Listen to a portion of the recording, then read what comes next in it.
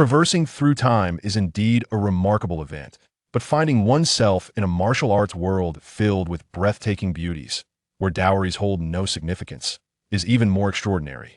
However, is it truly a blessing to inhabit the form of Quan Guanqing? At this moment, I find myself in the midst of a scene where the illustrious Qiao Feng is being identified in the apricot grove. With that fierce glint in his eyes, could he be preparing to unleash the legendary 18 Dragon Subduing Palms with the volume turned up? Alas, the system has arrived, but it seems of little use. A booming Qiao Feng is undoubtedly more formidable than any system could ever be. Self-rescue is imperative. I must begin by clearing Qiao Feng's name. Indeed, my intentions as Quan Guanqing are not driven by a desire to cling to Qiao Feng's coattails, but rather by a pure admiration for his chivalry. Chapter 001. I, Quan Guanqing? A. Madame Ma feels deeply for her husband's vengeance, and it would be unjust for the brothers of the Yuan to remain wronged and buried in the depths of despair. B. Chief Qiao's protection of the Hu people and his actions have indeed placed our guild in jeopardy. C. The fact that the leader is of Khitan descent has become common knowledge among us, and the chaos has already begun concealing it serves no purpose. An old beggar with snow-white hair spoke to a tall man in coarse garments, surrounded by a circle of beggars. What is happening? Wang Hancheng felt utterly bewildered. He only recalls being struck by a passing dump truck while returning from his night shift, and upon opening his eyes, finding himself in this strange place. Ouch! A sharp pain pierced through his head as a torrent of information surged forth, blending seamlessly with his original memories. The man in coarse garments sighed deeply, seemingly coming to a realization as he turned to Wang Hancheng. Quan Guanqing, you are aware that I am a descendant of the Khitan, thus opposing me, is it not true? Wang Hancheng now comprehended the gravity of the situation. He had traversed into the world of demigods and semi-devils. Yet, of all fates, he had taken on the role of the rhythm master, Quan Guanqing, and here he was, at the moment of exposing Qiao Feng's identity in the apricot grove. The man before him was indeed Qiao Feng, and the one just announcing Qiao Feng's crimes was that old fool Su Chongxiao. The woman beside him, looking sorrowful yet harboring her own schemes, must be Kong Min? Given the current scenario, it seemed the die had been cast. No, this cannot be. Qiao Feng is my favorite character in demigods and semi-devils. Wang Hancheng, or rather, Quan Guanqing, was inwardly lamenting. Quan Guanqing, why do you remain silent? Qiao Feng furrowed his brow, sensing the tension. No, I cannot become the villain who betrays Qiao Feng. This thought crossed his mind, and in a sudden surge of resolve, Quan Guanqing leapt to his feet. Chief Qiao, I was wrong before. Qiao Feng, Su Chongxiao, Kong Min, and the assembled disciples of the Beggars sect, along with Duan Yu, all bore expressions of astonishment, their heads adorned with giant question marks. What is happening? Just moments ago, Quan Guanqing appeared ready to confront Qiao Feng, and now he was unexpectedly changing his tune. Quan Guanqing, what are you doing? Qiao Feng remained bewildered, while Su Chongxiao was already incensed. You little brat, what are you playing at? We had an agreement to topple Qiao Feng. Then you would ascend as the leader while I took on the role of the honorary elder. What on earth is this sudden betrayal? Quan Guanqing hesitated to respond immediately, for he was taken aback to see a series of characters continuously appearing in the lower right corner of his vision. Qiao Feng, astonished, emotional value 50 Duan Yu, surprise, emotional value 10 beggar, astonished, emotional value 2 beggar B, astonished, emotional value 1. Su Chongxiao, shocked, enraged, volatile emotional value 80 Kong Min, shocked, enraged emotional value 60. What is this emotional value? Does the world of Tianlong really have such a thing? Could it be an essential element for those who traverse worlds? Essential element? Quan Guanqing silently pondered, yet there was no response, only an incessant increase in the emotional value. In the upper right corner of his vision, a number was rapidly escalating merely seconds after he uttered the words "I was wrong." It surged from 0 to 1,000 and continued to rise. Quan Guanqing, what are you trying to do? Qiao Feng questioned, bewildered. Quan Guanqing quickly regained his composure and earnestly replied, Master Qiao, I have come to understand. Though you are of Khitan descent, you are a true hero. I was mistaken before. Qiao Feng was taken aback, his heart swelling with joy. Emotional value 10 Duan Yu felt joy. Emotional value 5 Su Chongxiao seethed with anger. Emotional value 20 Kong Min fumed. Emotional value 10. It seems this time the numbers are not as high as before. Observing yet another series of numbers and noticing the total in the upper left corner rising from over 1,500 to nearly 2,000, Quan Guanqing generally deduced the situation. The lower right corner displayed variables, while the upper left indicated the total. As he lingered momentarily on the upper left, a semi-transparent interface materialized in the center of his vision. A row of various items appeared. After a fleeting glance, his eyelids began to twitch uncontrollably. Xiao Yao used palm technique, 5,500 emotional value, great strength diamond, finger, 8,350 emotional value dragon, elephant prajna skill, 45,000 emotional value. Great alchemy, pill, 20,000 emotional value. My goodness, such terrifying figures. Quan Guanqing, do you even realize what you're saying? Su Chongxiao's fury reached its peak, his face darkening with ire. Just moments ago, he had been brimming with pride. Having just savored Kong Min's support and relished in overshadowing the leader, he had been elated at the prospect of Quan Guanqing becoming his puppet, allowing him to remain above the leader. The mere thought of it sent waves of excitement through him. He could hardly contain his eagerness to engage Kong Min in yet another battle. Yet in the blink of an eye, his intended puppet had rebelled. At this thought, his gaze turned fierce. Quan Guanqing dismissed the matter entirely. Before his transcendence, he had been a pawn, a mere tool for capitalists. Having traversed worlds, he refused to continue as a pawn. I am well aware of what I am saying. Adopting an air of profound righteousness, Quan Guanqing declared, Elder Su, the 3 points you mentioned are entirely unfounded. Before today, when has Master Qiao ever shown favoritism towards the Murong of Suzhou? To use that as your justification is utterly ludicrous. Clearly, you have been plotting against Master Qiao all along. As for the matter being known within the gang, was it not you who prompted me to divulge it? That letter was seen only by you and the esteemed hero Shan Zheng. How could others be privy to its contents? Shan, a man of impeccable reputation in the martial world, would never leak such information. It was only you who informed me and directed me to orchestrate this affair. Su Chongxiao was taken aback. Emotional value, 20. Qiao Feng was astonished. Emotional value, 10. Shan Zheng felt joy. Emotional value, 20. Kong Min seethed with anger. Emotional value, 20.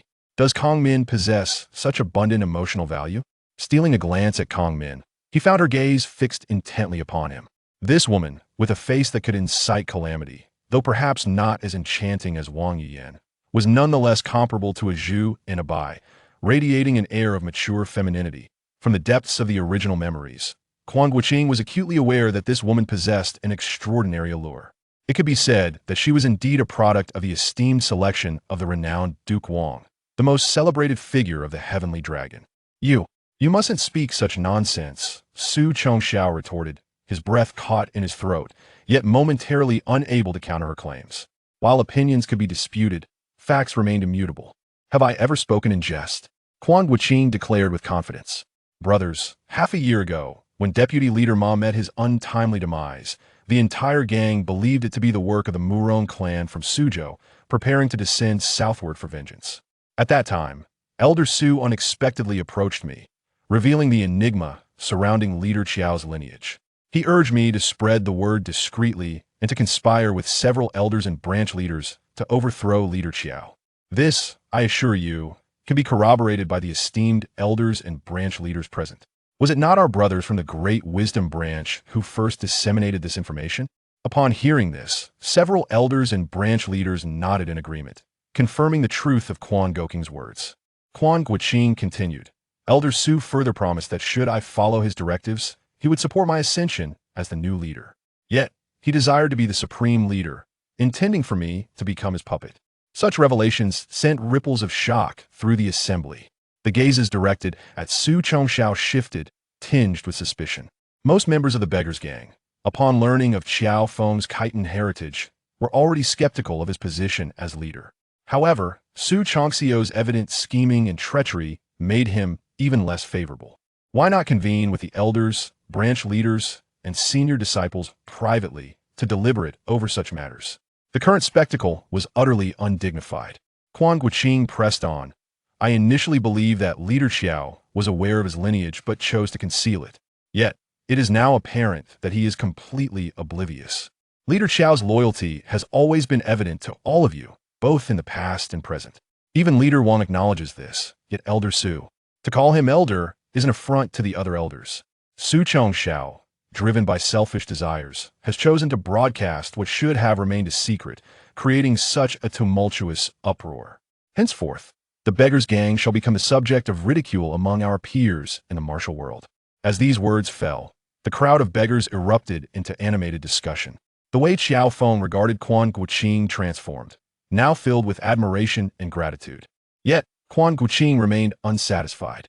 The initial thrill had dissipated too quickly despite revealing such a significant scandal. His emotional gains scarcely exceeded 100. It was important to note that there were over 200 disciples of the beggars' gang present. This was unacceptable. The items glimpsed in that shop were hardly inexpensive. Stirring the pot was imperative. Branch leader Quan, suddenly interjecting, was Kong Min, who had remained silent until now. What insight do you possess regarding the death of the late husband? Quan Guanqing turned to Kong Min, who appeared pitifully vulnerable. Such acting skills were truly a waste, if not showcased. Just as I pondered how to create further chaos, an opportunity presented itself. Quan Guanqing responded. The gang holds the belief that Deputy Leader Ma's demise is attributed to the Murong clan from Suzhou. Wang Yuyan, a Zhu, and Abai seethed with indignation, emotional value reaching 53 excellent. Quan Guanqing continued. However, Leader Qiao suspects that there are deeper undercurrents at play, and I, too, trust Leader Qiao's judgment. Qiao Feng, Duan Yu, Wang Yuyan, a Zhu, and Abai were filled with joy, their emotional state at a splendid 55. Quan Guanqing then remarked, however, this has absolutely nothing to do with the Leader Qiao. That is quite true. Shishan He, who had the closest relationship with Qiao Feng among the four elders, nodded in agreement. During last year's Mid-Autumn Festival, Qiao Feng celebrated with us, drinking from dusk till dawn. Many brothers were present. The death of Madi Yuan had never been attributed to Qiao Feng.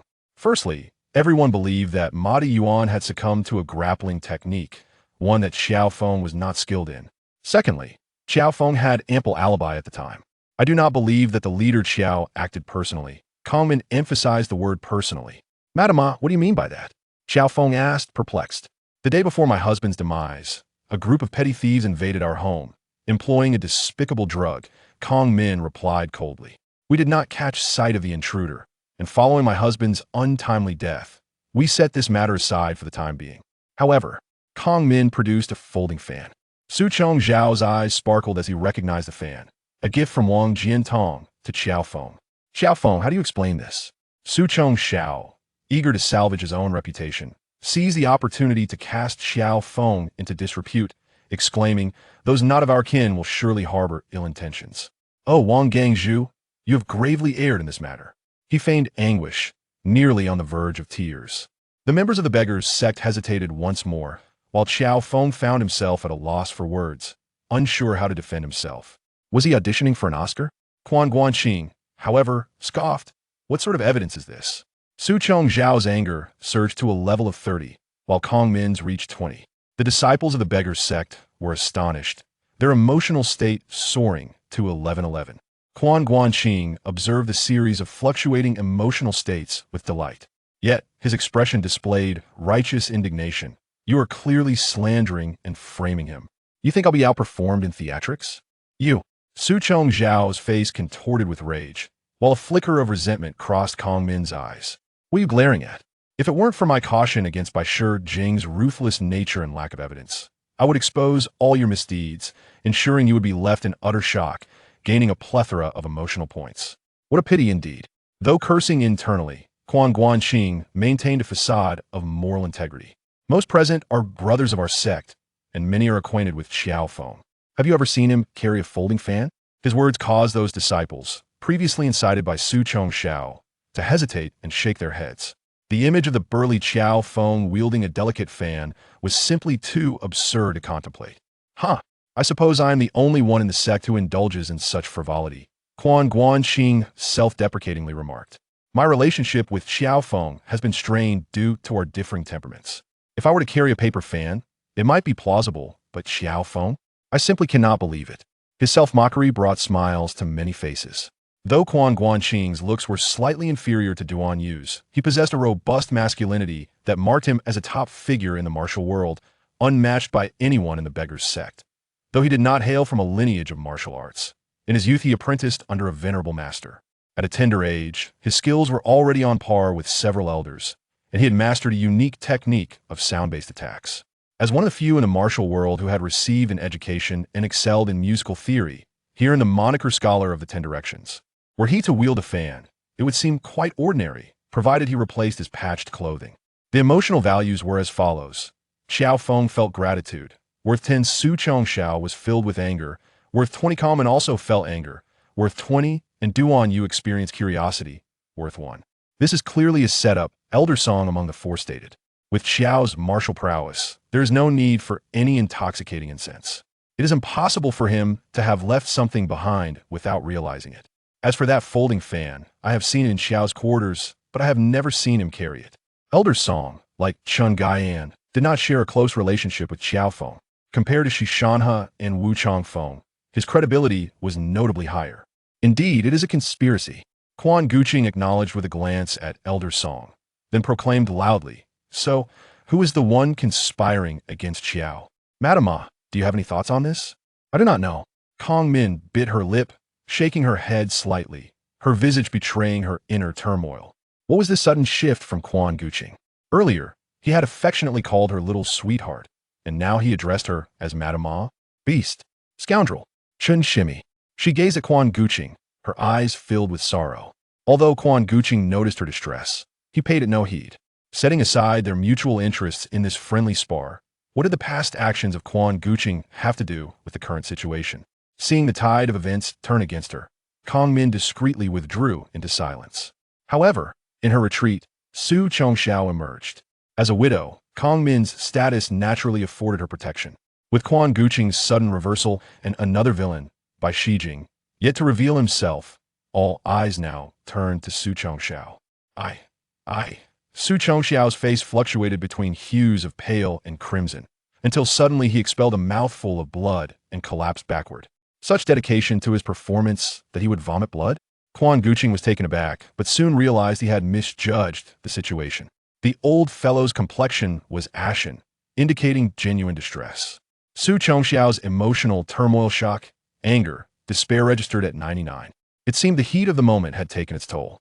Judging by his state, he appeared gravely weakened, perhaps no longer capable of any profound exchanges with Kong Min. Was this truly all? I had yet to exert myself, and you have already fallen?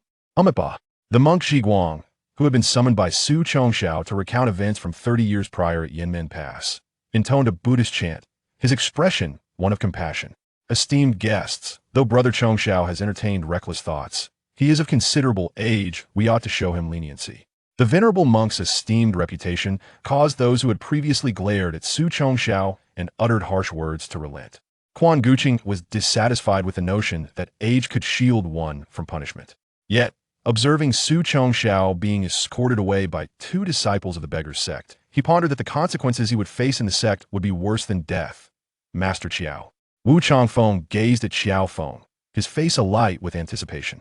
Now that the misunderstanding has been resolved, we shall no longer allow Elder Su to meddle in the affairs of our guild. What do you think? Upon uttering these words, many present exhibited subtle shifts in their expressions. Wu Changfeng clearly wished for Qiao Feng to continue as the guild leader, and she and Song shared a similar sentiment. However, the 3 elders Shingayan, Chuan Gong, and Ji Feilong with several branch leaders furrowed their brows. Although today's events were instigated by Su Chongxiao's machinations, Quan Guanqing had distanced himself. Qiao Feng's identity as a Khitan had become undeniable. Since the Tanyuan alliance, there had been no large-scale military actions between the Song and Liao dynasties, yet it remained inappropriate for the beggar's sect to have a Khitan leader. Qiao Feng observed the expressions of those around him, and, after a moment's hesitation, proclaimed with a clear voice, "Brothers, after careful consideration, I have decided to decline the position of guild leader." "Master Qiao."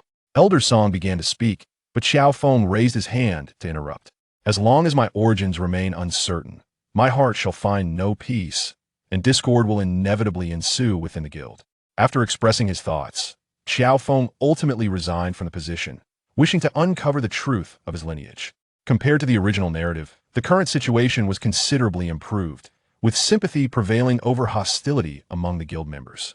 Subsequently, Qiao Feng discussed the inheritance of the guild leadership with several elders and handed over the dog-beating stick. He then turned to Quan Guanqing, saying, "Brother Quan, although today's discord arose because of you, it was also through your assistance that I was able to clear my name. I am truly grateful. I am aware that our temperaments do not align, yet I hope that in the future we may share a drink together. That is not acceptable." Quan Guanqing shook his head. Qiao Feng's spirits dimmed, believing Quan Guanqing was concerned about his chitin heritage. However, Quan Guanqing remarked, "How could 1 cup suffice? We must drink 3 to 5 dozen bowls to truly savor the moment." Qiao Feng's spirits brightened, increasing by 25. A smile of genuine delight flickered across Qiao Feng's face. "Very well, let us indulge in 3 to 5 dozen bowls on another day. A promise is a promise." Quan Guanqing clasped his hands, showing no signs of discomfort from the emotional exchange. "A promise is a promise."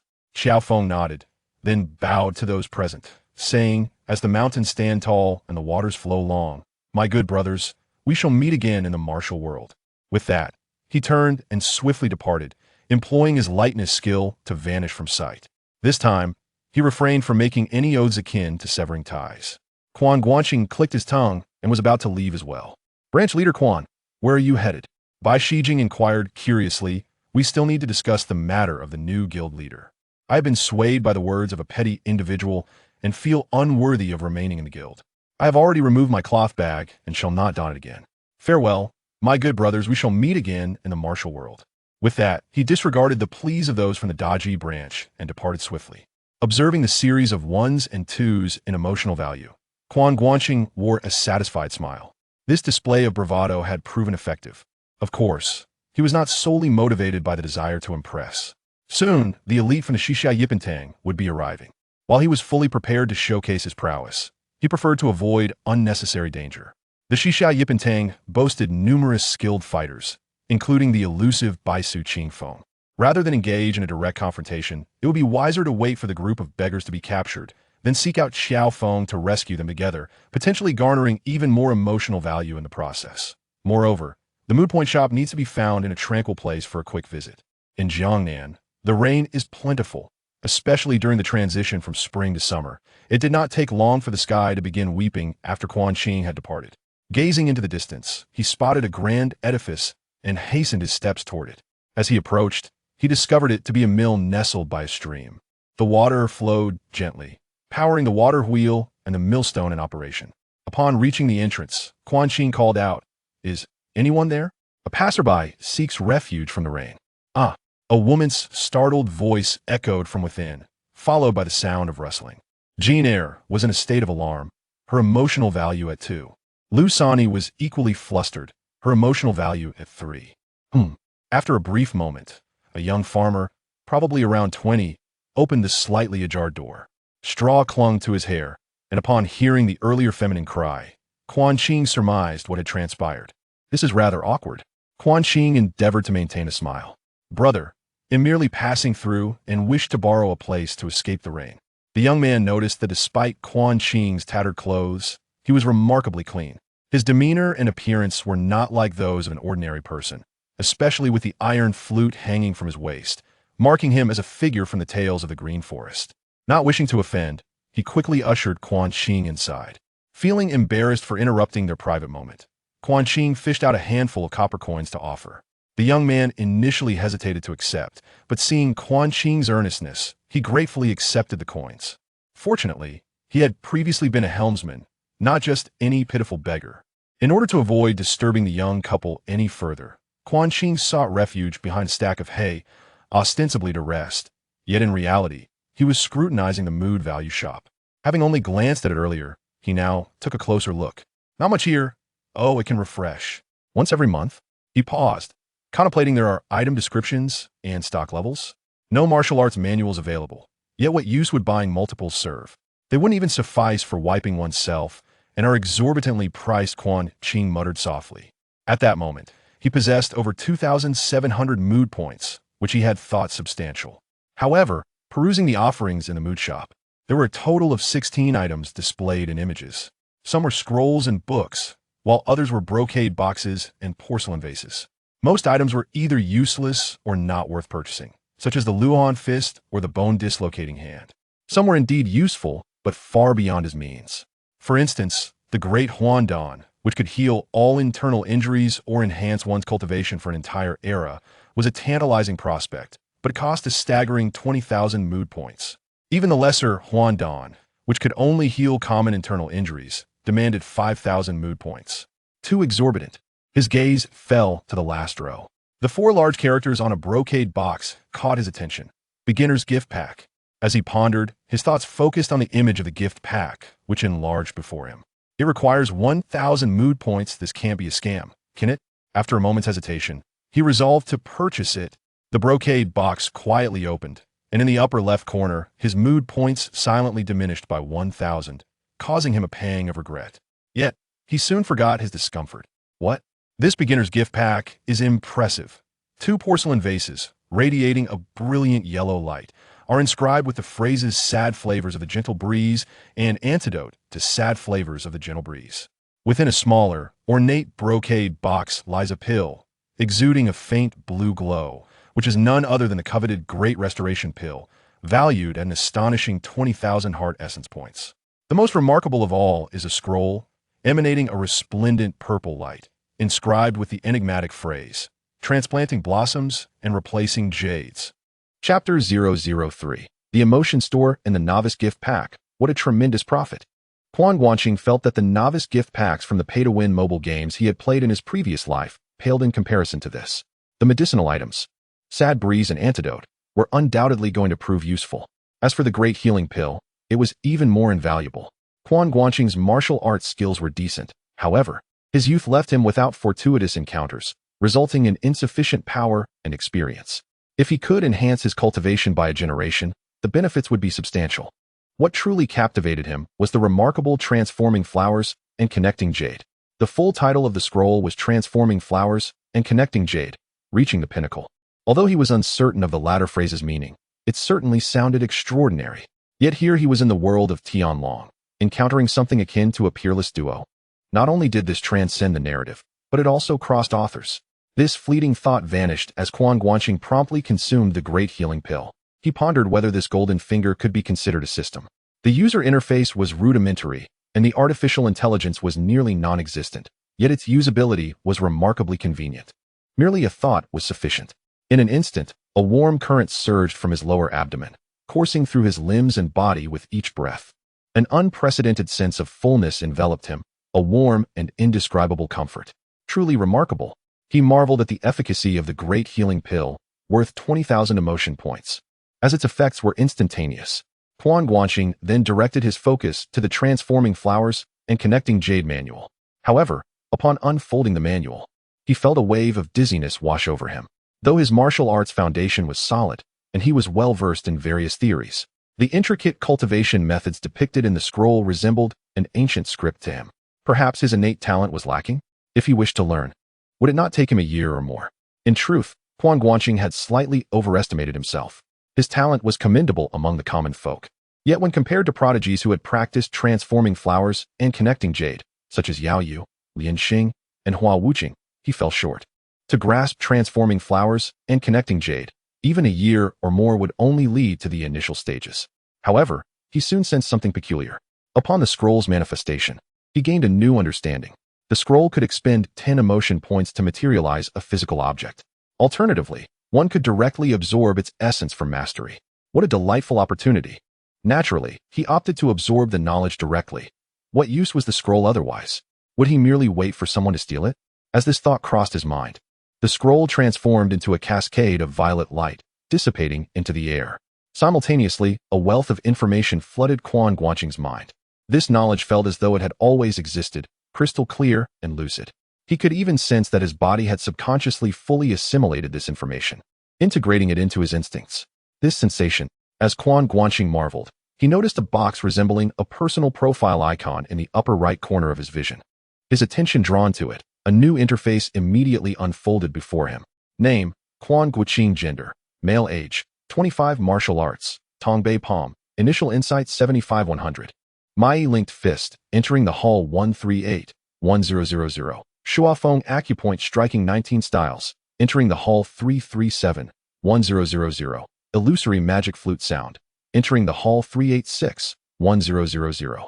Great capture hand, entering the hall 429-1000. 1000, sweeping leg, entering the hall 435, 1000, illusory, true chi, refined mastery 1152 3000, flower shifting and jade receiving, pinnacle 3000 10,000, rating, super first class life status, excellent mood value, 1, 783. Is this a character attribute panel?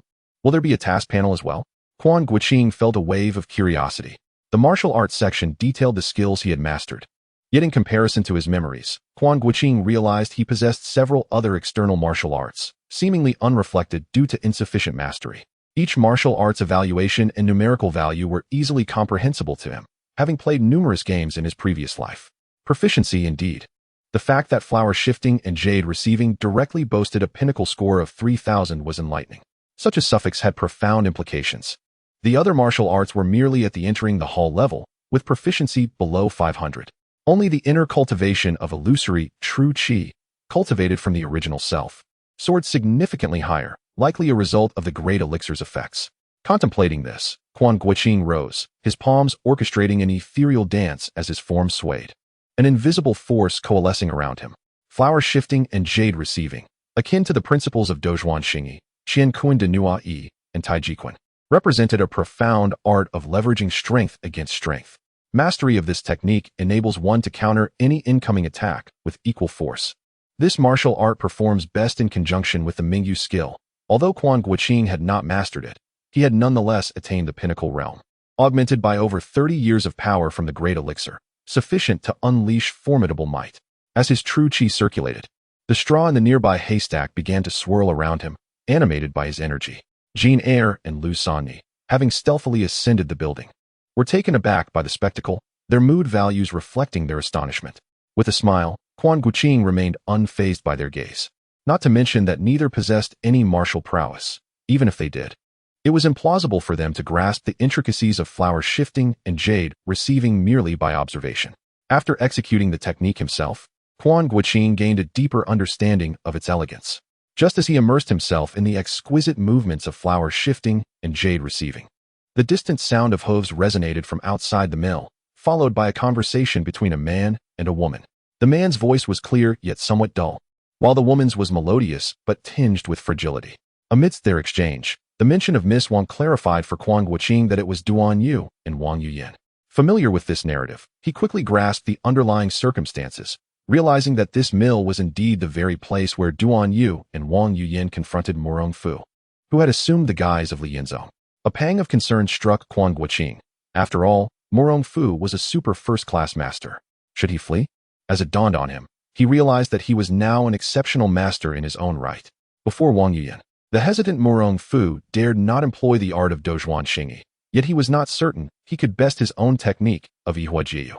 With this thought, Quan Guanqing's mind began to brim with ideas. To put it precisely, a playful spirit awakened within him. Should he offer Murong Fu some advice on his rebellious endeavors? As a former keyboard strategist who once wielded influence online, Quan Guanqing felt that imparting a few whimsical words to Murong Fu for a jolt of inspiration would not pose much difficulty. Although the Murong father and son had established lofty personas, Quan Guanqing found their actions rather clumsy, especially Murong Bo, whose indiscriminate violence tarnished his son's reputation. One could only wonder at his reasoning. Well, he could certainly provide Murong Fu with suggestions that sounded profoundly insightful but were, in reality, devoid of practical execution. This was the forte of keyboard strategists. He could concoct some mischief while reaping a harvest of emotional value. At present, the utmost priority was to amass emotional value to exchange for high-level martial arts secrets to enhance his strength. Although he had already ascended to the rank of an exceptional master, Quan Guanqing was acutely aware that the world of Tianlong harbored numerous formidable figures.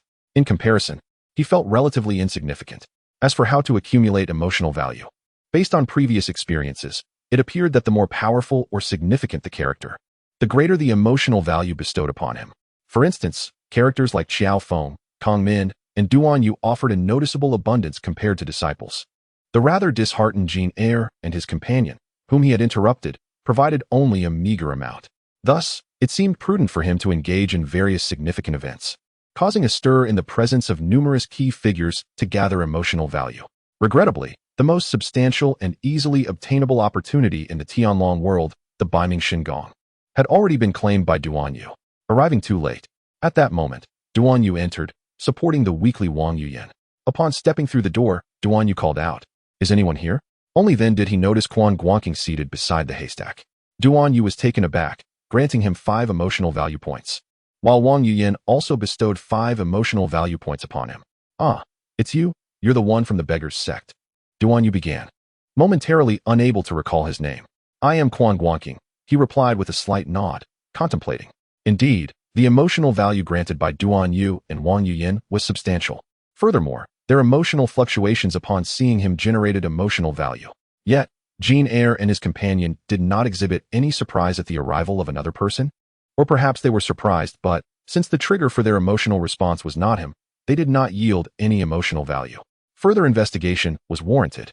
Hello. We seek refuge from the rain," Duan Yu said politely. Following Quan Guanqing's shift in attitude towards Qiao Feng, his impression of him had significantly improved. "This is not my place. I am also here to escape the rain," Quan Guanqing replied, glancing up at the second floor. Duan Yu and Wang Yuyan looked up, and seeing Jean Eyre and his companion, they finally comprehended the situation. Wang Yuyan, upon noticing a woman, displayed a hint of delight on her face and removed a golden hairpin from her head. "Sister, may I trouble you to exchange this hairpin for a set of clothing?" Quan glanced at the exquisite golden hairpin adorned with 2 large pearls, undoubtedly worth a fortune. What a spendthrift, he muttered to himself, yet an idea sparked in his mind. Could he possibly extract some martial knowledge from this extravagant lady? After all, she was like a living compendium of martial arts. Perhaps he could also subtly enhance Duan Yu's emotional quotient along the way. Amused by this mischievous thought, a faint smile crept onto Chuan's lips. Lu Sanni, transfixed by the hairpin, hesitated to claim it, ultimately refusing and only accepting the clothing. Wang Yuyan, citing her mobility issues, insisted that Lu assist her, pressing the hairpin upon her until it was reluctantly accepted. Thus, Lu Sanni joyfully led Wang Yuyan upstairs to change, while Jean Eyre and Duan Yu exchanged awkward glances. And Quan pondered how to cleverly deceive Murong Fu. Just as Duan Yu intended to engage Jean Eyre in casual conversation, the sound of hooves outside startled him, prompting him to leap up the stairs. However, before he could ascend, Quan halted him. "Where do you think you're going? The young lady is changing." Duan Yu paused, his expression tinged with embarrassment. Duan Yu's frustration, 10 Wang Yuyan's tranquility, 5 awe? Frustrated. Duan Yu had been aware that Wang Yuyan was changing, yet he had feigned ignorance to sneak a look. To think this bold and striking young master was capable of such pretense. At that moment, a loud crash echoed as someone kicked the door open, and 4 or 5 warriors burst in. "Is that girl up there?" The Shishao warrior's gaze immediately fell upon Jean Eyre. "What business do you have with her?" Jean Eyre retorted, but to his surprise, the Shishao warrior, incensed by the audacity of the response, retaliated with a swift strike. Chapter 004. The first encounter with Murong Fu. The blade struck with the swiftness of thunder, rendering even the most skilled wanderers of the martial world unable to evade its path, let alone the utterly untrained Jean Eyre. As the gleaming edge of the blade approached, he was paralyzed with fear. In a moment of dire peril, a powerful hand seized the collar of his garment and yanked him backward. The blade narrowly grazed his chest, tearing his clothing but sparing his flesh. "Ah!" Jean Eyre suddenly regained his senses, his complexion turning pale with fright, his legs trembling as if he might collapse. Yet, with his collar firmly grasped, he could not fall, and upon raising his gaze, he beheld that it was Quan Guanqing who had saved him. "Thank you, great hero," Jean Eyre stammered, his tongue faltering in his astonishment. Jean Eyre felt a surge of gratitude, reflected in his emotional value of 2, while his astonishment at the sudden encounter with the renowned warrior, Mei Chang, surged to an emotional value of 10. He instinctively moved to distance himself. Quan Guanqing raised an eyebrow, taken aback. It was evident that Mei Chang was the name of this warrior from the western Xia, and it was remarkable that he could elicit such a high emotional response. Moreover, the blade that had nearly claimed Jean Eyre's life was impressive, suggesting that his martial prowess was not far inferior to that of the current Quan Guanqing. Such skill would place one in the ranks of the second tier of the Central Plains martial arts. "There's also a beggar here." Mei Chang's eyes narrowed, realizing that Quan Guanqing had intervened just in time to save a man he presumed was doomed. The martial prowess displayed was astonishing. Without hesitation, he pursued Quan Guanqing. Launching an attack, Quan Guanqing furrowed his brow, swiftly maneuvering behind Duan Yu. "Aren't you here to pursue Duan Yu and Wang Yuyan? Pretend I'm not here." Mei Chang's blade struck nothing but air as he turned to see the bewildered Duan Yu standing before him, and without a second thought, He aimed his strike at Duan Yu. Duan Yu, startled, felt an emotional surge of 3. "Why are you attacking me again?" he exclaimed, instinctively sidestepping, his form seeming to transform into a fleeting shadow, evading Mei Tsangyi Chang's strike. Lingbo Weibu. From a distance, Quan Guanqing's eyes sparkled with admiration at this divine technique. Yearning to acquire it, though uncertain if it could be exchanged in the shop and at what cost in emotional value. Having rescued Jin Air, Lu Sanyang, who had initially rushed down, halted her descent, yet her eyes could not resist glancing below at her beloved. Jin Air had retreated to the far end of the mill, and though she could not see him from the second floor, knowing he was unharmed prompted her to hastily assist Wang Yuyan in changing her attire. Upon hearing of the Western Xiao warrior's arrival, Wang Yuyan too could not help but look down, catching sight of Duan Yu dodging Mei Tsangyi Chang's blade with deft movements. She immediately called out, "Young Master Duan, strike his lower abdomen at the Xiaomai acupoint." Duan Yu was well versed in the locations of various acupoints and, eager to heed Wang Yuyan's guidance, instinctively pointed his finger. However, Wang Yuyan had intended for him to approach and strike at close range, yet in the midst of dodging the blade, such proximity was unattainable. Surprisingly, his erratic 6 meridians divine sword manifested at that very moment. The fierce and formless sword energy surged forth, catching Mei Tsangyi Chang completely off guard as he swung his long blade, unaware and unprepared from a distance of several feet. The sword energy pierced his lower abdomen, and as he continued to wield his weapon, he succumbed instantly, his body turning half a circle before crashing to the ground. Pity the unfortunate Mei Zongchang, a notable figure in the esteemed Yipentang of the Western Xia, who met an untimely and inexplicable demise. Hiss! The expressions of the remaining 3 Western Xia warriors changed in unison, and even Quan Guanqing could not help but gasp in astonishment. The 6 Meridians divine sword truly deserves its reputation as the foremost divine skill of the heavenly dragon, yet its demands on inner strength are exceedingly high. Only someone like Duan Yu, a mere novice, could wield it effectively. Simultaneously, Quan Guanqing confirmed his previous conjecture. Only emotional fluctuations he induced could yield emotional value. The sudden demise of Mei Zongchang surely shocked the other 3, but no emotional value was generated. Before him, Duan Yu's martial arts appeared enigmatic. The 3 Western Xiao warriors, disregarding Quan Guanqing, each brandished their weapons defensively as they cautiously advanced towards him. Duan Yu's lightness skill was exquisite, and engaging him in combat would make it exceedingly difficult to land a blow. Yet as the 3 approached slowly, they inadvertently hindered his ability to execute his remarkable footwork, forcing him to retreat step by step while calling out for help. "Miss Wang, what should we do next?" For reasons unknown, he did not seek assistance from Quan Guanqing, who was content to watch the unfolding drama. The 3 Western Xiao warriors did not strike, but rather pressed forward menacingly. Even the erudite Wang Yuyan could not discern their martial prowess based solely on this, and she could only suggest, "Young Master Duan, why not strike a couple of times to test the waters?" Upon hearing her words, Duan Yu wasted no time and immediately launched an attack. However, aside from the 6 Meridians divine sword, he possessed no other martial skills, and in his moment of forgetfulness, he foolishly threw a punch, leaving himself wide open. Quan Guanqing nearly covered his eyes in disbelief. The Western Xiao warrior was momentarily taken aback, but being seasoned in battle, he quickly regained his composure. Seizing Duan Yu's wrist with one hand while the other reached for his chest, Wang Yuyan's eyes brightened as she recognized the opponent's intention, a strike to the crown. In a panic, Duan Yu, caught by the wrist, instinctively struck with his free hand, channeling his formidable inner strength in a moment of desperation, enough to shatter stone. The warrior's head exploded like a ripe watermelon, showering Duan Yu in blood and brain matter. "Ah!" The 2 remaining Western Xiao warriors gasped in horror. "Ah!" Duan Yu shrieked in terror, as if he himself were the one struck. His cry startled the 2 Western Xiao warriors, yet, lacking practical combat experience, he failed to follow up with 2 sword strikes that could have left them bewildered and lifeless. Instead, his scream attracted a group of Western Xiao warriors just arriving outside, who rushed in, swelling their numbers by a dozen. What had once been a spacious mill now felt cramped. The troop of Western Xiao warriors beheld the bloodied visage of Duan Yu, and even they, seasoned killers, found themselves momentarily stunned.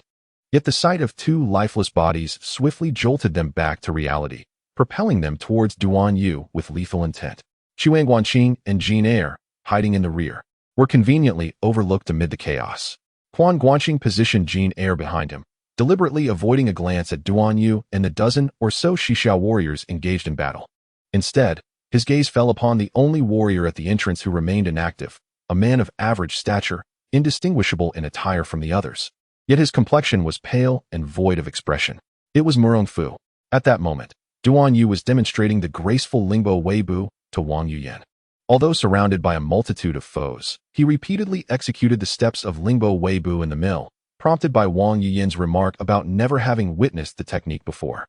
Oh, with that said, Quan Guanqing's attention shifted back to Murong Fu, who was, indeed, fixated on Duan Yu's movements. Clearly, he shared Wang Yuyan's keen interest in the elegance of Lingbo Weibu. Though not as erudite as Wang Yuyan, Murong Fu possessed a broad knowledge base and keen insight. Instantly recognizing the extraordinary nature of Lingbo Weibu, among the dozen Qiao warriors, 5 were formidable opponents. Yet under Wang Yuyan's guidance and Duan Yu's erratic usage of the 6 meridians divine sword, they fell one after another in a matter of moments. One warrior, notably skilled and among the top tier of the martial world, had his vital points guarded at his back, making him initially elusive to Duan Yu's attacks. However, sensing Wang Yuyan's continuous instructions, he grew wary and attempted to seize her, only to falter as his foot caught on an obstruction. Seizing the opportunity, Duan Yu struck his Yuzhen point, causing the warrior to perish. Quan Guanqing observed clearly that the man stumbled due to a small stone Murong Fu had silently flicked at his ankle. Indeed, while Murong Fu rarely displayed overt emotions, he harbored a notable concern for Wang Yuyan. "Miss Wang, all the enemies have been dispatched," Duan Yu exclaimed, a mix of surprise and exhilaration in his tone. "Surely they cannot all be dead," Murong Fu remarked coldly from the entrance. It seemed Duan Yu had only just remembered Murong Fu's presence. However, having just vanquished numerous foes, his confidence soared, and he laughed. "My dear fellow, please do not make me slay you as well." This remark amused Quan Guanqing. Yet Murong Fu maintained his composure, responding with a detached demeanor. "Do you truly possess the capability to kill me?" He deliberately masked his tone, speaking as if he were a Qiao man unfamiliar with Han dialect, yet a trace of arrogance seeped through his words. In response, Duan Yu clasped his fists and said, "I am no match for you, my good sir. I implore you to show mercy and spare my life."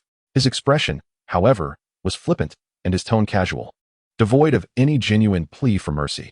Observing such an attitude, coupled with his prior display of Lingbo Weibu, Murong Fu was disinclined to offer clemency. With a swift flick of his toe, a single saber nearby shot into the air, landing in his grasp. Though this maneuver did not rival the skillful dragon-seizing technique executed by Qiao Feng in the apricot forest, it was still remarkably adept. From the upper floor, Wang Yuyan sensed impending danger, while Duan Yu, oblivious to the threat, continued to speak. Suddenly, a flash of silver sliced through the air, and the blade was upon him. In a moment of sheer terror, he instinctively employed Lingbo Weibu, narrowly evading the strike. Murong Fu, undeterred by the missed opportunity, pressed forward with a relentless flurry of swift and lethal blows. Although his internal strength did not match that of Duan Yu, his techniques, reflexes, application, and experience far surpassed those of many. Facing the immense pressure from Murong Fu, Duan Yu found himself in a state of disarray, his steps faltering under the weight of anxiety. In his frantic scramble, he inadvertently stepped upon a corpse, causing him to stumble. Seizing the opportunity, Murong Fu lunged forward, delivering a powerful kick to Duan Yu's side, which elicited a sharp cry as he fell to the ground. However, Duan Yu's internal energy was formidable. The kick inadvertently triggered his automatic defense, leaving Murong Fu momentarily shaken instead of causing him harm. Wang Yuyan, observing from above, was taken aback by the peculiar Qiao warrior, whose every strike was unique, each a distinct style of swordsmanship. While the transitions could not be deemed flawless, they exhibited a commendable degree of coordination. Strangely, the Qiao warrior displayed an impressive repertoire of Central Plains techniques. This perplexity left even the erudite Wang Yuyan at a loss for how to advise Duan Yu in his confrontation. Murong Fu, recognizing the remarkable internal power of Duan Yu, felt a surge of astonishment. As Duan Yu lay on the ground, he prepared to deliver another decisive blow. In that moment, a steel flute suddenly emerged from the side, striking with a resounding clang against the saber. The saber was knocked askew, and the flute rebounded, spinning gracefully through the air before being gently caught by a large hand. Murong Fu slowly turned his head, his expression rigid and devoid of emotion as he coldly regarded Quan Guanqing, who stood a few paces away. Murong Fu's astonishment level, 20. Wang Yuyan's astonishment level, 10. Chapter 005.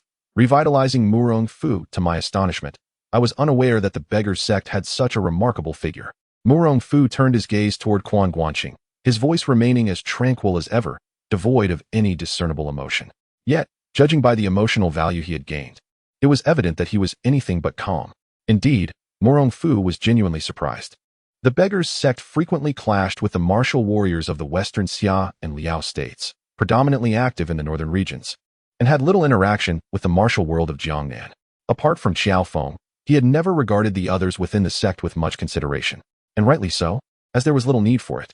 Beneath Qiao Feng, the two elders responsible for passing down teachings and enforcing laws possessed the highest martial skills. Yet they were not significantly superior to the remaining four elders. They could surpass Bao and Feng, but were hardly comparable to the foremost of the four great generals, Deng Baichuan. When compared to Murong Fu, the disparity was vast. However, just moments ago, when Murong Fu's saber was struck by the iron flute thrown by Quan Guanqing from several paces away, he felt the immense force and weight behind it, leaving his wrist tingling with discomfort, thus secretly astonished. I had not anticipated that such a learned master resided within the first pavilion. Quan Guanqing approached with a cheerful demeanor, yet he gripped the iron flute tightly in his hand.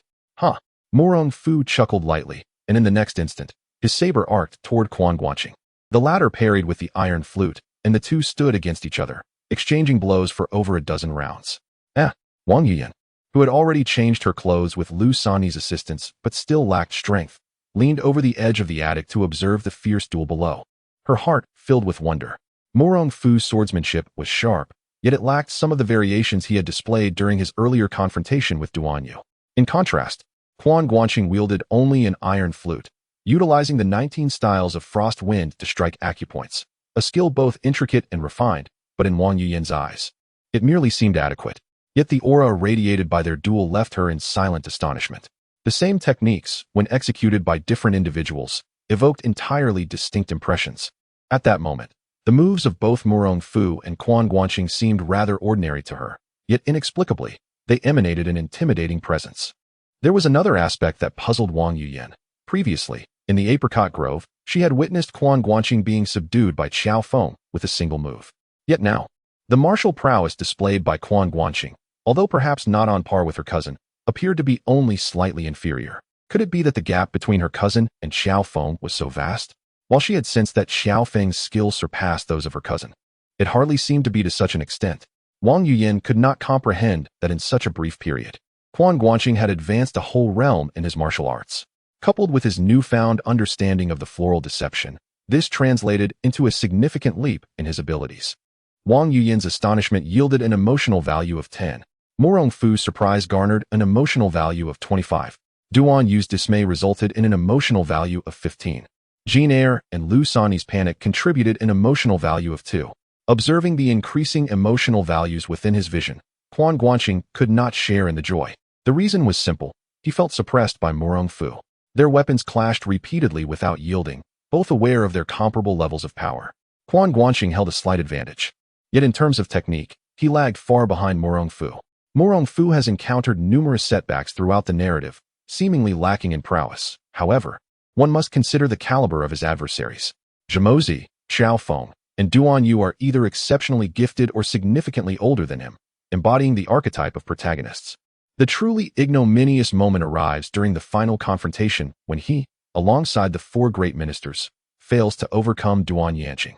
Nevertheless, this does not account for the psychological toll inflicted upon Murong Fu after his severe defeats against both Shaolin and Xixia, particularly as he found himself in a position of dependency upon Duan Yanqing.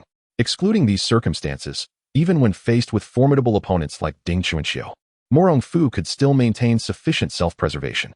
It is unfortunate that he is not well versed in Quan Guanqing's 19 strokes of the northern wind, for had he been, he might have swiftly identified the vulnerabilities and possibly secured victory. However, after several exchanges, Quan Guanqing could discern that Murong Fu was increasingly adept and composed in his responses. This could not continue. A spark of realization ignited within Quan Guanqing as he altered his technique with the iron flute, colliding it against Murong Fu's single saber. Murong Fu did not shy away. Although his internal strength fell short of Quan Guanqing's, it was not to the extent that he would avoid confrontation. Yet, in the very instant their weapons clashed, a peculiar force surged through Murong Fu's saber, as if it had suddenly become disobedient, turning against him. No, it was not the saber's disobedience, but rather his own hand that inexplicably swung the blade toward himself. Fortunately, he reacted swiftly, retreating while dissipating the force in his arm, only to witness the astonishment reflected on Quan Guanqing's face. Murong Fu's astonishment points. 80 Wang Yuyan's astonishment points. 35 Is this the Do Zhuang Xingyi? Wang Yuyan exclaimed from the loft, though her gaze quickly flickered, sensing something amiss. Wang Yuyan, who often conversed with Murong Fu about martial arts, was well aware of the core technique of the Suzhou Murong clan, having witnessed Murong Fu employ it. If that moment had indeed been Do Zhuang Xingyi, the returning strike would have been swifter, making it far more challenging to react. However, it appeared that Do Zhuang Xingyi could not be wielded with weapons, as Quan Guanqing had evidently harnessed the iron flute to redirect his opponent's force. This was indeed curious. Could there exist another extraordinary skill within the martial world, akin to Do Zhuang Xingyi, capable of altering the direction of force?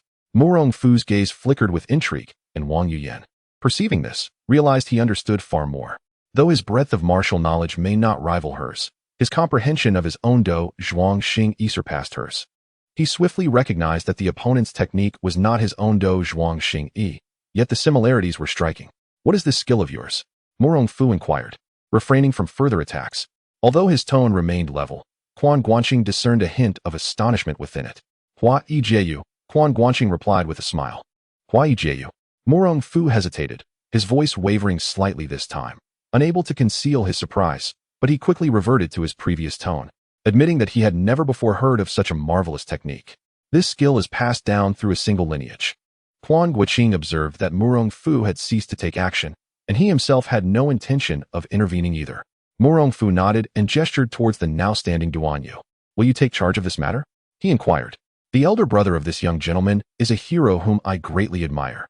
It would be rather ungracious to turn a blind eye, Quan Guanqing replied with a smile. Is that so? Given your martial prowess, the person you admire must indeed be remarkable, Murong Fu remarked, seemingly intrigued. Indeed, this young man's elder brother is the former leader of the beggars sect, Qiao Feng, Quan Guanqing confirmed. South Murong, North Qiao Feng. I have heard of them even in Xixia, Murong Fu said with a hint of amusement. I came to the Central Plains seeking the beggars sect, only to find they are not present.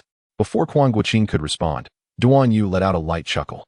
What is so amusing, you foolish lad? Quan Guanqing retorted, momentarily at a loss for words. He was aware that Duan Yu had narrowly escaped a beating at the Wuliang sword sect due to his uncontrollable laughter. Had it not been for Zhong Ling's presence, he might have faced dire consequences. Having just been unceremoniously kicked by Murong Fu, Duan Yu's laughter was perplexing. At that moment, Quan Guanqing felt a tinge of regret, wishing that his emotional fluctuations could yield insight points. He certainly had ample wit to express. Murong Fu turned to Duan Yu, inquiring, what is the source of your mirth? Though I have not witnessed your martial skills, Murong Gongzi, since you share a reputation with my elder brother, I presume you are equally formidable. This Mr. Quan, upon encountering my brother, was subdued in a single move, Duan Yu replied with a grin. That statement caused the countenance of both Quan Guanqing and Murong Fu to shift. Murong Fu pondered that while Quan Guanqing's martial abilities were not as extensive as his own, considering the technique of Yihuajiu, he had little assurance of victory without employing Do Zhuang Xingyi. What does this imply for me, if he was captured by Qiao Feng in a mere move? Quan Guanqing, on the other hand, thought to himself, I just saved your life from his blade, and you dare reveal my vulnerabilities? Furthermore, with this statement, Murong Fu, who initially bore no malice, would likely harbor some after all. Fortunately, when he regarded Duan Yu again, his previously disdainful gaze had transformed into one of contempt. Yet his murderous intent had not significantly escalated. Qiao Feng, you say? I shall eventually seek him out to discern our strengths. But his discernment of character leaves much to be desired, Murong Fu remarked. Duan Yu's handsome face flushed crimson. The remark clearly implied that he, as Qiao Feng's younger brother, was lacking. Given that he had just been unceremoniously toppled, he found it difficult to counter the statement.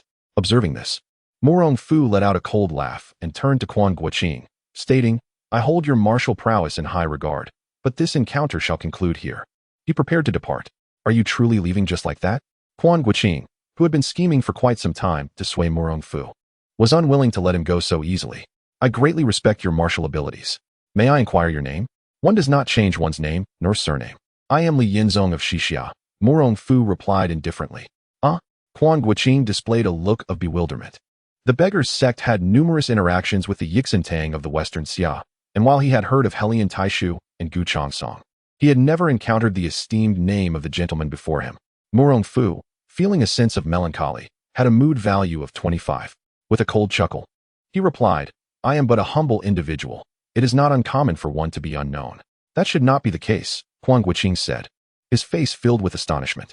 "Your martial prowess is without question, and I hold great admiration for it. Observing your demeanor, it is evident that you are a paragon among men. Why then do you remain unrecognized?" Murong Fu's mood value rose to 35, as he felt a flicker of joy. Indeed, Quan Guanqing thought to himself, having noticed that although Murong Fu's expression was inscrutable, his emotions were evidently tumultuous, leading to a considerable increase in his mood value. Murong Fu had always harbored feelings of frustration due to his unfulfilled potential, and to receive praise from someone he acknowledged in terms of martial skills, demeanor, and appearance naturally brought him delight. However, despite his inner joy, his voice remained calm as he stated, acquiring the arts of literature and martial prowess from the imperial family. It is not unusual to remain nameless in the rivers and lakes. Sighing, Quan Guanqing waved his hand, preparing to invigorate Murong Fu with a fervent encouragement. A true man, born amidst the heavens and the earth, should never languish in obscurity. Chapter 006. The third strategy, the inferior plan in the world of Heavenly Dragon. There is, of course, no romance of the three kingdoms, and thus the famous words of Wen Ho have not been passed down through the ages. Upon hearing this from Quan Guanqing, Murong Fu felt a refreshing sensation surge from the soles of his feet to the crown of his head, leaving him in a state of unparalleled exhilaration. A man of honor must not remain beneath others. Indeed, therefore, the Murong clan shall surely restore its nation. With this thought, Murong Fu's gaze towards Quan Guanqing transformed.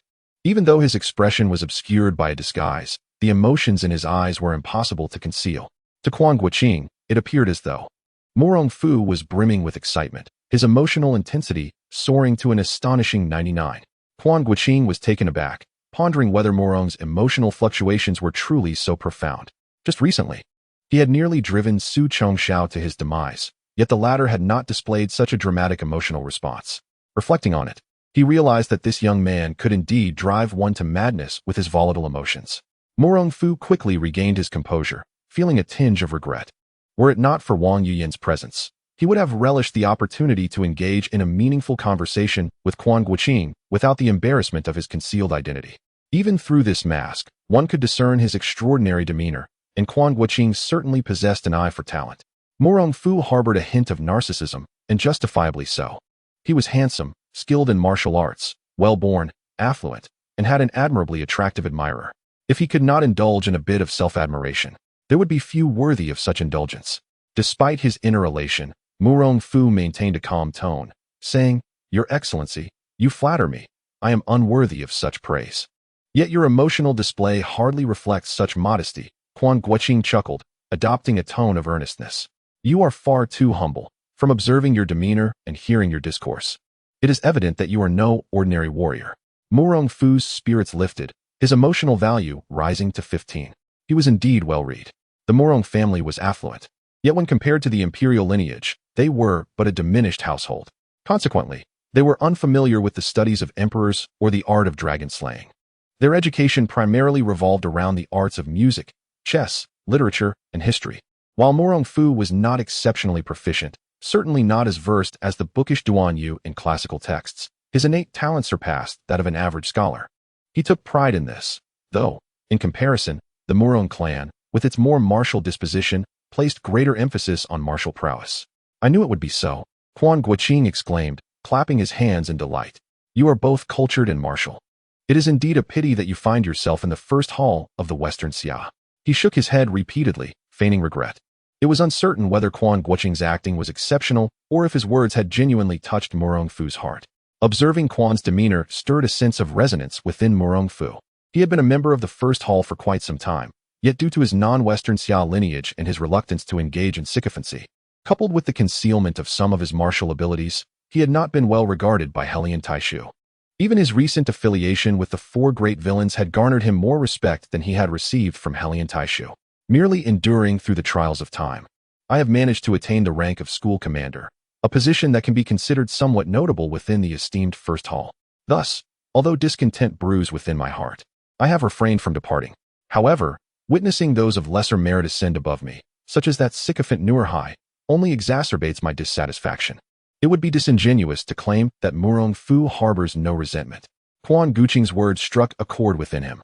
Noticing Murong Fu's silence, Quan Guqing surmised his thoughts and continued speaking.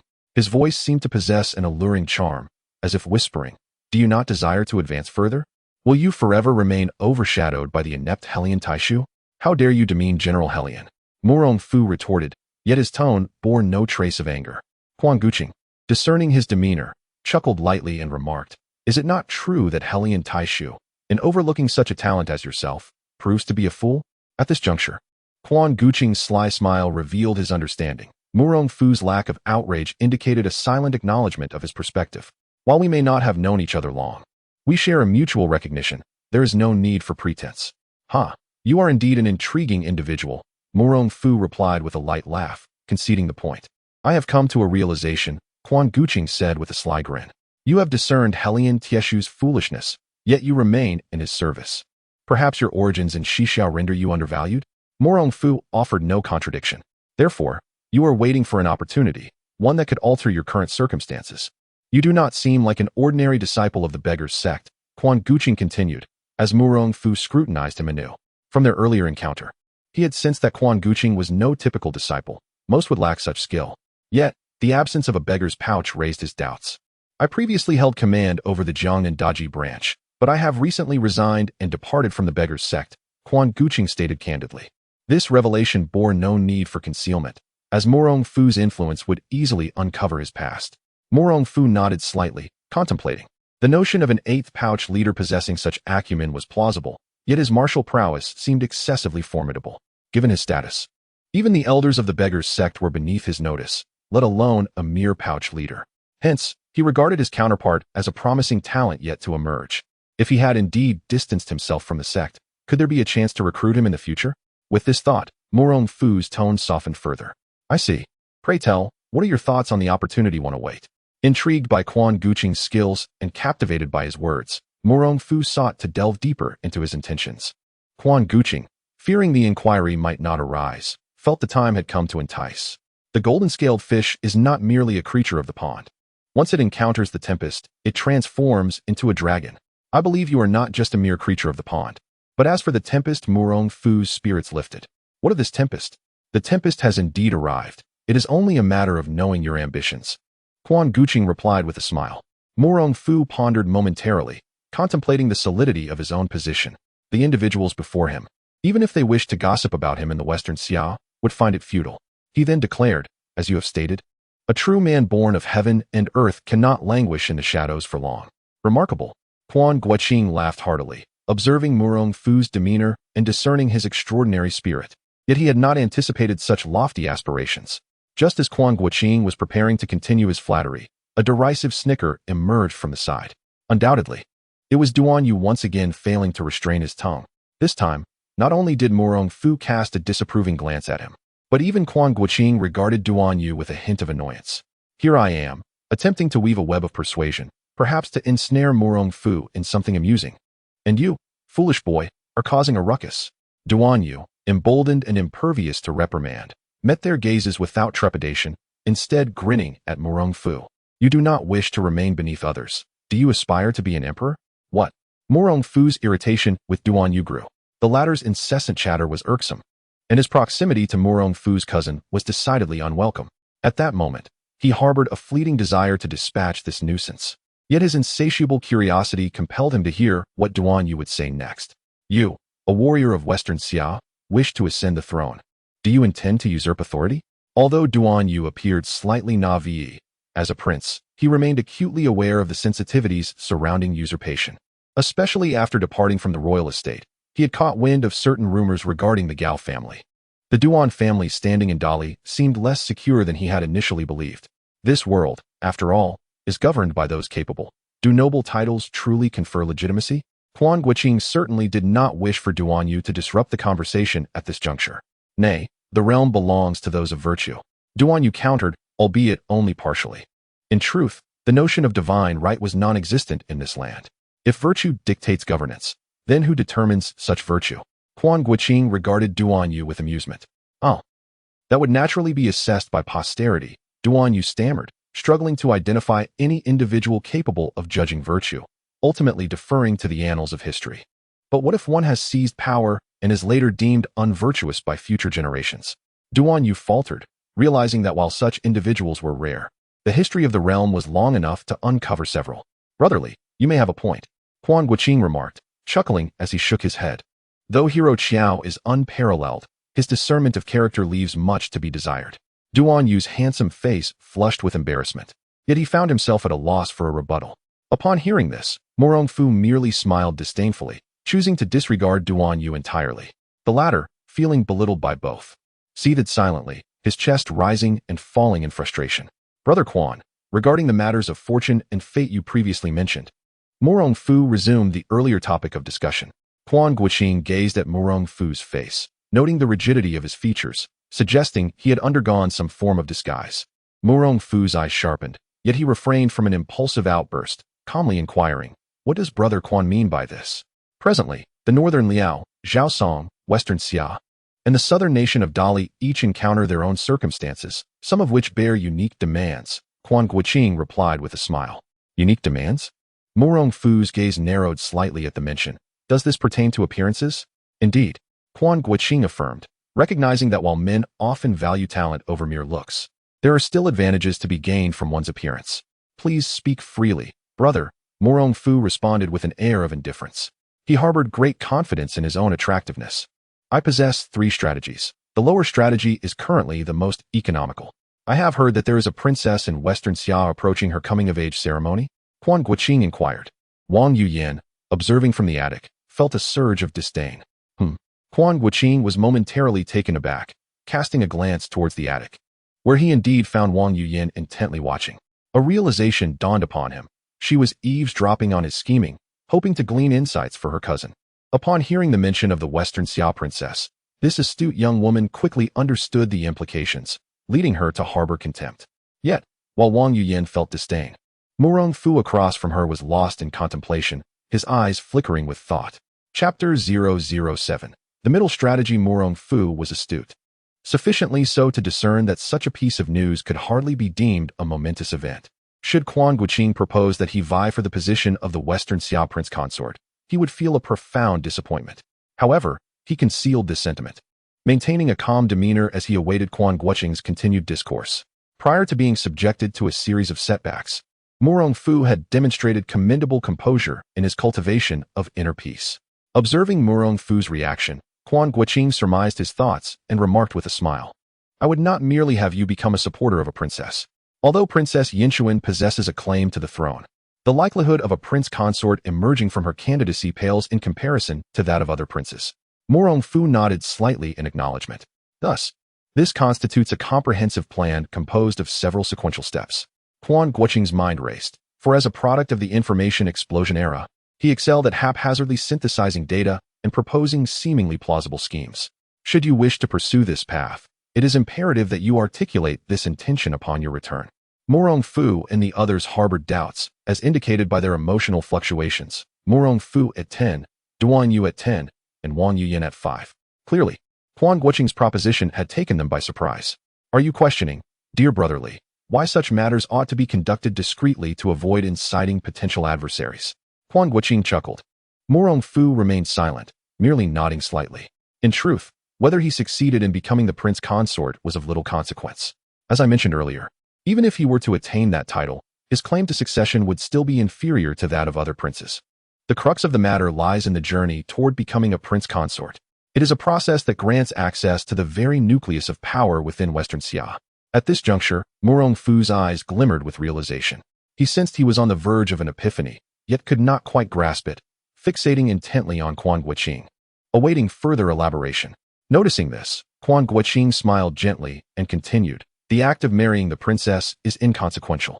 What truly matters is that certain individuals are made aware of your intention to pursue her.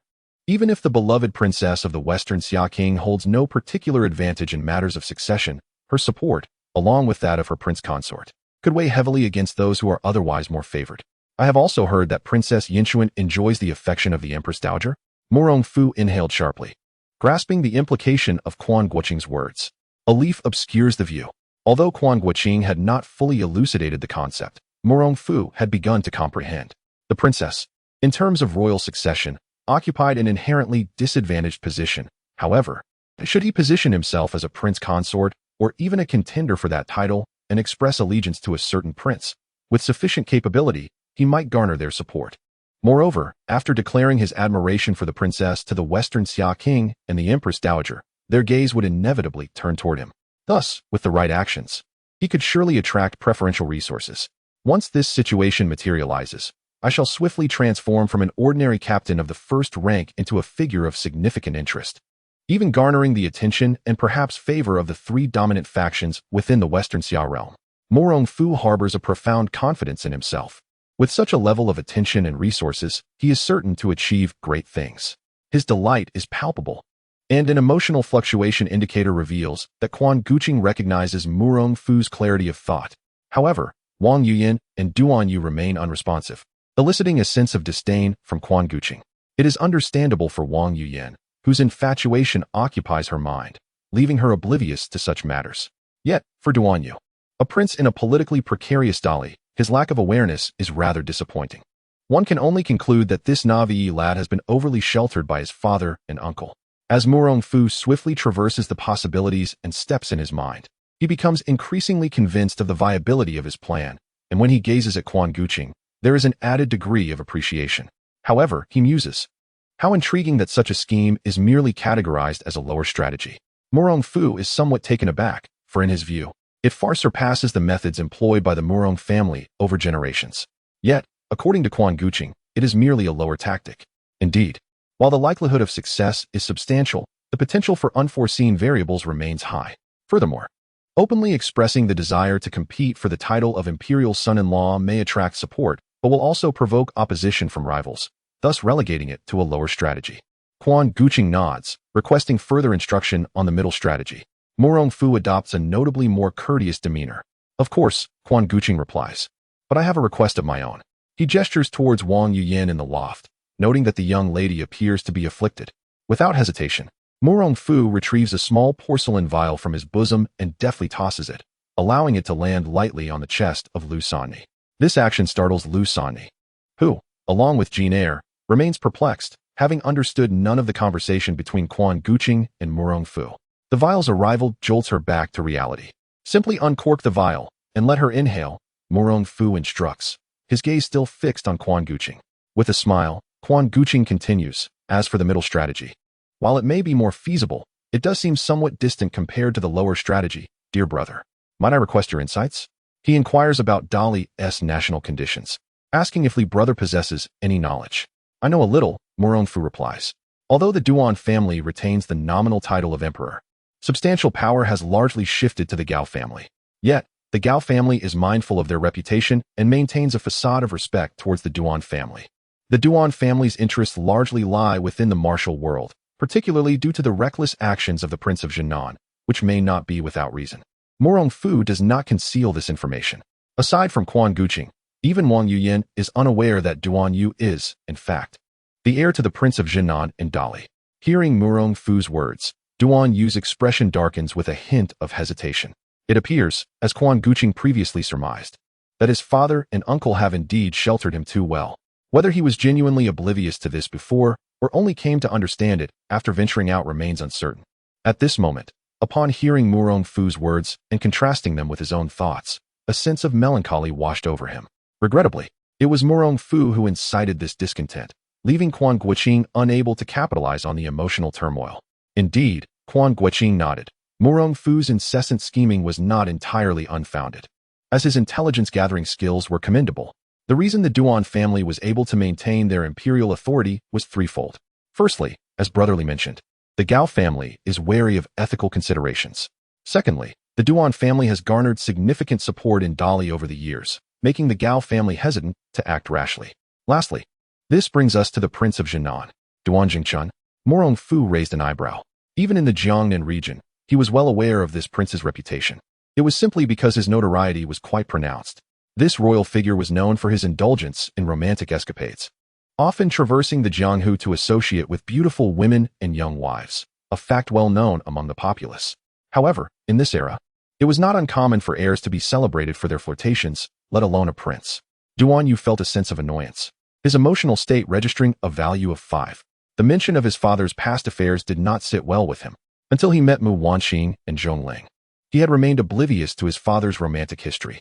Now, however, the situation had become rather awkward. Certainly, this Prince Duan was charming and gallant, yet he had never brought his lovers back to Dali. Could it be that he was genuinely devoted to his wife? Naturally, Mu Fu nodded in agreement. The notion of Duan Zhengchun being deeply affectionate was laughable. Duan Yu's emotional state remained at 5. The reason this prince refrained from bringing his lovers home was due to his wife, a princess of the Bai tribe, whose status was esteemed. Their union symbolized the acknowledgement of many tribes within Dali. Their support was one of the significant reasons the Gao family had not acted against them. Mu Fu nodded slightly. He had previously paid little attention to Dao Baifeng. In truth, he had not focused much on Dali as a whole. Given that it was a land teeming with martial prowess, with the One-Yang finger being particularly renowned, he felt it was beyond his reach. In comparison, he was more engrossed in the intricacies of the tribal conflicts and the tangled power dynamics of Tubo and Xixia. While Duan Zhengchun and Dao Baifeng's marriage could be seen as a political alliance, the nature of their feelings for one another remained unknown. However, given Duan Zhengchuan's penchant for romantic pursuits, it was hard to believe that there was no discord between them. If a young and talented individual were willing to set aside pride and marry a woman from a tribal background, gaining her family's support would not be insurmountable. It was well known that both southern and northern tribes revered the teachings of Wang Dao, especially Confucian and Buddhist philosophies, which the people of Dali eagerly embraced. Mu Fu pondered, beginning to grasp half of the situation. Quan Guanqing was suggesting that gaining the support of the tribes could pave the way into Dali's political arena. This was indeed a viable strategy, yet obstacles remained in the form of the Duan and Gao families. Brother Li's concerns were valid. Thus, this was merely the initial step. Quan Guanqing chuckled slyly, casting a glance at the attentive Duan Yu.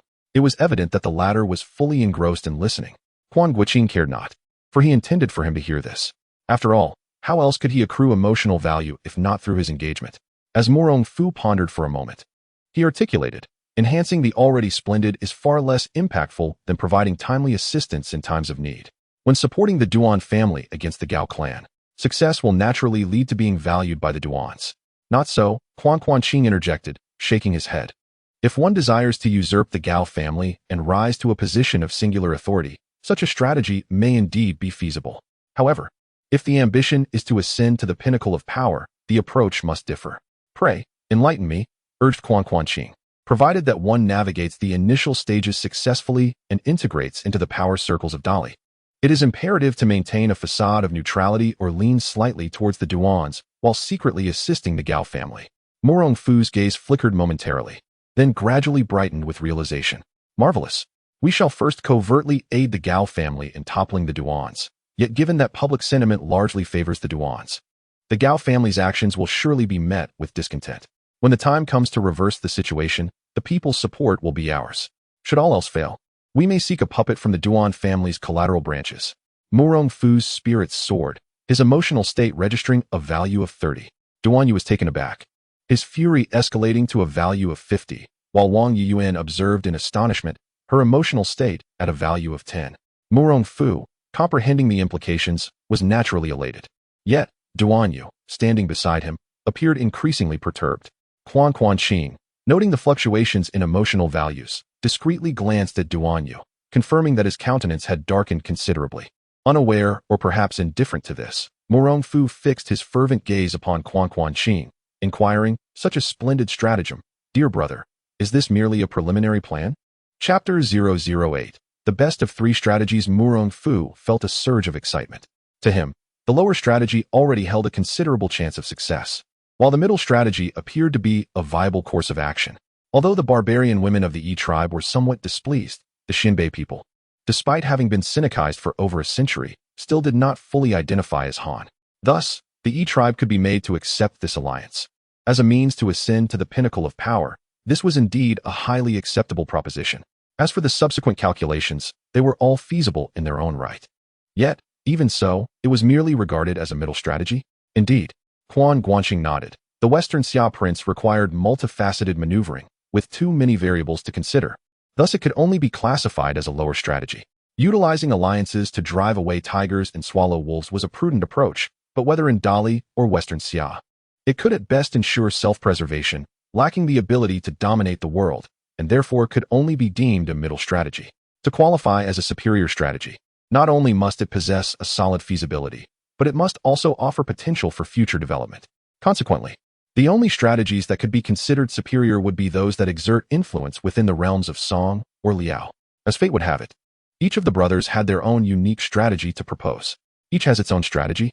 Upon hearing this, not only was Murong Fu astonished, but so too were Duan Yu and Wang Yuyan, who were equally intrigued, contributing to a wave of emotional excitement. Let us first consider the Liao realm. Quan Guanqing chuckled. Having satisfied his political cravings, the Liao Emperor Yel Hongji, now aged and obstinate, had recently driven the Empress, Xiao, to her demise, inciting discontent among the various tribes. Meanwhile, Prince Yel Nierigu, ambitious and brimming with aspirations, sought to ascend to the throne, leveraging his father's past reputation. The Liao state now resembled a handful of dried straw doused in oil. A mere spark could ignite a raging inferno. Quan Guanqing intended to liken it to a powder keg, but hesitated, uncertain if gunpowder had been developed in this era, and quickly changed his metaphor. This discourse left Murong Fu in astonishment. The Liao state was not akin to Western Xia or Dali. It was far larger and more distant. His understanding of its internal affairs was rather limited. And although Quan Guanqing's words resonated with a vague familiarity, he could not claim to possess such intimate knowledge. Nevertheless, considering Quan's past as the leader of the Beggars sect, renowned for its extensive network of information, he harbored no significant doubts. After absorbing this information, Murong Fu's mind began to churn with numerous strategies, yet he felt they lacked substance. Thus, he turned his gaze toward Quan Guanqing, convinced that he would devise an alternative approach. Indeed, Quan Guanqing proposed a novel strategy. Not as Murong Fu had anticipated by aligning with the Liao Emperor or Prince Yel, but rather with the seemingly declining Xiao clan. The rationale was that although the Xiao family had lost its former power following the execution of Empress Xiao Guanyin, they remained a tribe of considerable influence within the Liao state. The Khitan people originated from the grasslands, yet the Yel clan had distanced itself from that heritage, leading to discontent among other tribes. However, the Yel clan remained formidable, making resistance difficult. Now, with Yel Hongji and Yel Nierigu engaged in mutual hostilities, the potential for internal strife loomed. Should the Xiao clan be able to rally other tribes, once the two tigers clashed, a strategy of surrounding the city from the grasslands could be executed. Hiss! Murong Fu silently inhaled a breath of cold air, setting aside other considerations. The mere notion of a grassland encircling a city conjured countless possibilities in his mind. It is worth noting that even in the era of firearms, the strategy of rural encirclement of urban centers was a stroke of genius, let alone in the present day. As for how to align with the Xiao clan, there was no need for Quan Guanqing to elaborate. At the very least, the examples of the Western Xia and Dali kingdoms could serve as points of reference. Upon seeing Murong Fu nod, Quan Guanqing understood that he need not elaborate further on subsequent matters. The final strategy, however, was the plan to enter the Central Plains. At this pronouncement, Murong Fu's already heightened spirits surged even more. A cascade of exhilarating thoughts coursed through him, leaving Quan Guanqing astonished. The Zhaosong dynasty, though seemingly prosperous and peaceful, was, in truth, riddled with afflictions. The current emperor, though of age, remained under the regency of Empress Dowager Gao. The threats of imperial authority and the power of the court loomed large, compounded by the rivalries of new and old factions. Moreover, the emperor had yet to produce an heir. Merely listing these issues prompted a torrent of ideas to flash through Murong Fu's mind. Yet, as before, he struggled to identify a suitable entry point. He cast a quizzical glance at Quan Guanqing, who smiled gently. The most challenging yet stable approach for the Zhaosong was indeed the path of the imperial examination. To enter public service, one must take the examination. The culmination of one's endeavors lies in the imperial examination. Quan Guanqing was beside himself with excitement at this juncture. The thought of channeling Murong Fu, who was wholly intent on rebellion and restoring his state, into the civil service was, in itself, an amusing prospect. Imperial examination? The mention of this elicited a trio of astonished exclamations. Murong Fu's gaze flickered, and he offered a polite smile, albeit tinged with embarrassment. He considered Quan Guanqing's suggestion to be rather beneath the standards he expected, since its establishment during the Sui and Tang dynasties. The examination system had indeed become a prominent means of selecting talent by the time of the Zhaosong, with many officials hailing from the ranks of successful candidates. However, the rate of success was far from high, and the path to the examination was fraught with challenges. Mo Fu held considerable confidence in his literary and martial talents, believing that passing the examination to become a jinshi would not be difficult. Yet, with the examinations held every 3 years and only around 100 jinshi emerging from each session, the prospect of rising above the competition seemed, to Mo Fu, far more absurd than the 3 preceding strategies. However, considering that the previous 3 strategies had demonstrated Quan Guanqing's intellect, this oversight might simply stem from a misunderstanding of the difficulties of the examination system among those from the martial world. Thus, Mo Fu did not chastise him, merely smiling as he remarked, "Brother Quan, your method is indeed a stable strategy, yet even achieving the rank of jinshi does not guarantee." Before he could finish, he was interrupted by Quan Guanqing. "Ah, brotherly, if it were merely a common scholar seeking to enter officialdom through the examinations, it would indeed be fraught with challenges. Even upon achieving the rank of jinshi, to truly hold a position in the court would be akin to the foolish old man moving mountains, merely beginning to knock at the doors of Taiyang. And Brother Quan still." Mo Fu hesitated, initially believing Quan Guanqing to be unaware of the difficulties. Yet, from Quan Guanqing's words, it was clear he understood the arduous nature of the journey. For an ordinary person, even upon becoming a jinshi, making a significant impact was immensely challenging. However, for Brotherly, there existed a shortcut. Oh, Mo Fu's interest was immediately piqued. "Brotherly, where do you believe the greatest predicament of the Zhao Song lies?" Quan Guanqing inquired. After a brief contemplation, Mo Fu replied, "As for the internal situation, Brother Quan has just elaborated. Externally, since the Treaty of Chanyuan, there has been a prolonged peace between the Song and Liao, compounded by the current disarray within the Liao state, which allows for a tenuous stability in the northern territories. The Tibetan forces appear formidable, yet are fundamentally weak, while Dali operates with indecisiveness. Consequently, the only significant challenge that remains is Xixia." Indeed, Quan Guanqing affirmed, in recent years, the Zhao Song has suffered considerable defeats against Xixia. And with the conservative factions gaining dominance within the court, the border situation has deteriorated further. Xixia can be regarded as the most pressing external issue for our nation. True, the Zhao Song's governance has been flawed, prioritizing civil over military affairs. Since the time of Duke Di, there has been no capable warrior in the central authority. Should Brotherly enter the official ranks, even in a minor position, his presence would overshadow ordinary military leaders. A few victories would undoubtedly elevate him swiftly. Given your extensive experience in managing affairs with Xixia, I trust you possess the acumen to navigate this situation effectively. This is your unique advantage." As Quan Guanqing spoke, Mo Fu's imagination raced with myriad strategies he could employ, his eyes gleaming with excitement. Noticing this, Quan Guanqing continued with a smile, "Brotherly, your mastery of disguise need not preclude engagement with Xixia. With determination, one may pursue both the best and the alternative strategies simultaneously. It is important to remember, however, that while the civil officials dread the battlefield, they ardently vie for accolades. Should you choose this path, caution is advised. After all, the battlefield spares no one." With these words unspoken, Quan Guanqing recognized in Mo Fu's knowing expression that he had grasped the underlying implication. With the recent spring examinations concluded, if Brotherly is inclined, preparations may commence, Quan Guanqing remarked. 3 years can seem neither too short nor too long. "Ah, it may not be necessary to wait 3 years at all." Mo Fu chuckled lightly, his thoughts veiled even from Quan Guanqing's astute perception. "I truly admire your talents, Brother Quan. The timing may not be right today, but I shall surely seek your guidance again in the future." With a respectful gesture, Mo Fu turned to depart. As he observed Mo Fu's retreating figure, a subtle smile graced Quan Guanqing's lips. "Ah, I wonder how Mo Fu will ultimately choose. If he truly decides to sit for the imperial examinations, things could become quite entertaining." Despite the initial bewilderment he caused Mo Fu, both Duan Yu and Wang Yuyin were visibly stirred by the burgeoning excitement, as evidenced by the rising emotional quotient they experienced.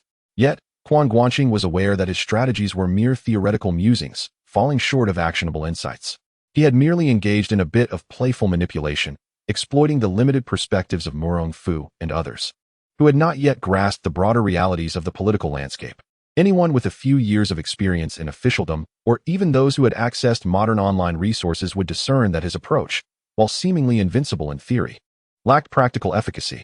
Nonetheless, this was of little consequence. His morbid curiosity had been satiated, and he had amassed a considerable amount of emotional currency. Now, Quan Guanqing felt a refreshing clarity. As he observed Jin Eyre, who was crouched behind a haystack like a quail. He pointed towards the ground strewn with corpses and said, "Go report to the authorities. These are all spies from the Western Xia. There should be a reward for reporting them. Once you receive the reward, it would be wise to stay at home for a few days. Otherwise, there might be complications. Do you understand?" "Ah, I understand. Thank you, esteemed hero." Jean Eyre suddenly grasped the situation and timidly nodded. He couldn't fully comprehend all that Quan Guanqing and Murong Fu discussed, yet he understood enough. This seemingly noble hero appeared to have a darker side as well. Jean Eyre found the world to be perplexingly intricate, far beyond his understanding. It was no wonder the storytellers often spoke of the treacherous hearts of those in the martial world. It truly was perilous. Having saved a pair of star-crossed lovers who were destined to be indirectly harmed by Duan Yu, Quan Guanqing felt a surge of satisfaction. He offered a slight bow to Duan Yu, feeling no need for further conversation as he prepared to depart. Having concluded his act here, he intended to seek another venue to continue his charade. Just then, footsteps echoed from the loft above, and Wang Yuyan's voice emerged. "Mr. Guan, could you kindly pause for a moment?" Duan Yu was taken aback, his mood darkening as he registered a value of 66 on his emotional scale. Chapter 009. The wealthy Quan Guanqing was somewhat taken aback, not because Wang Yuyan had called out to him, but due to the emotional fluctuations displayed by Duan Yu. Previously, when he and Murong Fu had spoken disparagingly of Dali and conspired to usurp power there, Duan Yu had not exhibited such intense emotional responses. Yet, merely a word from Wang Yuyan had stirred such a profound change in him. It seemed that she was indeed the queen of flattery. If that were the case, perhaps if he lingered by Wang Yuyan's side, she would engage him in conversation, and Duan Yu's emotional value would flow freely. Wouldn't that simplify matters? The pursuit of emotional value was the motive after all. If it could be easily obtained, why not seize the opportunity?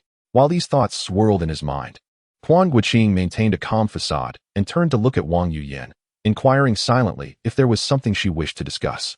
"What an extraordinary lady she is," Duan Yu huffed. Quan Guanqing paid him no mind, focusing solely on Wang Yuyan as she descended from the pavilion. There was no denying that Wang Yuyan possessed an unparalleled beauty, her humble attire failing to conceal her radiance. Wang Yuyan frowned slightly, casting a displeased glance at Duan Yu before addressing Quan Guanqing. "Mr. Quan, I am immensely grateful for your assistance today. However, my sisters, Zhu and Bai, have likely been captured by the Xixia people, and I implore you to lend your aid." "I can also be of assistance," Quan Guanqing interjected, yet before he could elaborate, Duan Yu interjected with another comment, inadvertently contributing another wave of emotional value. "Master Duan, your martial prowess is rather inconsistent," Wang Yuyan replied, shaking her head slightly, her gaze still fixed on Quan Guanqing. At that moment, Quan Guanqing discerned her thoughts, understanding that her admiration was not solely due to his handsome demeanor or exceptional skills. He remained aware of his limitations. It was largely a result of the dubious suggestions he had just imparted to Murong Fu, who had been momentarily taken aback, and naturally, Wang Yuyan was no exception. Little did she realize that the man she had just encountered, Li Yinzong, was indeed Murong Fu, who was contemplating introducing Quan Guanqing to his cousin and seeking his counsel. It must be acknowledged that Murong Fu had his own capable subordinates. Not to mention, the Gusu Murong family had garnered a reputation since Murong Bo took charge, attracting a number of martial artists, while the four great estates also had many skilled individuals. With Bei Qiao Feng in the north and Nan Murong in the south, it was evident that mere martial prowess was insufficient for one to stand alongside the leader of the beggar-s sect, Qiao Feng.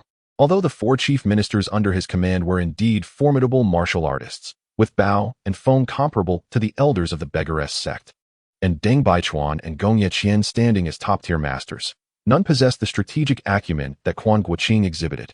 Wang Yuyan perceived this quality in Quan Guanqing as precisely what her cousin lacked, prompting her desire to keep him close until the opportunity arose to introduce him to Murong Fu. That seems feasible, Quan Guanqing mused before nodding his agreement.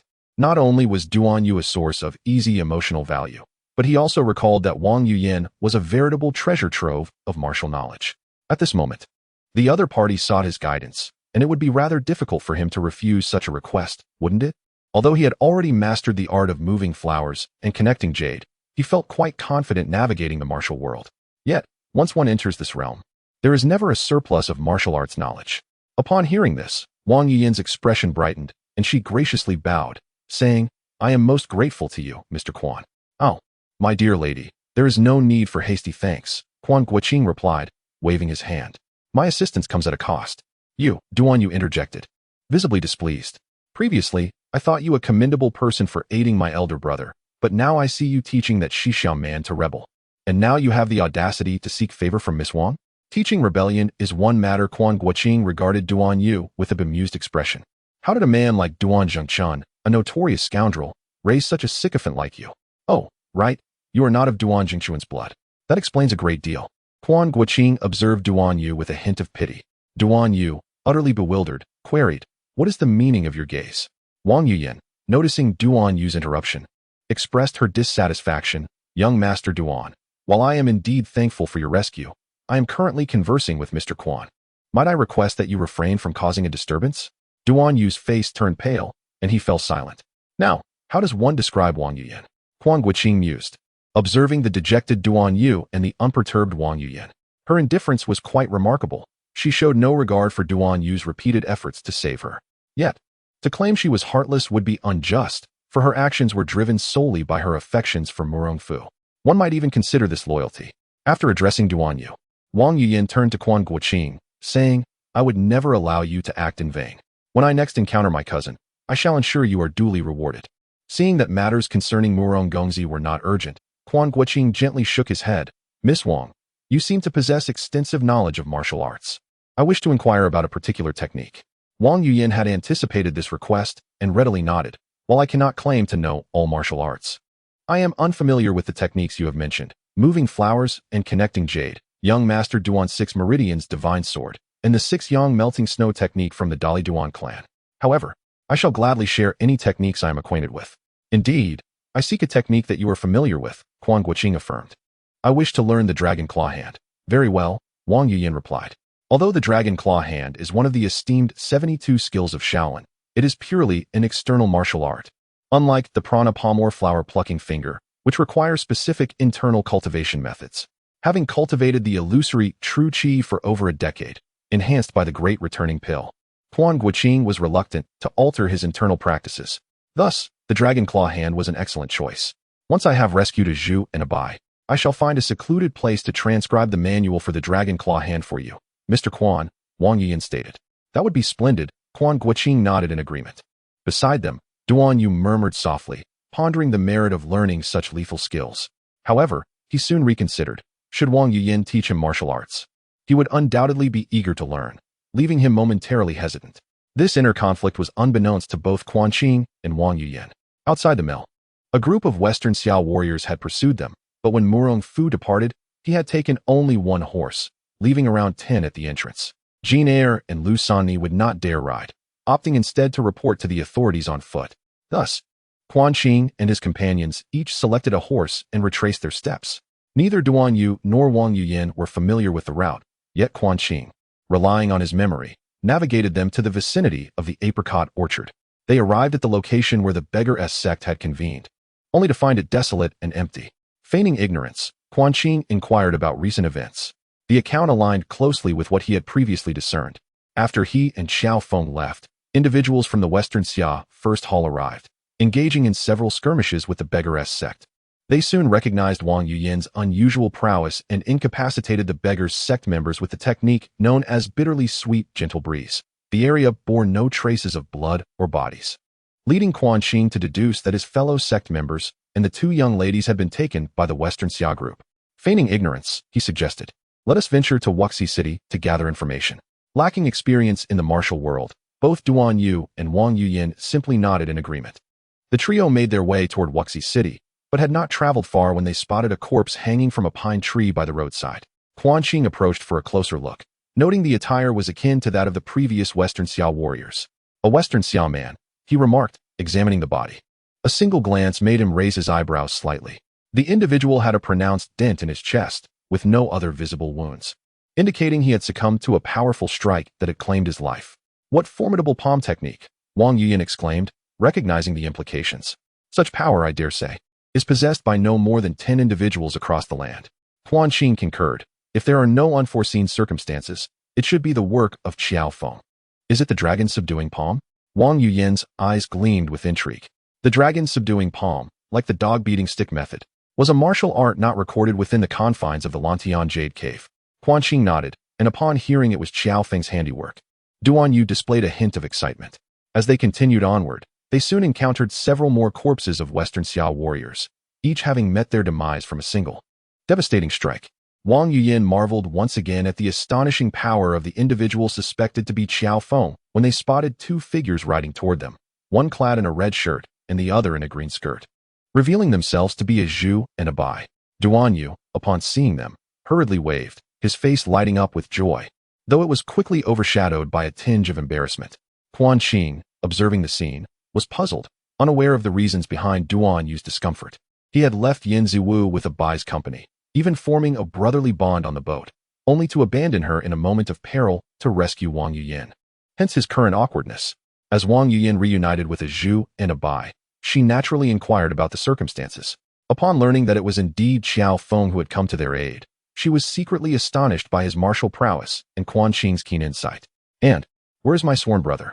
Duan Yu, unable to meet a Bai's gaze, felt compelled to assert his presence at that moment. Upon hearing that the members of the beggars' sect had been poisoned, Master Qiao set out to seek them. He inquired about young Master Duan, to which Zhu responded. Duan Yu immediately felt a sense of pride and furtively glanced at Quan Guanqing, who paid him no heed and simply stated, "Though I have departed from the beggars' sect, I have many brothers there who share my life and death." Since the two young ladies, Zhu and Bai, had already been rescued, he felt it was time to assist the others. The three women admired him, their spirits uplifted. Meanwhile, Duan Yu discreetly pursed his lips in discontent. "Mr. Quan, do not be hasty," Wang Yuyin interjected, reluctant to let Quan Guanqing leave so readily. "You are unaware of the whereabouts of that group from Western Xia. It would be better for us to travel together. Although I lack martial skills, I possess keen insight and believe I could be of assistance."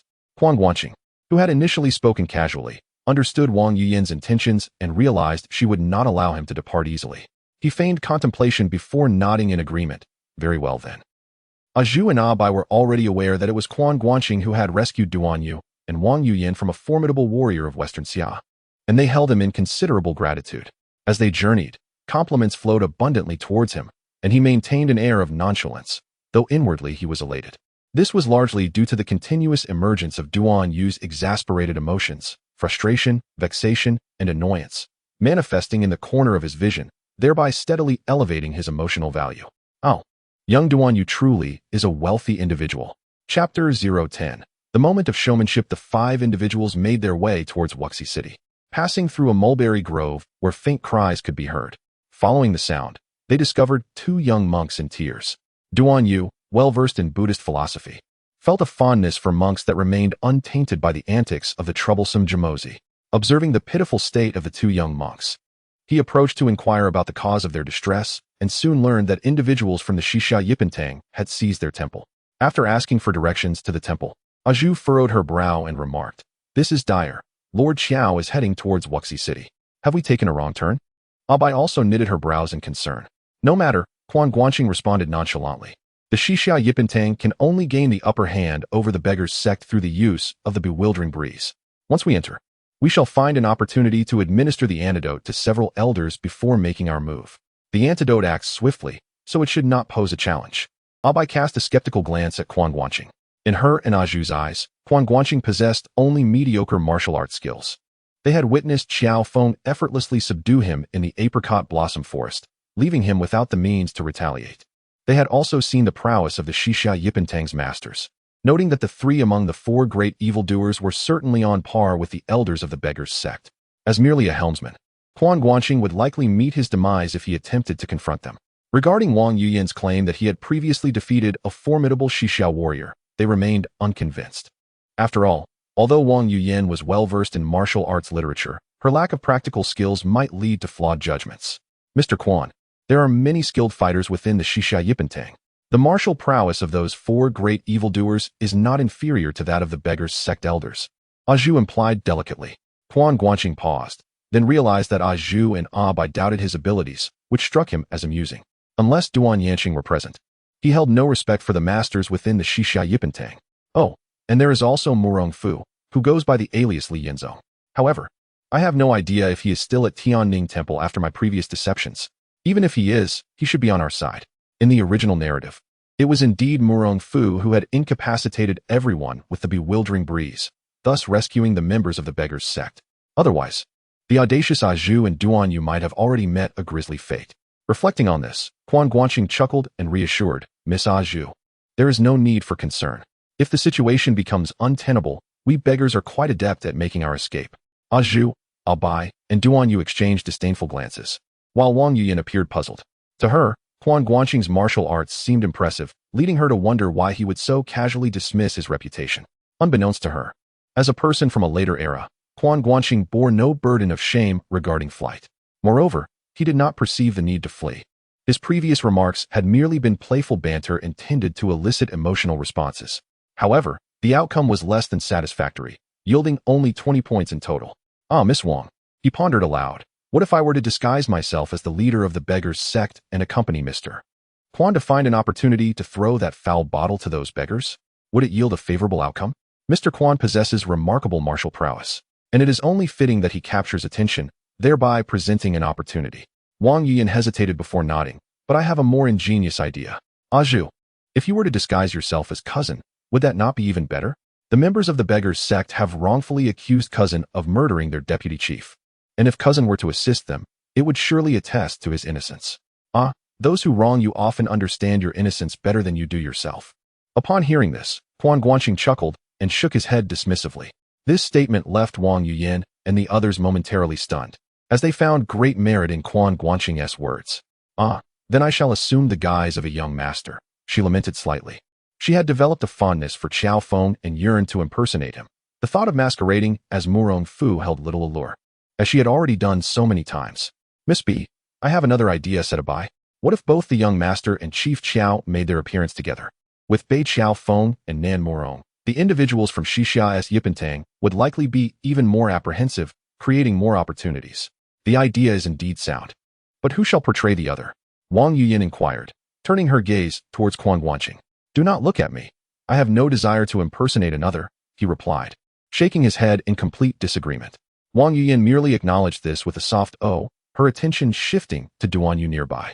Those who are overly devoted often end up with nothing at all, thought Quan Guanqing to himself. At this moment, beside him stood a robust man and a handsome young gentleman, both of whom were Zhu disguised as Qiao Feng and Duan Yu masquerading as Murong Fu. Murong Fu, indeed, is a figure capable of drawing Wang Yuyin's affections. His looks rival those of Duan Yu and possess an added air of gallantry. Not merely a reincarnation of Pan Yin, he is unequivocally a paragon of male beauty. It is no wonder that Quan Guanqing previously entertained those rather foolish notions. He was quite confident when it came to appearances. Such confidence is indeed well-founded. In truth, Quan Guanqing was already quite handsome, yet he paled in comparison to Murong Fu, lacking a certain completeness.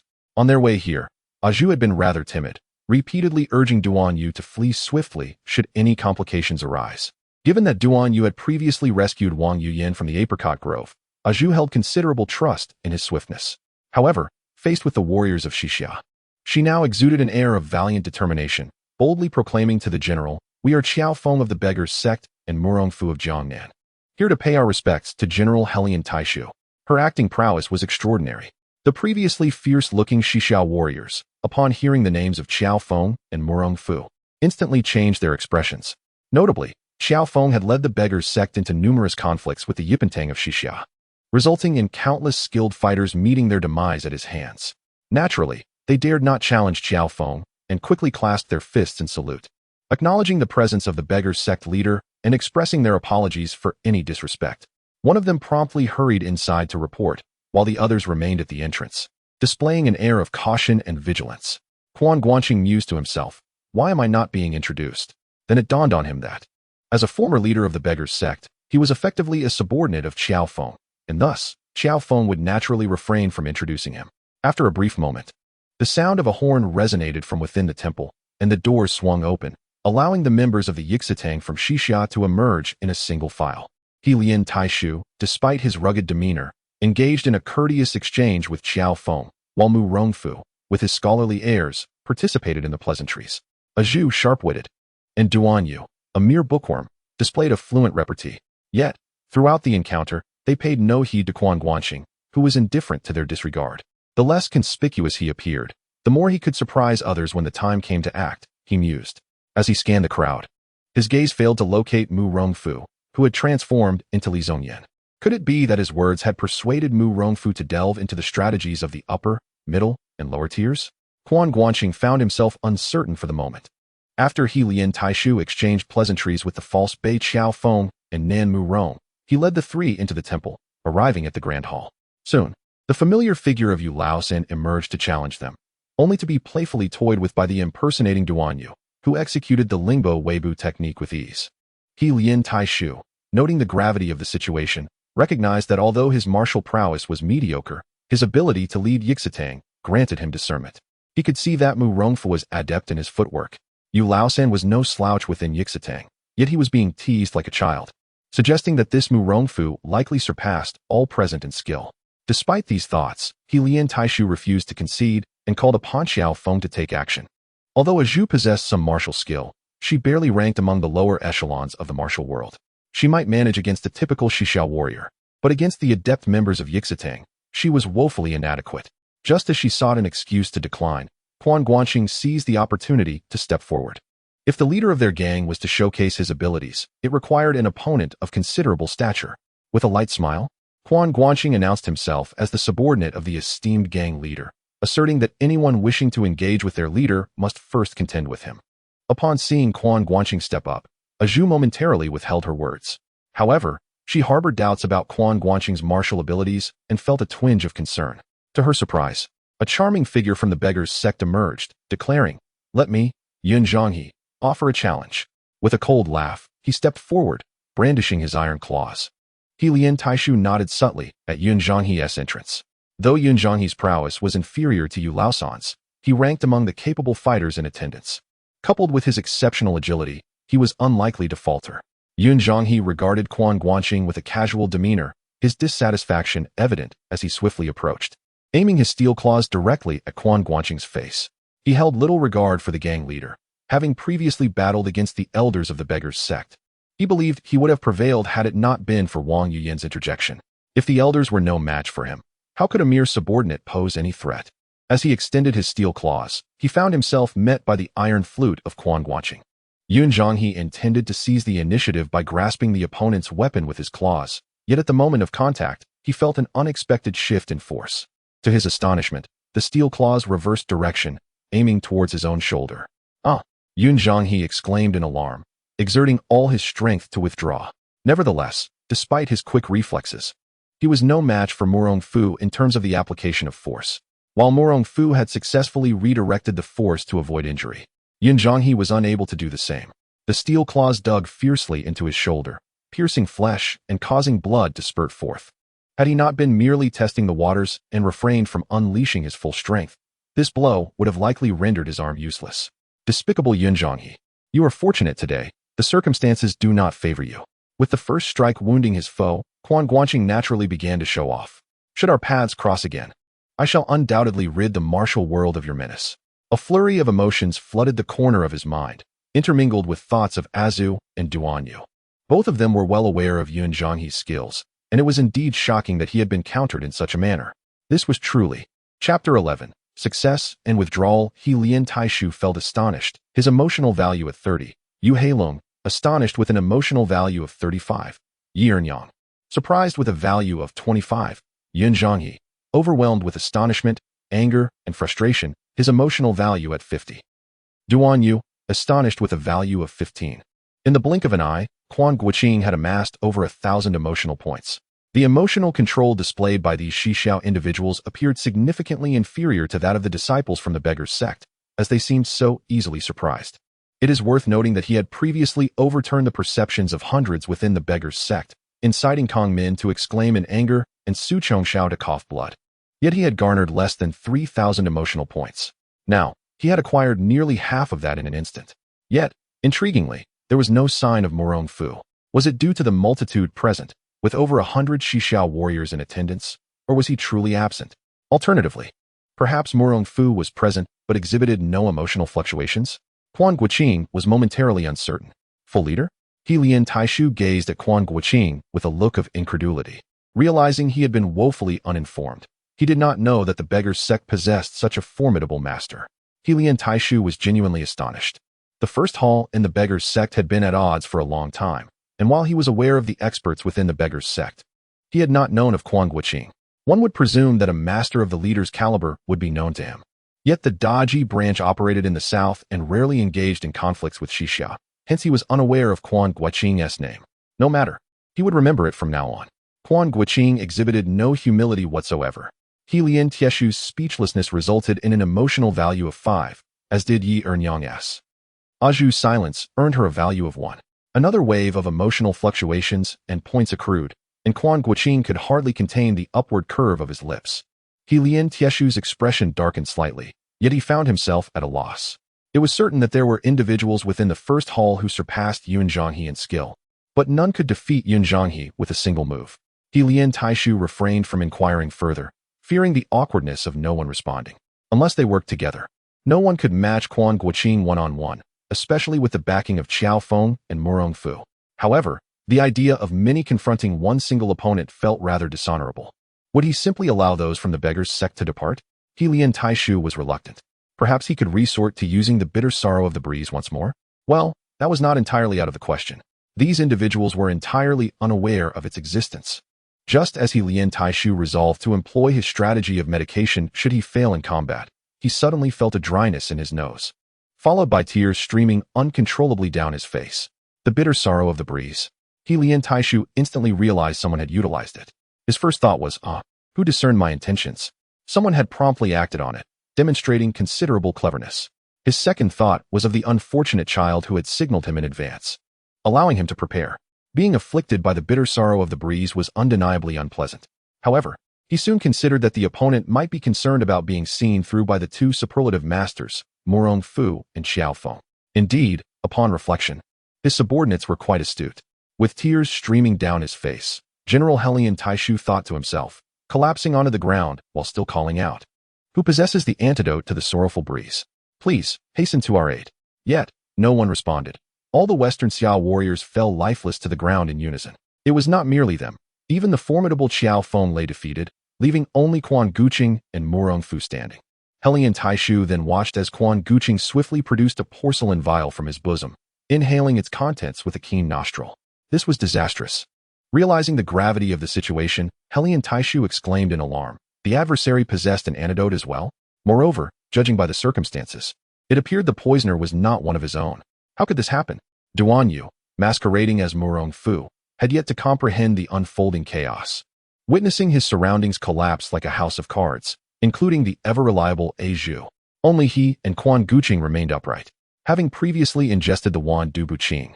Duan Yu pondered the nature of Quan Guanqing's resilience. Could he also possess a similar capability, or was he the one employing poison? Earlier in the mill, Duan Yu had observed Quan Guanqing rummaging through the bodies of the Western Xiao warriors slain by Duan Yu himself, extracting several porcelain vials for his own purposes. At that moment, he had paid little heed. Could it be that among those vials lay the very poison known as the sorrowful breeze? However, Duan Yu's speculation was misplaced. Quan Guanqing had indeed pilfered valuables from the corpses, as was customary for a time traveler.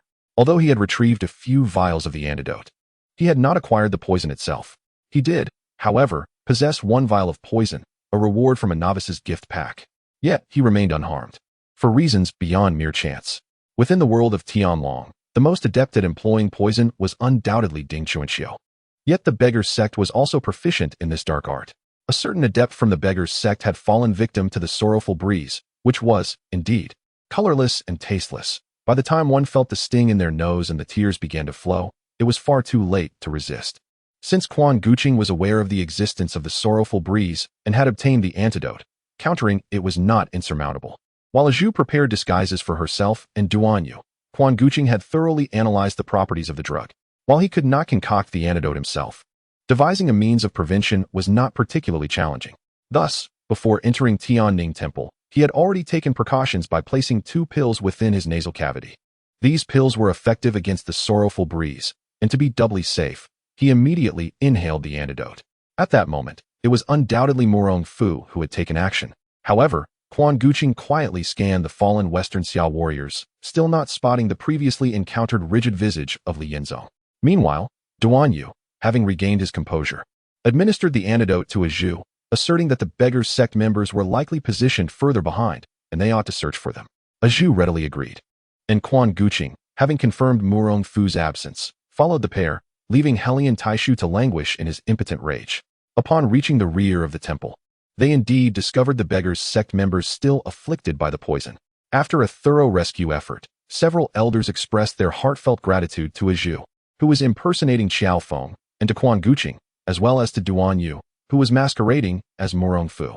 Wu Changfeng still wished to retain Qiao Feng. Yet Zhu was apprehensive about being exposed by those familiar with Qiao Feng, merely stating that there were other matters at hand. However, upon their return to the front courtyard, they were met with the cacophony of Helian Taishu and a throng of Western Xiao warriors engaged in a heated exchange. A conspicuous line of freshly inscribed characters adorned the wall. By their own methods, return their own deeds. The enchanting toxic breeze, the original jade returned to its lord. While others remained largely unfazed, Zhu's eyes flickered with a glimmer of recognition. As devoted handmaidens to Murong Fu, both she and Abai were well acquainted with their lord's handwriting. The flowing strokes unmistakably belonged to Murong Fu himself. Thus, had their master also been present here moments ago? This rendered the situation rather awkward, as it implied she had pretended in front of him. Alas, she pondered whether he was aware of her deception. In a whirlwind of mixed emotions, Zhu urged for a hasty departure. Quan Guanqing and Duan Yu readily concurred, disregarding Wu Changfeng and Shishan's attempts to retain them, and proceeded to exit directly. Yet, as they reached the doorway, an impulse stirred within Quan Guanqing, leading him to approach the three fallen villains. What do you intend to do? Are you seeking to take advantage of the situation? Yuersen exclaimed, his face devoid of fear, only brimming with indignation. Surely, you cannot be that foolish. Quan Guanqing scoffed. Do I need to take advantage of you wretched lot? You ought to pray to the Bodhisattva that you never cross my path again. Yuersen's ire surged to a value of 20. While Yi Ernyang and Yun Zhanghe expressed relief, each at a value of 10. As Yuersen prepared to retort, he was silenced by Yi Ernyang's admonition, Old 3. Refrain from further folly, it is quite unbecoming. Pooh, you are the Old 3. I am old too. Yuersen protested indignantly. Quan Guanqing, however, dismissed his foolishness and turned to Yi Ernyang with a sly grin. I have news to share with you. What news? Yi Ernyang inquired, her brow furrowed in confusion. I know where your son is, Quan Guanqing replied with a smirk. Yi Ernyang was taken aback, her demeanor shifting to panic and urgency, her emotional value soaring to 99. As Quan Guanqing had anticipated, the mere mention of her son ignited her emotions, filling her with desperation. Who are you? How do you know where my son is? She implored. Hee, I shall not divulge that. Yi Ernyang's anger, urgency, and anxiety escalated to 80. What? What do you require? I would traverse fire and water for you. Please, I beg you, tell me where my child is. Initially, Yi Ernyang maintained composure, but her voice quivered with a hint of tears as she spoke. While she may have been a wretched person, she was undeniably a pitiable one. Quan Guanqing, however, felt no sympathy for her, only chuckling lightly. I will inform you the next time we meet, but should I discover you engaged in any nefarious activities then, you will never learn the whereabouts of your son. With that, he disregarded any further protests from Yi Ernyang and turned to leave. His words stirred a series of emotions among the Western Xiao warriors and the members of the beggar's sect. Though the numbers were not substantial, they were better than nothing. Quan Guanqing felt a sense of satisfaction, having accumulated nearly 2,000 points of emotional value during this venture. If only such occurrences were more frequent. Upon exiting the temple and noticing that the beggar's sect members had not followed, the three of them sought the location where they had concealed their horses. Who was it that incapacitated those Western Xia individuals?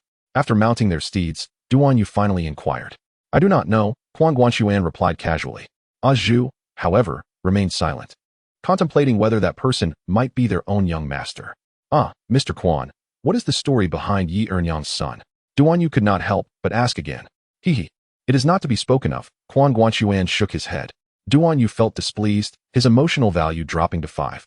Quan Guanqing chuckled, preparing to speak further when he noticed a figure racing towards them from a distance, a robust man, Qiao Feng.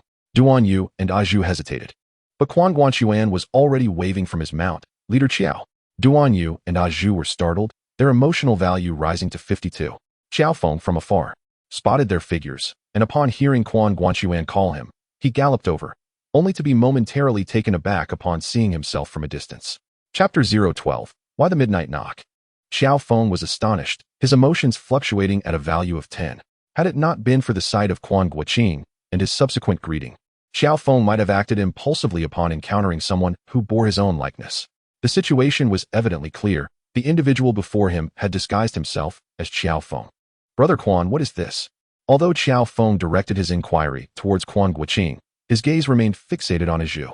Her skill in disguise was truly remarkable, to the extent that even he could not discern any flaws at first glance. "Ah, Chief Qiao. We just rescued some brothers from the beggars' sect at Tianning Temple. Considering the formidable opponents we faced, we thought it prudent to put on a show to intimidate them." Quan Guanqing briefly recounted the events that had transpired. Upon realizing that the self standing before him was none other than the previously delicate Zhu, Qiao Feng was taken aback. It is worth noting that Qiao Feng stood around 6 feet tall, a stature that was notably towering even among the men of the northern regions. In contrast, while Zhu was also tall, she barely reached 5'7". The sheer discrepancy in height left Qiao Feng utterly perplexed. On the other hand, the handsome young master before him, Murong Fu, disguised as his sworn brother Duan Yu, was much easier to accept, as their physiques were not too dissimilar. Upon learning that Quan Guanqing and his companions had successfully rescued the members of the beggars' sect, Qiao Feng decided against joining them further. He arranged to meet Quan Guanqing and Duan Yu later for drinks, and prepared to take his leave. After a moment's contemplation, Quan Guanqing inquired where Qiao Feng intended to go next. Qiao Feng hesitated, eventually shaking his head. He was uncertain of his next destination. Although he had faith in the character of Master Zhiguang, he remained reluctant to accept the notion of being a chitin. Quan Guanqing remarked, "There is a crucial point in what Master Zhiguang and the others have said, specifically concerning the inscription left outside Yanmen Pass. If Chief Qiao is inclined to investigate, this may serve as a promising lead." Qiao Feng's eyes brightened at these words. "Indeed, Brother Quan spoke wisely. Then I shall first proceed to Yanmen Pass." However, as he continued, a hint of melancholy crossed his face as he smiled. "Henceforth, you need not call me Chief Qiao. Simply refer to me by my name. Then I shall address you as Qiao Xiong from now on," Quan Guanqing replied with a hearty laugh. Influenced by his jovial spirit, Qiao Feng too felt a semblance of cheer return to him, chuckling heartily before bidding farewell to the group and galloping towards Yanmen Pass. As Qiao Feng's figure receded from view, Quan Guanqing pressed his lips together, hoping that all would unfold as he anticipated. Oh, the gallant hero Qiao truly embodies a spirit of grandeur. The beggars' sect's refusal to accept him as their leader is undoubtedly their own loss, Zhu remarked, watching Qiao Feng depart with a shake of her head, expressing her regret. Indeed, Quan Guanqing nodded in agreement. Qiao Feng's departure directly precipitated the decline of the beggars' sect for several decades, only to be revitalized upon the emergence of Hong Qigong. Yet it could never regain the formidable prestige it once held during the days of Tianlong. With Qiao Feng gone, the trio turned to seek out Wang Yuyan and Abai.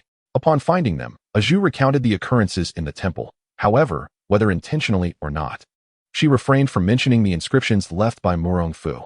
Quan Guanqing surmised that she likely wished to avoid discussing it in front of him and Duan Yu, and therefore chose not to address it. Meanwhile, upon seeing Wang Yuyan, Duan Yu had completely forgotten all other matters. "Mr. Quan, this is the Dragon Claw technique score that I just transcribed." As Zhu assists Duan Yu in removing his disguise and prepares to remove her own makeup, Wang Yuyan hands a stack of papers to Quan Guanqing. Time is of the essence, leaving no opportunity for binding, yet the content remains entirely intact. "Thank you, miss."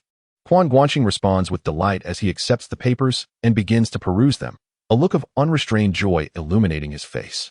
Noticing his evident happiness, Wang Yuyan begins to contemplate. This individual is so infatuated with martial arts. If I were to grant him several techniques, might he assist my cousin? Duan Yu gazes enviously at the papers in Quan Guanqing's hands, pinned by none other than the celestial sister herself. Although he is not particularly fond of martial arts, the fact that they are authored by Miss Wang imbues them with an entirely different significance. Is there a way to acquire them? Duan Yu muses to himself. Out of the corner of his eye, Quan Guanqing catches a glimpse of the words Duan Yu's Envy Level 1 appearing in the lower right corner, finding it somewhat amusing. However, he is momentarily too preoccupied to dwell on it. The moment he grasped the papers, an inexplicable sensation stirred within him. He intuitively understood that he could directly learn this skill by expending 100 emotional points. How remarkable! It is evident that while his emotional system appears rudimentary, its functionality is surprisingly comprehensive. Not only can he purchase martial arts manuals from the system shop, but he can also acquire techniques through other means, learning them by expending emotional points. Quan Guanqing could comprehend the manual penned by Wang Yuyan, yet after just a few glances, he discerned that mastering it would require more than a single day's effort. However, the prospect of learning directly through emotional expenditure simplifies matters significantly. Moreover, 100 emotional points is indeed not a substantial sum. During his visit to Tianning Temple, Yi Ernyang had provided him with over 200 emotional points. While not exactly affluent, 100 points is certainly manageable. If he were to redeem from the shop, this amount would barely suffice. Although the current inventory does not include the Dragon Claw technique, it does feature another Shaolin secret skill, the Mighty Diamond Finger, requiring a staggering 8,000 emotional points. Quan Guanqing is uncertain which technique holds greater merit, but he suspects that even the Dragon Claw's requirement will not be trivial. Viewed in this light, 100 points seems an exceptional bargain. Without a moment's hesitation, Quan Guanqing opts to expend his emotional points to learn. Much akin to his prior experience with the move Flower and Connect Jade technique, an influx of knowledge floods Quan Guanqing's mind. Simultaneously, it feels as though his body is being imbued with muscle memory, instinctively learning this art. The Dragon Claw technique is renowned as the foremost claw-based grappling art in the world, especially when juxtaposed with the pedestrian great grappling technique that Quan Guanqing has been practicing. Even at this nascent stage of learning, he can already sense the stark difference. The Dragon Claw exudes a sense of ferocity, dominance, precision, and vigor. It does not resemble the typical Buddhist martial arts. Yet, considering that the Buddhist teachings encompass both the compassion of the Bodhisattva and the wrathful might of the Vajra, it is hardly surprising. Once the wondrous sensation subsided, Quan Guanqing once again examined his attribute panel. Everything remained unchanged, except for the addition of the Dragon Claw technique in the martial arts section. However, the accompanying proficiency was merely entry level 101,000. This degree of mastery was inferior even to the Great Capture technique, prompting a subtle grimace from Quan Guanqing as he contemplated utilizing it extensively in the near future, hoping to enhance its proficiency. He had already experienced the formidable prowess of the Peak Mastery technique, which had left Morong Fu reluctant to continue the fight and had nearly incapacitated Yun Zhongyi. He believed that achieving mere entry-level capabilities in such techniques was unattainable. As for his emotional value, which was nearing 4,000 points, Quan Guanqing chose to disregard it for the time being, as it remained insufficient to procure anything of interest from the current shop. Even the minor healing elixir required 5,000 points of emotional value. With these thoughts in mind, Quan Guanqing folded the paper and tucked it into his bosom.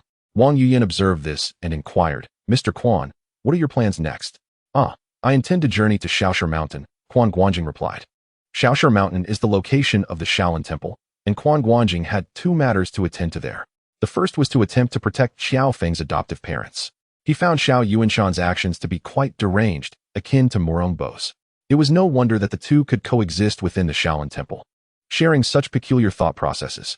While he could comprehend Zhao's intent to eliminate Dan Zhong, Su Chongxiao, and the Tan couple, he simply could not fathom the reasoning behind targeting Qiao Feng's parents and the monk Xian Ku. It seemed as though he harbored some deep-seated malady. After all, those who had painstakingly raised his son and imparted their martial skills to him undoubtedly deserved gratitude from Qiao Feng. Quan Guanqing genuinely could not grasp Xiao Yuanshan's motives for their murder. This incident would profoundly impact Qiao Feng, and Quan Guanqing aimed to rescue him, altering his fate. The first step had been successfully undertaken, with the second step beginning with the Qiao couple. Moreover, he harbored great interest in the hidden divine foot technique within the Eternal Muscle Classic. Although poison appeared infrequently in the world of Tianlong, its dangers were exceedingly high. Quan Guanqing yearned to acquire a poison immunity buff as well. The Mangu Zhu had already been consumed by Duanyu. Even if it had not been, Quan Guanqing would not dare to ingest it. At that time, Duanyu had first taken the broken heart powder, subsequently been bitten by a lightning weasel, and finally, a centipede, and the Mangu Zhu had crawled into his stomach one after the other. It was hard to say whether this had established some delicate balance, and Quan Guanqing had no desire to risk his life in such an experiment. In contrast, another method seemed more feasible, the route of Yutanji's ice silkworm combined with the divine foot technique. As for what Yutanji might do if he were to intercept the divine foot technique, Quan Guanqing cared not at all. He was not one to fret over how deviations in the storyline might trigger a butterfly effect. He was merely a seeker of amusement. Furthermore, the system that granted emotional value through fluctuations in sentiment clearly encouraged him to create disturbances. In that case, how fortuitous, he mused. Wang Yuyan chuckled and said, before departing, "Brother Feng mentioned that my cousin seems to have gone to Shaolin. Since we are also headed to Mount Shaoshi, why not journey together?" Wang Yuyan was already exceptionally beautiful, and her smile dazzled even Quan Qing. Duanyu, standing nearby, was momentarily entranced. After some contemplation, Quan Qing recalled that he had dispatched Xiao Feng to Yinmen Pass, which would require several days for a round trip. Given that Xiao Yuanshan was covertly monitoring him and accompanying him in his endeavors, he likely had ample time. He nodded in agreement, saying That would be splendid. If any martial arts questions arise along the way, I can seek the lady's guidance. This was, of course, no issue. Seeing Quan Qing's affirmation, Wang Yuyin responded with delight. Once Zhu returned after removing her makeup, the group altered their course towards the northwestern road leading to Mount Shaoshi. That night, they took lodgings at an inn, where Quan Qing practiced his martial arts in his room. Suddenly, a knock echoed at the door. Intrigued, Quan Qing mused to himself that there were no room service attendants in this era. Surely, it couldn't be some young lady offering her company? With such pleasant thoughts, he rose to open the door, only to be met with disappointment upon seeing Duan Yu standing there. Duan Yu opened his mouth, but before he could utter a word, his face turned crimson. Quan Qing. Chapter 013. A request, young Master Duan? Quan Guanqing gazed at the somewhat flustered and slightly flushed Duan Yu standing at the door with an expression of skepticism. What brings you here at this hour? Well, Duan Yu felt a twinge of embarrassment, glancing around.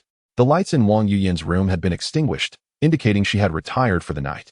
Considering the purpose of his visit, he felt a bit bashful, his handsome face reddening further as he whispered, Brother Quan, may I come in to speak? Hiss. Quan Guanqing wore a wary expression. It's late at night, and you come knocking on my door, face all flushed, wanting to enter my room? I am certainly not from Rongqing. Is there not something that can wait until morning? Duan Yu hesitated. In Quan Guanqing's view, Duan Yu's emotions fluctuated continuously. Nervousness, awkwardness, and frustration all appeared in succession. The heart rate values of 1 and 2 appeared repeatedly. What exactly do you want? Quan Guanqing was genuinely puzzled.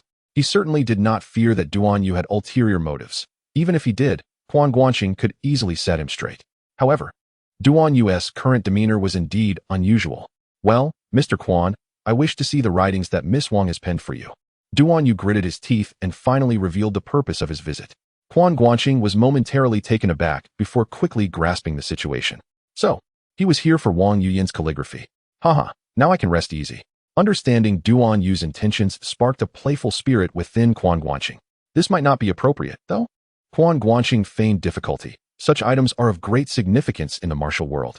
Miss Wang's gift to me was a repayment of a prior favor, and it would be rather improper for me to show them to others. Well, I am not coveting any martial skills. Duan Yu hastily waved his hands, completely disinterested in martial arts. What he desired was solely the writings of Wang Yuyin. Then why does young Master Duan seek the claw manual of the Dragon Claw technique? Quan Guanqing pretended to be perplexed. Well, it's just. Duan Yu gritted his teeth and decided to be straightforward. I simply wish to see the calligraphy penned by Miss Wang. Oh, I see. Quan Guanqing appeared enlightened. Seeing this, Duan Yu couldn't help but display a joyful expression. Mr. Quan, could you? No. Quan Guanqing changed his demeanor quicker than one could turn a page, cutting off Duan Yu's words. I am currently studying this manual. If young Master Duan has no other matters, I suggest you retire early. With that, he slammed the door shut with a loud bang. Outside, Duan Yu opened his mouth, his features contorting, but ultimately refrained from knocking again. Inside the room, Quan Guanqing watched the heart rate values leap dramatically, delight evident in his eyes. Indeed, Duan Yu's emotional state was quite easy to manipulate. The manual of the Dragon Claw technique held no further value for him, as he had already mastered it through the emotional value system. All that remained was to practice diligently to enhance his proficiency. At this moment, it seemed uncertain. Perhaps there was something to be gained from the Na'vi Duan Yu. Quan Guanqing thought to himself, unable to suppress a mischievous grin. It was impossible for him to practice, so he simply fell asleep. The next morning, Quan Guanqing awoke with vigor. Wang Yuyin and the other two ladies appeared quite spirited as well, yet Duan Yu looked somewhat haggard, his eyes bearing a hint of darkness, suggesting he had not rested well the previous night. Duan Gongzi? Little Ubby noticed Duan Yu's condition with concern. Why do you look so worn? Are you feeling unwell? No, it's just, I didn't sleep well last night. Duan Yu could hardly admit that his restless night was spent pondering over Wang Yin's exquisite works, and thus he chose to gloss over the matter. Quan Guanqing cast a knowing glance at him, fully aware, yet choosing to remain silent. However, Duan Yu caught his gaze, and as expected, he received another boost to his emotional quotient. The group rode towards Shaoshi Mountain, and along the way, Duan Yu sought every opportunity to engage Wang Yuyin in conversation. Yet, her interests seemed to lie elsewhere, as she persistently conversed with Quan Guanqing. It was clear that Wang Yuyin harbored no particular feelings for Quan Guanqing. Her intent was solely to support Murong Fu by recruiting this talented individual. This, however, left Duan Yu feeling quite disheartened. Throughout the journey, Quan Guanqing observed Duan Yu's emotions fluctuate between jealousy, frustration, and anger, resulting in a steady increase in his emotional quotient, with the occasional significant spike. Although the increments were modest, they accumulated over time. At noon, the 5 travelers paused in a small town to rest and plan their afternoon route. After all, with 3 ladies in their company, camping in the wilderness was out of the question. Wang Gongzi, how did you find the dragon claw technique? Wang Yuyin inquired, inviting any thoughts he might wish to share. Her words were courteous, essentially asking if there were any aspects of the technique he found perplexing, which he could directly discuss with her. I've only had a cursory glance at it. I can't say I have any firm opinions yet. I will need to ponder it further, and should any questions arise, I shall certainly consult you. Young lady, Quan Guanqing replied with a smile. He was well aware of Wang Yuyin's intent, but he could not admit that he had already mastered the dragon claw technique and merely needed practice, as that would be rather astonishing. Noticing this, Wang Yuyin casually began to discuss some key points of the dragon claw technique. Though her tone suggested a collaborative exploration, it was evident she was imparting wisdom. Initially, Quan Guanqing feigned attentiveness, thinking that the system had already equipped him with knowledge and he had no need for guidance from a girl who was merely proficient in theory. However, after just a few remarks, he realized something was amiss. Wang Yuyin's understanding of the dragon claw technique was far from superficial. She possessed profound insights, perhaps even approaching its essence. Many of her suggestions, despite Quan Guanqing's previous mastery aided by the system, offered him refreshing perspectives and enlightening revelations. Upon reflection, this was only to be expected, for Wang Yuyin had the remarkable ability to discern a practitioner's school, methods, and even their weaknesses by observing a single movement. This is certainly not something that can be mastered merely through rote learning. Upon this realization, Quan Guanqing engaged in discussion with her, not limited to the dragon claw technique, but also sought Wang Yuyin's guidance on several other skills he had been practicing. Wang Yuyin did not decline. She attentively answered all of Quan Guanqing's inquiries.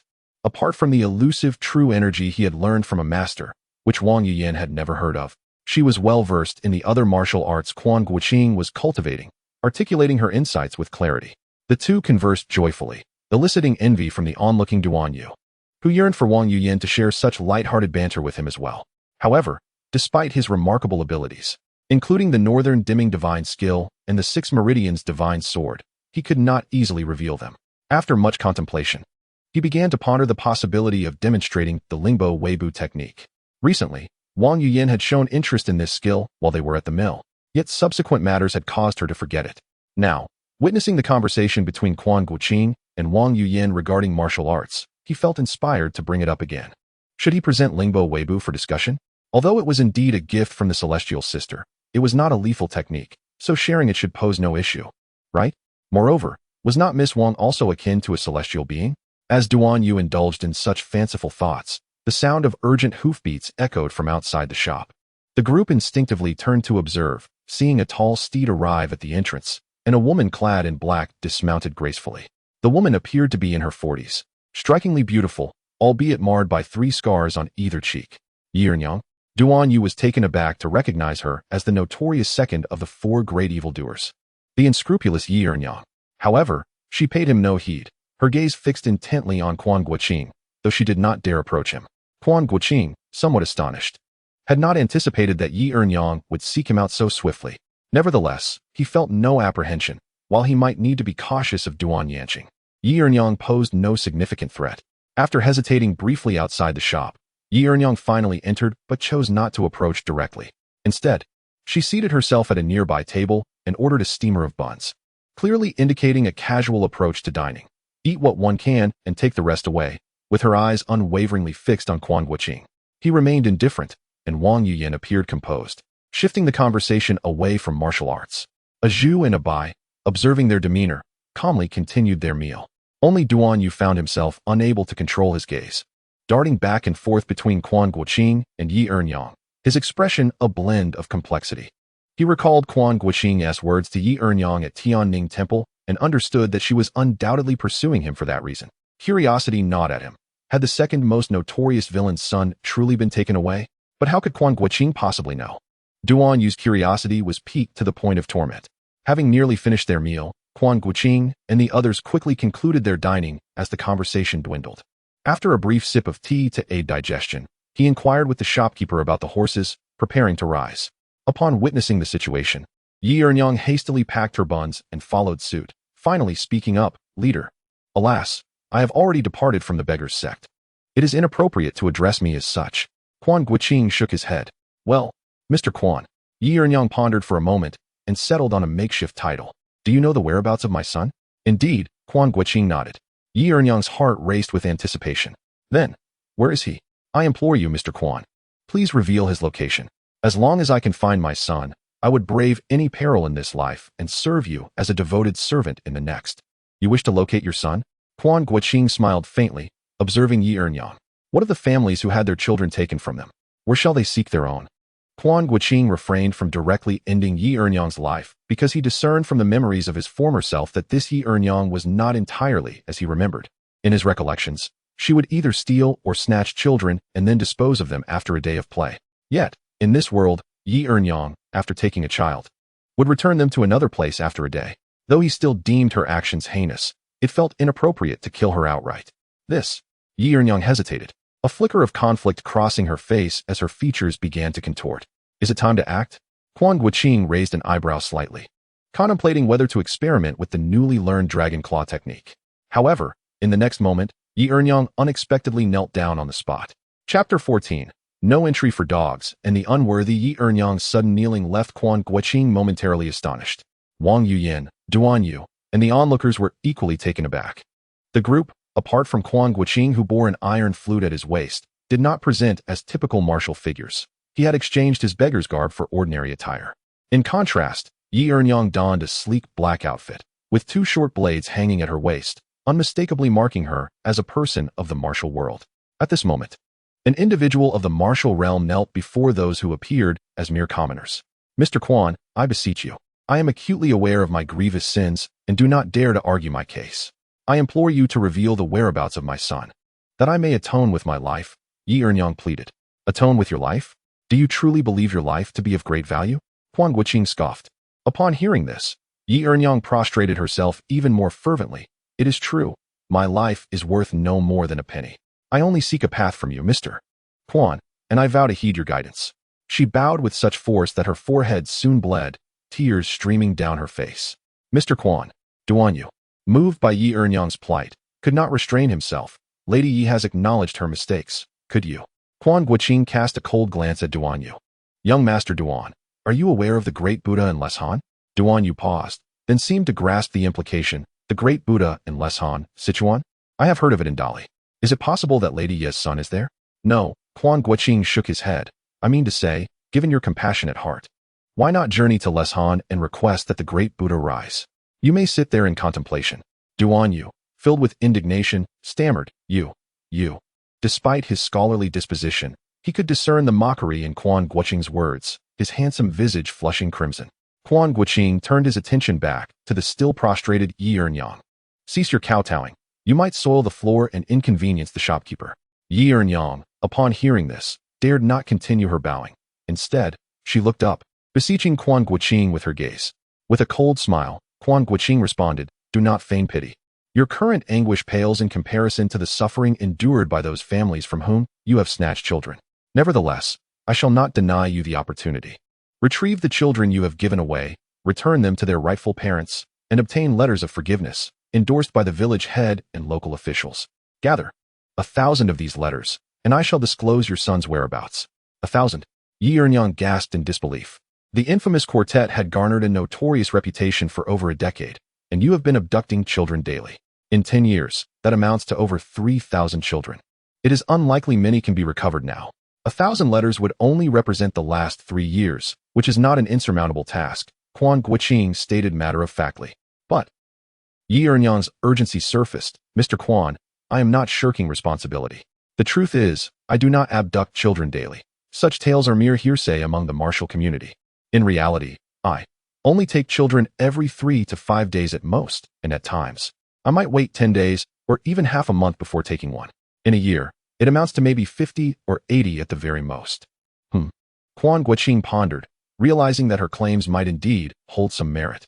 It was rather unrealistic to imagine that she could capture 200 or 300 children in a single year. However, he was not inclined to retract his statement, shaking his head and asserting, "What I declare to be 1,000 remains 1,000. Noticing that Yi Earnyang was still pleading, he continued, "If you cannot recover them, I can offer you an alternative. Please instruct me, Mr. Quan."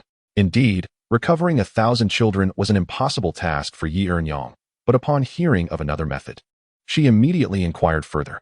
"You should seek out those notorious criminals wanted by the authorities, be they lecherous rogues, abductors, or murderers. Any clearly defined villain will do. Hand them over to the officials, and a single response from the authorities will count as 10.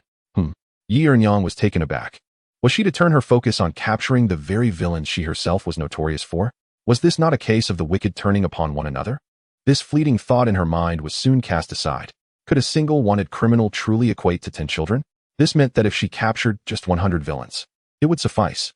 This was far easier than attempting to retrieve those children, especially since she had never kept a record of which child she had taken, many of whom she had simply seized on a whim as she passed by, often giving them away just as casually.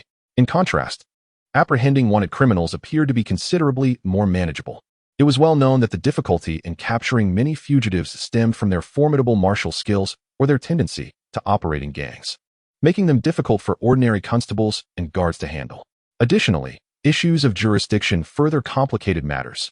Unless it was a prominent case that drew the attention of the court, even crimes crossing county lines were often challenging to resolve. Yet for Yi Earnyang, none of these concerns applied.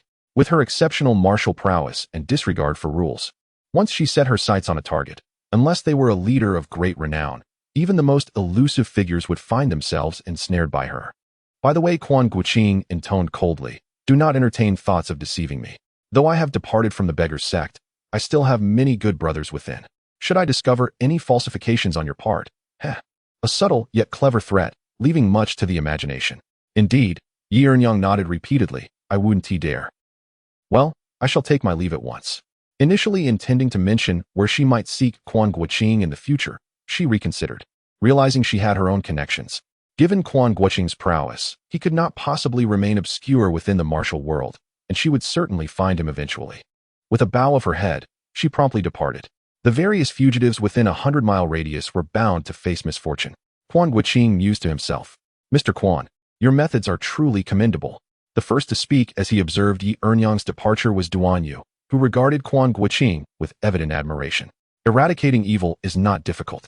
Persuading evildoers to embrace virtue is the greater good. I was narrow-minded before." With this, he performed a courteous bow toward Quan Guanqing. Quan Guanqing raised an eyebrow slightly. After he had articulated his approach to Yi Earnyang, Wang Yuyan, a Zhu, and Abai had all displayed expressions of astonishment, their sentiments reflecting approval. Duan too exhibited a similar demeanor, his emotions resonating with genuine admiration. As he regarded Quan Guanqing with utmost sincerity, his earnestness was unmistakable. This prompted Quan Guanqing to cast a glance at Duan. Although this fellow was somewhat superficial, a sycophant, and possessed a heart of compassion, he was nonetheless capable of letting go and accepting his mistakes. "You speak too highly of me, young Master Duan." Given that the other party had made such an effort, it would be inappropriate for Quan Guanqing to maintain his aloofness. Moreover, by slightly easing the tension between them, it would facilitate the process of enhancing their camaraderie thereafter. Delighted by Quan Guanqing's concession, Duan felt a surge of joy. The group resumed their journey, heading towards Mount Shaoshi. Their travels were marked by silence. And a few days later, they arrived at the foot of the mountain, taking a respite in a small town. After securing lodgings at an inn, Wang Yuyan and the others ascended the mountain to inquire about Murong Fu's whereabouts at the Shaolin Temple, while Quan Guanqing sought out disciples of the beggar's sect in the town. Remarkably, he managed to locate a disciple from the Daong branch, specifically a six-bag disciple. Though Quan Guanqing did not know his name, the individual recognized him as the former leader of the Daji branch. The Daong and Dai branches were closely associated with Qiao Feng and had not maintained a harmonious relationship with the Daji branch in Jiangnan. However, due to Quan Guanqing's defense of Qiao Feng during the incident in Xingzi Forest, the man held a favorable impression of him, which proved advantageous for Quan Guanqing, considering he had already distanced himself from the beggar's sect.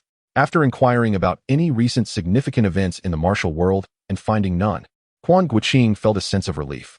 He then departed from the town, making a circuit at the foot of Mount Shaoshi, where he easily learned of an elderly couple with the surname Qiao residing at the mountain's base, tending to the fields of Shaolin. Confirming that the old man was named Qiao Sanhuai, Quan Guanqing refrained from approaching directly, merely observing from a distance. Inwardly, he reaffirmed a prior suspicion, Xiao Yuanshan, the biological father of Qiao Feng, must have been shadowing him all along. Wherever Qiao Feng went, he left a trail of bloodshed, fearing that the blame would be placed upon his son. At this moment, Qiao Feng had yet to return, and thus, Xiao Yuanshan had not acted against the elderly couple. This reckless individual was unrelenting in his schemes against his son. After silently berating Xiao Yuanshan, Quan Guanqing descended the mountain, intending to send Wang Yuyan and Duan Yu on their way before remaining behind to protect the elderly couple. Additionally, he sought an opportunity to acquire the Yi Jing from Shaolin. What? Is this theft? He scoffed. Can stealing books truly be considered theft? At worst, it could be termed as pilfering. It is merely literature. If Quan Guanqing desires to peruse it, he could be deemed a scholar. Can one truly call a scholar's pursuit of knowledge theft? With such shameless thoughts, Quan Guanqing returned to the inn in the small town. This was the only inn in the town, and aside from lodging, it was also the largest tavern. Upon his return, Quan Guanqing noticed that Wang Yuyan and Duan Yu, along with 2 others, were dining on the first floor. He raised an eyebrow. Not because they had begun their meal without waiting for him, having told him not to wait upon his departure, but rather due to the presence of 2 additional individuals. One was slender, with a face marked by a peculiar obstinacy, while the other appeared even more diminutive, with sunken cheeks and 2 whiskers resembling those of a rat. Their disheveled appearances were particularly stark, especially when seated alongside Duan Yu and Wang Yuyan, which made their plight all the more evident. Although Quan Guanqing had never encountered these 2, the original had seen them not long before his arrival. They were none other than Bao Butong and Feng Boyi, 2 of the 4 prominent leaders under Murong Fu's command. One was a pedant, while the other was a stubborn youth. Quan Qing subtly shook his head, contemplating Murong Fu's ambitions. With such a lackluster team, success seemed a far-fetched dream. Yet, why should that concern him? With a chuckle, Quan Qing strode inside. Upon seeing him enter, Wang Yuyan immediately rose with a smile. Mr. Quan has returned. How fortuitous. We have just seated ourselves, and the dishes have yet to be served. Oh, Quan Qing replied noncommittally, just as Wang Yuyan spoke. Feng Boyi and Bao Budong turned their scrutinizing gazes upon him. Particularly, Bao Budong, after Wang Yuyan's greeting, remarked, Nay, I fear Mr. Quan has returned just as we are about to dine. Indeed, he had returned as they were to dine. Yet the notion of hurrying them back to their meal was absurd. Quan Qing laughed heartily. Mr. Bao, your esteemed presence is rather unappetizing. Wang miss, I shall refrain from joining you. Wang Yuyan opened her mouth, eager to interject, but with Bao Budong's provocations, she hesitated to criticize her cousin's confidant, leaving her momentarily embarrassed. Upon hearing Quan Qing's insult regarding his appearance, Bao Budong, though not offended, instinctively retorted, Nay. What one perceives is often a reflection of one's own heart. If you find me unseemly, does it not suggest your own inner turmoil? Oh, should I ever open a shop, I would surely hang a sign proclaiming no entry for Bao Budong and dogs. Quan Qing seated himself nearby, chuckling. The once jovial Bao Budong's expression darkened at this remark. Chapter 15. Misunderstanding. It is indeed a misconception to think that Bao Budong cannot endure provocation. He is often indifferent to quarrels, sometimes even taking pleasure in them. When insulted, he rarely reacts with anger, at most retorting in kind. However, today is an exception, not merely due to the harsh words of Quan Guanqing, but because before Quan's return, Wang Yuyan had already extolled Quan to the skies. To make matters worse, Wang had not yet had the chance to mention the events at the mill. Bao Butong, believing that Wang Yuyan had developed a fondness for Quan Guanqing, felt as though he had been wronged, as if his master had been dishonored. With such thoughts in mind, he confronted Quan Guanqing with provocation upon their meeting. When Quan retorted by calling him a dog, Bao Budong's fury erupted. What did you say? He exclaimed, rising to his feet and pointing an accusing finger at Quan. Is this fellow pretending? Quan, observing Bao's furious countenance, could not help but chuckle inwardly. Was this scoundrel seeking trouble? Very well then. Oh, my apologies, I misspoke. Quan replied with an air of feigned remorse. Bao Butong, taken aback, felt a surge of contempt. He was astonished that Quan could so easily yield. Noticing the change in Bao's expression, Quan smirked and continued, I was wrong. Dogs are indeed allowed inside. Realizing he had been toyed with, Bao Budong's face contorted in fury, and in the next moment, he leapt forward, aiming a claw at Quan's face with all his might, intent on inflicting harm. Do be careful not to damage the shop's belongings, Quan remarked with a smile, extending his hand to rest upon Bao's wrist. In that instant, Bao felt as though he had lost control of his body mid-air, spinning around, and, with a whoosh, found himself hurled outside the shop. He attempted to land on his feet, but as he touched the ground, he stumbled and fell clumsily, landing squarely on his backside. his face flushed crimson with embarrassment, having suffered such a humiliating defeat in a mere encounter. Though he was uninjured, the indignity of the fall stung far more than physical pain. As Bao Butong struggled to rise, his distorted expression caught Quan Guanqing's attention, who could not help but marvel at the scene. "You must admit, it is quite remarkable. This fellow, who daily engages in verbal sparring, possesses a commendable resilience. Despite experiencing such a significant embarrassment, his emotional state remains less tumultuous than that of Murong Fu." Little did Bao know that Quan was silently mocking his master, Murong Fu, which would surely have exacerbated his feelings of humiliation. Evidently lacking in perception, Bao Butong failed to recognize the disparity between himself and Quan Guanqing. In a fit of determination, he sprang back to his feet and charged at Quan once more. While his weapon skills may not rival those of Feng Bo, his martial prowess was not to be underestimated. With claws extended, he lunged at Quan's face while concealing his other hand, aiming for Quan's chest. Previously, he felt that his earlier misstep was due to his own carelessness. However, at this moment, he was fully committed. Yet, in the next instant, he realized that his prior demeanor was far from negligent. Quan Guanqing advanced a step, extending his claws to meet his opponent's, and their claws locked in a momentary clash. Yet, in the blink of an eye, Quan Guanqing deftly twisted his wrist, pressing down on Bao Butong's arm, thereby thwarting any subsequent moves. "By the heavens, the Dragon Claw technique!" Bao Butong exclaimed in astonishment, recognizing the maneuver. Just recently, in the apricot grove, he and Feng Boi were engaged in a spirited battle with an elder from the Beggars sect when Qiao Feng intervened, effortlessly incapacitating both with the very same technique. Feng Boi, who himself was proficient in claw techniques, vividly recalled how he had been subdued by a similar move, thus leaving a profound impression on him.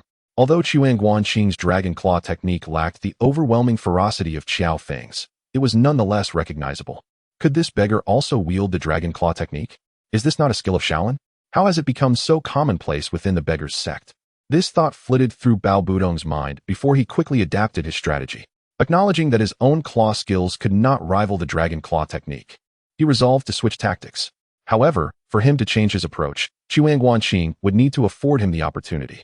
Quan Guanqing surged forward, his hands moving like a tempest, capturing winds, grasping shadows, playing the zither, striking the lute, unleashing fierce blows, and executing rapid strikes in an intricate sequence of 8 styles.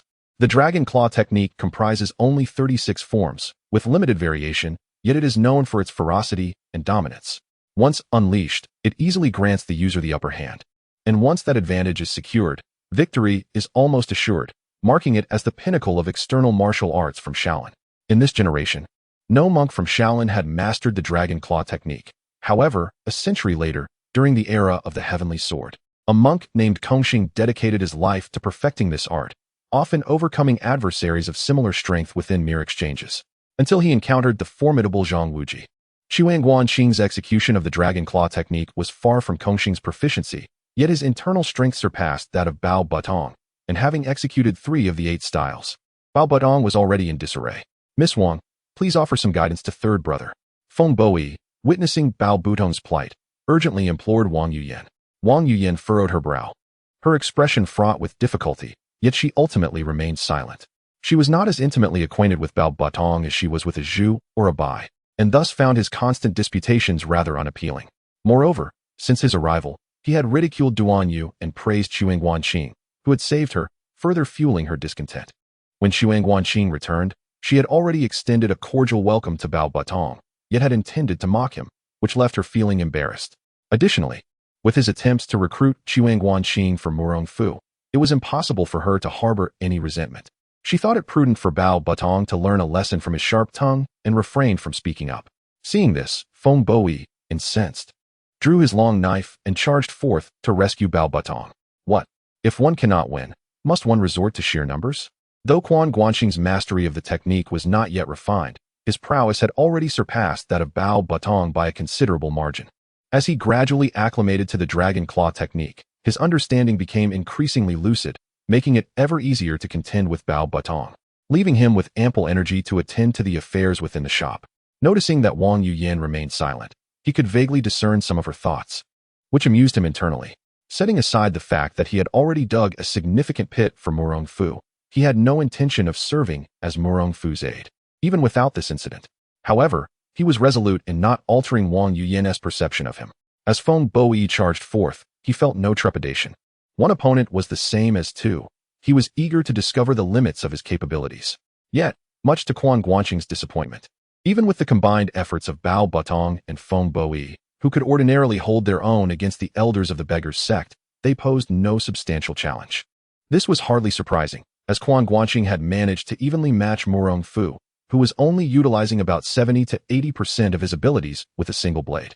When Murong Fu employed the skill of transferring flowers and connecting jade, even he found it difficult to cope. Against Murong Fu, it was likely that Bao and Feng, even when united, would not last beyond 10 moves. Thus, they could hardly expect to fare better against Quan Guanqing. After a few initial rounds of awkwardness, Quan Guanqing quickly gained the upper hand, effortlessly managing the duel against two opponents. Observing that he had clearly taken control of the situation, Wang Yuyan realized that if the fight continued, the two men would only find themselves increasingly humiliated. Bao and Feng also recognized this reality, yet being embroiled in the conflict, escape was no longer an option. Ultimately, it was Wang Yuyan who spoke up, imploring, "Mr. Quan, please show mercy." With a hearty laugh, Quan Guanqing acknowledged that Wang Yuyan had provided him with considerable guidance in martial arts throughout this journey, and thus, he deemed it fitting to grant her this courtesy. He then thrust both hands forward, unleashing two powerful waves of energy. Bao Batong and Feng Boyi each braced themselves, but soon realized that although the force was formidable, it lacked brutality and was instead quite gentle. They were propelled back a few steps, yet managed to regain their footing. Sensing the internal energy contained within this strike, both men understood that it was a deliberate act of restraint from Quan Guanqing, their faces alternating between shades of green and red, thick with embarrassment. Quan Guanqing, tilting his head with a teasing expression, remarked that with such meager skills, they ought to refrain from engaging in fierce combat. Should they encounter a true master, they might not even comprehend their demise. Without further concern for the discomfort on their faces, he strode directly into the tavern, opting for a separate table rather than joining Wang Yuyan and her companions. Bao Batong, feeling utterly humiliated, hesitated momentarily before haughtily declaring, "Miss Wang, Aju, I'll buy. I shall retire to my room for a rest." With that, he departed without touching his meal, heading straight for the guest room in the rear courtyard. Feng Boyi, however, remained unfazed. He relished a good fight without concern for victory or defeat. Recognizing that Quan Guanqing's martial prowess surpassed his own, he accepted the loss with a smile and returned to Wang Yuyan's table, occasionally casting glances towards Quan Guanqing. Observing that Quan Guanqing had not chosen to join them, Wang Yuyan felt a frown form on her brow. Bao Budong's actions had likely jeopardized the goodwill that had just begun to blossom. She resolved to have a serious discussion with Bao and Feng upon returning. Aju and Ah Bai, witnessing the misfortune of Bao and Feng, felt a twinge of discomfort. However, the two women understood Wang Yuyan's thoughts and recognized that this matter was indeed a reckless act by Bao Batong, so they refrained from commenting further. Only Duan Yu, who initially held no fondness for Quan Guanqing, had been subjected to various provocations from Bao Batong prior to Quan Guanqing's return, which had left him seething with frustration. Now that Quan Guanqing had dealt with Bao Batong, Duan Yu found a measure of delight in the situation. Thus, at the two tables, the three young women wore solemn expressions, while the three men were all smiles, a peculiar sight indeed. After finishing his meal, Quan Guanqing bid farewell and returned to his guest room to rest, though he had no intention of truly falling asleep. He aimed to venture out at night to explore the Shaolin Temple, seeking an opportunity to pilfer the Yi Jin Jing. Yet, where exactly was the Yi Jin Jing located? It seemed to be within a grand hall, but with so many edifices in the Shaolin Temple, he could not recall which one it was and resolved to investigate under the cover of night. Just as he pondered how to infiltrate the Shaolin Temple without being detected by the monks, a knock sounded at his door. Ah, could it be Duan Yu again? In recent days, Duan Yu had visited him multiple times at night, hinting at his desire for the Dragon Claw manual penned by Wang Yuyan. Of course, Quan Guanqing would not oblige. To expect him to hand over something without offering anything in return was simply preposterous. However, Duan Yu had not come around in the last couple of days. Could it be that he had devised a new approach? As these thoughts crossed Quan Guanqing's mind, he rose to open the door, only to find that it was not Duan Yu waiting outside. Chapter 16. Encounter with a powerful individual. Quan Guanqing initially believed that Duan Yu had finally come to a realization and was prepared to exchange the Dragon Claw technique for either the Northern Dark skill or the Six Meridian swordplay. However, upon opening the door, he was greeted by a beggar from the Beggars clan, appearing to be in his 30s and adorned with 6 cloth bags. "Brother Sun?" Quan Guanqing recognized this individual as the local beggar he had inquired about any recent significant events earlier in the day. He was surprised that the man had come to find him in the dead of night. It was no mystery to Quan Guanqing that the beggar's clan could easily learn of his whereabouts. There were few secrets that could be kept in the martial world. Not to mention, during dinner, he had engaged in a fierce battle with Bao and Feng, attracting considerable attention. Brother Quan. Sun Ludai no longer referred to him as the leader, but simply as a brother. He conveyed the grave news that Elder Su and his 19 descendants had all been murdered. Elder Su has been exterminated? Quan Guanqing was taken aback and quickly ushered him into the room. Although he harbored no fondness for the old man and had distanced himself from the beggar's clan, the sudden death of such a figure sent a chill through him. Sun Ludai nodded gravely, revealing that the news indicated many had suffered severe injuries, their bones shattered and internal organs destroyed. The assailant possessed remarkable martial prowess, with astonishing palm strength. At this juncture, Sun Liudai's expression became somewhat complicated. Brother Sun, do you have more to say?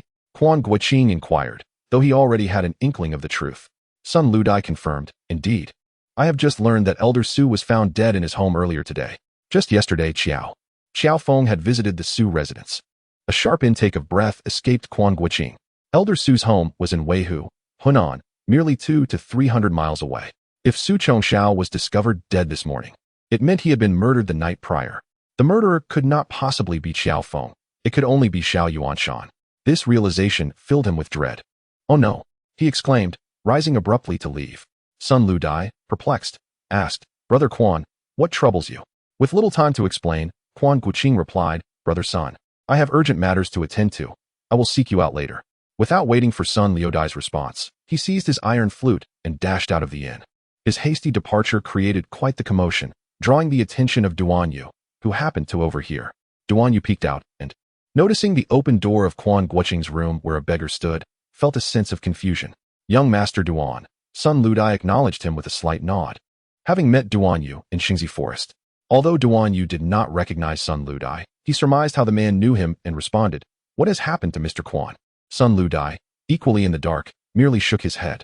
Unable to grasp the situation, Duan Yu found himself at a loss, and Sun Ludai, unwilling to elaborate, chose to remain silent. Meanwhile, Quan Guanqing employed his lightness skills, soaring towards Shaoshi Mountain.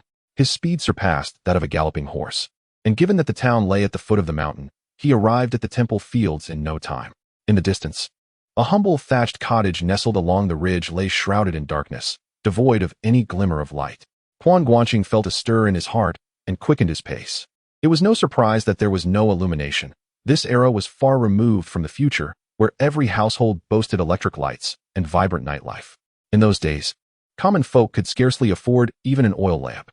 During the day, Quan Guanqing had observed that the Qiao couple, whether blessed by the Shaolin Temple or supported by Qiao Feng, seemed relatively well off. Yet, it was unlikely they would burn the midnight oil. He hoped that no misfortune had befallen them. As he approached the cottage, he refrained from knocking and instead crept around to the back, straining to listen. His internal strength was profound, and his senses acute. With a little concentration, he discerned the sound of snoring from within, which eased his mind. Qiao Feng was probably still investigating the cause of Elder Su's demise and had yet to arrive at Shaoshi Mountain. As for his biological father, Xiao Yuanshan, he was likely to remain close to Qiao Feng, ensuring that the pot remained tightly sealed. With such thoughts, Quan Guanqing felt a measure of relief. He pondered whether to depart or to meander up the mountain for a visit to Shaolin when suddenly, his ears perked up. In the next instant, he swiftly turned to the side. A sharp gust of wind grazed his ear, leaving his cheek burning. What formidable energy! Quan Guanqing felt a jolt of alarm. Narrowing his eyes towards the source of the wind, just a few steps away stood a figure he had not noticed before. Clad in a black and gray monk's robe, their face obscured by a black cloth, the person's imposing stature was matched only by their shock of gray hair. Xiao Yuanshan.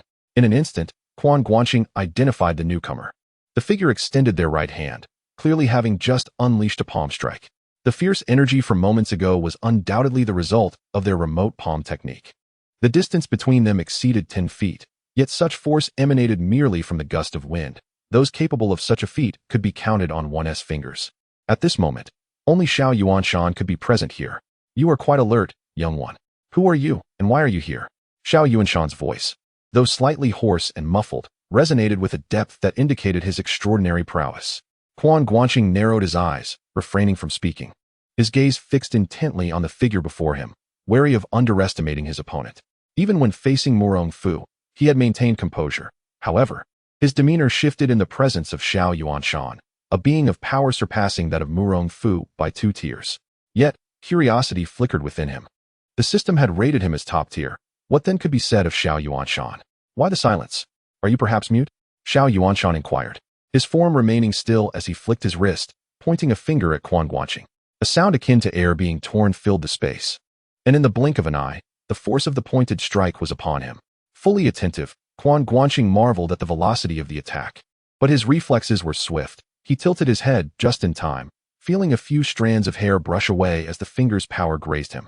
Your finger technique is both tangible and formless, yet this strike of yours is wholly substantial, Quan Guanqing retorted, a hint of mockery lacing his words. It turned out that his master from years past had engaged with Master Xianbei of Shaolin, often convening to discuss martial arts. Master Xianbei excels in 2 formidable techniques, the Great Vitalis Staff and the Demon Subduing Rod, with his mastery of the formless finger technique following closely behind. In his early years, Quan Guanqing had witnessed this finger technique. When Xiao Yuanshan employed it, its power far surpassed what Quan Guanqing had observed when Xianbei wielded it. Yet it lacked the formlessness that characterized Xuanbei's execution, rendering it a lesser form. A flicker of astonishment crossed Quan Guanqing's mind as he realized it was indeed Xiao Yuanshan. You possess some discernment, boy. Thus, you must not be allowed to leave, Xiao Yuanshan declared, swiftly closing the distance to Quan Guanqing and reaching out to seize him. Not daring to underestimate the threat, Quan Guanqing retreated while drawing forth his iron flute to counter. His martial prowess was heavily reliant on this flute, which encompassed unique sonic attacks and acupoint striking techniques. In a confrontation between masters, the presence or absence of weapons significantly influences the dynamics.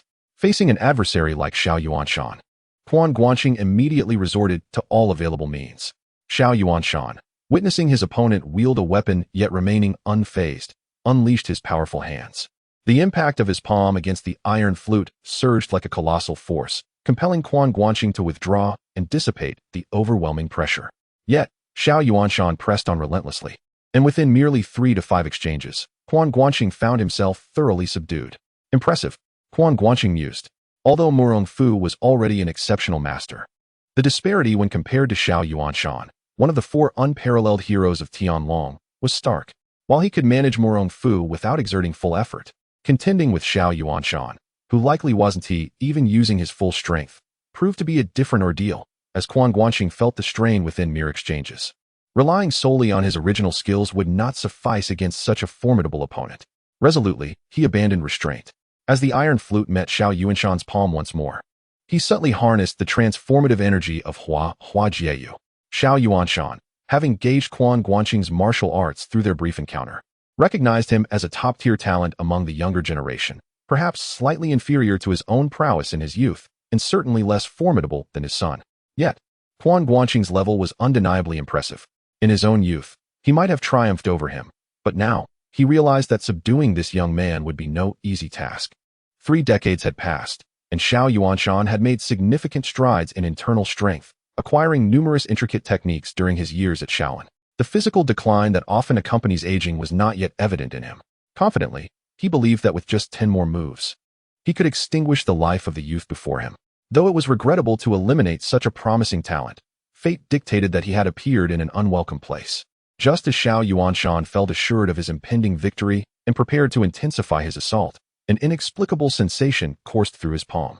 In the next moment, his arm inexplicably twisted against his will, striking harshly upon his own shoulder. Xiao Yuanshan gasped, taken aback. Although he had sensed the impending impact and attempted to retreat and mitigate the force, he was ultimately a fraction too late. The blow sent him reeling, causing a slight tremor within his internal organs. In this instance, Xiao Yuanshan's response was not as adept as that of Murong Fu earlier. Rather, it was comparable to that of Yun Zhonghe, not due to a lack of skill. In truth, he had initially held the upper hand, and thus became complacent. At that moment, his thoughts were consumed with swiftly eliminating this person and subsequently dealing with the 2 deceiving elderly couple in the thatched cottage who had wronged his son. With his mind in disarray, his reaction to the sudden turn of events inevitably lagged. Had it not been for this, even if he could not fully retract his palm's power, the consequences would not have been so grave. What kind of martial arts is this? Feeling the searing pain in his shoulder, Xiao Yuanshan furrowed his brow slightly. He had not anticipated the shifting fortunes. This particular skill had never been publicly proclaimed by the Murong family, although Xiao Yuanshan had crossed paths with Murong Bo several times at Shaolin. The latter had not employed this signature technique. Thus, he remained oblivious to the existence of such a martial art in the martial world. Want to know? I shall not divulge. Quan Guanqing let out a sneer, shifting from defense to offense as the iron flute struck out. Xiao Yuanshan's gaze sharpened. He retreated while simultaneously executing a finger strike in midair, employing the Wuxiang Jieji. However, the force of his strike met the iron flute without diverting its course. Instead, Quan Guanqing's iron flute twisted in an unusual manner. Xiao Yuanshan heard the sound of air being sliced, only to realize that his own force had been rebounded back at him, sending a shock of astonishment through him. Yet, this formless power was elusive, forcing him to evade. Truly, it was the pinnacle of the Yihua Jiu technique. Impressive indeed. Quan Guanqing felt a surge of joy, relishing the shift from defense to offense. However, before he could bask in his triumph, Xiao Yuanshan suddenly reached into his bosom, producing a shadow that rushed towards Quan Guanqing with a whistling wind. Instinctively, Quan Guanqing raised his iron flute to defend, activating the Yihua Jiu, and the shadow was momentarily brushed aside. Yet, in the next moment, that shadow unexpectedly veered sharply, changing direction to strike toward Quan Guanqing. Chapter 17. The unsettled tide. The shadow unleashed by Xiao Yuanshan, upon being intercepted by the iron flute, unexpectedly changed direction. And by the time he realized it, the shadow was already upon Quan Guanqing's chest. With a muffled thud, the shadow struck him squarely. Yet, in that critical moment, he executed the technique of transforming flowers and connecting jade. As the formidable shadow descended upon his chest, the force was deftly dissipated. However, his reaction was a fraction too late. Though he managed to neutralize 80% of the impact, the remaining 20% still left him feeling a heavy pressure upon his chest. He stumbled backward, struggling to regain his footing, acutely aware of the discomfort in his chest. Xiao Yuanshan, astonished, felt his emotions surge. He uttered softly, taken aback. He had anticipated that Quan Guanqing would block his initial strike with the iron flute. But the subsequent change in force was no less potent. Remarkably, he had managed to absorb the blow with his chest without spewing blood. Was this reasonable? Xiao Yuanshan found this utterly perplexing. Quan Guanqing, too, was baffled. He had now discerned the object in Xiao Yuanshan's hand. It was a black rope, the contents of which remained a mystery. Yet Xiao Yuanshan's technique was exceptionally refined, enabling him to wield the supple rope with the might of an iron rod. Suppressing his astonishment, Xiao Yuanshan launched another assault on Quan Guanqing. From their brief contact, he comprehended the young man's prowess. Although the youth was highly skilled, there was a distinct disparity when compared to himself. However, he possessed an extraordinary ability to redirect force. While it sounded simple in theory, executing it was exceedingly challenging. Xiao Yuanshan prided himself on his perceptiveness, yet such a remarkable skill was something he had neither witnessed nor even heard of before. Nevertheless, despite the marvel of this technique, it was not insurmountable. His previous use of the rope to thwart the complete redirection of force was merely one approach, and he had others in mind. With his ample monk's robe billowing around him, he generated a gust of wind, concealing the power of his palm strikes, rendering it impossible for Quan Guanqing to discern and counter his force with the technique of transforming flowers and connecting jade. This method, while taxing on his internal energy, was deemed worthwhile by Xiao Yuanshan, who believed his internal strength surpassed that of his opponent. As a result, Quan Guanqing found himself in a predicament. Xiao Yuanshan's left hand feigned strength, obscured by his large sleeves, making it difficult for Quan Guanqing to respond. Meanwhile, the peculiar rope in Xiao Yuanshan's right hand moved with uncanny agility, extending as if it were an arm or a cunning serpent, proving even more formidable than the palm strikes. Employing such tactics, after just 3 to 5 exchanges, Quan Guanqing was already at his wit's end. He struggled to defend himself with both hands for over 20 exchanges, but ultimately, he was caught off guard and received a strike to his left shoulder. Even in the hasty execution of transforming flowers and connecting jade, he managed to dissipate much of the force, yet he still felt a sharp pain in his shoulder. Surely, a bone must have cracked. Realizing the dire situation, Quan Guanqing inwardly lamented his predicament and hastily retreated, contemplating a swift escape. While he indeed wished to protect the Qiao couple, he had somewhat overestimated his own capabilities and underestimated Xiao Yuanshan. He initially believed that he had significantly enhanced his skills, acquiring the unparalleled art of Hua Jiejing, and thought that even if he could not defeat one of the 4 absolute masters, Xiao Yuanshan, he could still engage him in battle. However, while aspirations are often grand, reality can be rather stark. As he found himself on the verge of being overwhelmed, his instinct for self-preservation took precedence. Just then, the sound of galloping hooves approached rapidly. The moment he had contemplated fleeing, Xuan's eyes brightened. The only person capable of arriving at such a moment was, of course, Qiao Feng. Immediately, he abandoned his thoughts of escape and resolved to continue resisting. Even with only his right hand available for agile maneuvers, Xiao Yuanshan was not a foe who could be easily vanquished in just a few moves. Especially upon hearing the approaching thunder of hooves, Xiao Yuanshan's demeanor shifted. Quan clearly observed the fury and frustration radiating from Xiao Yuanshan's countenance. Yet this old man, having endured many trials, maintained an impressive emotional steadiness, merely exhibiting a minor fluctuation, compared to Morong Fu, who would unleash devastating strikes with little provocation. This was indeed disappointing to Quan. At that moment, the sound of hooves drew near, and a resonant male voice called out, "Who goes there? Do not flee." Before the words could fully escape his lips, a powerful palm strike surged towards Xiao Yuanshan, its wind carrying a hint of a dragon's roar. It was none other than Qiao Feng. He had ventured to Yanmen Pass in search of the stone carvings left by Xiao Yuanshan, only to discover they had been destroyed. Frustrated, he intended to seek clarity from Su Chongxiao. However, upon arriving, he found Su Chongxiao gravely ill after the tumult in Xingzi Forest, unable to receive visitors. As Qiao Feng pondered whether to approach Danzheng or Monk Zhiguang, he was struck with the shocking news that Su Chongxiao had been murdered, his entire family annihilated. Initially, Qiao Feng was taken aback, but soon he overheard murmurs in the martial world suggesting that he himself was implicated in Su Chongxiao's death. It dawned on him that he bore significant suspicion, especially given the reports that the Su family had perished due to overwhelming palm strikes. The most notorious of such techniques was naturally the 18 palms of the Dragon Subduing. With motive and evidence seemingly at hand, Qiao Feng felt a wave of unease wash over him. Yet, he was acutely aware that he had never harmed Su Chongxiao. Nevertheless, the circumstantial evidence was undeniably damning. Someone was framing him. The very notion occurred to him almost instantaneously.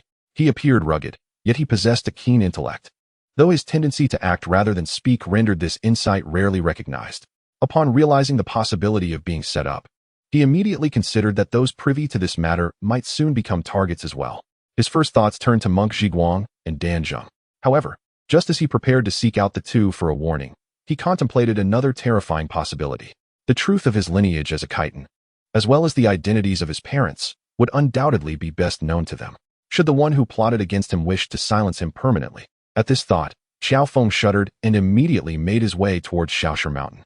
Although Qiao Feng possessed exceptional martial prowess, he lacked agility, allowing Xiao Yuanshan to seize the opportunity to observe him from the shadows. Had it not been for Quan Guanqing's timely arrival, Qiao Feng would have stumbled upon the lifeless bodies of his adoptive parents. Unbeknownst to Qiao Feng, who was under clandestine surveillance, he sensed something amiss upon reaching the courtyard of the Qiao family when he witnessed two individuals engaged in a fierce battle. From a distance, he discerned that the figure clad in black robes wielded formidable skills, potentially surpassing his own. The identity of the other combatant was unmistakable to Qiao Feng. It was Quan Guanqing. Could it be that Quan possessed such remarkable abilities? As the leader of the Beggars sect, Qiao Feng was acutely aware of the martial talents of his brethren. While Quan Guanqing was indeed highly skilled, he was comparable only to the four elders, Song, Shi Wu, and Chun. They ranked among the elite of the second tier, but fell short of the first. In stark contrast, the black-robed monk's martial prowess was undoubtedly of an extraordinary caliber, possibly even beyond that. The mere fact that Quan could contend with such an opponent completely contradicted Qiao Feng's assessment of his abilities. Yet, there was no time for contemplation. The lines of friend and foe were clearly drawn.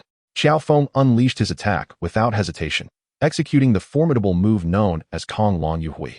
From a distance of 2 zhang, Xiao Yuanshan felt a surge of formidable palm energy approaching and dared not underestimate it, responding with a palm strike of his own. With a resounding clash, their energies collided and neutralized one another. The great Vaiduria palm? Qiao Feng's gaze sharpened. His martial arts were derived from Shaolin, allowing him to recognize the distinct techniques of the temple, further solidified by the monk's robes hinting at his identity. With a powerful leap from his steed, he closed the distance to Xiao Yuanshan and struck, declaring, "Brother Quan, step aside. I shall deal with this fiend."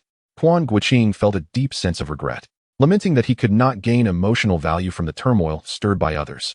Just from Qiao Feng's utterance of this fiend, he sensed Xiao Yuanshan's emotions were on the brink of eruption. This was indeed a son chastising his father. Yet, Quan Guanqing bore no intention of dissuasion. He believed Xiao Yuanshan deserved the rebuke. The man had betrayed his father, while he had genuinely betrayed his son. Undeniably, Xiao Yuanshan was pitiable, innocent, and filled with hatred. Quan Guanqing would have no qualms had he simply ended the lives of those responsible. In the world of martial arts, who could predict whether death or tomorrow would come first? Whoever fell by whose hand was hardly a matter for complaint. Yet, it was the burden of these grievances that Qiao Feng bore, nearly driving him to the brink of mental collapse, and indirectly led to the demise of Aju, rendering Qiao Feng's life a lamentable tale. Meanwhile, this elder brother had renounced worldly attachments and taken on the monk's robes, likely to outlive his own son. Absurdity upon absurdity. After a rapid swirl of chaotic thoughts in Quan Guanqing's mind, he redirected his focus to the duel unfolding before him. This clash could be deemed the pinnacle of combat within the realm of Tianlong. Though Xiao Yuanshan's skills were deeper, Qiao Feng's momentum was unmatched.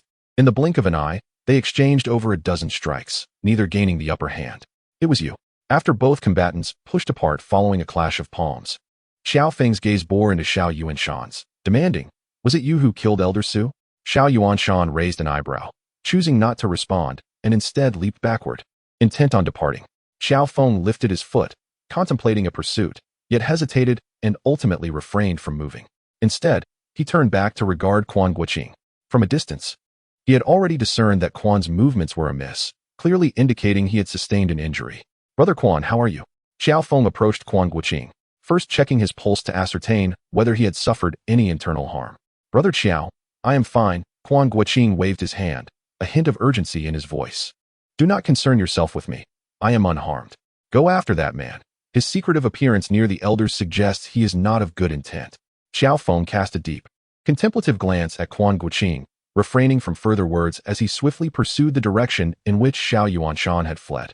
Quan Guanqing could only shake his head inwardly, certain that Qiao Feng would not catch up with Xiao Yuanshan.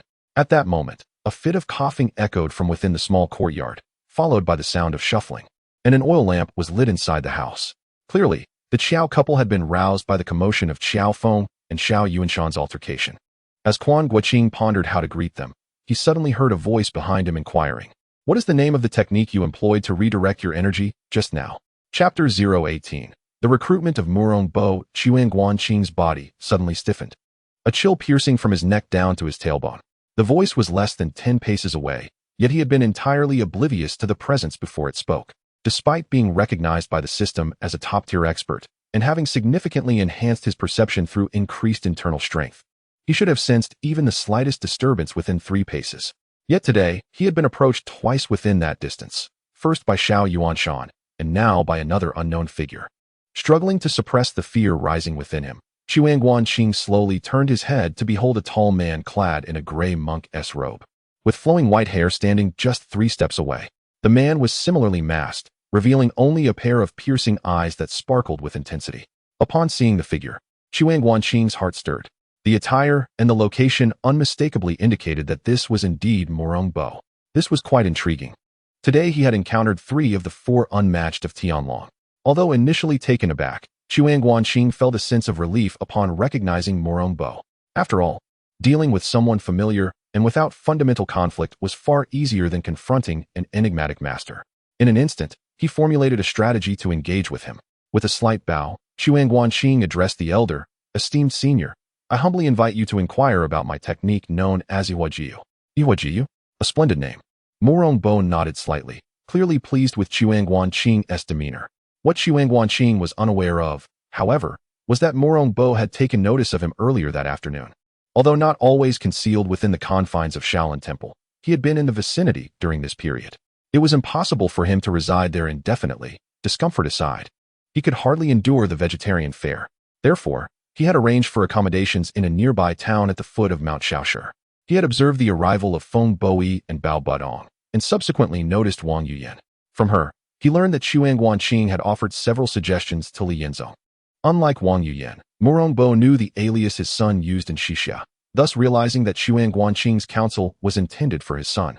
From Wang Yuyan's descriptions, he also perceived that Quan Guanqing could indeed be a valuable asset in the endeavor to restore their nation. Hence, despite witnessing Quan Guanqing engage with Feng and Bao, he chose to remain incognito, opting instead to observe. Had it not been for Qiao Feng's timely arrival, he would have intervened to assist Quan Guanqing. Your praise is greatly appreciated, esteemed elder. Quan Guanqing feigned a courteous demeanor. Surely, your inquiry into my martial arts would not merely be about its name? Haha. I do enjoy conversing with intelligent individuals, Morong Bo replied, nodding. I've heard that you were once the leader of the beggars' sect? Quan Guanqing nodded, though he was somewhat astonished that this old man was aware of his past. Noticing his reaction, Morong Bo continued. I've heard you have since departed from the beggars' sect. May I inquire about your future plans? As he spoke, Quan Guanqing grasped the underlying intent of his words. He was seeking to recruit him. This was indeed a favorable opportunity. Certainly, Quan Guanqing would never serve as a subordinate to the Morong family. Given the peculiar mindset of the Morong clan, their likelihood of achieving great success is virtually non-existent. It would be far more prudent for Quan Guanqing to pursue his own endeavors. Unbeknownst to them, I possess another alias, Han Wang Chen Yuliang. The reason I perceive this as a positive development is that if Morong Bo harbors such intentions, he will at least temporarily refrain from displaying any hostility towards me. With a calculated mindset, Quan Guanqing smiled calmly and said, since the esteemed elder has inquired, it would be remiss of me not to share. Currently, I have no specific plans. My sole interest lies in honing my martial skills. Morong Bo nodded, finding this in line with his previous observations. From his eavesdropping on the conversation between Wang Yuyan and Bao Feng, he understood that Quan Guanqing's association with Wang Yuyan was primarily to discuss martial arts. It was evident that he was indeed pursuing excellence in this field. This is easily remedied. The water pavilion abounds with exceptional martial arts, particularly those techniques he had pilfered from Shaolin. Furthermore, once my son secures Wang Yuyan, the treasures of the Montua Villa, including the Longhuan Jade Cave, will inevitably serve as her dowry. With these assets, it would be effortless to attract those seeking to achieve greatness in martial arts. However, it would be inappropriate for him to voice such sentiments, and even Morong Bo decided to withhold the identity of the Morong family for the time being. He merely nodded in approval, stating that it is commendable for the youth to possess ambition. Nevertheless, most sects within the martial world are quite protective of their own, making it challenging to learn advanced techniques without joining their ranks. You speak the truth, Quan Guanqing acknowledged with a sigh. I share your concern. However, the current state of the world is uncertain, and it seems we are on the brink of great turmoil. If I were to rashly align myself with any faction, I fear I might become embroiled in their conflicts. Great turmoil? Morong Bo keenly sensed the significance of this statement. As someone who has dedicated his life to rebellion, he eagerly anticipated the prospect of such chaos. Achieving anything during a time of peace is exceedingly difficult, but when the world descends into disorder, the dynamics shift entirely. Morong Bo had previously incited the Jianghu to assassinate Xiao Yuanshan in hopes of igniting the Songliao War, seeking to exploit the ensuing opportunity for his own gain. However, the conflict never materialized, leaving him in a precarious position from which he had to feign death to escape. Now, hearing Quan Guanqing mention an impending shift in the world, he felt a surge of excitement. I knew you would find this topic intriguing, Quan Guanqing thought to himself. Amused by the sudden display of Morong Bo's emotional excitement, value increased by 35. This old rebel, much like his son, exhibited such pronounced emotional fluctuations. Merely the mention of great turmoil had earned him 35 points in emotional excitement. Indeed, great turmoil, Quan Guanqing affirmed with a serious nod, briefly recounting to Morong Bo the situation regarding Zhao Song and the Liao Kingdom. Shortly after the incident at Yinmen Pass, Morong Bo had feigned death, spending much of his time either stealthily mastering martial arts at Shaolin or stirring up trouble in the Jianghu, all while casting blame on his son. In this regard, he and Xiao Yuanshan shared a mutual understanding, though he had become considerably less informed about the domestic affairs of the great nation. Although Quan Guanqing had a vague understanding of the matters discussed, he struggled to connect the dots. Upon hearing Quan Guanqing's words, he felt a sense of admiration akin to that of Morong Fu. Unsurprisingly, Quan Guanqing received a succession of emotional points. Given your extraordinary insights, might we converse in a different locale? Morong Bo inquired tentatively. Thank you for your kind regard, esteemed elder, but I find myself in a rather inconvenient position at present. Quan Guanqing thought to himself. You haven't even revealed your true identity, yet you expect me to seek a place to converse? He scoffed inwardly, reflecting on how even a dubious stranger would typically offer a candy to entice a child into viewing a goldfish. Maintaining an air of seriousness, Quan Guanqing replied, I must remain here to ensure the safety of my friend's parents, as it seems someone intended harm to them. Such is indeed a noble act. Morong Bo nodded in approval. Everyone appreciates a loyal and righteous individual, even one who might harbor rebellious intentions like Bo. After all, individuals of such caliber would be invaluable allies in the future. Since that is the case, I shall not impose further. It seems we are fated to meet again someday, he said, hesitating momentarily before producing a small booklet from his robes and tossing it over. Consider this a modest token of our acquaintance. Without waiting for Quan Guanqing's response, he swiftly departed. Quan Guanqing regarded the booklet in his hand with a peculiar expression. It was evidently handwritten, lacking a title on the cover. However, after perusing a couple of pages, he quickly discerned its contents. The Vajra finger, a prized martial art of the Huang Mei monk from Dali. Years ago, Huang Mei had been pierced through the chest by Bo's Vajra finger and subsequently retreated to Dali, disillusioned with the world of martial arts. It was no surprise that Bo possessed the technique, nor that he had the manual. However, gifting it to Quan Guanqing was somewhat unexpected. Yet, Quan Guanqing understood the motivation behind this gesture. Much like Wang Yuyan, Bo sought to cultivate goodwill with him, hoping to have Quan Guanqing serve Fu in the future. How generous! Quan Guanqing mused in astonishment. Adding to the dragon claw technique he had procured from Wang Yuyan, he had now acquired 2 superior martial arts from the family. It would soon become awkward to exploit Fu further. At that moment, a twinge of embarrassment flickered within Quan Guanqing, but it was swiftly forgotten. After expending 100 emotional points, he mastered the Vajra finger and tested it. With a single, pointed motion, he created a clear, albeit shallow, hole in the thatched wall a few feet away. Well, the power is quite impressive. Quan Guanqing was rather satisfied with his accomplishment. Uncertain whether age had dulled his hearing or if he simply dared not act upon what he had overheard. The oil lamp in the thatched cottage had extinguished. Leaning in to listen, Quan Guanqing noted the breathing within was not the steady rhythm of deep slumber, but rather a suppressed, shallow breath. Could they possibly think of me as a robber or thief? Quan Guanqing found himself sympathetic to the actions of the Qiao couple. In the household, only the elderly couple remains, devoid of any robust laborers. If they were to encounter a thief, it could be tolerated. Yet, should they face a robber, feigning ignorance would be preferable. They merely hope that the robber will take what he desires and depart without causing harm. In this era, many common folk share a similar sentiment. Quan Guanqing gently shook his head and settled down at the gate to recuperate. Although the injury on his shoulder was painful, it was not severe, merely a surface wound that would heal with a few days of rest. However, the previous impact on his chest from the rope had inflicted an internal injury, sending a wave of energy into his body, causing a disturbance in his internal organs. This required careful recuperation to avoid any lingering complications. It was also an opportune moment to await Qiao Feng. Little did Quan Guanqing anticipate that this wait would extend nearly an entire night. Upon reopening his eyes, he beheld the morning star hanging in the east. Having successfully regulated his internal energy and completed 2 cycles of circulation. At that moment, as he opened his eyes, he heard the sound of heavy footsteps approaching from afar. Following the direction of the sound, he glimpsed a tall figure advancing towards him. It was unmistakably Qiao Feng, yet he was cradling someone in his arms. Chapter 019. A Zhu is injured. Brother Qiao, what has happened? Quan Guanqing inquired as he approached Qiao Feng, who was cradling a figure in monk's robes, adorned with a cascade of emotional threads upon their head. Almost instantaneously, he grasped the situation. A Zhu? How could it be? Just this afternoon, they had dined together in the small town at the foot of the mountain. How had a Zhu found her way to Shaolin so swiftly? Moreover, the current state of affairs clearly indicated that she was injured. In a flash, Quan Guanqing realized that the original plot had unfolded as scripted.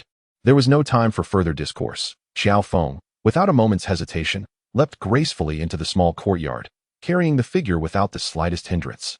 Quan Guanqing stood outside, blinking in disbelief. Wait, you scaled the wall? Is this your home?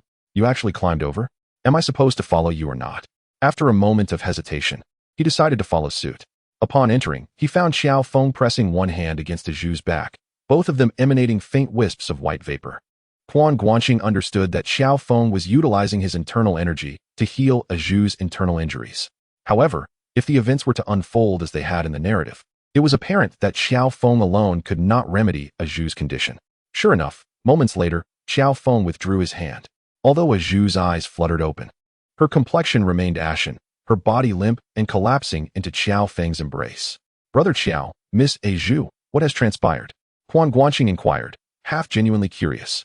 I cannot quite articulate what has occurred, Qiao Feng replied, his brow furrowing slightly, his expression a mixture of concern and contemplation. After a brief pause, he began to recount the tale. It transpired that Qiao Feng had pursued Xiao Yuanshan up the mountain. Xiao Yuanshan's agility surpassed that of Qiao Feng, and he was far more familiar with the terrain of Xiaoshe Mountain. In a matter of turns, Qiao Feng lost his quarry.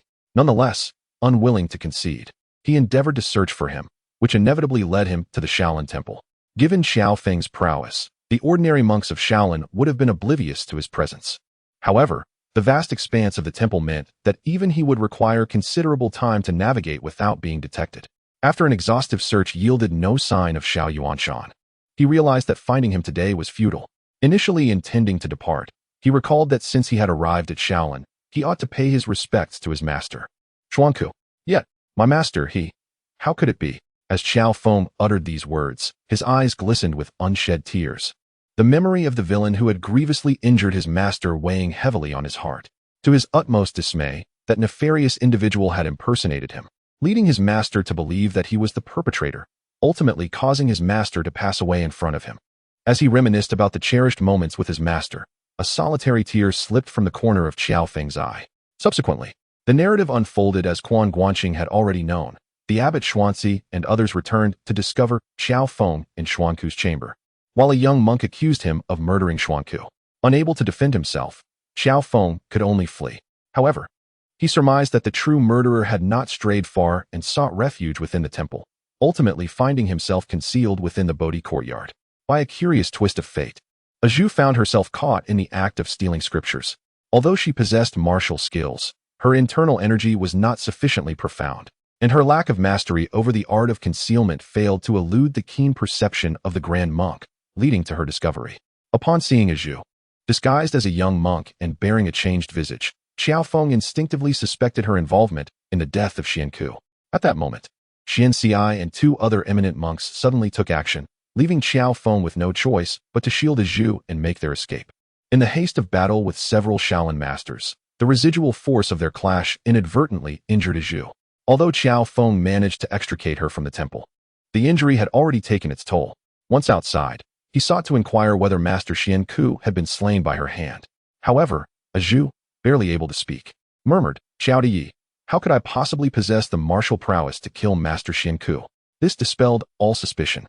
Unlike in the original narrative, Qiao Feng had witnessed Zhu employing her disguise techniques at Tianning Temple, and upon hearing her address, he immediately recognized her identity. Zhu's martial capabilities, far from being inferior even to the esteemed Xianku of the Xian character lineage, were likely unmatched by the monks of the Hui character lineage as well. Realizing this, Qiao Feng could not abandon Zhu. He promptly led her down the mountain to his parents' home, feeling assured with Quan Guanqing present to oversee her care. However, upon beginning his ministrations, he silently lamented the severity of her condition. Zhu's skills fell short of his expectations. During the tumult, Qiao Feng had been protecting her, and the actual blows had fallen upon him. Yet, the Shaolin masters he had contended with were of extraordinary caliber, and even the residual shockwaves proved too much for Zhu to withstand. Having descended from Shaolin, Qiao Feng was already fatigued, his vital energy depleted.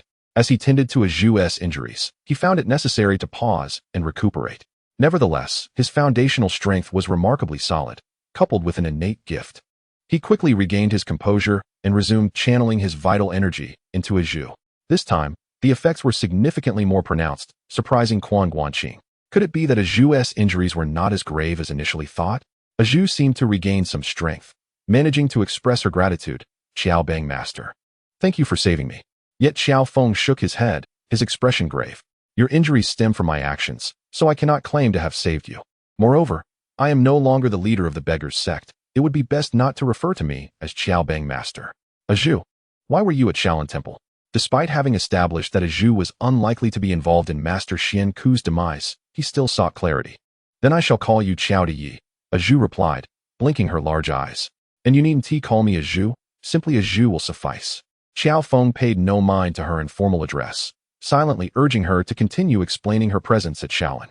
Zhu recounted the truth.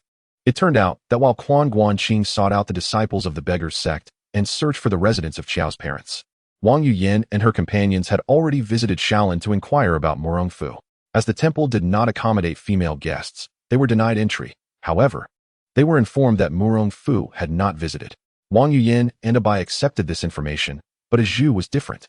In Quan Guanqing's words, this young lady possessed a rebellious streak.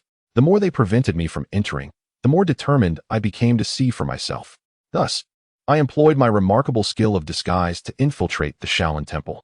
This, however, led to a confrontation with Qiao Feng and the esteemed monks, resulting in my severe injury. Those venerable monks were utterly inflexible. Just as Zhu was about to say more, her complexion suddenly paled, and she collapsed backward, her eyes rolling. Qiao Feng, quick-witted and agile, caught her, placing his palm against her back and channeling a gentle internal energy into her. After a moment, Zhu managed to catch her breath. Yet her face remained devoid of color. Alas, how did I drift off while speaking? She murmured. Master Qiao, Mr. Quan, I am truly sorry. Qiao Feng and Quan Guanqing exchanged knowing glances, each reading the same message in the other's eyes.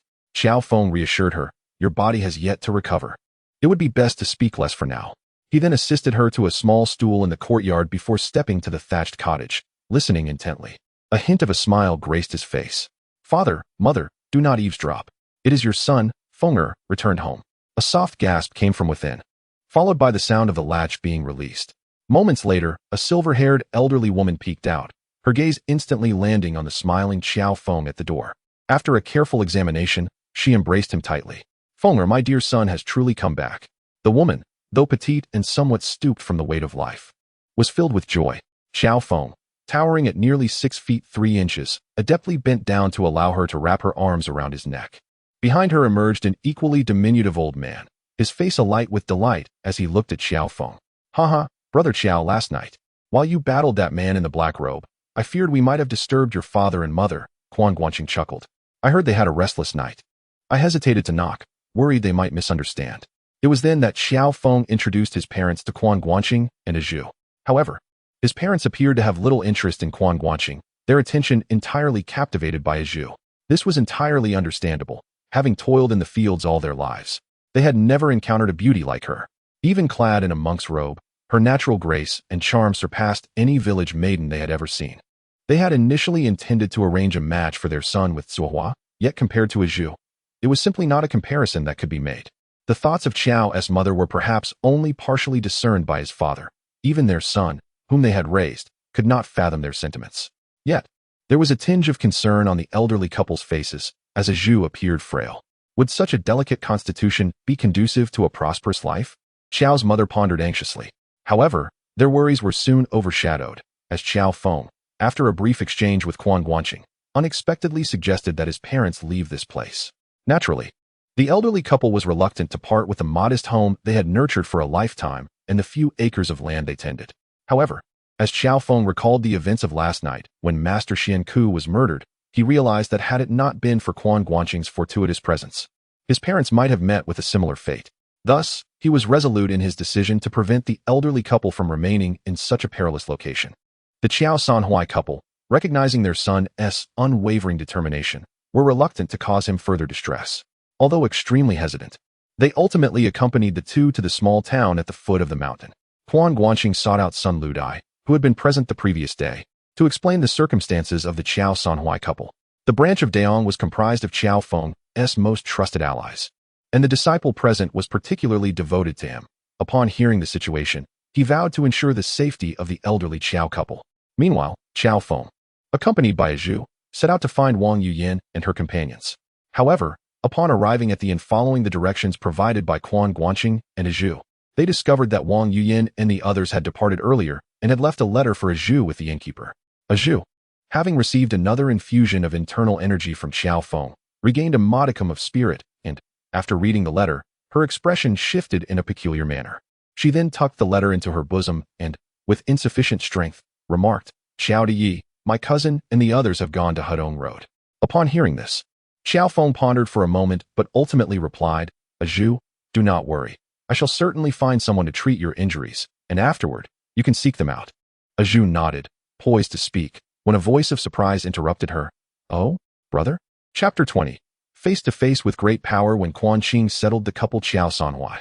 He arrived at the inn to witness Qiao Feng instructing Duan Yu on how to transfer vital energy to save Zhu's life. In an instant, he comprehended the situation. Wang Yuyan and the others had abandoned Duan Yu. Was that rather reasonable? Yet, encountering Duan Yu at this moment, could it lead to any changes? Duan Yu's internal strength was indeed unparalleled, though he lacked the skill to utilize it effectively. Qiao Feng could manage Zhu's injuries alone, albeit with considerable effort. However, with Duan Yu's assistance, the task would become significantly easier. Nonetheless, no matter how formidable Duan Yu's internal power, he could not heal Zhu's wounds. Perhaps his uncle, Duan Zhengming, or his father, Duan Yanqing, might have been capable. The One-Yang finger is remarkably effective in treating internal injuries, yet Duan Yu, while proficient in the advanced version, the Six Meridians Divine Sword, did not possess the One-Yang finger itself. Brother Qiao, young Master Duan, the injuries sustained by Miss Zhu might be beyond the capabilities of ordinary physicians. We must seek an expert in internal injury treatment, Quan Guanqing remarked. I know of 2 places that could potentially aid Miss Zhu. Oh, pray, do tell, Brother Quan, Qiao Feng inquired.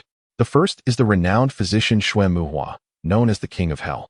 If we can find him, the chances of success are exceedingly high. However, this elusive figure is hard to track down. Unless we enlist the help of the Beggaress sect, it may take a considerable amount of time to locate him. I have heard of Xue Muhua. His temperament is quite peculiar, and even if we manage to find him, persuading him to assist us may not be an easy task. Qiao Feng acknowledged with a slight nod. Duan Yu, intrigued, listened intently. His knowledge of the Central Plains martial world was limited, and this was the first time he had heard of this physician. You speak true, Brother Qiao, Quan Guanqing nodded. The second option is more accessible, the Duan family of Dali. The One-Yang finger employed by the Duan clan is also remarkably effective in treating internal injuries. However, those within the clan who can wield the One-Yang finger are either royal family members or esteemed monks from the Tianlong Temple. Moreover, the journey to Dali is quite lengthy. If we cannot secure assistance there, finding Xue Muhua again may prove difficult. Duan Yu, filled with a sense of pride, declared, There is no need for concern, Mr. Quan. I have considerable connections in Dali and will surely be able to find someone to treat Miss Zhu. Oh. Upon hearing this, both Qiao Feng and Zhu exhibited expressions of surprise. Quan Guanqing feigned astonishment as well. Logically, he should have been unaware of Duan Yu's identity as the Prince of Zhengnan, although he was aware of it, including the fact that he was not his biological son. Duan Yu then revealed his identity, and as if struck by a thought, he glared fiercely at Quan Guanqing. Not only Duan Yu, but Zhu, upon learning of Duan Yu's identity, regarded Quan Guanqing with a peculiar expression. Just days prior, Wang Yuyin had mentioned to her, and by the suggestion Quan Guanqing had given to Li Yinzong in the mill. Now, reflecting on the part concerning Dali, Zhu felt a sense of embarrassment for Quan Guanqing. She felt awkward on his behalf, yet Quan Guanqing himself was entirely unperturbed. He smiled at Duan Yu, not realizing he was in the presence of the heir, and felt quite embarrassed. If Duan Yu had not been raised on the teachings of the sages, cultivating a demeanor of gentleness and humility, he would surely have rolled his eyes at this moment. To be candid, he was not as composed as Quan Guanqing. Quan Guanqing went out to find a carriage, for given Zhu's condition, riding a horse was not suitable. However, upon returning with the carriage, he found Sun Ludai already waiting at the inn's entrance. Brother Quan, are you aware that Master Xuanku of Shaolin has passed away? Sun Ludai pulled Quan Guanqing aside and whispered. Quan Guanqing was taken aback, surprised at how swiftly the news had reached them. After a moment's hesitation, he nodded and replied, I have already heard about this from Qiao Feng. Qiao Bangzhu. Qiao Feng has mentioned it. Sun Liudai's expression was somewhat peculiar. This morning, Shaolin dispatched someone to convey the news, entrusting us to spread it throughout the martial world. Last night, Qiao Feng infiltrated Shaolin and stole a precious scripture, also killing his mentor, Master Xuanku. Oh, I nearly forgot. It was only after Sun Liudai's words that Quan Guanqing recalled the matter of the Yi Jin Jing. He inwardly scolded his own forgetfulness, but maintained a furrowed brow, nodding, I am aware of this matter. This was something that could not be concealed. The identity of Qiao Sanhuai and his wife as Qiao Feng's parents had already been revealed by monk Zhiguang in Xingzi Forest. Not to mention, Quan Guanqing had been forthright about this when he entrusted the elderly couple to Sun Ludai. Brother, what of Master Xuanku? Sun Ludai spoke uncertainly. Last night, I encountered a man in black at the home of the elderly couple, and we fought fiercely, nearly losing my life. Qiao brother came to my aid. Afterward, Qiao brother pursued that black-clad man, who fled into Shaolin, and then Master Xuanku met his demise. In my view, the one responsible for Master Xuanku's death is undoubtedly the one who sought to harm Qiao brother's parents. He deceived the Shaolin monks with his disguise. As for whether you should trust me and Qiao brother, that is for you to decide. Quan Guanqing replied. Well, Sun Liudai's expression was complex. Following the murder of Su Chengxiao's family, Many within the beggar's sect had harbored doubts. With Master Xuanku now dead at Shaolin, and the monks adamantly claiming Qiao Feng was responsible, Sun Ludai, despite his previous admiration for Qiao Feng, found himself in uncertainty. Brother Sun, do you not trust your own kin? Yet instead place your faith in a band of bald monks? Quan Guanqing exclaimed, his tone somewhat unrestrained. Yet, he indeed held little fondness for Shaolin at this time, finding numerous grievances against them.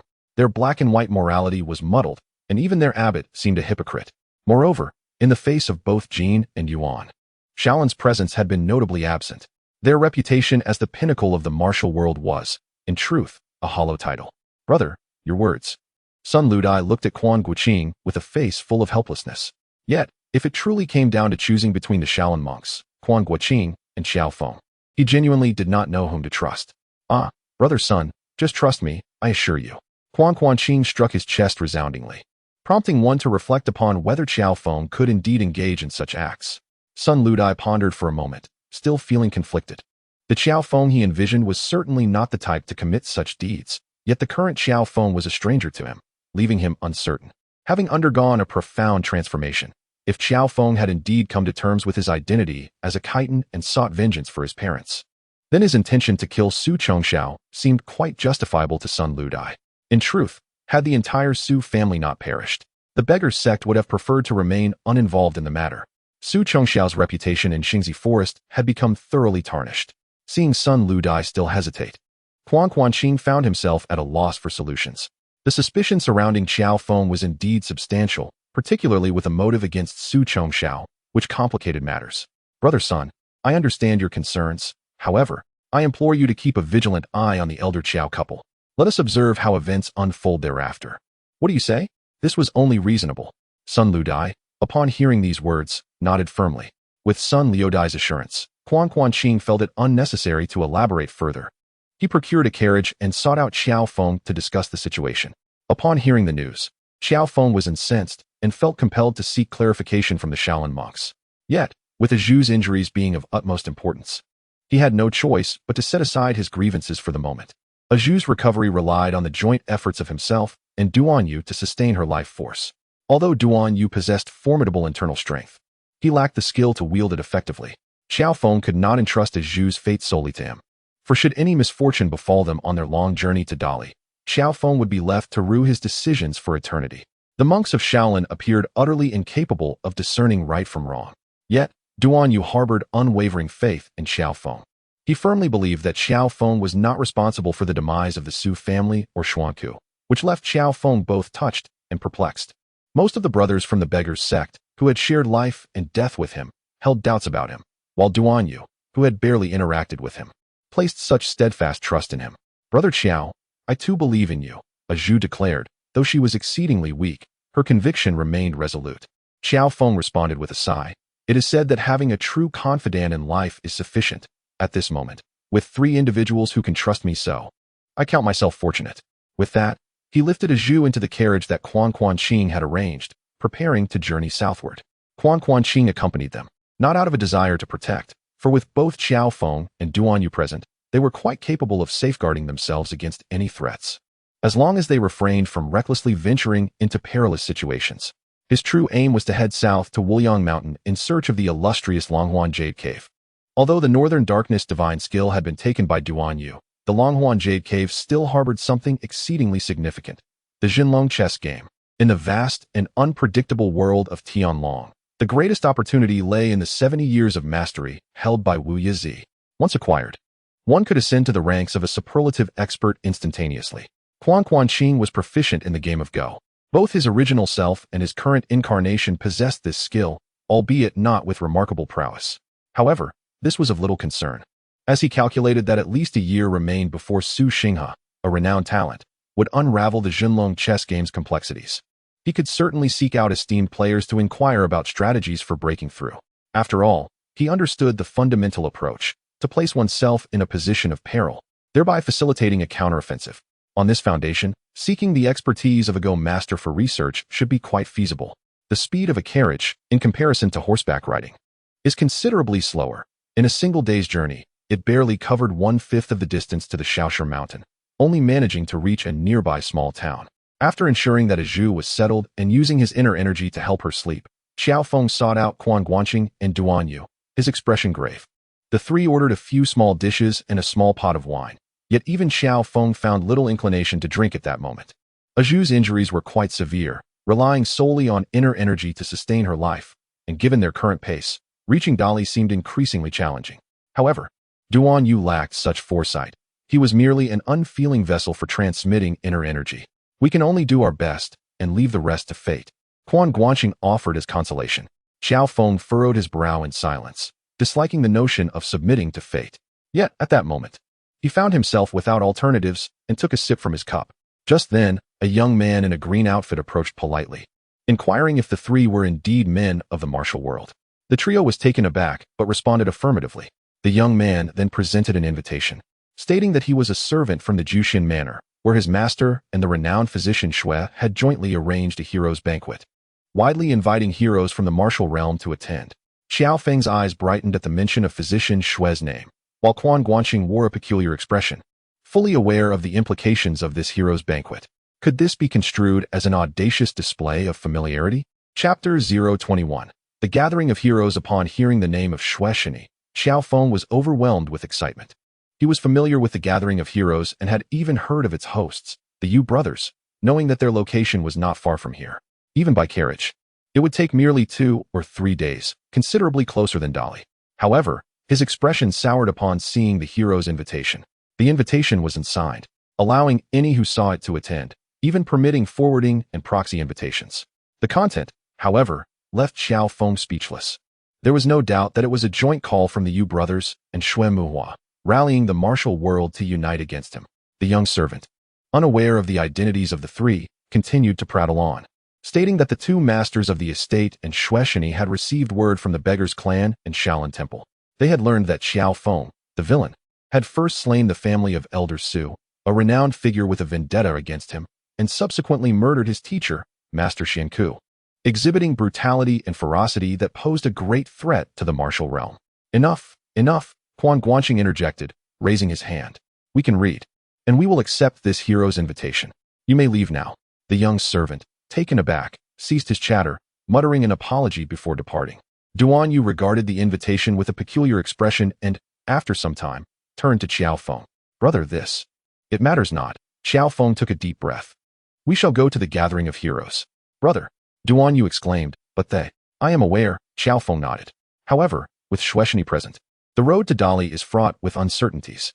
We were previously unaware of Xueshini's whereabouts. Now that we know, we cannot forsake the near for the far. Your words ring true, yet I believe it unnecessary for you to attend, Quan Guanqing remarked. Let me and young Master Duan escort Miss Zhu instead. Given young Master Duan's noble status as the Prince of Dali, it should not be difficult to solicit Xueshini's assistance. Upon hearing this, Duan Yu nodded in agreement. While this sentiment was not without merit, Qiao Feng shook his head. I have other intentions for attending. I wish to clarify before the assembled heroes that this matter is not of my doing. Turning to Quan Guanqing, he inquired, Brother Quan, you were present outside my home that night. Would you be willing to testify that I pursued the black-clad figure up the mountain? I would gladly attest to that. Brother Qiao, Quan Guanqing replied, though with a curious expression. But are you certain they will be willing to listen to your explanation? Without clarity, there can be no understanding. Duan Yu interjected, supporting his brother's viewpoint. Indeed, I believe everyone can discern right from wrong. Qiao Feng affirmed with a nod of approval. Such naivety.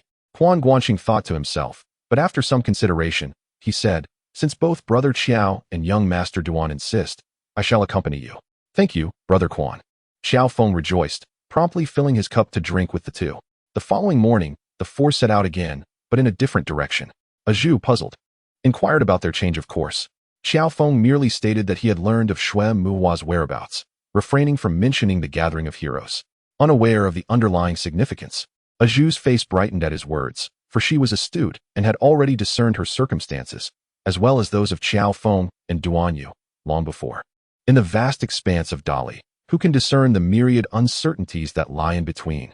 If only the esteemed physician Xue were nearby, the situation would undoubtedly be more secure. The Gathering of Talents is located merely 100 miles away, and they have arrived within 2 days. After a moment of hesitation, Qiao Feng partially heeded Quan Guanqing's counsel. allowing Duan Yu and Quan Guanqing to escort a Zhu to seek the medical expertise of Xue Muhua. This was to prevent any potential delay in a Zhu's treatment should the martial heroes of the Jianghu refuse to trust him. In recent days, the gathering of talents has drawn a considerable number of Jianghu guests, many of whom have heard of physician Xue's presence and have come seeking his aid. However, both Xue Muhua and the Yu brothers were preoccupied with the intention of eliminating Qiao Feng, and thus they were not inclined to entertain ordinary medical requests. Initially, Quan Guanqing and his companions received similar treatment. Had Quan Guanqing still been the leader of the beggars' sect, he might have fared better. However, having distanced himself from the sect, his influence was considerably diminished. Fortunately, Duan Yu's reputation proved advantageous. Upon learning that Duan Yu was the son of the prince of southern Dali, both the Yu brothers and physician Xue immediately altered their demeanor. Xue Muhua even assured them, with a pat on his chest, that he would do his utmost to treat a Zhu. Yet, as he began to diagnose a Zhu's injuries, Xue Muhua furrowed his brow slightly. The Great Diamond Fist? This is a supreme technique of Shaolin. He turned his gaze towards the two eminent monks seated to the side of the Grand Hall. They were none other than the venerable Xiannan and Xuanji from Shaolin. The Great Diamond Fist? Such a notion is utterly implausible. Monk Xuanji shook his head, stating that even within their own temple, only the abbot Xianxi had mastered this art. Although Shaolin martial arts have indeed spread beyond their walls, there has been no report of anyone successfully mastering the Great Diamond Fist. While it is true that many Shaolin techniques have circulated beyond their confines, and despite the likes of Murong Bo and Jamozi, as well as others like Qiao Feng, who have encountered Shaolin and learned its arts without formally becoming monks, there has yet to be any word of someone mastering the Great Diamond Fist in the Jianghu. Xue Muhua, however, was displeased by this assertion.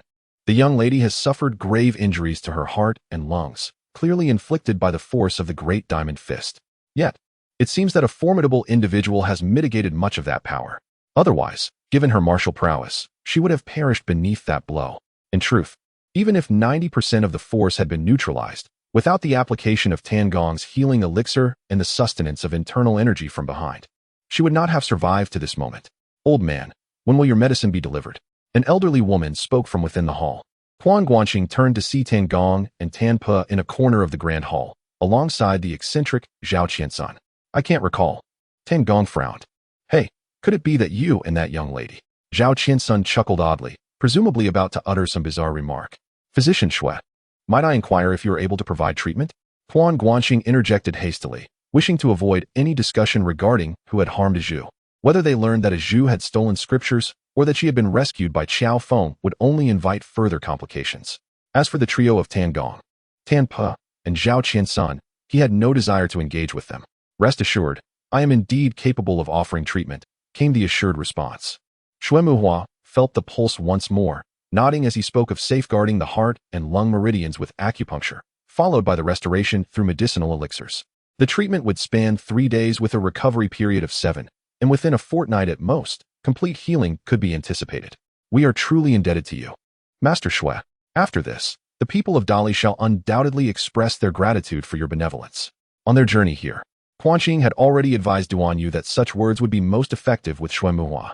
Indeed, upon hearing this, Xue Muhua's delight was palpable, as he readily agreed.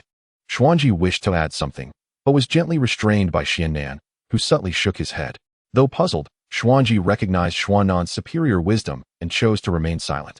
In the corner, Tangong and Tanpe along with Zhao, Qian, and Sun engaged in trivial chatter, disregarded by the others. At that moment, an announcement resounded from outside, proclaiming the arrival of the beggar-s sect leaders. This news caused a subtle shift in the expressions of those gathered. They had convened here to confront Qiao Feng. Yet many harbored doubts, particularly given Qiao Feng's former position as the leader of the beggar-s sect, leaving their stance on him unclear. Those aware of Su Chongxiao's disgrace in Xingzi Forest were especially concerned. If the beggars' sect dismissed Su Chongxiao's significance and disregarded Shaolin's opinions, supporting Qiao Feng was entirely plausible. Shortly thereafter, El Zhang, Bai Shijing, and Song Shiwu Chun, alongside the two branch leaders, Daong and Dai, a total of 19 individuals, arrived. Among them was a striking young woman, the widow of the late deputy leader of the beggar-s sect, Ma Shikangman.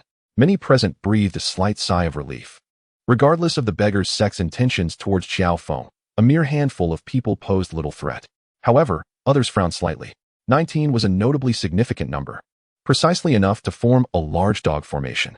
The 6 elders, 2 branch leaders, and 11 disciples of the 7 bags could contend even against several times their number. Thus, the beggar sect's stance became a matter of considerable speculation. As for Kongmin, she was merely an additional presence. The elders and friends of the beggar sect were welcomed, with apologies for the lack of proper reception. The Yu brothers stepped forward to greet them. After exchanging pleasantries, the Yu brothers posed the pressing question that weighed heavily on everyone's minds: the beggar sect's attitude regarding their visit. I find it hard to believe that Qiao Feng is such a person, Elder Wu Changfeng remarked. In terms of internal hierarchy, ordinary elders would rank below the transmission and law enforcement elders. However, Elder Wu and Elder Shi were significantly older than El Zhang and Bai Shijing. Wu Changfeng spoke first, leaving El Zhang and Bai Shijing at a loss for words, their brows furrowed in displeasure. Are we to doubt our own eyes? Xuanji interjected, displeased by Wu's insinuation. Elder Wu did not mean it in that manner. With a senior monk from Shaolin speaking up, the highest-ranking transmission elder, El Zhang, took a step forward. We have come to this esteemed place to seek justice for Elder Su Chongxiao. While Elder Su may have offended Qiao Feng, the entire Su family of 17 is wholly innocent. This matter must be addressed.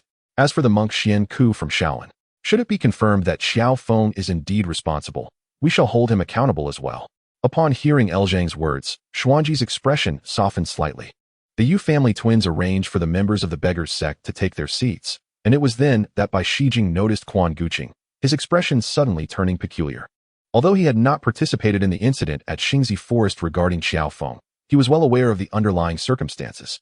He understood that had it not been for Quan Guanqing's betrayal at a crucial moment, Qiao Feng would have long since been disgraced. However, it appeared that Qiao Feng was now inclined to tread a path of self-destruction. Yet, what was the reason for Quan Guanqing's presence here? And that young gentleman beside him, was he not Xiao Feng's sworn brother? The woman accompanying them also seemed somewhat familiar. Wasn't he that girl, the young lady from the Gusu family? While Bai Shijing pondered where he had seen Zhu, Kong Min, who was nearby, quietly spoke up. Oh. Upon hearing this, several members of the beggars sect, who had also spotted Quan Guanqing and his companions, wore expressions of intrigue. Quan Guanqing had displayed admiration for Qiao Feng in Xingzi Forest and later appeared alongside Qiao Feng at Tianning Temple. Duan Yu was Qiao Feng's sworn brother, while Zhu had also been seen with Qiao Feng at Tianning Temple, seemingly having a close relationship with the Murongfu family. Could these 3 individuals possibly have any connection to Qiao Feng? Chapter 022. Complications arise. Bai Shijing and El Zhang exchange glances, preparing to approach Quan Guanqing for a conversation to clarify matters. At that moment, a long whistle echoed from outside, heralding the arrival of Qiao Feng at the manor. A hush fell over the hall, only to be shattered by a wave of astonishment. Qiao Feng had arrived? Did he dare to come? This thought echoed in the minds of nearly every martial artist present. The Yu brothers, who had been welcoming guests, momentarily froze, instinctively glancing towards the monks, Xuanji and Xuanan. The sudden gathering of heroes had attracted many notable figures from the Hunan region, with Luoyang serving as a transportation hub frequented by martial artists from various locales, including several skilled practitioners. Yet, among them, only a few truly held prestige, with the likes of Shaolin's Xuanan and Xuanji, along with the beggars sects El Zhang and Bai Shijing, standing out prominently. The 2 venerable monks furrowed their brows, but remained silent. The Yu brothers regained their composure and nodded to their attendants, signaling them to extend an invitation. However, Xuanmuhua stood up. The Yu brothers looked at him in surprise as he took a firm stance, drawing in a deep breath and calling out, "I invite Brother Qiao to enter for a conversation." His voice resonated powerfully, rivaling Qiao Feng's earlier call from outside. Realization dawned upon the crowd. Qiao Feng had employed his exceptional internal energy to transmit his voice, and if someone were to respond from within, it would appear as if they were conceding in spirit. Many began to regard Xuanmuhua with newfound respect. Only Quan Guanqing rolled his eyes, thinking to himself that this show-off had likely exhausted all his energy to make such a proclamation. After a brief moment, a tall figure confidently strode into the hall, none other than Qiao Feng himself. Upon entering, he surveyed the room, his gaze lingering on the beggars sect and Shaolin before settling on Quan Guanqing and his companions. Duan Yu nodded slightly, reassuring Qiao Feng, who then clasped his hands in greeting, stating, "I have heard that Divine Dr. Xue and the Yu brothers are hosting a gathering at the Manor of Heroes, discussing matters pertaining to me. As the person involved, I could hardly refrain from attending. I hope to take this opportunity to elucidate the reasons and consequences surrounding these events." He bowed respectfully to all present. However, The majority of those gathered had already come to believe he was responsible for the deaths of Su Chongxiao's entire family and Master Xianku. Witnessing his demeanor only fueled their suspicions of ulterior motives. Yu Ju had already instructed his servants to patrol the area, ensuring no unusual occurrences. As the esteemed divine Dr. Xue stepped forward, he acknowledged Qiao Feng with a bow, remarking, "Brother Qiao exhibits remarkable courage. Knowing we are devising ways to deal with you, yet still daring to come." Xue's words echoed the sentiment Qiao Feng had anticipated, and he replied earnestly, "I am aware of the rumors circulating in the martial world regarding my involvement in the massacre of Elder Su's 17 family members, as well as the death of my esteemed mentor, Master Xianku. Yet, I assure you, this is far from the truth. You dare to act yet shy away from accountability?" Before Xue could respond, Xuanji interjected, "You infiltrated the Shaolin Temple last night, causing the demise of my brother Xianku, and even engaged in combat with my fellow brothers Xian Xi and Xian Nan. Surely, such deeds cannot be fabricated. Who else could wield the 18 Dragon Subduing Palms? Beside them?" El Zhang discreetly touched his nose, realizing that he, too, possessed knowledge of the 18 Dragon Subduing Palms. Although his skills may not rival those of Qiao Feng, as the Elder of Transmission, he certainly possesses the knowledge. However, at this moment, it was not appropriate to correct Master Xuanji's words. "Master Xuanji, I did indeed enter Shaolin last night. This is my fault. Yet, Master Xuanku is my mentor, whose kindness I can never repay. I would rather sacrifice my own life than harm him in any way. Do you still wish to deny it?" Master Xuanji inquired, his voice laced with fury. "What of the Shaolin monk you abducted? Was that not also your doing?" Qiao Feng shook his head. "Master Xuanji, you claim I have taken a Shaolin master. May I ask, what is the name of that master?" Xuanji was momentarily at a loss for words. During the fierce battle between Qiao Feng and the three monks, the force of their strikes had caused the candle flames in the hall to flicker, obscuring the identity of the monk. Furthermore, after a thorough search of the temple, no one was found to be missing. The strangeness of the situation left the Shaolin monks equally perplexed. Adding to the mystery, the guards at Bodhi Courtyard had mentioned a certain Su Qing, who was suspected of plotting against them, yet Su Qing had remained close to Abbot Xuanzi, which only deepened the intrigue. The two monks were at a loss for words, while Xue Muhua, standing nearby, voiced his confusion. "Brother Qiao, you entered and exited Shaolin alone last night, unharmed, and managed to abduct a Shaolin monk? This is indeed peculiar. Might you and the two masters recount your experiences from that night?" Qiao Feng slightly bowed to the two monks, indicating they should speak. Xuanji and Xuanan exchanged glances, both feeling somewhat embarrassed. They had joined forces with Xuanzi that night, yet allowed Qiao Feng to escape, a revelation that would certainly be a source of shame. Not speaking, however, would be equally inappropriate, and as self-proclaimed high monks, they were reluctant to fabricate a tale. Finally, under the watchful eyes of the assembled martial artists, Xuanan recited a Buddhist chant and narrated the events of that night in a straightforward manner. Though his account lacked flair, those present recognized the extraordinary danger of the encounter. The combined efforts of the three Shaolin high monks had been formidable, and for Qiao Feng to have escaped with someone was indeed remarkable. As others continued to express their astonishment, Xue Muhua suddenly laughed heartily. "I understand now. It all makes sense." He pointed to Azu, who was standing beside Quan Guanqing. "I was wondering who in the world could wield the great diamond fist. It must be this young lady whom Brother Qiao brought out that night." "Impossible," Xuanji retorted instinctively. "That night, it was clearly a monk. While the art of disguise is indeed difficult to master, it is not unheard of in the martial world." Xue Muhua shook his head. "I suspect this young lady disguised herself as a Shaolin monk to infiltrate the temple and was subsequently discovered by several high monks alongside Brother Qiao. Afterward, she was injured in the ensuing tumult and was brought out by him. Am I correct?" Though posed as a question, his expression conveyed certainty. His gaze fixed intently on Qiao Feng and the two monks.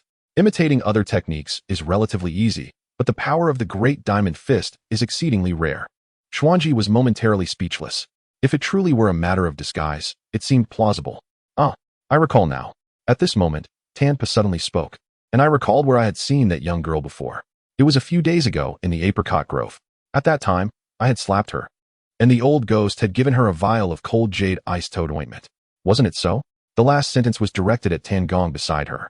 Tangong also appeared to be awakening from a dream, murmuring, "Indeed, that is the case.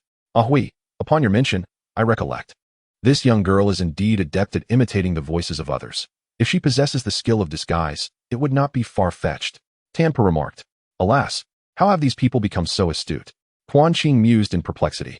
He remembered that in the original narrative, even when Qiao Feng arrived with Zhu, they had not managed to connect her to the monk who accompanied him from Shaolin. Why was it now, with himself and Duan Yu present, that they were drawn into this web? Both Duan Yu and Qiao Feng were somewhat bewildered. They had deliberately separated to prevent Xue Muhua from linking Qiao Feng and Zhu, thereby affecting his treatment of her. How then?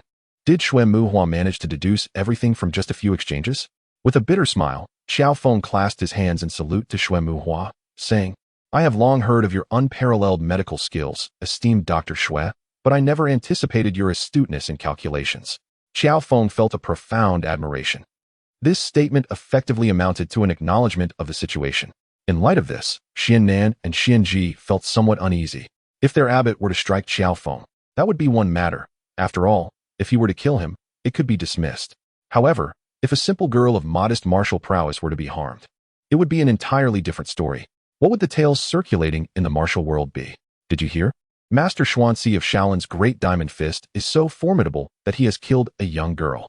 The mere thought of it was unbearable. Upon reflecting on this, both men turned their gazes towards Xue Muhua, hoping fervently that he would restore Zhu to health, and that their abbot would not bear the ignominious title of having slain a young girl.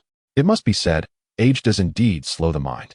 For instance, the two were currently oblivious, having completely forgotten about the lost Shaolin scriptures. That was, after all, the I Jin Jing.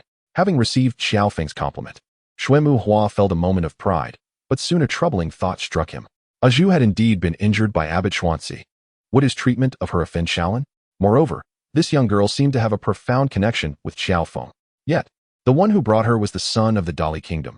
How should he proceed? Perhaps he could gloss over it, and if no one mentioned it, he could pretend he hadn't thought of it. After all, it appeared that the two Shaolin monks were not particularly inclined to scrutinize her identity. Stealing a glance at Xian Ji and Xian Nan, and noticing that neither seemed intent on addressing Zhu's background, Xue Muhua contemplated in silence. However, while the two great monks remained silent, someone else spoke up. Qiao Feng, what is your relationship with that woman? A voice, melodious yet tinged with a sharp edge, pierced the air. The crowd turned towards the sound, revealing Kong Min. At that moment, Kong Min's beautiful eyes were fixed intensely on Qiao Feng, filled with animosity. Qiao Feng, however, was perplexed, unable to comprehend the source of Kong Min's hostility towards him. While he remained in the dark, Quan Guanqing understood all too well. Not only did Qiao Feng, upon entering, cast a similarly venomous gaze at Quan Guanqing, but Kong Min also regarded him with disdain. However, Quan Guanqing paid little heed to it. Although they had once shared a bond akin to that of Guan Yu and Zhang Fei, they had since parted ways, making any scrutiny from others utterly futile. Upon hearing this, Qiao Feng furrowed his brows slightly before shaking his head and responding, I have no profound acquaintance with this young lady. She is merely the maid of a friend of mine. He intended to refer to an esteemed friend, but recalling how Zhu and Duan Yu had once disguised themselves as him and Murong Fu to rescue the beggars at Tianning Temple, he realized that claiming he had never met Murong Fu would expose their ruse, prompting him to phrase it thus. She is the maid of Murong Fu. Kong Min interjected once more. The maid of Murong Fu? Upon hearing this, the monks Xian Nan and Xian Ji, who had initially chosen not to pursue any issues with Zhu, now frowned in unison. Their expressions towards her had grown decidedly less amicable. Over a month ago, Master Xian Bei of Shaolin had perished at the hands of a formidable foe in Dali, his fatal wound inflicted by his prized technique, the Great Vitalis Staff, which mirrored the methods of the Murong clan from Suzhou. Shaolin had long sought to engage Murong Fu in discourse regarding this matter, but had faced continual obstacles. Now, upon learning that Zhu was Murong Fu's maid and had infiltrated Shaolin under the cover of night, the two eminent monks could not help but entertain troubling thoughts. Quan Guanqing smacked his lips, sensing that matters had become rather intricate. Chapter 023. Is Quan Guanqing truly so courageous? Two masters? What is amiss? Upon observing the peculiar expressions of Xuanji and Xiannan, the esteemed Yu brothers felt compelled to inquire. A month prior, my revered master Xianbei had passed away in Dali's Shiji temple, succumbing to a fatal injury incurred by his most adept technique, the Great Vitala Pestle. Xuanji gazed at Zhu, a flicker of resentment lurking in his eyes. Was it an eye for an eye? Many present began to murmur in comprehension. The demise of Master Xuanji seemingly bore no relation to young Master Moro. Unexpectedly, Xue Muhua interjected. Oh, what do you mean by that? Xianan regarded Xue Muhua with a scrutinizing gaze. I had the fortune of meeting young Master Morong half a year ago, Xue Muhua stated. and I am also acquainted with Master Xuanbei's martial prowess. Although young Master Morong is a remarkable talent of the younger generation, he is still considerably inferior to Master Xianbei. Should there have been a covert attack, perhaps there might have been a chance, but as Master Xuanji indicated, it was a direct assault by the great Vitala Pestle that led to his demise. Young Master Morong likely lacks the requisite skill for such an encounter. Is Xue Muhua truly so astute? Quan Qing pondered, incredulous. Beside him, Duan Yu's lips curled into a faint smile, his amusement evident. He had recently heard an abundance of praise for Morong Fu, to the point of weariness, and now, hearing someone question Morong Fu's capabilities brought him unexpected joy. Azu pressed her lips together, refraining from contradiction.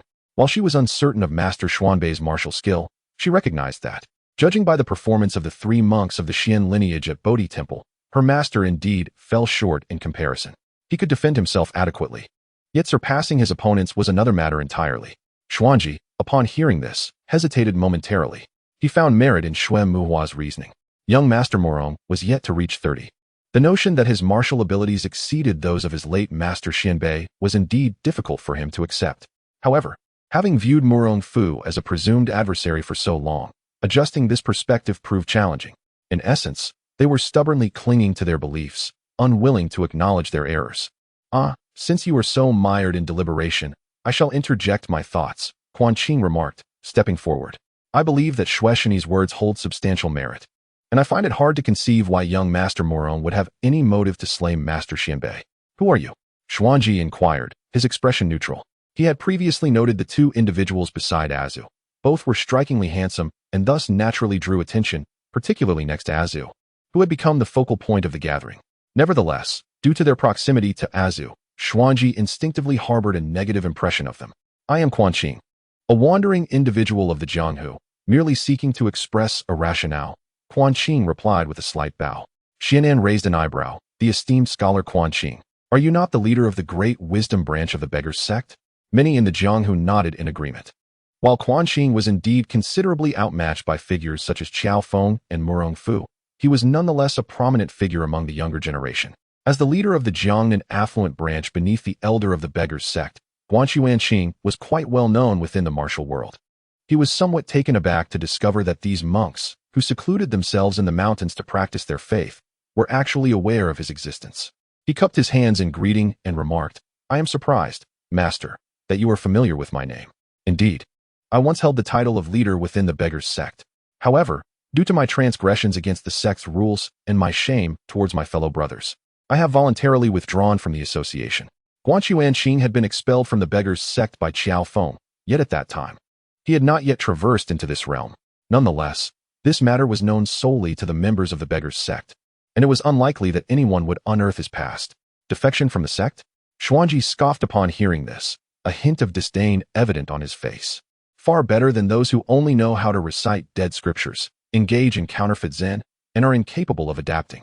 Observing Xuanji's attitude, Quan Guanqing did not feel compelled to show him any courtesy and coldly retorted, What did you say? Xuanji, incensed, could hardly contain his fury.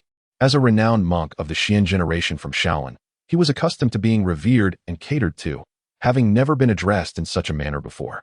His anger surged. Quan Guanqing raised an eyebrow, noting the various emotions indicated by the system interface. Xuanji's fury level at 35, followed by Huaidong's anger at 15, and a string of other Shaolin monks exhibiting similar indignation. Many spectators wondered, is Quan Guanqing truly this courageous?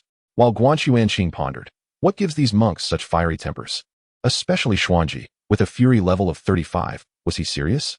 Unbeknownst to Qiao Feng, among the 8 distinguished monks of the Xian generation and Shaolin renowned for their martial prowess, Xuanji was included. Most of these 8 monks focused primarily on martial arts, often neglecting the deeper teachings of Buddhism. Xuanji was responsible for the Discipline Hall and the Dragon Tree Hall, the former overseeing the temple's punishments, while the latter managed the education of the junior disciples. Thus, although he did not rank in the top 5 within the temple hierarchy, his authority was second only to that of Abbot Xuanzi. He was generally known for his calm demeanor, earning the respect of the younger generation within the temple. However, he could not tolerate any disparagement of Shaolin. Quan Guanqing's remark about merely reciting dead scriptures and engaging in counterfeit Zen struck a sensitive chord with the Shaolin monks. Shaolin was hailed as the supreme martial institution, unrivaled in martial arts by any other temple. Yet, when it came to Buddhist doctrine, They fell short compared to esteemed temples like the Great Xianghua Temple, Hanshan Temple, and Lining Temple. This sentiment was widely known within the Zen circles, yet few dared to voice such opinions in front of Shaolin monks. Quan Guanqing's words were akin to a direct challenge. However, Quan Guanqing was oblivious to this nuance, as he was not a practitioner of Buddhism and was unaware of such delicate taboos. Not only he, but most of the martial artists present were also ignorant of why the Shaolin monks were so incensed. Despite their lack of understanding regarding the source of such ire, Quan Guanqing did not feel intimidated. If you have the ability, strike me. With so many people present, do you, a Shaolin monk of the Xin generation, dare to confront me? If you do, I shall simply lie down and ensure you cannot escape unscathed. What is the matter? Are you bold enough to act, but too timid to speak? Quan Guanqing exhibited no leniency whatsoever, merely because Master Xianbei perished at the hands of the great Wei Tuo. You hastily attribute the act to the Murong clan of Suzhou, just because Brother Qiao was seen at the Shaolin Temple the previous night. You claim that Master Xuanku was slain by him, but where is the evidence? Has anyone witnessed this event firsthand? Xuanji momentarily faltered, yet he soon replied, indeed. No one witnessed Elder Su's death, but Master Xuanku's demise was observed by his personal disciple, Qing Song. Oh, Quan Guanqing raised an eyebrow and smiled. Did Master Qing Song, in his account, describe the assailant's attire as consistent with Brother Qiao's? This left Xuanji at a loss for words. Upon further inquiry with Qing Song, it was revealed that while the assailant bore a resemblance to Qiao Feng, his clothing was dissimilar. Though Qiao Feng had departed from the beggar-s gang, he still donned the traditional patched garments, while the killer was clad in a black monk-s robe. This situation arose due to Quan Guanqing's unexpected arrival. Originally, Xiao Yuanshan had arrived at the residence of the Qiao couple a good half-hour before Qiao Feng, having time to first alert the Shaolin Temple before changing his attire to slay Master Xuanku. Thus, at that moment, Xiao Yuanshan's appearance and clothing were indistinguishable from Qiao Feng's, making it impossible to tell them apart. However, now that Quan Guanqing had delayed Xiao Yuanshan, who was subsequently pursued by Qiao Feng to Shaolin, he had no opportunity to find an outfit akin to Qiao Feng's, nor even time to change. This led to a significant oversight. Perhaps he changed his clothing. Xuanji attempted to argue. Changed clothing for what purpose? Quan Guanqing pressed. Naturally, to conceal his identity, Xuanji instinctively replied, only to realize the flaw in his reasoning. If he intended to hide his identity, why not wear a mask?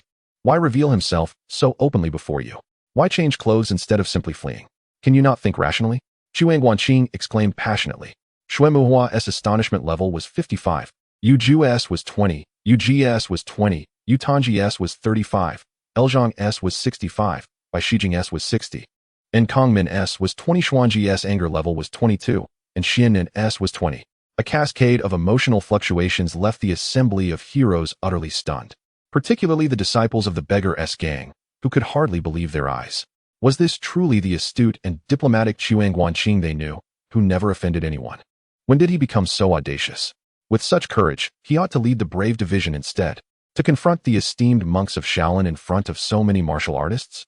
Yet Quan Guanqing beamed with delight, marveling internally, good heavens, what an abundance of emotional value. Just from that brief exchange, he had amassed more emotional value than from all his previous exploits in Xingzi Forest. His emotional value now surpassed 7,000 and continued to rise.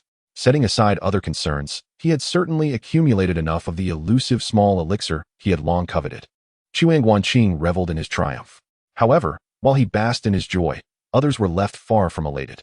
Who could fathom the thoughts of that scoundrel Qiao Feng? Xuanji found himself at a loss for words in the face of Quan Guanqing's scorn. Yet he could not bear the indignation of allowing Shaolin's honor to be so brazenly tarnished. With a taut neck, he retorted, Master Xuanji, your obstinate behavior resembles that of a petulant woman, a sight I have previously witnessed. Quan Guanqing chuckled derisively. Indeed, Master, you are certainly bringing pride to the Shaolin Temple. The onlookers from the martial world were taken aback. Even though they had already recognized Quan Guanqing's audacity, his boldness seemed to transcend reason. Consequently, a wave of emotional turmoil swept through the crowd, yielding a substantial increase in emotional points. Quan Guanqing nearly burst into laughter, as the gathering comprised a significant portion of the northern martial arts elite, and it was evident that the higher one's martial prowess, the more pronounced the emotional fluctuations, thus generating greater emotional points. At this moment, Quan Guanqing's emotional points had soared to an impressive 9,000, nearing the threshold of 10,000. However, contrary to his expectations, Xuanji did not exhibit as strong a reaction as before. Instead, it was the young monks at his side who responded more fervently. Herein lay Quan Guanqing's misunderstanding. Xuanji was not particularly perturbed by Quan Guanqing's insults directed at him personally. Rather, he was deeply concerned about the disgrace brought upon Shaolin. Although he remained composed, Xuanji felt compelled to make a show of defiance. Otherwise, if he were to remain silent in the face of such provocation, Shaolin's dignity would surely be trampled underfoot. Your eloquence is commendable, but allow me to say that while I am not offended personally, the disparagement of Shaolin cannot be overlooked. Let us settle this matter through a contest. This declaration signified his intent to engage Quan Guanqing in a duel. Excellent. Quan Guanqing replied with a radiant smile. I welcome your guidance, master. I have long been eager to witness the true caliber of the illustrious Shaolin. Yet, just as he spoke these words, his expression faltered, and his demeanor became slightly rigid. Chapter 024. System upgrade. The majority of those present were astute, and they all keenly noticed the transformation of Quan Guanqing. They surmised that he had finally recognized the disparity between himself and the esteemed monks of the Shaolin Xian lineage, their faces betraying expressions of derision. However, Quan Guanqing remained unfazed. His sole focus was on his system.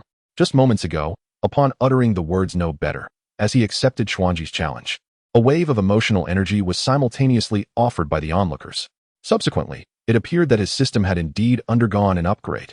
The borders of his vision shimmered slightly, capturing his attention, and as his thoughts settled upon it, a new interface emerged before him. Tasks. Tasks.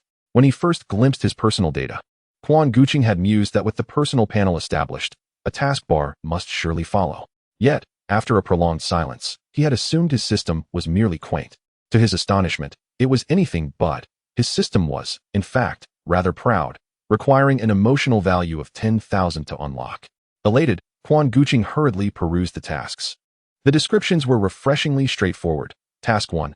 Martial arts duel in the Jianghu. Long-term task. Defeat a top-tier or higher-level master, earning a pouch of rewards with each victory. Task 2. Make a name for oneself. Defeat the Shaolin monks of the Xian lineage who come to challenge, earning a large returning dan. A large returning dan. Quan Guanqing's eyes sparkled with excitement. He had recently consumed one, experiencing its visibly beneficial effects. What had once been merely an upper-level practitioner of the Jianghu now placed him among the top-tier masters, even enabling him to hold his own against Murong Fu. Should he acquire another, he might very well stand toe-to-toe with Qiao Feng. Of course, only if the latter were not utilizing his full prowess. If you are unwilling to spar, simply apologize to Shaolin, acknowledging that it was your fault for dishonoring them, and we shall leave it at that. Xuanji, observing Quan Guanqing's frozen demeanor, assumed he was intimidated, and spoke up. In response, Quan Guanqing let out a chuckle. Not only had he intended to engage with the towering monk, but now, even if he had previously hesitated, he was resolute in his decision. After all, it was a large returning dan, a treasure of immense value. There is no need for that. I have long desired to experience the Shaolin master's extraordinary skills. Come forth. He stepped forward, adopting a stance. Xuanji had initially considered sparing the youth should he exhibit contrition, but upon seeing Quan Guanqing's defiance, he suspected the lad sought to elevate himself by stepping over Shaolin. If that were the case, he was gravely mistaken. With a cold smirk within, Xuanji advanced, his palms rotating smoothly inward in a sweeping motion, launching a powerful strike that seemed both slow and swift.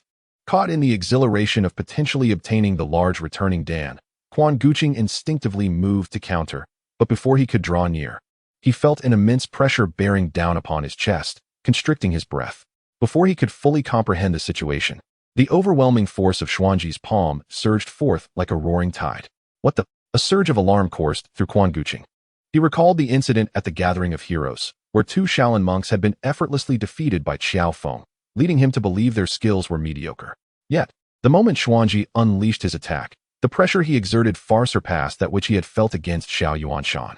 Could it be that Su New Jersey's martial prowess surpasses that of Xiao Yuanshn? It seems implausible.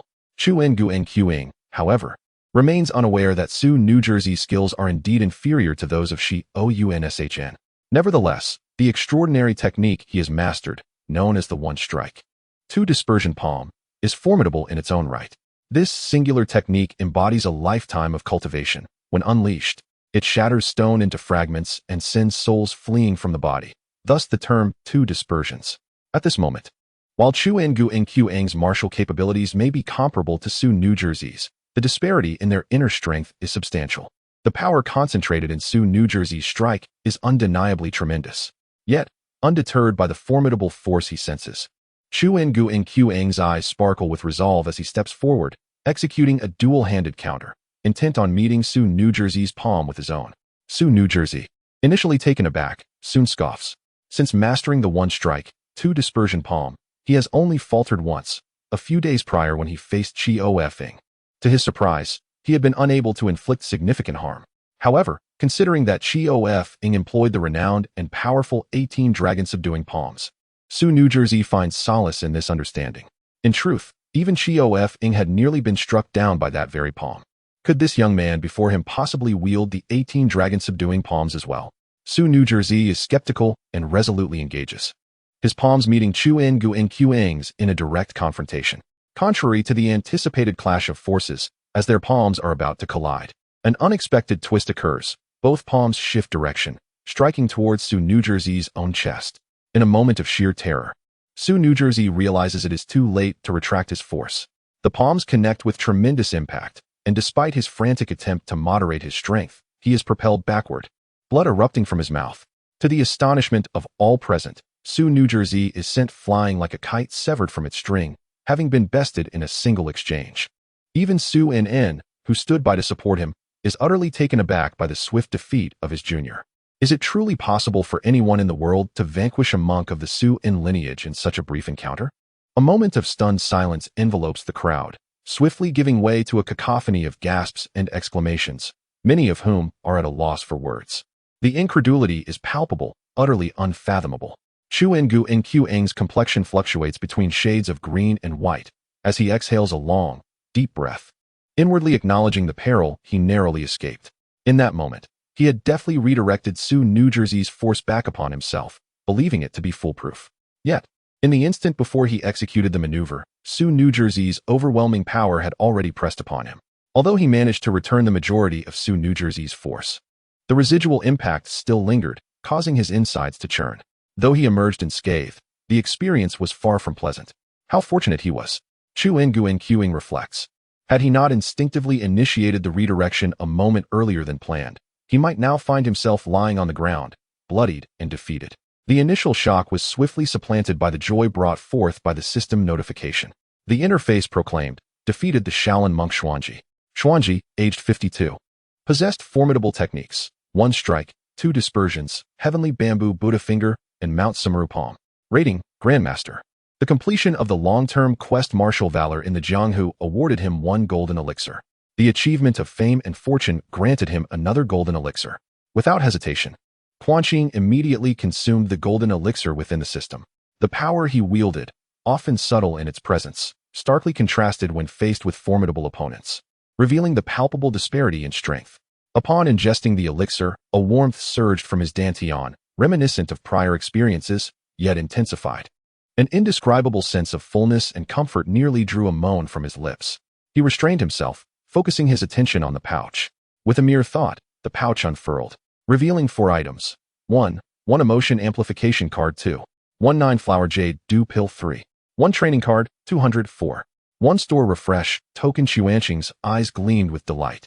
The 9-flower jade dew pill, renowned as a remedy for poison and injuries crafted by the extraordinary Huang Yaosher after a century, might not surpass the golden elixir. But it was certainly not inferior to the lesser golden elixir, likely valued at several thousand emotion points. The store refresh token needed no elaboration.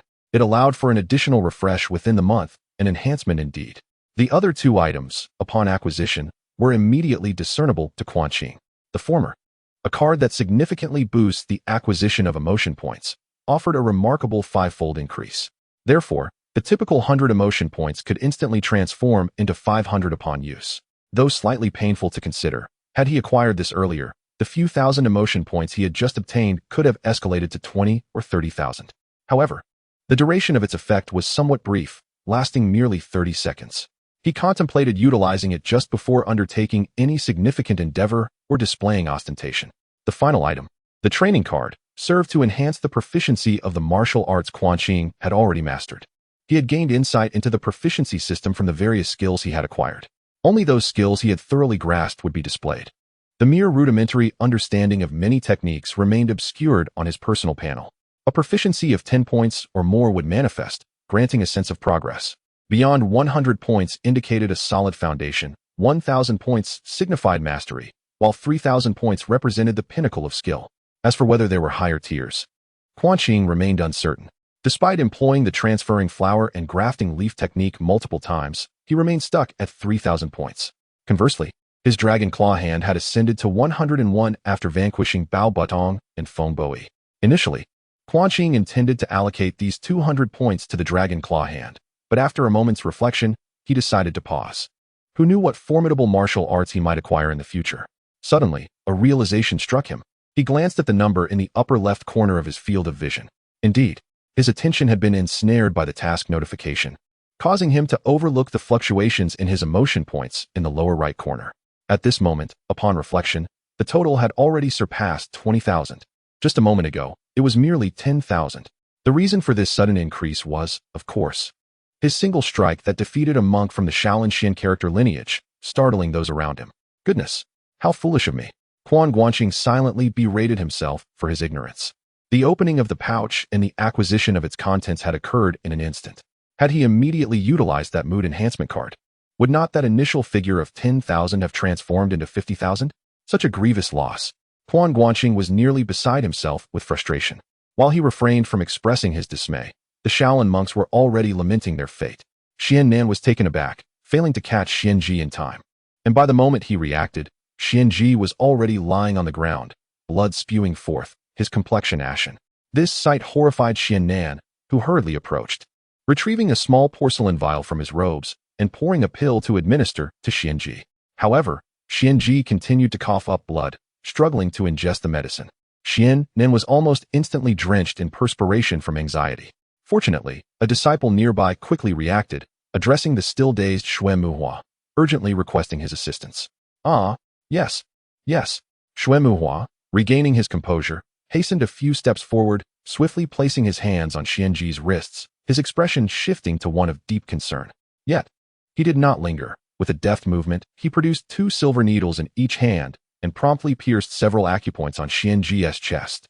Xian Ji immediately ceased his hemorrhaging.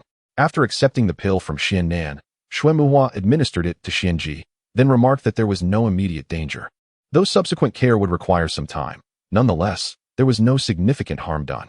Upon hearing this, Xian Nan exhaled in relief and turned his gaze toward Quan Guanqing, who bore a hint of resentment, contemplating the severity of the measures employed.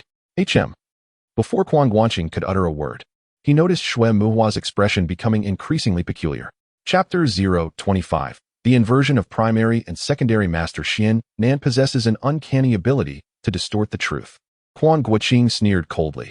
When have I ever inverted the black and white? Xian Nan, enraged, exclaimed, everyone witnessed my junior brother being grievously injured. Yet you dare to claim I have twisted the facts? Dr. Xue, it appears you have discerned the nature of this injury. Why not enlighten Master Xian Nan regarding the origin of Master Xian Ji's wounds? Quan Guanqing suggested. In that moment, all eyes turned to Xue Muhua. His expression twitched slightly. He recognized that Master Xian Ji's injuries were undoubtedly caused by his own technique, the one strike, 2 shatters. The meridians were completely damaged, and the internal organs severely harmed. This was exceedingly clear. Had it not been for Xian Ji's profound internal energy and focused attention, he would have been beyond saving. Even with Xue Muhua standing nearby. Noticing Xue Muhua's hesitation, Xian Nan furrowed his brow and implored, Dr. Xue, why not speak candidly? Feeling a twinge of annoyance, Xue Muhua thought to himself, can't you see the condition of your junior brother? Why must you press me? What Xue Muhua failed to realize was that Xian Nan truly did not comprehend the situation, since Xian Ji had only employed the one strike, 2 shatters technique once. Over a decade ago, Xian Nan could only glean a rudimentary understanding from his studies and could not discern the exact nature of the damage at a glance. But Xue Muhua, unaware of this, assumed Xian Nan was feigning ignorance to coerce him. Being of a contrary disposition, he could not allow himself to be cornered in front of so many martial artists. How could he maintain his reputation afterward? Surely the esteemed Shaolin sect would not seek vengeance against him? That would be tantamount to losing all dignity. With these thoughts in mind, he declared, the injuries sustained by Master Xian Ji are indeed a result of his own one strike, 2 shatters. A collective gasp echoed throughout the crowd, and the expression on Quan Guanqing's face immediately shifted. Returning the favor with the same method? Murmured an unknown voice from the throng. followed by a wave of astonishment. As the crowd regarded Quan Guanqing anew, doubt began to fester. The world regarded the Murong family of Suzhou as immensely learned, able to counter their adversaries with their signature techniques. Yet, at this moment, it seemed that the same could not be said of Quan Guanqing. If he could reflect an opponent's power back at them, the outcome would be akin to wielding one's own signature technique. This thought led many to cast suspicious glances at Quan Guanqing. Was he truly who he claimed to be, or was there more to his identity? "Who are you, really?" Bai Shijing inquired, his gaze fixed intently on Quan Guanqing. The disciples of the beggar's sect shared similar expressions of disbelief. Being part of the upper echelons of the sect, they were well acquainted with each other's abilities, and they knew Quan Guanqing could not possibly possess such skill. Could it be that someone was impersonating him? From their previous conversation, they had already learned that Zhu was the monk rescued by Qiao Feng from Shaolin. This implied that Zhu possessed remarkable skills in disguise. If Zhu could alter her appearance, it was only reasonable to assume that her master, Murong Fu, could do the same.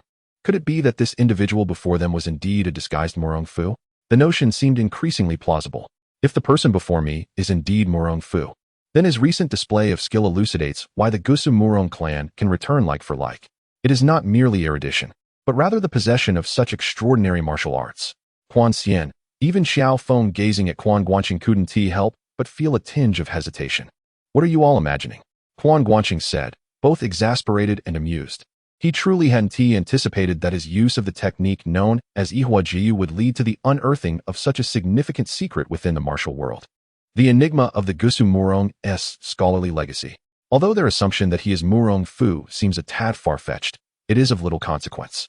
The moment someone uttered returning like for like, he instinctively reacted and promptly activated the mental value booster card.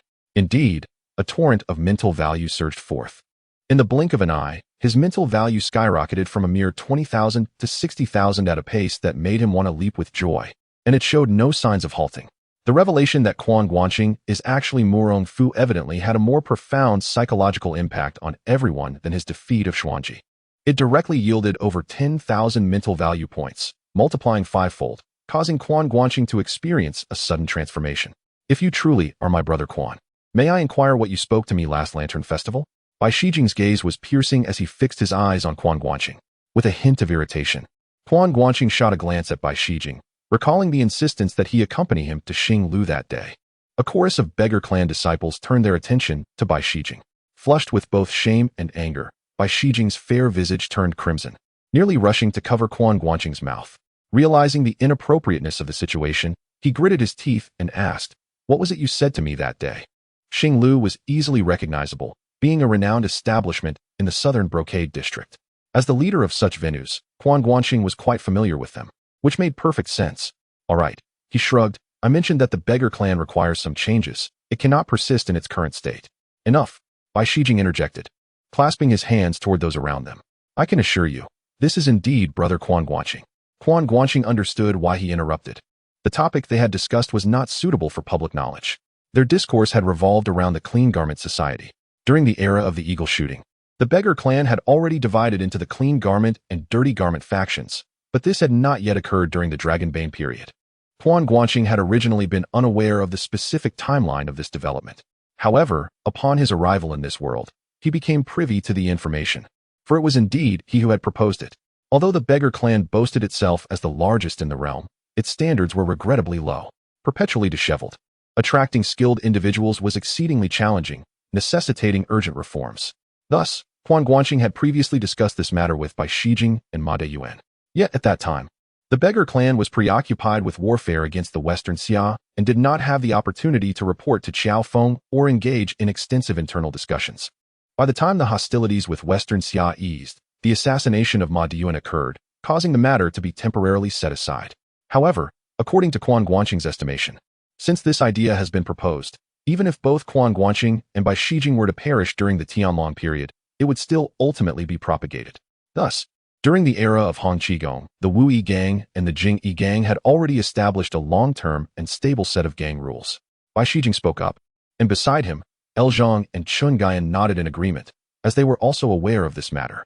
Nonetheless, the affairs of the Jing Yi gang had yet to be publicly announced, and few within the gang were privy to it.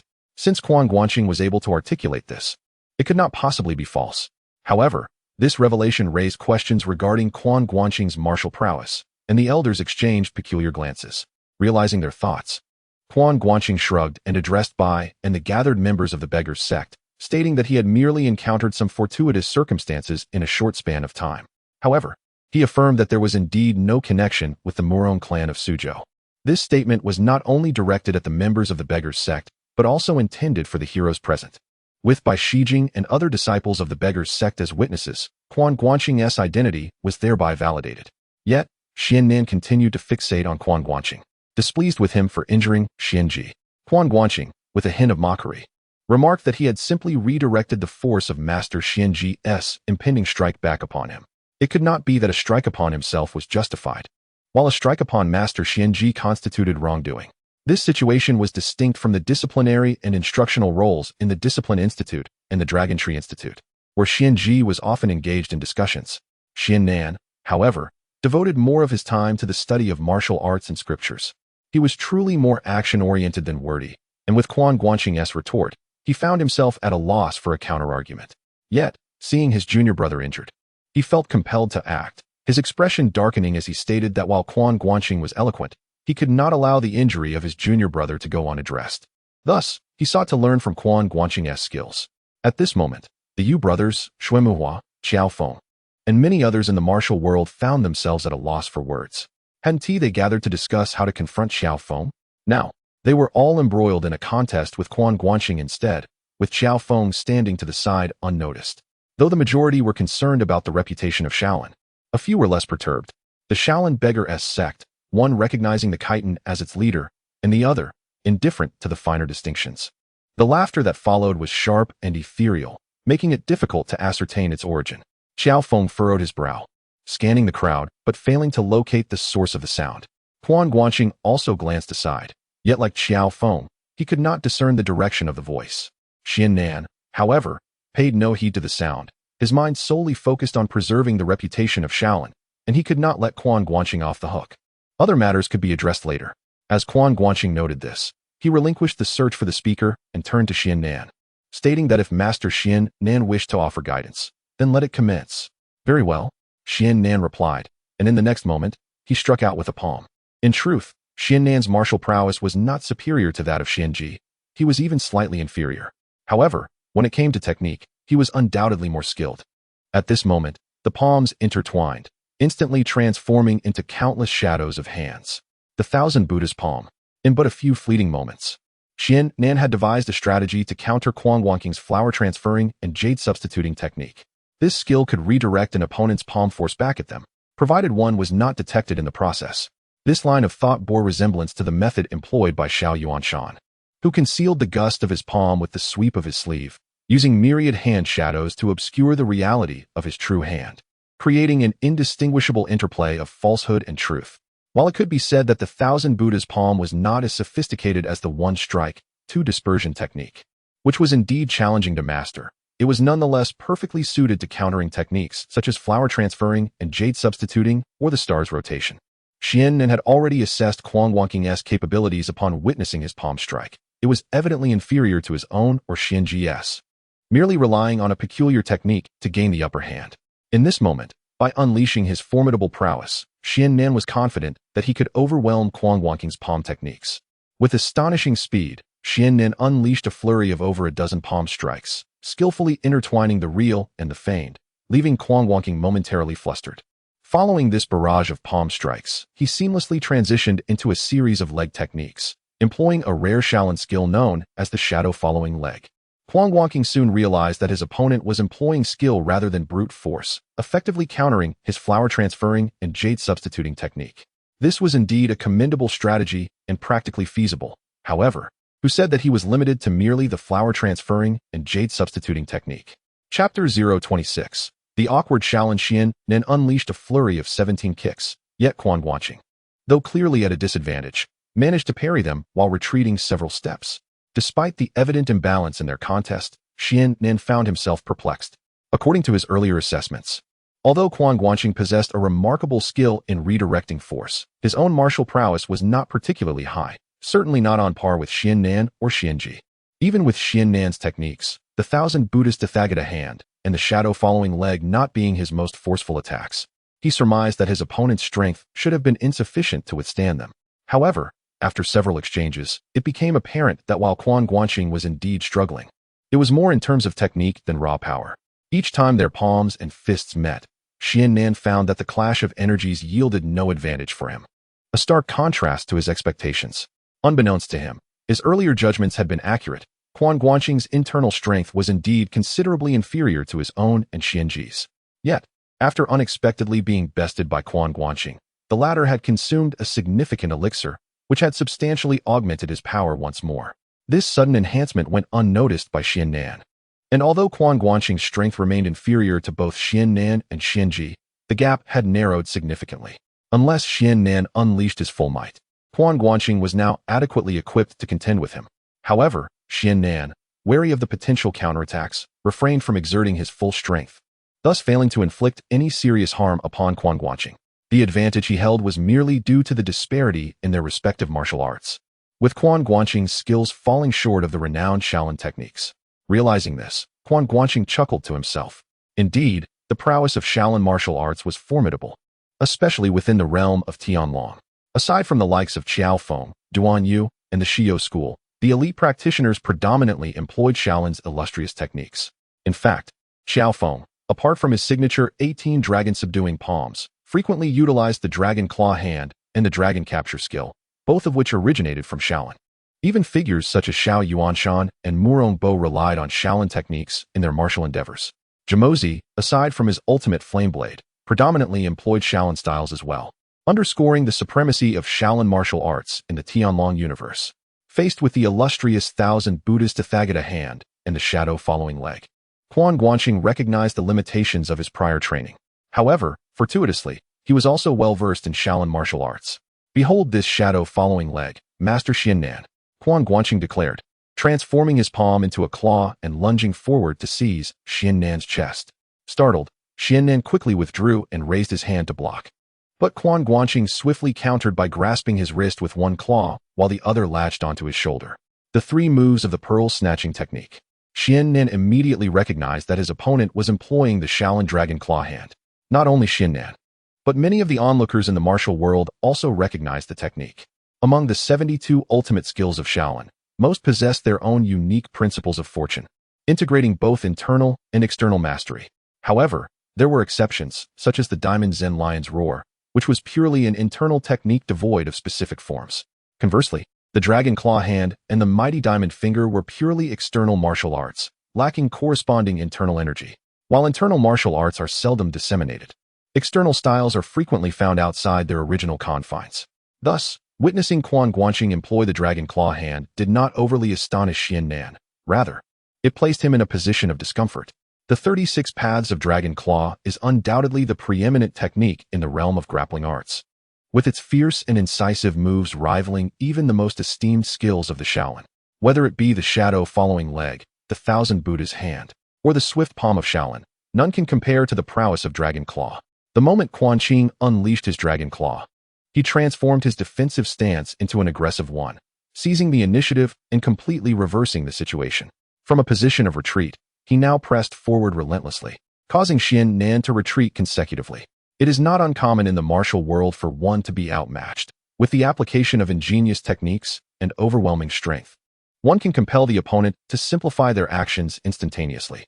Yet, Qiannan hesitated to concentrate his power, fearing that his adversary might employ the technique of flower moving and jade transferring, which could lead to self-inflicted harm. This apprehension rendered victory nearly impossible for him. After several exchanges, Qiannan found himself cornered at the edge of the Grand Hall, his heel unexpectedly colliding with a supporting pillar. In this brief moment of hesitation, Quan Qing seized the opportunity, breaking through Qiannan's defenses and aiming his 5 fingers directly at Qiannan's face. Qiannan, believing his doom was imminent, could only stare in shock, unable to react in time. However, at the critical juncture, a large hand suddenly extended from the side, also taking the form of claws to intercept Quan Qing's assault. It was Qiao Feng, stepping in at a pivotal moment to block Quan Qing's attack. Quan Qing had already sensed Qiannan's moment of distraction and was prepared to withdraw his strength, recognizing that the predicament Qiannan faced was of his own making. Yet, He understood that if he were to incapacitate Xiannan outright, it would irreparably sour his relationship with Shaolin. Though possessing a formidable system, Quan Guanqing did not fear Shaolin, but he knew that fostering animosity would not be conducive to his future endeavors. Thus, he intended to show mercy. Noticing Qiao Feng stepping forward, he naturally clasped his palm against Qiao Feng's. Sensing the absence of force in Quan Guanqing's grip, Qiao Feng understood his intentions. Smiling slightly as he said, "Brother Quan, I have trained under Shaolin since my youth. Despite the misunderstandings we've had, I cannot forget my roots. I hope you will grant me this favor, and let this encounter conclude here. Brother Qiao speaks wisely. I harbor no grievances against the Shaolin masters. A friendly match should indeed conclude amicably," Quan Guanqing replied with a cheerful demeanor as he withdrew his hand. However, this exchange left several Shaolin monks feeling quite awkward. They had come to support the Yu brothers in their confrontation against Qiao Feng, only to find Qiao Feng saving their leading monk from another's grasp. What a predicament this was. In that moment, the expressions of the monks who had come with Xiannan and Xianji were peculiar. Meanwhile, Quan Guanqing wore a broad smile, as another notification popped up in his view. Notification: defeated Shaolin monk Xiannan. Xiannan, 55 years old. Notable techniques: sleeve of the universe, thousand Buddha's hand, shadow following leg, Doro leaf finger. Rank: Grandmaster. Achievement: Jianghu duel, long-term task, completed. Reward: silk pouch 1. Yet another Grandmaster. It was regrettable that Xiannan's challenge did not trigger a task. Otherwise, he could have obtained another elixir. If he were to acquire another elixir, his internal strength might surpass even Qiao Feng and the esteemed monks of the Xian generation. Alas, such was the lament. However, the addition of another stratagem is indeed a pleasant surprise. Should the opportunity arise to stir up trouble, there shall be another amplification card at one's disposal. With this thought, Quan Guanqing's demeanor brightened with a charming smile. The beggar clan was employing Shaolin skills in a rather comical manner. Could it be that they were staging a performance here? The previously sharp voice echoed once more. Quan Guanqing furrowed his brow, yet before he could utter a word, Qiao Feng bellowed with fury, "Come out!" This thunderous shout reverberated like a clap of thunder in a serene sky, causing the debris within the grand hall to rattle, and dust to cascade from the beams above. Several martial artists staggered in surprise, while Quan Guanqing merely grimaced. It turned out that Qiao Feng had invoked the power of the King Kong Zen Lioness roar. Though his voice was akin to thunder, it directed itself towards a singular target, leaving Quan Guanqing with merely a throbbing in his ears from the sheer volume. Among the staggered martial artists, a burly man stumbled forth, exhibiting the gait of one intoxicated, his limbs uncoordinated, swaying precariously with a pallid complexion and a venomous glare. The majority present were unfamiliar with this individual and frowned in confusion. Suddenly, Tan Gong uttered a soft exclamation, "Tan Qing?" At the mention of this name, many knowledgeable individuals changed their expressions. One voice rose above the rest. "The soul-chasing staff, Tan Qing? He is the disciple of one notorious for his malevolence." Those who had harbored doubts immediately paled, while the beggar clan members erupted in curses, albeit with an undercurrent of trepidation. Following the incident at Xingzi Forest, after Quan Guanqing and Duan Yu had rescued the beggar clan members from Tianning Temple, the beggars had bound and vented their frustrations upon the people of Xixia. Yet, before they could fully indulge in their reprisal, the nefarious Duan Yanqing had sought them out. No one beneath Qiao Feng and the beggar clan stood a chance against Duan Yanqing. Even the most skilled fighters, Lu Zhang and Bai Shijing, combined could not prevail. After Duan Yanqing had neutralized the poison affecting the elite of the Yipentang, the beggar clan suffered significant losses. Were it not for their ability to escape using insect-repelling poison, it is likely that many elders and disciples would have perished that day. Thus, the beggar clan harbored both hatred and fear towards Duan Yanqing. Even now, facing only his disciple, they felt a lingering apprehension. "Tan Qing, who on earth is this?" Quan Guanqing pondered, finding no recollection of the individual before him. Neither he nor his original self had any inkling. However, being a disciple of Duan Yanqing, one could only wonder if he possessed the one-yang finger technique. Meanwhile, the soul-chasing staff Tan Qing's face contorted in agony, his hands incessantly clawing at his chest. Though his lips remained still, a voice emanated from his abdomen. I have no grievance with you. Why disrupt my magic?" The tone was sharp, unmistakably the same as before. Ventrilocution? So that was it. Quan Guanqing raised an eyebrow, realizing why he had been unable to pinpoint the source of the voice earlier. It was this peculiar skill. Yet at this moment, Tan Qing's voice was intermittent and weak, far from its previous sharpness. Evidently, Qiao Feng's earlier roar, infused with internal energy, had shattered his technique. Quan Guanqing remained oblivious to the fact that this skill not only allowed for speech through the abdomen, but also possessed the ability to enchant the hearts of others. With his technique disrupted by Qiao Feng, Tanqing found his ability to speak halting, let alone perform any other feats. One might say that the years of dedication poured into the sinister craft by Tanqing have been utterly obliterated in an instant. Which explains the venomous glare in his eyes. Quan Guanqing, observing his malevolent expression, let out a chilling laugh. No grievances, no enmity? Young brat, just moments ago you hid among the crowd, mocking us, thinking you could escape unscathed? Tanqing's complexion shifted subtly. Previously, he had witnessed Quan Guanqing's martial prowess. Even if the Shaolin monks of the Xin character generation were not a match for Quan Guanqing, the disparity would not be vast. The fact that Quan Guanqing had achieved 2 consecutive victories indicated that his skills were beyond Tanqing's reach, causing a surge of trepidation within him as he contemplated fleeing. However, with Qiao Feng's lion's roar disrupting his internal energy, he found himself momentarily unable to gather his strength, making any attempt to escape exceedingly difficult. At that moment, Xuemuhua emerged boldly, declaring, "You are a disciple of notorious infamy. I host this heroic banquet for the esteemed figures of the martial world. How dare you, a shameless scoundrel, infiltrate our gathering?" Under ordinary circumstances, Xuemuhua might not have dared to provoke Tanqing, but with Tanqing currently injured, he felt a surge of audacity. Just then, a voice from above sneered, "What heroic banquet? It resembles a gathering of bears." Before the words had fully escaped his lips, a figure descended swiftly, seizing Tanqing and leaping towards the entrance of the grand hall. The display of lightness and movement was truly astonishing. Many recognized the assailant as the notorious Yun Zhonghe. Yet his speed was remarkable, and his arrival so sudden that even those present with superior martial skills could not react in time as they witnessed him abducting Tanqing. At that moment, 2 cold laughs echoed simultaneously. Thinking of escaping? Stay and face the consequences. Chapter 27. The Truth of Black and White. As Yun Zhonghe seized a person and attempted to flee, both Qiao Feng and Quan Guanqing sprang into action simultaneously. Qiao Feng unleashed a palm strike from midair, striking the back of Yun Zhonghe as he rose. Meanwhile, Quan Guanqing directed a forceful fingertip strike towards Yun Zhonghe's ankle. Despite Yun Zhonghe's remarkable lightness skill, he could not evade the oncoming palm wind and fingertip force, suffering simultaneous hits. He fell to the ground with a cry akin to that of a wounded goose, a mouthful of fresh blood spilling forth. The person he had clutched in his embrace, Tanqing, was also flung aside, used as a cushion. Realizing the gravity of his situation, Yun Zhonghe could no longer afford to consider Tanqing's welfare as he attempted to rise and escape, but before he could muster his strength, another fingertip strike descended upon his other foot.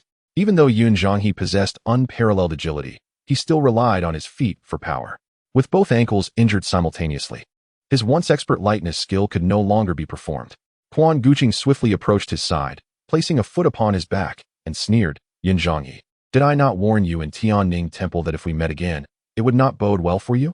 Please, Quan the Great." Yun Zhonghe tried to utter more, but Quan Guanqing offered him no chance, striking down upon his crown, causing his brain to splatter. One of the 4 great villains, Yun Zhonghe, met his demise on the spot. For such a heinous individual, the opportunity to eradicate him was welcomed by all. Quan Guanqing rose and surveyed the surroundings, as if to elucidate the rationale behind his actions, or perhaps to admonish the onlookers. It was meant to be, before others could voice their opinions. Duan Yu already clapped in approval. Yun Zhonghe had cast his gaze upon Zhong Ling and Mu Wanqing. Duan Yu had long desired his death, though he had merely awaited the right moment. Indeed, Brother Quan, your actions have rid the martial world of a significant menace. Wu Changfeng from the Beggars sect also voiced his praise loudly. Other heroes of the martial world chimed in with their agreement. At present, Qiao Feng's reputation hindered others from openly commending him, but Quan Guanqing was not bound by such constraints. Although he had just clashed with Shaolin, Xuemuhua had also stated that Master Xuanji's severe injury was a result of his own reckless strike, and that Master Xuanan had remained unharmed. Given that he had instigated the conflict and faced such a consequence, it was likely that even Shaolin would find it difficult to articulate any grievances. Thus, they showered Quan Guanqing with accolades for his execution of Yun Zhonghe without reservation. Quan Guanqing accepted the praise with composure, then turned his gaze towards the withdrawn, solemn-faced Master Xuanan. "Master Xuanan, now that the deed is done, shall we proceed to discuss reason?" "Humph," Xuanan scoffed disdainfully. "I shall take that as your agreement." Quan Guanqing was unfazed by Xuanan's demeanor, proclaiming, 3 days ago, on the day Master Xuanku encountered misfortune, I was at the foot of Shaoshi Mountain, outside the residence of Brother Qiao's parents. At that time, I encountered a black-robed monk and was unable to defeat him in combat, thanks to Brother Qiao's timely arrival. Brother Qiao pursued him up the mountain, which led to his arrival at Shaolin Temple. In my estimation, Master Xuanku must have fallen victim to that man's ambush. You speak empty words. What evidence do you possess? A Shaolin disciple shouted. Ah, so now you monks demand evidence? Quan Guanqing nodded. Previously, when I asserted that Brother Qiao had no time to change his clothes, how did you respond? The monk hesitated momentarily. Quan Guanqing paid him no mind and continued, stating that he indeed possessed evidence. He then turned to Xue Muhua and requested, Xueshini, could you kindly examine my left shoulder? As he spoke, he removed his outer garment, revealing a robust physique. Ah, had I possessed such a splendid figure in my past life, I might not have found myself single upon my arrival here, Quan Guanqing mused, as he caught the approving glances of several female heroes from the martial world around him. Upon examining Quan Guanqing's left shoulder, which had turned slightly red, Xue Muhua let out a soft gasp and approached to observe closely, furrowing his brow slightly. Brother Quan must have been struck on the left shoulder a few days ago by a formidable opponent with a blend of soft and hard force. Although a significant portion of the force was mitigated, it still injured the bone. Xueshini's keen insight was commendable. Quan Guanqing praised him inwardly, pondering whether Xueshini could discern the martial art behind this strike. Initially, this was not a concern for Quan Guanqing, but after witnessing Xue Muhua's ability to swiftly identify the source of the injury, the thought arose. Barring any unforeseen circumstances. Xueshini glanced towards the accompanying Shaolin monk. It must be the Prajna Palm. Prajna Palm. Let me have a look, Xiannan remarked, his expression shifting slightly as he stepped forward. Quan Guanqing remained unperturbed, allowing him to inspect. The Shaolin monks, unlike him, still valued their dignity and would not resort to treachery at this moment. Observing Quan Guanqing's calm demeanor, the surrounding martial artists quietly commended him. Xiannan indeed refrained from any underhanded actions, and after examining Quan Guanqing's shoulder, his expression grew peculiar. He himself practiced the Prajna Palm. The majority of Shaolin's martial arts begin with the Weidua Palm and culminate in the Prajna Palm and the Demon Subduing Palm. Currently, the temple's elite are primarily from the Xian generation, most of whom have devoted themselves to mastering the Prajna Palm, with only Xiansheng, Xianku, and Xiansheng practicing the Demon Subduing Palm. Though Xiannan had also trained in the Prajna Palm and had not yet reached the highest level of mastery, he had nonetheless achieved considerable skill. After a careful examination, Xiannan inquired about the encounter between Quan Guanqing and the man in the black monk's robe. Quan Guanqing recounted the events truthfully, and Xiannan's expression grew even more curious, for Quan Guanqing's account revealed no flaws. From his description, the martial arts employed by the black-robed monk were indeed Shaolin techniques. From the movements, he discerned the presence of the Shumi mountain palm, the Thousand Buddha's hand, the Kasaya Buddha demon art, and most importantly, the Prajna Palm that had injured Quan Guanqing. Moreover, he perceived that the monk's proficiency in the Prajna Palm surpassed his own. Xiannan specialized in the Thousand Buddha's hand and the shadowless leg, and had not devoted himself entirely to the Prajna Palm, yet his years of practice had yielded remarkable results. To claim superiority in the Prajna Palm within the temple, aside from the abbot Xianxi, only the late Xian Bei could be mentioned. However, upon observing the injury on Quan Guanqing's shoulder, it was evident that the monk's mastery of the Prajna Palm, while perhaps not surpassing Xianxi's, was certainly above Xiannan's level. This was indeed puzzling. Master Xiannan, this injury cannot be feigned, can it? Quan Guanqing remarked with a smile, adding, and to my knowledge, Brother Qiao has not practiced the Prajna Palm. Indeed, Qiao Jusher has not trained in the Prajna Palm, Xiannan surprisingly conceded without hesitation, much to the astonishment of many in the martial world. Why is Master Xiannan so certain? Yu Ji inquired. As far as I know, Qiao Feng studied at Shaolin. How can we be certain that he has not practiced the Prajna Palm? This was not merely a question of curiosity for Yu Ji. Many other martial artists present also exhibited expressions of confusion. Xiannan shook his head and replied, Qiao Feng was taught by my junior brother, Xianku, who specializes in the subduing demon's palm technique. Qiao Feng has followed suit in learning that same technique. But how can we ascertain that he has not secretly studied the Prajna Palm? A martial artist pressed. Yu Ji, who had initially posed the question, nodded in agreement, still perplexed. The monk, however, was unaware that Xiannan hesitated briefly before responding. The subduing demon's palm and the Prajna Palm are fundamentally distinct. One being rigid and the other supple, one can only choose to pursue one path. There were numerous similar circumstances. Qiao Feng, having trained in the subduing demon's palm, was capable of mastering techniques such as the diamond finger, the duoluo leaf finger, and the mighty diamond palm. However, he struggled to cultivate skills like the prajna palm, the maha finger, and the flower plucking finger. The gathering of martial artists listened with astonishment. While they had frequently heard of the 72 unique skills of Shaolin, few truly understood the intricacies among them or how they countered one another. Even Qiao Feng himself wore a look of surprise, unaware of these nuances. Thus, my assertions can be substantiated, can they not? Quan Guanqing remarked with a smirk. Xian Nin pondered for a moment before finally nodding. In light of this, it seems that the circumstances surrounding my junior brother's demise are indeed rife with mystery.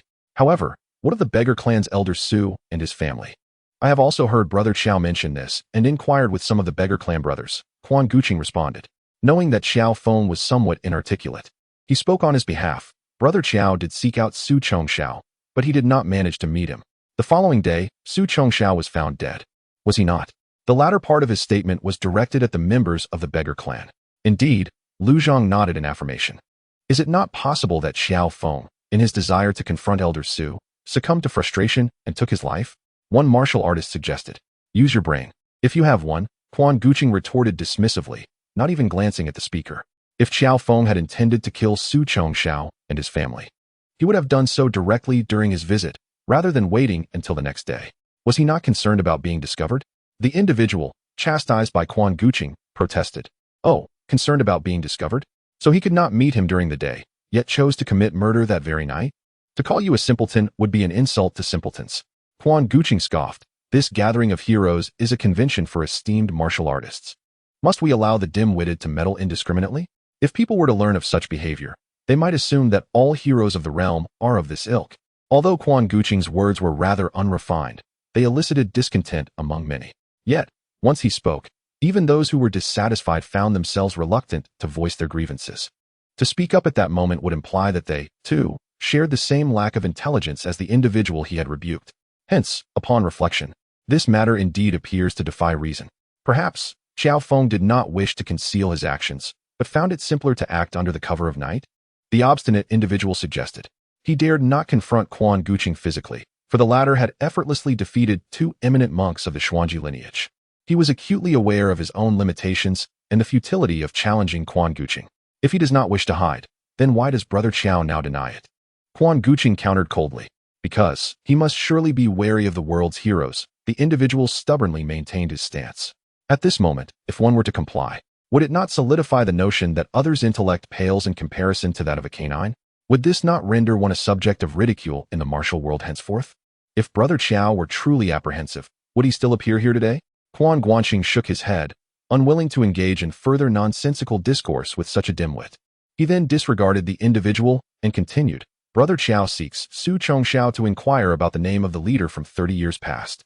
However, Su Chongxiao, in a state of near death, is unable to provide an answer. Later that night, his entire family was murdered, prompting Brother Qiao to hastily return to Shaolin, fearing for his parents' safety. Indeed, there were dark-clad figures attempting to assassinate Brother Qiao's parents. How malicious this individual is. Had I not fortuitously been present, Brother Qiao's parents would have also fallen victim. In such a case, if Master Xuanku were to be harmed as well, Brother Qiao would become a parasite, slaying his own parents, his mentor, and the esteemed elders of his former association. The members of the beggars sect were aware that Quan Guanqing had entrusted the protection of Brother Qiao's parents to them, and they now furrowed their brows in contemplation upon hearing this. Could it be that someone is attempting to frame Brother Qiao? Wu Changfeng seemed to grasp the situation and suddenly clapped his hands.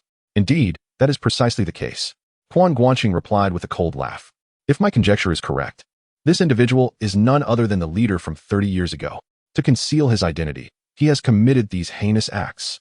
Quan Guanqing boldly cast the blame upon a certain revered monk. Impossible. No sooner had Quan Guanqing uttered these words than someone vehemently refuted him. Chapter 028. A minor punishment for a major lesson. Quan Guanqing cast a sidelong glance, observing Zhao Qiansun, who had previously seemed eager to attach himself to Tan Pe, entirely indifferent to other matters, suddenly leaped to his feet. He pointed at Quan Guanqing and exclaimed, "The esteemed leader, a hero of great renown. How could he possibly engage in such petty misdeeds? Just because you declare him a hero does not make him one. Just because you proclaim him a great figure does not render him so." With a countenance rife with disdain, Quan Guanqing retorted, "If you possess the audacity to name him, Let the assembled heroes judge his merit. He is. Zhao Qiansun instinctively prepared to speak, but just as he opened his mouth, a swift kick to his rear from the side interrupted him. Xiaowan. Zhao Qiansun turned, his expression one of grievance. The one bold enough to deliver such a kick was none other than Tan Pe, who first shot Zhao Qiansun a fierce glare before directing a look of contempt toward Quan Guanqing. You are indeed a cunning little rascal, attempting to trick my senior brother into revealing the identity of that esteemed leader. Zhao Qiansun was momentarily taken aback, finally coming to this realization. It was not that he was truly foolish. Rather, he had grown accustomed over the years to behaving erratically, and his high martial prowess meant that ordinary folk dared not provoke him, leading him to shy away from intellectual pursuits. Observing this, Quan Guanqing shook his head in regret. So close to unearthing the truth, this Tan Pe is indeed bothersome. Seeing the exchange, Qiao Feng spoke up, Senior Zhao Qiansun. I recently ventured to the outskirts of Yanmen Pass in search of the stone wall mentioned by Master Zhiguang, and did indeed find a stone wall, albeit marred by knife and axe, rendering the inscriptions illegible. To uncover the events of that time, it seems we must confront that esteemed leader directly. Your mother, did she not pass away? Why not inquire of them directly? Zhao Qiansun rolled his eyes, responding with irritation. I did pose such questions to my parents, yet they merely stated that I was a late-born child. Qiao Feng replied, shaking his head. After saving a Zhu's life and stabilizing her condition, he had sought an opportunity to inquire about his origins from Qiao Sanhuai and his wife. However, he was cautious, fearing that his parents might misinterpret his intentions, leading him to ask rather subtly about his mother's condition during her pregnancy, while also seizing the chance to question the elderly couple. Yet, the Qiao couple had meticulously crafted their narrative when they adopted Qiao Feng, leaving no room for error. Qiao Feng chose not to disclose the revelation of his identity, and the elderly couple remained unaware of his circumstances, thus never mentioning that he had been fostered by another. Consequently, this left Qiao Feng, who had begun to believe in his identity as a chiton, once again engulfed in doubt. Surely, they were merely confused and speaking nonsense, Zhao Qiansun remarked freely. Upon hearing this, Qiao Feng's expression shifted dramatically. While he was indifferent to Zhao Qiansun's self-referential remarks, the latter's disparagement of his parents was intolerable. Senior Zhao Qiansun, I implore you to choose your words with care. However, Zhao Qiansun was known for his obstinate nature. Aside from Tan Pe, he feared no one and showed no deference to anyone. With a scoff, he replied, choose my words with care? What is? Han people are not inherently superior, nor are chiton people lesser beings. Yet here you are, a chiton, insisting upon claiming Han identity. It is indeed laughable. Your parents are full of deceit, and he had not completed his sentence, for the words faltered on his lips. A gust of wind suddenly struck him, causing his breath to hitch and his chest to feel heavy. Qiao Feng's palm wind had arrived. Zhao Qiansun let out a shriek, simultaneously raising both palms to counter. Stop! Tan Pe exclaimed in alarm, but it was too late. The clash between Qiao Feng's formidable power and Zhao Qiansun's strength resonated with a loud thud. Qiao Feng's figure swayed slightly, yet Zhao Qiansun was sent flying back like a severed kite, hurtling 7 or 8 meters before colliding with the wall of the Grand Hall, where he finally came to a halt. He opened his mouth and coughed up a mouthful of blood, and when he looked up again, his face was one of sheer horror. The astonishment was not confined to Zhao Qiansun. All the martial artists present were equally taken aback. It had long been rumored that Qiao Feng of the north and Murong of the south were the paragons of the young generation in the martial world. However, due to Qiao Feng's long-standing battles with the warriors of the western Xia and Liao kingdoms, few knew the true extent of his martial prowess when it came to confrontations with the heroes of the Central Plains. Conversely, although Zhao Qiansun was notorious, his martial skills were formidable. While he may not rival the likes of Xian Ji or Xian Nan, he was not far behind. Yet, the ease with which Qiao Feng had injured Zhao Qiansun with a single strike, despite the apparent advantage of 2 against 1, was astonishing. Good heavens, Quan Guanqing observed, his eyelids twitching. He was well aware of Zhao Qiansun's capabilities, which should have placed him on par with Murong Fu, if not exceeding him in terms of inner strength. How could it be that he could not withstand a single blow in direct confrontation? Had he faced Qiao Feng prior to consuming the second great pill, he likely would have met the same fate. Truly, one could not help but commend Qiao Feng. Qiao Feng, you have gone too far. Tan Pe's gaze fell upon Zhao Qiansun's injured hands, and she was instantly consumed with fury. She was not one to reason. Regardless of Zhao Qiansun's prior disrespect towards Qiao Feng's elders, she pointed an accusing finger at Qiao Feng and scolded, with such cruelty. How can you deny killing Elder Su's family and Master Shenku? Old crone, what a clever twist of logic, Quan Guanqing interjected before Qiao Feng could respond. It was Zhao Qian's son who maligned your parents. If someone were to insult your parents to your face, would you still greet them with a smile? A man as filial as Qiao Feng could never harm his revered teacher, Master Xian Ku. Indeed, after Qiao Feng unleashed his palm strike, witnessing Zhao Qian's son bleed, he felt his anger subside somewhat and echoed Quan Guanqing's sentiment. No matter how Zhao Qian's son slanders me, I remain indifferent. However, after insulting my parents on 2 occasions, I cannot let him go unpunished. This is merely a minor reprimand. Tanpa found herself momentarily speechless, unsure of how to respond. The banner of filial piety is invariably a potent tool, applicable at any time and place. Those surrounding Qiao Feng nodded in agreement, recognizing the righteousness of his actions. Yet, some among them were older and more seasoned, having lived long enough to have seen much. Tanpa and Zhao Qian's son belonged to this latter category. In her youth, Tanpa was known to resort to violence at the slightest provocation, regardless of right or wrong, which had even resulted in her driving away her childhood friend, Zhao Qian's Sunday. It was only when she encountered the unyielding Wu Nan, Tan Gong, that she had found a match. Now, witnessing her senior injured and unable to contend with Qiao Feng and Quan Guanqing, her rebellious nature flared with indignation. Yet, despite her ferocity, she was not a fool. Knowing her martial skills were inferior to Zhao Qian's son's, she realized she stood no chance against Qiao Feng, who had effortlessly injured Zhao Qian's son with a single palm strike. Quan Guanqing had just vanquished 2 eminent monks of the Xian lineage, whose martial prowess was equally formidable. Despite her ire, she dared not strike, resorting instead to casting venomous glances at the two. Hey, old crone, who are you glaring at? Quan Guanqing retorted without any restraint, pointing at Tanpa. Do you dare to look at me like that again? Believe me, I will gouge your eyes out. Quan Guanqing harbored no fondness for this Tanpa. From the memories of her original self, she vividly recalled the raucous antics of Zhao, Qian, and Sun in the apricot grove, which provoked the annoyance of many around them. When a Zhu had made a sarcastic remark, Tanpa had retaliated with a slap, simply for being addressed in the same breath. At her age and status, striking a younger girl like a Zhu was indeed a display of utter shamelessness. Such shamelessness deserved no consideration. Tanpa was seething with rage, exclaiming to the side, "Are you a ghost? How dare you insult me?" This was directed at Tan Gong. However, Tan Gong, possessing a gentle disposition, tolerated Tanpa's capricious nature.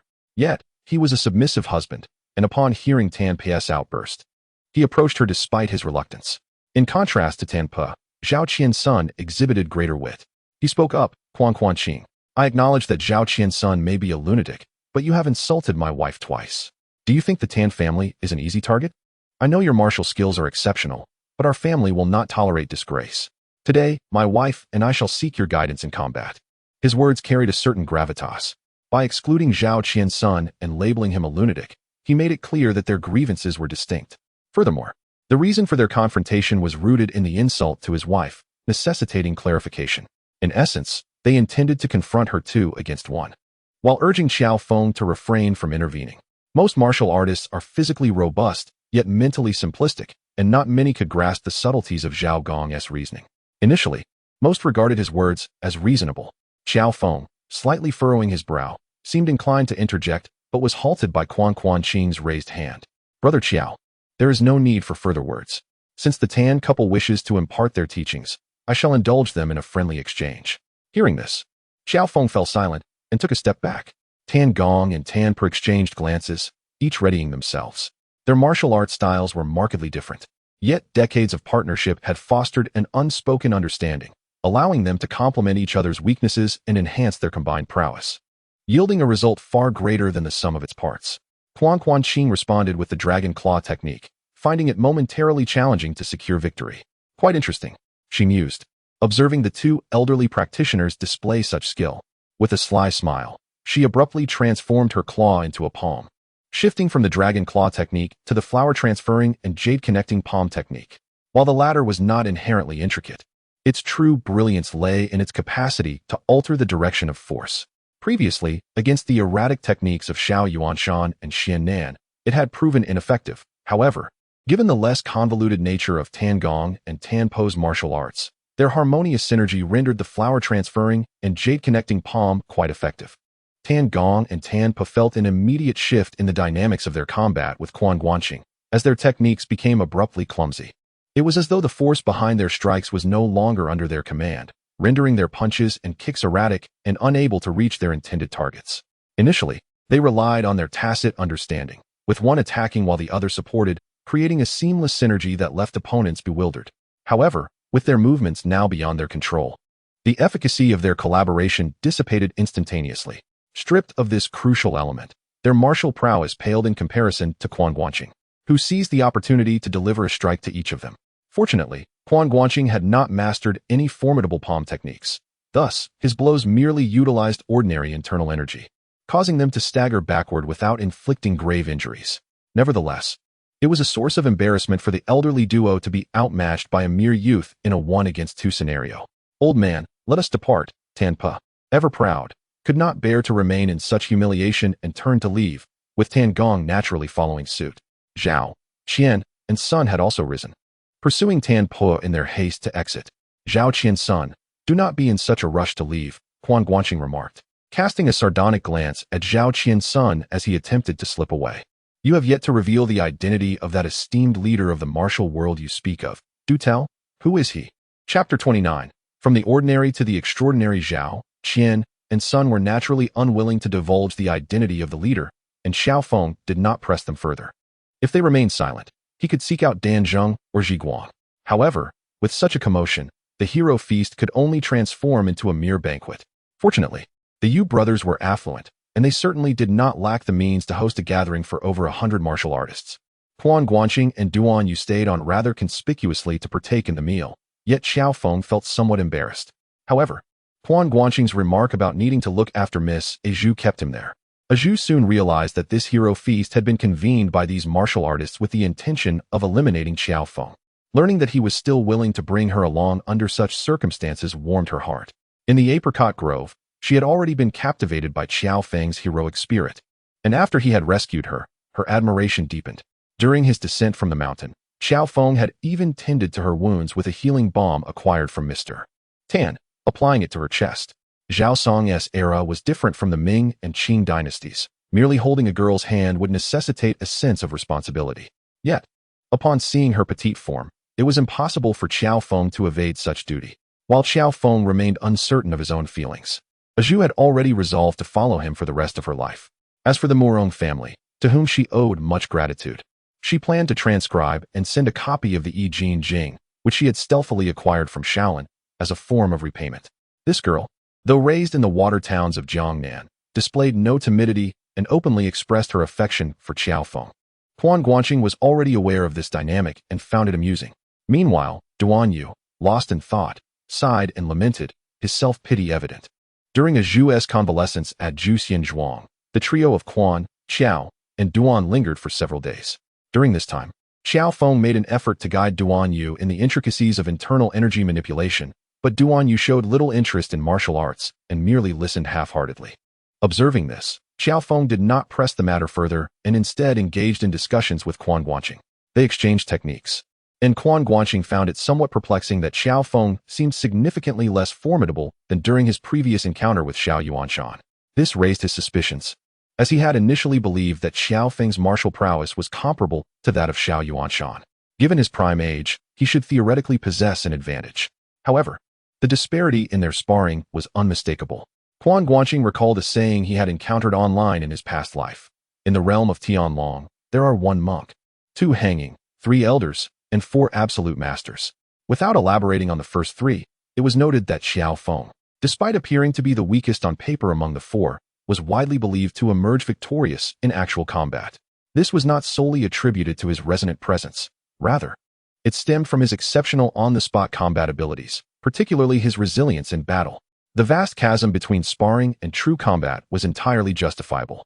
After lingering at Juxianzhuang for 5 days, Zhu's injuries had stabilized, and it was now a matter of recuperation.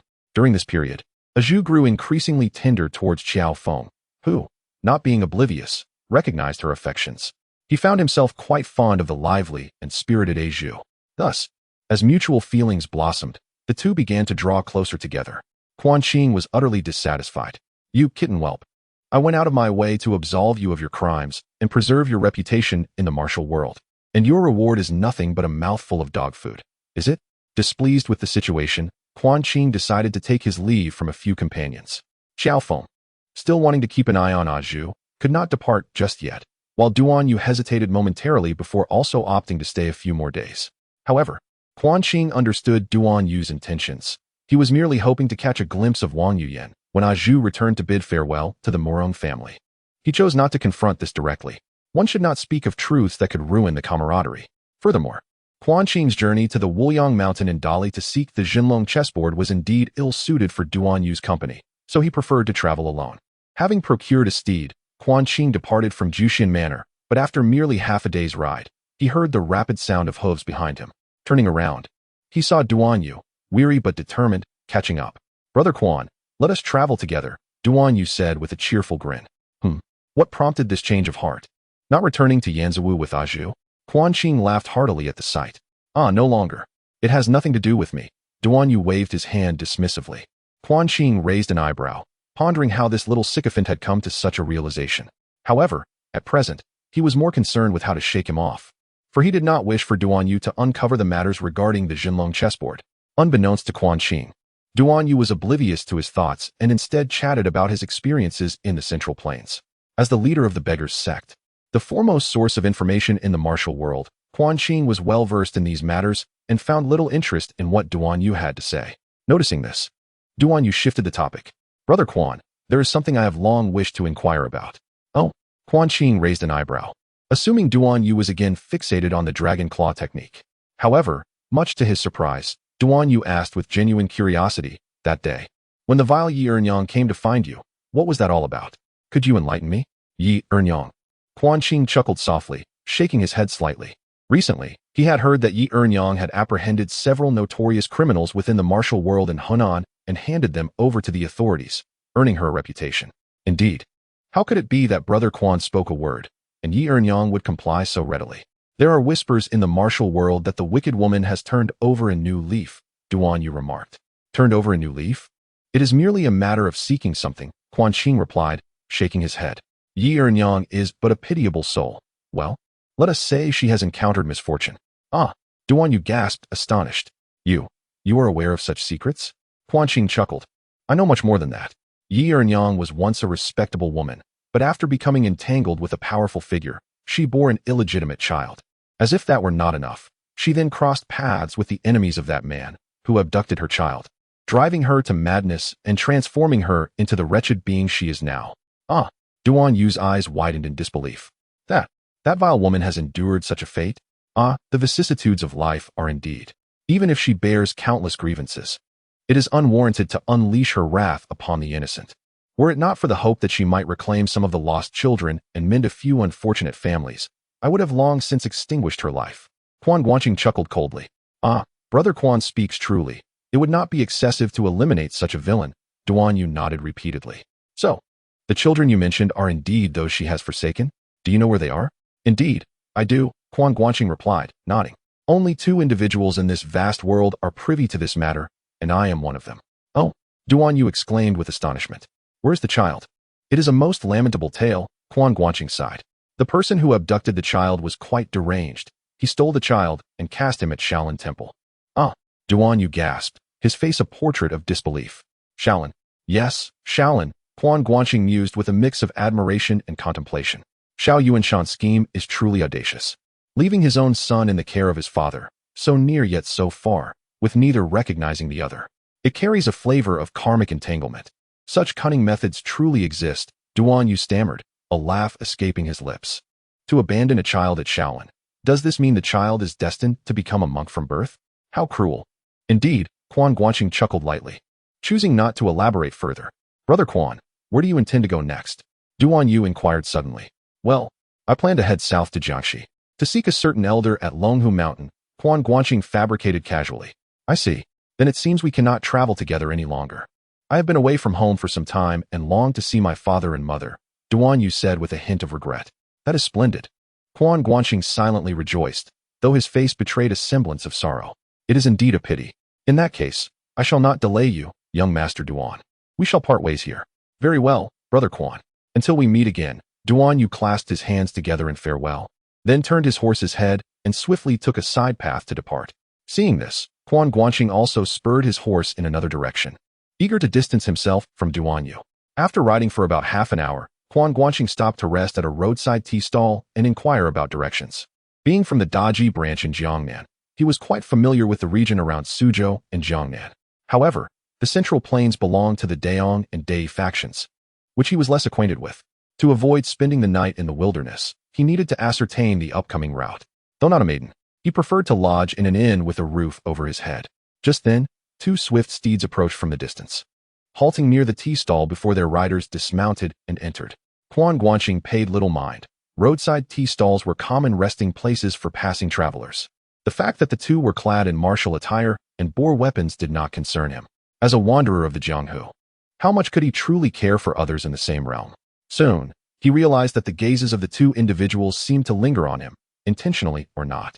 Quan Guanqing furrowed his brow slightly and raised his eyes to observe them. At first glance, he felt nothing amiss, but his expression soon reflected unease.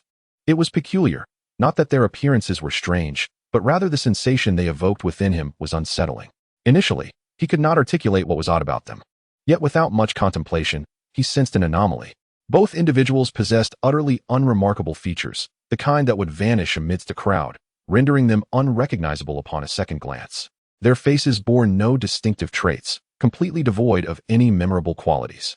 Such individuals appeared to be the most ordinary, yet in reality, they were anything but. Encountering one might be inconsequential, but encountering two was indeed curious. Despite having no apparent similarities in their appearances, both exuded an extraordinary blandness that was strikingly devoid of character. Intrigued by this realization, Quan Guanqing couldn't help but steal a few more glances, only to notice another unsettling detail. Their attire consisted solely of the commonplace garments typically worn by wanderers, yet they adorned their feet with 2 pairs of boots.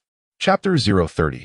The 7 injuries faced in this era. Boots, while no longer as rare as in the Sui and Tang dynasties, are still not commonplace among the ordinary people of the martial world. For instance, Quan Guanqing currently dons a pair of cloth shoes, which is relatively better. Many wanderers in the martial realm can be seen wearing straw sandals. The two individuals noticed Quan Guanqing's gaze and exchanged a knowing look before approaching him directly. "Master Quan, we did not expect to find you here," one of them remarked. Raising an eyebrow, Quan Guanqing responded, "Have we met?"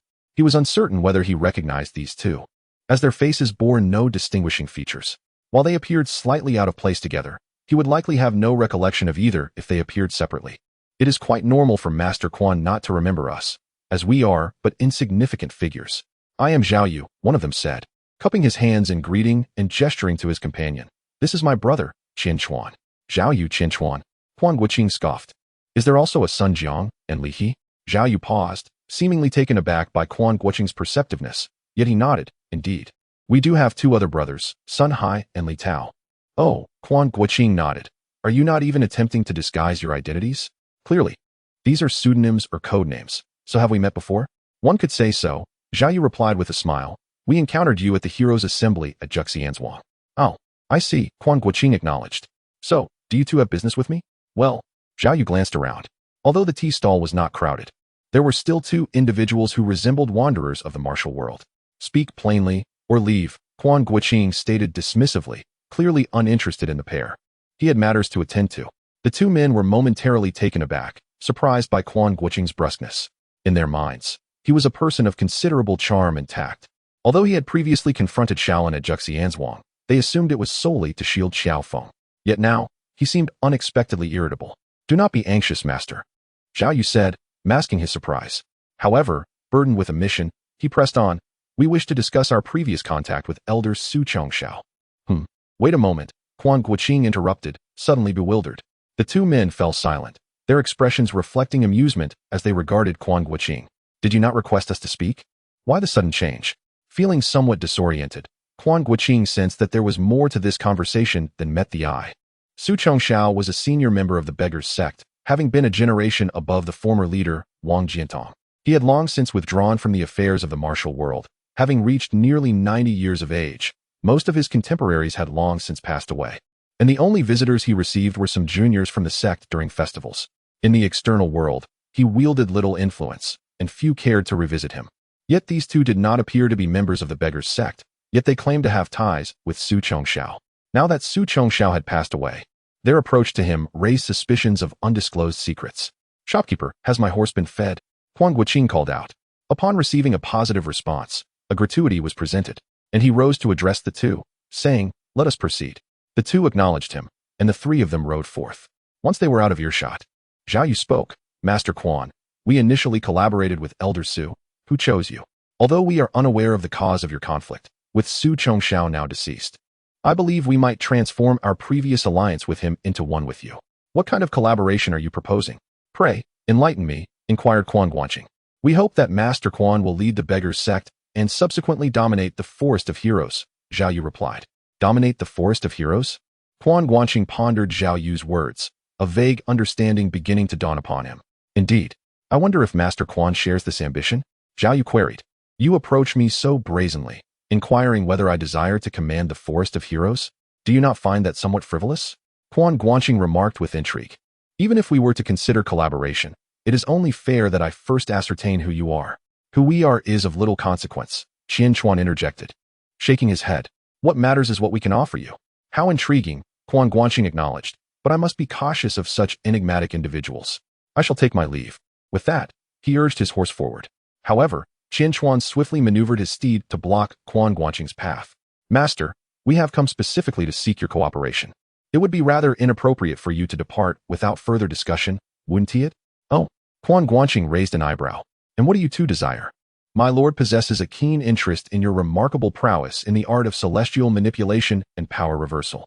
He wishes to exchange insights with you," Qian Chuan stated, producing 3 fabric scrolls from his bosom and waving them before Quan Guanqing. Quan Guanqing narrowed his eyes slightly.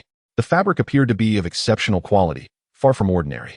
However, the true significance lay in the inscriptions upon the scrolls. Each bore the names of 3 esteemed martial arts techniques: the Prajna Palm, the illusory Shadow Finger, and the 7 Injuries Fist. This is... Quan Guanqing felt a jolt of shock. The Prajna Palm belonged to the Shaolin school, the illusory Shadow Finger to the Diansong sect, and the 7 Injuries Fist to the Kongtong faction, 3 prominent martial arts styles renowned within the realm. What were these 2 individuals' origins that they could so easily produce such treasures? Even the ostentatious Jimozi, during his visit to the Tianglong Temple, only showcased Shaolin techniques. It is not that Shaolin-esque skills lack value. Their 72 unique arts indeed possess significant worth. Yet, with their scripture hall having been turned into a mere lavatory, Quan Guanqing instinctively cast a downward glance.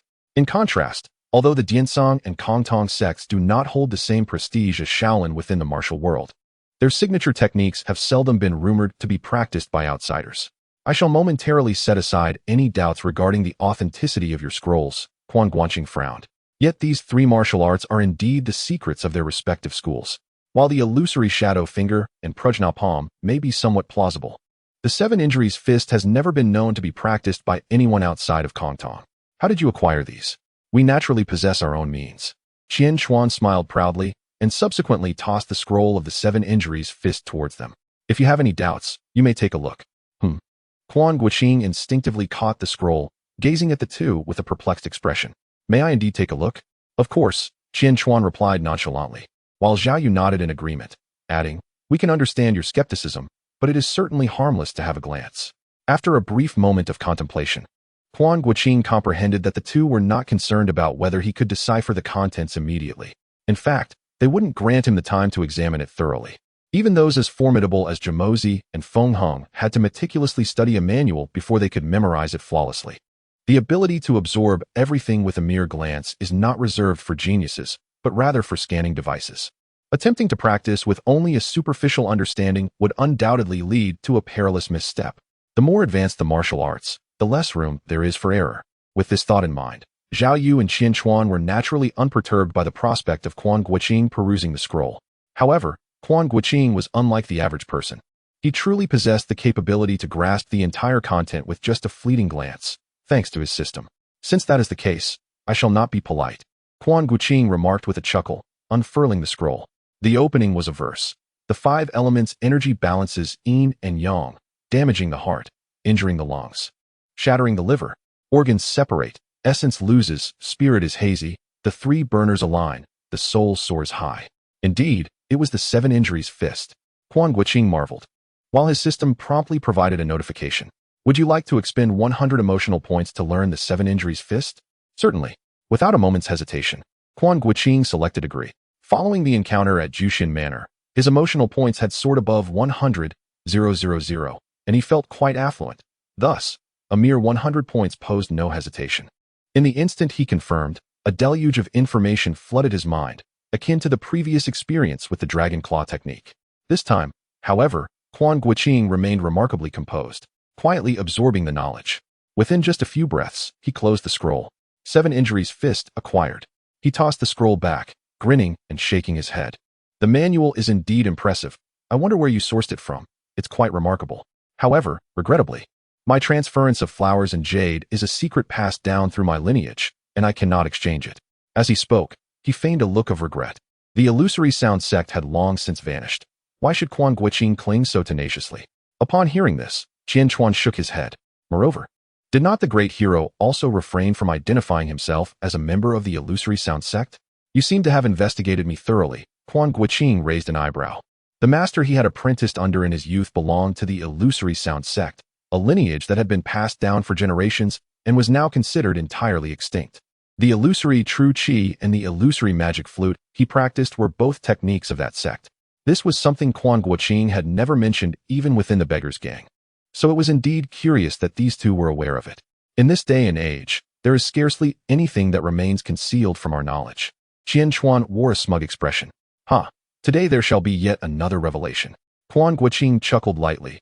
You shall not obtain my skills of diversion. It seems I have the privilege of being honored, then. Sir Quan, I advise you to reconsider your stance, Qianquan said, his eyes narrowing slightly. Although his smile persisted, a chill had begun to seep into his demeanor. What? Resorting to force when gentleness fails. Yet Quan Guanqing remained undeterred. He was exceedingly confident in his martial prowess and intended to interrogate the two about their identities thoroughly. It appears that Sir Quan has underestimated us, Zhao Yu remarked with a sneer, suddenly leaping into the air, charging towards Quan Guanqing, a black short sword mysteriously appearing in his hand. A flicker of surprise crossed Quan Guanqing's mind, for the man's speed exceeded his expectations. Had this encounter occurred before his arrival at Jushin Manor, he might have truly struggled. But now he felt capable. With a powerful push, Quan Guanqing leapt from his horse, simultaneously drawing an iron flute from the saddle to confront the short sword. With a resounding clash, the short sword met the iron flute, and Quan Guanqing gracefully landed, while Zhao Yu faltered in midair, retreating a foot before touching down. His strength is slightly inferior even to that of the beggar clan elder? Quan Guanqing mused with surprise. How could such power sustain that earlier velocity? Yet before he could ponder further, Zhao Yu abruptly raised his hand, launching 3 flying needles toward him.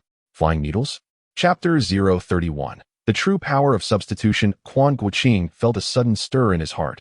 He swiftly retreated while raising his iron flute to intercept 3 flying needles. The disciples of the beggar's sect hailed from varied backgrounds, many of whom were adept in the use of concealed weapons, particularly those from the Daji branch.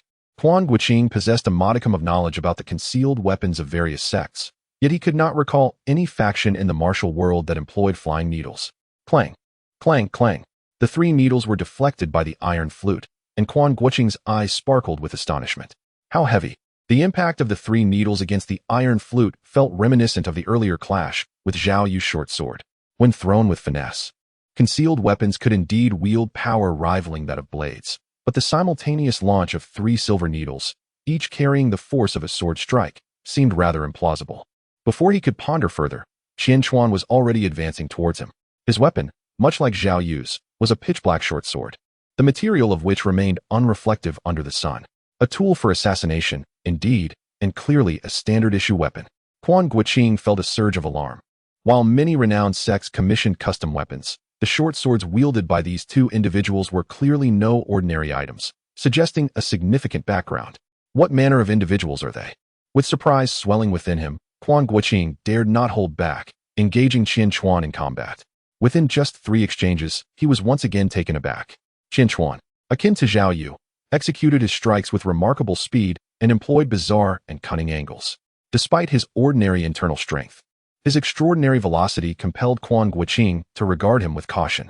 On the other side, after being repelled by Quan Guanqing, Zhao Yu paused momentarily before charging forward, and the 2 coordinated their assault. Even Quan Guanqing began to sense the gravity of the situation, judging solely by their martial prowess. These 2 were on par with Chun Gaian, In comparison to Shishanhe and Wu Changfeng, they fell short. Yet, their unnerving speed and the formidable force behind each strike were quite extraordinary. Furthermore, their techniques were perplexing. Quan Guanqing employed his Qiao Feng dodgy 19 styles to counter their attacks, yet after only a few exchanges, he found himself at a distinct disadvantage. Were it not for his significantly superior skill level, which allowed him to momentarily stiffen his opponents with each clash of weapons, he likely would have faltered. How peculiar. Quan Guanqing mused, pondering the incongruity of their first-rate internal strength, which should render them somewhat renowned, yet they remained obscure. Moreover, despite having never encountered their martial arts before, he felt an inexplicable sense of familiarity. Such remarkable skill. To think you can single-handedly fend off both of us. Zhao Yu exclaimed in admiration after another of his strikes was parried by Quan Guanqing. Is it skill to deal with you too? Who do you think you are? Quan Guanqing scoffed. To his surprise, his provocation elicited little emotional response from them. Each merely registered a slight increase in composure. Well-trained and resolute. Quan Guanqing mentally tagged them with this observation. Since you possess such formidable skills, then, my second, let us see your true abilities. Before his words had fully faded, Qian Chuan suddenly accelerated, emanating a palpable aura of malevolence. Beside him, Qian Chuan was equally formidable. Suddenly, Quan Guanqing felt a jolt of surprise. The speed at which the two moved was already astonishingly swift, and now they were accelerating further. Their movements became increasingly elusive and ethereal. Previously, he could rely on his superior prowess to overpower them, but now they offered him no opportunity for collision, significantly diminishing his advantage. Moreover, while evading Quan Guanqing's onslaught, they intermittently launched needle-like projectiles. These needles possessed tremendous force, comparable to the strength of their short swords. This was indeed extraordinary. Despite their relatively low levels of internal power, their speed was remarkable, the potency of their needles akin to that of blades, and their techniques were exceedingly unpredictable. Such martial arts had never been heard of in the realm, yet they felt hauntingly familiar. It was as if a glint of icy realization flashed in Quan Guanqing's eyes, and he instinctively exclaimed, "The Sunflower Manual." Indeed, the renowned Sunflower Manual from the Smiling Proud Wanderer is celebrated for its swiftness and peculiarity. Practitioners need not possess exceptionally high internal strength to unleash tremendous destructive power. Lin Pingzhi, shortly after beginning his training in the Sunflower Manual, was able to single-handedly defeat the seasoned masters Yu Songhai and Mu Gaofeng. Furthermore, this remarkable technique not only starts strong, but also has a high ceiling. Its power escalates in accordance with the practitioner's internal strength, allowing the likes of Dongfang Bubi to contend against 3 superlative masters simultaneously while maintaining an upper hand. However, wasn't he the Smiling Proud Wanderer set in the Ming Dynasty? How could the Sunflower Manual exist in the Northern Song Dynasty? Oh, it seems there was mention in the story that the manual was created by a eunuch of the previous dynasty. The Mongolian archers were unparalleled. Yet this particular martial art did not yield significant achievements, and the Sunflower Manual was not particularly aligned with their style. Thus, the notion that this technique could have existed in the Song Dynasty seems plausible. If it was created by a eunuch, it should have circulated within the court. Were these 2 men eunuchs? No. Although they bore unremarkable features, the slight stubble on their lips and chins was not fabricated. Furthermore, their voices did not betray any high-pitched tone. Had he misjudged? No, he had not. The glimmer in Quan Guanqing's eyes flickered upon uttering the name of the Sunflower Manual. Although the 2 men displayed no outward change, Quan Guanqing distinctly perceived a sharp fluctuation in their emotions within his line of sight. They both seemed taken aback, their emotional response registering as 30 points. The revelation of this technique astonished them greatly. Was it truly the Sunflower Manual? But how had they cultivated it without undergoing castration? Could it be that the adage, to master the divine skill, one must wield the knife for self-castration? Yet, success may still be attained without such a sacrifice, held true?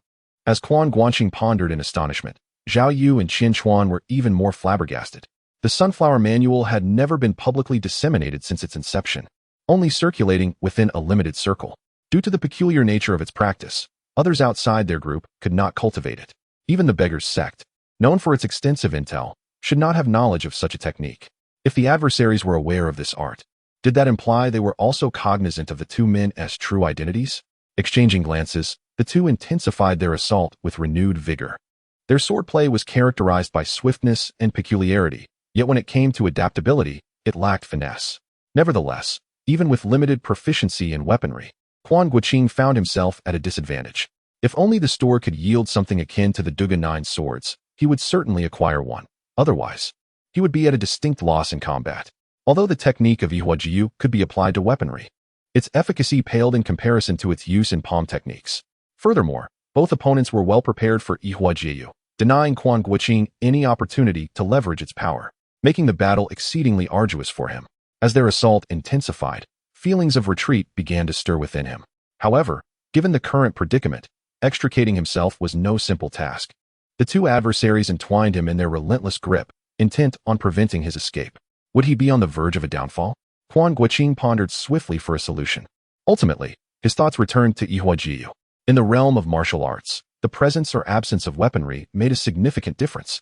Even the formidable Yang Gua had lamented his lack of the Xian Tai heavy sword during his final confrontation with the Golden Wheel. The two before him wielded sharp blades, complemented by flying needles. Engaging without a weapon would undoubtedly be detrimental. Yet, most of his martial skills were only practiced to a proficiency of a few hundred, with the singular exception of Yihuajiu, which soared to 3,000.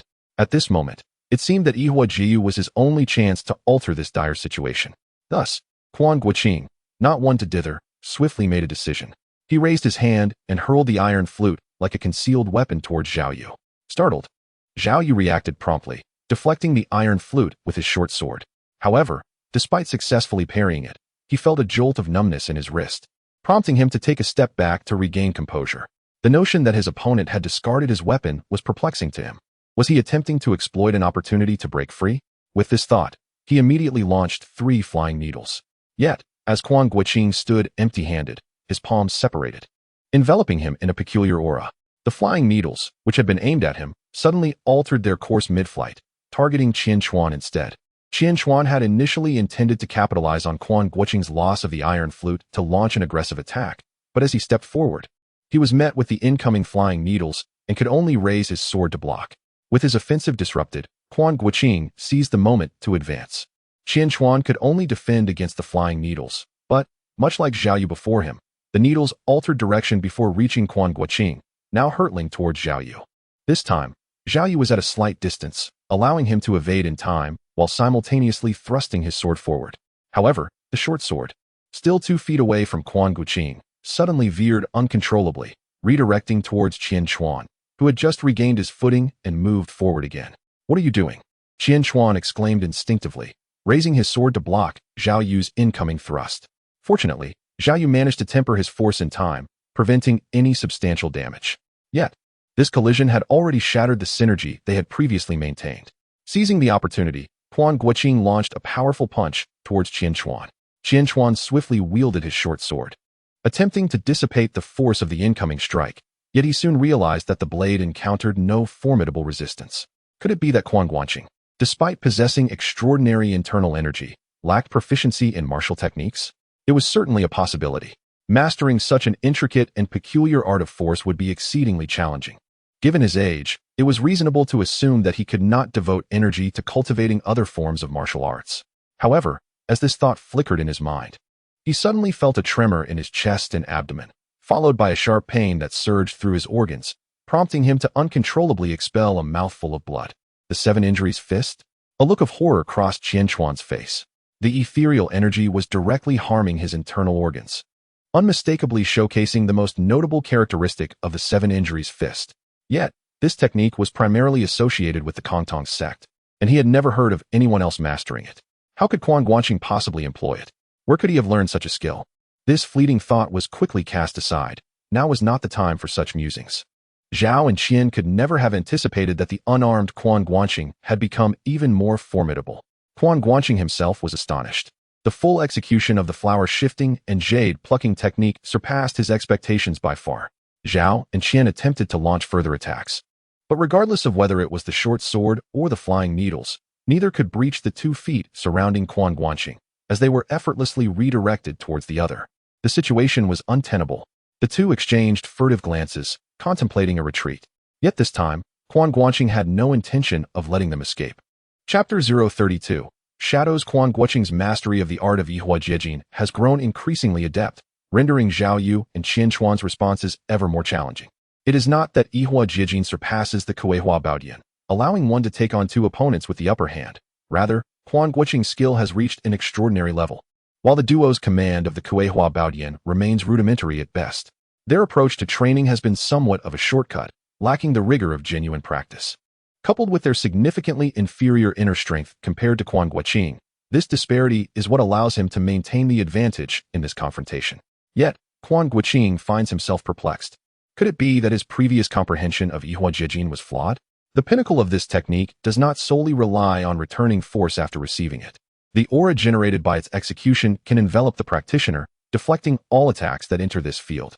Moreover, if he captures a force, he can redirect it as per his intent. Had he known this earlier, his encounter with Xiao Yuanshan would not have been so arduous.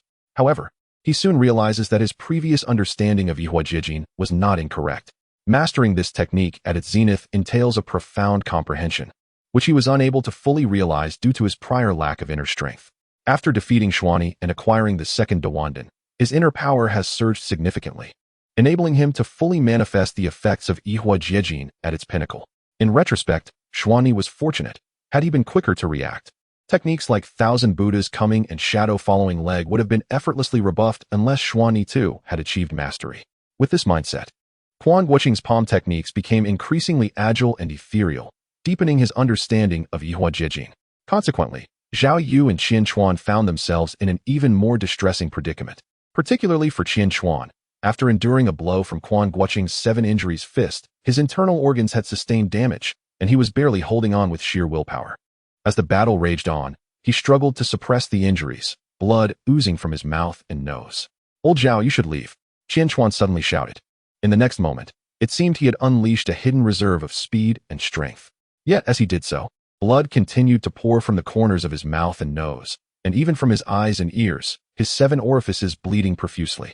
Zhao Yu's gaze flickered momentarily before he scattered a large handful of flying needles and turned to flee. Startled, Quan Guanqing attempted to pursue after deflecting the needles, but Qian Chuan came charging at him with reckless abandon.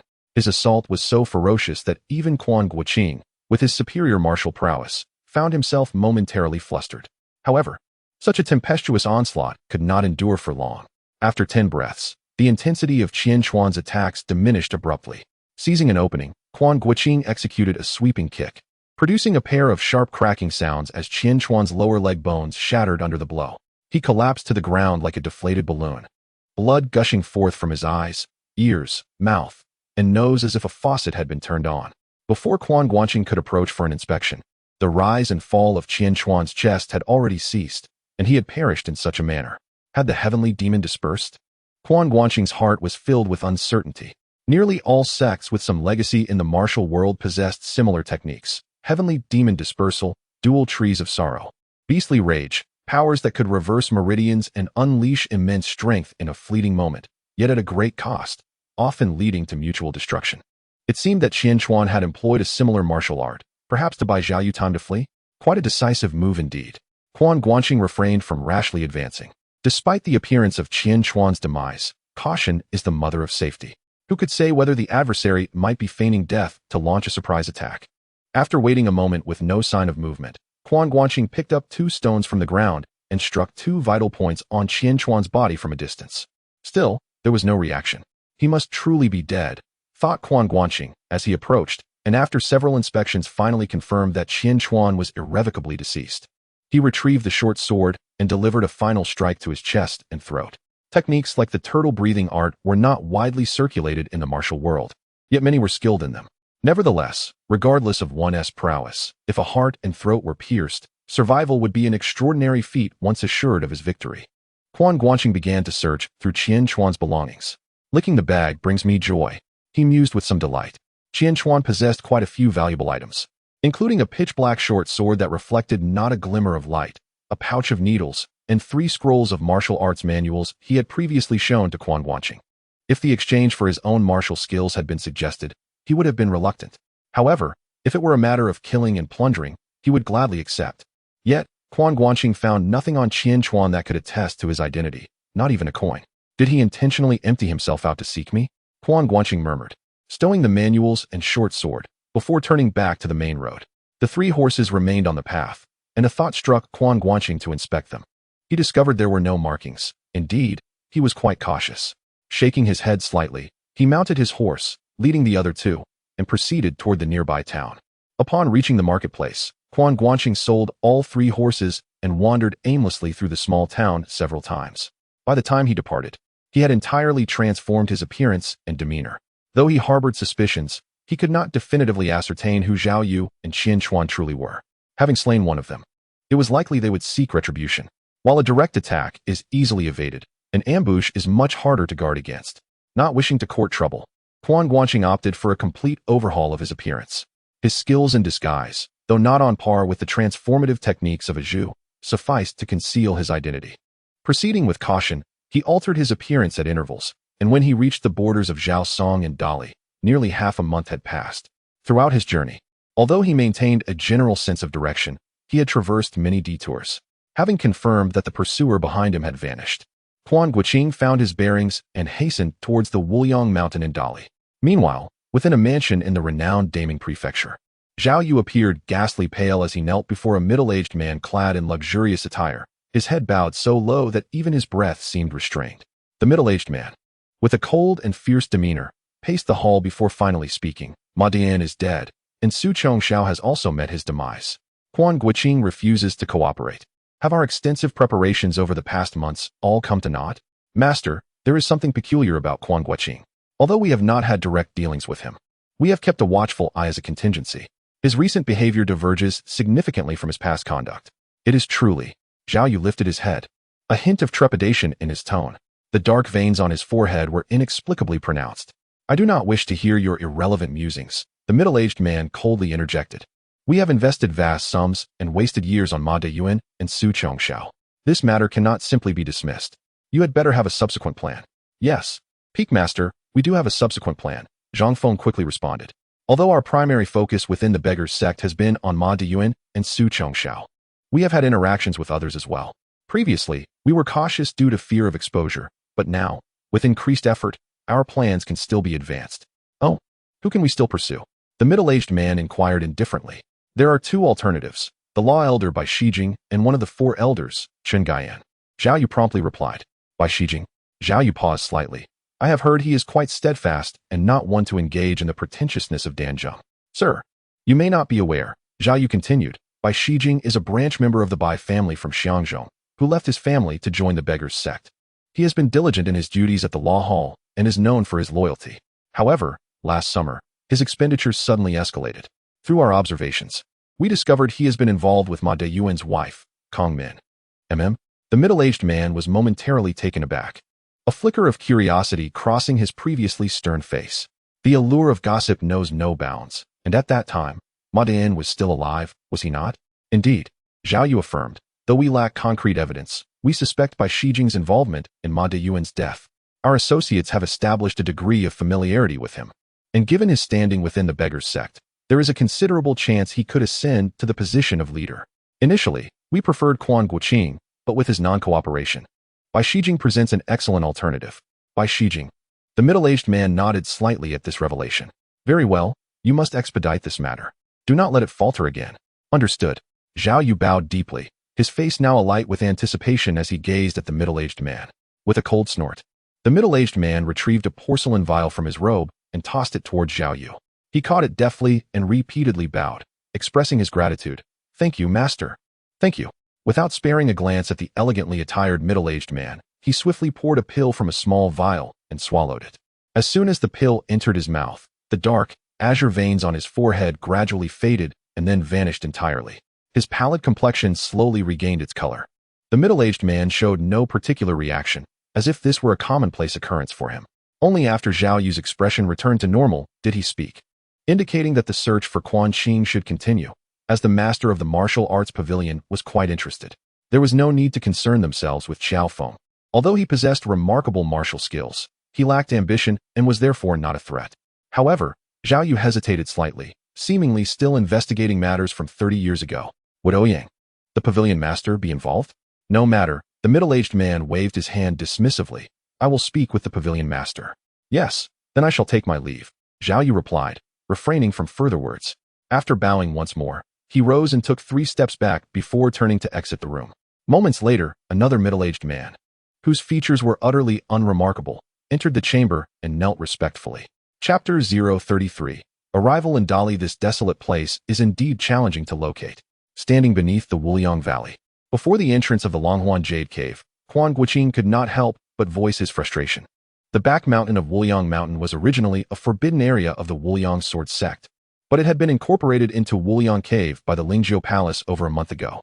Ever since, they had been preoccupied with fulfilling the tasks assigned by the Tianshan Tonglao, neglecting the oversight of the back mountain.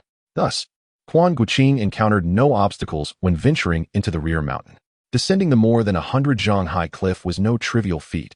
However, with his considerable martial prowess and ample preparation, he successfully managed the descent after some effort. Duan Yu had taken a tour of the area and exited from another side. And since the stone door on this side remained unsealed, Quan Guanqing effortlessly located the entrance. As he ventured inside, he soon arrived before the exquisite jade statue of Li Qiushui. Upon seeing the statue, Quan Guanqing felt a twinge of surprise. It was entirely different from the portrayals in films. The statue was carved from warm jade, its hue remarkably akin to the cold, pale skin that would later become popular on the internet, exuding a rich texture. Its beauty was unparalleled, with enticing red lips.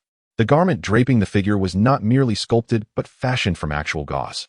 Though it remained a mystery how such a rigid statue could be adorned in such a manner, the long, dark hair cascaded down like real tresses. The reason for describing it as resembling real hair lay in Quan Guanqing's uncertainty. If it were indeed genuine hair, how had it remained so lustrous after decades of neglect? What particularly captivated Quan Guanqing were the eyes and the long sword held in the statue's grasp.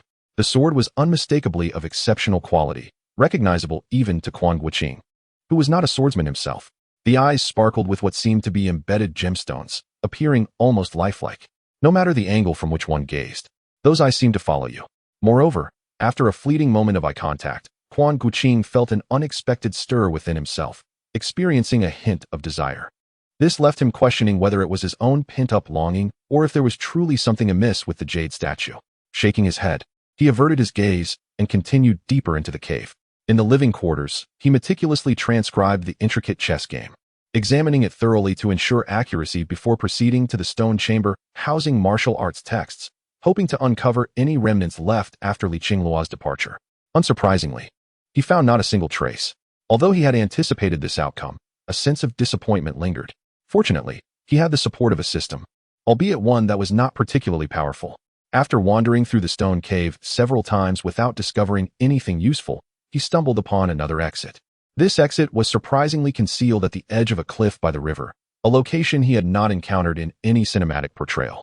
Ascending the mountain wall, Quan Guanqing found himself disoriented, so he arbitrarily chose a direction. After half a day's journey, he arrived at a small town and inquired about the distance to Dali City, discovering it was indeed quite near. Should he visit the Tiangong Temple? The thought intrigued him. Although the sword manual of the Six Meridians Divine Sword had been incinerated by the monk Qirong, it was certain that Qirong had rewritten several copies.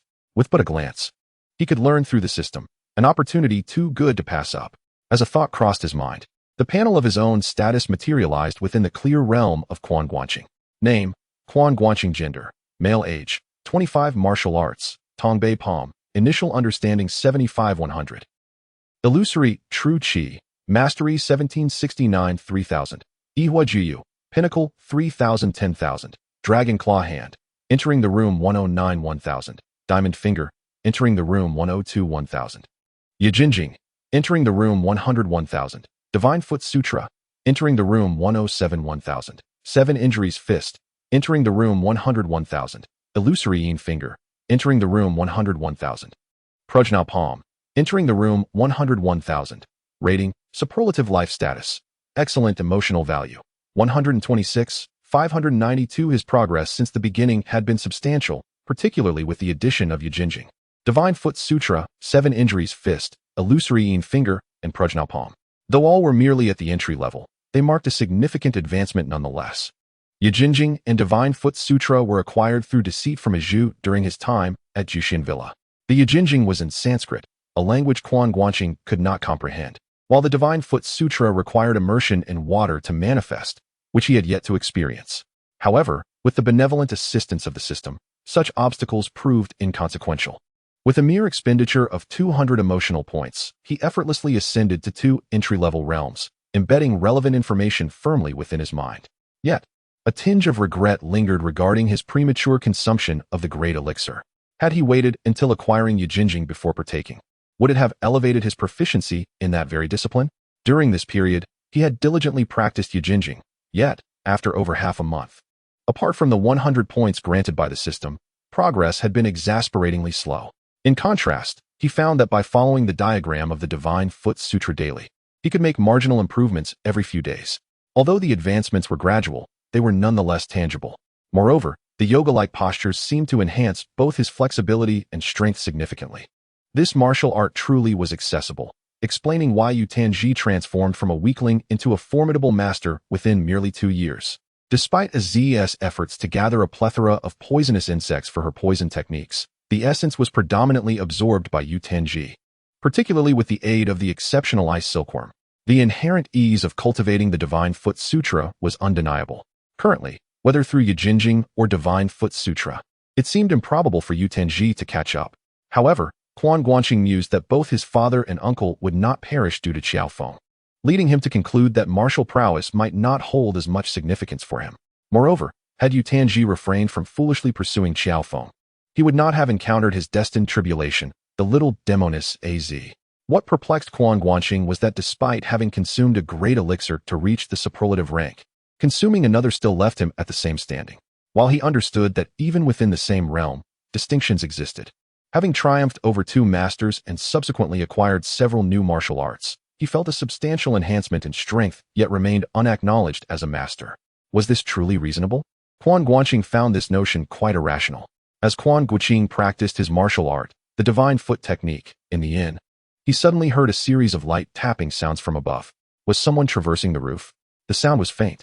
Yet with his heightened senses due to the surge of his internal energy, Quan Guanqing discerned it distinctly. Perhaps a petty thief? This was his initial thought, but he quickly dismissed it. The footsteps were too delicate, suggesting the presence of an exceptionally skilled practitioner of lightness skill. Ordinary thieves lacked such finesse. Could it be directed towards him? That seemed implausible as well. Listening intently, he noted that the footsteps, while passing over his rooftop, did not linger, but proceeded to the upper side of another room. Since it was not aimed at him, he felt little inclination to investigate. Although he had feigned the demeanor of a benevolent individual at the gathering of Heroes Inn, he was not particularly inclined to engage in trouble. Should a villain cross his path, he would undoubtedly deal with them without hesitation. However, he found the idea of seeking out such miscreants rather bothersome. Moreover, the cycle of vengeance among martial artists was commonplace, hardly warranting his intervention. As Quan Guanqing contemplated this, preparing to shift his position to resume his stretching, he distinctly heard a woman's voice scolding, "Where are those little thieves?" This was followed by a clatter of weapons clashing together. Intrigued, he raised an eyebrow and sprang from his bed. If the ruffians were merely bloodthirsty, he typically would not concern himself unless directly confronted. Yet, there were 2 types of individuals he found particularly loathsome. The first were human traffickers. Had he not been mindful of helping Yi Ernyang recover some of the children she lost, he would have dealt with them ruthlessly. The second were flower thieves. Upon hearing of their misdeeds, he felt compelled to intervene. In fact, during his journey southward, he had already dealt with 2 such brazen offenders. It seemed that with the demise of Yun Zhonghe, the number of flower thieves had surged. Rumors circulated in the martial world that many were vying for the title of the new foremost flower thief. Quan Guanqing believed this narrative to be somewhat misleading. Most likely, past incidents had been attributed solely to Yun Zhonghe, allowing other flower thieves to prosper in silence under his notorious shadow. After all, while Yun Zhonghe's martial prowess was considered top tier among the second rank, few could best him, and even fewer could match his speed. Rarely would anyone go to the trouble of capturing him. Those flower thieves had conveniently shifted the blame onto him, enjoying their clandestine activities. However, with Yun Zhonghe's passing, these criminals continued their illicit actions, inevitably exposing themselves. It was only then that the martial world realized the extent of the flower thief problem. If it were indeed flower thieves at play, Quan Guanqing resolved not to let them escape unscathed. He rose, seized his iron flute, and pushed open the door to investigate. His martial prowess in hand-to-hand combat had vastly surpassed that of weaponry, yet his ingrained habits compelled him to carry a weapon. The sounds of clashing weapons grew more pronounced as they emanated from the room at the end of the corridor, clearly indicating that a fierce battle was underway within. As the full crown of righteousness approached, the door suddenly collapsed with a loud bang, and a woman dressed in black burst forth from within. She executed a swift roll on the ground and immediately raised her hand, sending 2 concealed arrows shooting from her sleeve. With a clattering sound, the arrows were deflected. Following her, another figure clad in black emerged, wielding a short sword. After deflecting the arrows, he reached out with his other hand to grasp at Mu Guanqing. Have the lecherous scoundrels of today become so impulsive, lacking even the subtlety to employ fragrant powders? Quan Guanqing shook his head, harboring disdain, and pointed a finger forward. With a whoosh, a surge of energy sliced through the air. The black-clad man, hearing the commotion, sidestepped and attempted to block with his short sword. However, with a resounding crack, the sword shattered in 2, cleaved by Quan Guanqing's formidable finger strike. Though the man's face was obscured, his eyes widened in disbelief, clearly astonished. From a distance of over 10 feet, such a mere finger could sever his weapon. He instantly recognized the disparity in their martial prowess. A wave of trepidation washing over him as he contemplated retreat. He turned to flee, intent on escaping back into the room. Yet, having already engaged, Quan Guanqing had no intention of letting him go. Just as the man was about to leap through the window, Quan Guanqing closed the distance with a swift stride, outpacing him. Within a mere 10 feet, he unleashed a powerful punch. The black-clad man, who had intended to vault through the window, suddenly faltered mid-air, crashing heavily to the ground, blood spilling from his mouth as he succumbed to death. The 7 injuries fist proves to be quite formidable, Quan Guanqing mused, clicking his tongue in admiration as he approached to collect his spoils.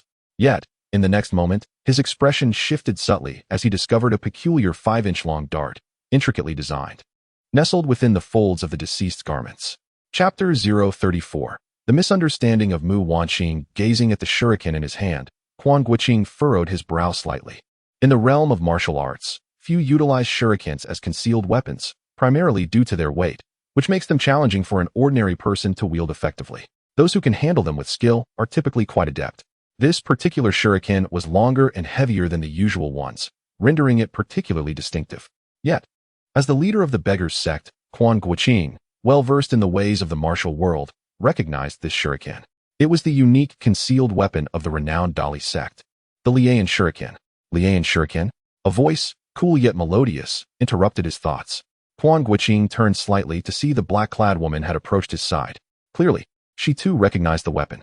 Indeed, the Lian shuriken. I presume it is one he found, Quan Guanqing replied ambiguously. Huh, the woman scoffed, her demeanor betraying her disdain for Quan Guanqing's almost self-deceptive attitude. It was evident she found his feigned ignorance unsatisfactory. Internally rolling his eyes, Quan Guanqing mused whether she believed he was intimidated by Dali. Well, he admitted to himself, he indeed preferred to avoid provoking them. Shaking his head discreetly, he continued to search the black-clad woman and discovered a blowpipe and several packets of medicinal powder. Ah, quite the array of equipment. Yet how did such a commotion arise? Quan Guanqing pondered in surprise. After finding nothing further of use, he stood and turned to look back. There stood the woman at the doorway, clad in exquisite black attire, her face obscured by a veil and hood, revealing only a pair of bright, yet frosty eyes. She held a short knife in each hand. Ah, a thought struck Quan Guanqing. Dressed in black, masked, with short knives, and considering the earlier shuriken, could this be Mu Guanqing? Why was she veiled again? Oh right, she had become akin to a sister to Duan Yu, effectively rendering herself without a male companion. It seemed reasonable for her to don a veil to avoid attracting the next unsuspecting fool. As these thoughts crossed his mind, he nodded respectfully to the woman, intending to return to his room without further conversation. However, as he passed by Mu Guanqing, a faint, alluring fragrance wafted into his nostrils. Unable to resist, he inhaled slightly, confirming the presence of this enchanting scent. Is this an aromatic essence or the legendary body fragrance? It must be the latter, as this lacks the conditions for bathing or perfuming, he mused, continuing his stride towards his room. He had no intention of engaging in further discourse with Mu Guanqing. Her mind was consumed by forbidden love, and she was not the gentle type he favored. Are you leaving just like that? The woman, indeed Mu Guanqing, found herself slightly taken aback as she observed Quan Guanqing nodding and silently preparing to depart. Since her foray into the martial world, every man she encountered had either sought to harm her or had been overtly enamored, even with her face veiled. After her countenance had been seen by Duan Yu, she had gone through a period of not wearing a veil, only to be incessantly surrounded and scrutinized, leading her to don it once more. Thus, encountering a man who could leave without a word was an experience she found rather disconcerting. Thus, it can be said that at times, humans can be rather petty. For those who persistently cling, Mu Guanqing finds it quite bothersome. Yet, When faced with someone like Quan Guanqing, who entirely disregards her, she feels a twinge of displeasure. What else could be done? Quan Guanqing shrugged nonchalantly, continuing on his path. They came seeking you. I have resolved the matter. But surely you do not expect me to handle the aftermath as well? Mu Wanqing was left speechless. Her true intention was not to demand anything from Quan Guanqing, merely to express her dissatisfaction with his dismissive demeanor. At that moment, his retort of what else could be done rendered her momentarily at a loss for words. Ignoring her entirely, Quan Guanqing returned to his room to resume his practice of the Divine Foot Sutra. After a brief interval, a commotion erupted outside, evidently roused by the sounds of the previous battle, awakening other patrons and even the shopkeeper. They had hesitated to come up earlier, but now they ventured forth, only to be greeted by the sight of corpses and a battered door. Quan Guanqing paid them no heed, continuing his cultivation. As dawn broke, he emerged from the premises, feeling refreshed and invigorated. His profound mastery allowed him to cultivate in lieu of sleep, yielding even better restorative effects. However, upon stepping outside, he noticed that the door to Mu Wanqing's room remained ajar, indicating it had yet to be repaired. A glance within revealed that the corpse had vanished. It was unclear whether the shopkeeper had reported the incident or how the matter had been resolved, but Quan Guanqing paid it no mind. After settling his bill at the inn, he purchased a horse in town and set forth towards Dali City. Just as he departed the town, a troop of cavalry was seen galloping swiftly towards him. Quan Guanqing guided his horse to the roadside to allow them passage. The knights sped by, and with keen observation, he noted that they were clad in agile attire, most likely from the martial world, many bearing swords, indicating they belonged to a sword-wielding sect. Dali was home to several such sects, yet considering the direction from which they approached, could it be mere coincidence? Quan Guanqing pondered briefly. He was en route to Dali, while they were evidently coming from that very city. Additionally, Diansong Mountain lay along the same trajectory. The Diansong sect, also known as the Diansong Sword Sect, was the preeminent martial faction in Dali. Although they seldom interacted with the martial circles of the Central Plains, their reputation was nonetheless significant, second only to the Duan clan in the southern expanse. Observing the group, which included individuals of all ages, their hurried expressions suggested a pressing matter. This prompted memories of the flower thief he had dispatched the previous night. Surely, they could not be pursuing him? It seemed unlikely. The Diansong sect was a reputable establishment, and their disciples would hardly stoop to the level of a flower thief. Shaking his head, Quan Guanqing continued onward. He was in no rush, maintaining a leisurely pace, and took the opportunity to rest his horse at a roadside tea stall. Horses, being creatures ignorant of fatigue, often required the rider's discretion to rest. Relentless urging could lead to their untimely demise. The horse Quan Guanqing had acquired was rather ordinary, making a steady pace of walk and stopped the most prudent approach. The tea stall, accustomed to such commerce, served tea while providing fodder for the horses and assisting in their grooming. At that moment, a magnificent black steed approached rapidly from the distance. He discerned a figure clad in black atop the horse, unmistakably Mu Wanqing, whom he had encountered the previous night. As she rode past, it seemed she had no intention of stopping. As she seemed to catch sight of Quan Guanqing, she reined in her horse and came to a halt. The shopkeeper eagerly approached her, and after a moment's hesitation, Mu Wanqing handed over her horse, stepping forward to scrutinize Quan Guanqing. "Are you following me?" she inquired. The young lady's assertion was utterly unfounded, and Quan Guanqing chuckled. "I arrived here first, clearly." Yet, as he spoke, he couldn't help but marvel. The faint fragrance from last night wafted into his nostrils as soon as Mu Wanqing drew near.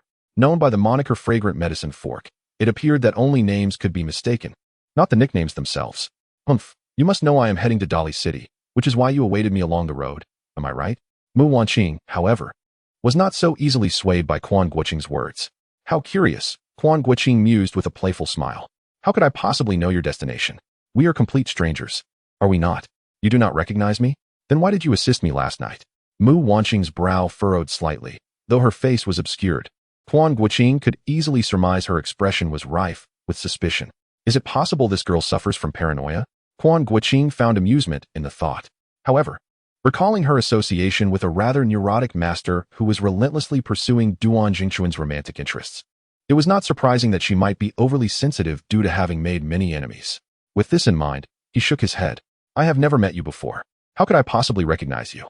As for last night, it was merely an act of chivalry in response to injustice." "Such coincidence?" Mu Wanqing raised an eyebrow. "While I do not recognize the boxing technique you employed, I can confirm that your finger strength is indeed that of the diamond finger.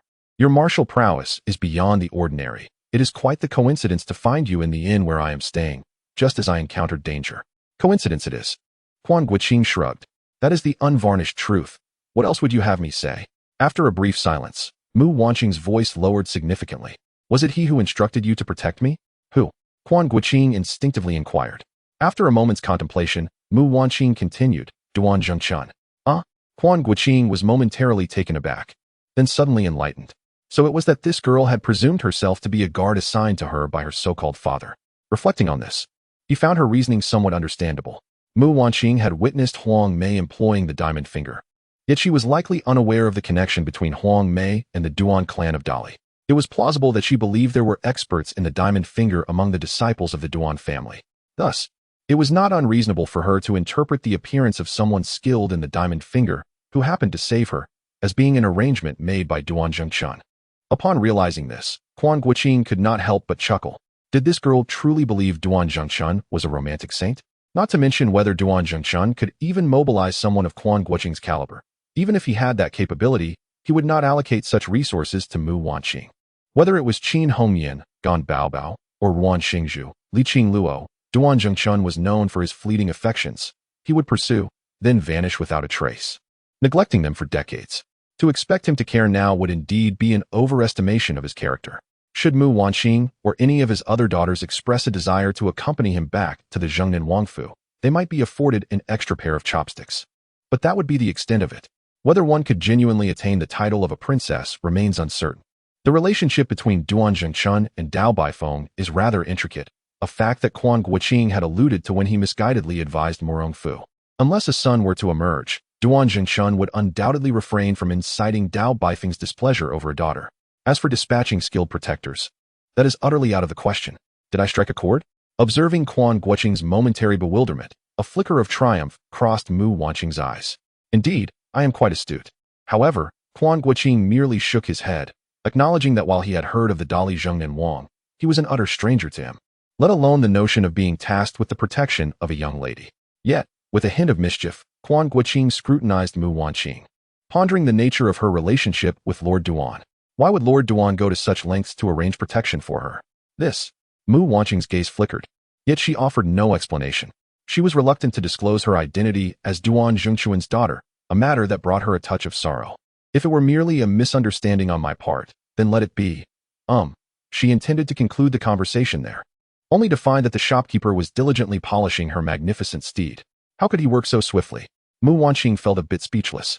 Chapter 035. The overbearing power of Diansong. Mu Wanqing now found herself in an exceedingly awkward predicament. She had previously assumed that Quan Qing was sent by Duan Zhengchun, and thus had behaved quite rudely. However, upon realizing that this was not the case, she felt an overwhelming sense of shame. To make matters worse, her horse was currently being groomed, leaving her unable to make a swift exit. The thought of her earlier demeanor made her wish she could simply dig a hole in the ground with her toes and disappear.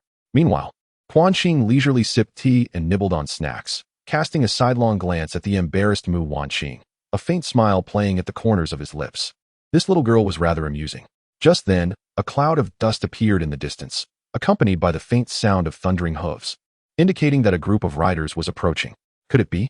Quan Qing's interest peaked as he glanced at Mu Wanqing, only to find her seemingly unfazed, as if entirely indifferent to the situation. He surmised that this group of riders might indeed be the ones he had encountered earlier, suspected to be from the Diansong sect. If they were truly affiliated with Diansong, one could only wonder if they were connected to the flower thief from the previous night. If that were the case, what could possibly unfold? As the sound of hooves drew nearer, Quan Qing discerned the shapes within the dust cloud, and indeed, it was the same group of riders he had seen earlier. Upon reaching the tea stall, the leader let out a long whistle, halting his horse. The others followed suit, pausing momentarily before their gazes landed on Mu Wanqing. The shopkeeper, initially hopeful for a prosperous business, saw the group of over a dozen riders and thought that tea, snacks, and horse grooming would surely yield a lucrative day. With a radiant smile, he approached, inquiring if the esteemed guests wished to rest, offering the finest tea, baked goods, and delicacies. Get lost. The leader barked coldly, waving his hand dismissively. A gust of force swept through, sending the shopkeeper tumbling away.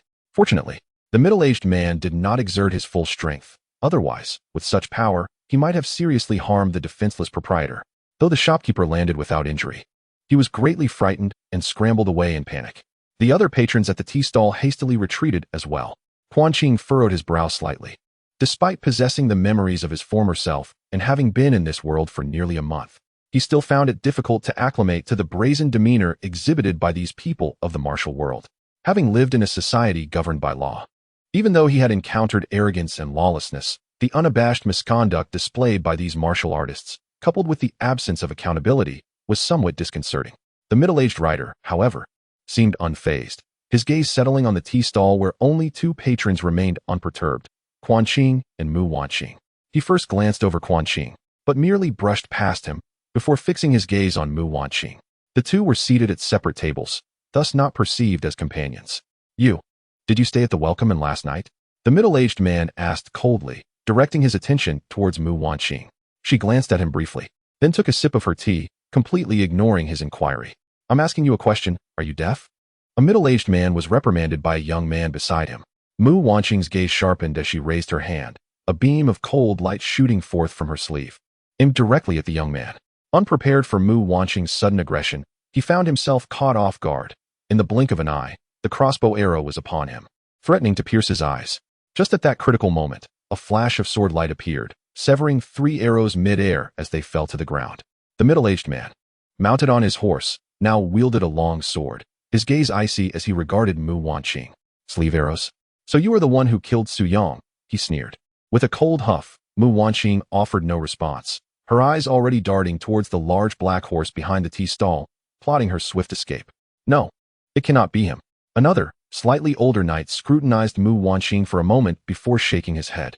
Su Yang was struck by a formidable force. Such power is beyond that of a mere girl. Even if it were not her, she must surely be aware. The middle-aged man retorted coldly. We shall take her back for questioning. This time, the elder made no objections, nodding slightly. Quan Guanqing was amused, finding their brazen demeanor quite astonishing. Previously, he had only interacted with members of the Beggars sect, discovering their lack of intelligence and reason to be a rare phenomenon. Later, at the Gathering of Heroes, he encountered half of the northern martial world, realizing it to be a widespread issue. Now, it appeared that such arrogance was not confined solely to the Central Plains. Is the Su Yang you speak of the flower thief who, under the cover of night, sought to violate a young lady's chamber, only to be met with a crushing blow that shattered his insides? Quan Guanqing inquired with a chuckle. How dare you speak such nonsense? The young man, who had earlier scolded Mu Guanqing, retorted angrily. My senior brother Su Yang could never be a flower thief. You tarnish the name of the Diansong sect. Indeed, it was the Diansong sect. Quan Guanqing internally scoffed, for this sect prided itself on being a righteous and prestigious school, the foremost sect of Dali. Not only had one of its disciples become a flower thief, but he appeared to be a significant disciple at that. Otherwise, such a multitude would not rush to his aid with such urgency. Quan Guanqing had no intention of indulging them. Tarnish? When you found that scoundrel's body, what was he wearing? Where did he meet his end? And why was he killed? The young man hesitated. When our people discovered Su Yang's corpse, he was clad in a black stealth outfit, reeking of medicinal herbs, clearly not the attire of a good man. But can we speak of this here? Su Yang is the son of the sect leader's brother-in-law. In the world of Jianghu, it was well known that the Diansong sect's leader, the Pine Wave swordsman, was a man who feared his wife and was exceedingly tolerant of his brother-in-law's family. In the southern realms, apart from the Dali Duan clan and the Miaozhong Five Immortals, none dared provoke them. The middle-aged leader narrowed his eyes, fixing his gaze on Quan Guanqing. You seem quite knowledgeable, friend. May I inquire your name? They had tracked Mu Guanqing upon learning that the original occupant of the inn room where Su Yang had met his demise was a masked woman in black, and they had discovered sleeve arrows in the corner of the room. From the words of Quan Guanqing, it is evident that he is well informed. I am indeed aware, for it was I who dispatched that scoundrel. After draining the last drop of tea from the cup and devouring the final piece of flatbread, Quan Guanqing rose and muttered indistinctly. He is the third flower thief I have eliminated along this journey, yet he possesses the weakest martial skills. How could he possibly be from your esteemed Dali sect? This so-called greatest sect of the South is rather unimpressive. It seems to be somewhat misrepresented. Where did this wretch come from, daring to tarnish the reputation of our Dali sect? A bearded man shouted angrily and leapt off his horse, brandishing a long sword that he aimed directly at Quan Guanqing. Underestimated, Quan Guanqing thought to himself, as he could tell from the man's movements that his martial prowess was likely on par with the 6th or 7th bagged disciples of the Beggars sect. merely a mediocre fighter in the Central Plains martial world. The thought of engaging with someone of such caliber left Quan Guanqing feeling somewhat disillusioned. As the sword lunged towards him, Quan Guanqing extended his left hand and pinched the blade between his fingers. The bearded man suddenly felt as though his sword had pierced a colossal mountain of metal, rendering it utterly immovable, leaving him suspended in midair. This unexpected turn of events caused the members of the Dali sect to pale in shock, for they had never witnessed such extraordinary finger strength. The bearded man, unable to maintain his balance, fell to the ground, desperately trying to withdraw his sword. Yet even with his face flushed with exertion, he could not budge it an inch. Frustrated, he relinquished the sword and struck out with his palm towards Quan Guanqing. With a dismissive smile, Quan Guanqing met his attack with a palm of his own. Before their palms even made contact, the bearded man's force was subtly redirected, striking him squarely in the chest. With a cough, he spat blood and was sent flying backward, landing heavily on the ground, his face pale and bloodied. "Oh, quite the palm technique," Quan Guanqing remarked with a smirk. He had merely redirected the man's force without applying any additional strength. Yet this opponent paled in comparison to his previous foes. Without any defense, he was struck firmly in the chest by his own power, and now, having lost nearly half his life force, he would likely perish without immediate medical attention. "You scoundrel! How dare you harm a disciple of the Dali sect?" The onlookers gasped in astonishment. Although the bearded man ranked only as mediocre among them, he was considered a formidable figure in the Dali Greenwood. And to see him severely injured in a single exchange left them both shocked and enraged. Curiously, did he expect me to wait for him to strike? Quan Guanqing scoffed. The Dali sect members hesitated. They thought this, but could not voice it. The middle-aged leader, with a cold glare, stated, "Your martial skills are impressive, but our Dali sect shall not be so easily insulted." Dali disciples, form the formation. At this command, more than a dozen Dali disciples unsheathed their swords and dismounted, forming a sword formation under the leadership of the middle-aged man as they advanced towards Quan Guanqing. "Dali Misty Cloud Sword Formation," Mu Wonking solemnly declared, a hint of concern flickering across her face. "Do not confront him head-on." However, Quan Guanqing merely chuckled, thoroughly disillusioned with this so-called greatest sect of the South. To shield their malevolent disciples, who display a complete disregard for right and wrong, audaciously flaunting their arrogance, is one thing. However, what truly disheartens Quan Guanqing is that despite their bravado, their abilities are woefully inadequate. Though not particularly adept in formations, he could easily discern the multitude of flaws within their sword array at a mere glance. The focal point of the formation was all too conspicuous, embodied by the middle-aged leader. If he could be vanquished, the entire construct would collapse without further assault. With this thought in mind, Quan Guanqing disregarded Mu Wonqing's anxiety, propelling himself into the heart of the sword array. Several disciples from the Tsang clan simultaneously launched their swords from various angles, the shifting formation momentarily concealing the previous vulnerabilities. "Ah, so that is it." Quan Guanqing chuckled softly, realizing that the apparent flaws he had perceived were merely bait to lure the enemy deeper into their trap. Hence the moniker Mist of Clouds. Nevertheless, it mattered little. As dozens of swords approached him from all directions, he executed a gesture with his palms, enveloping himself in an aura of transference of blossoms and jade. The swords, upon nearing him by merely a foot, veered away, targeting those beside him instead.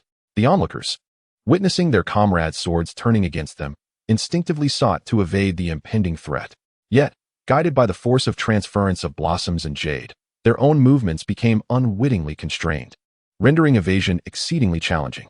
Just as it appeared that the sword array was on the verge of collapse, the lone middle-aged leader, who had refrained from attacking, felt a pang of alarm and promptly launched two silvery darts toward Quan Guanqing.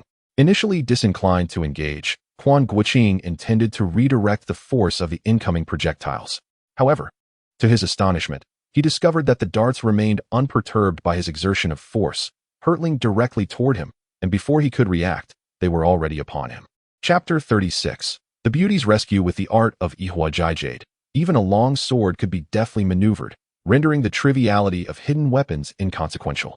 Previously, Zhao Yu and Qian Chuan's flying needles, suspected to be from the Kuehua Baodian, had been effortlessly countered by Quan Guanqing, allowing him to turn the tide and slay one of his adversaries.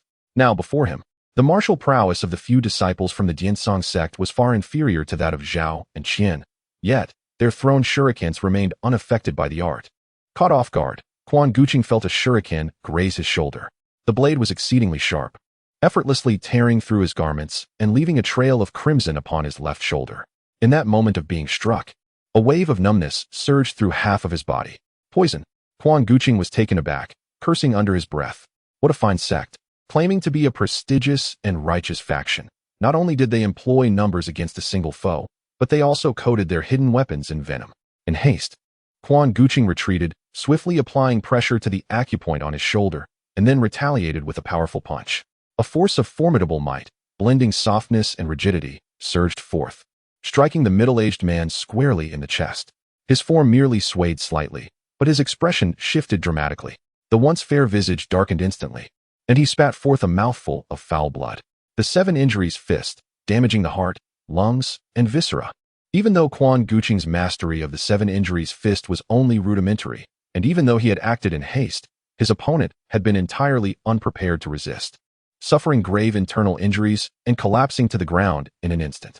Though he had wounded his adversary with a single blow, Quan Guanqing felt the numbness in his body persist, and the poison was not fully contained. Daring not to linger, he leapt backward with all his might.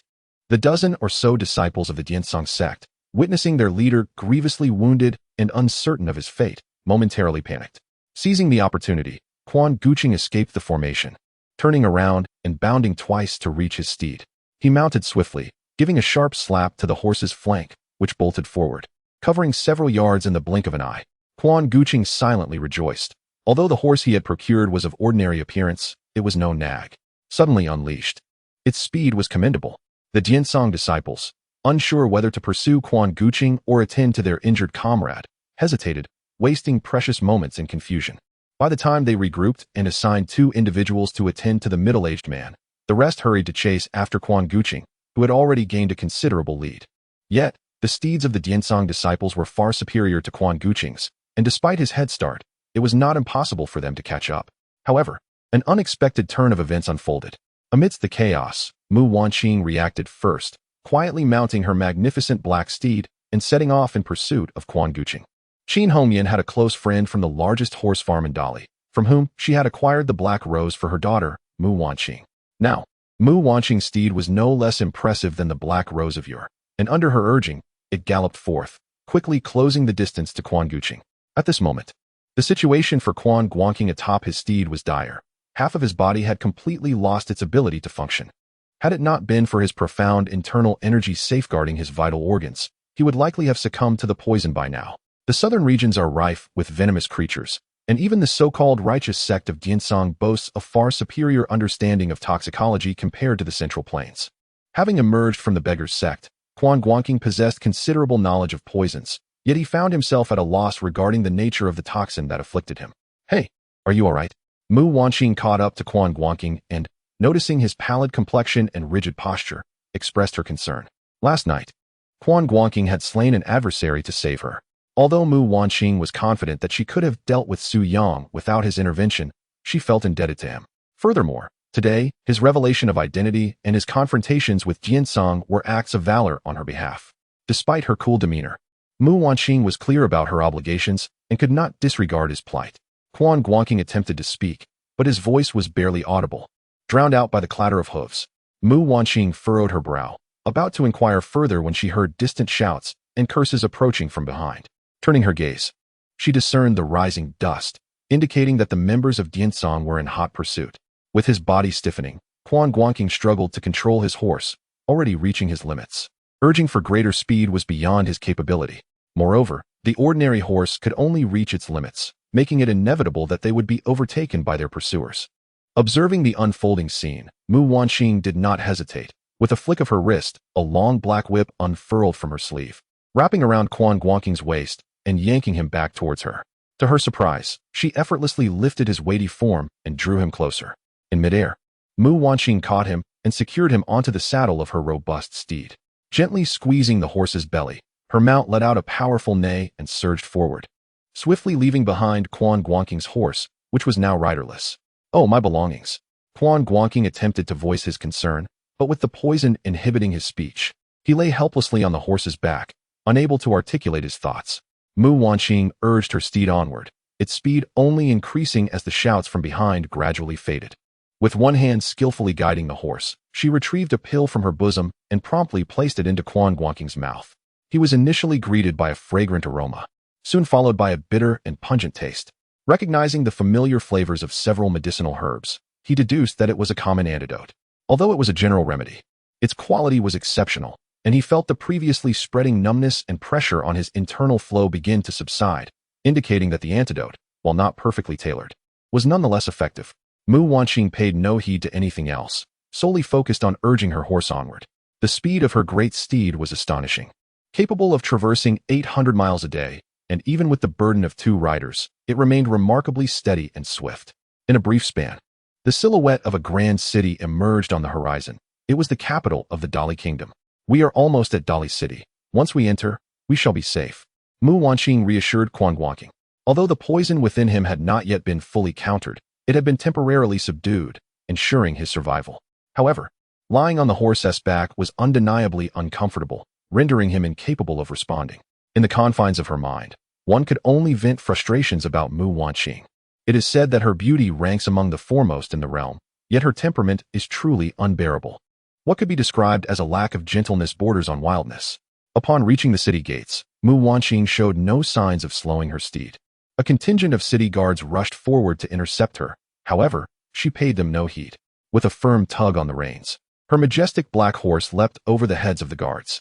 She then continued her gallop through the city. After her, the guards exclaimed in astonishment. While horseback riding within the city was permitted, entry and exit required inspection. Such behavior, if reported, would surely lead to severe punishment. Thus, a skilled team of 20 was dispatched in pursuit. Once inside the city, Mu Wanqing did not charge recklessly but reduced her speed, yet still remained far too swift for the guards to catch. The soldiers could only watch as her magnificent steed galloped unimpeded to the entrance of the Prince of Junnan's residence. Dismounting, she exchanged a few words with the guards at the gate. To their surprise, 2 guards promptly assisted another on horseback, and together, they entered the prince's residence. The leader of the guards, a young officer who had learned a few techniques from Gu Duqing, one of the 4 esteemed bodyguards, was taken aback. For it was none other than Gu Duqing himself who was exceedingly courteous to Mu Wanqing. The young officer halted, his expression suddenly awkward. Not only he, but the others also paused, glancing at him with confusion. Officer, shall we continue the pursuit? What's the point? What would we even say? A guest of the prince brazenly breaches the city defenses, and then we apologize to the prince's household? The young officer retorted with irritation. Return to your posts. I will report to the commander. The others, eagerly awaiting this directive, promptly turned back towards the gate. Upon their return, they found that the city defense commander had assembled a battalion of 300 soldiers, fully armored and equipped with bows and crossbows, preparing to enter the city. It was not unreasonable for the commander to take such precautions. After all, this was the capital. Should any miscreants arise, they would all bear the consequences. Just as they were about to proceed, the young officer and his men reappeared, eliciting puzzled inquiries from the commander. Upon recounting his observations, the commander was left speechless. If it were a lesser noble, he might have felt compelled to confront them directly. However, dealing with the Prince of Junnan was an entirely different matter. It was well known that the current ruler of Dali, Emperor Baoding, had no sons and intended to bequeath the throne to either the prince or his heir. This meant that the Prince of Junnan was destined to be either the future ruler or the esteemed elder of Dali. Neither outcome could be trifled with. Let it be. What does it matter if she rode into the city? After all, there is no prohibition against riding within Dali. Perhaps she was in urgent need of passage. The commander reassured himself. As he contemplated this, a cloud of dust appeared in the distance, drawing nearer. Initially, the city defense commander, feeling rather displeased, rolled his eyes as the crossbowmen prepared themselves, setting up deer traps and ordering the soldiers to dismount for inspection. Mount Song is in close proximity to Dali City, frequented by many. Access has always been unrestricted. One could enter and exit at will, save for the royal palace and the prince's residence, with even government offices being no exception. Today, harboring a simmering anger, he was taken aback to see the guards at the city gate attempting to obstruct passage, prompting him to consider a forceful entry. However, his irritation intensified as he observed that the guards showed no signs of slowing down as they approached the gate, leading him to immediately unleash a volley of crossbow bolts. Within the residence of the king of South Town, Quan Guanqing sat cross-legged in the hall, the pallor of his face having lightened considerably. Upon being carried into the king's abode, he made a valiant effort to speak. I have medicine. Earlier, while on horseback, he had intended to voice this. But the jolting motion made it impossible to articulate a complete sentence, rendering Mu Wanqing unable to comprehend him. Once he dismounted, he mustered the courage to speak. prompting Gu Du Cheng, who stood nearby, to hastily assist him in retrieving the medicine from his bosom. Quan Guanqing possessed several elixirs obtained from the system, including the 10 fragrant softening powder and the sad breeze of clarity. Yet, in the current predicament, the most valuable were the 9-flower jade dew pills acquired from several Shaolin monks' treasured pouches. Chapter 037. Duan Zhengchun indeed possesses the charm to deceive women. Quan Guanqing felt a profound sense of admiration upon encountering the notorious scoundrel of the Heavenly Dragon for the first time. As a man well past his 40s, it was remarkable that he could still captivate a group of older women, driven by their infatuation. This could certainly be attributed to his silver-tongued eloquence. However, his own attributes were equally impressive. While Quan Guanqing scrutinized Duan Zhengchun, the latter was equally assessing him. Since Mu Wanqing had been rescued from the abyss of woe, she had mysteriously vanished. Although Duan Zhengchun was indeed a cad, it would be inaccurate to say he had no concern for his daughter. Nearly a month had passed since their last encounter, and now, seeing his daughter return with a stranger, Duan Zhengchun felt a touch of bewilderment, especially upon first seeing Quan Guanqing, who appeared rather haggard, his complexion darkened and clearly poisoned. Duan Zhengchun instantly recognized the deadly toxin, Yu Shui, unique to the Dali Duan clan. Had he offended the Dali Duan sect? Doubt crept into his mind. While the Duan family held considerable power in the southern sky, he certainly wished to avoid antagonizing the preeminent sect in the region. He yearned to inquire about what had transpired with Mu Wanqing. Yet her aloof demeanor prevented any exchange of words. Though he felt a surge of anger, the thought of her being his daughter, whom he had not raised for 18 years, quelled any ire he might have felt. After Quan Guanqing had managed to neutralize the poison with the 9-flower jade dew pill, Duan Zhengchun was inwardly astonished. The antidote for Yu Shui was something the Duan family possessed. As the foremost family of the southern sky, they were accustomed to receiving tribute from the Dali Duan sect. However, they were not particularly keen on requesting their unique martial arts techniques. Yet, the antidote for Yu Shui had been solicited long ago. As Quan Guanqing succumbed to the poison and Mu Wanqing remained reticent about the circumstances, Duan Zhengchun chose to feign ignorance, withholding the antidote. To his surprise, Quan Guanqing managed to cure himself.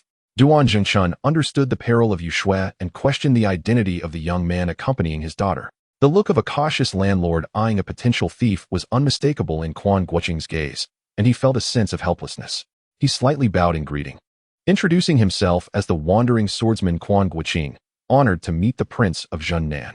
Upon hearing him speak, Duan Zhengchun discerned he was of Song descent. Realizing he was a man of the martial world, Duan Zhengchun relinquished any airs of nobility, addressing him as a fellow wanderer. My friend, if I may be so bold, how did you come to know my daughter? Humph. Mu Wanqing scoffed from the side, evidently displeased with Duan Zhengchun's reference to her as my daughter. Oh. Quan Guanqing feigned surprise, glancing at the veiled Mu Wanqing, then back at Duan Zhengchun, realizing that this young lady was likely a princess of the royal house. My apologies. Upon hearing this, Duan Zhengchun sighed in relief. At least it appeared that this young man had not overstepped boundaries. However, he pondered why his daughter would venture into the royal residence with such an individual. Mu Wanqing was clearly reluctant to visit the Prince of Zhennan's estate, and Duan Zhengchun could surmise the reasons behind her hesitation. The purpose of this visit was evidently to seek assistance, specifically for the young man before them. Mu Wanqing, possessing a temperament akin to her mother, was not the type to engage in acts of heroism. She would typically turn a blind eye to injustice. The prospect of rescuing someone was utterly out of the question. Even the mere act of acknowledging the plea for help would suffice to lift her spirits. Yet, there remained an underlying issue. With these thoughts swirling in his mind, Duan Zhengchun continued to extract information. Indeed, Wan is my long-lost daughter. Alas, I have wronged both her and her mother. I wonder how you, my esteemed brother, came to know my daughter? Your Highness jest, Quan Guanqing quickly interjected. I have only met the young lady once. Today, I encountered misfortune, and the young lady acted with commendable valor. I am exceedingly grateful. Miss, I am not a princess. Quan Guanqing's sentence was abruptly interrupted by Mu Wanqing. My mother never instructed me to recognize you as my father. It is only natural for Hong Mian to blame me. Duan Zhengchun feigned a heartbroken demeanor. I have wronged you both. He then turned his gaze towards Quan Guanqing, his eyes betraying a hint of suspicion and inquiry. You claim to have encountered villains. Yet I perceive that the poison afflicting your companions bears the hallmark of the Dali school's unique concoction, the rejuvenating snow, is it not? To my knowledge, this is a proprietary poison of the Dali school, with no others possessing the means to brew it. Indeed, It is the work of the Dali School's nefarious individuals, Quan Guanqing stated bluntly. This revelation caused Duan Zhengchun to ponder deeply. Offending the Dali school was tantamount to crossing the Duan clan, for the two had historically maintained amicable relations and often assisted one another. The Dali school was, without a doubt, a malevolent force. Though Mu Wanqing had not received extensive formal education, she was by no means foolish. She swiftly discerned Duan Jingchuan's palpable unease regarding the Dali school and promptly recounted the events from the previous night to the present moment. Upon hearing her account, Duan Jingchuan's expression became fraught with conflict. It was not that he doubted Mu Wanqing's integrity, despite their limited interactions. He had already recognized her cool demeanor and her aversion to deceit. If she claimed that the Dali school's members had sinister intentions, he had no reason to disbelieve her. While the Dali school was a prestigious sect, it was not uncommon for them to harbor a few unworthy disciples. However, confronting the Dali school posed a dilemma for him. The relationship between the Duan clan and the Dali school was exceedingly delicate. Was it worth jeopardizing this rapport over a love child? Duan Zhengchun silently weighed his options. After all, he was not a romantic hero willing to sacrifice everything for love. In his moment of indecision, he resolved to have his servants escort Quan Guanqing and Mu Wanqing to rest while he contemplated whether to consult his elder brother, Duan Jingming, regarding the matter. Duan Jingming had previously taken a brief monastic vow at Tianlong Temple as a temporary measure and was now adorned with a crown atop his freshly shaven head. At that moment, a robust man clad in armor entered hastily, wielding a bronze staff. Upon noticing Quan Guanqing and Mu Wanqing, who had yet to depart, he hesitated briefly but then spoke. "Your Highness, Elder Wing Tingyun of the Dali School, accompanied by several disciples, seeks an audience with you to demand justice." The newcomer was one of the four great guardians, Fu Sigu, whose nickname indicated a deep connection with the Dali School. Upon hearing these words, Duan Zhengchun furrowed his brow. He had encountered Wang Tingyun before, a prominent elder of the Diansong sect. Although his martial prowess was not exceptional, it could be considered respectable within the martial world. The fact that he had come in person suggested that his intentions were far from benign. Duan Zhengchun quickly contemplated the situation and said, "Please, come in." The Duan family had always maintained a connection with the martial community, refraining from the haughty demeanor typical of royalty. Moments later, Fu Sigua ushered in a group of several martial artists, both young and old. At the forefront stood an elder with white hair and a long beard, resembling a deity from a painting. However, his face bore signs of anger, robbing him of any celestial grace. Upon seeing the visitors, Duan Zhengchun offered a slight bow, expressing his regret for not extending a warmer welcome to Elder Wang. Wang Tingyun understood that Duan Zhengchuan's courtesy was merely a formality. He was well aware that not only did the Duan family hold a superior position, but Duan Zhengchuan's martial skills also surpassed his own. He immediately suppressed his irritation and returned the gesture, saying, "Your Highness, you are too kind. We intrude upon you at such an inconvenient time due to urgent matters, and we humbly ask for your understanding."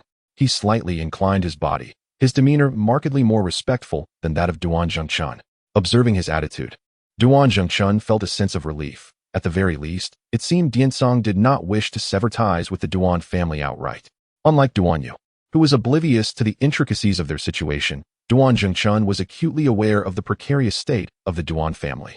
The Gao family, while outwardly submissive, had already seized a significant portion of power in Dali. The Duan family's position was far from enviable. Were it not for their popularity among the people of Dali and their harmonious relations with various ethnic groups and martial heroes, their hold on the throne would be tenuous indeed. Nevertheless, Wang Tingyun possessed the composure to engage in cordial conversation with Duan Zhengchun, in stark contrast to his accompanying disciples from Diansong.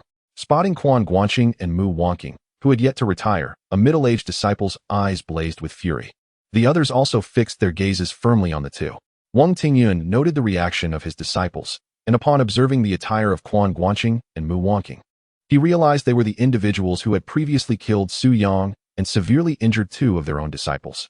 Although their clothing was not extravagant, their presence within the royal palace raised questions about their connection to the Duan family. However, having seen Duan Yu before, he could ascertain that Quan Guanqing was not the heir of the royal household, which gave him some confidence. He pointed at Quan Guanqing and stated, "Your Highness, we have come for this person. I must inquire about the relationship between this villain and the royal family." Wang Tingyun's words lacked any pretense of politeness, as he immediately labeled Quan Guanqing a villain. Duan Jingchuan's gaze flickered momentarily, but he chose to withhold Mu Wanqing's identity. Aiming to gauge the extent of the conflict with Diansong, he replied, These two are guests of the royal family. I wonder how they may have offended your esteemed sect.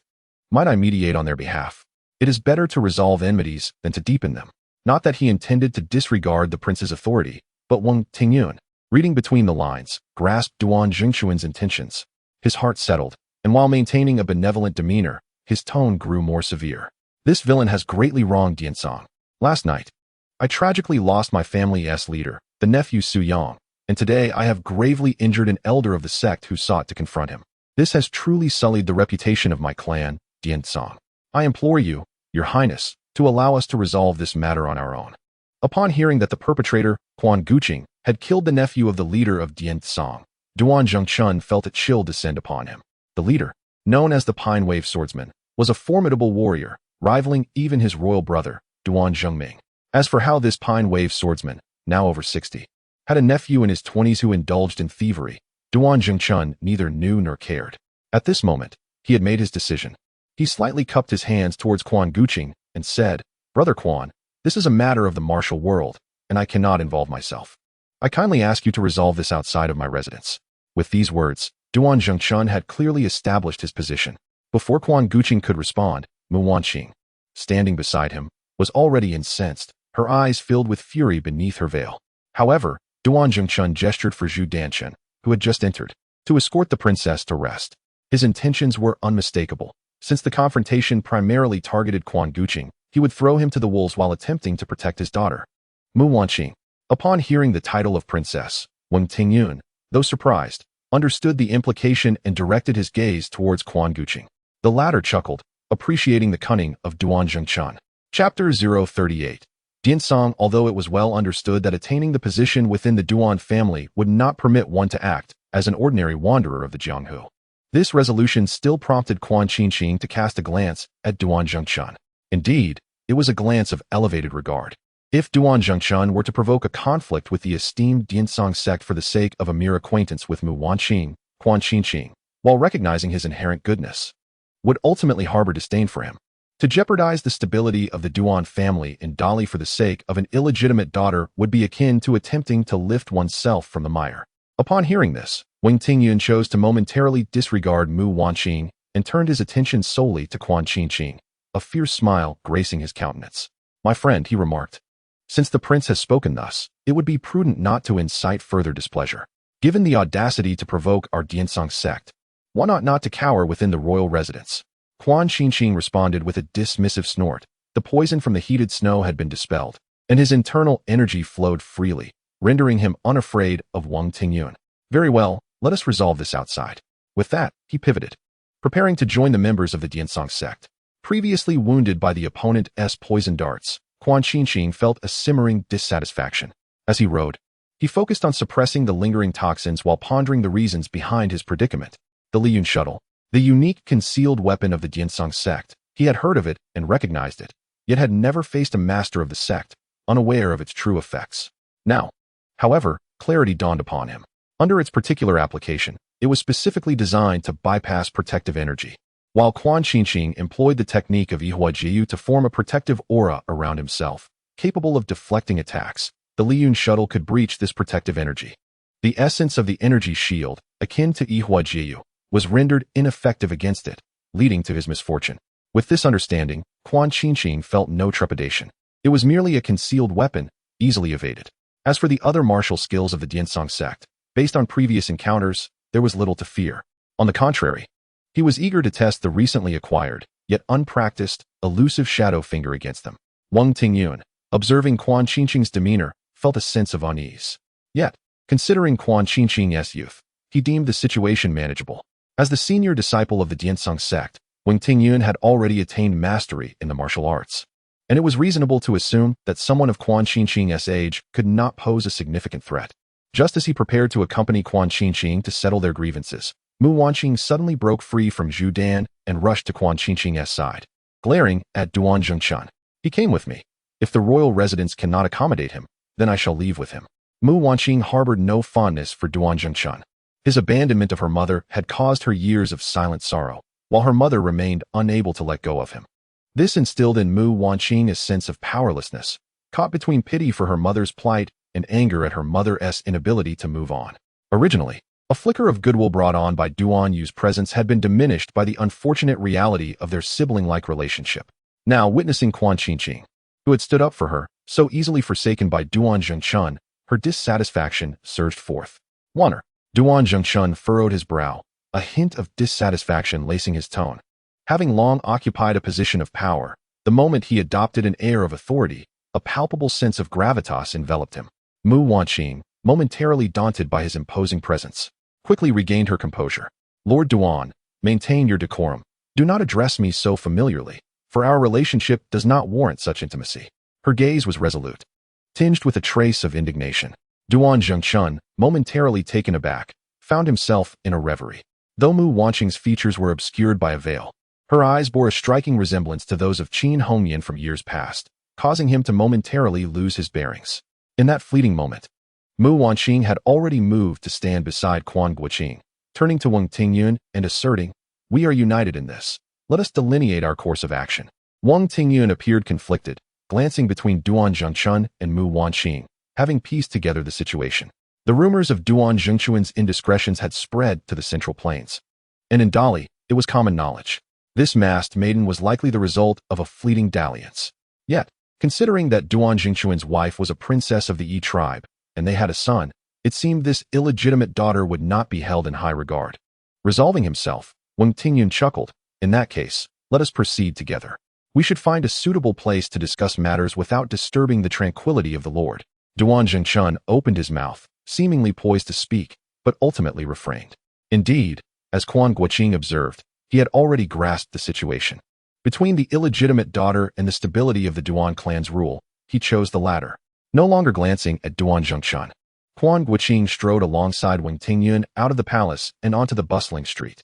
As Wang Tingyun turned around, he had already drawn his longsword, declaring, "Point Song Wang Tingyun." Quan Guanqing, smiling amiably, did not draw his iron flute. Wang Tingyun, unaware that Quan Guanqing's skills with the iron flute paled in comparison to his martial prowess, believed he was being underestimated, and was immediately incensed. "You dare to look down upon me, boy?" Quan Guanqing merely smiled in silence, raising a hand to signal his opponent to make a move. Wang Tingyun, emboldened by the perceived slight, let out a huff and thrust his sword forward, the blade shimmering and transforming into a mist of dazzling light. This was the Song Yun's sword technique, renowned as the signature style of the Point Song sect, characterized by its peculiarity, cunning, and unpredictable nature. Once unleashed, it often left opponents bewildered and vulnerable to defeat. However, Quan Guanqing's martial skills far surpassed those of Wang Tingyun, as did his perception and reflexes, enabling him to discern the intricacies of the attack clearly. The technique known as moving flowers and connecting jade, designed to counter an enemy's moves, was also well prepared for various martial arts transformations. While it may not have matched the foresight of the legendary 9 Swords of Dugu, it was certainly sufficient to respond promptly to the changes in Wang Tingyun's technique. Against an opponent of a higher caliber, it might have fallen short, but against someone of Wang Tingyun's lower tier, it was more than adequate. Quan Guanqing was keen to observe the martial arts of the Diansong sect, while also wishing to compel his opponent to utilize the Lian Shua to validate his previous conjectures. Thus, he refrained from hastily defeating him. He alternated between the Prajna Palm and the Ihua Jiu technique, at times allowing his sword's momentum to flow, and at other moments unleashing a fierce palm force that forced his opponent to retreat. After merely a dozen exchanges, Wang Tingyun was already drenched in sweat. Although he had heard rumors of Su Yang's demise, he dismissed the notion, as both Su Yang and his disciple had suffered severe injuries. Yet he did not take it to heart. Despite being the wife's nephew of the sect leader, Su Yang's martial prowess was rather mediocre, merely of a third-rate caliber. His disciple, the middle-aged leader, while considered a top figure within the sect, was also only of a second-rate level. With such standings, Wang Tingyun was confident that he could easily triumph should he engage. Therefore, although reports lauded Quan Guanqing's extraordinary skills, he remained skeptical, attributing it to the exaggerations of those beneath him seeking to evade responsibility.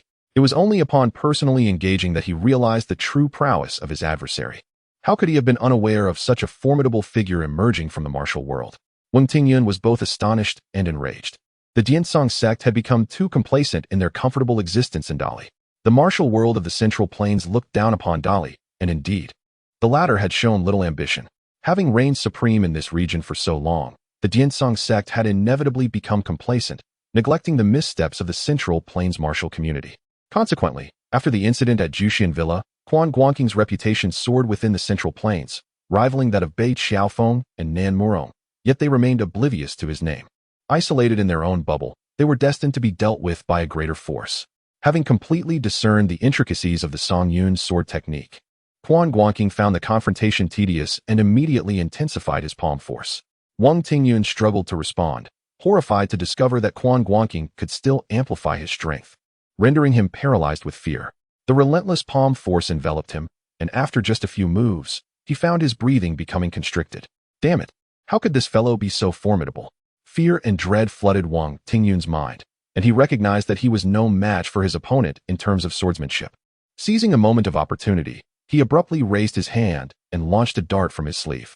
Quan Guanqing had long anticipated this maneuver, with unwavering focus. He discerned the peculiar motion of Wang Tingyun's wrist as the dart spun forth at high speed. Is this the true nature of the Lian Shua, a spiraling force? With this thought, Quan Guanqing pointed a finger skyward. The force of his Vajra finger met the dart, only to dissipate instantaneously. Just as he had surmised, the Lian Shua possessed immense destructive power against energy forces, at least when confronted head-on. Even the formidable Vajra finger could not halt its advance. This was indeed troublesome. Contemplating this, Quan Guanqing sidestepped while simultaneously directing a finger toward Wang Tingyun. Wang Tingyun, witnessing Quan Guanqing evade his sudden attack with the dart, was struck with astonishment. Coupled with the pressure he had endured from the palm force, he was caught off guard and failed to react in time. The Vajra finger struck his chest. With a resounding thud, a spray of blood erupted from his chest, and Wang Tingyun's complexion paled as he collapsed to the ground, leaving the disciples of the Diansong sect in shock as they rushed forward. Some applied pressure to the chest point to halt the bleeding, while others administered medicine. Quan Guanqing did not directly target the heart, and his mastery of finger techniques was still lacking, but he narrowly escaped death after a considerable struggle. The assailant employed ruthlessly brutal methods. A disciple from the Dianxi sect approached Quan Guanqing, his face etched with profound indignation. With your tadpole-like appearance, how dare you pretend to be something you are not? Quan Guanqing showed no signs of concession, retorting, it is only natural for you to strike me. Am I to be condemned for retaliating? Do you consider yourself of such worth, like a rare Song dynasty coin? A flurry of substantial emotional values flooded the scene. With around 100,000 emotional values at his disposal, Quan Guanqing usually paid little attention, yet this surge caught his eye. You. The individual was incensed by Quan Guanqing's taunts, his eyes reddening with fury. However, with Wang Tingyun having already been defeated, they understood that confronting him would be futile, leaving them merely gaping in frustration. Meanwhile, Zhu Danshan, observing from within the royal estate, was astonished by Quan Guanqing's demeanor and discreetly turned to inform Duan Zhengchan. Quan Guanqing cast a disdainful glance at the gathering of Dianxi disciples, mocking, what are you all staring at? Do not act as if everyone is bullying you. You, the esteemed first sect of the southern sky, have disciples engaging in such disgraceful deeds, yet you still dare to seek retribution? In the Central Plains, you would have been drowned in spit by now. How pathetic. With that, he spat contemptuously, leaving the Dianxi disciples seething with indignation but unable to voice their anger. Just then, a crisp voice interrupted, such sharp wit. To dare offend the Dianxi sect in Dali, young man, you possess quite the audacity.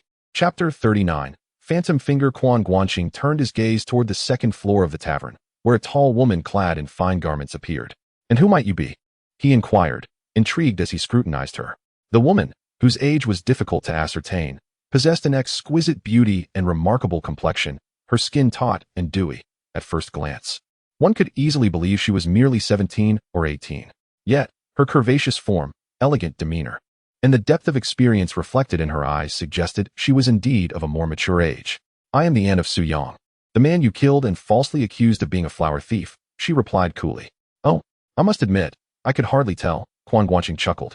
I had thought you were an elder sister, only to discover you are a matron. Raging with indignation, Luo Feiyu's anger surged to 33. The moment Quan Guanqing uttered the term matron, the previously calm and serene expression of the woman transformed into one of fury. No woman is indifferent to her age.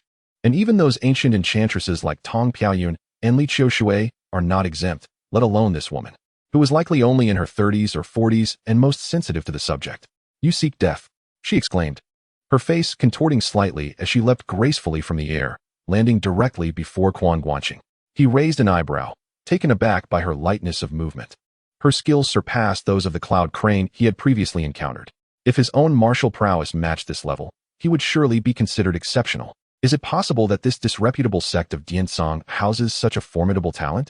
Quan Guanqing mused, though he recognized the fallacy in his reasoning. Martial ability has never been a measure of one's character.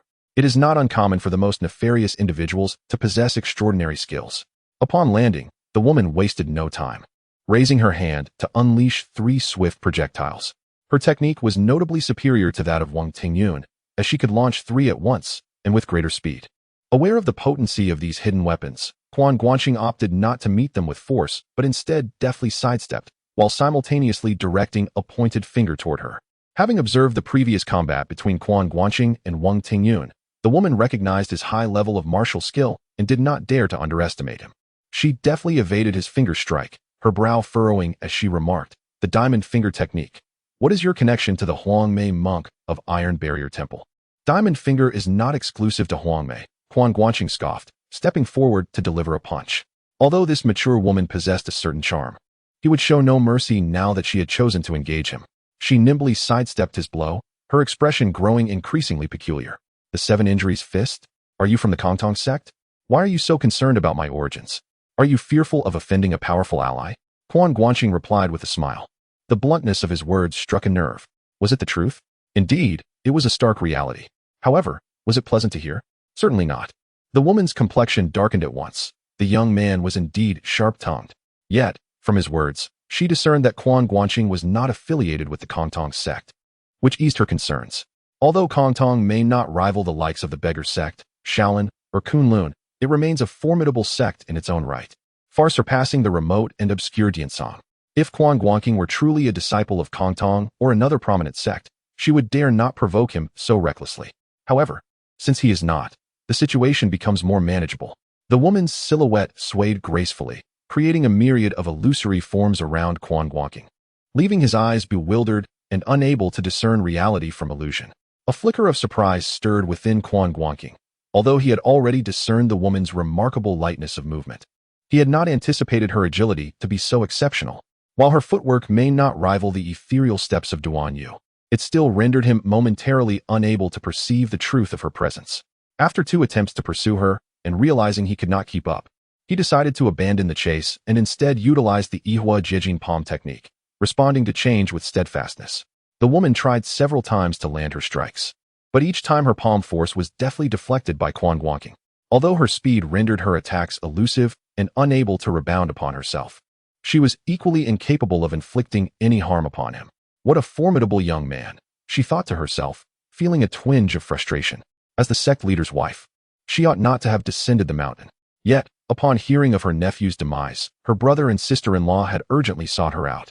With her husband engrossed in closed-door training of the sect's martial arts and the elders hesitant to act, she found herself the sole protector among the sect's elite. Unable to withstand her brother and sister-in-law's insistence, she chose to accompany them. She had anticipated that Wang Tingyun could handle the situation, sparing her from involvement. Yet she was taken aback by the extraordinary prowess of the young man before her. Why had such a remarkable young master from the Central Plains martial world never been heard of before? Previously, she had only heard of Bei Qiao Feng and Nan Moro. Were those 2 truly superior to this young man? It was difficult to say regarding Qiao Feng. However, when comparing Morong Fu to Quan Guanqing, the outcome remained uncertain. After testing him with a couple more moves, the woman discerned the peculiarity of his protective energy and, upon realizing her palm force could not penetrate, promptly altered her strategy. As she transformed her movements, she condensed her internal energy and prepared to strike with a single finger. The Huanin finger was the signature technique of the Diansong sect, paired with the Yiyang finger, together known as the Southern Celestial Twin Marvels. However, while Dali maintained close ties with the Central Plains martial world, Diansong remained somewhat secluded. Thus, the Yiyang finger enjoyed widespread fame within the Central Plains, while the Huanin finger was known only to a select few. Nevertheless, to share a name with the Yiyang finger, the power of the Huanin finger was indeed extraordinary. As she pointed her finger, a chilling, soundless force surged toward Quan Guanqing. At that moment, the woman had maneuvered to Quan Guanqing's rear, where the Heroine palm technique was at its weakest. She was confident that even if his internal strength surpassed her own, he would be momentarily chilled by her strike. If he were to falter even slightly, she would seize the opportunity to strike him down. However, unbeknownst to her, Quan Guanqing, with his back turned, wore a faint smile. The intricate structure of the Liuyun Suo was a marvel of craftsmanship, its forging no simple feat. Noticing that he had not seen the technique utilized since its initial 3 strikes, he deduced that she likely possessed no other means of attack. Thus, what other methods could she wield? Naturally, it was the Huanyin finger.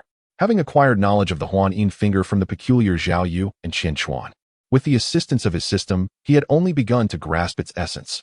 Though not yet proficient, he understood its principles well enough. Although the woman moved swiftly, some subtle actions did not escape his notice. He was aware that she was gathering her finger strength and immediately realized she intended to seize an opportunity to employ the illusory shadow finger. Intent on luring her into action, he deliberately feigned a weakness. Unbeknownst to her, Quan Guanqing was well acquainted with the illusory shadow finger, and she fell into his trap. The moment her finger was thrust forth, her power had yet to reach him, yet he evaded her attack effortlessly. The strength behind her subsequent move, the flower-transferring jade palming, was indeed the weakest, and Quan Guanqing held no absolute confidence in countering it. More importantly, he had long wished to test the efficacy of the illusory shadow finger, and this woman, proficient in its use, presented an ideal subject for experimentation. In that fleeting moment of evasion, Quan Guanqing pointed without looking back.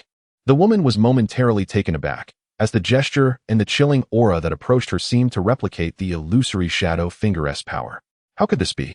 This technique was only practiced by core disciples within the sect, and she had never heard of its external use. How could this individual wield it? This moment of distraction caused her to falter, and as Quan Guanqing had meticulously planned, the speed of the illusory shadow finger surpassed that of ordinary techniques, leaving her unable to evade it, resulting in a strike to her thigh. A surge of icy energy raced through her meridians, and in an instant, she felt an overwhelming chill enveloping her, as if she were trapped in the depths of winter. Was this the sensation of being struck by the illusory shadow finger? The woman was alarmed. Her mastery of the technique was still nascent, and she had scarcely used it against others, let alone experienced it firsthand. Feeling the coldness within her, panic surged in her heart. She did not wish to perish here, so she forcefully suppressed the chilling energy with her inner strength and leapt backward, finding herself already 2 zhang away. Upon realizing she had been struck, Quan Guanqing turned swiftly, but the woman fled with astonishing speed. By the time he turned, she was already 2 zhang distant. As he prepared to pursue, she leaped onto the 2nd floor beside him and darted into a room. Quan Guanqing halted, shaking his head in frustration. Was the illusory shadow finger truly ineffective? How could she still escape so swiftly after being hit? In Heavenly Sword and Dragon Saber, Cheng Kuan's illusory shadow finger had felled several top experts of the Ming cult, including Yang Xiao and Wei Yixiao, and Quan Guanqing had held high hopes for it. Yet, was this the result? Here, Quan Guanqing had misjudged the situation. It was not the technique that faltered, but rather himself. At that time, Cheng Kuan had honed his skills at Shaolin for an extended period, reaching unparalleled heights. In the world of Heavenly Sword and Dragon Saber, apart from the 2 zhangs, no one dared claim superiority over him. Furthermore, the illusory shadow finger was a skill he had mastered over many years, with profound depth. He had also benefited from a surprise attack, which contributed to his remarkable performance. Quan Guanqing's grasp of the illusory shadow finger was merely rudimentary, lacking the refinement Cheng Kuan possessed.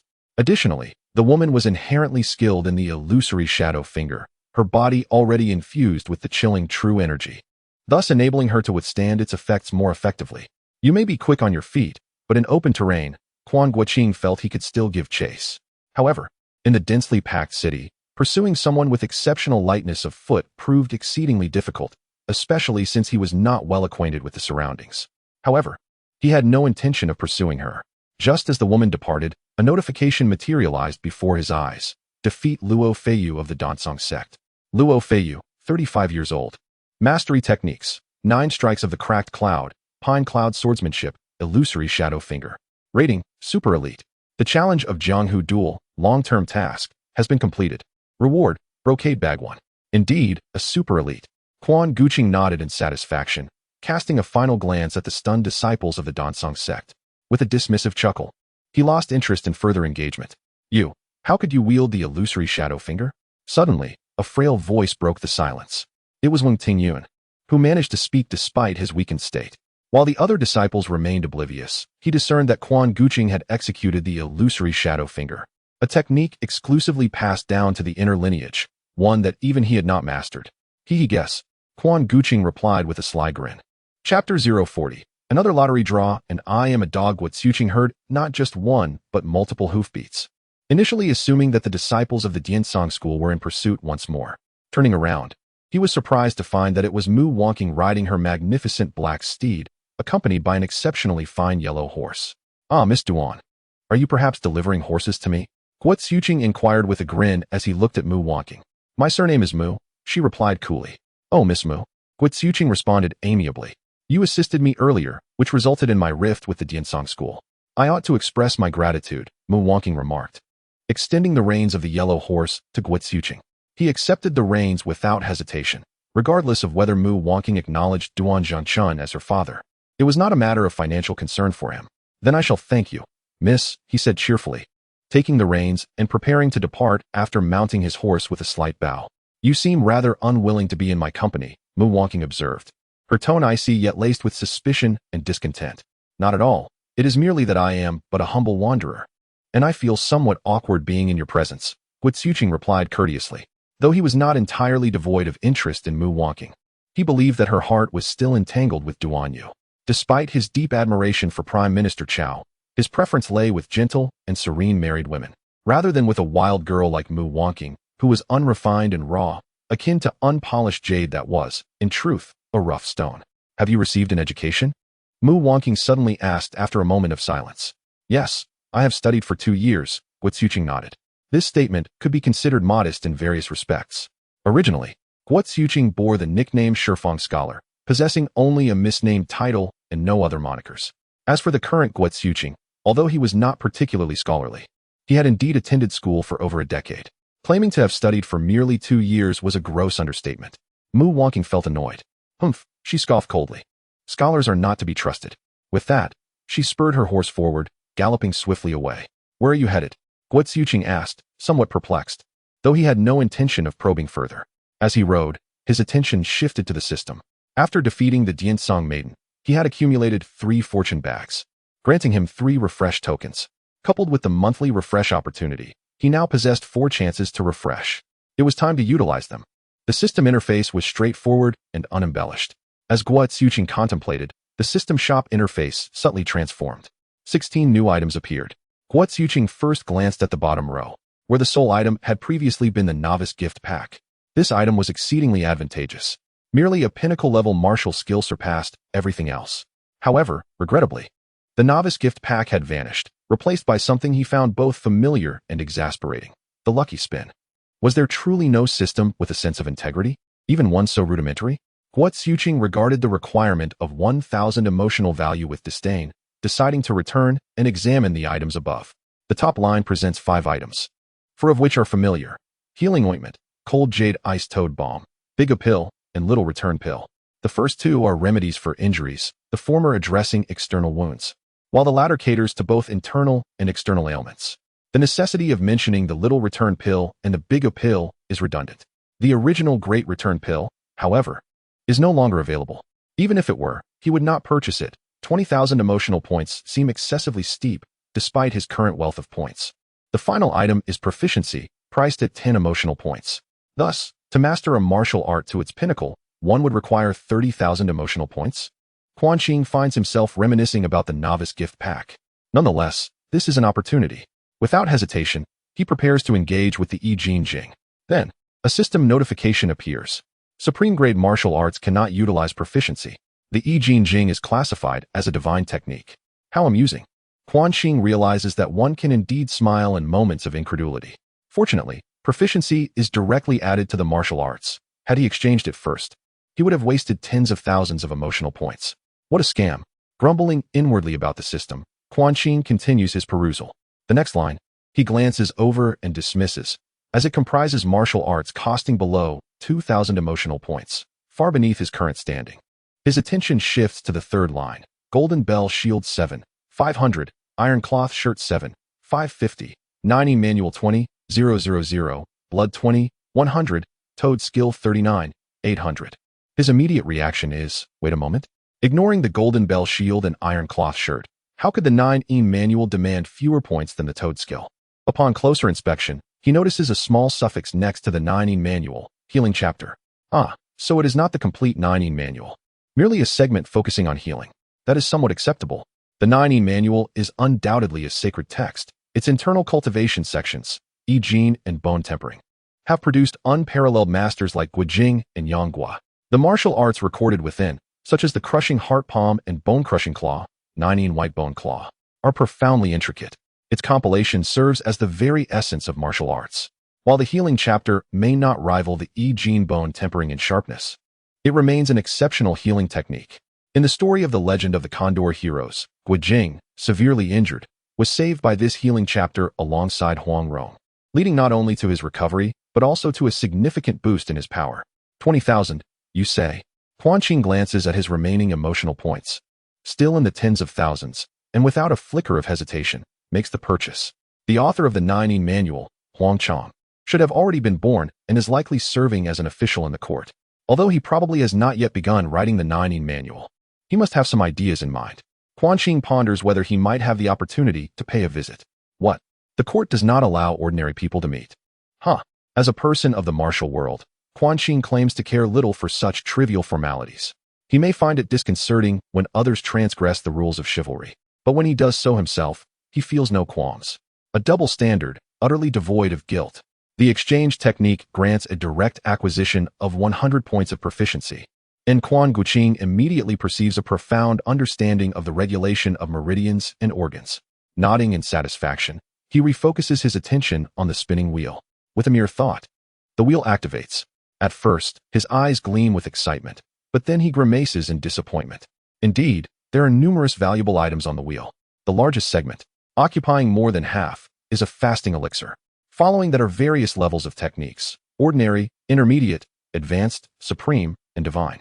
The chance of landing on an ordinary technique is a quarter, while an intermediate technique occupies 1/8, implying that there is over an 80% probability of either a significant loss or acquiring something utterly useless for Quan Guanqing.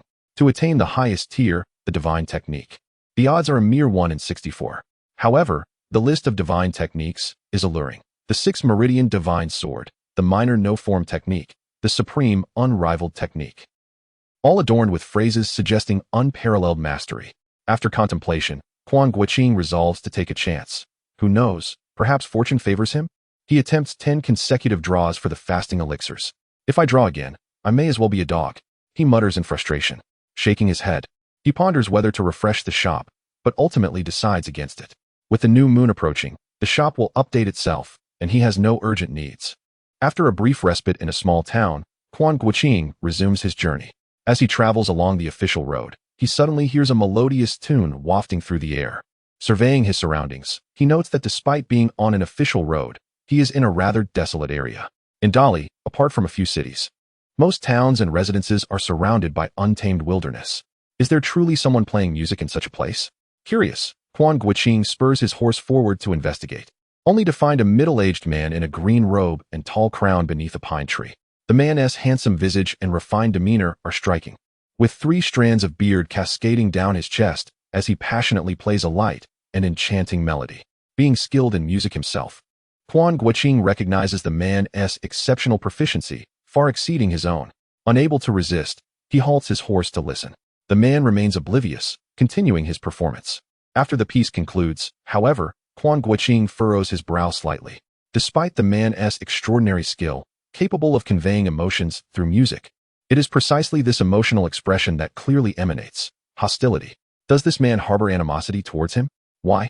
Quan Guanqing is certain he has never encountered this individual before, unless the middle-aged man, noticing Quan Guanqing, remains composed, assuming that having offended the Dansong sect, he could simply depart unscathed. Indeed, Quan Guanqing chuckles and shakes his head. The cycle of conflict seems endless, with the young being replaced by the old. And now a musician appears in the fray. What could possibly come next if he were to lose? The middle-aged man, amused by the comment, replies, "You are quite confident, young one. If you can surpass me, then the Dansong sect shall indeed cease its troubles with you." Oh, Quan Guanqing narrowed his eyes slightly. Could it be that you are Xiao Yinsong, the master of Diansong? Knowing my name, yet daring to provoke Diansong, young one, you possess considerable courage. The middle-aged man, indeed Xiao Yinsong, set his guqin aside and rose to face Quan Guanqing. I am uncertain whether to deem your fate unfortunate or fortunate. As my divine skills have reached fruition, you have the opportunity to witness them. You should feel no regret in facing your demise. Has no one ever told you that you are quite narcissistic? Quan Guanqing remarked with amusement. Xiao Yinsong's anger surged, his mood deteriorating. Upon hearing this, his expression darkened slightly. It was evident that he was sharp-tongued and would surely descend to the hell of tongue-pulling after death. Oh, and which hell will the pretentious fool descend to? Quan Guanqing laughed. Unfamiliar with the meaning of pretentious fool, Xiao Yinsong, based on Quan Guanqing's tone and demeanor, easily deduced that it was not a compliment. With a cold snort, he ceased to speak, and in a flash, he was already before Quan Guanqing, striking out with a palm. Quan Guanqing's expression abruptly changed, not due to the overwhelming force of the strike that left him breathless, but because the step he took appeared unmistakably akin to the ethereal strides of Lingbo Weibo. Chapter 041, Lingbo Weibo, and the lesser wuxiang skill, Lingbo Weibo. Previously at Tianning Temple, Quan Guanqing had witnessed Duan Yu performing Lingbo Weibo blindfolded. Although he remained ignorant of the specific steps, the sensation was undeniably familiar. The astonishing speed of the initial step, along with its peculiar turns, was vividly embodied in Xiao Yinsong at that moment. Lingbo Weibo. Could it be that someone in this world still practices such a technique? Filled with astonishment, Quan Guanqing did not hesitate. As he saw an incoming palm strike, he promptly responded with the Yihua Jiyu technique. No matter how formidable the opponent's palm strength, Yihua Jiyu could counter it. Wait. A sudden realization struck Quan Guanqing as he distinctly felt a wispy, ethereal force permeate through his defense. What is happening?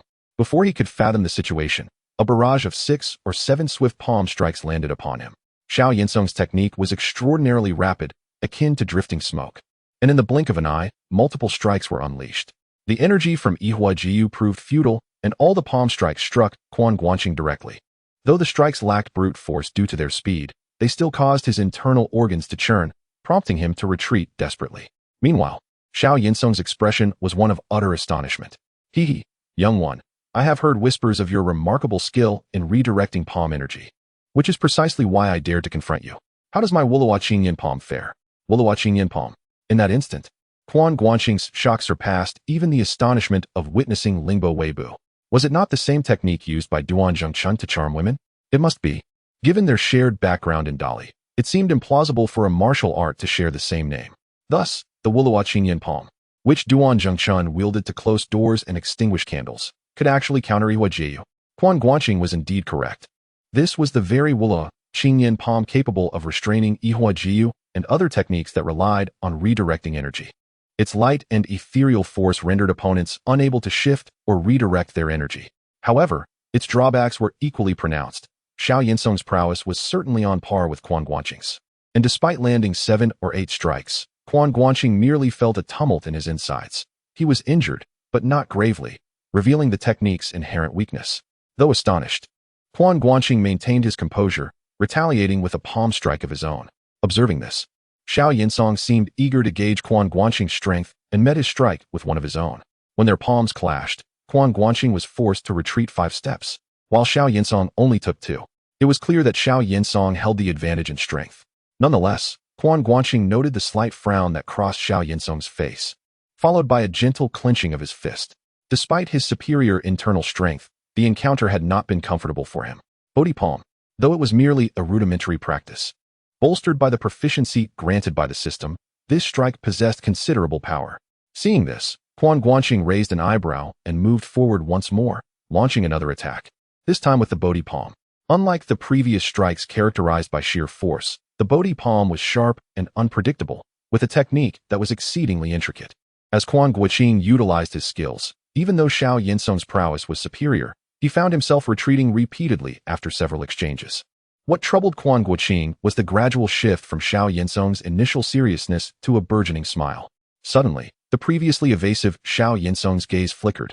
Sensing the change in his eyes, Quan Guanqing braced himself, and indeed, in the next moment, Xiao Yinsong's palm technique transformed, shifting from a defensive posture to one that was astutely aggressive.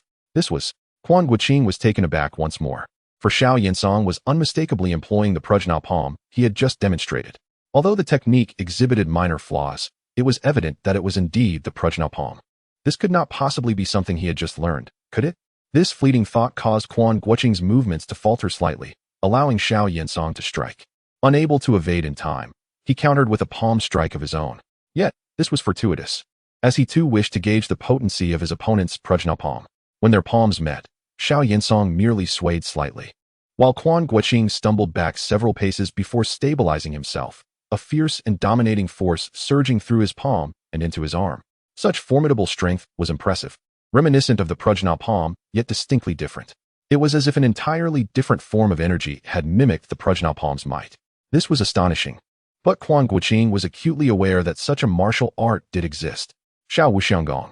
Quan Guanqing's expression was one of disbelief. Xiao Yinsong, taken aback, displayed a flicker of surprise. You actually know of Xiao Wuxianggong. So it truly is Xiao Wuxianggong? Quan Guanqing had merely spoken out of instinct, but upon reflection, he found it implausible. Xiao Wuxianggong was a technique exclusive to the Xiaoyao sect, practiced only by Li Qiushui. Perhaps Weiyazi could manage a bit, as could Jamozi, who had pilfered the secret manuals from Manduo Villa, and Su Zhu, whose prowess seemed almost effortless. How could a disciple of the Diansong sect also possess such knowledge? Furthermore, this Xiao Yinsong not only mastered Xiao Wuxianggong, but also the Lingbo Weibu.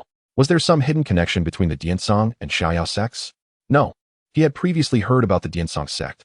Although he had never witnessed their techniques, he knew for certain that Xiao Wuxianggong was not among them. If such an extraordinary skill existed within their ranks, it would have surely garnered some notoriety in the martial world.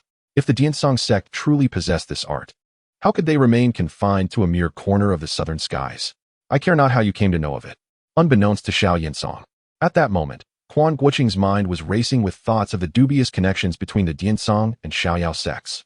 Noticing Xiao Yinsong's silence, a murderous intent began to brew within him. The individual who had imparted the Xiao Wuxianggong had warned him to keep his training a secret, lest he face dire consequences. Now, upon being exposed by Quan Guanqing, an urge to eliminate him and silence him arose.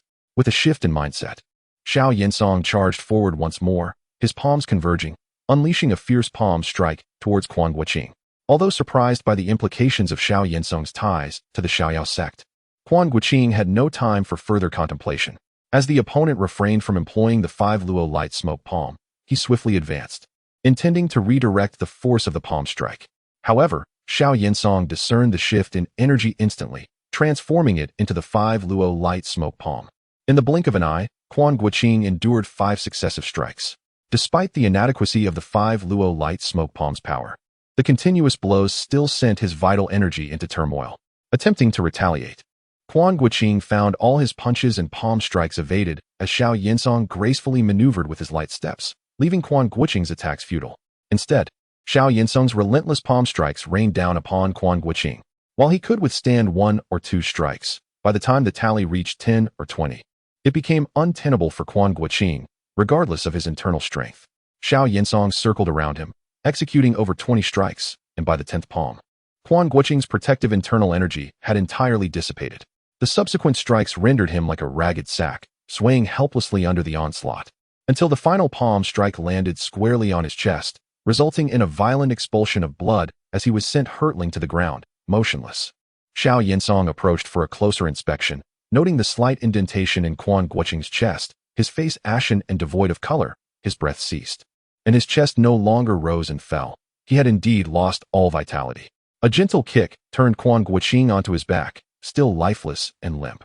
A flicker of disdain crossed Xiao Yinsong's face. Had he been familiar with the internet of a later era, he might have shrugged dismissively. Is this all? However, unacquainted with the web, he merely chuckled softly before returning to the tree, picking up the guqin, and departing gracefully. Meanwhile, Quan Guanqing's corpse lay on the ground, and the once terrified steed that had fled during their battle approached, nudging him gently with its nose. Yet Quan Guanqing remained utterly still and devoid of breath. This road was sparsely populated, and only as dusk began to settle did a group of large black horses amble forth from the opposite direction. It was none other than Mu Guanqing, who had departed earlier. Seated upon her steed, Mu Guanqing wore a veil, though a hint of melancholy lingered in her eyes. Suddenly, she spotted the yellow steed grazing by the roadside, causing her to pause in surprise. As she drew closer, she beheld the fallen Quan Guanqing. Ah, she gasped, rushing forward to turn his body over. At this moment, Quan Guanqing's form was already stiffening, devoid of any semblance of life. A look of incredulity flashed in Mu Guanqing's eyes as she reached out to check for breath, finding none. Her fingers grazed his neck, and there was no pulse to be found. For a moment, she stood frozen, lost in disbelief. How could this be? Mu Guanqing could scarcely fathom that Quan Guanqing was dead. Just that morning, he had bested 2 adept members of the Datsang sect, compelling the rest to retreat in fear. Now, he lay transformed into a cold corpse. If his body had already stiffened to this degree, he must have perished some time ago. Had he fallen victim to foul play after her departure? Who could be responsible? The Datsang sect members? Her mind raced in a whirlwind of thoughts, yet she found herself utterly at a loss. Just then, the yellow steed, which had been grazing nearby, approached and gently nudged Quan Guanqing's body. Seeing that Quan Guanqing remained unresponsive, she continued to graze. Suddenly, a thought struck Mu Guanqing. Indeed, horses tend to linger by their owner's side briefly after death, but they eventually depart if too much time passes. Given the rigidity of Quan Guanqing's corpse, he had likely been dead for at least 2 hours. Yet the yellow steed had not left. Could it be? A glimmer of realization flickered in Mu Guanqing's eyes as she reached out once more to touch the side of Quan Guanqing's neck. The cold, stiff sensation remained, unmistakably like that of a lifeless body. Had she been mistaken? Mu Guanqing pondered this. Yet she was reluctant to abandon her investigation and continued to press her hand against the pulse in his neck. After a full cup of tea's worth of time, there was still no response. Had she truly overthought the situation? Just as Mu Guanqing sighed and prepared to rise, she hesitated at the moment her fingertips withdrew. In that fleeting instant, she seemed to faintly perceive a slight tremor beneath her touch. Chapter 042. The Art of Tortoise Breathing. Within the depths of the Valley of Eternal Suffering, Zhong Wanzhou found himself engulfed in a profound melancholy. For generations, the Zhong family had dedicated immense effort to erecting the arboreal barriers surrounding the valley, only to have them obliterated by the forces of the Duan clan. Years of labor had been reduced to naught in an instant. To exacerbate his discontent, not only did this calamity fail to tarnish the Duan clan's reputation, but it also entangled his beloved daughter in their affairs. Zhong Wanzhou felt a chilling emptiness within his heart. His precious wife, Gan Baobao, had been irate over the incident, refusing his affections for many days, leaving him devoid of joy. At this moment, the daughter of his most detested adversary, Duan Zhengchun, came to visit. Under normal circumstances, Zhong Wanzhou would have been exceedingly displeased to entertain her presence. Yet, this particular young lady possessed a remarkable talent for eloquence. "Uncle, you are my dearest elder. If I do not seek you, whom shall I turn to?" Mu Guanqing spoke in a tone that was frigid yet imbued with softness. The term uncle pierced Zhong Wanzhou's heart, prompting him to suppress the urge to retort, "Why not seek Duan Zhengchun? Why would I seek him? We are not of the same ilk," Mu Guanqing scoffed, her disdain palpable. This sentiment resonated delightfully with Zhong Wanzhou. "Indeed, you are correct. We are not of the same ilk," he nodded vigorously. "Pray, tell me what you require of me." Moments later, Zhong Wanzhou gazed curiously at the figure before him, initially appearing lifeless, but upon closer inspection, still clinging to a thread of vitality. Despite the evident damage to his internal organs and the chaotic state of his meridians, there was a peculiar process of gradual recovery underway. "How astonishing," Zhong Wanzhou mused. "He seems to be healing despite his grievous state." "Huh," exclaimed Zhong Ling, her wide, sparkling eyes filled with disbelief. "Can a corpse truly heal itself? Certainly not." "Which is why he is not dead," Zhong Wanzhou replied, shaking his head. "But his breathing and pulse are entirely absent." Zhong Ling persisted, skeptical. When Mu Guanqing had first brought him, she had been curious enough to examine him, managing to detect a faint heartbeat after a considerable wait. Yet he still resembled a cadaver. Perhaps there lingers a vestige of life? She conjectured, though it hardly resembled that of a living being. This state of being, neither fully alive nor fully dead, should not typically allow for self-healing. His breathing and pulse have diminished to an extraordinary degree, yet they persist, Zhong Wanzhou explained. This is a rare and esoteric technique, one I have only heard whispers of, known as the art of tortoise breathing, art of returning to the West. But does that not signify death? Zhong Ling queried, her candor unrestrained. It is not returning to the West, it is tortoise breathing, akin to the breath of a tortoise. Zhong Wanzhou gently chided her. "Oh, a tortoise," Zhong Ling replied slowly, her understanding dawning. Mu Guanqing shot her a disapproving glance. Though Zhong Ling shared a close bond with Mu Guanqing, she harbored a healthy fear of her. For Mu Guanqing was quite capable of pulling her ear or swatting her bottom. With a sheepish grin, she retracted her neck and fell silent. The art of tortoise breathing. Upon observing Zhong Ling's newfound composure, Mu Guanqing turned her gaze towards Zhong Wanzhou, inquiring about the nature of the martial arts in question. This particular skill was established by a former leader of the Beggars sect, and although it has since found some dissemination among other sects within the martial world, it remains predominantly practiced among the higher-ranking disciples of the Beggars sect. The original intent behind this skill was to provide a means of recuperation for beggars who were often subjected to violence and lacked the financial means to seek medical assistance. Thus, they devised this technique, allowing them to heal through rest, appearing as if they were lifeless during the process, rendering it undetectable to the common observer. I had only heard of it before. This is the first time I have witnessed its application. Beggar's sect? Zhong Ling interjected, unable to restrain himself. But he doesn't seem to resemble a beggar at all. The beggar's sect holds the most knowledge of this technique, though practitioners from other sects also exist. Zhong Guanqing corrected him. Aunt, is there any way you could expedite his recovery? Mu Wanqing interrupted Zhong Ling, pressing for an answer. He is healing on his own. We simply need to assist him in his recovery, Zhong Guanqing replied, retrieving a porcelain vial from his pocket. This contains a healing elixir I have concocted. It is not convenient for him to ingest it directly, but mixing it with water will suffice. Thank you, uncle. Mu Wanqing expressed her gratitude before procuring warm water to dissolve the medicinal pill, administering it to Quan Guanqing. Despite his appearance resembling that of a corpse, Quan Guanqing still possessed the ability to swallow, which led even the initially skeptical Zhong Ling to entertain the notion that he was still alive. After consuming a bowl of the medicinal broth, Quan Guanqing appeared unchanged at first glance. However, Mu Wanqing placed her hand on his neck and, after a moment, detected a faint pulse. It seemed marginally stronger than before. Contemplating further, Mu Wanqing reached into Quan Guanqing's bosom, recalling that he had several vials of elixirs concealed there. Among them was one capable of counteracting the lethal snowy poison, which she had recognized by its exquisite ingredients upon a previous encounter. And she was certain it would also possess healing properties. Alas, after a thorough search, she was dismayed to find that the porcelain vials had shattered. Their contents now a chaotic mess, rendered entirely unusable. Quan Guanqing lay dormant for 3 full days before finally awakening. Upon opening his eyes, he found himself in a tidy room, imbued with a subtle fragrance of medicinal herbs. Just as Zhong Guanqing had indicated, Quan Guanqing had previously employed the turtle breathing technique. In the beggar's sect, disciples of the 6th bag and above could learn this technique from the elder responsible for imparting knowledge. As one of the 8 major leaders of the sect, Quan Guanqing had certainly been trained in it. What a close call, Quan Guanqing murmured, reflecting on the multitude of tribulations encountered during his journey to Dali. He had once disregarded the Diansong sect during his tenure as a leader in the beggar's sect. Yet here he was, narrowly escaping its grasp not once, but twice.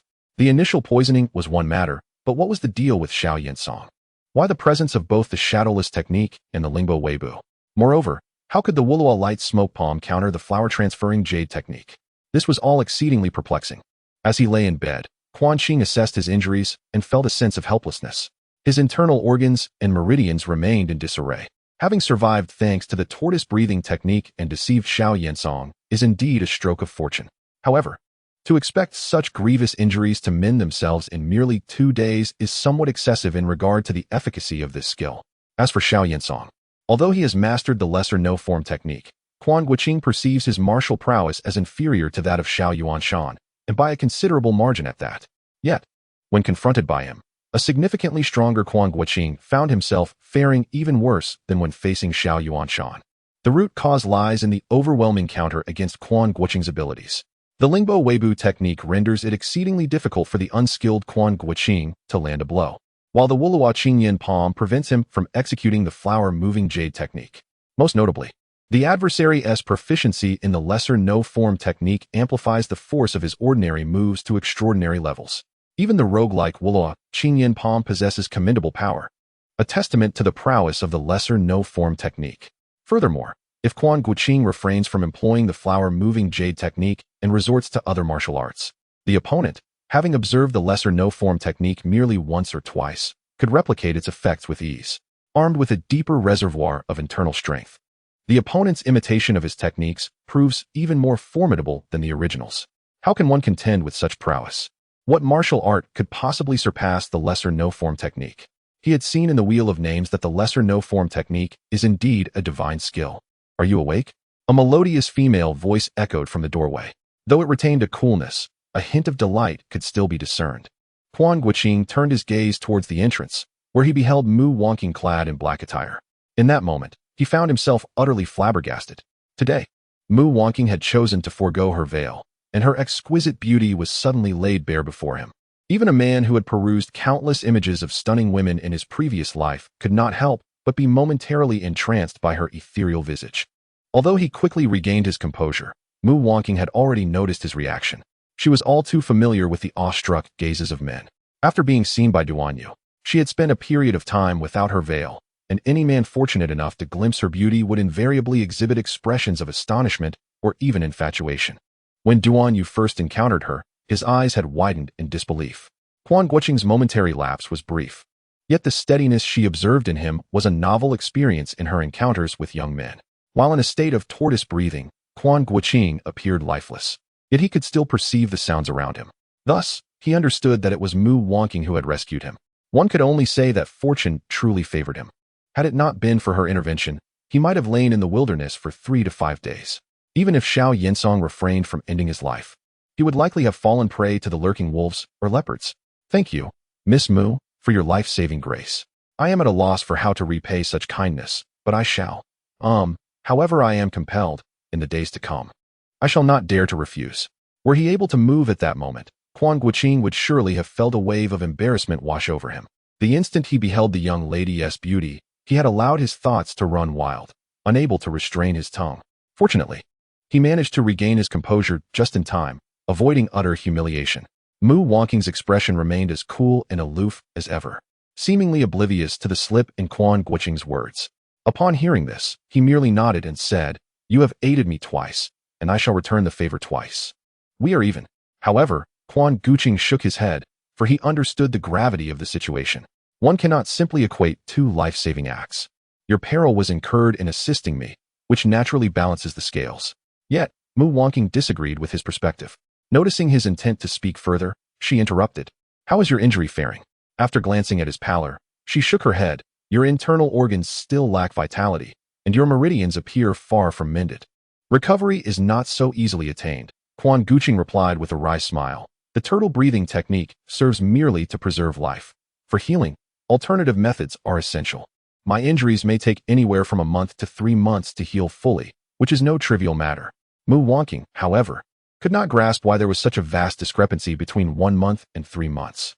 She had observed the severity of Quan Guanqing's condition and deemed a 1-month recovery as utterly implausible. Indeed, under normal circumstances, it would be impossible. But Quan Guanqing was no ordinary individual. He was favored by the system. What he required now was the ability to procure a great rejuvenation pill from the system shop. Chapter 43. The Healing Techniques of the 9E Manual. In truth, even while utilizing the turtle breathing technique to preserve his life, Quan Guanqing had already refreshed the system 3 times in succession. However, the elusive great healing pill had not reappeared, even after these repeated attempts. Frustration welled up within him. Had he known this would be the outcome, he would have refrained from refreshing the shop earlier on or, at the very least, secured a great healing pill in advance. Now, he found himself without any means of recovery. The physical injuries alone would prevent him from moving for at least 10 to 15 days, while the damage to his meridians posed an even greater dilemma. Should he rely on natural healing, months would likely pass before he could regain his former condition. The mere thought of spending months confined to his bed was unbearable for Quan Guanqing, unless his gaze fell upon Mu Guanqing. Strangely enough, he had a solution, but it required assistance. The healing techniques of the 9E Manual. Before encountering Xiao Yensong, he had exchanged 20,000 mind points for this healing method. With just one person's aid, regardless of the severity of his internal and external injuries, he could achieve complete recovery in just 7 days. Furthermore, if he had practiced the muscle and bone transformation techniques beforehand, his prowess would significantly increase. At this moment, Quan Guanqing sought not for enhanced power, but merely for a swift recovery. Yet, finding a suitable assistant proved to be a challenge. The individual required for this healing process need not possess exceptional skills, but must possess the fortitude to endure solitude for a full week, an arduous task for most. If only he could summon Qiao Feng. His loyalty would assure a willingness to help.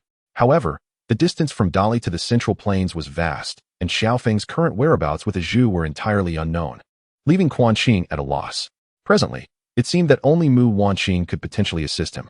Yet, considering her status as a young lady and the prospect of engaging in a mutual healing process for an entire week, they were hardly familiar enough for such intimacy. Noticing Quan Guanqing's gaze upon her, Mu Guanqing's expression shifted repeatedly, filled with suspicion. Her confusion deepened regarding the extensive duration of the healing process, prompting her to inquire. "Well," Quan Guanqing hesitated briefly before tentatively responding. The reason for the considerable time disparity is due to a rather extraordinary healing technique I possess. If employed, it could resolve my injuries in merely half a month. However, the application of this technique is somewhat cumbersome. Such a miraculous method exists? Mu Guanqing was taken aback. Aware of the severity of Quan Qing's injuries, she pressed further. What sort of assistance do you require?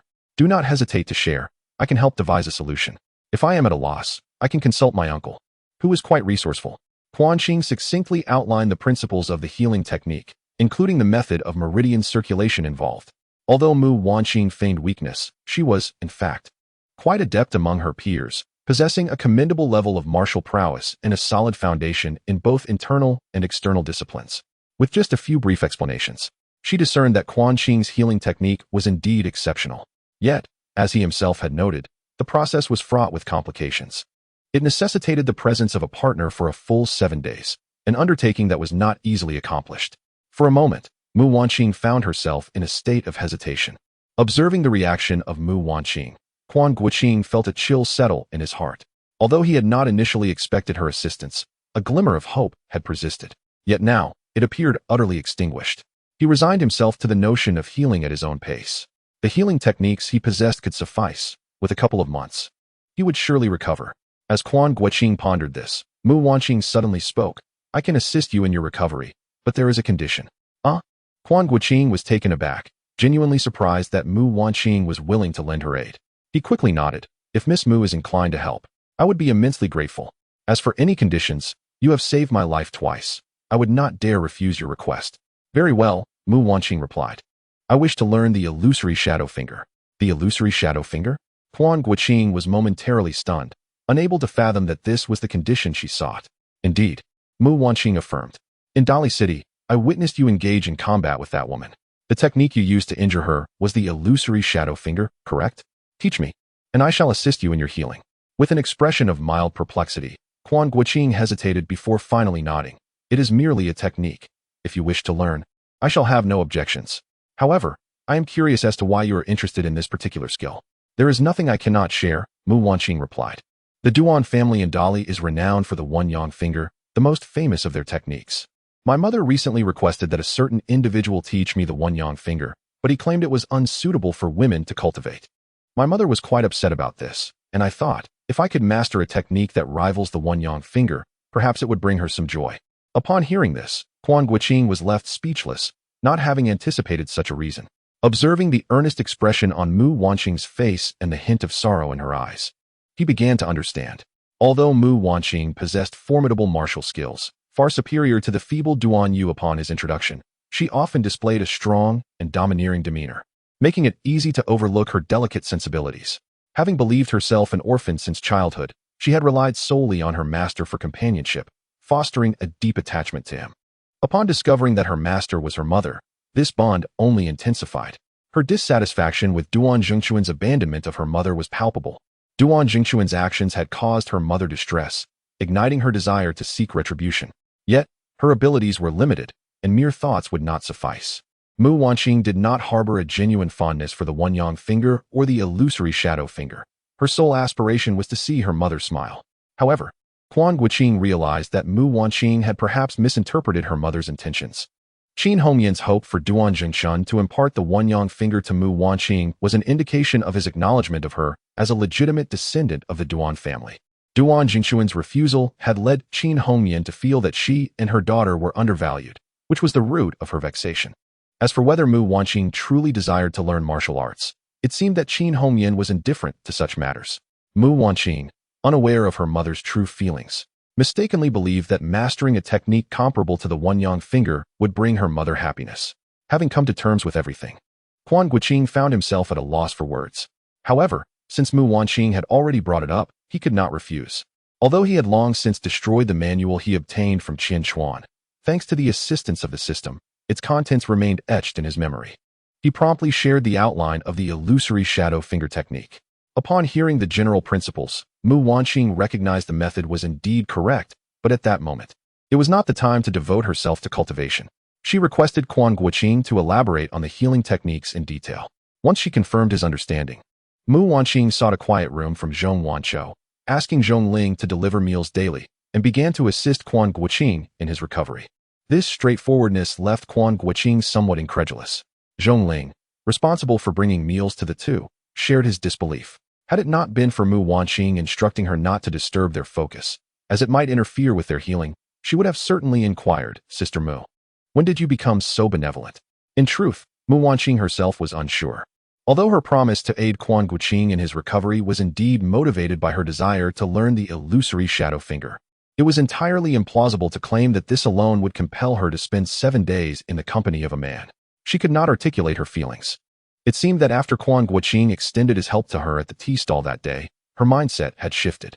Of course, Quan Guanqing could not fathom Mu Wanqing's thoughts, yet during the subsequent 7 days of healing together, he began imparting the intricacies of the illusory shadow finger to her. The healing techniques were not exceedingly difficult to master. As long as one maintained mental focus, even momentary distractions were inconsequential.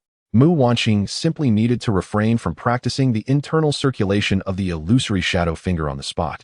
To Quan Guanqing's astonishment, Mu Wanqing displayed exceptional talent, grasping the illusory shadow finger with remarkable speed, almost intuitively.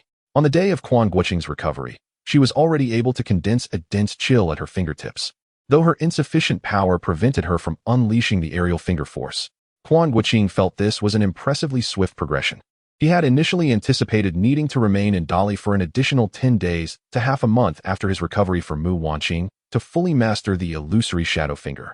However, given her current state, although she could not yet unleash the aerial finger force, she had already achieved the desired effects when applied directly to the acupoints of the human body. With this in mind, Quan Guanqing resolved to take his leave and return to the Central Plains. He intended to seek out masters of the game of chess to decipher the Jinlong chessboard, and then find Wu Yazi to learn his North Dark Divine skill. Though it would require him to dissipate all his martial prowess, which he would have previously found difficult to part with, the circumstances had shifted. Without Wu Yazi and his 70 years of North Dark Divine skill, Quan Guanqing could hardly conceive of any other martial arts capable of countering the lesser Wuxiang skill. The grudge he bore against the Dansong Shaoyan for attempting to kill him could not go unavenged. Yet, as the saying goes, a gentleman's revenge is best served 10 years later. There was no need for hasty action when he could not yet prevail. Moreover, he was curious about a particular matter, since many of his skills were acquired through the system.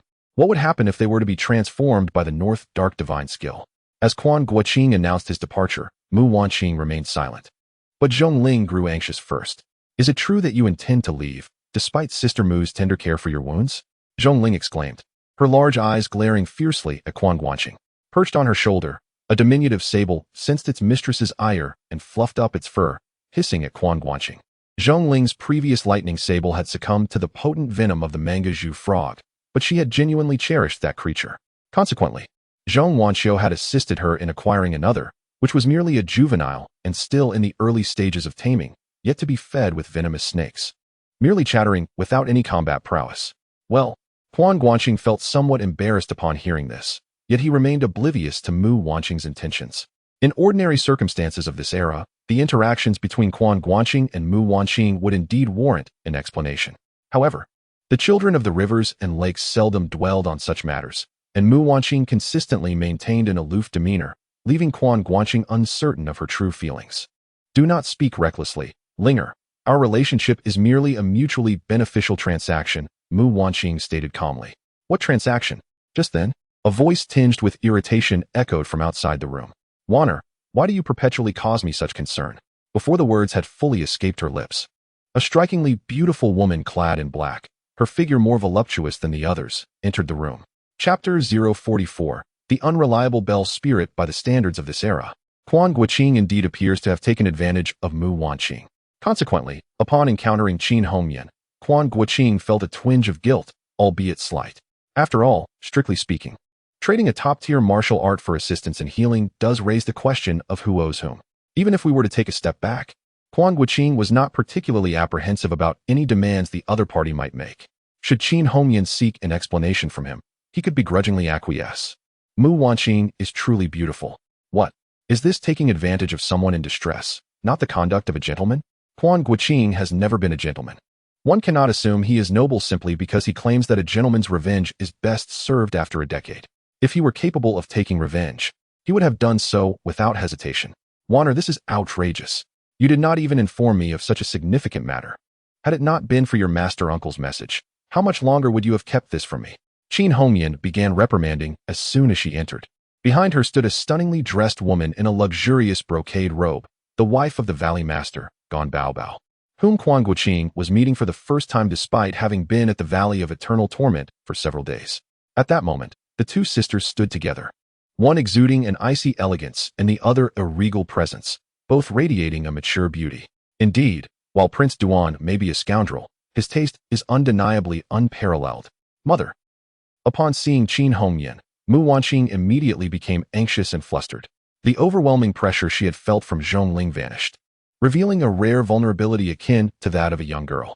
I have learned a technique called the illusory yin finger from Quan, which can compete with the yang finger. But what use is that? Qin Hongyan interrupted with a wave of her hand.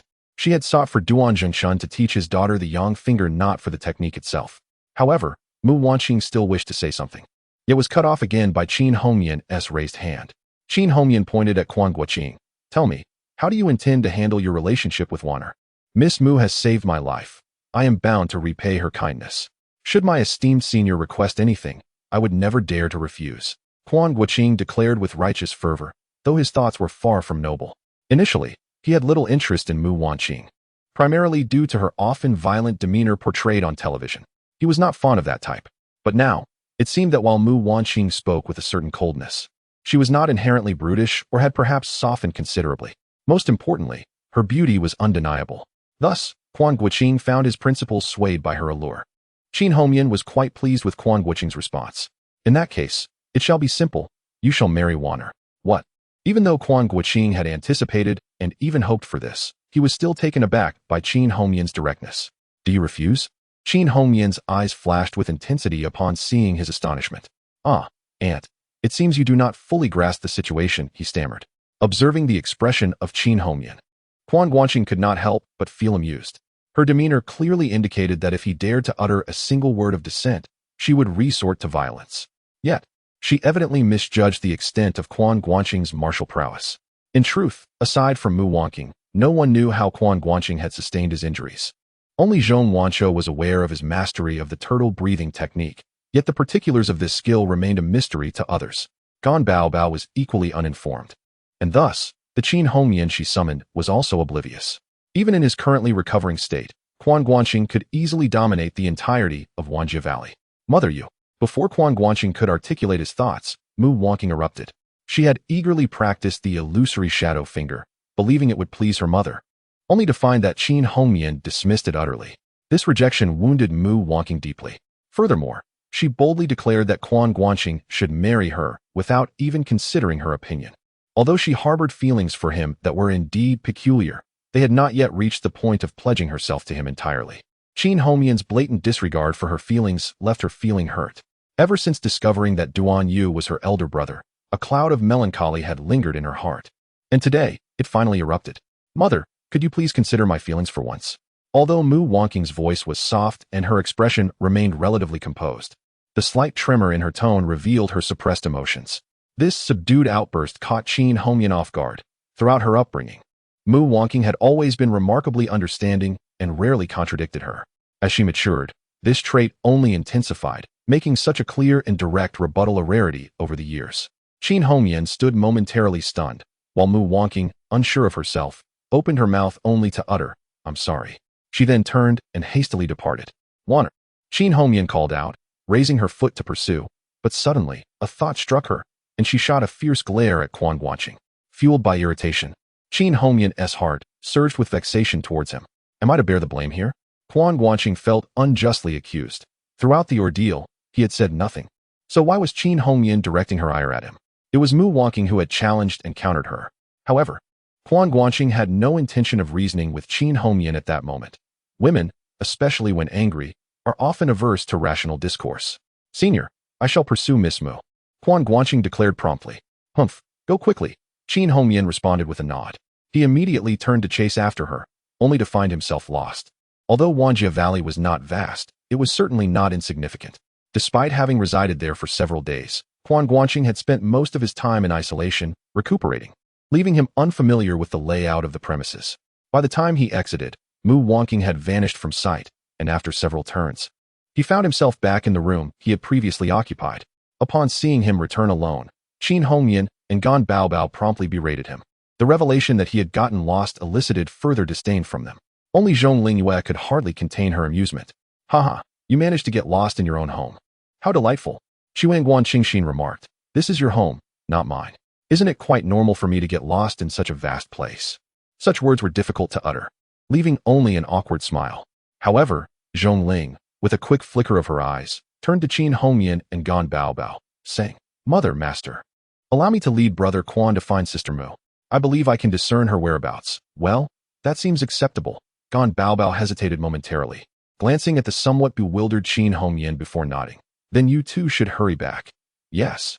Upon receiving her mother's consent, Zhong Ling joyfully nodded and immediately said to Quan Guanqing, Come, follow me.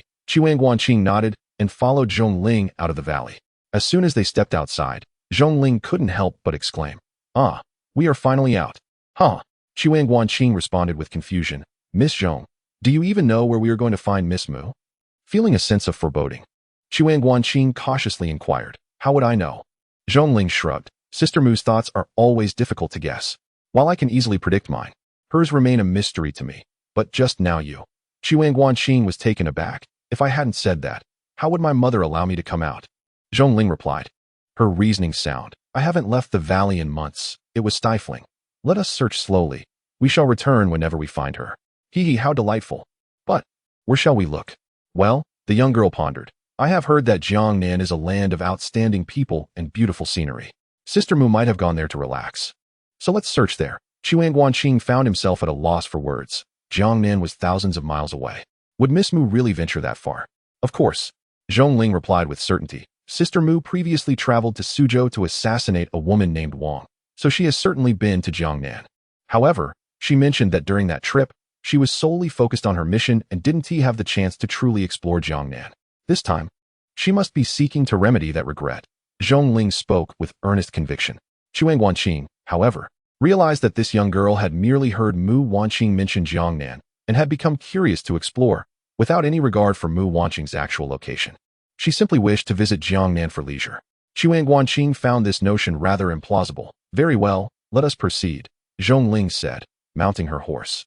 Since the awkward incident when Duan Yu sought help at the Wanjia Valley, and they had to borrow a horse from Mu Wanqing, Zhong Wanqiu and Gan Baobao had acquired several excellent steeds to keep within the valley. Although they did not compare to Mu Wanqing's Black Rose and the current magnificent steed, they were still among the finest. Are we truly going to Jiangnan? Quan Guanqing questioned, feeling somewhat apprehensive. Otherwise, would you have a better idea of where to find Sister Mu? Zhong Ling replied nonchalantly. In that moment, Quan Guanqing lamented once again that his system could not harvest his emotional value. Otherwise, he would have surely experienced a significant increase at that moment. Although she found Zhong Ling to be quite unreliable, at this moment, she truly had no idea where to search for Mu Wanqing. Consequently, Quan Guanqing decided to accompany Zhong Ling northward. Indeed, traveling from Dali to Jiangnan necessitates heading north. This is indisputable. After a day's journey, due to Zhong Ling's overwhelming excitement, they missed their lodging for the night, leaving them to seek refuge in a dilapidated temple in the wilderness. Quan Guanqing initially thought that Zhong Ling might have some reservations. However, the young girl was not only unfazed but also brimming with exhilaration. Is this what Sister Mu referred to as staying in a ramshackle temple? How amusing! As she gazed at the temple, long neglected and evidently devoid of visitors for an extended period, Zhong Ling's eyes squinted with delight. Quan Guanqing mused that the whims of young girls have remained inscrutable throughout the ages. Yet, upon leading their horses inside, they were taken aback. For within this desolate and clearly abandoned temple, there was indeed a monk, an exceedingly rotund one at that. A mere glance revealed to Quan Guanqing that this monk possessed formidable martial skills, surpassing even those of Mu Wanqing. Upon seeing the two, the monk was momentarily surprised but soon clasped his hands together and said, Ba, esteemed patrons, please do not mind. This humble monk is merely passing through and is not the proprietor of this place. You may feel free to make yourselves comfortable. So he was merely a passerby. Quan Guanqing nodded in acknowledgement and, along with Zhong Ling, settled down and skillfully kindled a fire. Zhong Ling continued to chatter away, like a cheerful little sparrow, recounting all that she had witnessed on their journey. Today that white-bearded, oh.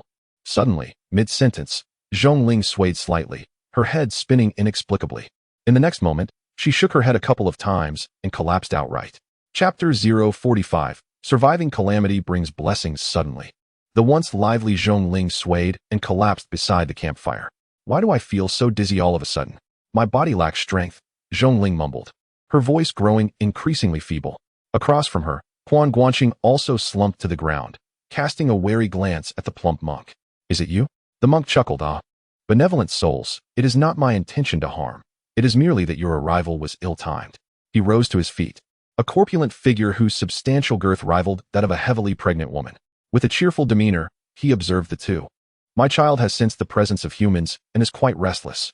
I could not bear to see him suffer, hence I have acquiesced to his desires. Afterward, I shall recite scriptures for you both, wishing you a swift passage to paradise. Zhongling mustered the strength to turn and face the monk. You.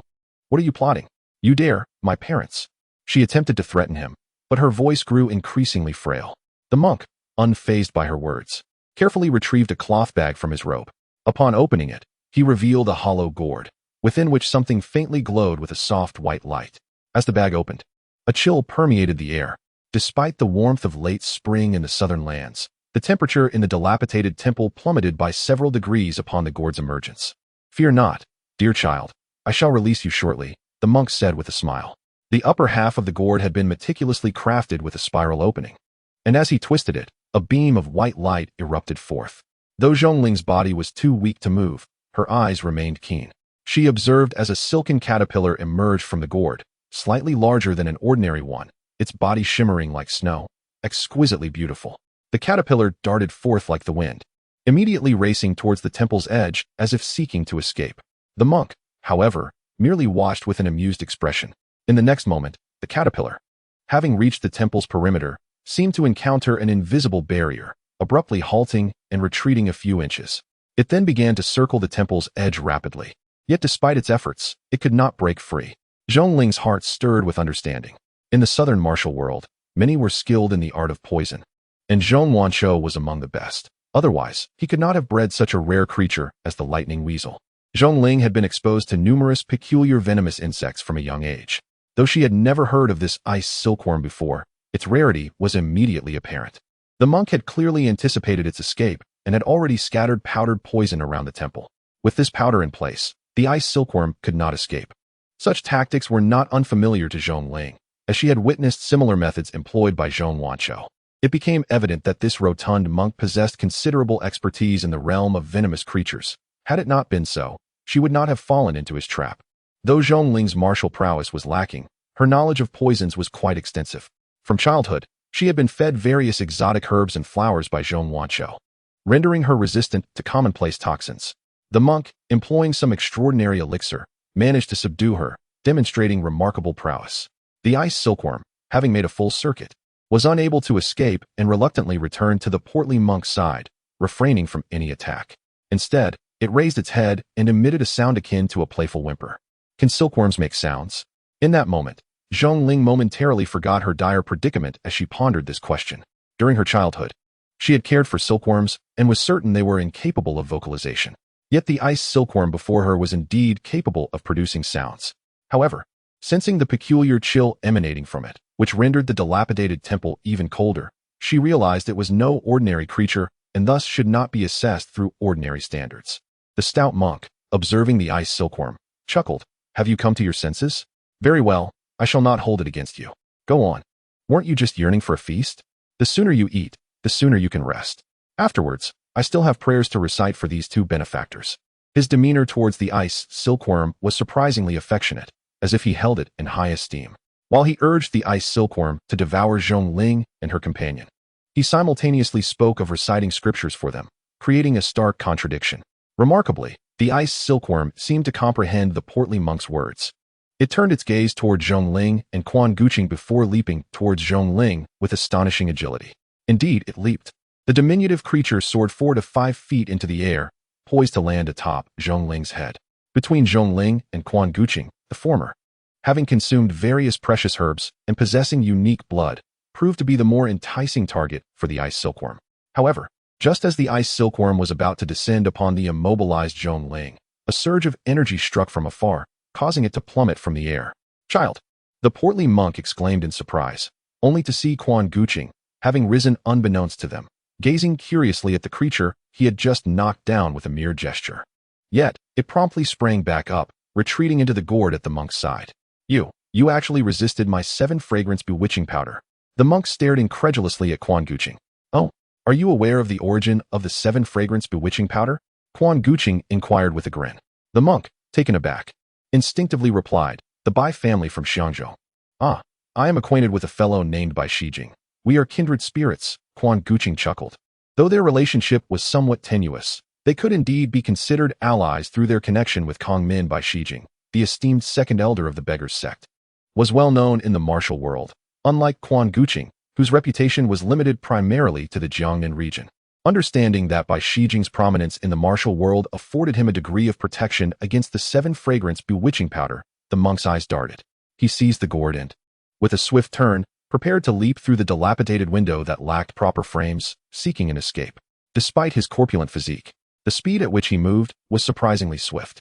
Quan Guanqing would not allow him to escape. With a flick of his finger, a formidable force surged through the air, piercing the rotund monk's ankle from a distance of 10 paces. Unless one possessed the remarkable lightness of foot akin to the likes of Dali Batian Stone or the late Yun Zhonghe, no ordinary practitioner of the martial arts could execute such agility with a leg injury. The monk's martial prowess was merely adequate. With his ankle wounded, he could no longer muster strength and fell to the ground. Misunderstanding. Esteemed hero, it is merely a misunderstanding. The monk, now sprawled on the ground, desperately turned to face Quan Guanqing, his expression filled with terror. Although he did not immediately recognize the technique of the diamond finger, the ability of his adversary to penetrate his ankle from such a distance made it abundantly clear that he was no match. Even if he were to bind himself with 10 others, how could there be so many misunderstandings? With a smile, Quan Guanqing approached. The monk's eyes flickered with a glimmer of resolve, and in the next moment, he attempted to raise his hand. Yet, Quan Guanqing was not inclined to grant him that opportunity. With another pinpoint strike, a gaping wound appeared in the monk's robust arm, blood gushing forth. 2 round beads, one large and one small, slipped from his grasp and rolled away. Mother and son pursuit soul darts? You possess quite an eclectic array of skills, monk. Even delving into the most sophisticated hidden weapons of the Tang sect. As the leader of the Beggars sect, Quan Guanqing was well versed in the affairs of the martial world. Though the Tang sect had yet to emerge from Shu, its reputation for hidden weapons had already spread throughout the realm. Although overshadowed by the Qingqing sect in the region, it gradually exhibited a tendency to surpass them, with the most formidable hidden weapon circulating in the martial world being the aforementioned pursuit soul darts. Realizing his ploy had been seen through, the monk's hopes dwindled, and his once robust visage fell into despair. Esteemed hero, it is not my intention to harm you. It is merely that my child has been stirred by the scent of blood. It is a rare and extraordinary spirit root. Who knows what great fortune may come in time? Such matters are of no concern to me, Quan Guanqing interrupted. Speak your remaining trivialities to your Buddha. Without heeding the monk's astonished gaze or his pleas, he unleashed a powerful punch into the air. With a resounding thud, his fist struck the monk's head, causing it to wobble slightly. Yet, the monk's eyes suddenly glazed over, and a mixture of yellow, white, and red fluids began to seep from his 7 orifices. The terror of the 7 injuries fist lies in its ability to leave no external mark while wreaking havoc internally. Thus, the monk appeared intact on the outside. Yet his cerebral structure had been mercilessly shattered within. Still unconvinced, Quan Guanqing remained vigilant, having narrowly escaped the clutches of Xiao Yensong through sheer luck and extraordinary skill.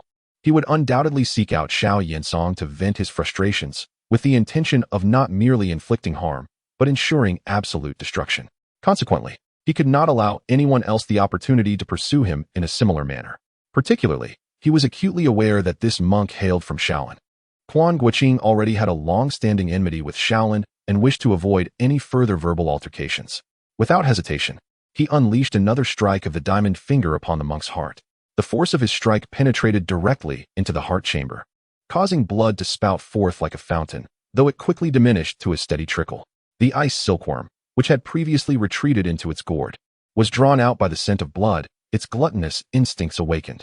Despite having felt the danger from Quan Guanqing's earlier blow, the creature, being a mere insect devoid of substantial intelligence, could not resist the urge to emerge.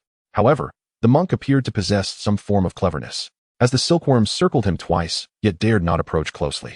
Intrigued, Quan Guanqing's gaze traversed the monk's form. ultimately resting upon a seemingly inconspicuous string of prayer beads adorning his wrist. As the ice silkworm continued to orbit the monk, it maintained its distance from that hand. With a deft motion, Quan Guanqing flicked his iron flute, dislodging the bead string. As anticipated, the ice silkworm immediately dove into the still bleeding wound of the rotund monk's heart. A subtle smile crept upon Quan Guanqing's lips. Having obtained the Divine Foot Sutra, he had long been contemplating the ice silkworm, yet felt at a loss for direction. Little did he expect to encounter it here. Is this the adage that those who escape great peril will find fortune? Chapter 046. The Killer. Qiao Feng, after the ice silkworm had satisfied its hunger with the blood of the corpulent monk, it obediently returned to the gourd. Quan Guanqing swiftly approached, securing the gourd's opening and placing it back into the previously dropped cloth bag. He then procured the antidote for the 7-fragrance soul-confounding powder from the monk's belongings and turned to administer it to Zhongling. The effects of the 7-fragrance soul-confounding powder were already short-lived, and with the antidote, its impact was almost immediate. Zhongling regained her senses in an instant. Quan Guanqing had anticipated that the young girl might feel a moment of trepidation, yet to his surprise, her first action was to rush towards the monk's corpse and deliver a fierce kick. "You bald assailant, how dare you drug me? If there were dogs around, I would have chopped you up and fed you to them," Zhongling exclaimed angrily. "That would suffice. We could simply discard him in the wilderness, and come nightfall, the jackals and wolves will surely devour him," Quan Guanqing replied with a chuckle. "That sounds excellent." Zhongling nodded earnestly. This reaction left Quan Guanqing somewhat astonished.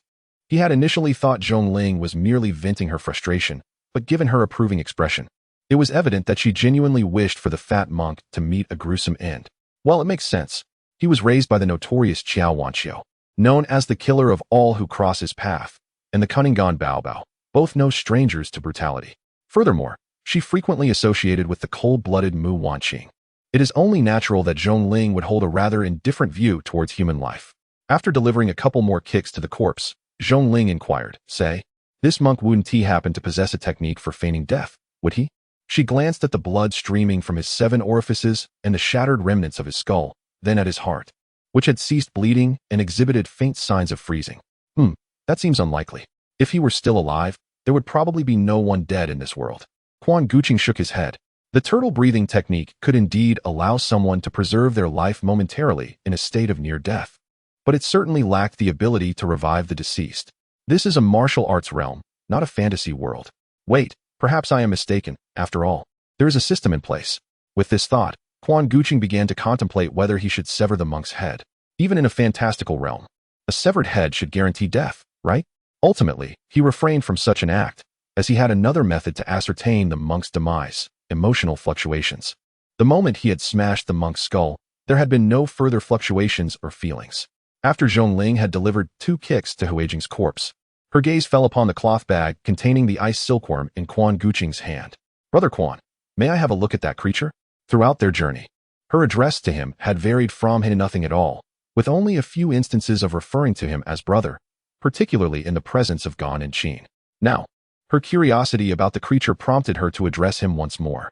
Quan Guanqing was indifferent. He retrieved the gourd from the bag. The gourd was intricately carved, allowing a view of the ice silkworm languidly nestled within. Having just consumed the monk's vital blood, the ice silkworm appeared as an exquisite piece of white jade, now imbued with a hint of crimson vitality. "What a remarkable creature!" Zhongling exclaimed, her eyes wide with wonder. "How is it that I have never heard of this before?" Zhongling inquired with curiosity. "I am uncertain," Quan Guanqing replied, shaking his head.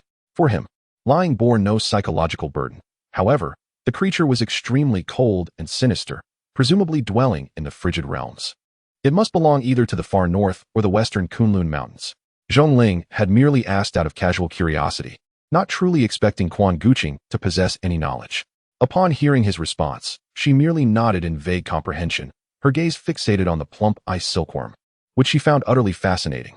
Remarkably, as a girl, she exhibited no fear of snakes or insects. Once she had satisfied her curiosity, Quan Guanqing placed the ice silkworm back into the cloth bag. It was uncertain whether the creature had yet to fully mature or was simply too sated to move, as it did not exhibit the formidable chilling aura he had seen on television, which could freeze the air even through a gourd. After stowing the bag close to his chest, although he felt occasional chills, it was nothing severe. The two spent the night in a dilapidated temple, and upon rising the next day, Quan Guanqing felt little discomfort, while Zhongling, however, was plagued by malaise throughout her body. She resolved that it was imperative not to sleep outdoors again, as it was simply too unbearable. Rubbing her shoulders, she seemed to have had a restless night's rest. Quan Guanqing nodded in reluctant agreement. The duo resumed their journey towards the Zhaosong territory. Days passed in silence, and soon they entered Song's domain. For Zhongling, it was her first visit to Zhaosong, and everything appeared novel, causing her to entirely forget that she had come to search for Mu Wanqing. Quan Guanqing, having abandoned hope of finding any trace of her, accepted that it would be strange to locate any signs of Mu Wanqing along this route. There were numerous trivial matters to contend with.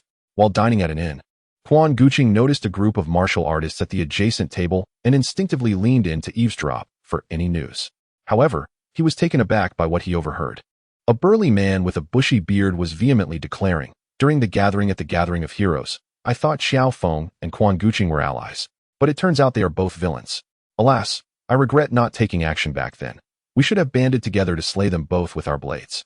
"Do not speak recklessly," another voice whispered urgently, glancing around cautiously. Unaware of Quan Guanqing's presence, he continued in hushed tones, "Walls have ears. If those two scoundrels overhear, they might take advantage of the moment and strike you down." "I am not afraid of those two scoundrels," the bearded man replied defiantly, yet his tone remained subdued. What was this? Quan Guanqing was momentarily bewildered. His journey to Dali to transcribe the Jinlong chessboard had only taken about a month, despite a few days lost to injury. How had the martial world suddenly turned upside down? Qiao Feng, who had been cleared of wrongdoing, was now branded a villain, and he himself was implicated as well. What madness was this? Zhongling, engrossed in the delectable food before her, paid no heed to the conversation at the next table. Instead, she marveled at the culinary delights, occasionally feeding pieces to her pet marten. Since emerging from the Valley of 10,000 Calamities, she had acquired another marten, which had previously been too intimidated to surface due to the ice silkworm's imposing presence, proving even more formidable than the infamous Mang Yujuha.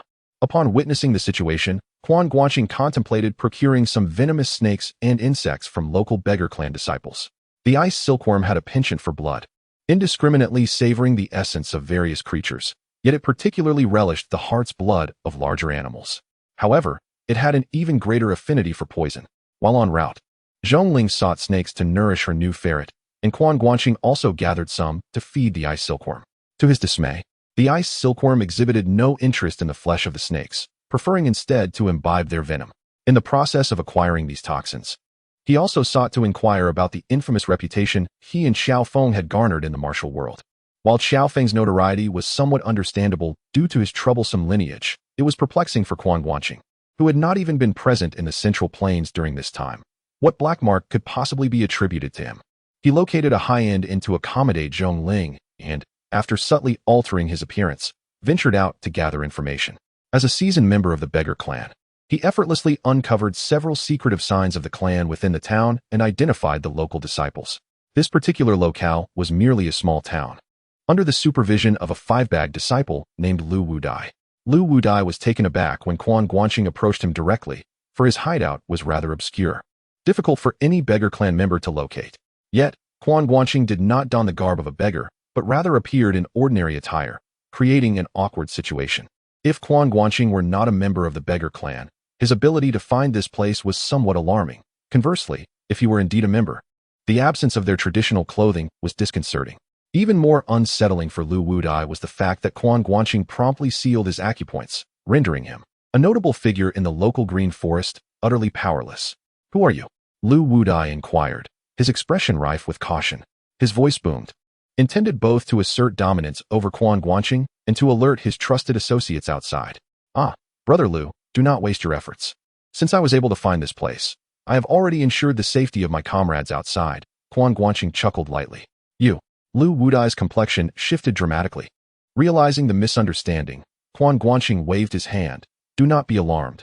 We harbor no ill intentions, and my brothers are unharmed. I merely wish to ask you a few questions." "Questions? Is it customary for one of your stature to inquire in such a manner?" Lu Wudai's initial apprehension eased slightly, but his displeasure resurfaced upon learning that Quan Guanqing had come solely to gather information. The beggar clan, being the largest in the realm, was known for its extensive network of intelligence, often sought after by those in the martial world. Yet, it was rare for anyone to confront them directly at their hideout. Indeed, I have my own reasons, Quan Guanqing said, tossing a silver ingot onto the table. I will ask a few questions and leave without causing harm. With such a declaration, Lu Wudai had little recourse but to acquiesce, albeit begrudgingly. Certainly, had his gaze not occasionally flickered towards the silver ingot. His reluctance might have been more convincingly portrayed. I have been in Dali for a while and have only recently returned to the Central Plains. Please, tell me what significant events have transpired in the martial world over the past 2 months.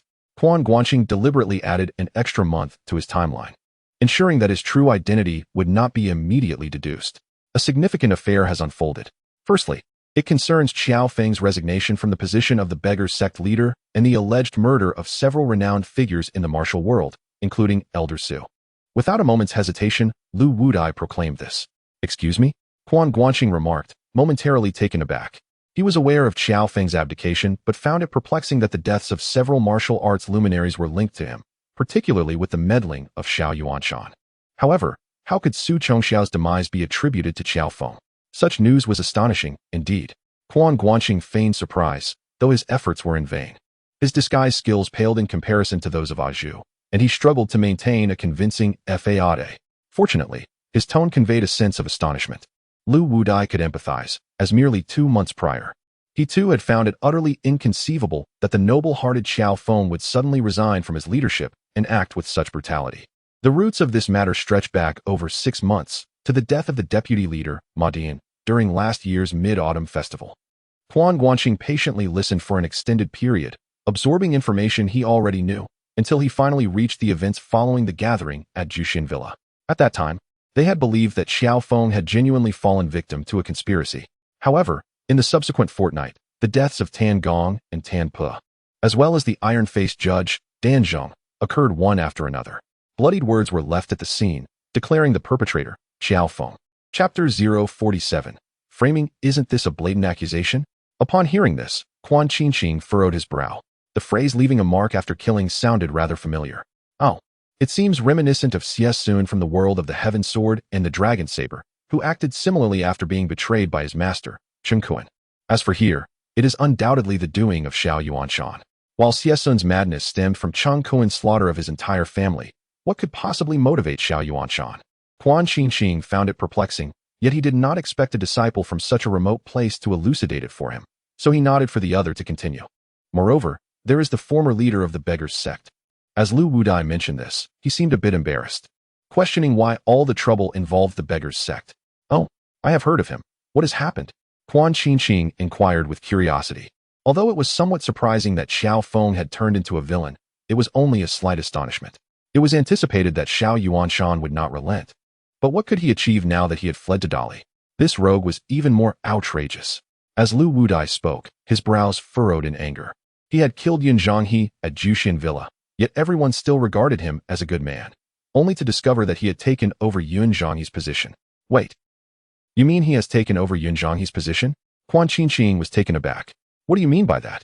Just the literal meaning, Lu Wudai replied indignantly. In the month following the incident at Jushin Villa, Quan Guanqing had been involved in over a dozen cases, tarnishing the reputations of numerous young women from the martial families of Jiangnan. Did he leave a mark after his deeds? Quan Guanqing probed tentatively. Not at all. Lu Wudai shook his head. In response to Quan Guanqing's puzzled gaze, he continued. He wore a mask, but engaged in combat with the family members of the victims, wielding an iron flute as his weapon, employing the techniques of Shuafeng's 19 acupoint strikes. He had also utilized the dragon claw hand and a technique for reversing palm strength. This. Quan Guanqing found himself momentarily dazed. At Jushin Villa, he had publicly employed the Ihua Jieshu and the dragon claw hand in front of many prominent figures from the northern martial arts community, thus becoming memorable to those with discerning eyes. As for the Shuafeng's 19 acupoint strikes, it was indeed his signature skill.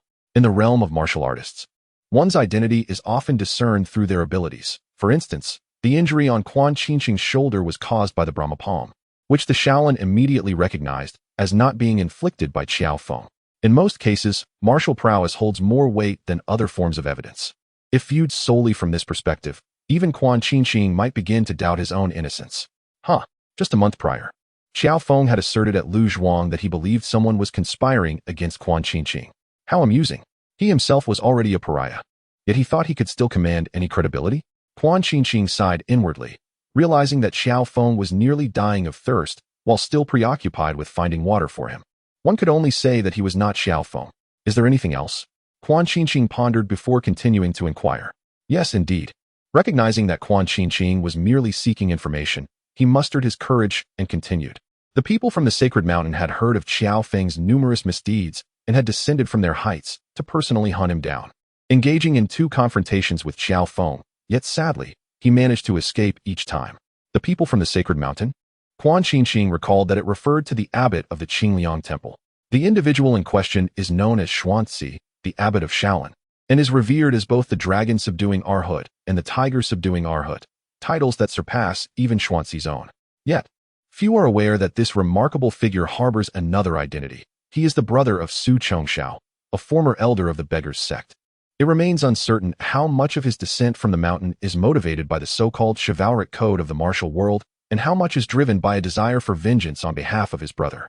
Nonetheless, it is evident that his martial prowess is formidable, disregarding the reliability of Lu Wudai's assertion regarding Qiao Feng's escape. The fact that he was able to engage Qiao Feng in combat not once, but twice, is a testament to his exceptional abilities. Lu Wudai continued, moreover, there is another significant matter to discuss. Since the demise of Yun Zhanghe at Jushin Manor, one of the original 4 great villains has also met his end. Oh, who is it? Inquired the listener. Yi Ernyang, Lu Wudai replied, his tone slightly hesitant. In truth, Yi Ernyang could not be categorized as a villain in recent months. Rather, she had been relentlessly pursuing those who were. However, she had crossed paths with the notorious 16 bloodthirsty wolves of Jinghu Road about half a month prior.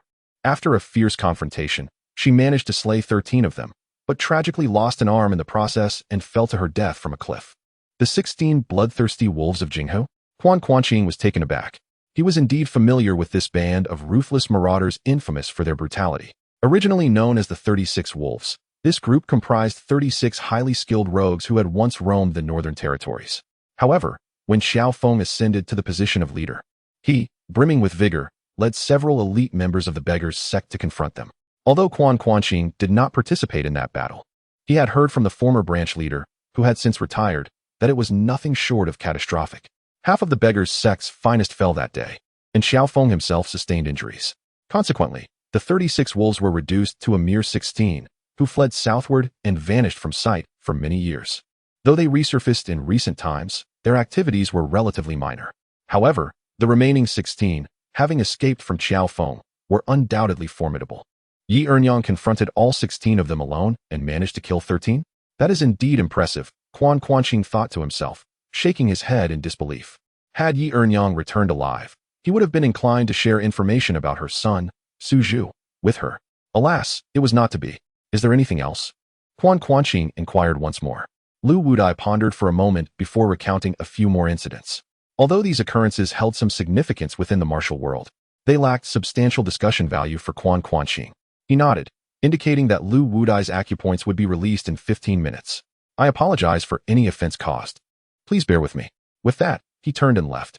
Upon returning to the inn, Quan Guanqing found that the lights in Zhongling's room had been extinguished. He retreated to his own chamber, contemplating the day's revelations. As for Qiao Feng, it was evident that Xiao Yuanshan was causing trouble. But what about his own situation? Who was behind his troubles? Quan Guanqing attempted to recall his adversaries, but quickly shook his head. It was impossible to determine. He had far too many foes. Not to mention, he had offended numerous individuals at Jushin Manor, and during his tenure as the leader of the Beggars sect, he had also made many enemies. However, at that time, he had the backing of the sect, and those individuals dared not seek retribution against him. Now that I have distanced myself from the Beggars sect, it is quite natural for others to seek trouble with me. However, the ability to replicate my martial arts skills is rather impressive. My original family's signature technique, the Shuo Feng de Shui 19 styles, while not widely known, can still be mastered by those who truly seek it out, albeit it is considered only second-rate in the martial world. In contrast, the Dragon Claw Hand and the Yihui Jiu are entirely different. The former is primarily passed down within the Shaolin Temple, with the notable exception of Qiao Feng as a prominent practitioner. If Shaolin were to seek vengeance against me for the matters concerning Xian Nan and Xian Ji, I would not be surprised. However, to think that they would go so far as to frame me as a flower thief. While I hold little regard for the moral standing of the Shaolin monks, it seems they have not sunk that low. As for Yihui Jiu, it is my own unique martial art, one that does not belong to this world. Or rather, it is a technique strikingly similar to Jiu. For instance, Guanqing. Could it be that the Morong family seeks to ensnare me? Such speculation does seem plausible. I bear no enmity towards the Morong clan. Yet if that old fellow Morong Bo wishes to ruin my reputation, forcing me to rely on his family, it does make a certain sense. As for principles and boundaries, Morong Fu may possess them, but Morong Bo certainly does not. Surely it cannot be Morong Bo himself. We have interacted pleasantly enough. There should be no need for such hostility. He is indeed intent on finding a moment to converse with Morong Bo. Yet he has no inkling of the old man's whereabouts. What a bother. After some contemplation, I resolved to seek out Qiao Feng. From the information gathered from Lu Wudai, I learned that Qiao Feng's last appearance was at the residence of the Dan family in Taizhou. That very night, the entire Dan family was slaughtered. The following day, Qiao Feng engaged in a fierce battle outside Taizhou with the men from the Divine Mountain, ultimately fleeing and vanishing without a trace. I specifically inquired about the unfortunate souls and discovered that the monk Zhiguang from Tiantai was still alive. It seems highly probable that Qiao Feng would head to Tiantai. Thus, I immediately decided to journey there. The next morning, I informed Zhongling of my intention to go to Tiantai. I had expected her to continue her journey southward. As she had been, although his martial prowess was rather ordinary, his keen eyesight was exceptional, allowing him to discern that Quan Guanqing's skills were indeed formidable. Naturally, his friend's abilities were also commendable. Zhongling exhibited great curiosity, eager to ascertain whether Quan Guanqing's companion possessed equally impressive martial arts. My friend, Quan Guanqing chuckled. His skills surpass mine by a slight margin. Oh, then I must go, Zhongling asserted confidently. You must think carefully, Quan Guanqing cautioned. Even my friend, whose abilities exceed mine, encounters trouble. One can only imagine the peril involved. What does it matter? I'm merely going to observe. I do not intend to intervene. Zhongling retorted with conviction. That is a valid point. With this acknowledgement, Quan Guanqing refrained from further objections. The two then altered their course, heading towards Mount Tiantai. Having departed from Dali, the distance was not extensive, and they arrived at the foot of Mount Tiantai 2 days later. Upon inquiring, they learned that Master Zhiguang had recently descended the mountain to provide medical assistance to the impoverished. Quan Guanqing felt a measure of relief, believing they still had time. Just as Quan Guanqing and Zhongling were preparing to seek lodging at an inn, they were intercepted by a mysterious figure from the martial world. Chapter 048. The three disguised individuals. What does this mean? Quan Qing gazed at the two figures blocking his path, a hint of confusion evident in his expression. The two wanderers scrutinized Quan Qing and his companion, Zhongling, and inquired, "Why were you two inquiring about Master Zhiguang?" Taken aback for a moment, Quan Qing quickly realized that these vagabonds must have heard about Qiao Feng and, out of concern for Master Zhiguang, had come to investigate. Observing around him, he noticed several other wanderers casting curious glances in their direction. It appeared that there were indeed many eager souls present. With a smile forming on his face, Quan Qing replied, "Ah, my friends, we are merely concerned that Master Zhiguang might be in peril, hence our visit. You are likely aware of the circumstances." Oh. The two vagabonds were momentarily taken aback, but their expressions soon softened considerably. "You two have come to safeguard Master Zhiguang from that scoundrel Qiao Feng?" It was rather amusing that Master Zhiguang, previously a figure of obscurity in the martial world, had gained notoriety due to Qiao Feng's actions. With unblinking eyes, Quan Qing fibbed. "Indeed, that is precisely the case." "Ah, that explains it." The other party's demeanor completely relaxed, and they chuckled warmly. "We are all kind-hearted wanderers here. Together, we shall protect Master Zhiguang and ensure that the villain Qiao Feng does not harm him again." With a beaming smile, Quan Qing nodded in agreement, displaying an attitude of complete endorsement. "By the way, may I ask your name, my brother?" one of the wanderers inquired. "I am Zhang Xueyo," Quan Qing replied nonchalantly, fabricating a name without a hint of hesitation. Zhongling's eyes sparkled momentarily. She was well aware of Quan Qing's true identity, recognizing that he was using an alias for a reason. However, being astute, she refrained from voicing her curiosity. "Zhang, my brother."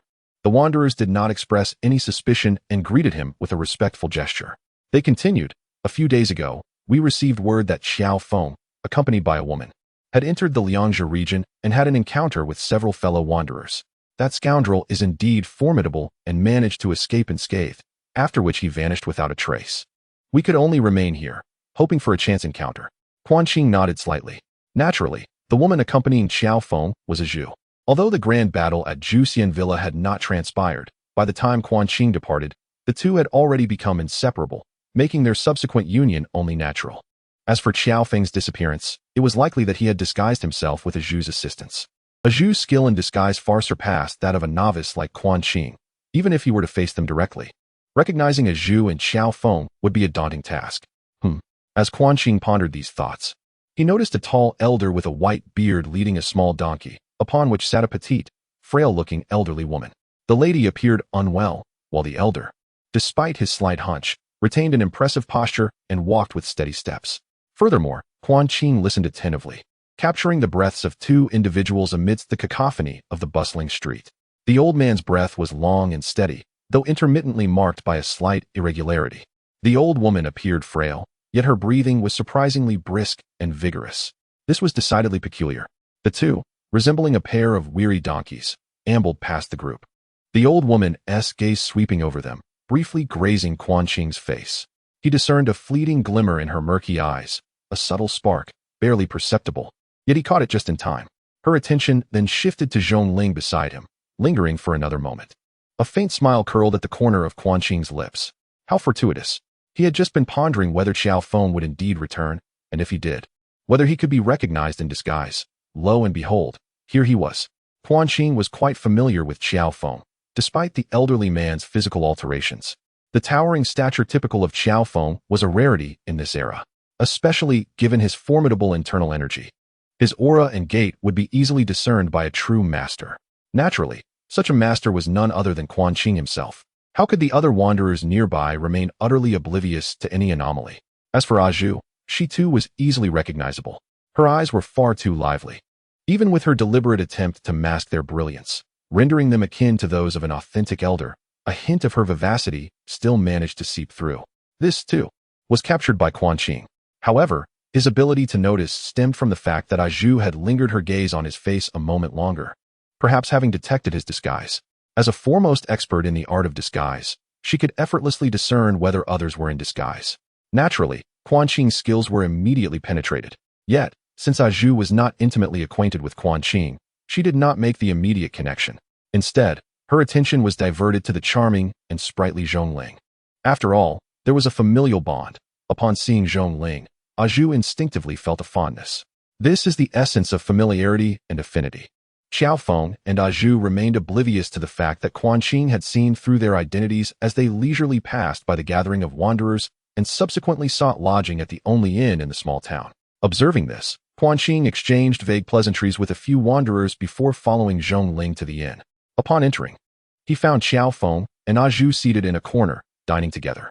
In an apparent effort to avoid arousing suspicion, the two had ordered merely a few steamed buns and a plate of side dishes, abstaining even from alcohol. Quan Guanqing was reminded of a humorous anecdote from his past life. When Qiao Feng was single, he consumed 10 pounds of beef and a jar of aged wine in a single meal. Now, with Aju by his side, under someone else's watch over his purse, he was reduced to mere buns and side dishes. Amused by this thought, a faint smile graced his lips. Zhongling noticed his expression with a hint of confusion. Once the two found an empty table and ensured no one was paying attention, she leaned in and whispered, "Hey, why did you use an alias today? Are those people looking to cause trouble for your friend?" Quan Guanqing stealthily observed Qiao Feng's table and indeed saw him, chewing on a steamed bun. Upon hearing a remark, Qiao Feng's brow twitched slightly. Although the distance between the two tables exceeded 10 feet and the inn was rather noisy, Qiao Feng could still distinctly catch the deliberately lowered voice of Zhongling. "Indeed, the individuals they were seeking were likely my friends," Quan Guanqing nodded, adding that their efforts would probably be in vain. "Oh, how so?" Zhongling inquired curiously. "My friend is accompanied by an adept in disguise, and both are astute individuals. Upon witnessing this commotion, they are sure to conceal their identities." "I see," Zhongling nodded, then resumed her meal. The young girl showed no signs of body image anxiety, indulging freely in whatever she desired. In truth, aside from a hint of baby fat on her face, Zhongling possessed a lovely figure, rendering any concerns about body management unnecessary. Bah! Quan Guanqing inwardly scorned himself. Zhongling is still just a child. Meanwhile, Qiao Feng, having overheard Quan Guanqing's words, began to ponder. He speculated whether the friend mentioned might be himself, entirely oblivious to the fact that the individual at the opposite table was Quan Guanqing. This was due to the exceedingly cold aura emanating from Quan Guanqing, suggestive of someone who had cultivated a particularly chilling and domineering martial art. This was quite at odds with his recollection of Quan Guanqing. It was a significant misunderstanding. The cold aura that Qiao Feng perceived was, in fact, the ice silkworm nestled in Xuanqing's embrace. The ice silkworm had yet to mature, and the chill it exuded was not nearly as overpowering as when Yutan and Az encountered it in the original narrative. Nevertheless, the coldness was still perceptible to skilled practitioners. For Quan Guanqing, the chill emitted by the ice silkworm posed no threat to his established internal strength. Rather, in the sweltering heat of early summer in the southern regions, it was akin to having a small air conditioner at his side. Zhongling had been inching closer to Quan Guanqing in recent days, whether intentionally or not, drawn by the coolness surrounding him. At this moment, Quan Guanqing could not disclose that the coolness was due to his own company, for it was indeed refreshing in his vicinity. By generously offering the innkeeper a coin, Quan Guanqing learned the location of Qiao Feng's room and discovered that Qiao Feng and Azhu were still occupying separate quarters. Concerned about the potential for prying eyes in the bustling inn, Quan Guanqing resolved to seek out Qiao Feng later in the night. However, Qiao Feng provided no opportunity for Quan Guanqing. As dusk fell, Quan Guanqing soon heard faint movements from the adjacent room. Qiao Feng and Azhu had unexpectedly leaped out of the window, scaling the roof. Could they be heading to Zhiguan Temple at such an hour? Quan Guanqing mused, yet he could only open the window to follow suit. The moment he did, he immediately drew the attention of Qiao Feng and Azhu. Quan Guanqing observed as Qiao Feng swiftly wrapped an arm around Azhu's slender waist and, gathering his energy, leapt effortlessly a full 10 feet away, landing on the roof of another building. Dunbo Crossing. Quan Guanqing recognized this lightness skill as a technique from Shaolin, a fundamental aspect of the renowned Yiwei Du Jiang martial art. He had heard of it and seen it performed, yet he had never mastered it himself. Seeing Qiao Feng and Azhu move with such swiftness, Quan Guanqing realized he needed to hasten his pursuit or risk losing them altogether. Thus, he summoned his energy and leapt after them, determined to keep pace. Quan Guanqing, having honed his external and internal skills with the assistance of the formidable system master, found his lightness skill lacking. Previously, while striving to obtain the coveted great elixir, he had encountered several lightness techniques, but was solely focused on the elixir, neglecting to seize the opportunity to acquire them. In retrospect, he felt a pang of regret, for humans often find themselves ensnared in various regrets. Quan Guanqing silently scorned himself, yet endeavored to catch up. Fortunately, his foundation was not poor. With his internal strength flourishing, he managed to keep pace with Qiao Feng, who was accompanied by another individual and had not managed to leave him behind.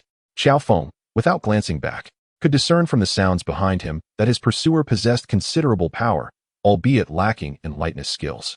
While it was feasible to momentarily shake him off, ultimately, it would be challenging to evade him for long. As they traveled south, Quan Guanqing had engaged in numerous skirmishes with various figures from the martial world.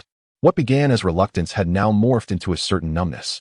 Furthermore, the maiden Azhu, nestled in his arms, noticed the commotion behind and remarked, "Brother Qiao, we cannot shake him off. If we cannot manage that, we must first repel him. Otherwise, we may never reach the summit of Tiantai Mountain." Upon hearing her words, Qiao Feng could only acquiesce, slightly easing his pace. As Quan Guanqing caught up, Qiao Feng suddenly turned, unleashing a palm strike. The wind from his palm carried an echo reminiscent of a dragon's roar, manifesting the formidable technique known as Kong Long Yuhui. Chapter 049. Zhiguan Temple. Quan Guanqing did not anticipate that Qiao Feng would respond with such decisiveness upon turning back. Yet he was no longer the naive individual he once was. In a moment of peril, he met Qiao Feng's palm with one of his own. With a thundering clash, the two formidable forces collided in midair. Qiao Feng's body swayed slightly, while Quan Guanqing was forced to retreat more than a foot. Prajna palm. Qiao Feng's countenance, which had aged under his disguise, shifted subtly. "Is it you?" Quan Guanqing found himself in an awkward predicament. Indeed, Xiao Yuanshan had mastered the Prajna palm and favored its usage. Previously, he had employed it against himself, momentarily exonerating Qiao Feng from suspicion. Thus, although Qiao Feng did not practice the Prajna palm, he was well acquainted with its intricacies. Seeing Quan Guanqing utilize this technique, his mind immediately conjured images of a villain attempting to frame him. He released a Zhu and, with both palms raised, launched an attack toward Quan Guanqing. Initially, Quan Guanqing contemplated revealing his true identity, but quickly reconsidered. As Qiao Feng's palms, imbued with the sound of dragon roars, approached him, he stood firm and countered with the Prajna palm. The two engaged in a fierce exchange atop the rooftop, executing over a dozen moves in an instant. Qiao Feng's Dragon Subduing 18 Palms had reached an unparalleled level of mastery. If he possessed a proficiency meter, it would likely indicate the pinnacle of skill. In contrast, Quan Guanqing's prajna palm was still in its early stages, barely surpassing a rudimentary understanding. Although his internal energy had reached parity with Qiao Feng's, the effectiveness of his combat skills lagged significantly. Before long, Quan Guanqing found himself at a distinct disadvantage. Alas, I cannot compete, he lamented, having no choice but to shift his palms into the transforming flower into jade technique. He redirected one of Qiao Feng's strikes back toward him. However, Qiao Feng appeared unfazed, countering once more to neutralize their energies before pausing, casting a hesitant glance at Quan Guanqing. Brother Qiao, your technique is remarkable. I am outmatched, Quan Guanqing remarked, producing a small fruit pit to alter his voice before reverting to his original tone. Qiao Feng's expression turned to one of astonishment. Brother Quan, recognizing each other, both men were taken aback. I thought you were that man in black. I did not expect it to be you. Where have you been these past 2 months? To be honest, Brother Qiao, I journeyed to Dali and have only just returned to the Central Plains. Upon my return, I was shocked to hear that I had become a flower thief, Quan Guanqing replied with a wry smile. Hearing this, Qiao Feng also smiled ruefully, but soon adopted a serious demeanor. Now is not the time for idle chatter. Brother Quan, I must first visit Zhiguan Temple to speak with Master Zhiguan. I suspected as much. In that case, I shall accompany you, Brother Qiao, Quan Guanqing nodded. He had surmised their nocturnal outing. Qiao Feng hesitated for but a moment before agreeing. Time was of the essence. Who knew whether that nefarious villain might seize this opportunity to act against Master Zhiguan? Although Quan Guanqing recalled that in the original narrative, Zhiguan had succumbed to poison rather than at the hands of Xiao Yuanshan, the story had long since unraveled due to his involvement, rendering any predictions uncertain. Qiao Feng once again took hold of Azhu, leading her forward, while Quan Guanqing followed closely behind. It soon became apparent that Quan Guanqing was rather unskilled in the art of lightness. Qiao Feng quickly discerned that Quan Guanqing's abilities in this regard were rather lacking. With an awkward smile, Quan Guanqing admitted that he truly did not excel in such techniques. Alas, he lamented, he should have proactively exchanged the book on Dragon Claw hand written by Wang Yuan for Duan Yu's Lingbo Weibo, rather than waiting for a better offer. Although that manual still remained in his possession, the whereabouts of Duan Yu were unknown. Previously, at the Zhennan Wang mansion, he had not encountered Duan Yu. It seemed he was still wandering outside, though the specific location of his wanderings was a mystery. Observing the situation, Qiao Feng swiftly recited a set of incantations. Upon hearing it, Quan Guanqing recognized it as a technique for enhancing one's agility. Given his martial arts proficiency, he was able to grasp it quickly, although still inexperienced. He felt a marked increase in speed, enabling him to keep pace comfortably while accompanying Azhu. Thank you for your guidance, Brother Qiao. Quan Guanqing expressed with a hint of embarrassment. It is of no consequence. This technique, known as Dengbo Du, is not particularly rare in the martial world. Qiao Feng replied. So this is Dengbo Du, Quan Guanqing thought to himself, acknowledging that he was still a novice and could not yet achieve the same efficacy as Qiao Feng. The small town lay beneath Mount Tiantai, and with their swift pace, they soon reached the mountainous foothills. However, upon their ascent, they discovered that a number of individuals were concealed among the trees on either side of the path. Quan Guanqing recognized them as martial artists there to protect Master Zhiguan, and promptly led Qiao Feng around to the rear of the mountain. Given the martial prowess of the three, the choice of path was of little consequence to them. In fact, if it were not for those martial artists, they would have wasted even more time. The two swiftly ascended to the mid-mountain Zhiguan Temple. However, much to their dismay, they found that many martial artists had gathered both inside and outside the temple, making a stealthy entry quite challenging. Quan Guanqing scanned the crowd and spotted a familiar figure among those who had blocked his path earlier. He quietly advised Qiao Feng and then maneuvered around to the other side of the temple. Upon reaching the opposite side, Quan Guanqing struck out with a palm, deliberately creating a loud rush of wind. Sure enough, the martial artists who had been surrounding the mountain wall immediately turned their attention towards him, swiftly converging around him. Oh, everyone, it's a misunderstanding, Quan Guanqing exclaimed, feigning panic, which only served to heighten the suspicions of the martial artists. Oh, Brother Zhang. At that moment, one of the martial artists from earlier pushed through the crowd, looking at Quan Guanqing with surprise. When did you come up the mountain? I did not see you before. Brother Gu, Quan Guanqing responded with a respectful gesture. I ascended the mountain earlier. Noticing how well prepared you all were, I wandered in the surrounding woods, hoping to catch a glimpse of Qiao Feng. Just now, a tall, masked individual approached, and sensing something amiss, I intended to inquire, but before I could say anything, he struck without warning. I exchanged a palm strike with him, causing quite a commotion. Upon hearing your approach, the man hastened towards that direction, pointing towards the dense forest. "It must be that scoundrel Qiao Feng," shouted one of the martial artists. "Fellow comrades, let us pursue him. Today, we shall capture and eliminate him, ridding the martial world of this menace." With that, he was the first to dash forward. Many others echoed in agreement and followed suit, leaving only a handful behind, including the man with the surname Gu, who looked at Quan Guanqing with some suspicion. Can Zhang brother truly match Qiao Feng in a clash? The martial community's perception of Qiao Feng was decidedly negative, viewing him as a ruthless killer, yet there was no doubt about his extraordinary martial prowess. Few in the martial world could withstand a blow from him, and those who could were indeed well-known figures. "Oh, am I being doubted?" Quan Qing's expression darkened as he feigned anger, channeling his internal energy to unleash a strike. With a resounding thud, a small tree, about the thickness of a bowl, swayed violently before snapping in two. Hiss! The remaining few by the mountain wall all gasped in astonishment. Most martial artists primarily focused on martial skills, not given to deep contemplation, such as those who had just been easily swayed by Quan Qing's words to venture into the woods. The ones who remained were generally more discerning, and such discernment often indicated an eye for detail. They could clearly see that Quan Qing's strike was a harmonious blend of strength and grace, showcasing an exceptionally advanced technique. Brother Zhang possesses remarkable skills. With such prowess, it is no wonder he could frighten off that scoundrel Qiao Feng. The Gu surname martial artist quickly changed his demeanor, his face now reflecting admiration and ingratiation. Such power was indeed rare, even among seasoned martial artists, and certainly beyond the reach of those of their mediocre caliber. The martial world is not merely about combat. It is also about human relationships and social intricacies. Naturally, one must cultivate good relations with such a prominent figure. Heh, Quan Qing scoffed coldly, feigning dissatisfaction at the earlier reactions of the group. "I just exchanged blows with that man in black. My energy is currently unsteady, and I need a place to recuperate." Yes, esteemed hero.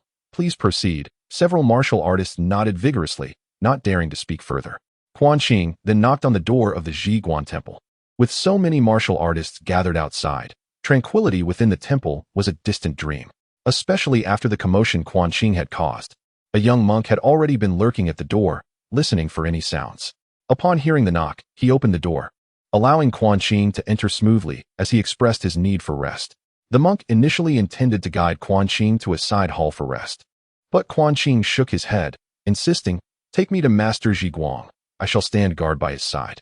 The monk found it inconceivable that so many outside would necessitate such close protection.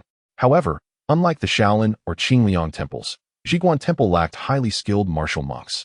Observing Quan Qing's esteemed position among the martial artists, the young monk dared not contradict him.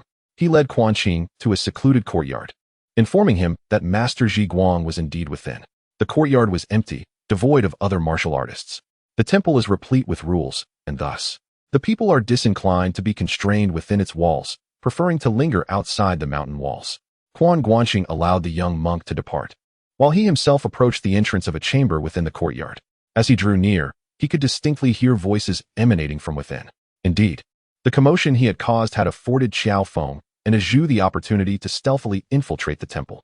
Moreover, Master Zhiguang did not raise his voice in alarm at the sudden appearance of Qiao Feng and a Zhu. Instead, he engaged in a hushed and measured conversation with Qiao Feng. The big monk was somewhat foolish, Quan Guanqing mused, as he pushed the door open and entered the room. Qiao Feng had already heard Quan Guanqing's arrival and showed no visible reaction. The incapacitated Zhiguang, however, was taken aback by Quan Guanqing's entrance and quickly reassured him. "Do not be alarmed, noble warrior. I assure you, we mean no harm." Though the big monk may have seemed a bit simple-minded, he was indeed a good person. Quan Guanqing reflected, and he smiled, nodding in acknowledgement. "Master, I appreciate your kindness. I am also aware that Brother Qiao harbors no ill intentions." Zhiguang paused, scrutinizing Quan Guanqing with a hint of skepticism. It was peculiar that someone would still converse with Qiao Feng, who had become a pariah in the martial world. Just as Quan Guanqing was about to speak further, he sensed a slight movement, and the stirrings from outside the courtyard caught his attention. Someone was approaching. A formidable presence, no less. Chapter 050. Qiao Feng is here. Both Quan Guanqing and Qiao Feng simultaneously focused their gazes, turning towards the entrance. They both sensed the presence of 5 individuals entering the courtyard, each exuding a profound aura. Their steps were light, yet purposeful, clearly indicating that their martial prowess, both internal and external, had reached an extraordinary level. Such masters were rare in the martial world, and the sudden arrival of 5 was indeed astonishing for the two men. Is such a scenario possible? Quan Guanqing pondered in surprise. He could not recall encountering such high-level experts when Qiao Feng had visited Zhiguan Temple. With his astonishment mounting, Quan Guanqing rose to his feet, positioning himself alongside Qiao Feng at the entrance. Moments later, a gentle knock resonated from the door. The two exchanged glances, contemplating the notion that whether it be fortune or misfortune, one cannot evade destiny. Qiao Feng resolutely opened the door, revealing 5 elderly men standing at the threshold. Among them, 2 were slender, one of medium build, while the remaining 2 were unusually robust for their age, standing nearly as tall as Qiao Feng himself. Each individual radiated a profound energy, and Quan Guanqing instantly perceived that, in terms of martial skill, they likely surpassed both him and Qiao Feng. Masters of the highest order? Quan Guanqing marveled internally, questioning how the martial world could harbor such an abundance of top-tier experts. Unless, he narrowed his eyes slightly, observing that all 5 were similarly attired in gray robes with felt hats, yet their exposed ears bore no hair at all. Oh, so that is the case, bald monks from Shaolin. Quan Guanqing held a rather low opinion of Shaolin, and seeing them arrive in such a clandestine manner only deepened his disdain. The leading elder among the 5, upon noticing the presence of not just Ji Guang but 3 others in the room, expressed mild surprise before swiftly speaking. Is it truly the esteemed Qiao Yu before us? Qiao Feng frowned slightly, though he was astute.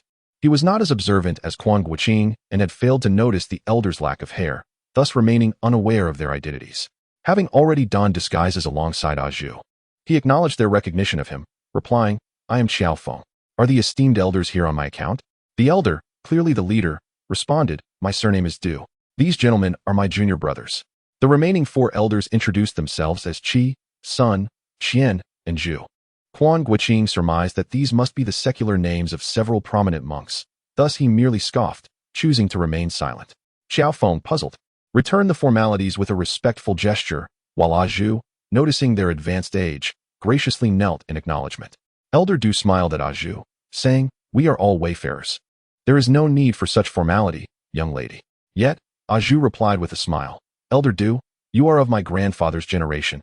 I must show due respect. With that, she bowed deeply.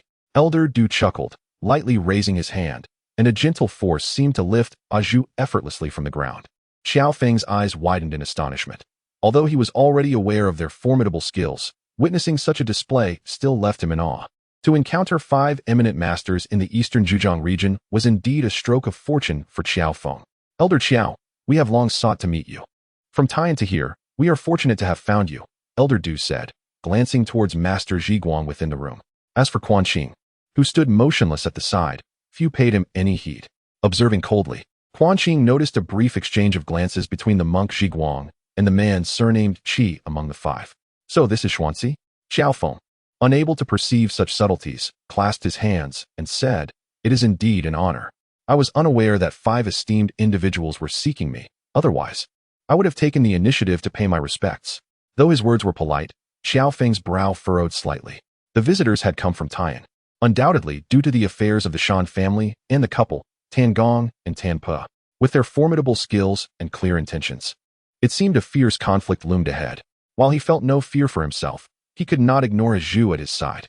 Although Quan and his brothers could assist, the odds of 2 against 5 left Qiao Feng uncertain. Only a true hero could remain authentic, and the elder surnamed Du smiled, saying, your honesty is commendable, and we have no intention of concealing our purpose. We seek to protect Master Zhiguang, a revered monk who has bestowed grace upon the world. My 4 companions, and I implore you not to harm him. Qiao Feng's frown deepened further. He found the elder's words perplexing. Your words carry weight. But if all 5 were to strike simultaneously, I would stand no chance. Losing my life would be a mere triviality. Why then speak of a plea? Regarding Master Zhiguang, Qiao Feng glanced back at the solemn figure of the monk. I have come solely to seek his guidance, regardless of his willingness to assist. I would never dare to harm him in the slightest. The elder nodded, acknowledging Qiao Feng's forthrightness. I trust your integrity, but my brothers and I still wish to inquire about a particular matter. Please, go ahead, Qiao Feng replied. It is said in the martial world that the elder Su Chongshao of the Beggars sect, Master Shen Ku of Shaolin, and the couple Tan Gong and Tan Pe of the Taiying Mountains all met their demise at your hands, simply because they refused to divulge information about the leader from years past. Is there any truth to this? With a heavy sigh, Qiao Feng pondered. If I claimed that I was not responsible for this, would you believe me? However, to his astonishment, The elder Du gazed deeply into his eyes and nodded affirmatively. I have squandered decades in vain, achieving little, yet I possess confidence in my ability to discern character. Your gaze is clear, and your demeanor is calm. What you say cannot be false. Hearing these words, Qiao Feng felt an involuntary warmth welling in his eyes. For the past 2 months, the people of the martial world had branded him a ruthless murderer of his own mentor. Had it not been for Quan and his brothers protecting his parents, he might have been accused of murdering them as well. But he was truly innocent. Since leaving the beggar's sect, he had not harmed a single person from the Central Plains martial realm. Even when besieged, he had shown mercy. Yet those in the martial world had acted without honor, resorting to poison, assassination, and ambush. Though he could tolerate the slander aimed at himself, he had nearly harmed a Zhu on several occasions, inciting both anger and frustration, as well as a sense of injustice. He could only wonder about the motives of those who sought to frame him. At that moment, someone was willing to believe in him, stirring a tumult of emotions within Qiao Feng. Elder, why do you place such trust in me? He asked, inhaling deeply to suppress his rising emotions. It is only reasonable, after all, Quan Guanqing remarked lightly, for most people in the martial world lack discernment. Leaving a mark after taking a life, what kind of foolishness is that? Are they so desperate for attention? If that is the case, why deny it later? Brother Quan, do not be disrespectful, Qiao Feng chided gently, casting a reproachful glance at Quan Guanqing. Oh, is this esteemed gentleman Quan Guanqing? The elder surnamed Du inquired. His gaze fixed on Quan Guanqing. I am unworthy of such accolades, Quan Guanqing replied with calm composure, dismissing the notion with a wave of his hand. I am indeed the one referred to as the second Yunzhong, he in the current tales of the martial realm. Then, it seems you two have been wronged. Grandmaster Quan. The elder Du scrutinized Quan Guanqing closely, but shook his head slightly, remarking that Grandmaster Quan lacked some of the righteousness found in Grandmaster Qiao. As for your words, I am afraid I cannot place my trust in them. To hell with you, you old bald donkey. You are quite the rascal, Quan Guanqing retorted, rolling his eyes in exasperation. Still, he conceded that the old monk was not entirely incorrect. Compared to Qiao Feng, he could hardly be deemed virtuous. For Qiao Feng, any assertion of truth would undoubtedly be true, but Quan Guanqing was capable of deceiving even himself. Nonetheless, Quan Guanqing showed no inclination to grant the elder any leniency, sneering. Are you not all hiding behind false pretenses? Can that truly be considered upright? Grandmaster is right, the elder Du responded without offense, nodding slightly. Our journey cannot be deemed honorable. We are burdened with unspoken troubles. He then turned back to Qiao Feng, stating, we, 5 brothers, do not presume to forcibly prevent any harm to Master Zhiguang by Grandmaster Qiao, but there is something we must convey. Qiao Feng clasped his hands, adopting a posture of attentive listening. The elder continued, for the sake of one man, many good friends in the martial world have already perished. He feels the weight of his sins heavily. He acknowledges that the matter beyond Yinmen Pass was a grave mistake, one that warrants his own death as atonement. Should Grandmaster Qiao seek vengeance upon him, he is resolved to face it without fleeing. How eloquently spoken, Quan Guanqing interjected with a scoff before Qiao Feng could respond. If that is the case, why does he not reveal his identity? Brother Quan. Qiao Feng agreed with the sentiment, but felt that such an attitude was inappropriate in the presence of these esteemed elders. Allow me to finish, Quan Guanqing insisted, waving his hand dismissively. He then addressed the group of hat-clad monks, stating, as for the past, I do not concur that it was an egregious error. There have always been disputes between Song and Liao. Mutual enmity cannot be deemed a fault, although that Khitan warrior did not genuinely come for the Shaolin scriptures. Any Khitan soldier slain bears no consequence. My disdain for that leading brother is due to his refusal to step forward and take responsibility for the turmoil he has caused. If he had the courage to confront Brother Qiao, regardless of the outcome, I would have regarded him as a true hero. But his cowardice, hiding in the shadows while others perish for his hollow reputation, is despicable. At this declaration, the 5 elders fell silent in contemplation. Qiao Feng pressed his lips together. Although Quan Guanqing's words were somewhat harsh, they resonated with his own sentiments.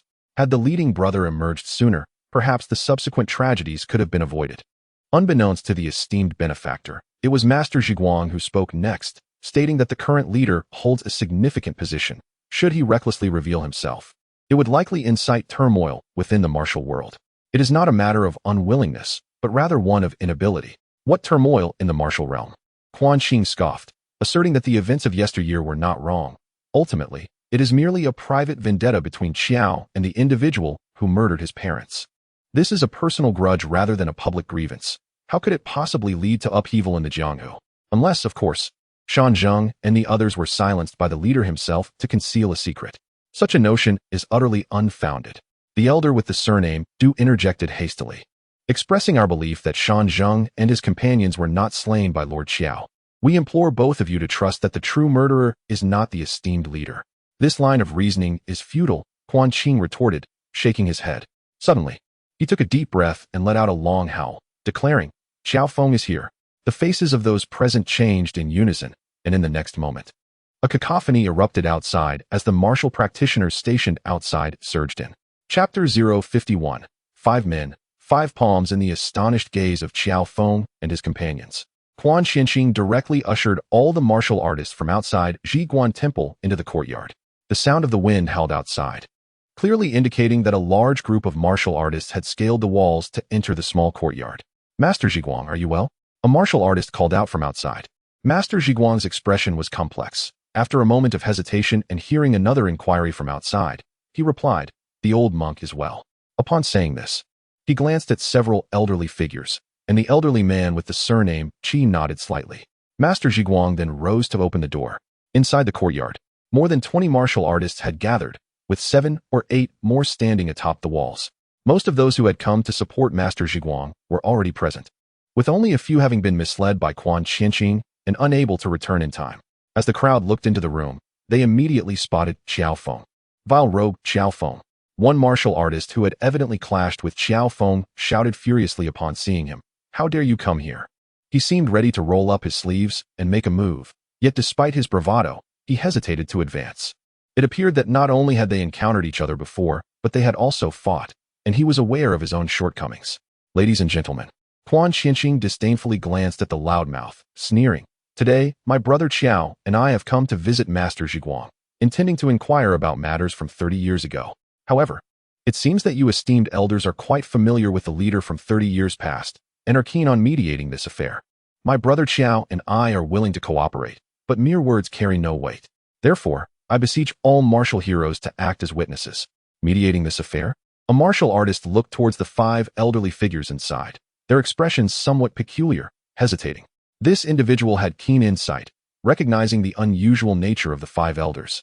Yet in the martial world, reputation held significant weight. One could not simply rely on anyone for endorsement. He thus clasped his hands towards the 5, inquiring, may I ask for the esteemed names of these 5 elders?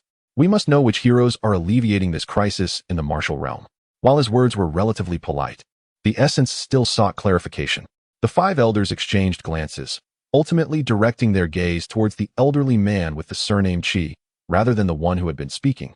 The elderly man with the surname Du, after a moment's hesitation, the elderly man with the surname Qi shook his head and said, I apologize, esteemed heroes.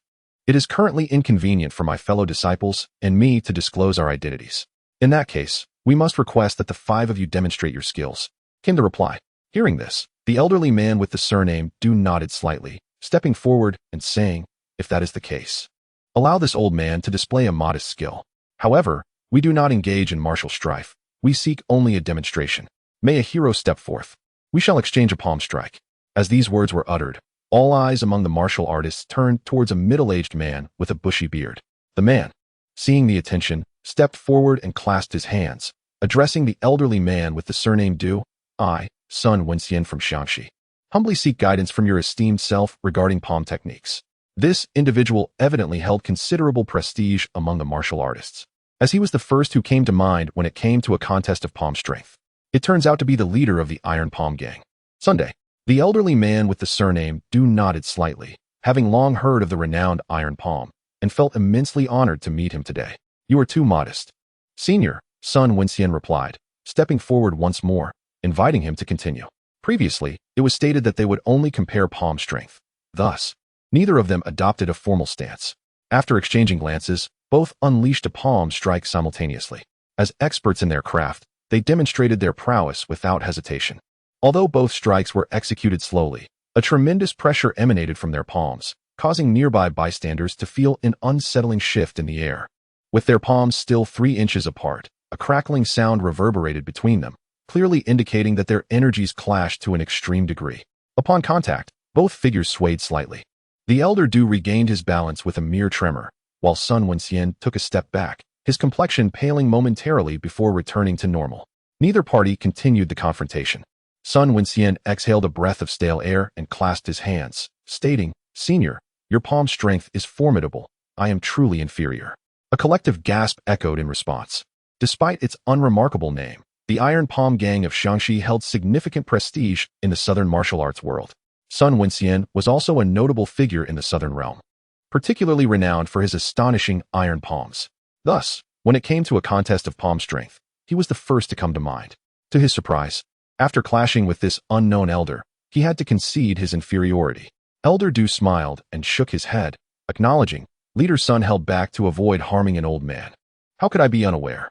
Your benevolence is commendable, and I express my gratitude."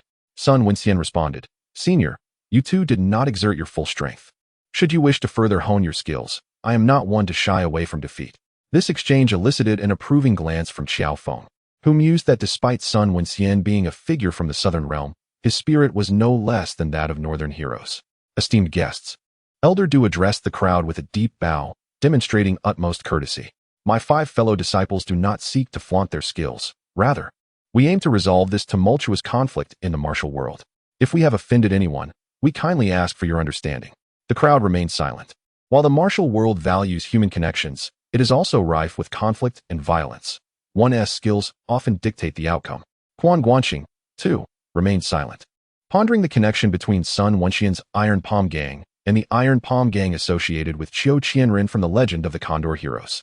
Elder Du observed the situation and turned to Qiao Feng and Quan Guanqing, inquiring, "What shall we do now, Lord Qiao, Lord Quan?" Suddenly, a middle-aged martial artist, having heard the conversation, leaped forth, shouting, "You thief! Return my daughter's life." As he soared through the air, he drew his saber, cleaving downward. Quan Guanqing frowned, raising his hand. With a deft twist of his energy, he redirected the man's trajectory, causing him to tumble to the ground from just a few feet away.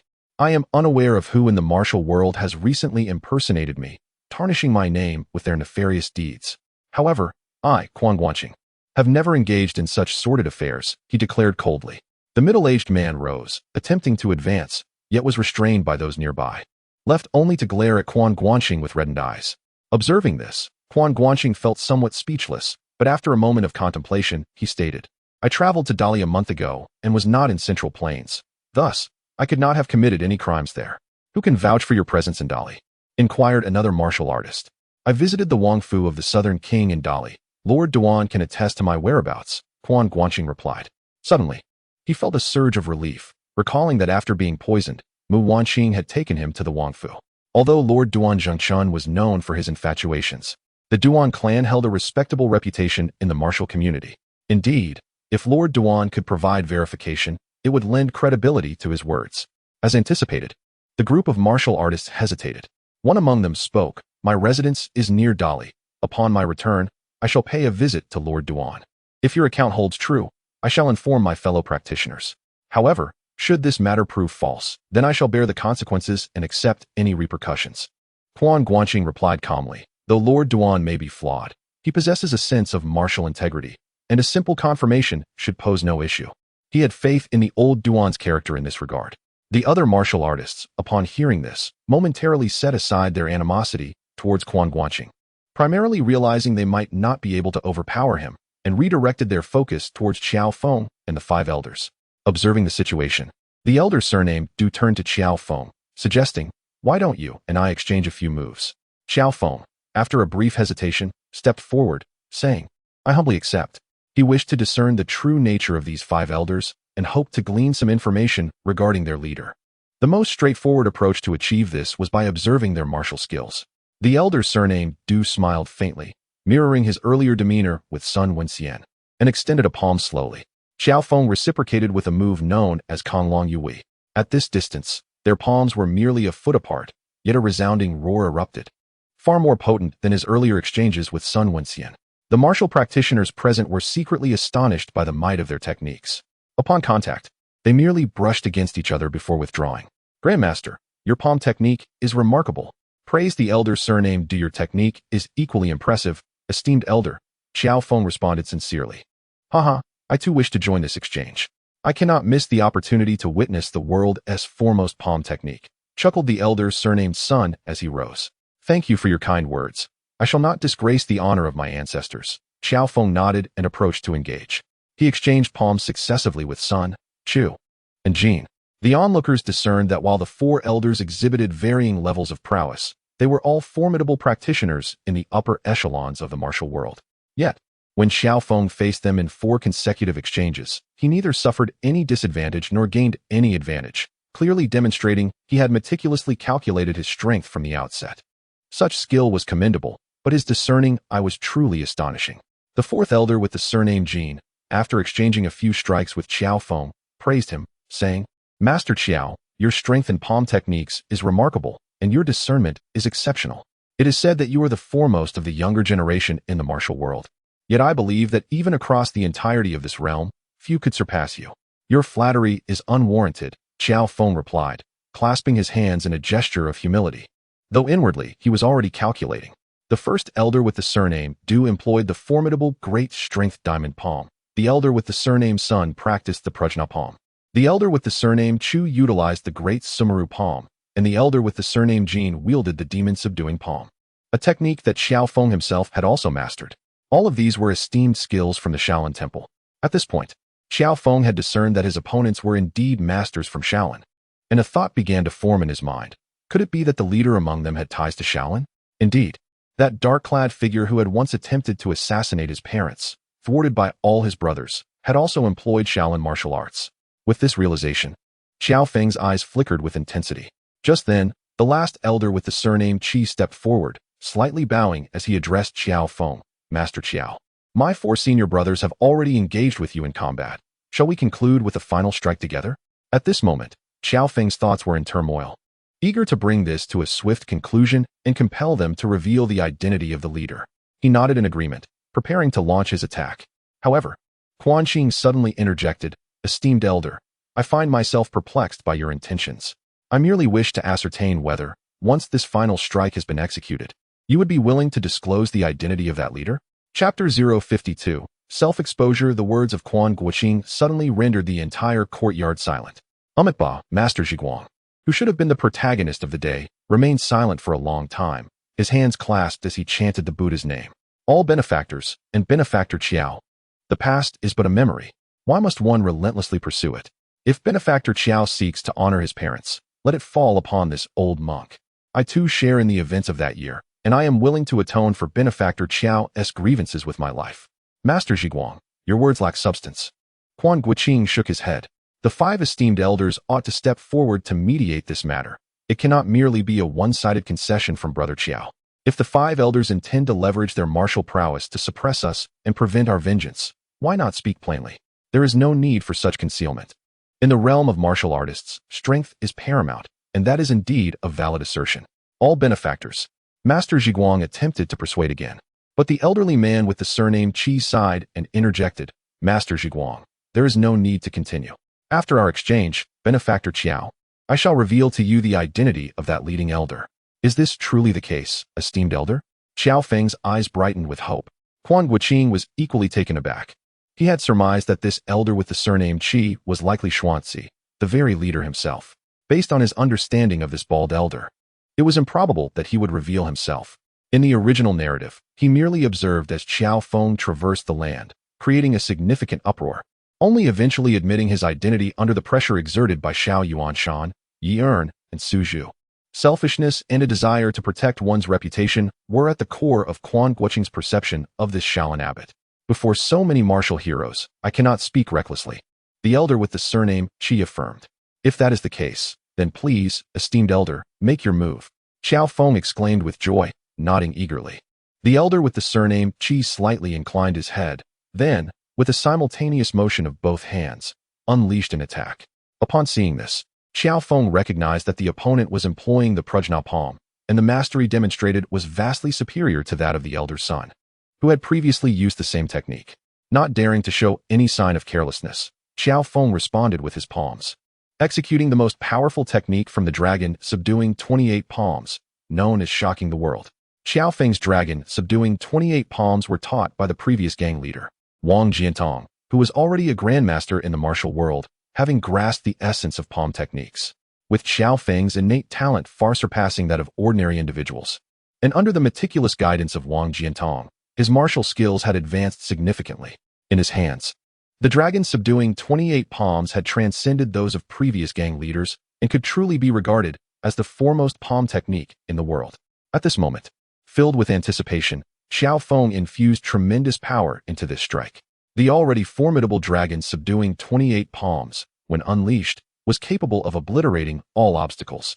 The air resonated with the sound of dragons and tigers, and thunder rolled ominously. Those surrounding could not help but change color, including those who had once besieged and hunted Qiao Feng, as they had never witnessed such formidable palm strength. They understood that in the past, Qiao Feng must have been holding back, and they felt a sense of trepidation. Quan Guanqing, witnessing the might of this palm, was equally astonished. He had thought that after consuming 2 great rejuvenation pills, his power would be comparable to that of Qiao Feng. However, witnessing the formidable force of Qiao Feng's palm strike, one could scarcely imagine with mere skill the ability to counter such a blow. At this moment, one might expect a dramatic background score to accompany the scene. Yet, the elderly man surnamed Qi faced this earth-shattering palm without a hint of trepidation, raising his own palms to meet it. However, as their hands made contact, Qiao Feng's expression changed dramatically.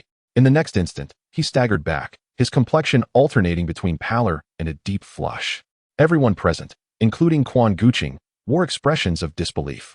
Qiao Feng had just unleashed a powerful strike, and while the elderly man's own attack was remarkable, it paled in comparison to Qiao Feng's. How could it be that in the mere moment of their palms touching, Qiao Feng had already succumbed to defeat? No, something was amiss. Quan Guanqing narrowed his eyes, sensing that while the two had clashed, there had been no true force behind their contact. It felt as though Qiao Feng had retracted his own strength, almost as if he had forcibly drawn it back. Quan Guanqing's instincts were correct. Qiao Feng had approached the exchange with the intention of merely connecting, ultimately not wishing to inflict harm. Thus, his power was distributed with 3 parts outward and 7 parts retained within, the majority of his strength held back. He had anticipated that should his opponent exert force, they would engage in a contest of equal measure. Yet, at the moment their palms met, he discovered to his astonishment that his opponent's hand bore no strength whatsoever. Startled, he realized his own power was well understood, even at merely 30%. It could shatter stone. If his opponent did not resist with strength, Qiao Feng's force would inevitably leave them broken and battered. He had no desire to cause injury, and thus instinctively retracted his force. Yet, in that fleeting moment, a troubling thought crossed his mind. What if this was a feigned maneuver? A trap to entice him to withdraw his strength, only for his opponent to seize the opportunity to strike with greater force? Even with reserves remaining, he could not escape serious injury. His demise would be of little consequence, yet he had not yet fulfilled his filial duties to his parents, nor would there be anyone to care for Zhu thereafter. Overwhelmed by this realization, sorrow welled within him. He had previously faced 2 opponents from the Divine Mountain, both fierce and merciless in their assaults. The leader of the Shaolin Temple, Xianxi, was even more formidable, with martial prowess that was extraordinary. Qiao Feng could not claim victory even with his utmost effort, let alone if he held back. Although he had managed to escape, he bore hidden injuries. It was not insurmountable, but the strain of forcibly retracting his strength, coupled with his inner anguish, had exacerbated his internal injuries. He had resigned himself to the thought of impending demise, yet unexpectedly, as he retracted his strength, his opponent not only refrained from pursuing him, but also withdrew in kind. The elderly man surnamed Qi took a step back, bowing as he expressed gratitude to Qiao Feng for his kindness, which had allowed him to comprehend the Bodhi palm to its very essence. The other elderly onlookers beamed with delight, congratulating Qi on his newfound mastery of the skill. Quan Guanqing, taken aback, recognized the significance of this moment. He too had studied the Bodhi palm, but his own understanding had only just scratched the surface. Nevertheless, he had come to appreciate the profound nature of this technique. The Bodhi palm, as the pinnacle of Shaolin martial arts, stood as one of the zeniths of Buddhist combat philosophy, with its cultivation boundless and its refinement endless. As long as one continued to practice, even if progress were slow, there would always be advancement. However, upon closer examination, this mastery of the palm technique possesses a supreme realm, which the aged man with the surname Qi refers to as the ultimate emptiness. The concept of emptiness in Buddhist wisdom, as expounded by Prajna, transcends both existence and non-existence, neither form nor formlessness. In the absence of perception, thought, action, and consciousness, one must not cling to appearances in order to attain true understanding. This profound and enigmatic Buddhist philosophy is utterly beyond the comprehension of Qianqing, which is why, despite his frequent practice of the Prajna palm, his proficiency remained stagnant at a mere 100, unable to progress even an inch. Conversely, his experience with techniques such as the Dragon Claw, Illusory Finger, and Seven Injuries Fist has yielded varying degrees of advancement. The power of the palm is void, and this void is the very essence of the palm's strength. In the past, I always seemed to lack that final touch, for my strikes were inevitably hindered by my own mind. I could empty my own power, yet could not nullify the strength of others. When I faced Master Qiao in a palm contest, a rare expert of his caliber, I was determined not to let this opportunity slip away. Thus, I once more invoked the principle of ultimate emptiness. Master Qiao, possessing great benevolence and righteousness, immediately sensed my lack of power and instinctively retracted his own strength, risking his own injury to counter my potential follow-up attack. In that instant, I suddenly understood. I had embraced emptiness, and so too had my opponent. This was the true essence of ultimate emptiness.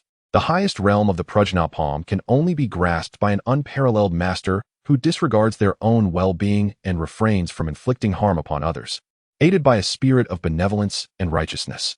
Today, I consider myself fortunate. Having said this, I bowed deeply to Qiao Feng once more. As Qiao Feng returned his power to himself, his meridians trembled momentarily. Fortunately, he had retained some strength, and since the aged man with the surname Qi did not pursue him, although he experienced internal injury and a momentary bout of anger, he quickly regained his composure with a slight adjustment. Upon hearing my words, he hastily clasped his hands in respect, asserting that, as a disciple of Shaolin, he would never dare to harm a master of such caliber. The 5 individuals with him were clearly employing Shaolin's superior palm techniques, and though they did not explicitly reveal their identities, their Shaolin mastery was evident. Qiao Feng, being a disciple of Master Xianku, held profound loyalty to Shaolin, and his words were spoken with heartfelt sincerity. Amitba, the aged man with the surname Qi, no longer concealed his identity, reciting the Buddha's name, and proclaimed, Master Qiao, I believe that my junior brother Xianku did not inflict harm upon you. Based on what I have witnessed today, the deaths of the other martial heroes should also bear no relation to you, Master Qiao. As he spoke, he removed his hat, revealing a smooth, bald head. The other 4 followed suit, and soon there were 6 shining heads in the arena. Hiss! Many in the martial world gasped in astonishment. Although some keen observers had previously discerned that the others were employing Shaolin's extraordinary techniques and had their suspicions, seeing 5 eminent monks in person left them utterly astonished. Noticing this, Qiao Feng's gaze flickered slightly. It was because the aged man with the surname Qi, upon removing his hat, bore a somewhat familiar visage, prompting him to hesitate and inquire, Master, it seems I have encountered you before? Indeed, several months ago, I had the pleasure of meeting you, Master Qiao. The old monk replied with a gentle smile, exuding warmth and compassion, I am Master Xianci. Hiss! The crowd collectively inhaled sharply, nearly depleting the surrounding air of oxygen. This aged man with the surname Qi was none other than the abbot of Shaolin, Master Xianci. In the presence of the abbot, Qiao Feng felt a pang of rudeness. He quickly bowed in respect. Xianci was the senior brother of his own mentor, Xianku. Thus, he should indeed address him as Shibua. Although he later, under the somber recommendation of Xianku, chose to take the beggar gang's Wang Jiantong as his master, he could not relinquish this bond of incense and devotion. There is no need for excessive courtesy, Master Qiao, Xianci said with a faint smile. However, the next moment, his words were astonishing. I am, in fact, the leader from 30 years ago during the battle at Yanmen Pass. Gasp. The intake of breath this time was even more pronounced than before, and even Quan Guanqing could not suppress his reaction. He had initially intended to urge the other not to digress with talk of the Prajna palm and similar trivialities, insisting on revealing the identity of the leader as agreed. He had been contemplating how to press for clarity if the other party remained ambiguous. Yet, to his surprise, Xianci outright disclosed his identity. As the incident of Qiao Feng killing spread throughout the martial world, tales from 30 years prior were circulated, both intentionally and inadvertently, by the disciples of the beggar gang. Many were aware of the past. Naturally, they understood that the tumult in the martial world stemmed from Qiao Feng's quest to find that leader. Speculations about the identity of the leader abounded, yet none had truly guessed that it was the abbot of Shaolin, Master Xianci, Zhiguang. Upon hearing Xianci's self-revelation, appeared anxious. Amitba, Brother Zhiguang, there is no need for further words, Xianci replied with a gentle smile. Observing the astonishment of the crowd, he did not elaborate but maintained a serene gaze upon Qiao Feng. Master Qiao, the events of 30 years ago were my fault. and I do not dare to shirk responsibility. If you seek vengeance for your parents, I stand ready to assist. Chapter 053 Conclusion. The revelation by Xuanzi left everyone present in a state of astonishment. The leader from 30 years ago turned out to be the current abbot of Shaolin? While this identity could indeed be justified and aligned with many renowned figures in the martial world, there existed an indescribable sense of incongruity among the crowd.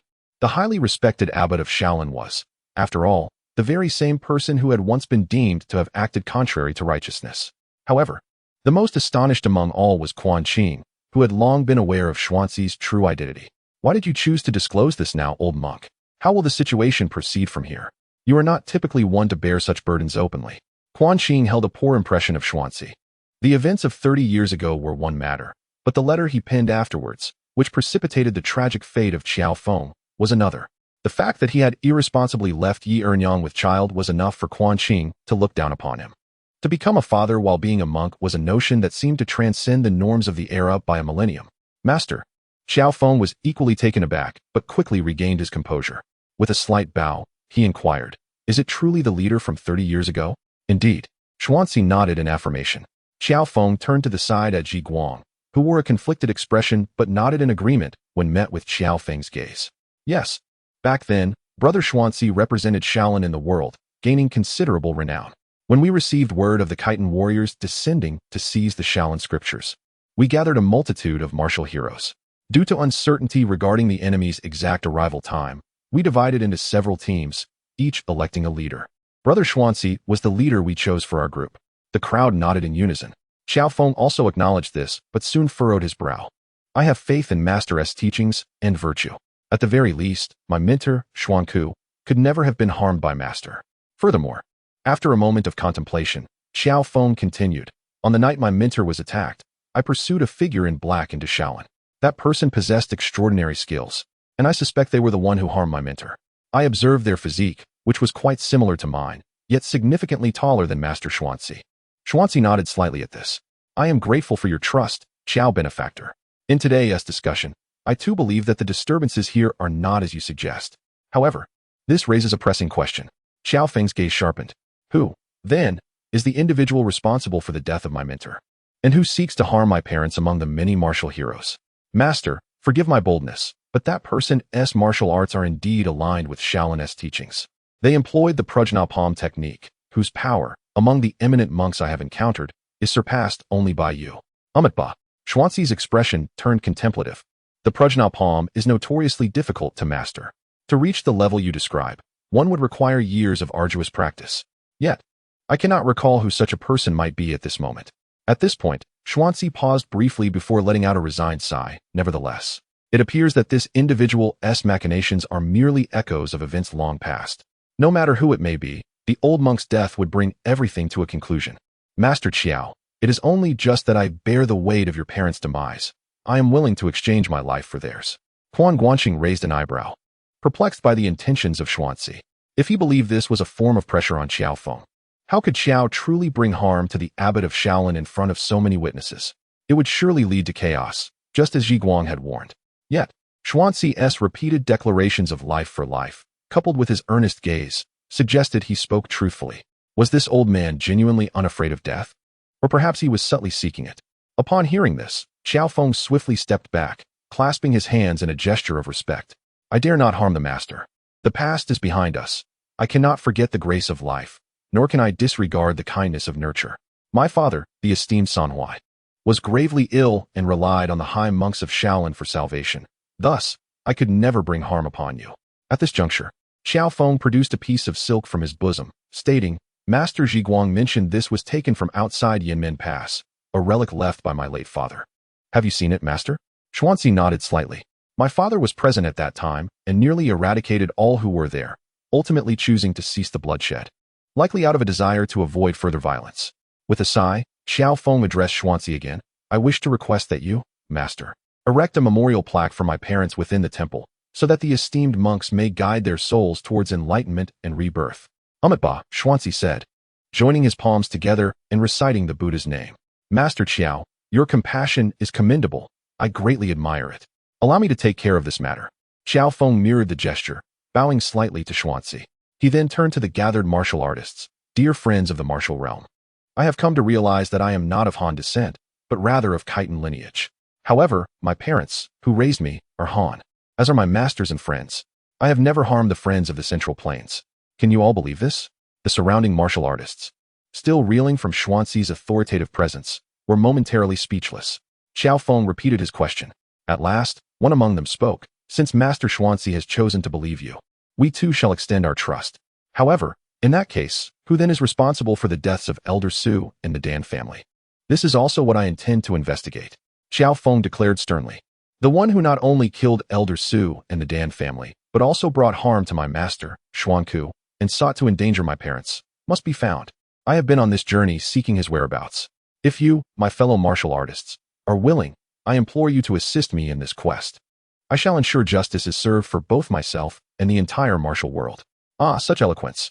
But when the truth reveals he is your own father, how shall you seek justice then? Quan Guanqing mused with a hint of amusement. The crowd, left without words, nodded in agreement. Have you all forgotten another individual? Quan Guanqing interjected once more. Xuanzi, troubled, furrowed his brow as he regarded Quan Guanqing. Although today's events concluded favorably, they were fraught with unforeseen twists. At least it deviated significantly from his original conception. The primary reason for this discrepancy largely stems from the actions of Quan Guanqing. Qiao Feng, known for his benevolence and magnanimity, treated others with kindness. In contrast, Quan Guanqing was sharp-tongued and difficult to engage with. However, in the presence of numerous martial artists, Xuanzi could not voice his thoughts openly, and thus he clasped his hands and inquired if there were any further insights from Master Quan. Quan Guanqing, reflecting internally, marveled at the accomplishments of these monks in cultivating both character and mind, despite having clashed with them throughout the night without any noticeable emotional upheaval. Finally, he expressed his sentiments, only to receive a meager 5 points in return. Suppressing his feelings, he shook his head and remarked that perhaps everyone had forgotten that although the events from 30 years prior were instigated by Master Xuanzi and his companions, they ultimately stemmed from misplaced trust and false rumors. Thus, who was the bearer of this misinformation? Did he genuinely receive erroneous information, or was it a deliberate act? Upon the utterance of these words, many in the assembly appeared bewildered, and Qiao Feng's gaze suddenly sharpened. Both Xuanzi and Ji Guang furrowed their brows in unison. After a moment of hesitation, it was Xuanzi who spoke, addressing Quan Guanqing and the assembled heroes of the martial world. To be candid with you all, we, upon discovering that we had wrongfully taken a life, conducted several investigations after inscribing our findings on the stone wall and seeking translations. We ultimately confirmed that a misunderstanding had indeed occurred. In our remorse, we sought to confront the messenger, but by the time we located him, he had already passed away. The deceased is beyond our reach, and I, as a monk, am loath to speak ill of the departed. Master Xuanzi, your words are misguided, Quan Guanqing countered, shaking his head. Though the deceased is no longer with us, the living must continue to exist. This matter remains unresolved, and I fear that Brother Qiao may carry this burden in silence. It is not my intention to malign the late individual, but the truth must be unveiled.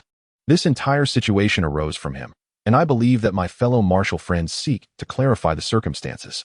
Upon hearing this, many among the martial artists nodded in agreement. Indeed, we've come this far. We must uncover the truth. Otherwise, how shall we boast to others upon our return? After all, we have witnessed a contest between the leaders of the Beggars sect and Shaolin. This will surely provide us with months of conversation. Xuanzi and Ji Guang remained hesitant, while Quan Guanqing wore a cold smile. The two were oblivious, particularly Xuanzi, who still considered shielding others from the truth, unaware that they were being toyed with. Noting their silence, Quan Guanqing remarked, if the esteemed masters truly prefer not to speak, we shall not press the matter. However, this issue is not difficult to investigate. At that time, Master Xuanzi was not yet the abbot of Shaolin, yet he was already a figure of considerable repute in the martial world. The messenger who led you to believe him without doubt must have been a prominent figure, a respected elder of the martial community, who passed away roughly 20 years ago. Though it may be challenging to trace, it is ultimately possible, especially with so many friends of the martial world present. Many nodded in agreement, some already contemplating how to utilize their connections for further investigation. Sighing deeply, Xuanzi finally spoke. Very well. I fear that allowing you all to investigate may only stir further troubles. The messenger of that year was none other than the former head of the Murong family from Jiangnan, Murong Bo. The name Gusu Murong incited a wave of astonishment among the martial artists. What a remarkable day this has turned out to be. The former leader of the Beggars sect, the abbot of Shaolin, and now the emergence of Gusu Murong. Ah, that old fellow Murong Bo, lurking in the shadows and stirring up trouble, has finally been rescued ahead of time. Yet, one cannot help but wonder if that scoundrel Xiao Yuanshan is lurking nearby. What thoughts might he harbor upon hearing this news? Alas, could he be seeking revenge on Murong Fu? How unfortunate for you, dear brother Murong Fu. This mess was caused by your own father, so do not blame me. Quan Guanqing mused with a hint of malice. Thus, the events of this night reached a conclusion. The martial artists descended the mountain in droves, while the 5 Shaolin monks remained at Jiguan Temple. Quan Qing, Zhu, and Qiao Feng also made their way down, returning to the inn. Brother Qiao, I have a matter I wish to seek your assistance with. Quan Qing spoke as they descended the mountain, broaching the subject of needing Qiao Feng's protection. Naturally, Qiao Feng readily agreed. Upon their return to the inn, Quan Qing entered his room, only to feel something was amiss. The air in the room was somewhat stifling, which was not unusual for this season, yet. Ice silkworm. Quan Qing dashed to the bedside, and indeed, he found the bedboard had been lifted. The gourd that was originally hidden beneath, housing the ice silkworm, was nowhere to be found. Chapter 054, An Unexpected Discovery in the Early Summer. Quan Guanqing was drenched in a cold sweat. The ice silkworm, which had been securely placed beneath the bed, had inexplicably vanished. It was inconceivable that it could have escaped on its own. Although the creature could move with remarkable agility, it was incapable of carrying the gourd, let alone being trapped beneath the bed. A thief. This was Quan Guanqing's immediate thought. However, upon surveying the room, he noted that the door had been securely locked from the inside when he left, showing no signs of tampering. Could the intruder have entered through the window? The inn had 3 floors, and Quan Guanqing's room was situated on the 3rd, more than 6 meters high. It would be no easy feat for an ordinary person to leap through such a window. It seemed likely that this was the work of someone from the martial world. His first instinct was to inquire with Zhongling in the adjacent room to see if she had noticed anything amiss. He knocked several times on her door, but there was no response. A chill ran down his spine. Zhongling was also a practitioner of martial arts, with sharp senses. It was improbable that she could sleep so soundly that she wouldn't hear his vigorous knocking. Could it be? Before Quan Guanqing could act, the doors of the rooms occupied by Qiao Feng and Zhu opened in succession. Brother Quan, what has happened? Qiao Feng and Zhu had just returned to their room, still in their travel clothes, when they heard the commotion next door and came to investigate, only to find Quan Guanqing looking anxious. I've lost something, and it seems something is amiss with our companion next door, Quan Guanqing replied, his expression grim. Could Zhongling have stolen my ice silkworm and fled?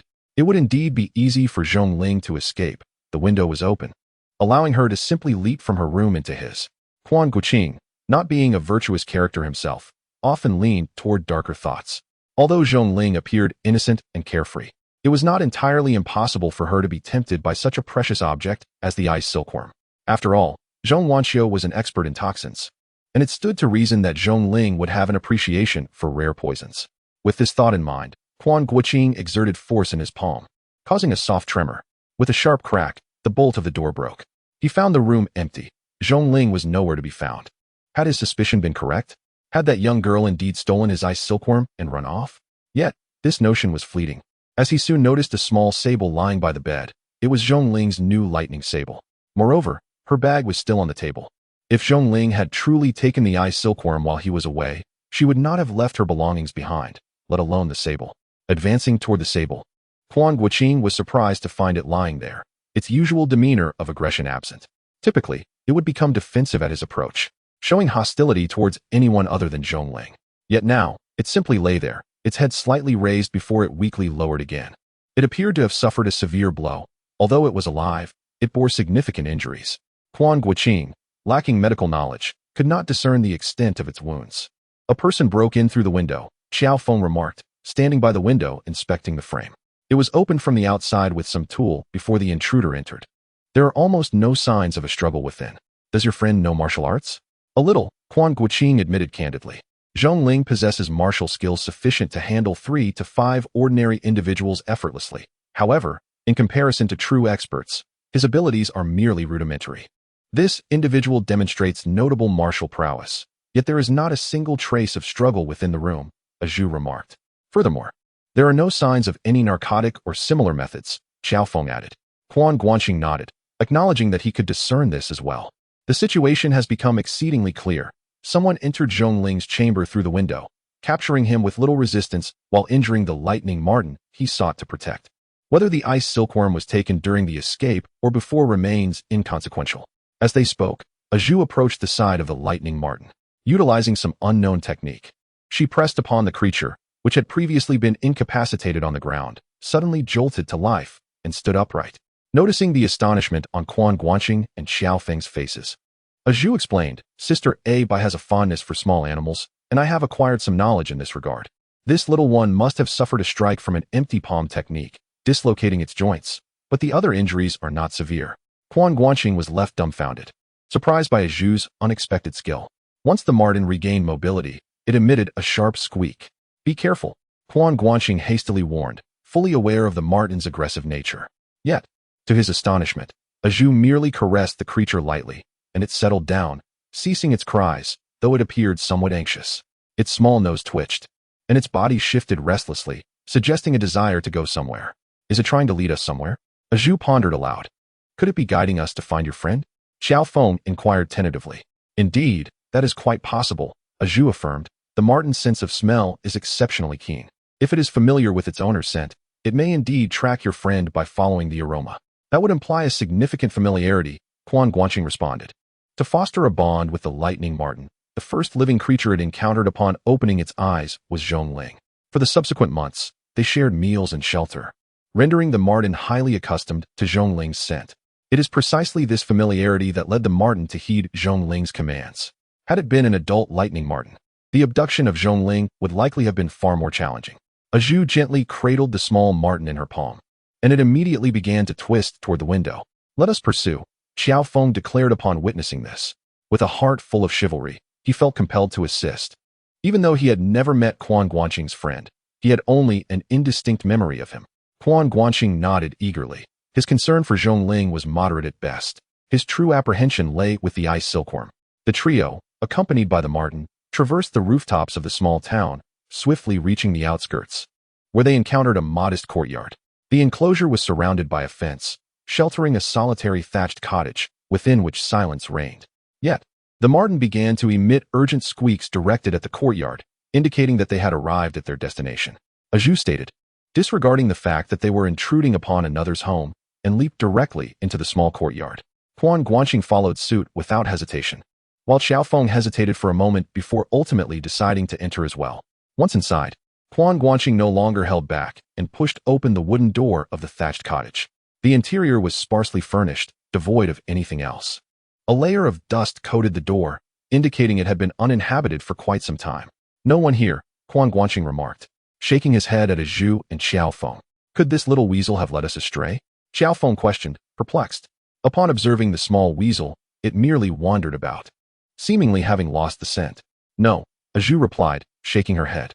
The courtyard above is merely a diversion. There is a mechanism here. A mechanism? Qiao Feng was taken aback, then enlightened. While few in the martial world studied the art of mechanisms, they certainly existed. However, such knowledge was rather advanced, and the beggar's sect lacked such talents. Aju, having once served as the steward of the Murong family in Suzhou, possessed considerable insight into such matters. The listening fragrance pavilion where she resided contained numerous mechanisms. It was through such mechanisms that Duan Yu had escaped when captured by Jiao Emoji. Miss Aju, you even understand mechanisms? Quan Guanqing expressed his surprise, inquiring if she could discern the secrets of this place. It's quite simple, really, it is that well. Aju pointed to a well within the courtyard. In Jiangnan, with its abundant waterways, common households rarely dug wells. Even if they did, it was typically only those with some wealth. Given the meager condition of this courtyard, it seemed improbable they would have the means to dig a well. Approaching the well, she peered down into it. The night was dark, obscuring her view, yet Aju remained confident, stating, if my deductions are correct, there should be a hidden passage beneath the water's surface. Yes, it should lead towards the thatched cottage. It won't be too deep. Please wait here. I shall go down to investigate. Qiao Feng frowned, feeling it unwise for Aju, a young woman, to take such a risk. However, being a northern warrior, his swimming skills were likely limited to not drowning. Exploring underwater, he would undoubtedly be at a disadvantage. I shall go, Quan Guanqing interjected, stopping Aju from descending into the water. In truth, Quan Guanqing had never learned to swim in this life, unless one made a living by the water's edge. It was uncommon to know how to swim. However, before his reincarnation, he had enjoyed splashing about in summer, and his swimming skills were quite decent. After his rebirth, His physical condition had improved exponentially, making it even less of an issue. Upon hearing this, Zhu did not press further, simply stating, "If you do not find the passage within 20 breaths, return quickly. If you have found it after 20 breaths, we will come down to assist you." Quan Guanqing nodded in agreement and then leaped into the well. As soon as he descended, he sensed something amiss. The well was shaped like a funnel, narrow at the top and wider at the bottom. It was rare for a well to be constructed in such a manner. Opening his eyes underwater, it was pitch black, and it took a while for him to discern anything. As he groped around, he soon discovered a cavernous space. The void was spacious, allowing passage without obstruction. Quan Guanqing immediately crawled inside. Initially, he was heading downward, but after a few meters, the direction shifted upwards. Quan Guanqing exerted his strength and surged out of the water. Upon closer inspection, he found himself within a cavern. The surroundings bore evident signs of human excavation. Indeed, there was a secret passage. Quan Guanqing returned to the entrance and waited for a moment, noticing that Qiao Feng had leapt down but did not see Zhu.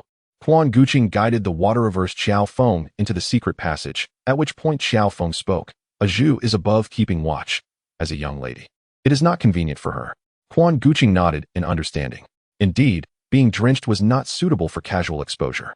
The two ceased their conversation and proceeded directly along the tunnel, traversing several undulating sections within a mere 5 or 6 meters. This was due to the frequent rains in Jiangnan, a precaution against well water overflowing into the hidden passage. Estimating they had reached the rear of a thatched cottage within the courtyard, the two quickly ascended a high slope, and suddenly the landscape opened before them.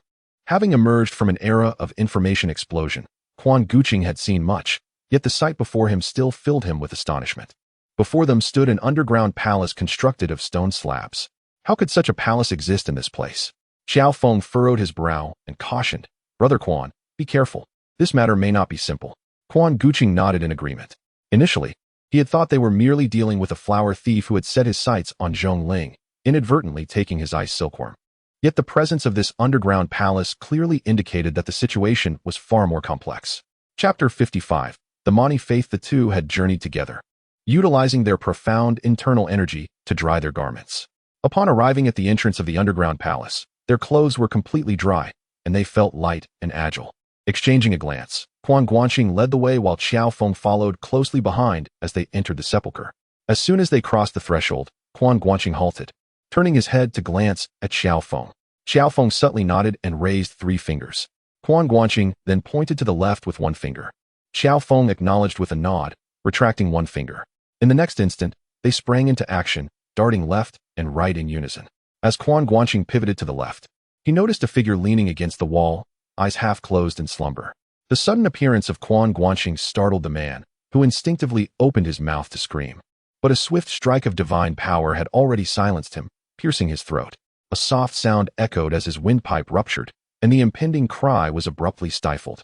In the following moment, Quan Guanqing approached swiftly, delivering a decisive blow to the back of the man's neck. Another soft crack resonated as the man's shinbone shattered, his gaze instantly becoming vacant. Quan Guanqing gently lowered the lifeless body and turned to see Qiao Feng supporting 2 individuals, also gradually laying them down. Qiao Feng exchanged a knowing glance with Quan Guanqing and continued their silent infiltration. The underground palace was constructed of stone, appearing relatively new, likely completed within the last few years. Candlesticks adorned the walls at intervals, and upon closer inspection, Quan Guanqing noted they were fashioned from whalebone. The scale of the subterranean chamber, though seemingly modest, was marked by an unusual opulence. Not to mention, undertaking such construction underground was no trivial matter. Although Tiantai County was a small town, obscuring civil engineering from the public was an arduous task. Yet, Quan Guanqing remained entirely unaware of these circumstances. Not omniscient, Quan Guanqing could not grasp the entirety of worldly affairs. However, the Jiangsu and Zhejiang regions were under the jurisdiction of the beggar sect's Great Wisdom Branch. Having served as the branch leader for several years, he should have at least heard whispers of such matters. How peculiar. Suppressing his growing curiosity, the two continued their stealthy advance. Aside from the 3 guards at the entrance, there appeared to be no further sentinels within. It seemed the master of this underground palace felt secure in his concealment, assigning only a symbolic presence to guard the entrance. Little did he anticipate that the 2 most formidable experts of the era would arrive, subduing the 3 guards before they could even utter a warning. Navigating around a wall, they found themselves on a broad avenue flanked by 3 rooms on either side. At the end of the avenue lay a grand hall. To their surprise, none of the rooms had doors. Quan Guanqing and Qiao Feng traversed the avenue, inspecting the chambers, their expressions growing increasingly perplexed. To their astonishment, the rooms alongside the avenue were filled with an array of weapons and armor, including several suits of armor and numerous bows and crossbows. As men of the martial world, they were accustomed to commonplace weapons, and even the standard military arms that had trickled into the rivers and lakes under the incompetent governance of the Song court were not a rarity. However, the presence of armor and bows was an entirely different matter. Regardless of the era, the possession of armor and bows was tantamount to treason. Exchanging a knowing look, Quan Guanqing and Qiao Feng understood they had unwittingly stumbled upon a profound secret. The only surprise for the two was that, apart from the 3 guards at the entrance, they encountered no one else within the subterranean palace. They traversed the grand pathway and arrived at the entrance of the inner hall. Quan Guanqing peered inside, and his expression transformed into one of peculiar intrigue. The hall was elliptical, though not perfectly so, resembling a theater of later times. At its center stood a platform adorned with 3 imposing stone chairs, the central one furnished with an unblemished black bear pelt. Surrounding it were stone benches arranged in concentric circles, numbering roughly 40 to 50. It appeared to be the assembly place of the palace's master. However, this did not astonish Quan Guanqing. Rather, his focus shifted to the enormous flame relief behind the bear pelt chair, which bore the striking inscription, "Purity, Radiance, Strength, Wisdom." "Manichaeism," murmured Qiao Feng. Quan Guanqing turned in surprise, not expecting Qiao Feng to be familiar with this relatively dormant secret sect of Jiangnan. Manichaeism, originating from the Persian region of the Western regions, had been propagated during the Wu Zhou era when the empress claimed to be the reincarnation of Mithriya, amidst a rising tide of Buddhist faith in the country. Taking advantage of this, Manichaeism attempted to infiltrate the Central Plains, only to be suppressed by Emperor Xuanzong. During the 5 dynasties, it was reintroduced by the Uyghurs, gradually taking root in Jiangnan by the time of the Zhao and Song dynasties. As the leader of the Daji branch, Quan Guanqing had heard of their existence, yet their movements were shrouded in secrecy, and they seldom interacted with the martial world, resulting in his lack of direct contact with them. He never anticipated discovering a Manichaean altar in this place. Moreover, he was aware of another name for Manichaeism in the Central Plains, Mingjiao. Approximately 3 to 4 decades later, the Mingjiao, led by Feng La, would rise in rebellion. Gaining significant momentum, bolstered by numerous elite members, they would seize the fertile lands of Jiangnan. Alas, they would encounter a prodigious talent, Huang Chang, who could transform scholarly study into unparalleled martial prowess.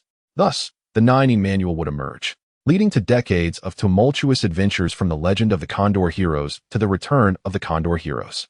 In a moment of distraction, Quan and Qiao found themselves at the end of the circular hall. Behind the flame relief, there was a small door, and as they approached it, faint sounds began to emanate from the other side. Quan Guanqing pressed his ear close, and his expression froze. Qiao Feng, too, wore a strange countenance. A woman's voice, sweet and melodious like a silver bell, floated through the small door, yet her words were utterly unrefined.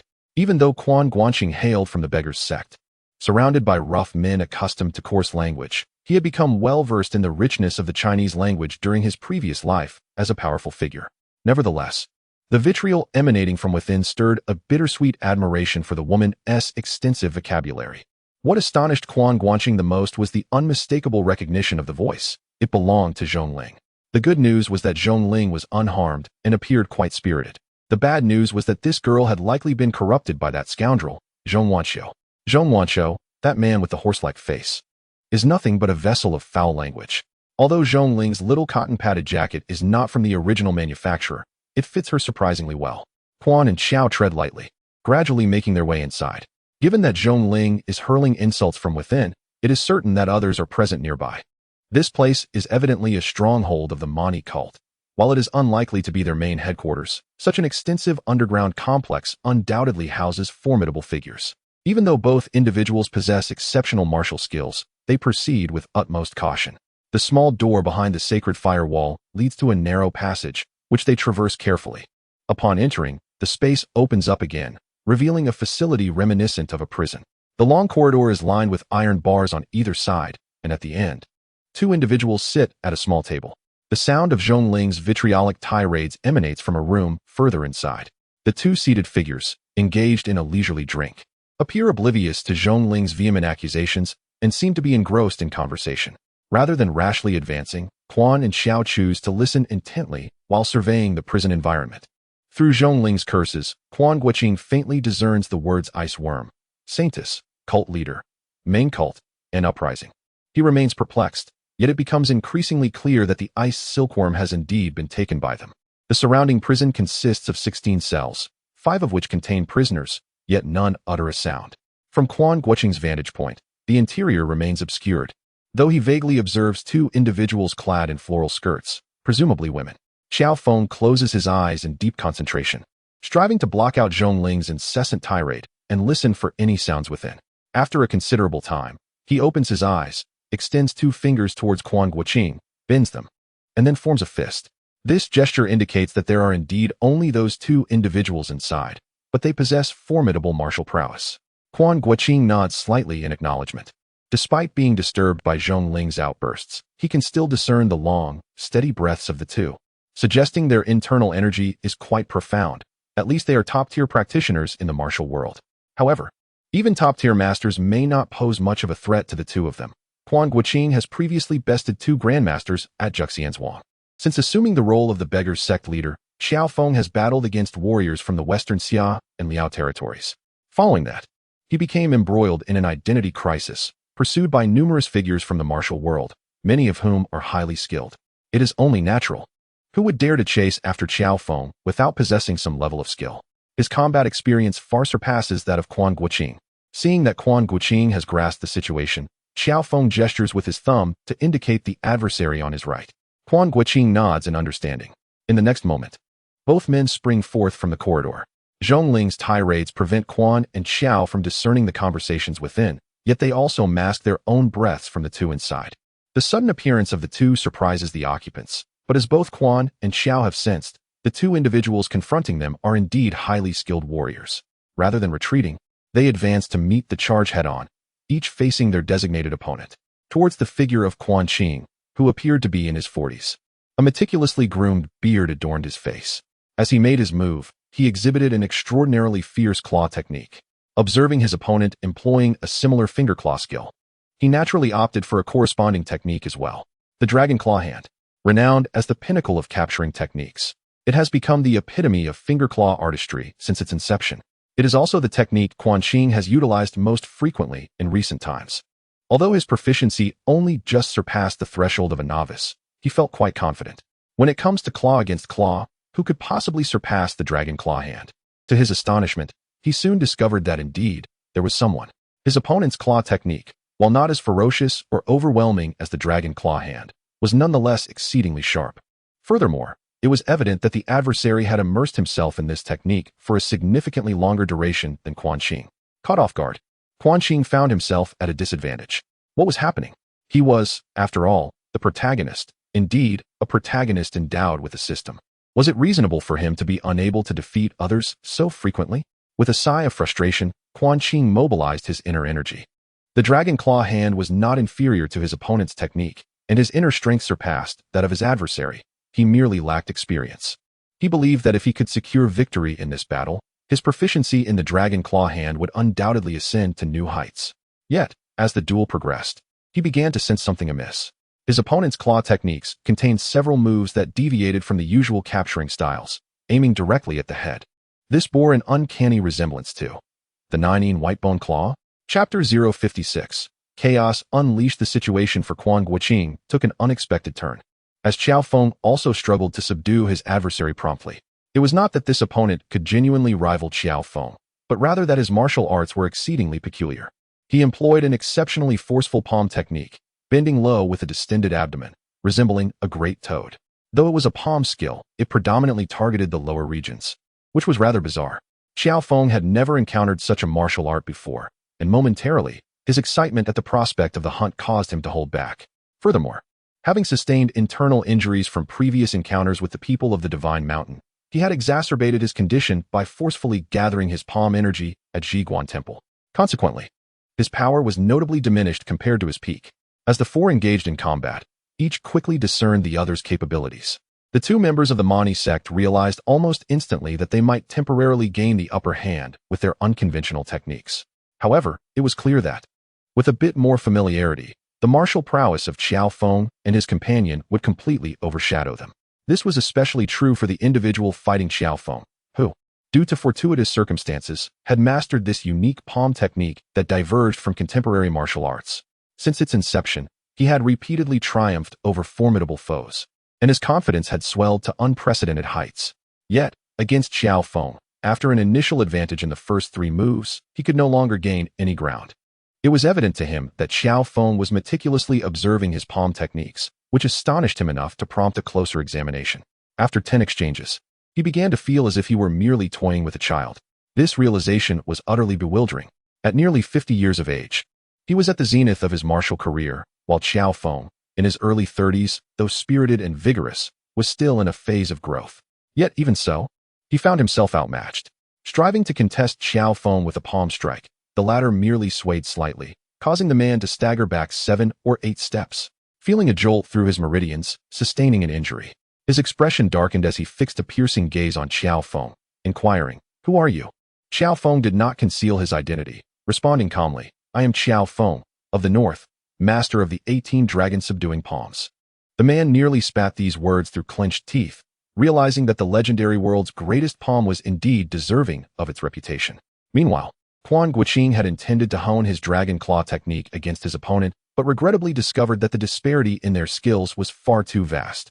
To bridge this gap, it seemed he would need to rely on his internal energy and engage in a prolonged contest of over 100 moves.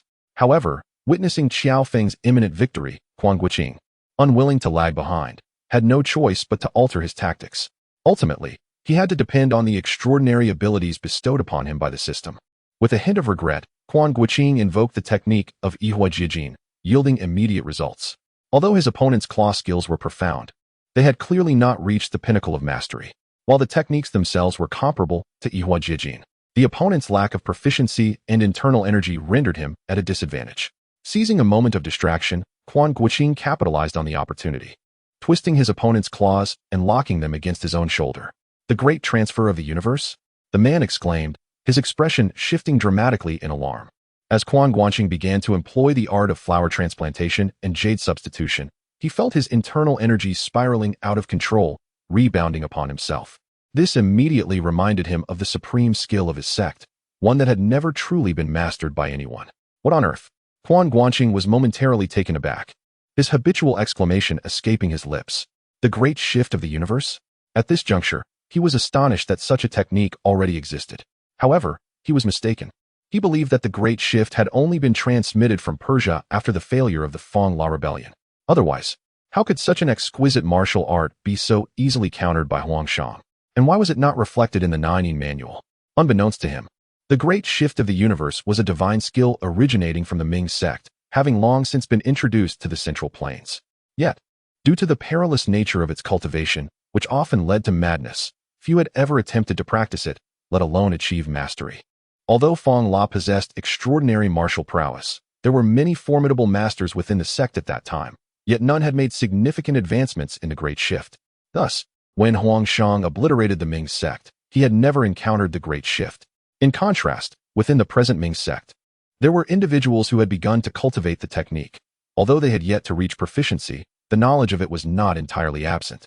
Its most renowned capability was encapsulated in the term shift, allowing the practitioner to displace or even redirect force. Amidst a whirlwind of thoughts, Quan Guanqing did not pause in his assault. Seizing an opportunity, he intensified his attack. Meanwhile, on the other side, a man who had been repelled by Qiao Feng saw his companion in peril and shouted, "Run." With that, he raised a hand, unleashing a plume of violet smoke from his chest. Both Quan Guanqing and Qiao Feng, seasoned in the ways of the martial world, recognized the unusual hue of the smoke and refrained from charging forward, retreating a step. The two figures then took advantage of the smoke to make a hasty retreat. After pushing back a couple of steps, Qiao Feng thrust his palms forward, vigorously dispersing the smoke, yet the two figures had already vanished from sight. "They fled?"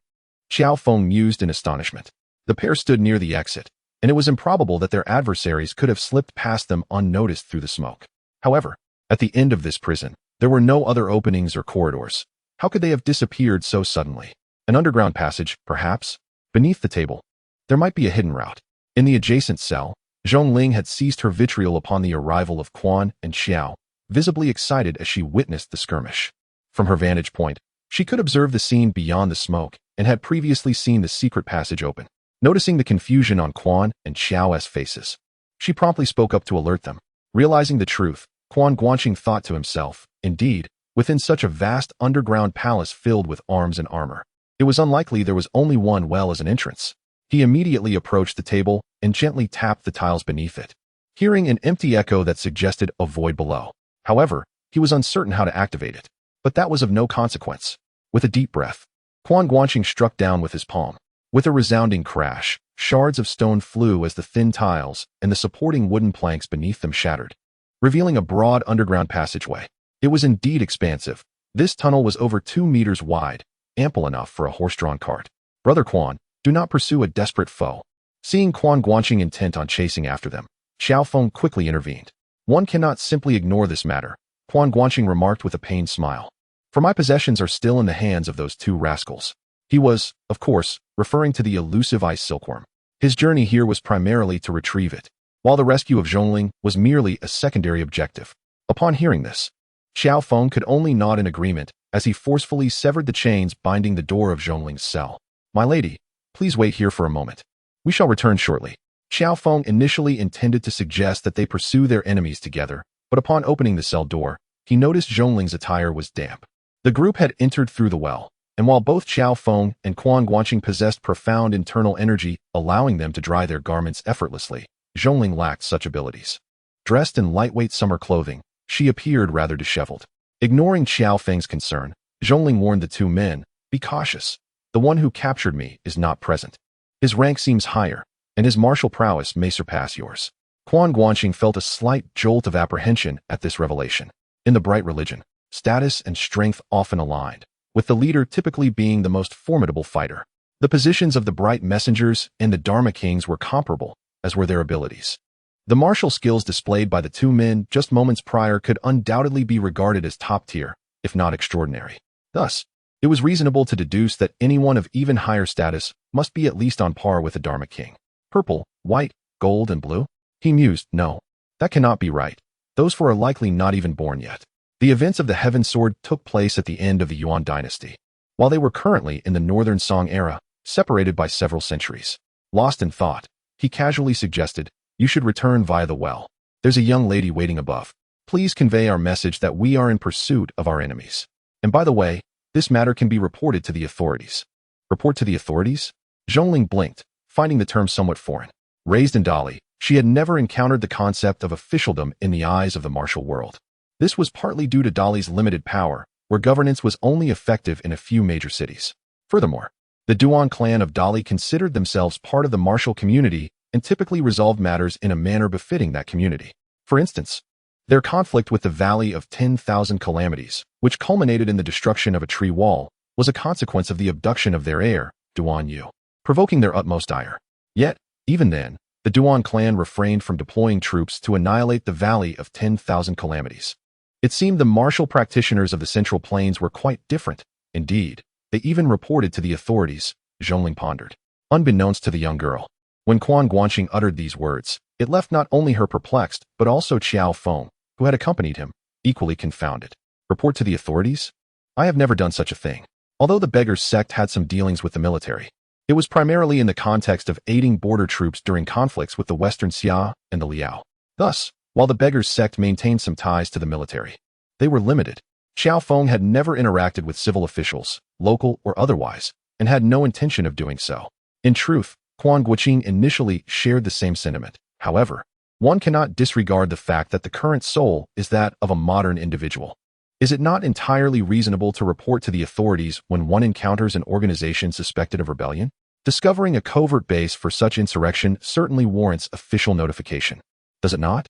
Moreover, the paramount consideration lies in the fact that once the authorities are alerted, it would alleviate a multitude of subsequent troubles. Throughout history, insurrections and revolts have always been met with extreme sensitivity. While the thoughts of the 2 remain unknown, Quan Guanqing's focus remains solely on the ice silkworm, which is pivotal to his mastery of the divine foot technique. The secret passageway here proves to be more even than the one by the well. It begins with a staircase descending several meters, followed by an extended ascent. There are no individuals nor any mechanisms present. The duo of Quan and Qiao hastens forward, and they can faintly hear footsteps ahead. One of the two has clashed palms with Qiao Feng, while the other has suffered minor internal injuries due to Quan Guanqing's twisting grip. Their breath control inevitably falters, although they have lost some time. The two hasten their pace and manage to catch up before exiting the passage. Did they think they could flaunt their bravado and escape? Quan Guanqing gritted his teeth and pursued relentlessly. Suddenly, the footsteps ahead ceased, and Quan Guanqing immediately realized that those in front had already emerged from the secret passage. A gust of wind could be felt ahead, prompting Quan Guanqing to channel his energy, determined not to let them slip away. Yet, at that moment, a rumbling sound echoed from the front. Chapter 057. The Seven Scatterers and the Six Law Kings. Both Quan Guanqing and Qiao Feng were taken aback, uncertain of the cause behind the sounds ahead. However, in the next moment, their expressions changed in unison. They could see in the distance that the faint light of the exit had suddenly dimmed. Clearly, the exit had been sealed. As they approached, they discovered a massive stone, towering at least 10 feet high, blocking what had previously been a relatively spacious opening. Damn! Quan Guanqing couldn't help but curse. Qiao Feng's expression also hardened as he pressed his palms against the stone, channeling his inner energy with a forceful exhale. His formidable yang energy surged forth, exerting a tremendous force of several thousand pounds, yet the stone remained firmly embedded in the entrance. Though it was not perfectly fitted, it was indeed quite secure. Even with Qiao Feng's immense strength, he could only manage to make the stone tremble slightly, unable to dislodge it entirely. The stone was likely several thousand pounds heavy, a precautionary measure they had set in place to thwart any potential intruders. Qiao Feng shook his head, aware that if he could only induce such a minor shift with his remarkable strength, then surely no one else in the realm could hope to move it. Moreover, while it was comparatively easier to push from below, attempting to lift it from above was utterly impossible. Thus, with this great stone in place, the secret passage was effectively rendered useless. Damn it, my ice silkworm. How could this happen? Quan Guanqing exclaimed in frustration. Although he possessed a system, its true utility was limited to a novice gift pack and a large elixir, which had afforded him a noticeable enhancement. At other times, it merely served as a supplementary learning tool. He had acquired numerous advanced martial arts techniques, but the exorbitant price of tens of thousands, or even hundreds of thousands, of mental energy points only yielded him a mere entry-level proficiency, which left him rather disenchanted. He felt particularly vexed by the inadequacy of his current standing. Techniques such as the Dragon Claw, Prajna Palm, Seven Injuries Fist, and Illusory Yin Finger were all top-tier martial arts. The I Jin Jing and Shunzu Jing were even rated as divine-level techniques by the system. Despite possessing such a plethora of martial arts, the only truly effective one for him remained the transference of flowers and jade. This was the result of insufficient proficiency. The ice silkworm was a rare treasure he had painstakingly captured, capable of altering the current predicament. Should he absorb the ice silkworm using the Shunzu Jing, his internal energy would ascend to a new level, potentially allowing him to merge the two large elixirs he had wasted on the illusory, true qi into the Shunzu Jing. If his expectations were realized, his internal power would reach an extraordinarily formidable state. Yu Tan, by sheer coincidence, had absorbed the ice silkworm. Surpassing even Ding Chuanqiu and Xuanzi in power, Quan Guanqing would be no exception. At that point, aside from a few prominent monks and elders, none would be able to contest him in terms of strength. Oh wait, by preparing to seize the opportunity from the Xiaoyao sect, Su Zhu would no longer have the chance to absorb the powers of the three elders. With his interference, Duan Yu might also lose the opportunity to absorb the energy of Jiumaji. The likelihood of the second elder being able to succeed is also uncertain. But now, all was obstructed by the imposing stone before them, and Quan Guanqing was nearly driven to the brink of despair. Brother Quan, do not panic. Qiao Feng was nearly beside himself with anxiety upon seeing Quan Guanqing. Although he remained unaware of what the ice silkworm was, he instinctively sensed its paramount significance. He immediately offered reassurance, stating that despite the secretive nature of the Mani sect, it would not be impossible to uncover clues should one choose to investigate. The reason no one was aware of their movements in the past was merely their infrequent presence in the martial world, which led to a general lack of interest. If one truly sought to track their whereabouts, it was not as daunting a task as it might seem. Now, burdened by the unjust plight he faced, he intended to seek assistance from his brothers in the Beggars sect, believing it would not be overly challenging to trace the Mani sect's footsteps. However, Quan Guanqing's heart sank at the thought of the time it might take. After all, unless he possessed the extraordinary capabilities akin to Zhang Wuji, with his fully mastered nine-yang divine art and the great shift of the universe, he would find himself at a loss. Yet, if he were endowed with such skills, The need for the ice silkworm would be moot. Wearing a grimace, he walked back alongside Qiao Feng, only to find Zhongling still present at the previous prison area. She had managed to unlock the doors of the other cells. Lacking Qiao Feng's strength to snap the chains directly, she had ventured to the armory to procure an axe, returning to sever the chains. In the process, she had also found a piece of armor to don, alleviating the earlier discomfort of being drenched. Did you not catch up? Upon seeing the two return, Zhongling expressed surprise.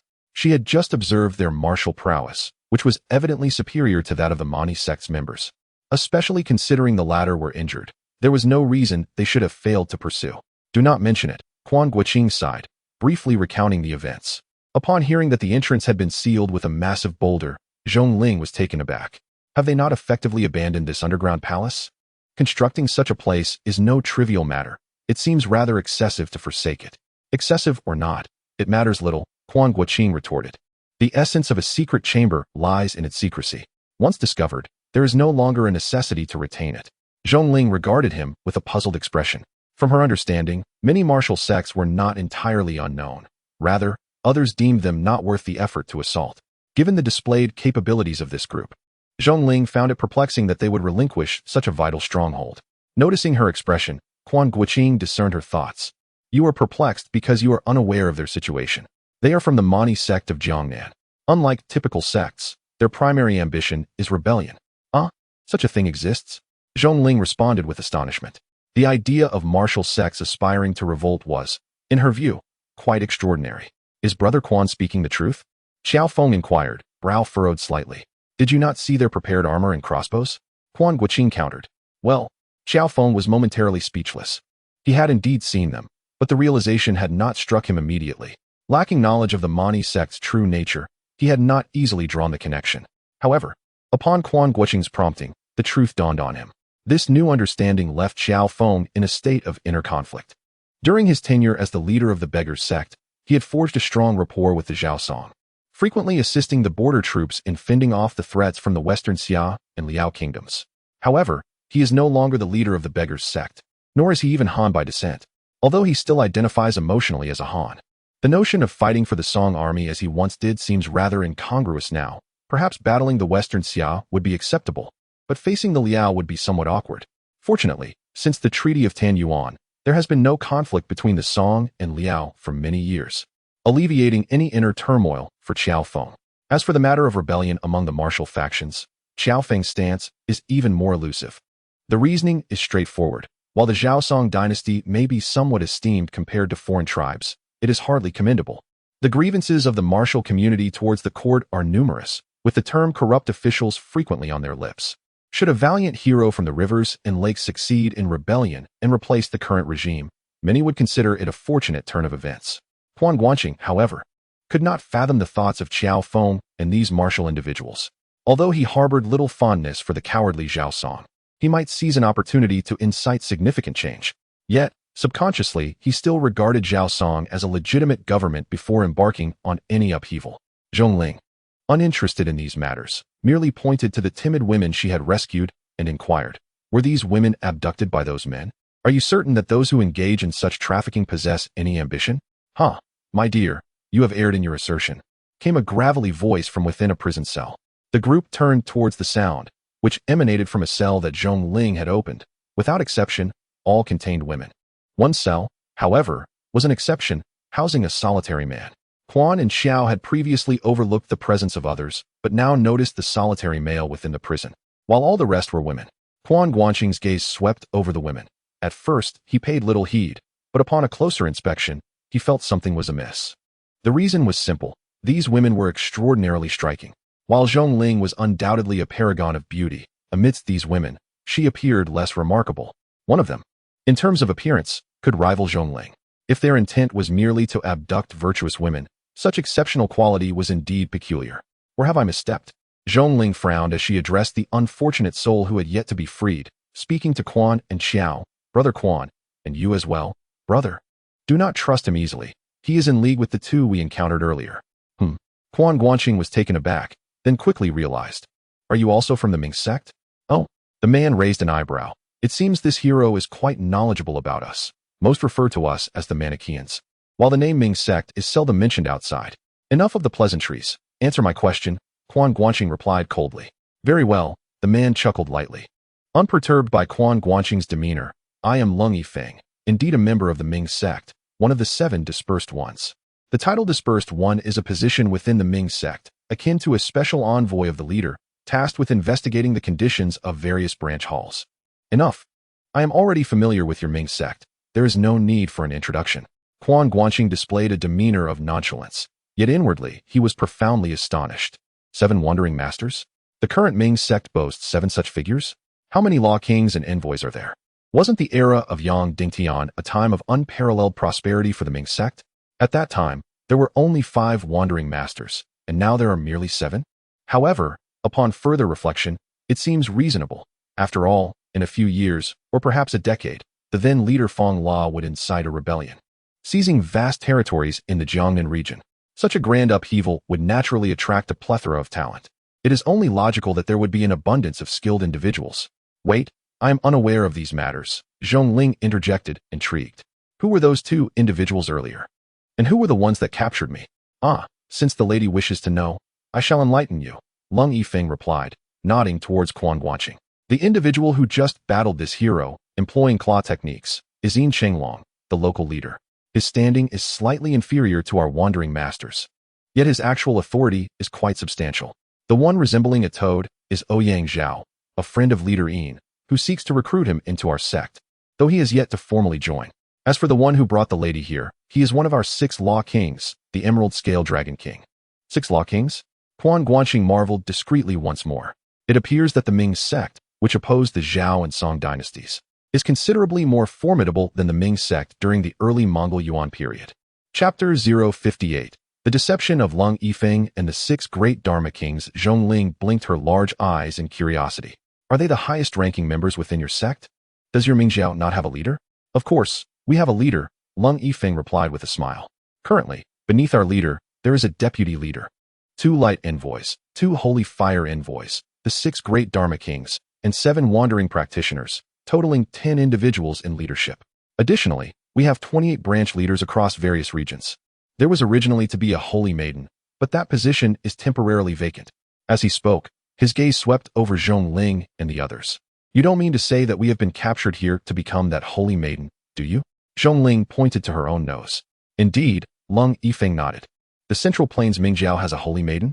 Quan Guanqing expressed some skepticism, as he was only aware that the Persian Mingjiao had a holy maiden, whose role as leader was merely a puppet for the Baoshu king. Although the title of holy maiden sounded exalted, in reality, each one was eager to escape. Much like the later Zishan Dragon King, Dai Qixi. Why are you divulging all this to us? Qiao Feng scrutinized Lung Yifeng. Hero Qiao, what do you mean? Lung Yifeng spread his hands. I find myself trapped here. This altar has been exposed, and I fear the sect will not come for me again. If you all choose to ignore me, shall I simply perish here? I have not yet lived enough to desire death at this moment. Moreover, such matters within the sect are hardly confidential. You could easily uncover the truth by questioning others in the sect. It would be foolish of me to risk my life for something so trivial. Oh, Quan Guanqing raised an eyebrow upon hearing this. Are you particularly afraid of death? Who wouldn't cherish their life in this vibrant world? Lung Yifeng chuckled. I hold a deep affection for it. Very well, then, Quan Guanqing smirked. Do you know the whereabouts of that Jiao Wang, the one who took my belongings? If you lead me to him, I shall let you go. How does that sound? That may be quite impossible, Lung Yifeng shrugged with a bitter smile. Our sect's regulations prohibit the betrayal of fellow brothers. Those who violate this are subject to the holy fire's cleansing. I have no intention of renouncing my sect, thus I cannot contravene that. But they have imprisoned you here, have they not? Shouldn't that be a violation on their part? Zhongling queried, puzzled. Or have you committed some transgression that led to your confinement? It is not that I have erred. Rather, I possess incriminating evidence against Yin Chenglong. He is affiliated with the Jiao Wang faction, and they colluded to ambush and capture me here. Lung Yifeng wore a distressed expression. I truly did not foresee their audacity in laying hands on me. Moreover, the Jiao Wang's martial prowess is indeed slightly superior. Isn't that a violation of your sect's regulations on their part? Assisting you in dealing with them should be considered a favor, Zhongling replied with a smile. That won't do, Lung Yifeng shook his head. Only the leader and the holy fire envoy possess the authority to discipline sect disciples.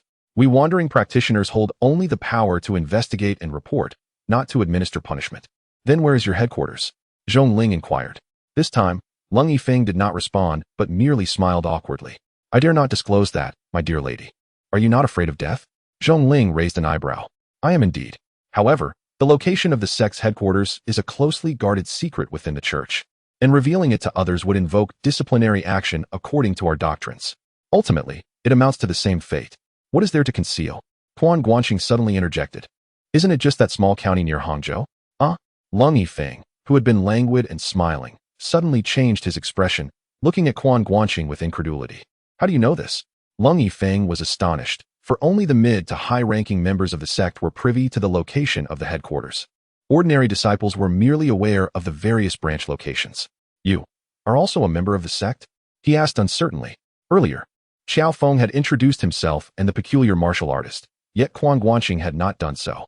Thus, Lung Yifeng speculated that Quan Guanqing might be a mid-level disciple or a relative of someone from a branch.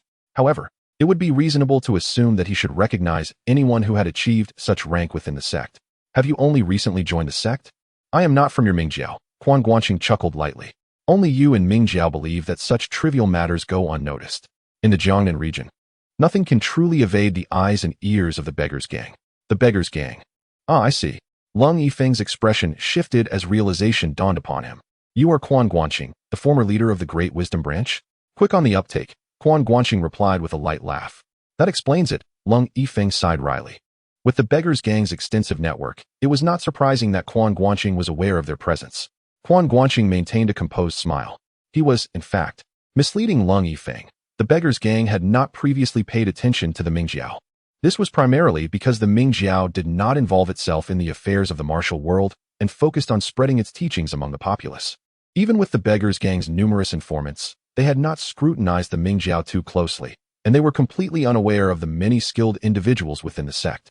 If Lung Yifeng's assertion held true, then the earlier figure, Yin Chenglong, was merely a branch leader. The abilities of those above him, such as the Wandering Masters, the Dharma Kings, the Light Bearers, and even the church leader, must surely surpass his. With so many formidable talents, only the Shaolin could rival them. The Beggars Gang would hardly compare. Yet, for such a large sect, the Mingjiao remained relatively obscure in the martial world. Quan Guanqing's knowledge did not stem from any prior attention from the Great Wisdom Branch, but rather from his previous life, where he had read Water Margin. In that tale, the first major city conquered by Feng La's forces was Hangzhou. Although Water Margin and Tianlong exist in different fictional universes, the overarching direction remains similar. For instance, if Feng La's uprising indeed captured Hangzhou, then the sect's headquarters would undoubtedly be nearby. As for the subsequent events at Kunlun Mountain, that was likely a consequence of Huang Shang's mighty endeavors. Unaware of these details, Lung Yifeng assumed that the Beggars Gang had long been cognizant of their presence. He could only marvel at the prowess of the world's greatest gang, believing it entirely reasonable that they possessed such capabilities. Hero Qiao, Hero Quan. The Ming sect and the Beggars Gang have never been in conflict. This incident was merely an unfortunate coincidence. We were unaware that this young lady was your acquaintance. Moreover, the Saintess is not without merit. Though she wields little actual power, her status remains quite elevated. Quan Guanqing, well aware of their headquarters, adopted a more courteous demeanor, considerably more cautious than before. Do not waste my time with trivialities, Quan Guanqing interjected, waving his hand dismissively. Take me to this so-called Dragon King and retrieve my lost belongings. If you do not, well, the unspoken threat lingered in the air, far more potent for its ambiguity. Cold Yifeng appeared conflicted, but our sect rules. You are quite dense, Zhongling chided with an exasperated smile. Simply lead the way. When we arrive, we will argue our case, asserting that we have released you. As for what follows, that is no concern of yours. Very well. Cold Yifeng replied, pondering the proposal. It seemed agreeable enough. Quan Guanqing was taken aback. He had anticipated further hesitation from Cold Yifeng, yet he acquiesced without contest. This unexpected cooperation would indeed save them from further complications. While seeking assistance from the Beggars Gang would undoubtedly lead them to this branch, and perhaps even to the Dragon King in a timely manner, it would require a considerable investment of time, not to mention the risk of the ice silkworm being consumed during the interim. If the Dragon King departed from this location, finding him again would be no simple task. With these thoughts in mind, Quan Guanqing's mind was solely fixated on the ice silkworm as he forcefully severed the chains locking the door, entering the prison. It was then that he beheld Cold Yifeng's visage. Dressed as a Taoist priest, he appeared to be in his 40s, possessing a refined countenance. His complexion appeared relatively healthy. devoid of visible injuries, though his eyes bore a certain dullness. Had he been poisoned or merely had his acupoint sealed? Noticing the absence of shackles, Quan Guanqing deduced that Cold Feng had likely been deprived of his martial abilities. His back bore the marks of nails, rendering him powerless. Cold Feng did not conceal his condition. Upon removing his Taoist robe, 2 penetrating nails were revealed embedded in his back. Quan Guanqing pressed down on Cold Feng's acupoints twice before delivering 2 swift strikes with his palms. The nails were expelled forcefully, embedding themselves in the wall behind. Cold Feng inhaled deeply, then exhaled a long breath. Upon reopening his eyes, the previous dullness was replaced with a glimmer of vitality, signifying the restoration of his powers. "Thank you, Sir Quan, for your assistance," Cold Feng said with a smile as he rose. "Enough with the pleasantries. We must move swiftly," Quan Guanqing replied curtly. "Of course." Cold Feng nodded in agreement. With the rear passage blocked, the group had no choice but to return to the entrance of the well. This time, Qiao Feng led the way, swimming up with Zhu's aid. Following them were Zhongling and the rescued women. Cold Feng followed, while Quan Guanqing brought up the rear. Upon Quan Guanqing's ascent, he observed Qiao Feng and Cold Feng channeling their energy to dry their clothes. Zhongling was somewhat shielded by her armor, but the other women were thoroughly drenched, rendering the situation quite awkward. Zhu initially believed that Qiao Feng and Quan Guanqing would bring no more than one companion with them. To her astonishment, 7 or 8 stunning women appeared instead. Even though their attire was soaked, obscuring their colors, their extraordinary beauty remained evident, leaving her both bewildered and curious to inquire of Qiao Feng. However, Qiao Feng was more adept in action than in speech, and given his own confusion about the situation, he struggled to articulate a clear response. Quan Guanqing's arrival had merely been an attempt to offer a haphazard explanation. At this moment, Zhu was too preoccupied to dwell on such matters. Quan Guanqing bowed and repeatedly expressed his apologies, stating that he required Qiao's assistance in pursuing his enemies, and requested that Zhu kindly arrange for the women. He urged her not to take offense. Zhu, understanding Qiao Feng's sense of loyalty, and recalling how Quan Guanqing had stood up for him in the apricot blossom forest, at the gathering of Heroes Inn, and even at the Tiantai Temple, felt a deep fondness for him. She promptly nodded and replied, "Brother Quan, you speak with such humility. Please attend to your affairs. I shall keep watch here. When you return, simply seek us out at the inn." Quan Guanqing expressed his gratitude once more, then turned to look at Lung Yifeng, who, with a swift turn, headed towards the direction of Tiantai Mountain. Chapter 059. The internal strife of the Ming sect on the expansive Tiantai Mountain. There exists not solely the Zhiguan Temple. Quan and Qiao followed Lung Yifeng, traversing towards another area. In the distance, nestled in a valley, stood a grand residence with 5 courtyards, still flickering with lights in the deep of night. It was evident that Yin Chenglong had returned home, and that Du Wenin, known for his indulgence, would not embark on a journey under the stars. Presumably, he too was present. "I shall seek them out to bring them misfortune," Lung Yifeng declared. He did not spare a glance at Quan and Qiao, as if they were mere phantoms. This act of willful ignorance amused Quan Guanqing. However, upon arrival, matters would be manageable. Du Wenin was indeed the name of the azure-scaled Dragon King. When leaving the secret passage, Zhongling had alerted Quan Guanqing that the individual they sought had green-hued eyes, with hints of green intermingled in his hair. Furthermore, the lightning weasel had bitten him, yet he exhibited no reaction. Although the lightning weasel was still in its juvenile stage, and its venom was far less potent than its predecessoress, a mere bite would typically spell doom for an ordinary person.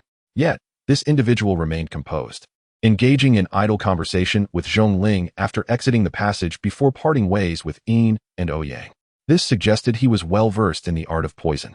Upon hearing Zhongling's account, Lung Yifeng could only ambiguously acknowledge that the Dragon King's martial prowess indeed centered around venom.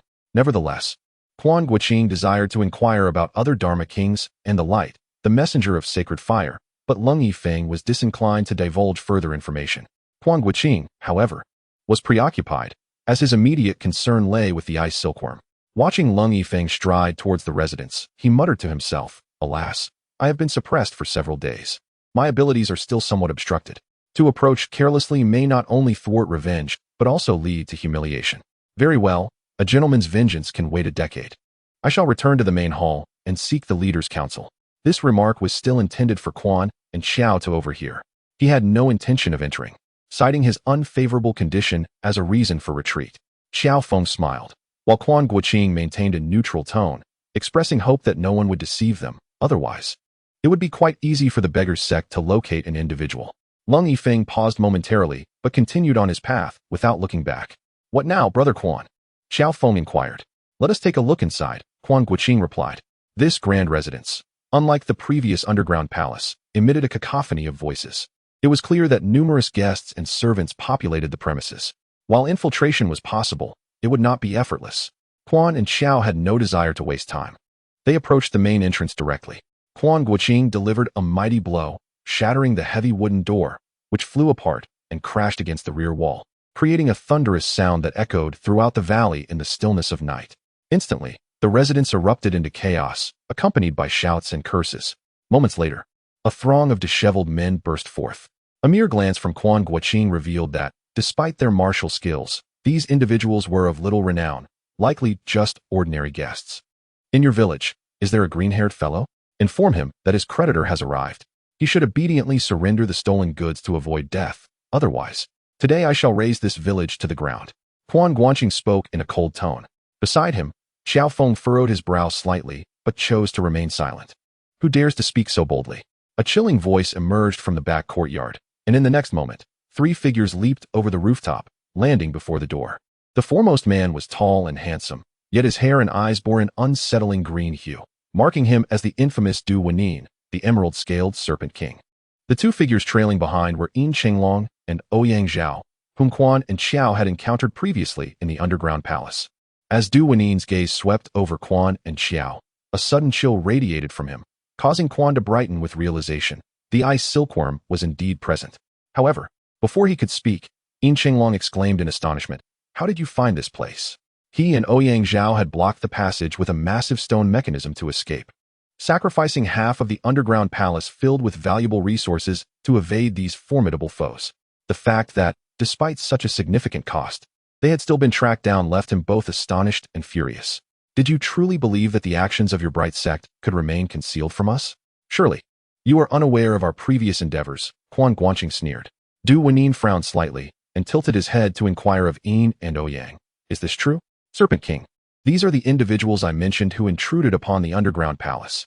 I clearly used the dragon breaking stone to block their path, yet for some reason, they still managed to arrive here. Oh, Du Wenin's gaze flitted over the 2 before settling on Qiao Feng. You must be Bei Qiao Feng. Qiao Feng and Quan Guanqing were indeed easy to recognize. Quan, standing nearly 1.8 meters tall, was remarkably tall for the southern regions at this time. Yet Qiao Feng towered at approximately 1.9 meters, an imposing figure. Such stature was rare throughout the martial world, in Quan's recollection. Only Qiao Feng, and perhaps Xiao Yuanshan had comparable heights. Qiao Feng maintained a composed demeanor and clasped his hands in greeting. Indeed, I am Qiao Feng. As for you, if you return the belongings of my brother Quan, we shall consider this matter resolved. Otherwise, with a smirk, Du Wenin produced a small brocade pouch, which was filled and made a slight sound as he shook it. Is this the little ice bug? Indeed. Upon seeing the pouch and sensing the emanating chill, Quan became anxious. You seem to fit the profile of a principal character. Do you not feel any shame in your thievery? Upon hearing those words, a hint of color returned to Du Wenin's pale face. It is commonly known that individuals in the martial world often lack shame and engage in deceit and theft without a second thought. Yet Du Wenin, as a law king of the bright sect, commanded considerable respect in Jiangnan, where his call could summon 100 responses. Only the leaders of the sect held a higher status than he. The 4 envoys could not definitively claim superiority over his rank. Having enjoyed privilege and high status for many years, he had retained a semblance of dignity. Stealing may seem inconsequential if one is not caught in the act. However, when the owner comes seeking restitution and invokes the matter of shame, the pride of this Serpent King is undeniably wounded. Reluctant to return what he has taken, he finds himself in a predicament. Du Wenin is not originally from the Central Plains. He has been training under an extraordinary master in the realm of Tubo. This master possesses martial skills that are markedly different from the ordinary, drawing poison into his body, intertwining its toxicity with his true energy to unleash a formidable force that penetrates meridians and acupoints, thereby accelerating the cultivation process. His rate of advancement far surpasses that of conventional martial arts, yet this method bears a grave risk. Should the toxins be improperly managed, the practitioner faces the imminent threat of their meridians being incinerated. Initially, the master treated his disciples generously, but over time, as his cultivation took a tumultuous turn, he became increasingly erratic, prone to violence, and often resorting to lethal force against his students. The disciples, unwilling to endure such tyranny, yet lacking the prowess to confront him, seized the opportunity to escape during one of his seclusions. Ouyang Zhao, a junior disciple of Du Wenin, crossed paths with him recently, although their paths had diverged. Ouyang Zhao had established a modest fortune in the western regions, but, fearing his master, remained discreet and cautious. In contrast, Du Wenin had joined the Ming sect early on and had risen to the esteemed position of protector of the faith. This encounter prompted Du Wenin to invite his junior to join the Ming sect. With the old sect leader nearing the end of his tenure, a new leader was to be elected. The vice leader, having sustained severe internal injuries in his youth, was ineligible to succeed. The new leader would likely be chosen from among the 4 envoys, 6 law kings, 7 recluse masters, and 10 banner masters. Du Wenin was a contender, his popularity evident. Yet as a latecomer to the sect, he found his influence and power slightly lacking compared to other candidates. Should he succeed in recruiting Ouyang Zhao, whose martial prowess rivaled that of the recluse masters, it would undoubtedly bolster his standing. However, Ouyang Zhao had come to the Central Plains to engage in underworld dealings and was reluctant to forsake his established enterprises in the West. Thus, Du Wenin endeavored to persuade him while also enticing his loyal confidant, Yin Chenglong, to provide incentives. Ouyang Zhao, a man of indulgent appetites, found himself led by Yin Chenglong into the vibrant brothels of Jiangnan, prolonging his stay far beyond his initial intentions. Observing Ouyang Zhao's penchant for pleasure without toil, Yin Chenglong, emboldened by his audacity, conceived a devious plan. As the sect prepared for leadership elections, they also sought candidates for the role of the Holy Maiden. With several prospects gathered from Tiantai County, Yin Chenglong, seizing an opportunity, brought Ouyang Zhao to the underground palace to view these meticulously selected beauties. The enchanting maidens, far from mere commoners, captivated Ouyang Zhao's heart. Yet, Yin Chenglong insisted on a commitment from Ouyang Zhao before proceeding, stalling their progress. On this day, upon returning from his endeavors, Du Wenin intended to further persuade Ouyang Zhao, only to unexpectedly encounter Quan Guanqing and Zhong Ling in the streets. Captivated by Zhong Ling's spirited and charming demeanor, he found her far surpassing the previous beauties in both wit and allure. She emerged as an exceptional candidate for the role of Holy Maiden. Thus, under the cover of night, he resolved to abduct her. Upon entering the chamber of Zhongling, an unsettling sensation engulfed him as he sensed something amiss next door. At that moment, Quan Guanqing had already arrived at Jiguan Temple. He deftly climbed through the window and discovered the ice silkworm beneath the bed. The remarkable master was a master of toxins, and Du Wenin possessed formidable poison skills, making him quite knowledgeable about toxic mists. With a mere glance, he discerned that this unprecedented and extraordinary ice creature was undoubtedly a rare treasure. Should he harness its power for cultivation, it might enable him to surpass the master who haunted his nightmares. As for the position of the leader, it was nearly assured. However, the ice silkworm exuded an unmistakably potent toxicity, rendering him hesitant to absorb it recklessly. While contemplating a solution in Yin Chenglong's residence, he observed Ouyang Zhao and Yin Chenglong returning in a state of disarray. A quick assessment revealed both were severely injured, prompting him to inquire about their plight. Just as he began to gather information, Quan Guanqing and Qiao Feng arrived. This unexpected turn of events significantly exceeded Du Wenin's anticipations. It was clear that they were unwilling to offer assistance. Yet if they withheld their help, the two in front of him could potentially overpower Ouyang Zhao and Yin Chenglong. He believed he could handle either of the two individually, but facing both simultaneously posed a formidable challenge. Given that Ouyang was notably stronger and both were injured, he feared they would be of little assistance. What should he do in such a predicament? Chapter 060, Poisonous Claws and Mighty Pill's Brother. These two possess formidable martial arts. You must exercise caution, Ouyang Zhao whispered. Du Fanning thought to himself, of course I am aware. The name of Qiao Feng is renowned, even among those in the Mingjiao sect who seldom engage with the Jianghu. Yet, despite his inner trepidation, he could not afford to appear timid. He coldly declared, I have long heard of Qiao Feng and Nan Murong. I have had the fortune of meeting young Master Murong, though he is well versed. He is merely a rising star among the youth. I wonder, however, if Qiao Feng truly lives up to his reputation. Du Fanning's intention was to keep Quan Guanqing and Qiao Feng from acting simultaneously. It was apparent that Quan Guanqing was somewhat weaker, yet the ice worm belonged to him. Proposing a spar with Quan Guanqing might result in being entirely disregarded, rendering it futile. Thus, he chose to confront Qiao Feng instead. If he could defeat Qiao Feng, Quan Guanqing would likely think twice before intervening. As for whether he could prevail over Qiao Feng, Du Fanning harbored no great confidence. After all, Qiao Feng was barely in his 30s, with no particularly remarkable accomplishments. His previous perilous encounter at Jushin Manor had been diffused by Quan Guanqing, and his battle against the man from the Divine Mountain had not yielded a definitive advantage due to his restraint. Du Fanning felt a measure of confidence in his martial prowess. Perhaps, just perhaps, he might indeed vanquish this famed Bei Qiao Feng. If Quan Guanqing were to discern Du Fanning's thoughts at that moment, he would surely burst into laughter. To contend with Qiao Feng, the moment the latter unleashed his sound, even a deity would first be met with a barrage of the 18 Dragon Subduing Palms. Since you wish to impart your teachings, I, Qiao, shall not hold back. Qiao Feng declared, fully aware of his opponent's intentions, yet undaunted. He disregarded the so-called Dharma king of the Mingjiao. Since Quan had sought his assistance, he was determined to provide it wholeheartedly.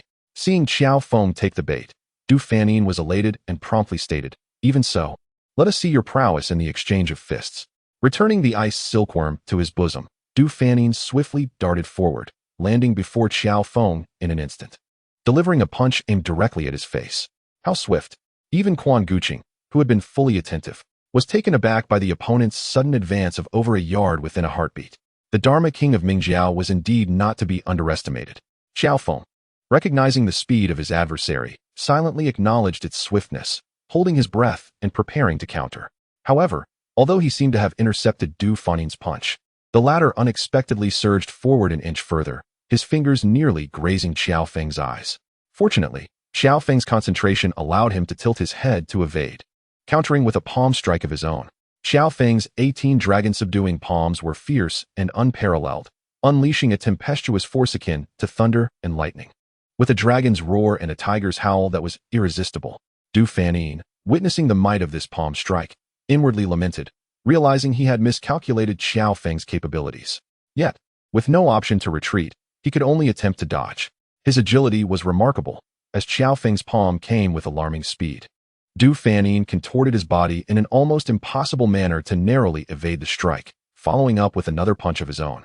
Qiao Feng initially believed that even if his palm strike missed, he would be able to evade his opponent and execute his technique. To his surprise, the adversary skillfully dodged and continued to engage him in close combat. Qiao Feng's Dragon Subduing Palm and Demon Subduing Palm were both characterized by their vigorous and expansive movements, making it somewhat challenging for him to adapt to such close quarters, forcing him to retreat repeatedly. Meanwhile, Du Fanning advanced like a cunning serpent, his strikes quick and lethal, evading with the grace of a serpent twisting away. Despite Qiao Feng's successive palm strikes, Du Fanning managed to evade each one with his peculiar agility. Quan Guanqing observed with growing anxiety. This was no dragon king, but rather a monstrous serpent. For the first time, Qiao Feng encountered such an unconventional fighting style, which might lead to his downfall. Just as Quan Guanqing began to worry, he saw Qiao Feng abruptly halt his retreat, taking a decisive step forward without launching another palm strike, but instead aiming a claw towards Du Fanning's wrist. Du Fanning attempted to evade by twisting his wrist, but Qiao Feng's strike was remarkably swift and executed from an unusual angle. Although Du Fanning was quick to avoid it, he still felt a slight graze from Qiao Feng's fingertips. Just a trace, yet a faint red mark immediately appeared on his wrist. Surprised, Du Fanning instinctively turned to glance at Yin Shenglong. Although the Ming cult seldom had disputes with martial artists from other sects, they also had limited interactions with them, resulting in minimal knowledge of their martial arts. His understanding of claw techniques was quite limited, the most formidable of which being the Yin family's crushing divine claw. Yet, even Yin Shenglong's technique seemed less incisive than Qiao Feng's current claw skills. Quan Guanqing could not help but smirk at the sight. Qiao Feng was employing the dragon claw technique, yet the way he executed it was entirely different from Quan Guanqing's. While Quan Guanqing found himself suppressed by Yin Shenglong, Qiao Feng's intervention turned the tables, overpowering Du Fanning, whose martial prowess surpassed that of Yin Shenglong. Du Fanning's fist technique was named Serpent's Fist, while his movement style was referred to as Serpent's Transmutation. This peculiar combination diverged significantly from the common martial arts of the Central Plains, rendering it difficult for Qiao Feng's formidable palm force to make contact. However, Qiao Feng's combat intuition was sharp. He swiftly adapted his strategy, transforming his approach into a fierce and aggressive dragon claw technique. Du Fanning, known as the Dragon King, ironically wielded techniques named after serpents, akin to a serpent aspiring to become a dragon. Now confronted with the authentic dragon claw technique, he found himself struggling to defend against Qiao Feng's relentless assault. In just 10 exchanges after shifting his tactics, Du Fanning was already in a position of considerable disadvantage. Quan Guanqing calculated silently. Indeed, Du Fanning's abilities surpassed those of Yin Shenglong, but only by a margin of about 10%, perhaps comparable to Murong Fu. If he were to exert his full capabilities, victory would be within reach. For Qiao Feng, success would be even more attainable. However, with 4 remaining envoys and 6 law kings from the Ming cult, if they all possessed such skills, it would indeed be remarkable. As Quan Guanqing pondered this, he suddenly witnessed Du Fanning change his technique, transforming his fist strikes into a powerful palm strike aimed directly at Qiao Feng. This palm technique markedly differed from the previous serpent's fist, yet it flowed seamlessly, indicating it had been practiced and mastered before. Upon witnessing the opponent's change in technique, Qiao Feng promptly adapted, meeting the strike with a palm of his own. The Dragon Subduing Palm technique is particularly adept at countering similar palm strikes. As their palms collided, Quan Guanqing suddenly felt a jolt of unease surge within him. What could this be? Before he could ascertain the cause of his trepidation, he observed Qiao Feng retreating rapidly, not as a result of being forced back by the opponent's palm power, but rather as if he had encountered something dreadfully formidable. In stark contrast, Du Fanning, after clashing with Qiao Feng, was genuinely sent staggering back several steps, his face alternating between shades of green and red, his arm trembling slightly. Clearly, the encounter had not been kind to him. Yet, a hint of satisfaction flickered across his countenance. The renowned Qiao Feng was indeed formidable, and the Dragon Subduing 28 Palms were as impressive as legend suggested. However, the youth was inevitably lacking in experience. How does my Azure Scale Divine Palm fare? Quan Guanqing quickly approached Qiao Feng, only to find him with a slightly flushed face, emanating waves of heat, as if he were channeling his internal energy. Upon examining their palms, he noted a peculiar purplish-red hue emanating from Qiao Feng's palm. This Azure Scale Divine Palm was evidently akin to a poisonous technique. As the leader of the Beggars sect, Quan Guanqing's knowledge was extensive, yet, prior to this day, he had never encountered such a technique. No, it was not that he had never seen it. As he rummaged through his memories, he realized that this type of toxic palm technique was utterly unheard of within the martial world. Could it be that Du Fanning was a master innovating a new school of thought? Astonishment filled Quan Guanqing's heart. However, it was inconceivable that Du Fanning could be a founder of a new sect. The true originator of this toxic palm technique was his extraordinary master, who had developed the ability to draw poison into the body, thereby creating a technique that infused the toxic essence into his palm strikes. This concept had never been previously conceived or employed. This was Qiao Feng's first encounter with such a toxic technique, and the strange internal energy felt like a parasite, gnawing at him. Despite his formidable internal strength, he found it challenging to dispel the insidious force. The potency of this toxic palm power was markedly different from that of ordinary poison projectiles, which Qiao Feng had methods to counteract. Yet, facing this unprecedented challenge, he found himself somewhat at a loss. The heat radiating from his palm felt akin to being seared by fire, and this sensation relentlessly sought to penetrate his wrist and into his body. Fortunately, his profound internal energy allowed him to contain the noxious gas within his palm, preventing it from spreading further. However, this meant that Qiao Feng was unable to continue the battle, should he lose focus and allow the virulent energy to enter his meridians. The consequences were uncertain. In truth, Qiao Feng was being overly cautious. His prowess surpassed that of his opponent, and even if the toxic energy spread locally, it would be easier for him to marshal his internal strength to suppress it. Alternatively, he could merge this toxic energy with his own to unleash a counterattack. Moreover, a master skilled in finger techniques could directly channel the toxic energy to their fingertips and release it, akin to how Duan Yu expelled liquid from his body. This was a feat that Qiao Chujia had also accomplished, though Qiao Chujia's martial prowess could not compare to Qiao Feng's. His ability to perform what Qiao Feng could not was a testament to the advancements in martial theory over the subsequent century. In terms of combat prowess, Qiao Feng could likely contend with 3 to 5 Qiao Chujis, yet when it comes to finesse, he falls short. Quan Guanqing immediately discerned Qiao Feng's predicament. While the latter was ignorant of the poison palm technique, he possessed some knowledge of it. However, the precise method to counter it eluded him momentarily. Yet, this was no obstacle for him, for he had resources at his disposal. He retrieved a porcelain vial from his bosom, extracted a pill, and promptly placed it into Qiao Feng's mouth. Brother Qiao, swallow it whole. Use your internal energy to dissolve it, and the poison shall soon be neutralized. Qiao Feng harbored immense trust in Quan Guanqing and swiftly ingested the pill, channeling his internal energy to activate it. Instantly, a refreshing sensation coursed down his throat. spreading throughout his body and nourishing his meridians. Not only did the searing heat in his palms subside rapidly, but even the injuries sustained during his previous battle on the Divine Mountain seemed to improve somewhat. In the span of a few breaths, the purplish-red hue in his palms dissipated, restoring them to their natural state. "Brother Quan, you possess such remarkable abilities?" Qiao Feng gazed in astonishment at his rejuvenated hand, utterly surprised that a poison he deemed troublesome could be resolved with a mere pill. However, he was not the most astonished. That title belonged to Du Fanning across from him. "What is happening? My painstakingly cultivated by Lin Divine Palm, perfected over 30 years, has been undone by a single powerful pill?" Chapter 61. Brotherhood. Du Wanyin was taken aback, filled with dread and disbelief, his emotional state soaring to an astonishing 99. The long-awaited surge of emotion brought a subtle smile to Quan Guanqing's lips. Of course, he possessed no miraculous pills, nor would they be of any use. What he administered to Qiao Feng were the 9-flower jade dew pills procured from the system's benefactor. The East's evil, Huang Yaoshi, could be described as a scholarly genius, dabbling in a myriad of eclectic pursuits, yet still a romantic at heart, a devoted father. Despite his formidable skills, he managed to maintain equilibrium among the four greats. Huang's 9-flower jade dew pills were renowned for their detoxifying and healing properties, particularly their exceptional ability to counteract poison. While it was uncertain whether he had devised a strategy against Ouyang Feng, the outcome was clear. Ouyang Feng seldom resorted to poison in Huang Yaoshi's presence. The theories of martial arts were indeed evolving. During the era of the legend of the Condor heroes, the use of poisonous palms was already deemed commonplace. Wang Chui, having fallen victim to the poisoned sand palm, was even aware of ready-made remedies to counter it. Thus, the more remarkable 9-flower jade dew pills, in contrast to a century ago, demonstrated astonishing efficacy, yielding immediate results. Was it reasonable to claim that this dismantled his own poisonous palms? Du Wanyin found it quite implausible. How could one stoop to such underhanded tactics? Was the Ming cult composed entirely of such characters? Quan Guanqing unleashed a scathing retort in response.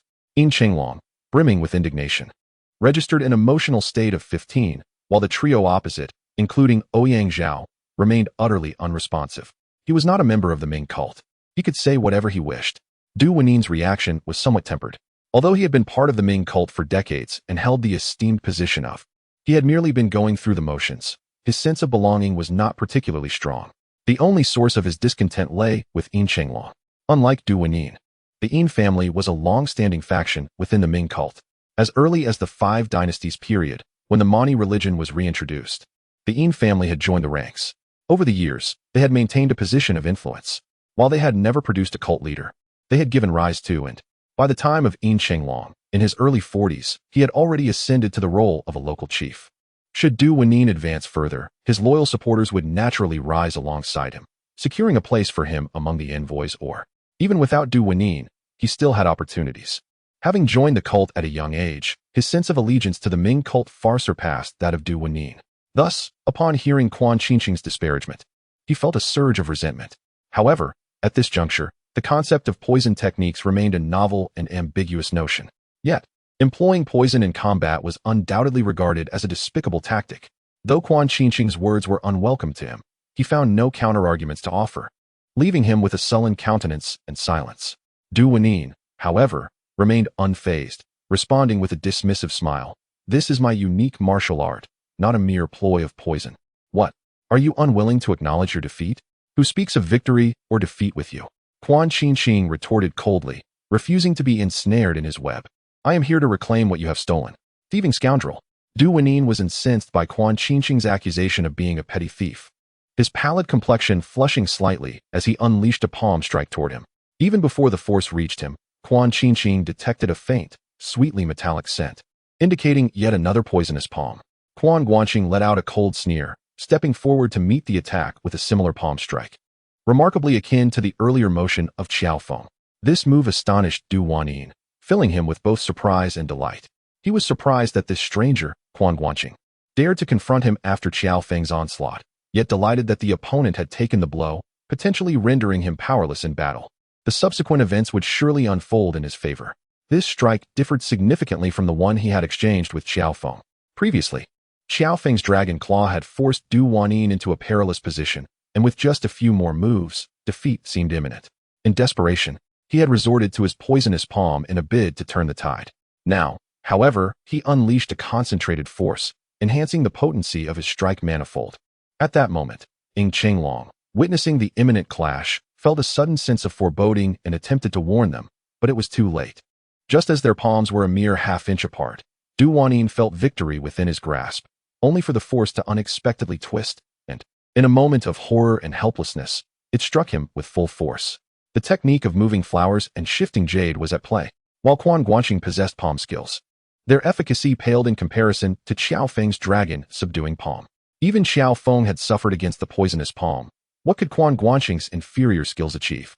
The malevolent force struck Du Wanyin squarely, causing him to spew forth a mouthful of black blood as he was violently propelled backward, his previously pallid face now a vivid crimson. Du Wanyin's shock registered at a value of 23, while Ouyang Zhao's astonishment brought him to 25, and Ying Qinglong's panic reached 20. A practitioner of poison was not inherently immune to it, although Du Wanyin wielded the toxic palm technique. The venom coursing through his body was concentrated in specific acupoints, preventing it from freely traversing his meridians. Such a situation was unbearable for any mortal, unless one possessed the unique techniques of a master like his own, who had always concealed critical knowledge from his disciples. Thus, when Du Wanyin and his fellow disciples escaped, despite their individual skills, they lacked many crucial details when combined. Now, having struck himself with his own charged poisonous palm, the toxic energy surged wildly through his meridians. Given time, he might have contained it, but Quan Guanqing was unwilling to grant him such reprieve, swiftly advancing with a powerful finger strike. Just as the force was about to descend upon Du Wanyin, a formidable palm strike intercepted Quan Guanqing's attack. Furrowing his brow, Quan Guanqing turned to see Ouyang Zhao, his complexion alternating between green and white, who then coughed up blood. Previously, he had sustained internal injuries in his confrontation with Qiao Feng, barely mustering the strength to flee. He found himself at the end of his tether upon entering this residence. Yet, upon witnessing Quan Guanqing poised to claim Du Wanyin's life, he exerted himself to launch a counterstrike, thereby saving Du Wanyin. Although Ouyang Zhao's martial prowess appeared unrefined, his palm strike was undeniably fierce. His desperate effort successfully thwarted the impending finger strike.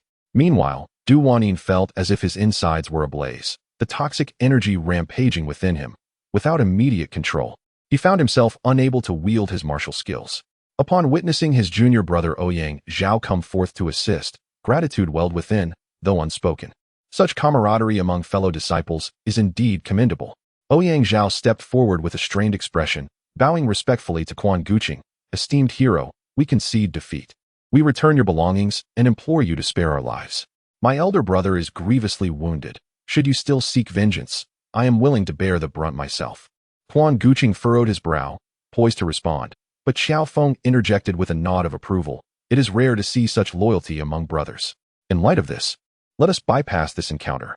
With Qiao Feng's endorsement, Quan Guanqing found it difficult to voice further objections, and promptly acquiesced. Very well. As long as you return the ice silkworm, this matter shall be settled.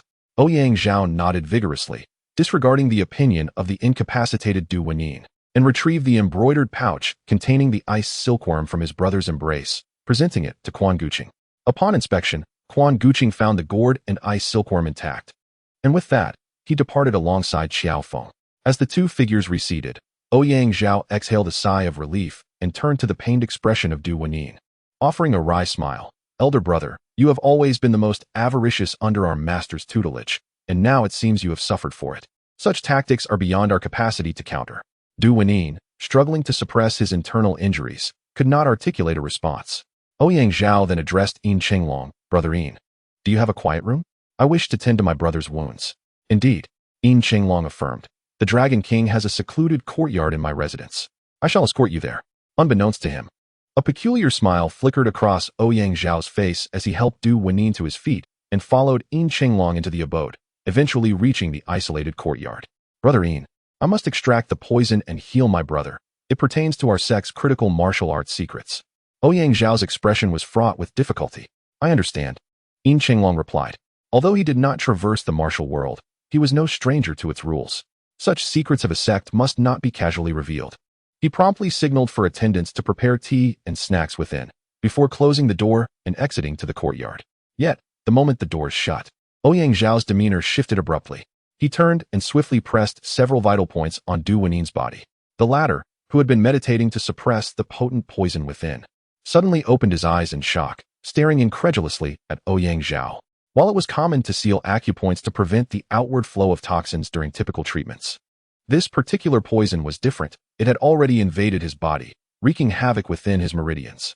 The sealing of acupoints at this juncture would hinder Du Wenin's own internal energy, while the toxic energy remained largely unaffected. Particularly alarming was that Ouyang Zhao had sealed the mute acupoint, rendered immobile and unable to speak. Du Wenin's initial astonishment swiftly transformed into fury. Heh, elder brother, why do you appear so surprised? Although the quiet room was devoid of any third party, Ouyang Zhao spoke in a tone audible only to the two of them. Years ago, when you acquired Master S techniques of the Spirit Serpent lineage, specifically designed to counter my Golden Toad methods, you took great delight in tormenting me. To counter this Spirit Serpent skill, I have devoted decades to research, ultimately refining it into this Toad technique. However, I must confess, I have long coveted the Spirit Serpent Fist, the Spirit Serpent Body technique, and the Serpent S instant step agility. Du Fenyan, rendered immobile and speechless, burned with an anger so palpable it seemed capable of incinerating Ouyang Zhao. Brother, must you gaze at me in such a manner? Ouyang Zhao chuckled softly, seemingly unfazed. Have you forgotten Master S teachings? Allow me to remind you. Our disciples of the Starry Constellation sect have never been bound by brotherly camaraderie. We are but rivals, each vying for supremacy. Back when we were still at the Starry Sea, there were several occasions when you sought to end my life, all for the sake of seizing my snow toad. Had I not been clever, I would have perished long ago. Surely, you do not forget this? Now that you have afforded me this opportunity, how could I possibly restrain myself? Surrender the manual, and you may yet suffer less. Otherwise, how long do you think you can endure the 3-een centipede claw in your current state? Chapter 062. Absorbing the ice silkworm, Quan Guanqing realized that he could no longer afford to be as miserly as before. The essence of emotional value was to be utilized. It was unthinkable to confront formidable opponents armed solely with the technique of moving flowers to connect jade. That would render his system efforts futile. Previously, he had thought perhaps there were better applications for his emotional value, stemming from a lifetime of scarcity that had left its mark on him. Now, with emotional value in sufficient abundance, there was no reason for frugality. Although the shop could only enhance the proficiency of martial arts rated as superior or below, rendering it ineffective for the likes of the Easy Muscle Classic and the Divine Foot Classic, there were indeed still applicable skills. The Dragon Claw Hand, Prajna Palm, 7 Injuries Fist, Illusory Een Finger, and the foundational techniques he already possessed were all rated as superior or lower. Stealing his resolve, Quan Guanqing directly exchanged 36,000 points of emotional value to elevate the proficiency of these 4 martial arts to 1,000 points, earning the commendation of mastery. Although he still had a considerable distance to cover before reaching the pinnacle of moving flowers to connect jade at 3,000 points, he felt it was sufficient for the time being. In fact, it proved to be adequate. Upon elevating the 4 skills to mastery, Quan Guanqing immediately sensed that his understanding of them had ascended several levels. This sensation was peculiar. Previously, when he had entered the realm of proficiency, he felt intimately familiar with the techniques, as if there were no mysteries left. Yet, in combat, he sensed a deficiency in power. Now, having attained mastery, he instantly recognized the root of his previous limitations, transformation. Though he had been well-versed in the techniques, he had lacked awareness of the myriad variations and developments inherent within them. This was, in fact, a shortcoming of the system's learning process. Had he diligently practiced each punch and kick, even without reaching higher realms, he would have developed an instinctive awareness of the potential variations in certain techniques. However, due to his exceptional abilities, he had missed out on this essential accumulation.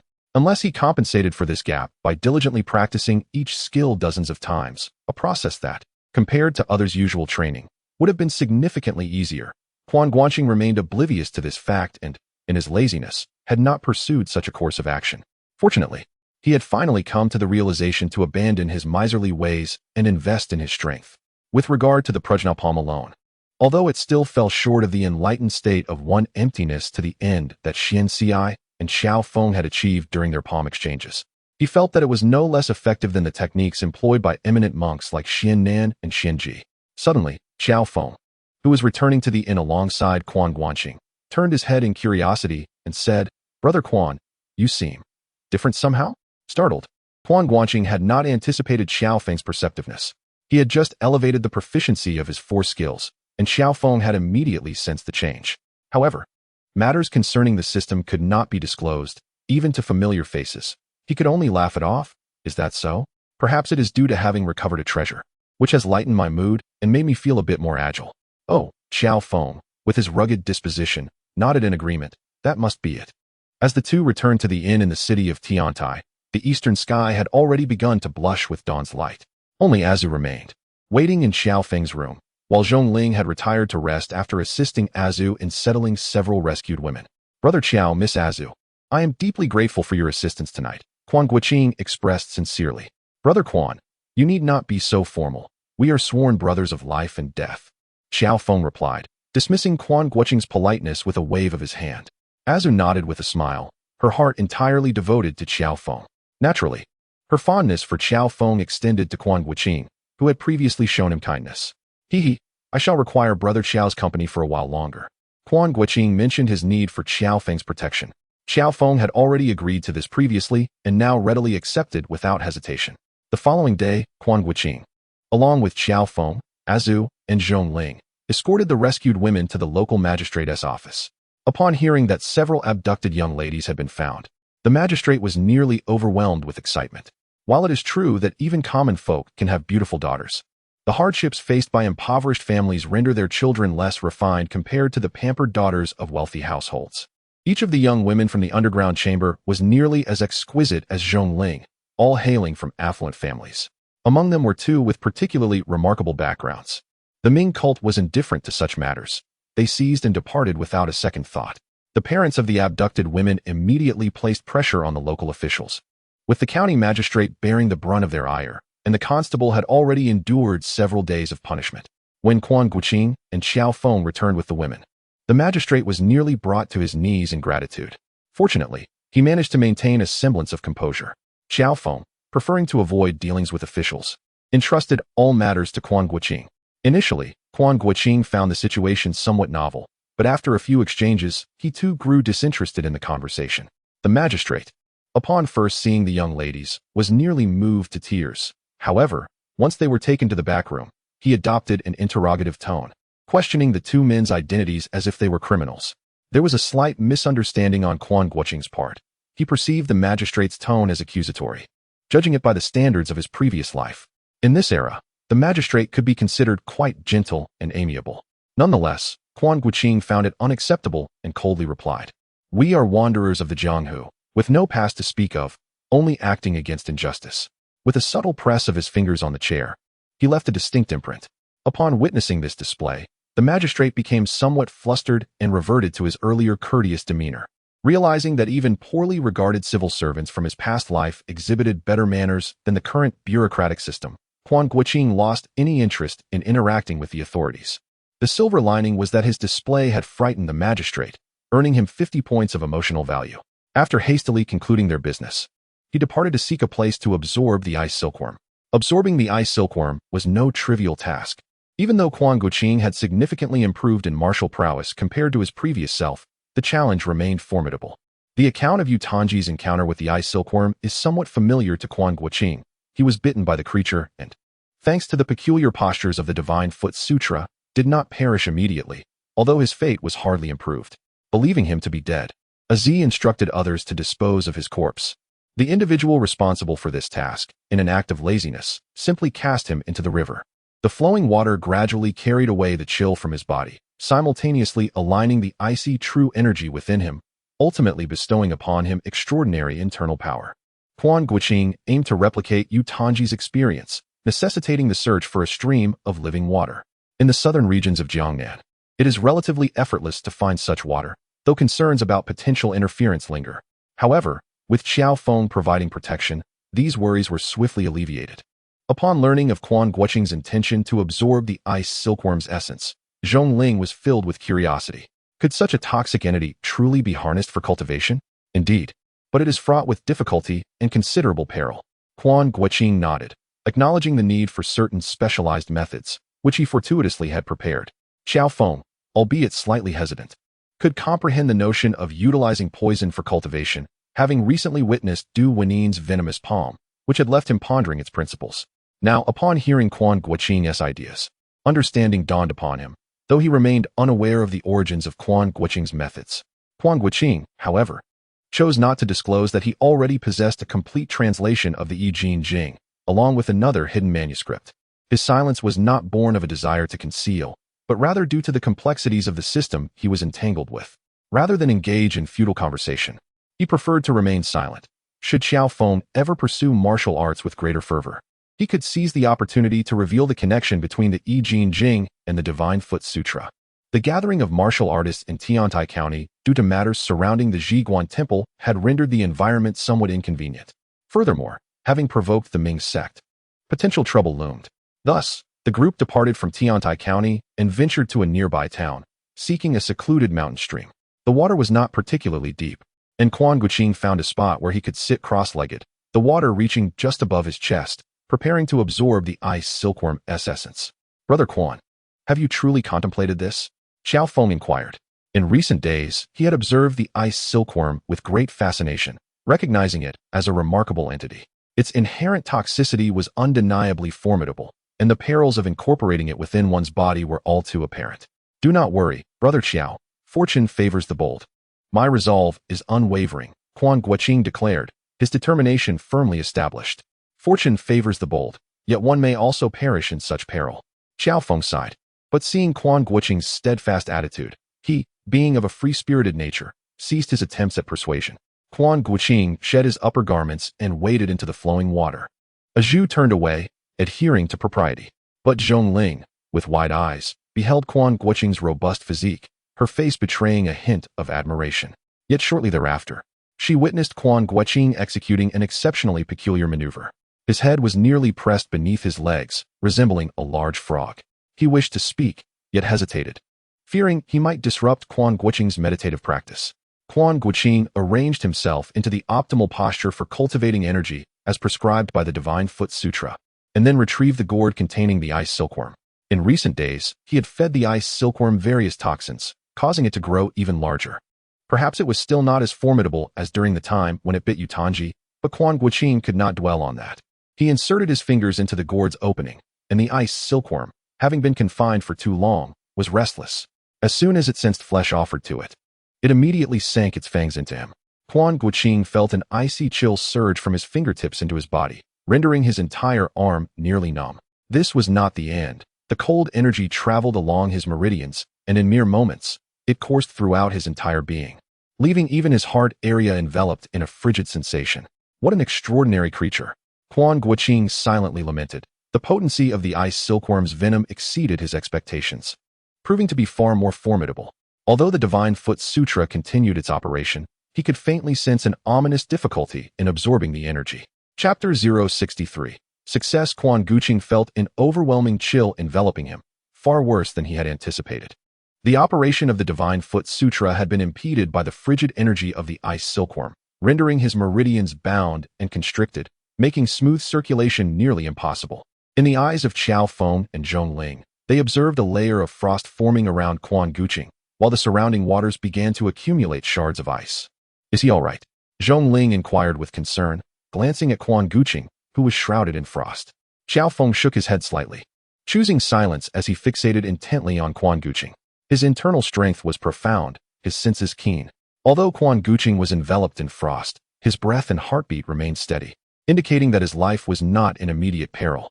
Qiao Feng's gaze shifted to the ice silkworm clinging to Quan Guanqing's fingertip, still sucking his blood.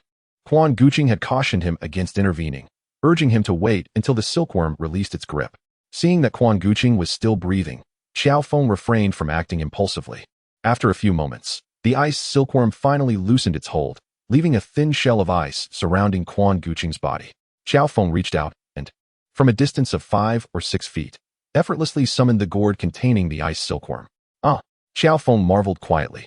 Upon inspecting the gourd, he noticed that the once pure white ice silkworm now bore a crimson line, as if it had transformed from a piece of white jade into a bloodstone.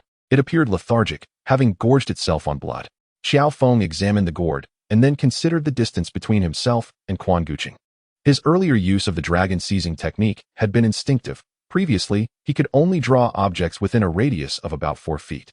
To reach 5 feet was a challenge, yet he had effortlessly pulled the gourd from a distance exceeding 5 feet. Though the small gourd was not comparable to seizing a weapon from an adversary, This distance marked a significant threshold for his skill. Having only practiced the dragon seizing technique for a few months, it had just begun to take form during the incident at the apricot grove. Despite not having practiced recently, he had inexplicably made considerable progress. Unbeknownst to Qiao Feng, he had sustained internal injuries during his battle on the sacred mountain, which, while not severe, had not fully healed.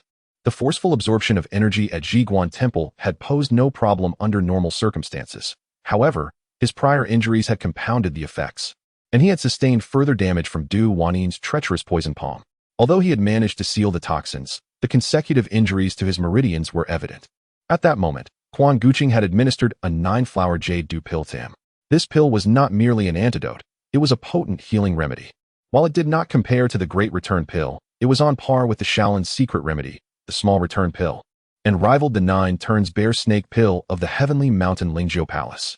After consuming the pill, Qiao Feng's internal injuries had swiftly improved. The past couple of days had been relatively tranquil, allowing him to cultivate his internal energy, leading to not only the healing of his injuries, but also a notable enhancement. Albeit unrecognized by himself. At Qiao Feng's level of martial prowess, each incremental advancement bore immense significance.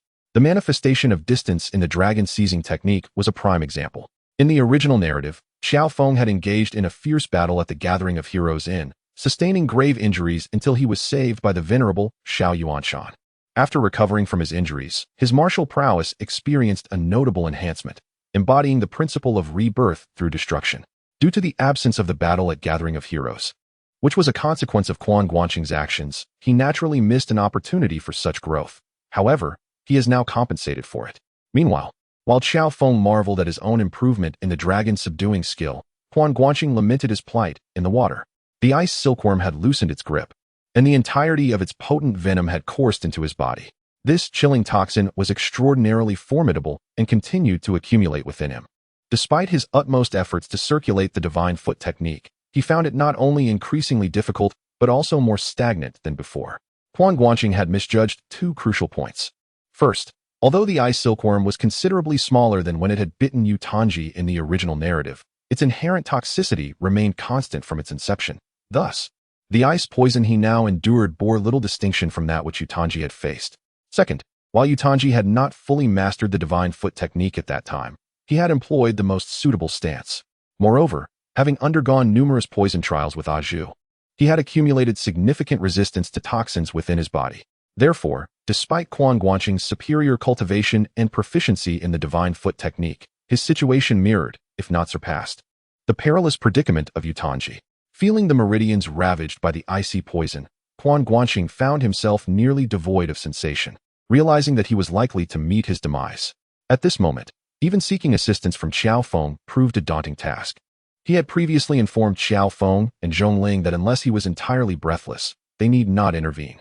However, should he truly lose all breath, it would require Xue Muhua to be nearby. Otherwise, even Qiao Feng's remarkable martial skills would struggle to offer salvation. Fortunately, he had made other preparations. Quan Guanqing mused inwardly before activating the system shop.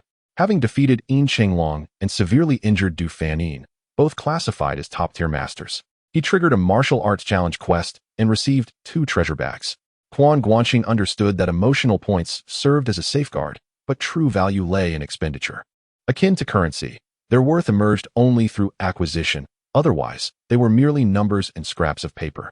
Thus, he purchased several items from the system shop that he deemed useful and refreshed the shop twice. Although he did not procure a top-tier treasure such as the Great Recovery Pill, he did acquire the Lesser Recovery Pill. He had 2 of these on hand, and it seemed fate dictated their immediate need. The system's convenience lay in its requirement of no physical intake. Simply contemplating the items would trigger their automatic consumption. This fortuitously became his salvation. While the Lesser Recovery Pill lacked the miraculous effects of the Great Recovery Pill, it surpassed the 9-flower dew pill in healing internal injuries. At this juncture, Quan Guanqing needed to harness the ice silkworm's potent toxin for cultivation, rendering the detoxifying properties of the 9-flower dew pill counterproductive. Thus, the effects of the Lesser Recovery Pill were perfectly suited. As the medicinal properties rapidly disseminated, the meridians, previously impaired by the cold toxin, began to recover, allowing the divine foot technique to flow once more. Observing from the side, Qiao Feng and the others watched as Quan Guanqing, who appeared almost frozen, began to stir in the water. It remains a mystery how he breathes underwater, as there are no signs of him taking a breath, merely transforming into various postures beneath the surface. The Divine Foot Sutra is, in fact, a masterful embodiment of yoga, comparable to the esoteric teachings that the King of the Golden Wheel sought to impart to Guxiang. The secrets of yoga extend beyond mere physical flexibility and significantly enhance intimate relations. At its pinnacle, it facilitates the internal circulation of energy, enabling one to achieve a self-sustaining cycle, fostering vitality, and even the semblance of immortality. While true immortality may indeed be an exaggeration, those who have mastered the depths of yoga find their internal strength to be inexhaustible, surpassing their peers in endurance. At this moment, Quan Guanqing successfully established an internal breathing cycle, rendering him independent of the need for air for a short duration. As he fluidly transitioned through the postures of the Divine Foot Sutra, he discovered that relying solely on a single movement to forcibly circulate his meridians proved taxing. Rather, varying his movements allowed the meridians to flow more effortlessly with the changes in his body. This exemplifies the advantage of the esoteric yoga practice, which, in contrast to the intricate study of meridians, offers a more straightforward path by externally driving the internal. However, as he progressed, the complexities of meridian unfamiliarity posed challenges. While studying the Divine Foot Sutra, Quan Guanqing had already recognized this point, leading him to ponder whether a master who could integrate both the I Ching Jing and the Divine Foot Sutra might have discerned their respective strengths and weaknesses, merging them into a singular approach, beginning with the Divine Foot Sutra and elucidating the principles of the I Ching Jing. Each would complement the other, amplifying the results. Regrettably, while he could utilize the ice silkworm to aid in mastering the Divine Foot Sutra, the I Ching Jing remained elusive. As Quan Guanqing shifted his mindset, the cold energy within him began to circulate in harmony with his movements, gradually dissipating the extreme chill. He sensed his true energy within the meridians expanding and strengthening. After completing a series of movements, he felt nearly double the power of his internal energy. The stiffness that had previously enveloped his body vanished, leaving behind an enduring chill. Encouraged by this progress, he fervently executed numerous movements of the Divine Foot Sutra from beginning to end. Qiao Feng and Zhong Ling observed as Quan Guanqing transformed in the water, at times resembling a frog, at others a turtle, executing a myriad of bizarre postures. The ice surrounding him shattered with each movement, swept away by the current. Although new ice continued to form, none could linger beside Quan Guanqing. With a sigh of relief, Qiao Feng understood that the immediate danger for Quan Guanqing had subsided. The next question was how this perilous technique would benefit him. Uncertain of how many repetitions he had performed, Quan Guanqing continued until the coldness completely dissipated, replaced by a warm and soothing sensation within his meridians and dantian. With a sudden thrust, he rose from the water, his true energy surging. With a resounding explosion, the gently flowing water was forcefully displaced, creating a 3-foot radius of clear space around him. The trio standing by the riverbank felt a powerful gust of wind sweeping towards them, causing their hair and garments to flutter wildly. Zhong Ling observed as Quan Guanqing suddenly rose to her feet, swiftly covering her eyes with her small hands. Her upper body lay bare, and her lower half was drenched, indeed an unsightly sight. However, whether the parted fingers effectively obstructed her view remained a subject of debate. Qiao Feng's eyes sparkled with realization. What remarkable internal skill. Previously, at the Gathering of Heroes, Quan Guanqing had valiantly confronted 2 eminent monks from the Shaolin sect, and Qiao Feng was already aware of her exceptional martial prowess. Although he found it puzzling that her skills appeared less formidable in the apricot grove, he was typically magnanimous, choosing not to delve too deeply into the matter. Yet today, upon closer inspection, he discovered that Quan Guanqing's abilities had reached a level that even caused him to take notice. Could it be that the ice silkworm possessed such extraordinary effects? Quan Guanqing herself was astonished, for she had witnessed an update in her personal data. The transformation was even more significant than she had anticipated. Chapter 064. The disparity among individuals. Name: Quan Guanqing. Gender: male. Age: 25. Martial arts: Tongbei Danju. Initial comprehension 75-100. Shinzu Jing. Pinnacle 3895 10,000. Rating: Master. Life status: Extraordinary. Mood value: 186, 592. Quan Guanqing's eyes sparkled with brilliance. The skills he had previously enhanced, including Dragon Claw, had reached a level of consummate mastery, which hardly warranted attention. The I Ching Jing remained stagnant at a mere 100 points, despite Quan Guanqing's repeated attempts to cultivate it, yielding no discernible progress. It was quite perplexing. He believed there must be an issue with this particular technique. Surely, it could not solely be his fault. What truly merited attention was one thing. Shinzu Jing, now at its pinnacle. Approaching 3,900 points, this remarkable feat had propelled his Shinzu Jing to unprecedented heights. Even more exhilarating for Quan Guanqing was the transformation in his rating and life status. While the elevation to master was anticipated, the revelation of his life status as extraordinary, surpassing the classification of excellent, was a delightful surprise. Moreover, within his field of vision, the system interface had undergone a transformation. Although it still retained its simplistic and unadorned UI, new features had emerged. Notably, an opponent evaluation option had been added. Indeed, this new addition was quite comprehensible. Upon opening the shop, Quan Guanqing noticed an additional slot beside the 16th item. Daily lottery, cost, none. Was this a result of his abstention from the lottery? Quan Guanqing pondered, a hint of skepticism in his mind. Since his previous 10 consecutive draws had yielded nothing, he had refrained from further attempts. Now, a free lottery had appeared, and it seemed implausible that the system was not somehow targeting him. However, free is free. It would be foolish not to seize the opportunity. In that moment, he chose to conveniently forget the adage that the costliest things are often those that are free. Yet, before he could engage in the free draw, his peripheral vision was captured by two new items. The first was labeled Proficiency Advanced, an unassuming name, yet its implications struck a chord within Quan Guanqing's heart. It promised to enhance proficiency for exceptional and divine-level martial arts. His eyes gleamed with excitement, only to dim upon reading the subsequent details. Each point of proficiency required 100 mood value points. 4 top-tier techniques. Each increment in proficiency consumed 1 point, while divine techniques demanded 2. Thus, to elevate the proficiency of Jin Jing, although theoretically feasible, would require an impractical 200 mood value points for each enhancement. It was no small feat. Even to elevate a technique like the Prajna Palm or Dragon Claw to consummate mastery would necessitate a staggering 180,000 mood value points. How fortuitous. Quan Guanqing mused, as he happened to possess precisely 180,000 mood value points. To elevate? Not a chance. He decisively averted his gaze from that option. At first glance, the second item is somewhat enigmatic, named Erasure, requiring 1,000 points of emotional value.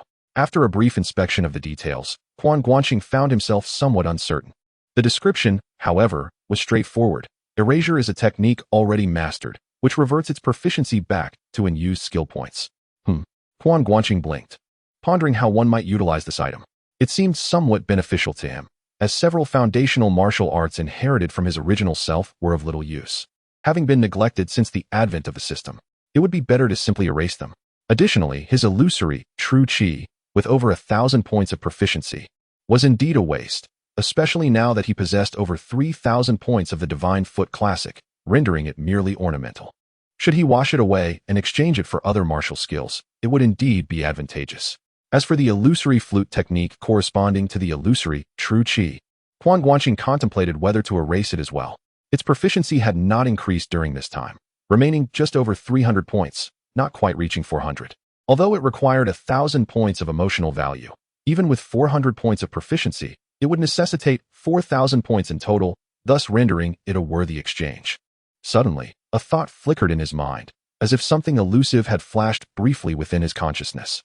It vanished too quickly for him to grasp. Yet he sensed that this erasure held some unique application. However, he could not recall it at the moment. Brother Quan. The voice of Qiao Feng broke Quan Guanqing's concentration on the system. Observing Quan Guanqing standing in the water, seemingly lost in thought after unleashing a powerful aura, Qiao Feng hesitated to speak, concerned he might have disrupted his meditation. But noticing the mix of joy and confusion on Quan Guanqing's face, which did not suggest he was in the midst of practicing, he decided to inquire. Quan Guanqing promptly realized that now was not the time to continue examining the system. Haha, Brother Qiao, I am quite well. He chuckled, leaping out of the water, and with a wave of his inner energy. The moisture enveloping him and his garments evaporated completely, perhaps due to his cultivation of the complete Divine Foot Classic, after absorbing the ice silkworm. His inner energy did not carry the toxic chill, but was instead balanced and pure, aligning with the characteristics of Zen internal power. The 4,000 points of peak proficiency rendered his inner strength fluid and harmonious. Donning his clothes from the ground, Quan Guanqing smiled at Qiao Feng, expressing his gratitude. Thank you for safeguarding me, brother. We are brothers. There is no need for such formality, Qiao Feng replied, his eyes sparkling as he regarded Quan Guanqing. Brother Quan, I perceive that what you have acquired is extraordinary, and your inner strength seems unfathomable. I am delighted to witness such prowess. Why not engage in a friendly spar to mutually validate our teachings? If anyone else had made such a suggestion, Quan Guanqing might have suspected ulterior motives or provocation. Yet, since it was Qiao Feng, he knew it was sincere. Qiao Feng was certainly not a martial arts fanatic, but his love for martial skills was genuine. It was quite natural to desire to spar with an accomplished practitioner. Quan Guanqing felt a stirring in his heart, recognizing it as a splendid idea. He currently feels that his mastery of the Divine Foot Sutra has reached a significant level, and the system has rated him as a grandmaster. It is time to find a suitable opponent to test his abilities. Without a doubt, Qiao Feng is an excellent choice. Moreover, Quan Guanqing's mind stirred as he activated his newly acquired abilities from the system upgrade, specifically the opponent evaluation feature. Qiao Feng, male, 31 years old. Physical condition, extraordinary. Martial arts, 18 Dragon Subduing Palms, perfected. Dog-beating staff technique, perfected. Heart-mind Zen mirror skill, perfected. Dragon claw hand, perfected. Demon subduing palm, perfected. Carefree palm, mastered. Compassionate sword technique, mastered. Burning wood sword technique, mastered. Demo sword, mastered. Taizu long fist, mastered. Dragon capture skill, proficient. Rating, peak grandmaster. Quan Guanqing thought to himself, what a remarkable human arsenal. Previously, he believed Qiao Feng only mastered the 18 Dragon Subduing Palms, having learned of the existence of the 28 palms only after arriving here, along with the dog-beating staff technique, Dragon Claw Hand, and a somewhat unrefined dragon capture skill. After arriving, he learned that Qiao Feng had also studied the Demon Subduing Palm from Master Xin Ku at Shaolin, which he thought was quite sufficient. But upon inspection, it was evident that the reality was far more astounding. Qiao Feng possesses nearly 20 martial arts techniques, with more than half at a mastery level of perfected or beyond, including many exceptionally advanced skills. This was truly extraordinary. Qiao Feng is only 31. Considering he has been practicing martial arts for just over 20 years, can such a series of perfected and mastered techniques be deemed reasonable? It is worth noting that when Quan Guanqing first arrived, he had only achieved a proficient level. It took a potent elixir to elevate his ethereal energy to a mastered state. Was Qiao Feng the kind of anomaly who could effortlessly learn and master any martial art?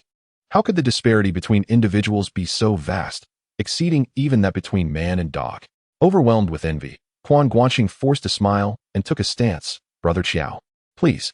However, Qiao Feng was unaware that in this fleeting moment, he had deeply stimulated Quan Guanqing's competitive spirit. With a hearty laugh, Qiao Feng warned, be careful, my brother.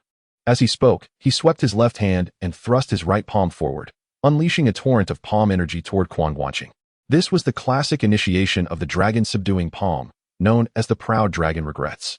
Had it been before, Quan Guanqing would have never dared to meet Qiao Feng's palm strike head-on, even with his skill in the flower-picking and jade-transferring technique. But now, he was eager to test his mettle. Come at me. Quan Guanqing focused his internal energy, condensing it into his palm, and met the attack with his own strike. Prajna Palm. With a resounding impact, the two most formidable palm techniques of their time collided. Qiao Feng's Dragon Subduing Palm was executed with greater finesse, while Quan Guanqing, having absorbed the ice silkworm's essence through the Divine Foot Sutra, had a deeper reservoir of internal energy. This clash was a test of both skill and strength. The result was immediately evident. Quan Guanqing staggered slightly, while Qiao Feng took a step back to steady himself. Although Quan Guanqing seemed to fare better, he too felt a slight numbness in his arm. Brother Quan, your internal energy is impressive, Qiao Feng sincerely praised. Brother Qiao, your palm technique is remarkable. Quan Guanqing's heart was truly engaged in the duel. Once more, the two engaged in unison. In an instant, they advanced once again, clashing fiercely. And in the blink of an eye, over 100 exchanges had transpired. In a contest of skilled martial artists, the outcome is often determined within just a few moves. Even when their abilities are closely matched, victory is usually discernible within 30 exchanges. However, the situation between Quan Guanqing and Qiao Feng was distinctly different. Both were intent on validating each other's martial prowess, hence their strikes were always restrained, and even their most lethal techniques were not fully unleashed. This led to an extended bout of over 100 exchanges without a clear victor. Quan's martial skills had indeed reached an astonishing level, leaving Qiao Feng pleasantly surprised. Yet, he urged his brother not to hold back. Why not showcase that remarkable technique of yours, the transforming flowers and connecting jades, so I may witness it firsthand? Qiao Feng laughed heartily, relishing the exhilarating duel. However, Quan Guanqing's reluctance to employ the transforming flowers and connecting jades left him somewhat displeased. He had long been curious about Quan's unique ability to manipulate force, which he had yet to see. In this moment of sparring, how could Quan Guanqing refrain from demonstrating his skills for observation? Since Brother Qiao has spoken, I shall comply, replied Quan Guanqing with a burst of enthusiasm. He immediately crossed his palms, enveloped by a formidable aura. Qiao Feng sensed the shift in Quan Guanqing's energy and laughed heartily, stepping forward to deliver another strike. Quan Guanqing met him with equal fervor, unleashing the transforming flowers and connecting jades against the 18 palms of the Dragon Subduing. Chapter 65. The Customs of Bianliang. Is this Bianliang? It is so vast. Zhongling felt as if her eyes were insufficient to take in the sights. Gazing east and west, her already large eyes widened even further. I thought Dali City was grand, but no buts. Bianliang is currently the largest and most prosperous city in the world. Quan Guanqing chuckled nonchalantly, unimpressed by Bianliang's splendor. Having witnessed the grandeur of future imperial capitals and bustling metropolises, he found Bianliang, despite its lively atmosphere, rather unremarkable. What a surprise! Zhongling was momentarily taken aback, failing to grasp the meaning behind Quan Guanqing's words. Never mind. Hey, would you like to have some of that? Quan Guanqing quickly shifted the topic, pointing towards a distant vendor selling sugar figurines. Is that possible? Zhongling's eyes brightened instantly. Why not? Quan Guanqing casually approached the vendor, requesting, please give this young lady the most exquisite one. Yes, the most exquisite. Zhongling nodded repeatedly, her eyes sparkling as they flitted over the delicate and beautiful sugar figurines. The vendor scrutinized the two, hesitatingly stating, the most beautiful one, featuring a dragon and phoenix, cost 101. So expensive? The vendor had barely finished stating the price when Zhongling exclaimed in astonishment. Her surprise was understandable. In Dali, where resources were abundant and crops ripened more than once a year, prices were significantly lower than in the Central Plains. 101 represented considerable purchasing power. The vendor's eyes flickered with a hint of disdain. Both Quan and Zhong were dressed in simple, sturdy hemp clothing for the convenience of their journey, making them appear rather inconspicuous in Bianliang. Furthermore, Zhongling's slightly accented speech revealed her status as an outsider. Although the vendor was not of high status himself, he considered himself a Bianliang local and harbored a sense of superiority over the two. Unaware of the vendor's judgment, Zhongling gazed hopefully at the beautiful sugar figurines. Quan Guanqing, however, noticed the vendor's expression and felt a wave of irritation wash over him. He was not short of money. Within the secret altar of the Ming cult, alongside armor and weapons, lay a wealth of gold and silver treasures. When he had set out, he had not hesitated to take what was valuable. And though he could not carry the armor and weapons, he had brought along a considerable amount of precious jewels, all of which had been converted into silver. Even a typical large merchant might not possess as much cash as Quan Guanqing did at that moment. Yet, the thought of parting with his money for someone who looked down upon them troubled him. Why should you disdain me and still profit from my purse? In the midst of his contemplation, a light, mocking laugh reached his ears. Frowning, Quan Guanqing turned to see a robust young man in his 20s standing behind them. The young man was fairly handsome, though his nose was somewhat prominent. His eyes sparkled with liveliness, but Quan Guanqing sensed a lack of integrity, overshadowed by a certain frivolity. Perhaps it was because he was currently leering at Zhongling. Upon noticing Quan Guanqing and Zhongling's gaze, the young man smirked playfully, revealing a radiant smile. Ah, outsiders. Indeed, Bianliang is bustling with prosperity, but not everyone gets to enjoy its delights. As he spoke, his gaze towards Zhongling grew increasingly fervent. However, this young lady was different. Might I have the honor of your company at the Chongqing Pavilion? For those hailing from Bianliang, the mere mention of the Chongqing Pavilion would indicate that this individual was of no ordinary standing. The Chongqing Pavilion ranked among the 72 esteemed establishments, and while one cannot claim that there were no commoners frequenting it, the level of expenditure there was certainly beyond the means of the average person. Yet, both Quan and Zhong were not from Bianliang and were largely unfamiliar with its lore, thus his flirtatious glances were wasted on a blind man. Zhongling frowned, casting an annoyed look at the man. Quan was remarkably handsome, and throughout his travels in the martial world, he had only encountered one who surpassed him in appearance, Duan Yu. Even the names he had heard mentioned in conversation included only one more, Morong Fu. However, comparing Morong Fu was unwarranted, unlike the scholarly demeanor of Duan Yu. Quan exuded a certain gallantry. The man attempting to strike up a conversation possessed merely an average appearance, vastly inferior to Quan's. Perhaps the Duan family's lineage had a penchant for beauty, and Zhongling was no exception. Accustomed to Quan's presence, she hardly paid this man any heed. With a dismissive roll of her charming almond-shaped eyes, She retorted, "What is this Chongqing pavilion nonsense? I know who you are. So kindly keep your distance and do not interrupt my enjoyment." Zhongling's voice, light and melodious, even when she had cursed in the dungeons, rang like a song. Her playful ire at that moment held a unique charm, rendering the man speechless as he reached out to grasp her wrist. Little did he know that she was a stranger and that the Chongqing pavilion was. Before he could finish his thought, he felt an unusual force emanating from his fingertips. Though he had yet to touch Zhongling's wrist, merely brushing against her sleeve, a powerful energy surged through. He found himself tumbling headlong to the ground. "Humph, with such meager abilities, you dare to set your sights on me?" Zhongling regarded the fallen man with disdain. In this era, the technique of 18 falls upon contact had yet to be mastered, yet similar methods of force application had long been developed. As a young girl, Zhongling lacked the internal strength for substantial force. Concerned for her well-being, Gan Baobao had taught her this technique.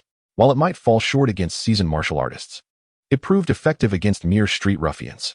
"You insolent wench, how dare you be so rude?" Though the man had been thrown to the ground, he was not injured, not due to Zhongling's mercy, but because she had refrained from allowing him to make contact with her body, transferring only a fraction of her strength through her sleeve. Furthermore, he was robust, having practiced some form of conditioning, which mitigated the impact of his fall. However, being bested by a young girl, whether he was injured or not, was of little concern. What mattered was his pride. He quickly regained his footing, pointing an accusatory finger at the pair, veins bulging on his forehead.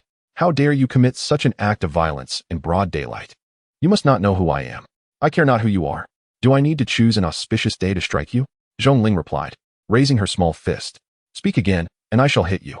At the sight of her defiant gesture, the man instinctively recoiled a step, realizing he had lost his bravado. He hesitated to approach, yet could not muster the courage, merely striving to maintain his composure as he declared, "Wait here, I shall fetch someone to deal with you." With that, he turned, casting a resentful glare at the two before swiftly merging back into the crowd.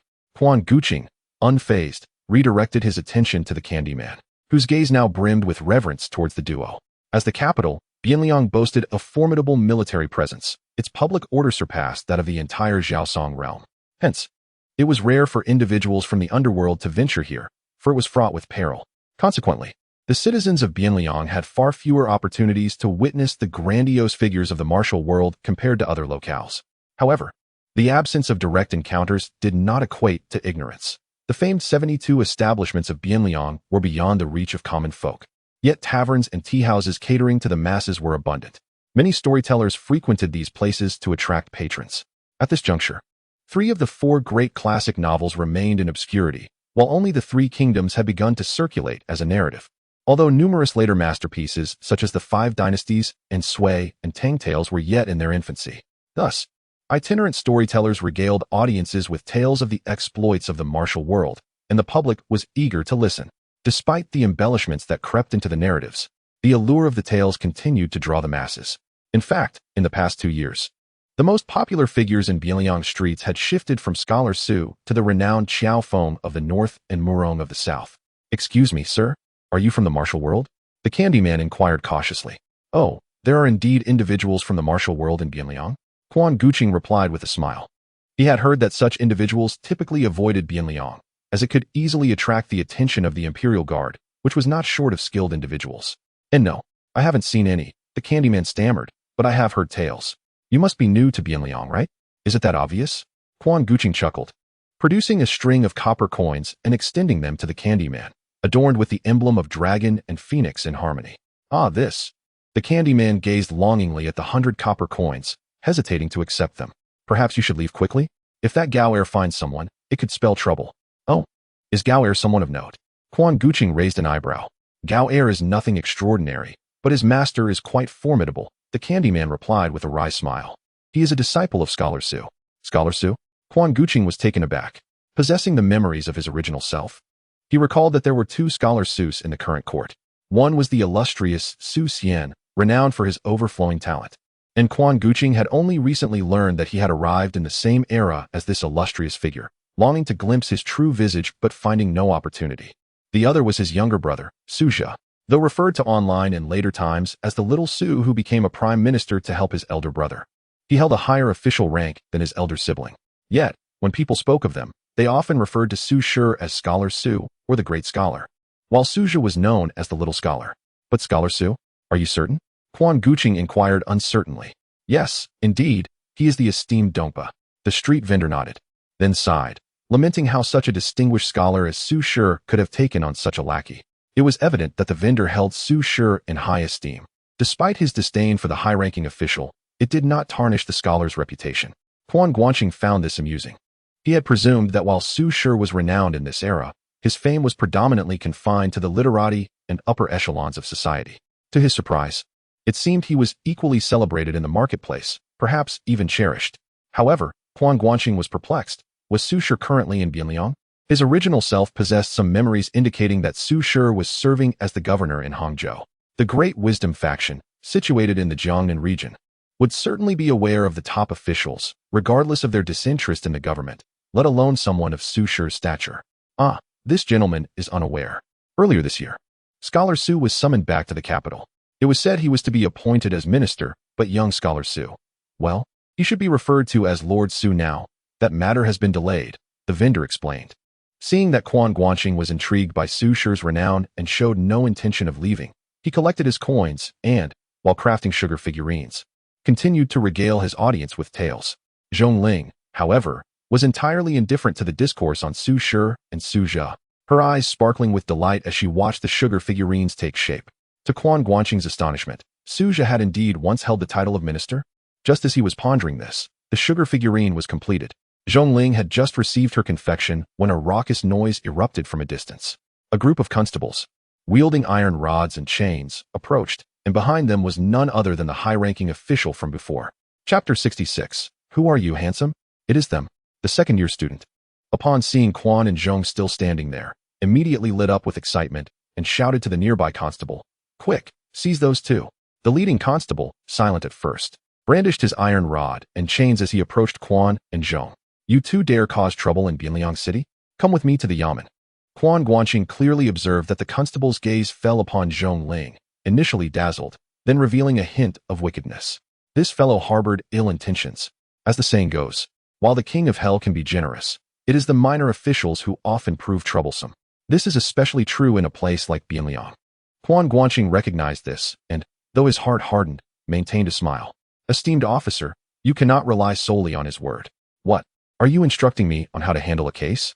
The constable scoffed. "Behave and come with me to the yamen, or suffer the consequences." As he spoke, he attempted to throw the chains around Quan Guanqing. Naturally, Quan would not allow himself to be shackled. Understanding that the second-year student had connections, he knew that accompanying them to the yamen would be akin to a scholar encountering soldiers. Logic would not prevail.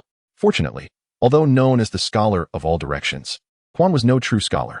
As the chains neared him, he remained still, yet at the moment of contact, they suddenly recoiled and ensnared the constable's head instead. The constable, caught off guard, found himself entangled in his own chains, instantly furious. "You dare to resist the law?" "My lord, I did not move at all," Quan Guanqing replied with a smile, raising his hands innocently. However, he was internally reflecting on his mastery of the technique of flower exchanging for jade. Only after the ice silkworm assisted him in elevating the divine foot technique to its pinnacle did he truly harness the full potential of this skill. A few days prior, when he faced Qiao Feng, they had fought to a stalemate without either side using lethal force. During his journey northward, Quan had grown increasingly familiar with his powers, convinced that in another encounter with Qiao Feng, he would likely emerge victorious. Yet, if during this time, a Zhu had found someone to translate the I Jin Jing and Qiao Feng had successfully cultivated it, the outcome would be uncertain. Quan, who struggled to make progress with the I Jin Jing, firmly believed that Qiao Feng would have no such issues. Given his lack of a systematic approach, coupled with his extraordinary talent, it was impossible not to believe in his potential. As of now, Quan Guanqing's internal strength had reached a level that paralleled and even surpassed his skill in flower exchanging for jade.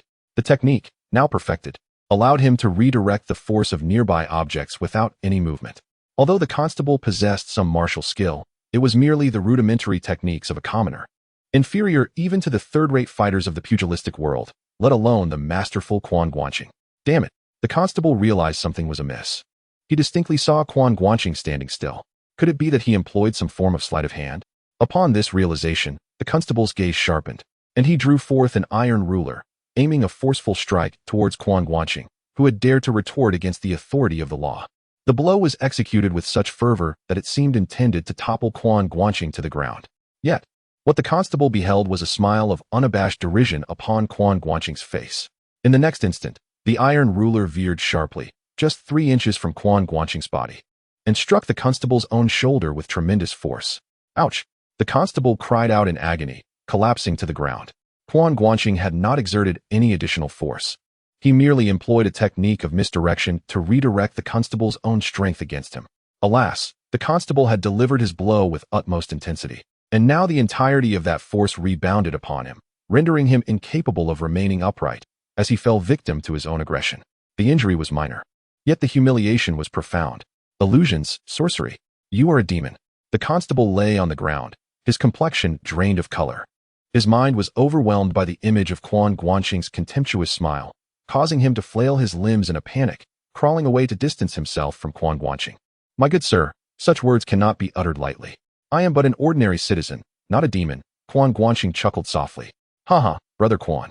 Look at this fellow sprawled on the ground, flailing about like an overturned turtle, remarked Zhong Ling, who held a freshly crafted sugar figurine, savoring its exquisite sweetness. Her laughter illuminating her features. She regarded the constables with utter disdain. At this, Quan Guanqing could not help but smile. You all, come at me. Capture this demon. The constable commanded, his legs trembling, unable to rise unaided until 2 others stepped forward to assist him. With allies at his side, he regained some semblance of courage and hastily issued orders. Though the other constables witnessed their leader fall, they were oblivious to the events that transpired, attributing it to the adversary's martial prowess. Having heard numerous tales from the martial world, they felt a modicum of trepidation, yet it was but a fraction of their fear. At their leader's behest, they steeled themselves, weapons in hand, advancing toward Quan Guanqing, who stood with a companion, a young woman, under the vast heavens. It seemed implausible that true demons existed, and thus their courage swelled. Accustomed to coordinated efforts, the constables took their positions without the need for further communication. Suddenly, they launched their assault, iron rulers striking from various angles toward Quan Guanqing. However, he maintained his serene demeanor, unwavering amidst the chaos. In an astonishing display, his form remained still, while his garments began to flutter lightly. In the next heartbeat, the 6 iron rulers redirected towards their wielders.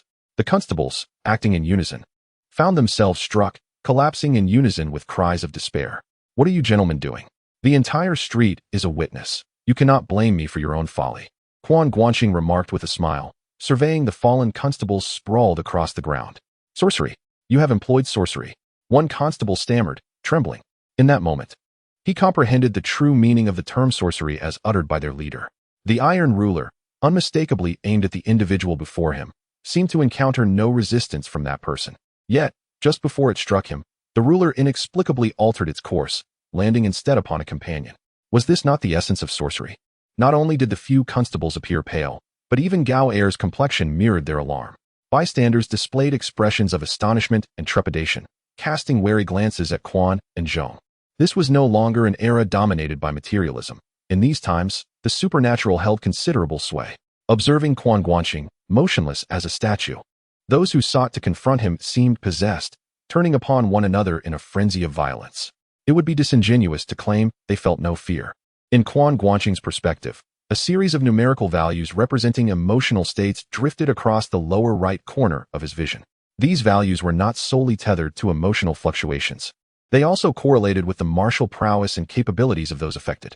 Among the common folk, even those who were astonished contributed meager emotional values, most merely registering a score of 12, which Quan found inconsequential. Suddenly, a name captivated Quan Guanqing's attention, Gao Qiao, with a startling emotional value of 5. This stood out amidst a sea of 1s and 2s. Yet that was not the crux of the matter. The emphasis lay upon Gao Qiao. The faint smile that had adorned Quan's face dissipated as he began to survey his surroundings. The emotional fluctuations recorded were predominantly those of astonishment, suspicion, and curiosity, typical of the onlookers. However, the emotions of horror, fear, and trepidation were limited to a select few, likely the constables and Gao Er. Gao Er. Quan Guanqing's gaze fell upon the Gao Er mentioned earlier by the candy vendor, and a chill coursed through him as he approached. Gao Er was now thoroughly terrified. Having been bested by Zhong Ling, he had assumed Quan Guanqing to be a mere pretty face. Indeed, such misconceptions often arose from good looks. Yet, in that moment, It became evident that Quan was far more formidable than Zhongling. As Quan closed the distance, Gao Er trembled uncontrollably. Desperate to flee, he found himself rooted to the spot. With a somber expression, Quan Guanqing stood before Gao Er. Although he lacked the stature of Qiao Feng, his height of nearly 6 feet rendered him notably tall in this era, towering half a head above Gao Er, who gazed up at him in trepidation. "What is your name?" he demanded. I am Gao Qiao." Gao Er's voice quivered. Recognized for his literary talents and subsequently recommended to the esteemed Su Shi and later to the princely Huizong, he was naturally astute and perceptive. The ability to read situations was ingrained in his very being. He sensed that the jovial Quan Guanqing of moments prior now emanated a subtle, yet palpable aura of menace. This individual is not right. This individual seeks to kill me. Two thoughts surged simultaneously in his mind, overwhelming him with panic. Indeed, it was Gao Qiao.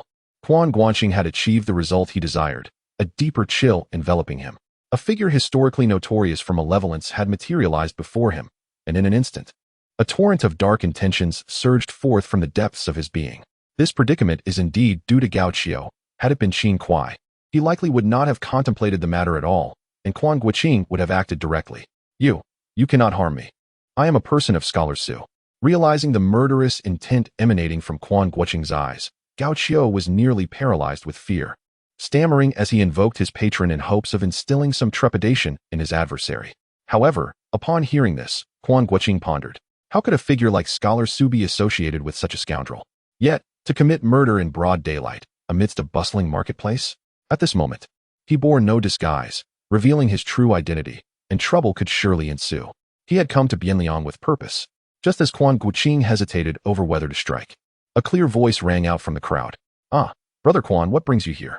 The crowd gasped in surprise, turning towards the source of the voice, where a young official clad in green robes, with a silver belt cinched at his waist, squeezed through the throng, grasping Quan Guanqing's hand. "After months apart, to unexpectedly reunite here today brings me such joy." Quan Guanqing blinked, momentarily lost in thought as he regarded this youth, who appeared even more handsome than himself. Vaguely familiar, yet unmistakably a stranger. "Wait, who are you, handsome stranger?" Chapter 67. Farewell to Murong Fu. The individual before Quan Guanqing exuded an oddly familiar aura. He seemed recognizable, as if he had been encountered before, yet there was no true acquaintance. Quan Guanqing was certain of this. The original owner had no connections with any officials, not even the magistrate of his hometown. The only official he had dealt with was the county magistrate of Tiantai County, and that was solely due to an incident involving the rescue of several young ladies. After that experience, Quan Guanqing understood why the original owner detested interactions with the bureaucracy. It was indeed a rather uninspiring affair.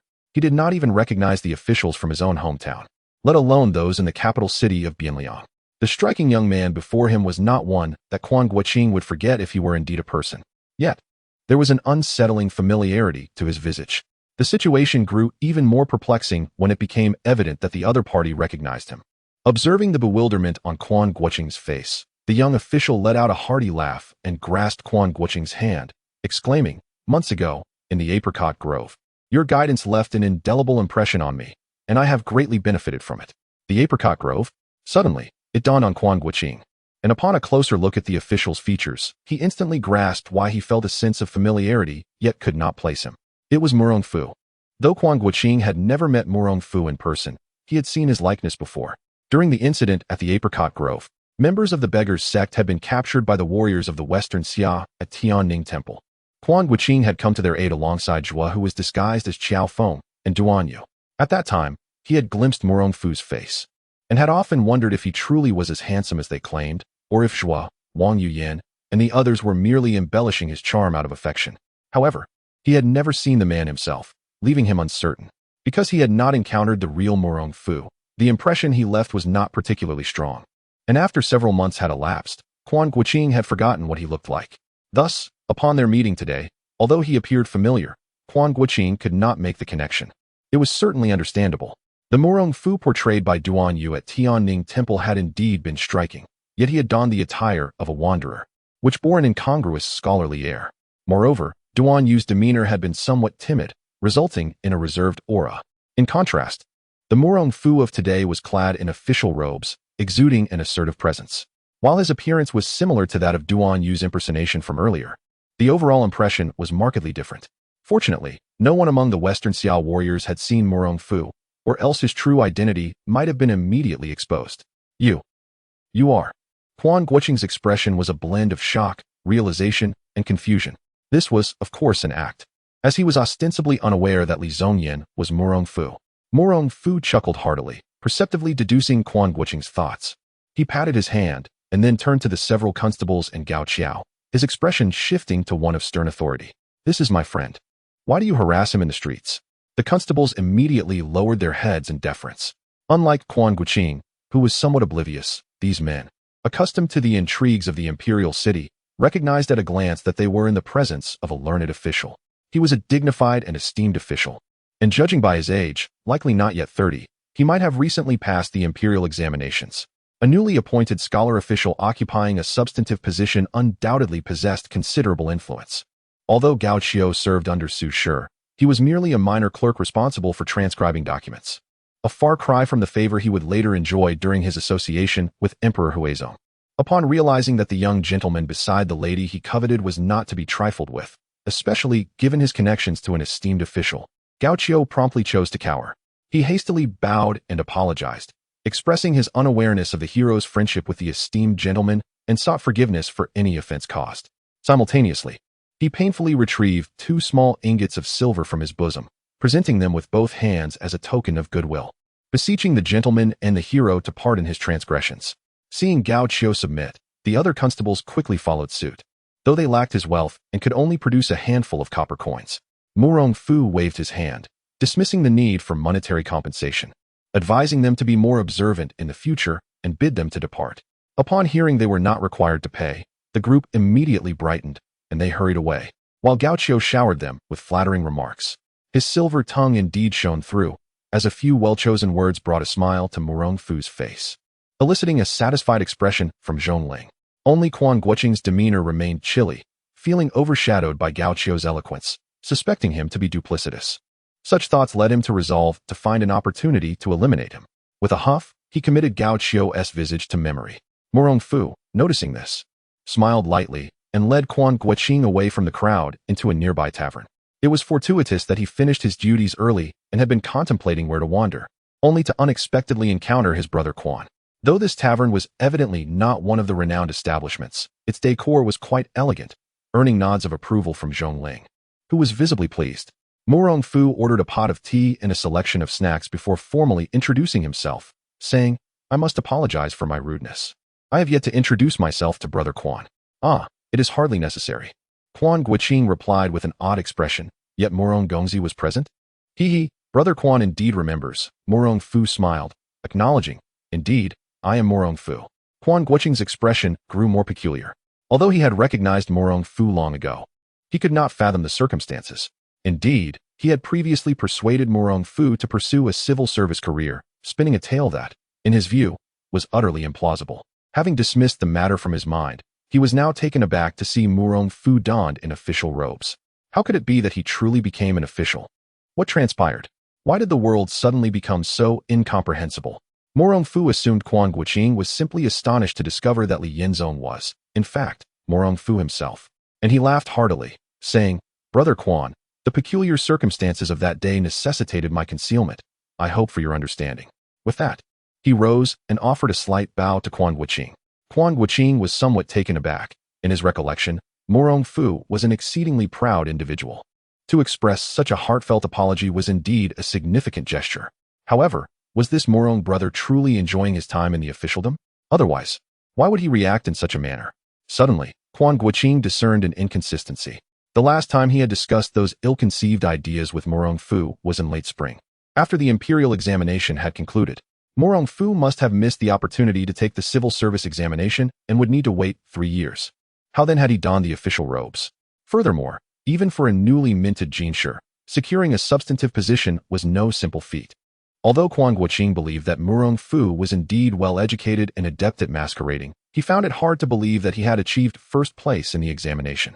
Yet, given their current surroundings, despite the tavern being relatively empty, it was prudent to refrain from posing such inquiries, as eavesdroppers could lurk nearby. Murong Fu, being exceptionally astute, once again perceived Quan Guanqing's perplexity and chuckled lightly, saying, "Brother Quan, your confusion shall be addressed later. For now, let us indulge in some fine wine. For I must express my gratitude for the enlightening path you have pointed out to me." He signaled the innkeeper to bring forth the wine, eager to share a hearty drink with Quan Guanqing. Although Quan Guanqing had his own affairs to attend to in Bianliang, the urgency was not pressing. Given that Murong Fu had ascended to an official position, perhaps he could assist with Quan Guanqing's matters as well. With this thought, Quan Guanqing accepted the invitation without hesitation, albeit with a hint of amusement in his heart. Initially, he had merely sought to stir up mischief and entertain himself, whimsically coaxing Murong Fu. Yet, to his surprise, Murong Fu had taken him seriously and appeared to be thriving now. The unpredictability of life was indeed remarkable. After a few cups, Murong Fu's gaze shifted to Zhongling, who was happily indulging in snacks, showing no sign of discomfort from the presence of an unfamiliar person. He had yet to inquire, "Is this lady a companion of yours, Brother Quan?" Murong Fu asked tentatively. The solitary man and woman together had led him to misjudge the nature of their relationship. "Ah, please do not misunderstand, Murong brother," Quan Guanqing replied, shaking his head. "This is merely a friend of mine. We are in search of another friend together." His words lacked conviction. Although he and Zhongling had initially claimed to be looking for Mu Wanqing, the reality was that they had not truly sought her out after setting off.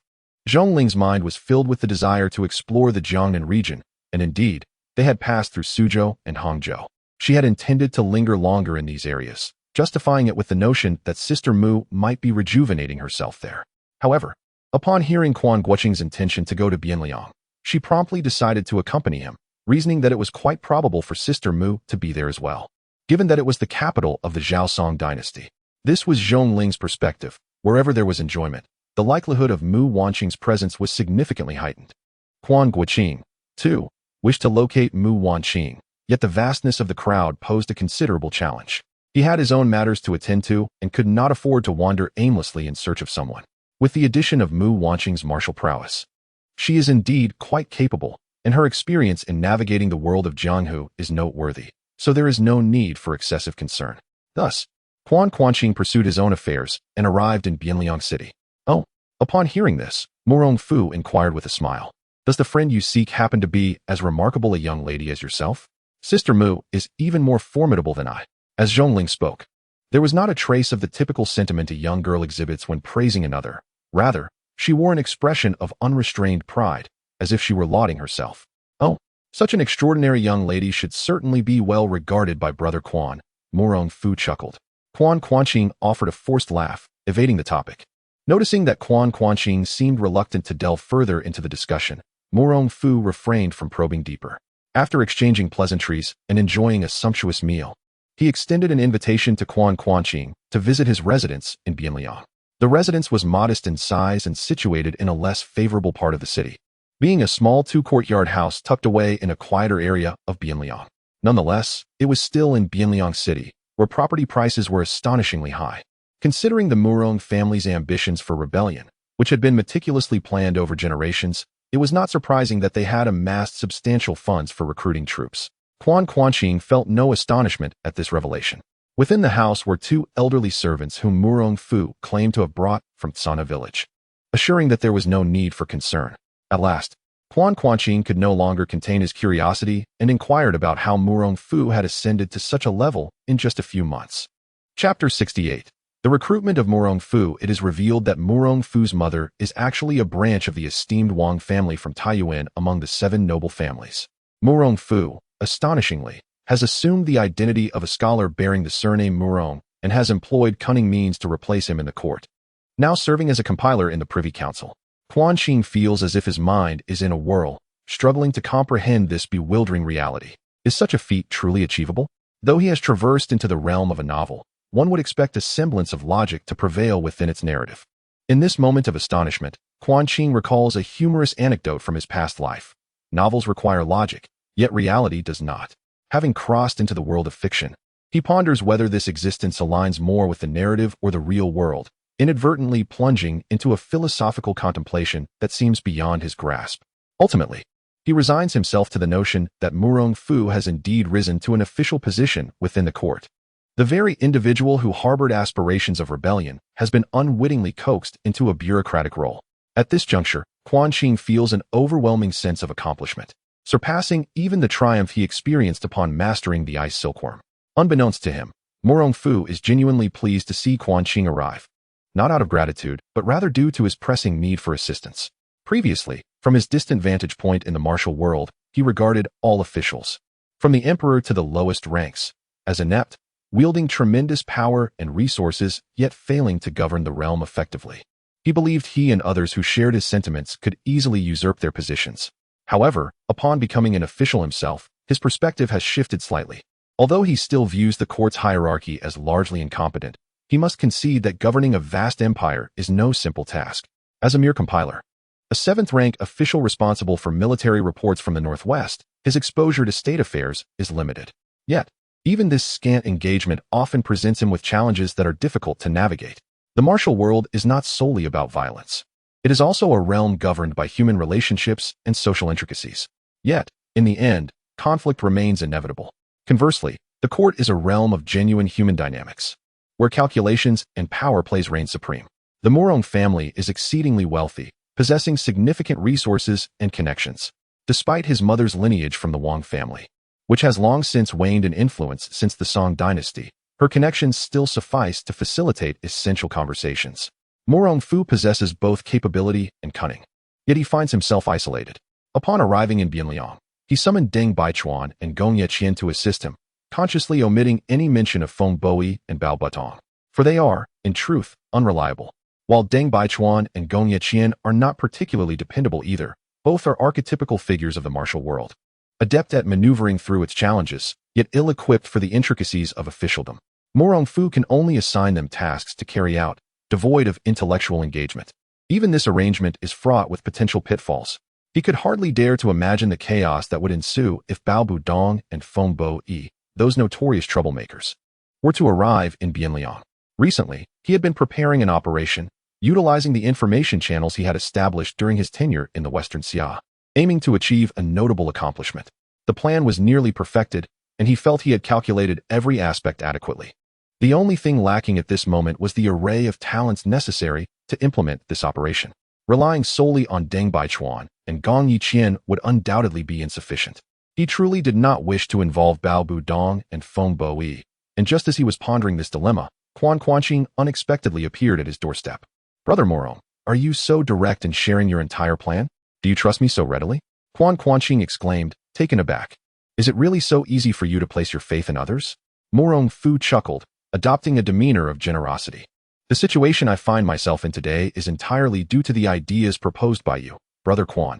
How could I not trust you?"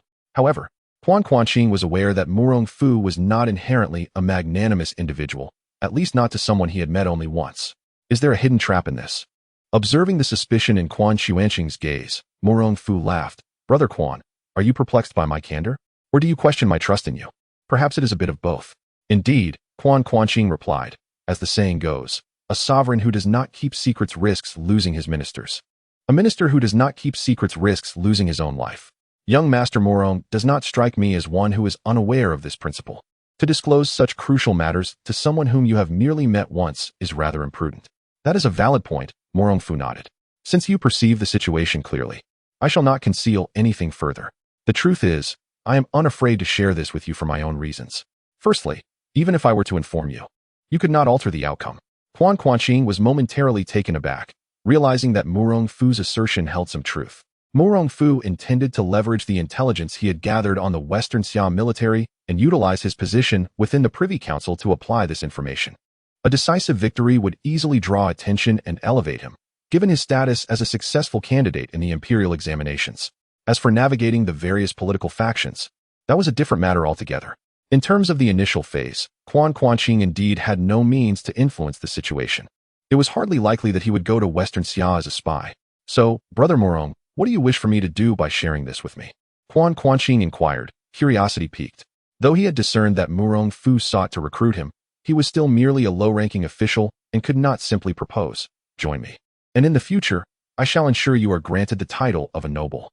I hope, Brother Quan, that you can assist me in contacting the Beggars sect and other heroes of the martial world to make preparations in advance," Morong Fu said with a furrowed brow. The Song court's military, even the most valiant Western army, would struggle against the iron cavalry of the Western Xia. To ensure absolute certainty, while the Western army engages directly, It would be ideal to have our allies from the martial world divert their attention, thus increasing our chances of victory. Upon hearing this, Quan Guanqing nodded in agreement. This request is indeed quite commonplace, and even without the mention of Quan Guanqing, many passionate individuals from the martial world would willingly undertake such actions.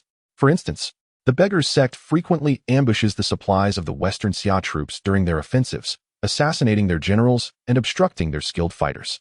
Conversely, the opposing side engages in similar tactics. Few in the martial realm possess the prowess to decapitate enemy commanders amidst the chaos of battle. However, the Beggars sect has not shied away from launching sudden and fierce attacks during the night or along the march. Despite this, Quan Guanqing had no intention of acquiescing to the request. "I fear I am unable to assist you, Brother Morong," he stated, shaking his head. Oh, Morong Fu was slightly taken aback. He had anticipated a less straightforward refusal from Quan Guanqing, yet he did not expect such a blunt dismissal. Quan Guanqing smiled and explained, "It is not that I am unwilling to help you, Brother Morong, but rather that I am currently constrained by my circumstances. Firstly, I am no longer part of the Beggars sect and have had some unpleasant disagreements with several elders, making it difficult for me to speak freely. Secondly, I dare say you have not been paying much attention to the affairs of the martial world lately, have you?" Morong Fu paused, nodding slightly. Ever since he had been misled by Quan Guanqing, all his energy had been devoted to infiltrating the officialdom, leaving him with little time to concern himself with martial matters over the past 2 months. Quan Guanqing chuckled and recounted how he had become known as the second crane in the clouds, a title synonymous with infamy in the martial realm. Meanwhile, at Zhiguan Temple, Xuanzi and others were working to restore Qiao Feng's reputation. However, Quan Guanqing still bore the title of the new generation's superflower thief. "Second crane in the clouds?" Morong Fu exclaimed, his expression one of incredulity. Were the people of the martial world truly so foolish? Given Quan Guanqing's courteous demeanor towards the young lady by his side, such an assumption seemed utterly unfounded. Morong Fu genuinely could not believe Quan Guanqing was a rogue. Setting aside the presence of Zhongling beside him today, merely observing his attitude towards Wang Yiyin assured Morong Fu that he was not a man driven by lust. Although Morong Fu was preoccupied with his ambitions for national restoration and had inadvertently neglected Wang Yiyin, it did not imply he lacked an appreciation for beauty.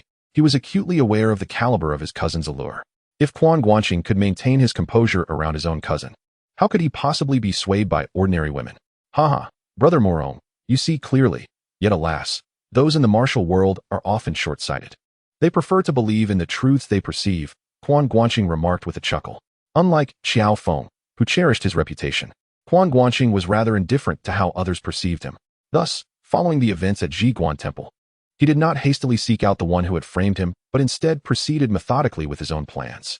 Given this, I shall not press the matter further. Morong Fu nodded.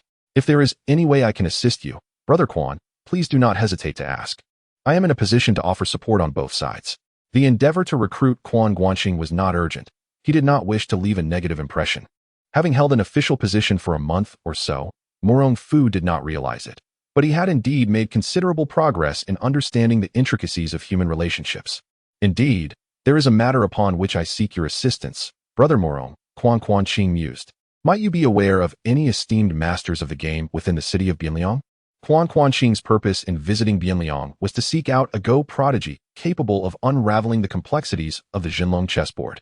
Following this, he intended to journey to Drum Mountain to claim the upgrade package from Weazi. Although Quan Guanqing did not desperately require the 70 years of internal energy possessed by Weazi, he yearned to learn the Baiming divine skill, the Lingbo Weibu, and even the lesser Wuxiang technique from him. Quan Guanqing held a grudge. The individual from the Dot-Scale sect, Xiao Yansong, while not particularly formidable, had nonetheless become an enemy deserving of vengeance. The lesser Wuxiang technique was formidable, and Quan Guanqing dared not take it lightly. He planned to master the foremost protective skill of the Xiaoyao sect to exact his revenge. A master of the game? Morong Fu was somewhat taken aback, surprised that Quan Guanqing had an interest in the art of Go. Indeed, he was quite intrigued, though Quan Guanqing was reluctant to divulge the truth, instead fabricating a flimsy excuse. Morong Fu paid little heed. Although he possessed the knowledge to play, he did not harbor a passion for the game. With numerous pressing matters at hand, he lacked the inclination to assist Quan Guanqing in analyzing the board. After casually listening to his explanation, he nodded and remarked, "This is not difficult. There happens to be a renowned Go master in Bianliang. Well, perhaps it would be more accurate to describe him as a Go virtuoso." Chapter 69. The chess sage Lu Zhongfu. Upon hearing Guanqing utter the name of the person he sought to bring Quan Guanqing to meet, Quan Guanqing felt a sudden jolt. In his previous life, he had engaged in the game of Go, predominantly recalling names such as Wu Qingyuan, Niao Weiping, Ke Jie, and the illustrious Zhang Lao. Yet, the ancient giant Lu Zhongfu was seldom mentioned. Quan Guanqing was aware of him, though, through another novel. Is Lu Zhongfu of this era? Quan Guanqing exclaimed, only to realize his gaffe the moment the words left his lips. To his surprise, Guanqing merely chuckled and replied, Indeed, Mr. Lu is a legendary figure, so much so that many mistakenly believe him to be a sage of the past. However, he is still in his prime. I once paid him a visit, and tomorrow, I shall accompany you to meet him so you may discuss the game. Quan Guanqing readily agreed. The two then engaged in a series of trivial pleasantries. Quan Guanqing, puzzled, inquired why he had not encountered Wang Yuyan. Guanqing's response left Quan Guanqing somewhat speechless. Romantic entanglements only serve to hinder one's ambitions. My focus is entirely on achieving great deeds. I simply lack the time for such personal matters. Guanqing lamented, a man cannot afford to be without power even for a day.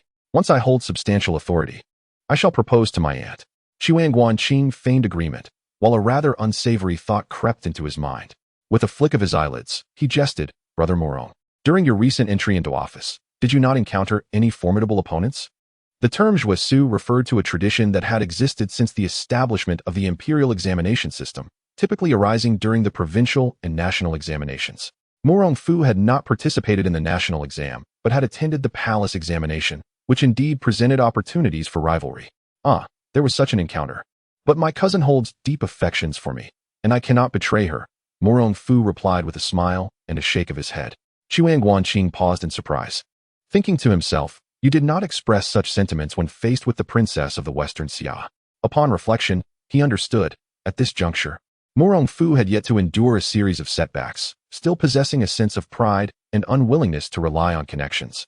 The young are unaware of the advantages of a soft path, mistaking hard work for treasure, Quan Guanqing mused inwardly, while outwardly, he praised Guanqing's loyalty. Guanqing, whether genuinely believing it or merely feigning appreciation, displayed a countenance of delight. Their night passed without further discussion, and the following morning, Guanqing escorted Quan Guanqing and Zhong Ling to the Hanlin Academy's Go Institute.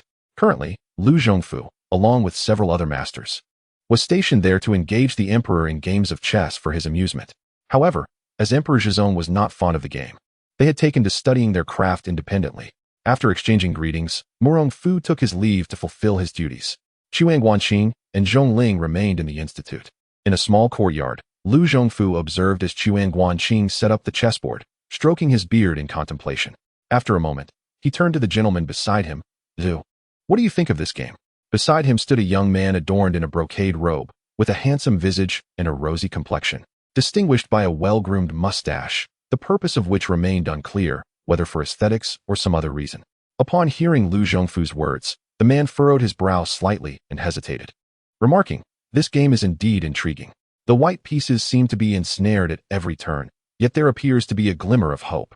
However, advancing is challenging, and retreat is equally difficult, with no apparent path forward and pursuers not far behind. The man's brow did not deepen further, but suddenly he shuddered violently, exclaiming, this chess match is peculiar. Quan Guanqing regarded the man, referred to as Zihu by Lu Zhongfu, with a hint of astonishment. From the moment he entered the room, he had noted this individual's profound aura and the brilliance in his eyes, indicating that he possessed remarkable martial prowess. Observing him study the game, Quan Guanqing anticipated witnessing his folly. This exquisite chessboard, while manageable for an ordinary person, could easily confound one who had achieved martial success, leading them into a state of disarray, their vital energy thrown into chaos. Quan Guanqing had recognized this danger during his initial encounter at the Longhuan Jade Cave, and thereafter avoided delving too deeply into the game. However, after absorbing the ice silkworm, he had attempted it again, albeit with the vigilant presence of Zhongling by his side, ready to rouse him should he falter. Yet, having absorbed the ice silkworm and mastered the divine foot technique to a considerable degree, he seemed to possess an innate wisdom that rendered him somewhat impervious to such disturbances. Although the exquisite chess match could unsettle him, it did not have a more profound effect. This was something Quan Guanqing had anticipated. The individual before him, however, appeared completely unprepared, yet remarkably adept at navigating the game, managing to extricate himself from its clutches. This level of composure earned him a measure of respect from Quan Guanqing. It is worth noting that both Duan Yanqing and Murong Fu had nearly stumbled in this exquisite chess match, albeit with the interference of Jimozi and Ding Chuanqiu. The inherent lethality of the game was indisputable. I noticed this chess match at first glance, Lu Zhongfu remarked with a smile. Zihu's chess skills have indeed improved. Recognizing the intricacies so swiftly, his temperament is commendable, managing to extricate himself with such speed. You have been entrusted with a significant responsibility, and I trust you shall fulfill it well. You flatter me too much, sir. This is owing to Mr. Huang's guidance, the man replied with a gentle smile. Then turned to Quan Guanqing, inquiring, May I ask who orchestrated this game? The man's intentions seemed far from simple. For convenience, Quan Guanqing had donned the attire of a scholar today, hence the others' address of him as young master. I am afraid I do not quite grasp the implication of your words. Quan Guanqing replied, feigning a look of confusion. I stumbled upon this game by chance and found its variations to be endless and elusive. After several attempts to fathom its depths with no success, I sought the expertise of a master to lend insight. I did not intend to disturb Teacher Lu. It is truly an honor, yet I feel quite embarrassed. I hope Teacher Lu will not take offense. Lu Zhongfu waved his hand. Such a splendid game. You are showing it to me. How could I be anything but delighted? There is no question of blame. He was evidently a true lover of chess, and the sight of this extraordinary game filled him with joy, entirely unperturbed by Quan Guanqing's interruption. Let us set it up and play a match, shall we? Young master, would you care to engage in a game with me? Lu Zhongfu inquired with a smile. My chess skills are rather ordinary. I fear I may make foolish moves and ruin the enjoyment, Quan Guanqing replied, gesturing dismissively. His chess skills are at a level only moderately above that of an amateur. To say he could match a master like Lu Zhongfu is laughable. Even any student from the chess academy would likely triumph over him with ease. Given this, let us engage in a match, Ziho. Lu Zhongfu did not insist, inviting Ziho to take a seat opposite him. Teacher, I dare not play with the white pieces any longer, Ziho remarked with a wry smile. Fear not. This is merely my attempt to break the stalemate. Lu Zhongfu replied, implying that he would take the white pieces. The game of Go in the Song dynasty differed significantly from that of later eras, most notably. The white pieces played first, and there were no points added for territory.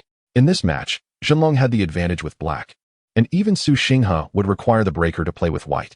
Thus, Quan Guanqing positioned himself beside Lu Zhongfu, eager to observe how this contemporary chess sage would contend. Meanwhile, Zhong Ling sat idly by, feeling quite bored. She possessed only a rudimentary understanding of the rules of Go, far from mastery. Watching Lu Zhongfu, who had yet to place his white stone but already wore a furrowed brow from deep contemplation, she grew increasingly disinterested and decided to take out her lightning ferret to amuse herself. This ferret had grown significantly since she had left Dali. It's for now a pristine white. It was the same creature that had been poisoned by Quan Guanqing while he was refining his skills with the ice silkworm. After Quan Guanqing's duel with Qiao Feng, he had picked up the gourd containing the ice silkworm, and to his surprise, the once timid ferret, which had always hidden in Zhong Ling's embrace, boldly emerged, its glossy little eyes fixated intently on the gourd. Recalling that he had absorbed the ice silkworm and unsure of the conditions for its potential revival, Quan Guanqing had decided to gift it to Zhong Ling. At that moment, her emotional value had surged, and her affection for him had reached its peak. Consequently, Zhong Ling had followed him all the way from Suzhou to Bianliang. Partly due to this newfound fondness, Quan Guanqing cast a glance but chose to ignore her. However, Ziho's gaze fell upon the lightning ferret, his eyes flickering momentarily. Though brief, the glance did not escape Quan Guanqing's notice. Did this person recognize the lightning ferret? Just as Quan Guanqing was distracted by this thought, Lu Zhongfu had already made his first move. The crisp sound of the stone on the board drew Quan Guanqing's attention back, but upon seeing Lu Zhongfu's initial placement, he inwardly shook his head. No, in this Zhenlong game, the first move must be one of self-sacrifice to create life. Any other method would merely prolong the inevitable. Was this chess sage truly limited to such a thought? Just as this notion began to take root, Lu Zhongfu let out a soft exclamation. What is it, teacher? Ziho, pondering the best response to this move, could not help but feel curious upon hearing Lu Zhongfu's reaction. It is quite strange. Before I placed this stone, I sensed that though the game was fraught with peril, there lingered a glimmer of hope. Yet, after my move, I feel that all hope has vanished. Lu Zhongfu furrowed his brow, scrutinizing the board closely. But, teacher, this move is evidently the best one. Had it been me, I would have placed it here as well. Ziho expressed his confusion. After observing for a while, he shook his head, indicating his inability to discern anything further. Quan Guanqing watched Lu Zhongfu, silently retracting his earlier opinion. Despite not immediately perceiving the sacrificed piece's attack, did not discern the anomaly upon making the first move. After a considerable pause, Quan Guanqing pondered whether he should find a way to alert the player about the sacrificed piece. After all, the white pieces were on the verge of sacrificing an entire dragon, a notion not easily conceived by ordinary reasoning. However, he observed Lu Zhongfu picking up the previously discarded piece and placing it in a different location, right over a vital point of the white dragon. "Teacher, what is this?" Ziho was taken aback. "Isn't the entire dragon about to be slaughtered?" "Not at all." Lu Zhongfu's eyes glimmered with an unusual brilliance. This move, seemingly a self-destructive act, was, in fact, a means to rise anew from the brink of demise. "Ziho, come closer." Evidently, Ziho had yet to grasp the situation. Upon hearing this, he placed a piece down, slaughtering the white dragon. Lu Zhongfu, however, remained unfazed and promptly made another move. The two engaged in a series of exchanges. And merely 6 moves later, Ziho gasped in astonishment. "Is it truly so? Remarkable, simply remarkable." Lu Zhongfu clapped his hands in mirth. "Young Master Quan, this game is exceedingly intriguing, truly fascinating." At that moment, Quan Guanqing gazed at Lu Zhongfu, as if beholding a deity. "What does it mean to be a chess sage?" "This is what it means." A situation that had perplexed Su Xinghe for a lifetime was unraveled here in mere moments. Moreover, the transition from the dragon's slaughter to a reversal of fortunes required only 6 moves. Evidently delighted, Lu Zhongfu elucidated several variations of the game to Quan Guanqing, who diligently committed them to memory. Noticing Zhong Ling yawning nearby, Quan Guanqing decided not to linger any longer, expressing his gratitude once more before rising to take his leave. Lu Zhongfu gestured for Ziho to accompany him. Upon reaching the entrance, as Quan Guanqing was about to clasp his hands in a gesture of farewell, Ziho stepped forward and quietly remarked, "Captain Quan, I never expected to encounter you in this place." Chapter 070. The thoughts of Zhong Ling. Quan Guanqing was taken aback, not solely because this referred to him as the leader of the guild.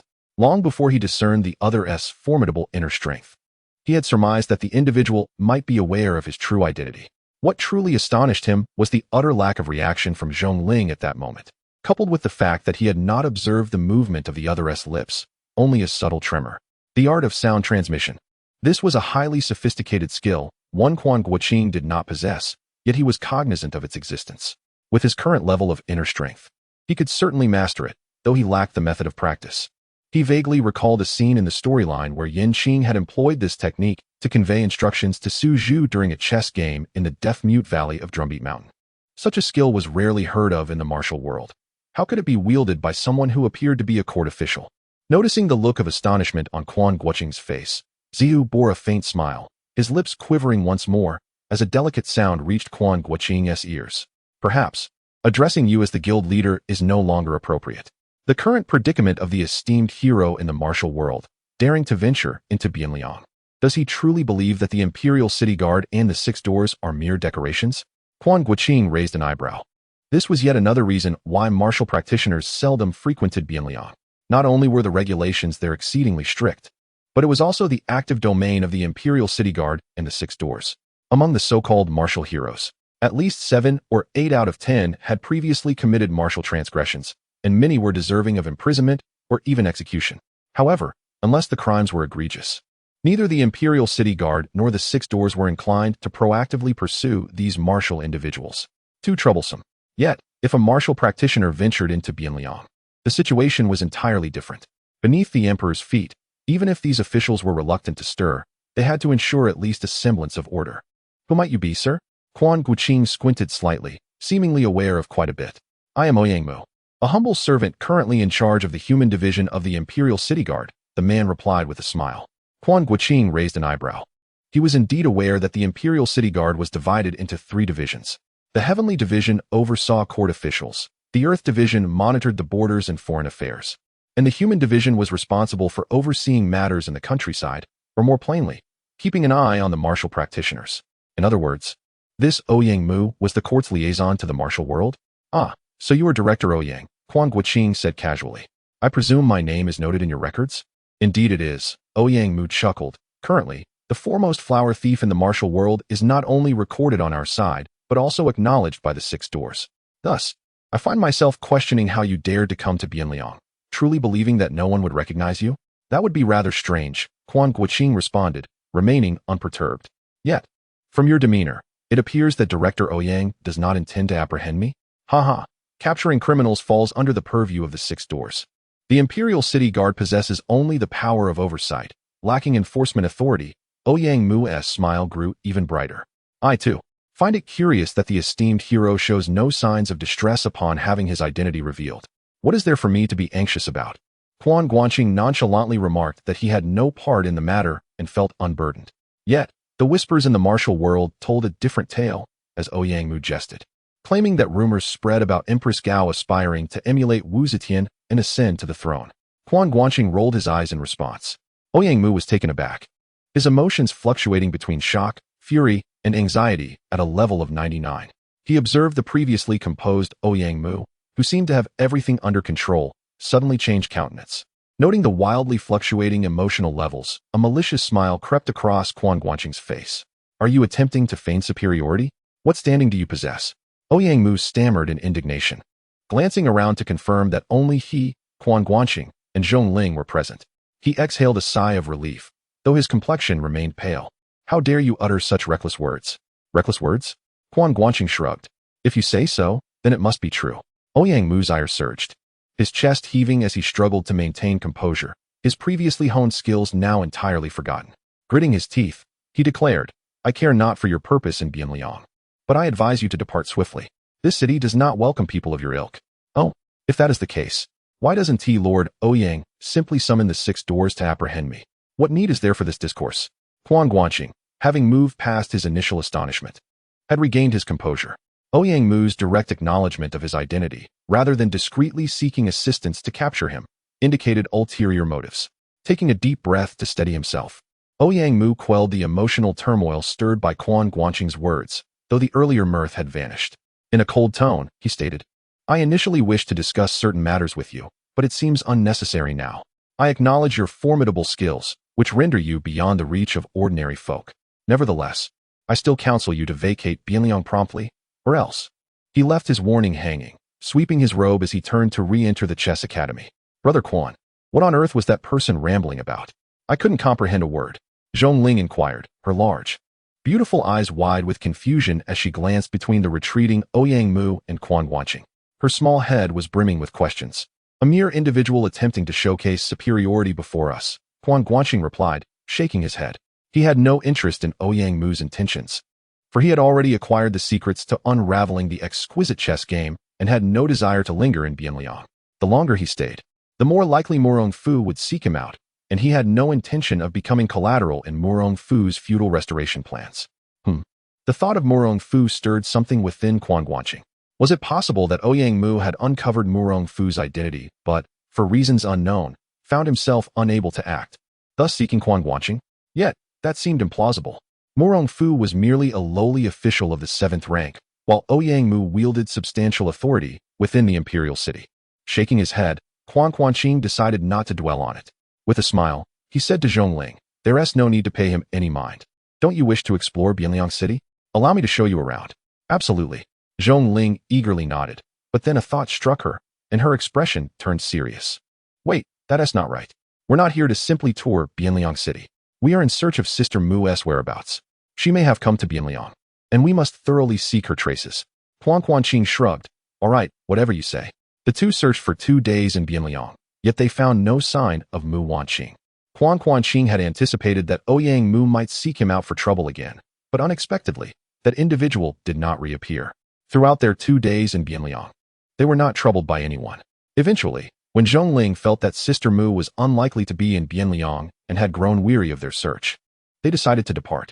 It's been nearly half a month since we left. Perhaps Miss Mu has returned home. Why don't you go back and check? Quan Guanqing inquired, though it was undeniably delightful to have a charming and often obedient young girl by his side. Quan Guanqing's thoughts were occupied with going to the Death-Mute Valley to receive teachings from Weyazi and then returning to seek vengeance on Xiao Yensong. As someone who typically did not let grievances linger, having been wronged for nearly a month without retaliation was becoming unbearable for Quan Guanqing. Going to Lega Mountain was not a matter of not being able to bring Zhong Ling along, but it would indeed complicate matters. Weyazi sought a companion who could woo Li Qiushui. Bringing a girl along could either be advantageous or detrimental. No, Zhongling immediately shook her head, resolutely stating, since Sister Mu has ventured out, she surely won't return easily. It's only been half a month. She must still be out there. Let us continue searching. Quan Guanqing was at a loss for words. Unbeknownst to him, he had already made a remarkably favorable impression on Zhongling throughout their journey. She greatly enjoyed accompanying him. The esteemed sage Wang Po once mentioned that in the pursuit of love, if a man possesses one of 5 qualities, success is difficult. Possessing 2 makes it a struggle. Possessing 3 leads to success. Possessing 4 allows one to be a carefree wanderer, and possessing all 5 guarantees success in all endeavors. How many qualities did Quan Guanqing possess? He possessed them all. His appearance was commendable, his physical prowess commendable, and his wealth was sufficient, alongside ample leisure time due to a lack of a formal occupation. Even in his demeanor, he unknowingly exuded a gentleness and leniency towards women, influenced by modern ideals. To Zhongling, who was accustomed to the roughness of the martial world, Quan Guanqing already seemed extraordinarily perfect, even surpassing her somewhat dubious brother, Duan Yu. Quan Guanqing was no fool. He could certainly see that Zhongling wished to remain by his side, though she was too shy to express it. He chose not to address it directly. Since Zhongling was willing to accompany him, he welcomed her presence. After all, having a lovely young lady by his side was indeed a pleasing sight. The two set off towards the Deaf-Mute Valley at Lega Mountain. The valley was not far from Bianliang, and within 2 days, they arrived at a nearby small town. Along the journey, Zhongling expressed her desire to find a decent inn to freshen up. Quan Guanqing was not particularly fond of the disheveled appearance and readily agreed. However, upon arriving at the tavern in town for a meal, he was approached by several individuals distinctly dressed in a manner typical of the underworld. The leader, a man in his 40s, possessed a rather handsome visage, yet his brow bore a hint of malevolence. What piqued Quan Guanqing's interest was the faint, spiderweb-like pattern of dark lines visible on the skin of his neck, a telltale sign of severe poisoning. However, the man's complexion appeared untroubled, which defied the symptoms of poisoning, leaving Quan Guanqing, who had some knowledge of toxins, quite astonished. Before Quan Guanqing could utter a word, Zhongling, unable to restrain her curiosity, exclaimed, "Why do you seem to be afflicted by the venom of several lethal serpents, yet still appear unscathed?" The man leaned closer, momentarily taken aback by Zhongling's bold remark, and his expression swiftly darkened. "What business do you have at Drumbeat Mountain? What we do is of no concern to you," Zhongling retorted, her eyes narrowing in defiance at his tone. The middle-aged man's gaze sharpened, and in the next instant, he subtly coughed and instinctively raised a hand to shield his mouth and nose. Suddenly, Quan Guanqing's countenance shifted as he seized Zhongling, retreating a full yard. Upon glancing back at the spot where they had been seated, he noticed a faint, purple mist lingering in the sunlight, barely perceptible.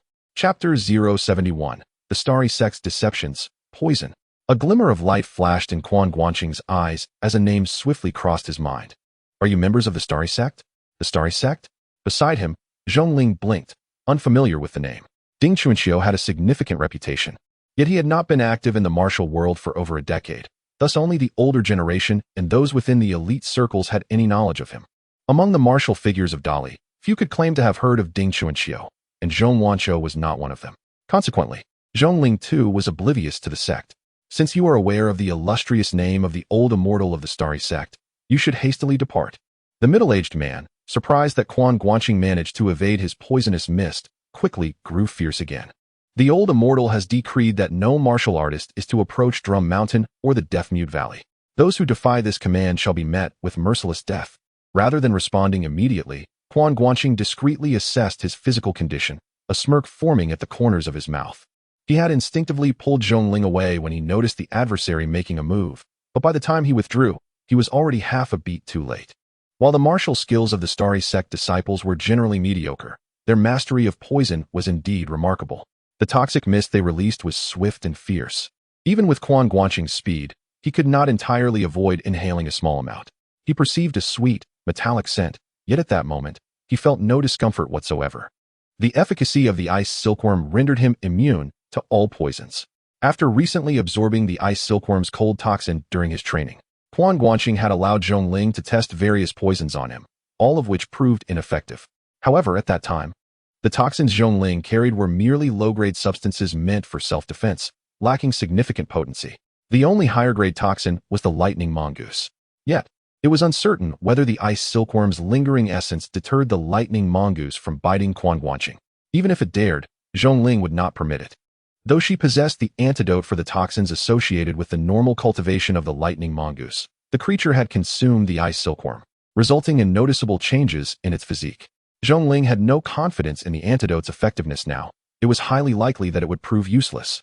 The ineffectiveness of Zhongling's ordinary poisons left Quan Guanqing uncertain whether it was his immunity stemming from the ice silkworm's toxin or if his internal skills had reached such a caliber that this level of poison posed no threat to him. Just moments ago, having accidentally inhaled a trace of the starry sect's poison, he detected its scent yet felt no physical repercussions. This was indeed telling. The starry sect's expertise in poison was unparalleled in the martial world. Although Ding Chuanxiu himself was not particularly impressive, his talents were astonishing. Through a rudimentary understanding of the North's mysterious divine skill, he managed to concoct a method of transformation, which, despite its detrimental nature, was arguably more destructive than the North's mysterious divine skill itself. The poisons he devised were even more formidable, with Quan Guanqing's most vivid memory being that of the 3 laughter carefree powder. Though the starry sect disciple before him likely could not wield the advanced 3 laughter carefree powder, the potent toxins at his disposal were certainly not to be underestimated.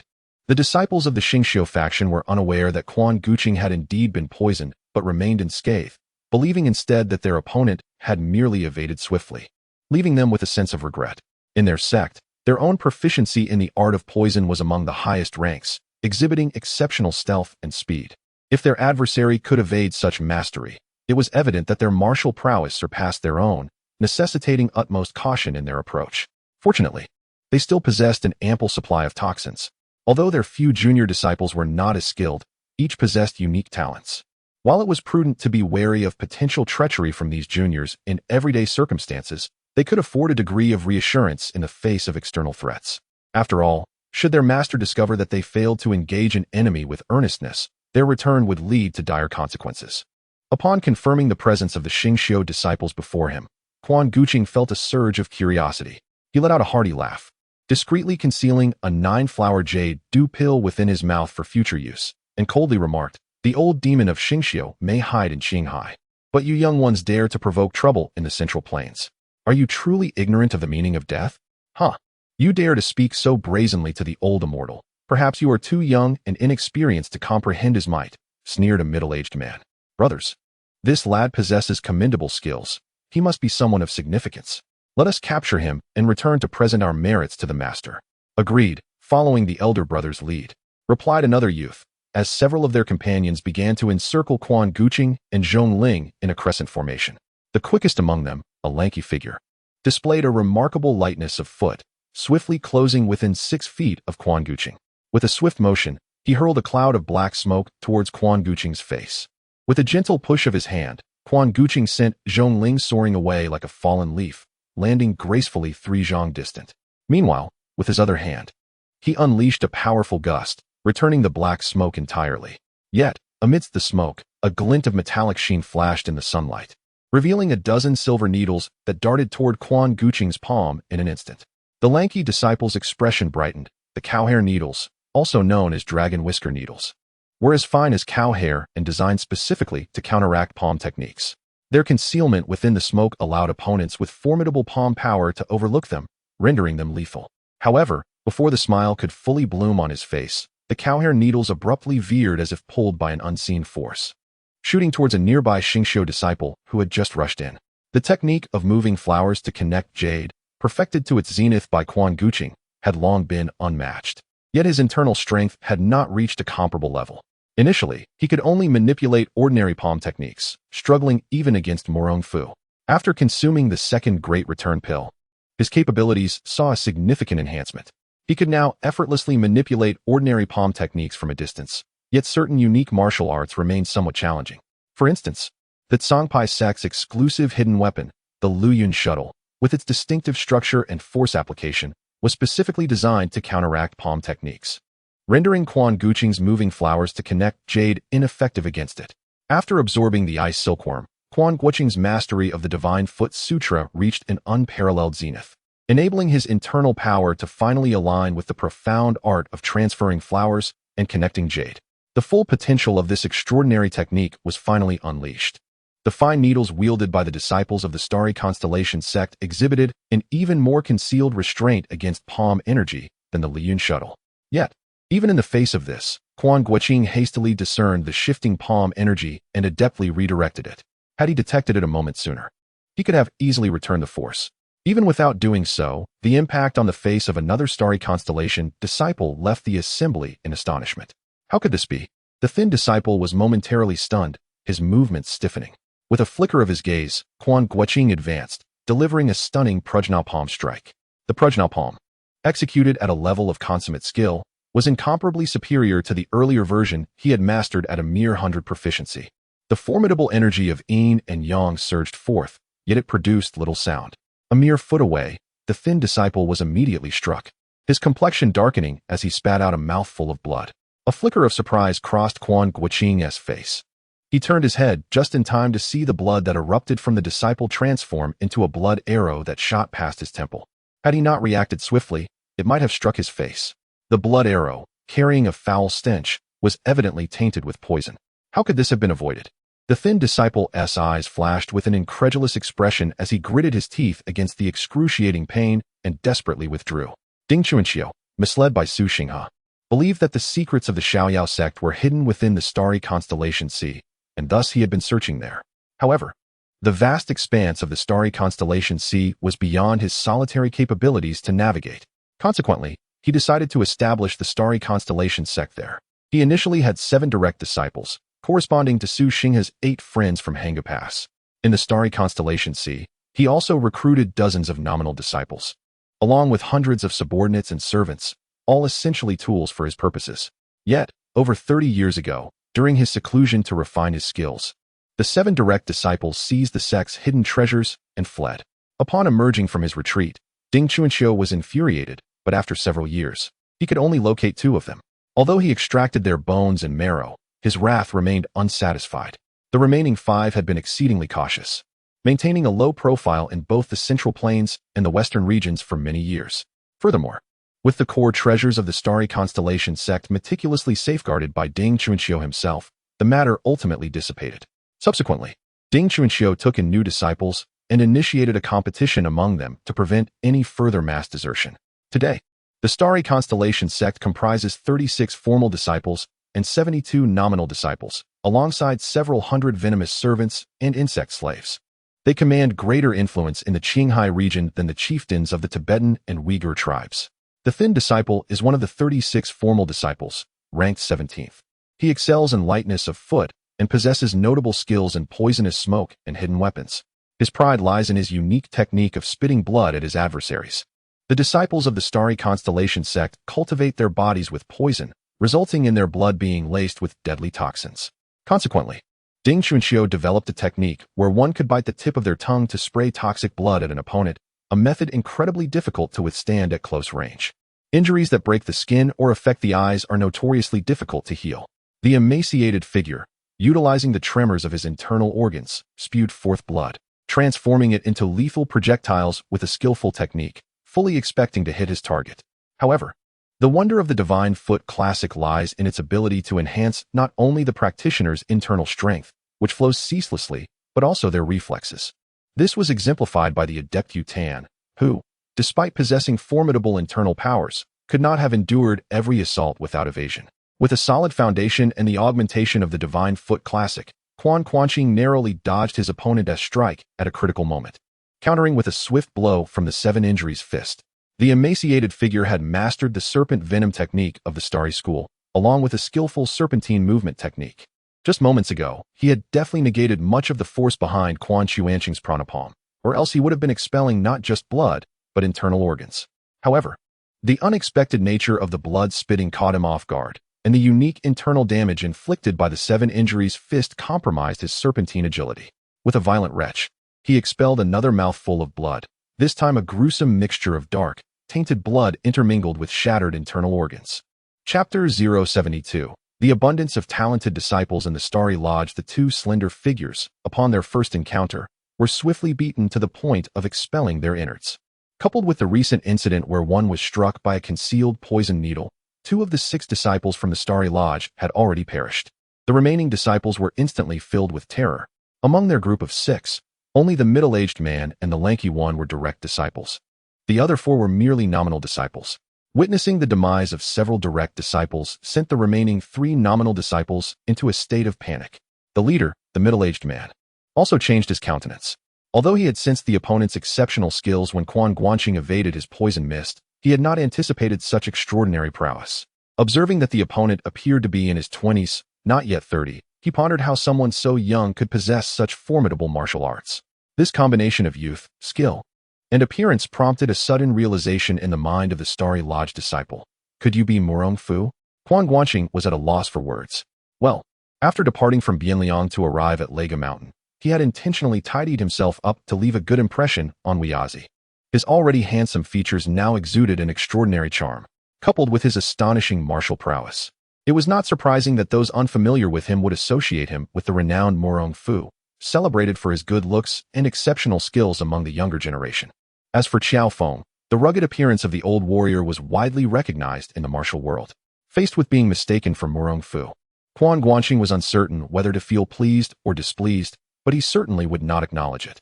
He shook his head and declared, "I am not Murong Fu, nor should you attempt to deduce my identity. It makes no difference to reveal it. My name is Quan Guanqing." As he uttered his name, he displayed an air of pride. However, Quan Guanqing? The several disciples of the Starry Lodge exchanged glances, their expressions revealing uncertainty. They did not recognize him at all. While it was true that Quan Guanqing had garnered some notoriety in the martial world recently, it was hardly favorable. During the incident at Juxian Villa, he had protected Qiao Feng, and after the deaths of Shan Zhong, Su Chongxiao, and the Tan couple, Qiao Feng's reputation had plummeted, dragging Quan Guanqing down with him. Subsequently, he became infamous as the second Yin Chonghe, further tarnishing his name within the martial community. Following the affair at Jiguan Temple, Qiao Feng's reputation improved somewhat due to the endorsement of Abbot Xuanzi, though the stigma of being a kitten still lingered.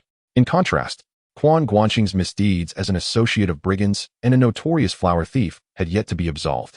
Quan Guanqing had intended to seek out those who had framed him.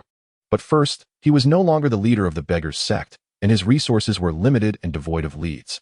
Secondly, he had recently been quite busy and could not afford to attend to such matters. In any case, despite his notorious reputation, very few in the martial world truly recognized him. As a minor leader of the beggars' sect, even within that organization, he was not widely known, let alone throughout the entire martial world. Thus, while many were aware of his name, few could match it to his face. However, the situation with these disciples of the Starry Lodge was markedly different.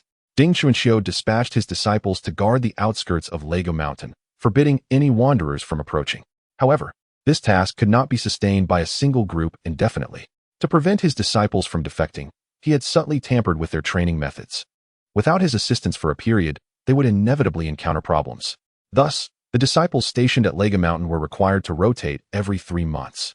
The latest group had just arrived, having journeyed from Qinghai to the Central Plains, and had scarcely paid attention to the affairs of the martial world along the way. It is worth mentioning that under the unique cultivation practices of the Xingqiu sect, all disciples were fervently dedicated to their training. Those in the front were anxious not to be overtaken by those behind, while those trailing were wary of being surpassed by their predecessors. Even the direct disciples feared being outdone by the registered disciples, prompting them all to strive diligently. In ordinary sects, disciples would consider 3 to 4 hours of daily practice as diligent, allowing for several days of rest within a month for leisure, market visits, and romantic pursuits. Yet, within the Xingqiu sect, the total time spent on eating, drinking, and other necessities barely amounted to 3 or 4 hours a day.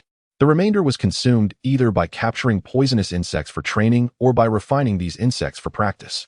Their focus was unwavering, dedicated solely to their craft. As a result, their journey was predominantly consumed by training, leaving them oblivious to the gossip and tales of the martial world.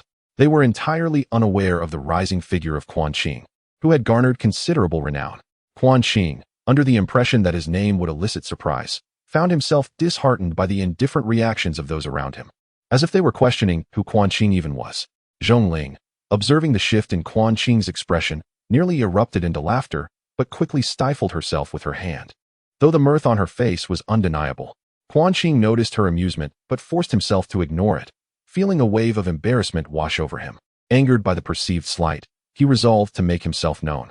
With a decisive step, he advanced toward the middle-aged man before him. Although he was unaware of the distinctions between the inner and outer sects of the Xingqiu sect, He could easily discern who possessed the highest martial prowess among the group. The middle-aged man stood out as the foremost, followed by the lanky figure now sprawled on the ground. Both exhibited at least second-tier martial skills within the martial world. And when considering their mastery of poison techniques, they could possibly rank among the elite of that tier. The other three, however, displayed a significant disparity in their internal strength.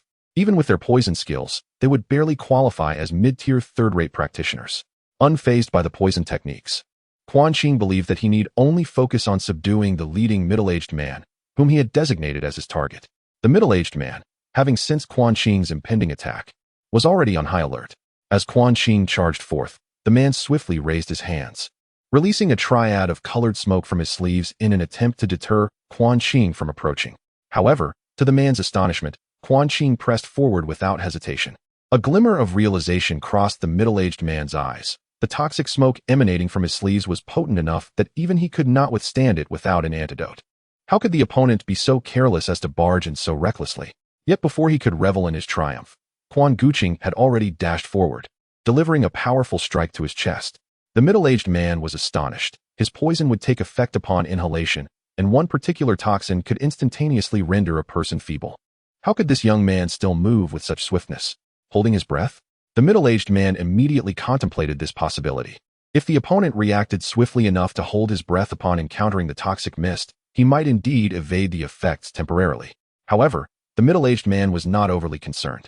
Though the poison was most effectively absorbed through respiration, it could also take effect upon contact with the skin, albeit with slightly diminished efficacy and delayed onset.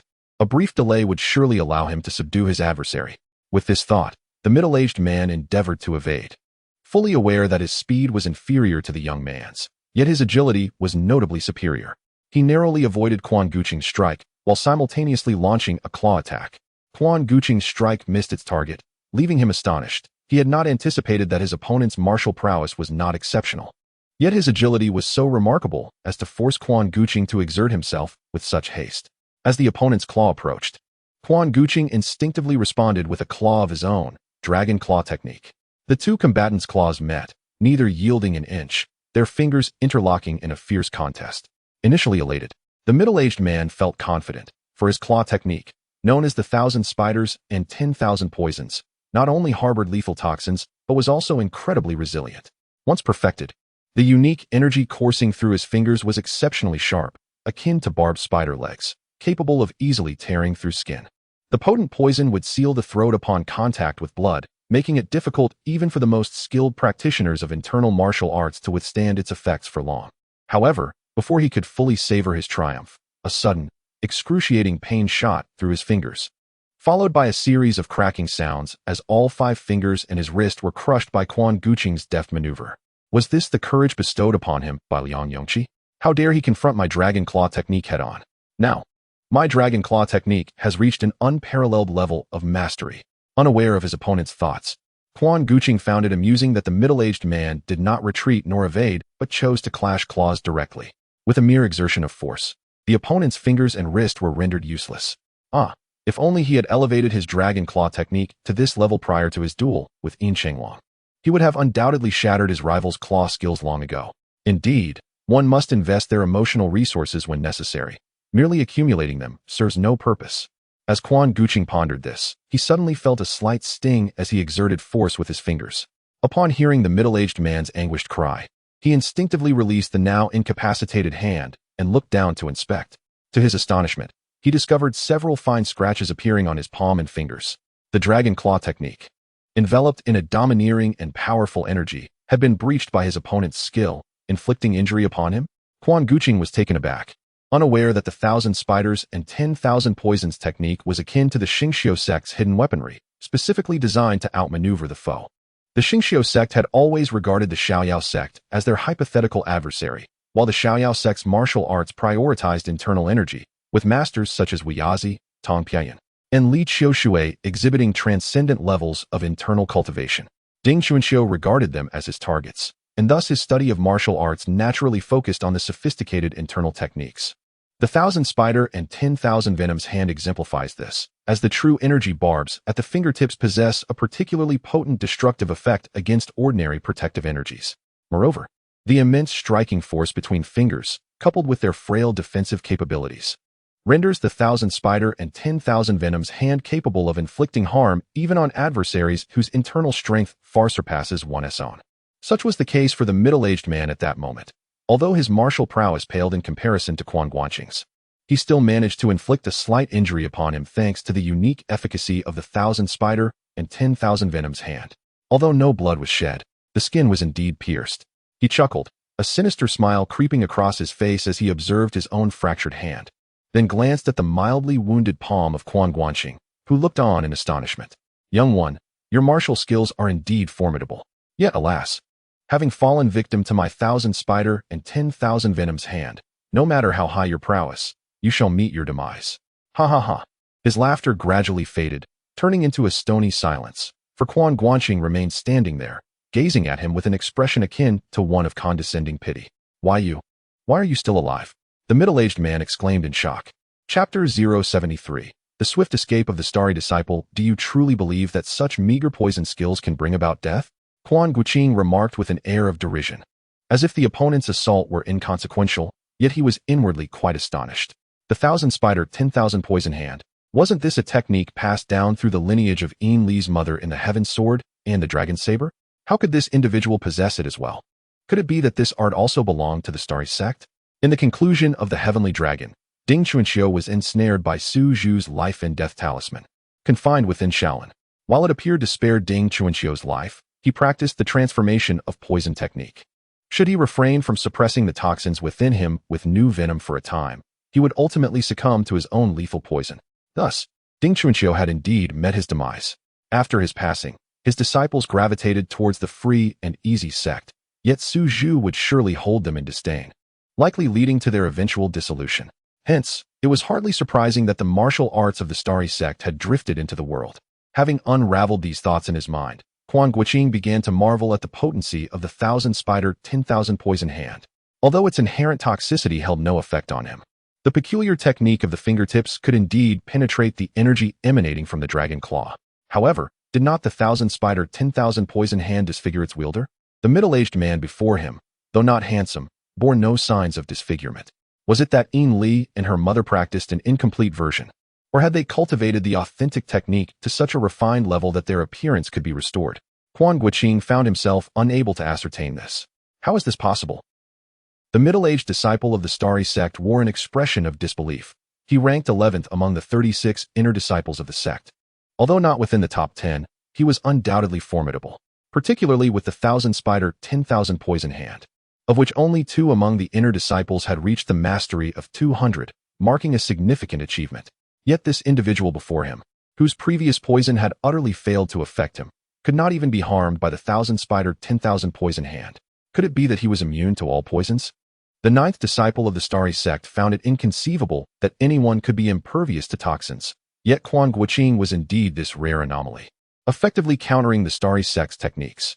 Nothing is impossible. Your sect has always acted ruthlessly, and now that you have fallen into my hands, consider it your ill fate. Today, your end shall be here. Naturally, Quan Guanqing harbored no compassion for the members of the Starry Sect, advancing with the intent to conclude the life of his opponent. Be cautious. At that moment, a voice suddenly echoed from around the corner. Quan Guanqing glanced sideways and observed several figures standing a few paces away, their attire reminiscent of the Starry Sect members. A thought flickered in his mind. He realized there were allies present. Not seeing any elderly figures among them, he inferred that Ding Chuanxiu was absent and paid little heed to it. Yet just then, the leader among them abruptly raised a hand and launched an object. Quan Guanqing's expression shifted dramatically, for this object was not aimed at him, but rather at Zhongling, who stood a few paces away. How dare you, scoundrel! Quan Guanqing was both startled and enraged, his form darting forward towards Zhongling. The speed of the hidden weapon was not particularly swift. Quan Guanqing exerted himself fully, managing to arrive just in time at Zhongling's side, stepping in front of her. With both palms thrust forward simultaneously, he executed a technique from the Prajna palm, specifically the falsehood and emptiness. This was one of the rare, tangible forms within the Prajna palm's repertoire. With benefits come losses, as one of the few tangible techniques. This palm strike possessed immense power. From Quan Guanqing's current understanding of the Prajna palm, it seemed to dwell only beneath the depths of true emptiness. The formidable palm force met the hidden weapon head-on, Quan Guanqing clearly discerned that what the opponent had sent forth was not a fine needle akin to cow hair, but rather an object reminiscent of iron guts, as long as it was not a weapon specifically designed to break through vital energy. This palm strike should suffice to completely block it. However, the techniques of the Xingqiu sect ultimately made Quan Guanqing painfully aware that in the martial world, there are always greater forces beyond one's understanding, and one should never make hasty judgments. When the iron gut-like hidden weapon collided with Quan Guanqing's palm power, it erupted with a thunderous explosion. Boom! The onlookers, who had initially hidden from the fierce battle, could not help but peek out, mistaking the sound for the wrath of thunder. Many even knelt in fear. Quan Guanqing, closest to the explosion, felt a buzzing in his ears as dense yellow-black-purple smoke enveloped his vision. For a moment, he could neither see nor hear clearly, and could only shout, "Hold your breath." Whether Zhongling could hear him was uncertain. Fortunately, no further hidden weapons were launched amidst the smoke, allowing Quan Guanqing to breathe a sigh of relief. Had there been concealed weapons like the mother and child soul-chasing guts amidst the thick smoke, with numerous fine needles raining down, even he would have found it challenging to cope. Yet, he dared not be complacent. Having already suffered a setback, he could not afford to be caught off guard again. Keeping a mental note of Zhongling's position, Quan Guanqing unleashed his palms once more, the surging palm force generating gusts of wind that dispersed the surrounding toxic smoke and metal debris. This time, the palm force, reminiscent of a technique that shifts flowers and replaces jade, seemed to manipulate the smoke as if guided by invisible hands, forming a whirlwind that soared into the sky. This was to prevent the disciples of the Xingqiu sect from launching hidden weapons while he was momentarily blinded and deafened. The palm force swept away any hidden weapons, sending them skyward. However, despite his palm force enveloping the area within 3 feet, he sensed no attacks. Once the toxic smoke was entirely lifted and visibility returned, he found no hidden weapons had been launched. Had the Xingqiu sect truly relinquished such a prime opportunity? Quan Guanqing did not believe that their newfound boldness was simply due to the arrival of a few newcomers. Yet, as the smoke cleared completely, he looked around, and the figures of the Xingqiu sect disciples had vanished. "Oh no, they've escaped," Zhongling exclaimed, echoing Quan Guanqing's thoughts at that moment. However, the buzzing in his ears still made everything sound muddled. It turned out they had merely fled. Quan Guanqing relaxed slightly, gently pinching his ears, still reeling from the thunderous sound of the hidden weapon that had pierced his eardrums. What had they used just now? He had never heard of a hidden weapon that produced such a tremendous noise. Zhongling inquired once more, expressing that her ears continued to hum. It was only then that Quan Guanqing realized she was speaking loudly, likely due to the same ringing in her ears. "I do not know. I have not heard of it either," he replied, shaking his head, his voice unconsciously rising. Yet, despite his verbal claim of ignorance, he was internally astonished. Gunpowder.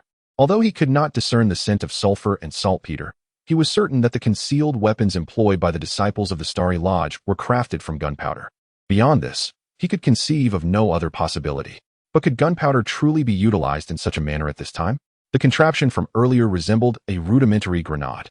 In his recollection, gunpowder as a weapon only emerged towards the end of the Song dynasty and into the Yuan and Ming periods.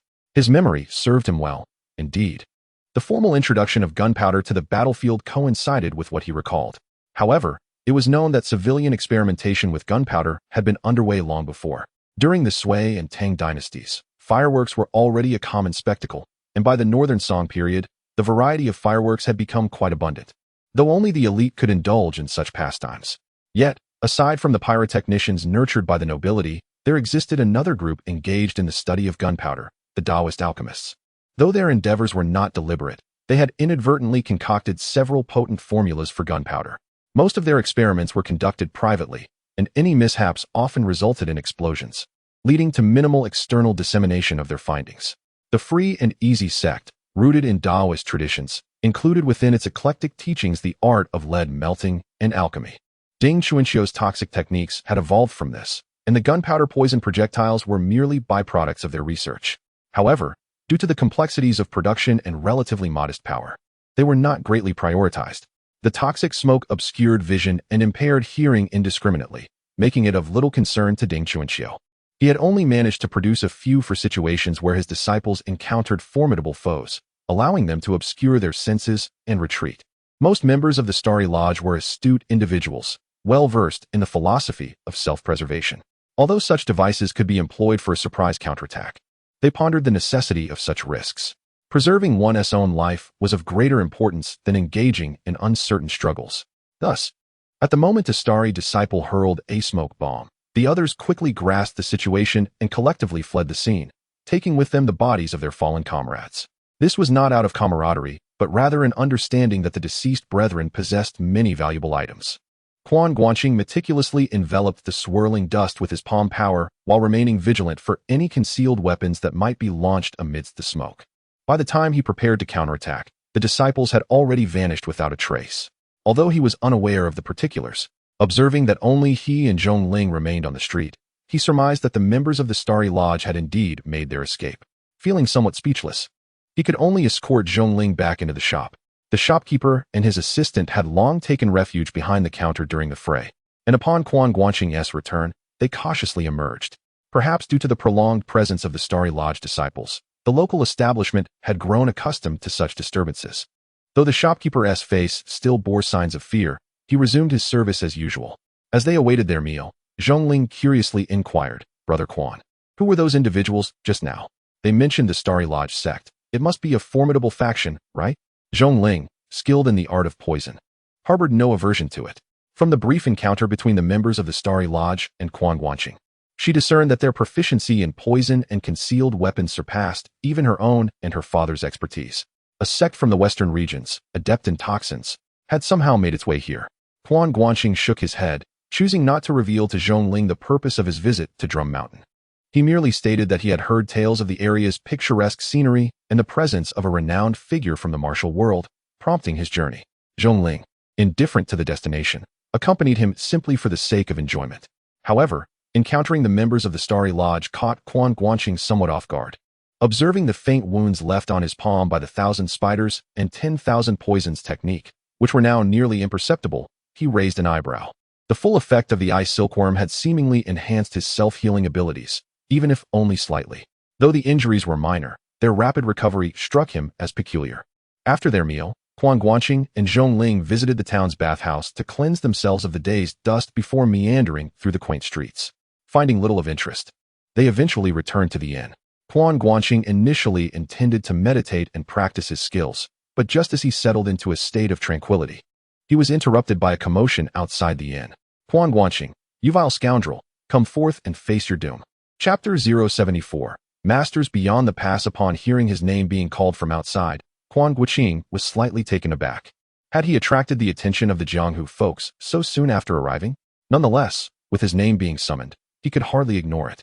After all, if a commotion ensued and the innkeeper's belongings were damaged, it would be a grave injustice. Shaking his head, Quan Guanqing swung open the window. Indeed, he beheld a throng of Jianghu individuals, armed and gathered beneath the inn, brandishing weapons with fervor. The sky had already darkened, and the streets were devoid of passers-by. Yet, shadows could be discerned behind the windows of the buildings lining the street, as curious onlookers, drawn by the commotion, peered out from their concealment. Oh, the timeless allure of spectacle is a universal trait. With a smirk, Quan Guanqing leapt gracefully from the window, landing softly on the ground below. The assembled crowd was momentarily stunned by his descent. The inn boasted 3 stories, and Quan Guanqing had opted for the topmost room, from which he had jumped down, a height exceeding 2 zhang. His light landing had already left many in awe of his agility. Observing his attire, Quan Guanqing had taken great care to present himself well in the presence of Su Xinghe and Wu Yazi. At this moment, he appeared as a dashing young gentleman, a handsome figure whose charm was not lost on the likes of Zhongling. This was a stark contrast to the typical image of a beggar gang leader, causing many to harbor doubts. Indeed, this was the person they sought, Quan Guanqing. While his reputation in the Jianghu was substantial, albeit notorious, few truly knew him. The crowd's gaze fell upon a middle-aged man, roughly in his 40s, amidst them. The implication was clear. Is this the one? The middle-aged man, though momentarily uncertain, scrutinized Quan Guanqing closely and ultimately confirmed, without a doubt, that he was indeed Quan Guanqing. Despite the change in attire, recognition remained intact. Quan Guanqing examined the man for a while, unable to recall where he had encountered him before, and thus, with a hint of apology, inquired, "May I ask who you are?" My surname is Qi. My fellow Jianghu companions have elevated me. I am none other than the Swift-Blade Qi," the middle-aged man declared with a resonant voice. "Oh, so you are the famed Swift-Blade Qi Liuge," Quan Guanqing acknowledged, recognizing him as a notorious bandit from the Guangzhou region. He claimed to rob the wealthy to aid the poor. Yet reports from the beggar gang indicated that he retained a significant portion for personal indulgence, leaving a mere fraction for those in need. This notion of robbing the rich to help the poor was merely lip service. Despite his morally dubious actions, Qi Liuge was adept at cultivating his reputation, earning a commendable standing in the Jianghu. Humph, Qi Liuge sneered. Although his actions were far from noble, he fancied himself a chivalrous outlaw. Faced with Quan Guanqing, who was regarded as the second coming of Yun Zhanghe, he harbored a sense of superiority. Quan Guanqing, I discerned your nefarious intentions back at the Gathering of Heroes. And now it is evident. Today, we, the Jianghu comrades, shall unite to bring you to justice for your villainy. Oh, so we have met at the Gathering of Heroes. Quan Guanqing mused. Quan Guanqing nodded in understanding, realizing why the other party recognized him while he could not recall them. On that day at the Gathering of Heroes, a substantial number of northern martial artists had convened, and it was impossible for him to remember each individual or even have a lasting impression of them all. However, he had made quite an impression that day by defeating 2 Shaolin monks of the Xian generation, and it was only natural that those present would recognize him. Yet, he harbored some doubts. Having vanquished 2 monks of such repute, how could these several individuals dare to approach him? Could it be that among them were formidable opponents? As he pondered, 2 burly men with bushy beards stepped forth from the crowd. Their appearance was a curious blend of ruggedness, which was not uncommon in the Zhaosong era. Unlike typical martial artists, neither carried weapons, yet the moment they approached, Quan Guanqing sensed a robust and fiery aura emanating from them. Observing their sharp, piercing eyes and the pronounced bulge of their temples, he deduced they were practitioners of high internal martial arts, likely possessing a formidable and vigorous inner strength. Quan Guanqing, my brother and I have long dwelled at the borderlands and have recently ventured into the Central Plains. We have heard tales of your havoc in the martial world. One of them declared with a booming voice, I am Yun Wuyin, and this is my brother Tai Wujing. When we reach the underworld, we shall ensure the judge knows our names. Upon hearing this, Quan Guanqing understood. These 2 fellows had just arrived from an unknown region, seeking to use him as a stepping stone to fame. A chuckle escaped his lips at their audacity. Such notions were commendable, yet one must possess the requisite skills to succeed. In his mind, he scoffed at the thought that the firework monk had not yet defected from Shaolin, and that the Western Shaolin and the Diamond sect had yet to establish themselves. Outside of the Ming cult near Persia, he had not heard of any other formidable sects or masters. These 2 were likely just local bullies. With this in mind, Quan Guanqing smiled. Then let us see if you possess such capabilities. His gaze swept over the crowd, only to notice that Qi Lu had quietly retreated to the back after Yun and Tai made their entrance. This behavior was consistent with his previous encounters with Qi Lu, who always sought to distance himself when the time for action arose. Huh. Yun Wuyin responded with a hearty laugh. He stomped his foot, and the cobblestones beneath him shattered under the force. With a single stride, he was upon Quan Guanqing. His palm, resembling a large fan, came crashing down towards him. The speed was impressive, yet it was merely a straightforward display of brute force. As Quan Guanqing contemplated the incoming strike, he decided to gauge his opponent's prowess by meeting the attack with his own palm. Yun Wuyin's hand came whipping through the air with a fierce wind, indicating a powerful blow. In contrast, Quan Guanqing's palm was light and silent. Observers, many of whom were skilled in their own right, recognized that Quan Guanqing's strike was far superior, embodying the realm of formlessness and void. Some even discerned that he was employing the renowned Prajna palm. While this technique may not wield the same overwhelming power as the earlier strike he had executed, it possessed a subtler force capable of shattering raw power through the principle of emptiness overcoming solidity. As their palms met, Quan Guanqing's body swayed slightly. In contrast, Yun Wuyin staggered back 3 steps, his face alternating between shades of pale and green. Although he quickly regained his composure, the astonishment on his face when he glanced at Quan Guanqing was unmistakable. The 2 brothers were originally notorious thieves from the northern desert, who, by sheer chance, stumbled upon a hidden realm. The master of this realm had long since passed, yet within it lay an unparalleled manual of martial arts. The difficulty of this manual was immense, yet it fortuitously resonated perfectly with their physiques. Additionally, within the cave grew a peculiar plant bearing 2 crimson fruits. Each brother consumed one, feeling their strength surge remarkably, and found their training in the martial arts to be exceptionally smooth. Upon emerging from the hidden realm, they swiftly dominated the northern desert, unmatched by anyone. Thus, they resolved to venture into the Central Plains martial world. Along their journey, they encountered numerous so-called masters of the martial arts, yet none could withstand their prowess for more than 3 exchanges, especially in contests of palm strength. A single strike often sent opponents reeling, bloodied, and begging for mercy. Qi Lu, a notorious blade wielder in the western regions, held significant renown, and his skills were commendable, placing him among the upper echelons of the martial world. However, even he conceded defeat after merely 3 exchanges with one of the brothers. Now, facing this seemingly youthful man before him, he found himself at a considerable disadvantage. The intricate force of their palm clash penetrated his own body. Had it not been for the fierce and extraordinary energy within him, which swiftly disrupted the invading force, his internal organs might have been grievously harmed.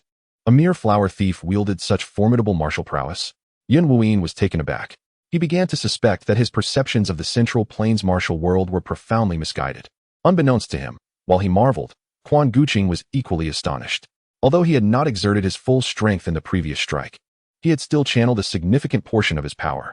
The fact that his opponent merely changed color without sustaining any injury was perplexing. At this moment, Quan Guanqing had fully assimilated the formidable internal energy gained from practicing the divine foot technique, reaching an extraordinary peak. Coupled with his mastery of the Prajna palm, even the legendary Qiao Feng's 18 Dragon Subduing Palms might not have prevailed against that last strike. The foreigner had astonishingly absorbed it without harm. Intrigued, Quan Guanqing's gaze flickered as he activated his system's assessment function. He had refrained from using this ability earlier, having initially presumed that there were no noteworthy masters beyond the Central Plains.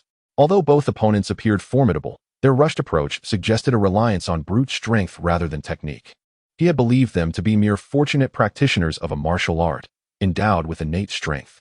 Yet, upon their palm clash, he realized something was amiss.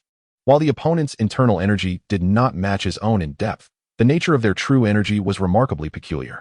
During their exchange, although his empty as the void technique had disrupted the opponent's palm force, a trace of it still managed to seep into his palm. Quan Guanqing likened it to being pierced by glowing iron needles within his meridians. Although the divine foot technique quickly alleviated the sensation, the opponent's ability to achieve this despite their inferior power was telling. The martial arts practiced by the other party are exceedingly profound. As their abilities were unveiled, the attributes appeared before Quan Guanqing's eyes. Yun Wuyin, male, 42 years of age, physical condition, excellent. Up to this point, there were no issues. However, the section detailing the martial arts caused Quan Guanqing's eyelids to involuntarily twitch with intensity. Martial arts, Gale Sand Blade Technique, Entry Level, Flying Sandstone Fist Technique, Mastery. Shattered Rock Palm Technique, Mastery. Wedding Dress Divine Skill, Mastery. Rating, Superlative. Wedding Dress Divine Skill. Quan Guanqing's eyes nearly bulged out of their sockets as he glanced at the slightly distant Tai Wujing. Aside from differing names and ages, Tai Wujing being 39, every other detail mirrored Yun Wuyin almost identically. The martial arts section also prominently featured the Wedding Dress Divine Skill. Martial Zen Buddhism, Wedding Dress Divine Skill. Quan Guanqing certainly recognized this extraordinary divine skill from the realm of Gu Long's martial arts novels, specifically from the Blood Flag sect and the Peerless Twins. Practitioners of this skill, Tai Zhongtong and Yin Nantian, are renowned masters within their respective worlds. Yet, how did these two martial arts intertwine within the realm of Tianlong? Quan Guanqing felt an uncontrollable twitch in his eyelids, and a torrent of expletives surged within him, demanding release. Chapter 075. The Strength of Quan Guanqing within the confines of the system. Quan Guanqing had encountered martial arts beyond the realm of the metal element, such as the Ihua Jiu bestowed upon him in his novice gift pack.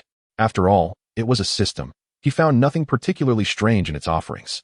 However, the appearance of two individuals adept in the bridal robe technique left him somewhat perplexed. He could ascertain that no character wielding such skills had ever graced the pages of the Heavenly Dragon novels or their television adaptations. In truth, even within the works of Gu Long, instances of practitioners of the bridal robe technique were exceedingly rare. The technique was notoriously difficult to master and bore significant drawbacks. Yet, the system plainly informed him that both of these individuals were indeed skilled in the bridal robe technique. Upon engaging with Yun Wuyin, he had indeed sensed the formidable and fierce power of the opponent's palm strikes, aligning with his impressions of the bridal robe technique. But why? Were these two also traversers from another world? Did they possess their own golden fingers? Was it a case of strange transformations and unchanging circumstances? Cautiously, Quan Guanqing ventured to speak. Yun Wuyin blinked, eyeing him warily. What sorcery are you muttering, you scoundrel? I warn you, I am not afraid. Despite his bravado, he had already positioned his hands protectively before him, fully alert to Quan Guanqing's movements. Yun Wuyin sensed an aura of sorcery emanating from Quan Guanqing. It was difficult to explain why his brother, akin to a protagonist from a tale, had encountered such extraordinary fortunes. And after years of honing his skills in the northern wilderness, he found himself unable to best a youth who appeared to be a decade his junior. Alas, it seemed they were not fellow townsmen. A tinge of regret washed over Quan Guanqing. Although it is said that fellow townsmen often meet with daggers drawn, he had genuinely hoped to encounter someone from his original world. Yet, since that was not the case, with a sharp focus, Quan Guanqing contemplated whether he could subdue his opponent and acquire the bridal robe technique from him. He had seen the technique within the system, rated as exquisite. While it may not rival the divine-level skills of the Yi Jin Jing or the Bei Ming Shin Gong, it certainly surpassed the likes of the Dragon Subduing 18 Palms and the Protagonist Palm. If he could obtain it, even without practicing it, his current understanding of martial arts would allow him to glean significant insights. Furthermore, if he chose not to cultivate it himself, he could offer it to others for their training. The few peculiar figures emerging from the legendary Peerless Twins had stated, to harm someone, one need only teach them the bridal robe technique. Indeed, while the bridal robe technique was powerful, it brought with it profound suffering, especially for those gifted with extraordinary talent. The deeper one delved into its practice, the more agonizing the experience became. Those who reached advanced levels could suffer from unbearable pain, burning of the meridians, and even madness, leading to physical disfigurement and incapacitation. To start anew, one would have to relinquish all their hard-earned prowess to another, yet who would willingly part with their painstakingly acquired strength. The term bridal robe implies crafting a wedding garment for another. Unbeknownst to Yun Wuyin, who could sense the gleam of malice in Quan Guanqing's eyes, he realized that his adversary harbored murderous intent. This was ominous. Having just executed a near-exhaustive palm strike, he found it effortlessly parried by Quan Guanqing. Although the bridal robe technique was renowned for its overwhelming internal power, it also demanded exquisite techniques to complement it. Yin Nantian, known as the Divine Sword, excelled in both swordplay and palm techniques, while Tai Zhongtong had likewise mastered numerous superior skills. However, the brothers Yun and Tai, originally bandits from the northern deserts, possessed martial skills that were not particularly remarkable. After mastering the bridal gown divine skill, they relied on their formidable internal energy and overwhelming true qi to roam the northern wasteland, without any intention of learning more sophisticated techniques, for such opportunities were scarce. Upon arriving in the Central Plains, they did entertain thoughts of acquiring advanced skills, yet their journey had not introduced them to any formidable opponents worthy of their attention. Just as they turned around, they found themselves confronted by the renowned Quan Guanqing, who currently ranked among the top figures in the martial world. Even with their superior internal strength, they could not match Quan Guanqing, and the disparity in techniques was even more pronounced. How could they possibly contend with him? Yun Wuyin was now in a state of great alarm. Most of the other martial artists had congregated temporarily. They had witnessed the prowess of the Yun and Tai brothers, but had never seen the capabilities of Quan Guanqing. Initially, they believed that the two would easily subdue Quan Guanqing, but the situation at hand was far more complicated than anticipated, leaving them at a loss. At that moment, Qi Lu, who had been hiding in the crowd, spoke up. Brothers Yun and Tai, there is no need to adhere to any rules with such a rogue. Simply eliminate him without hesitation. He continued, this fellow possesses formidable skills. Why not join forces? Upon hearing this, Yun Wuyin's eyes brightened. Having fought alongside Tai Wujin through life and death for many years, they had long since become accustomed to collaborating in battle. Their cooperation could yield a synergistic effect, significantly enhancing their combat prowess. However, they initially hesitated to ally against one due to their desire to make a name for themselves in the Central Plains, as it would sound ill-favored to claim victory through a two-on-one approach. Qi Lu's words, however, alleviated their concerns. Tai Wujin stepped forward, saying, Brother, Qi Lu is right. There is no need for decorum with such scoundrels. I shall assist you.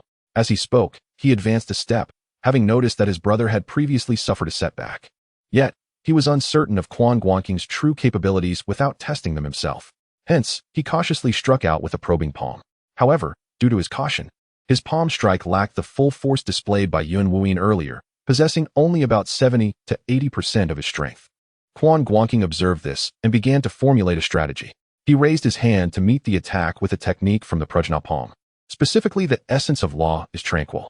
This technique, while not as overpowering as falsehood is not empty, or as intricate as if form is empty, then empty, nevertheless delivered a cascading wave of power, each layer surpassing the last. When their palms met, both felt a slight tremor. Tai Wujin, still astonished, thought to himself that the opponent's palm strength was not extraordinary. Just as he prepared to unleash a more potent attack, he discovered that Quan Guanqing's power had already arrived ahead of his own. His own internal energy, which he had been gathering, was instantly shattered, as the opponent's internal force surged into his palm. Alarmed, Tai Wujin hurried to channel his internal energy for defense. However, just as he began to consolidate his inner breath, another wave of palm force came crashing in, scattering the energy he had just gathered. In that instant, Tai Wujin felt a throbbing in his meridians. Realizing that the opponent's internal energy had penetrated his defenses, he found it increasingly difficult to resist. Although the opponent's palm force was not overwhelmingly strong, it flowed incessantly. His internal energy could not coalesce, and he could only watch helplessly as the opponent's internal force pressed down on his true qi, cascading from his palm to his arm, shoulder, and even threatening to invade his dantians. Iron Wujin realized that if his opponent were to fully unleash their palm strength upon him, it would not only render his martial prowess nearly useless, but he would also suffer a significant loss, perhaps as much as 70 to 80% of his abilities. It would likely take him a year or more to recuperate. However, withdrawing his palm was not an option. The opponent's force was relentless. If he were to retract his energy to safeguard his dantian, the attack would undoubtedly strike him directly. The adversary's internal power surpassed his own, and should he endure a blow, it could very well result in broken bones and shattered organs. In a mere instant, Iron Wujin found himself trapped in a predicament, his face betraying despair. How could there be such a vast disparity between himself and this young man who appeared to be a decade his junior? Just as Iron Wujin teetered on the brink of hopelessness, a powerful shout broke through the tension. "Robe, do not harm my brother." It was Yun Wuyin who, upon witnessing Iron Wujin and Quan Guanqing engaged in a standoff without being repelled, realized the grave disadvantage Iron Wujin was in and rushed to assist. He approached from the right side of Quan Guanqing, who was currently preoccupied with countering Iron Wujin's palm strike with his right hand, leaving his left side vulnerable. Instantly, he withdrew his palm and transformed his stance into a claw. Iron Wujin felt the pressure mounting against his defenses, and just as it seemed his fortitude would be breached, he noticed the opponent's force suddenly retract. However, before he could feel relief, he discovered that his wrist had been captured, a wave of pressure coursing through his meridians, rendering half of his body numb and uncontrollable. Quan Guanqing seized Iron Wujin's wrist, retreating slightly to evade Yun Wuyin's incoming strike, and then, with a deft motion, hurled Iron Wujin towards Yun Wuyin as if he were a weapon. Though Iron Wujin and Yun Wuyin had engaged in misdeeds in the northern desert, their bond was one of profound brotherhood. Seeing Iron Wujin being flung towards him without struggle, Yun Wuyin immediately understood that his brother was under the opponent's control, likely unable to act of his own volition. At that moment, even his protective energy was faltering. Should he attempt to intercept, it could result in grievous injury to Iron Wujin. Unable to bear the thought of his brother being harmed, Yun Wuyin could only retract his hand and step back. Seeing Yun Wuyin retreat, Quan Guanqing felt a surge of triumph. As Yun Wuyin withdrew, he advanced, propelling Iron Wujin once more towards him. Iron Wujin, of course, did not wish to be used as a mere projectile against his own brother. Yet, with Quan Guanqing's grip on his meridian, his own abilities were stifled, compounded by the fact that Quan Guanqing had employed a method to redirect his energy against him. The moment Iron Wujin attempted to harness his power, it was instantaneously siphoned away, becoming a force wielded in the air. In that moment, Iron Wujin was engulfed in a tumult of grief and rage. Realizing that the northern desert wolf had become a mere plaything in another's hands, lamenting the uncontrollable nature of his own power. The martial world of the Central Plains was truly terrifying. The cunning tactics of its practitioners were beyond his comprehension. "This rogue is formidable. Comrades, we must unite." Just as the brothers found themselves in this precarious situation, a voice emerged from the crowd in the distance. It was Qi Lu, who now stood in astonishment. Having witnessed Quan Guanqing's prowess at Zhuxianzhuang, he understood the man's formidable capabilities, yet he had never anticipated such overwhelming strength. The bond between Yun and Iron Wujin, though rough in execution, possessed an undeniable force that could pressure even those of equal or slightly higher rank. At this moment, the two brothers joined forces. Yet they were effortlessly toyed with by Quan Guanqing, as if they were mere playthings. Should these two fall victim to Quan Guanqing, what fate would await the rest of them? While others from the martial world chose not to register, he had just revealed his identity in a bid for fame, thus becoming a likely target for Quan Guanqing. Contemplating this, Qi Lu could only grit his teeth and rally the martial artists around him to join the fray. Nearly 20 individuals had accompanied him. Although they did not match the formidable presence of the gathering of heroes, there were still numerous skilled practitioners among them. While they may not rival the Yun and Tai brothers, the support was deemed sufficient. With the addition of some adept at using concealed weapons, they might, perhaps, be able to subdue Quan Guanqing. Deep down, however, Qi Lu was acutely aware that even with a multitude joining the assault, he harbored no certainty of overcoming Quan Guanqing. He merely recognized that a thought had ignited within him. Perhaps amidst the chaos of others converging, he could seize an opportunity to escape. Once this notion took root, it spread like wildfire, uncontrollable and fierce. Unbeknownst to Quan Guanqing, who remained oblivious to Qi Lu's inner musings, he heard Qi Lu's words linger in the air, followed by the resounding chorus of approval from dozens of voices. As over 20 martial artists surged forward together, even Quan Guanqing felt a twinge of apprehension, quickly casting a glance towards the commotion. Yet, upon a brief survey, he found himself momentarily taken aback.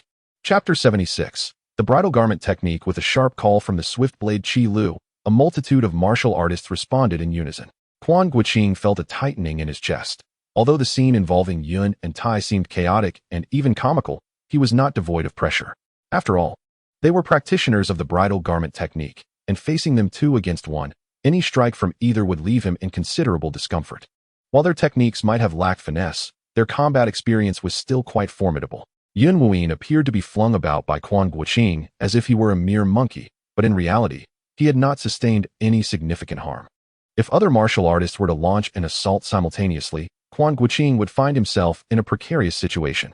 However, when he stole a glance, he was nearly taken aback. After Qi Lu's call, more than 20 martial artists, including him, unexpectedly turned and fled with remarkable speed. The decisiveness of their actions and their swiftness were indeed astonishing. Oh, one cannot help but remark on the efficacy of associating with Qi Lu. Quan Guanqing mused silently. His understanding of Qi Lu stemmed solely from the information gathered by the beggar's sect about figures in the martial world. Qi Lu was a prominent figure in the Guanxi region, and he had garnered considerable attention. He had heard tales of Qi Lu abandoning his companions to escape. But hearing of such deeds was one thing. Witnessing them was quite another. It was one thing for him to flee alone, but to see 20 others follow suit was truly surprising, especially after they had just rallied with spirited cries, seemingly ready to fight to the death. Quan Guanqing chuckled. One does indeed smile when rendered speechless. He unearthed numerous similar instances from the recesses of his memory. While there were indeed heroes in the martial world, there were far more rascals, and such occurrences were far from rare.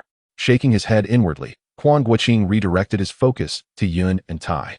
No longer needing to split his attention, he unleashed his prowess with increasing ferocity.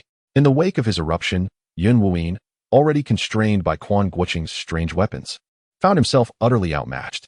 Brother Quan, esteemed hero, we concede. Would you kindly cease hostilities? Yun Wuyin was compelled to plead for mercy. Upon hearing this, Quan Guanqing halted his actions, though his fingers remained firmly clasped around Tai Wujin's wrist. Having been wielded like a weapon for some time, Tai Wujin initially attempted to resist, but upon realizing that all his efforts were futile, he surrendered. After being swung around several times, his entire arm had grown numb, rendering him incapable of any technique. And he felt dizzy. Quan Guanqing's internal energy surged within him, rendering Tai Wujin utterly motionless. Oh, are you capitulating? Quan Guanqing observed Yun Wuyin with keen interest. Indeed, Yun Wuyin was surprisingly straightforward. Prior to acquiring their formidable techniques, he and Tai had been mere ruffians in the martial world, and during their escapades in the northern desert, they had encountered formidable adversaries before. When it was time to flee, they fled. When it was time to kneel and beg for mercy, they did so. Even now, as they had risen to become skilled fighters, they bore no psychological burden when confronted by those of even greater prowess. Releasing the 2 of you is not out of the question. Quan Guanqing, unaware of their past, harbored no significant intent to kill. Instead, his curiosity was piqued. But I have conditions. Speak freely, Yun Wuyin replied, devoid of any frivolous remarks, as long as you do not harm my 2 brothers. Quan Guanqing nodded, stating, first, from where did you learn this bridal garment technique? As he spoke, he fixed his gaze intently on Yun Wuyin, eager to discern any changes in his expression. To his surprise, he found it unnecessary. Yun Wuyin's expression was exceedingly evident, his eyes wide with disbelief. How do you know we practice the bridal garment technique? Oh, so they are aware of it? Quan Guanqing mused internally, yet maintained a facade of indifference. I am the one posing the questions, he replied. A fleeting look of frustration crossed Yun Wuyin's face, but he swiftly continued. We discovered a grand tomb at the border of Tubo and Huegu, and with no other business at hand, we considered excavating it. Inside the tomb, there is a substantial underground chamber filled with treasures, gold, silver, jewels, and various weapons and armor. We have no knowledge of the original owner. The manual was found within the coffin. A tomb, Quan Guanqing nodded inwardly, recognizing that it was not uncommon for martial arts manuals to be interred with the deceased. Yet, why did it appear in the region of Tubo and Huegu? Suppressing his curiosity, he pressed on. How long have you been practicing this technique? As far as I know, it is notoriously difficult to master. Upon hearing this, Yun Wuyin assumed that Quan Guanqing possessed considerable knowledge of the technique. Indeed, it was challenging to cultivate. Even though the brothers were physically well suited for it, the path was fraught with difficulties. Fortunately, within the chamber lay a Zhuro fruit, which, upon consumption, greatly enhanced their abilities and facilitated their training. However, this ease persisted only until they reached the 6th level of mastery. According to the manual, the bridal garment technique comprises 9 levels, and attaining the 9th level bestows invincibility. The first 3 levels were almost effortlessly conquered, and the brothers reveled in their surging power and dominating energy. Although the 4th and 5th levels presented some obstacles, they did not require excessive effort.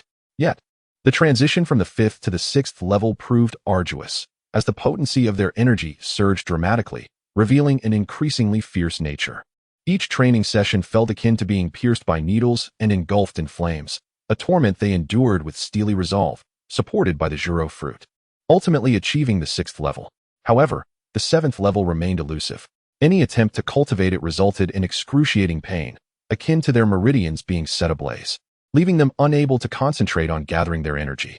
Having obtained an unparalleled manual, yet unable to progress further, was a bitter pill for the brothers to swallow.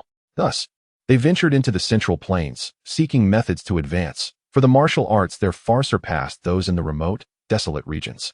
Their preliminary plan involved seeking the renowned physician Shui to see if he possessed any solutions. If he could not assist, they would then turn to Shaolin for guidance. If all else fails, they could relinquish the bridal garment technique in exchange for a method to decipher it from a Shaolin master. After all, the manual was acquired without effort, and the two brothers felt no remorse. Upon hearing the entire tale, Quan Guanqing was overwhelmed with emotions. They had inadvertently stumbled into danger. Yet not only had they obtained the manual, but they had also consumed the Zhu fruit to enhance their abilities. Were these two not quintessential protagonists of an ancient era? Were it not for his system, he would likely be consumed with envy. Nevertheless, each brother ate a Zhu fruit, sharing their fortune. Had one consumed both, he might have directly broken through to the 7th or even 8th celestial realm. As for the 9th realm, Quan Guanqing felt it would be a struggle. He pondered whether the Zhu fruit had been left behind by the tomb's master for the fortunate. Yet, perhaps it was not for the fortunate, but rather a trap for the unwary. If they truly consumed both Zhu fruits and cultivated the bridal garment technique to the 7th or 8th realm, they might end up with their meridians shattered and rendered useless.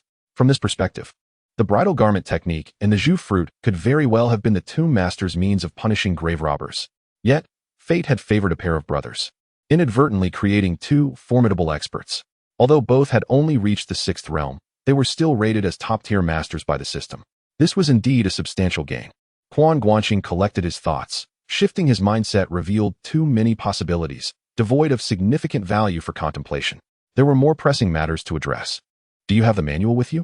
Yes, Yun Wuyin replied without unnecessary embellishments, tearing open the lining of his garment to produce a piece of what appeared to be an animal hide, which he tossed toward Quan Guanqing from a distance. Lacking the finesse for intricate techniques, and with insufficient control over his internal energy, he simply projected his energy onto the hide as he threw it. Quan Guanqing effortlessly caught it, unconcerned about any tricks the other might play. Following his encounter with the Xingqiu sect, he was assured of his immunity to all poisons. Upon receiving the hide and casually opening it, he merely glanced at the contents and discerned there was nothing amiss. This was not due to extraordinary vision or insight. Rather, the moment he saw the contents of the hide, the system had already provided a prompt, top-tier technique, bridal garment technique, available for 100 emotional value points to learn. Without a moment's hesitation, he chose to learn it. Although he had no intention of genuinely practicing the bridal garment technique, it was undeniably useful. A quick glance at his personal information revealed no changes, save for the addition of the bridal garment technique, entry level 101,000, in the technique section. Just as he had anticipated. Satisfied, Quan Guanqing released Tai Wujin's hand.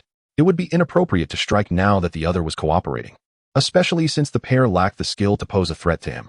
He was more intrigued by another matter.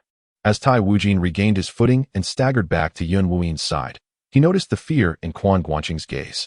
Unfazed, Quan Guanqing inquired, "One last question. How did you know I was here?" This question piqued his interest. After departing from Bianliang, despite his and Zhong Ling's deliberate haste, they encountered little delay on their journey and had minimal interactions with the people of the martial world. It was only upon their arrival in the small town today that they clashed with the members of the Xingqiu sect who had approached them. At that moment, he had indeed revealed his identity, yet in such a brief span of time, it seemed unreasonable for so many martial artists to congregate with the intention of confronting him.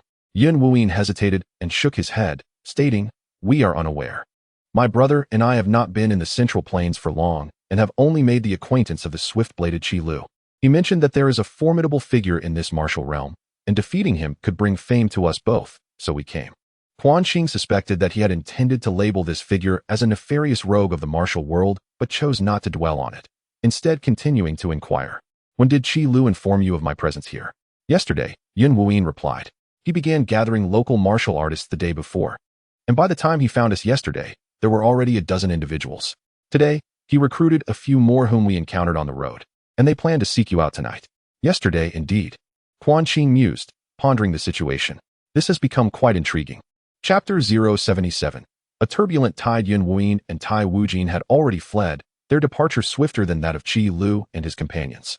With their profound internal strength, they dashed forward in a straight line, far surpassing the speed of galloping steeds, unencumbered by the pursuit of lightness or elevation. Quan Guanqing observed the retreating figures of the duo, standing pensively in the street. He had only just emerged from Bianliang City the previous day, while Qi Lu had already been mustering manpower at that time. Quan arrived in the afternoon, and soon after, Qi Lu and his associates appeared at the inn where he was lodging. It was not surprising that Qi Lu recognized him. Yet he hardly seemed the type to rally a group to confront him in a bid to rid the world of its evildoers. In fact, Qi Lu had only sought out his primary enforcers, Yun and Tai, after recruiting several rather ineffectual assistants. It struck Quan as peculiar, undeniably so. He sensed that there was a deeper reason behind it, but could not grasp it at that moment. At that juncture, another figure leapt from the third floor, first landing on the second-floor windowsill before descending to the ground, Zhong Ling. She gazed curiously at the now invisible figures of the martial artists, and then turned her attention to Quan Guanqing. Why did they all run away? They didn't even engage. Knowing they couldn't win, they naturally fled, Quan Guanqing replied nonchalantly. Such was the nature of the martial world. Most were like that. Only a select few, like Qiao Feng, were truly fearless in the face of overwhelming odds. Were he in their position, he would undoubtedly seek an opportunity to escape if he realized his opponent was formidable. "Then why did they trouble you?" "I heard them calling you a villain," Zhong Ling inquired, her curiosity piqued. She had not ascended the mountain that night at Zhiguan Temple, and thus remained unaware that Quan Guanqing had become infamous as a notorious flower thief in the martial realm. "They believe I am the second coming of Yun Zhangyi." Quan Guanqing shrugged. Giggling, Zhong Ling replied, "Well, you are certainly more handsome than him." She had encountered Yun Zhangyi during the chaos in Dali, finding him quite unattractive. However, her words elicited an eye roll from Quan Guanqing. "Do I truly resemble such a person? Not at all. My father always tells me that the more delicate a man appears, the less trustworthy he is." Zhong Ling continued to laugh. "Your father likely has a verdant pasture atop his head, hence his reasoning." Quan Guanqing mused inwardly, yet he replied, "So, do you still dare to accompany me?" Zhong Ling's beautiful eyes sparkled as she pondered, then smiled. "Actually, I wish to believe in you. But have you truly committed those deeds?"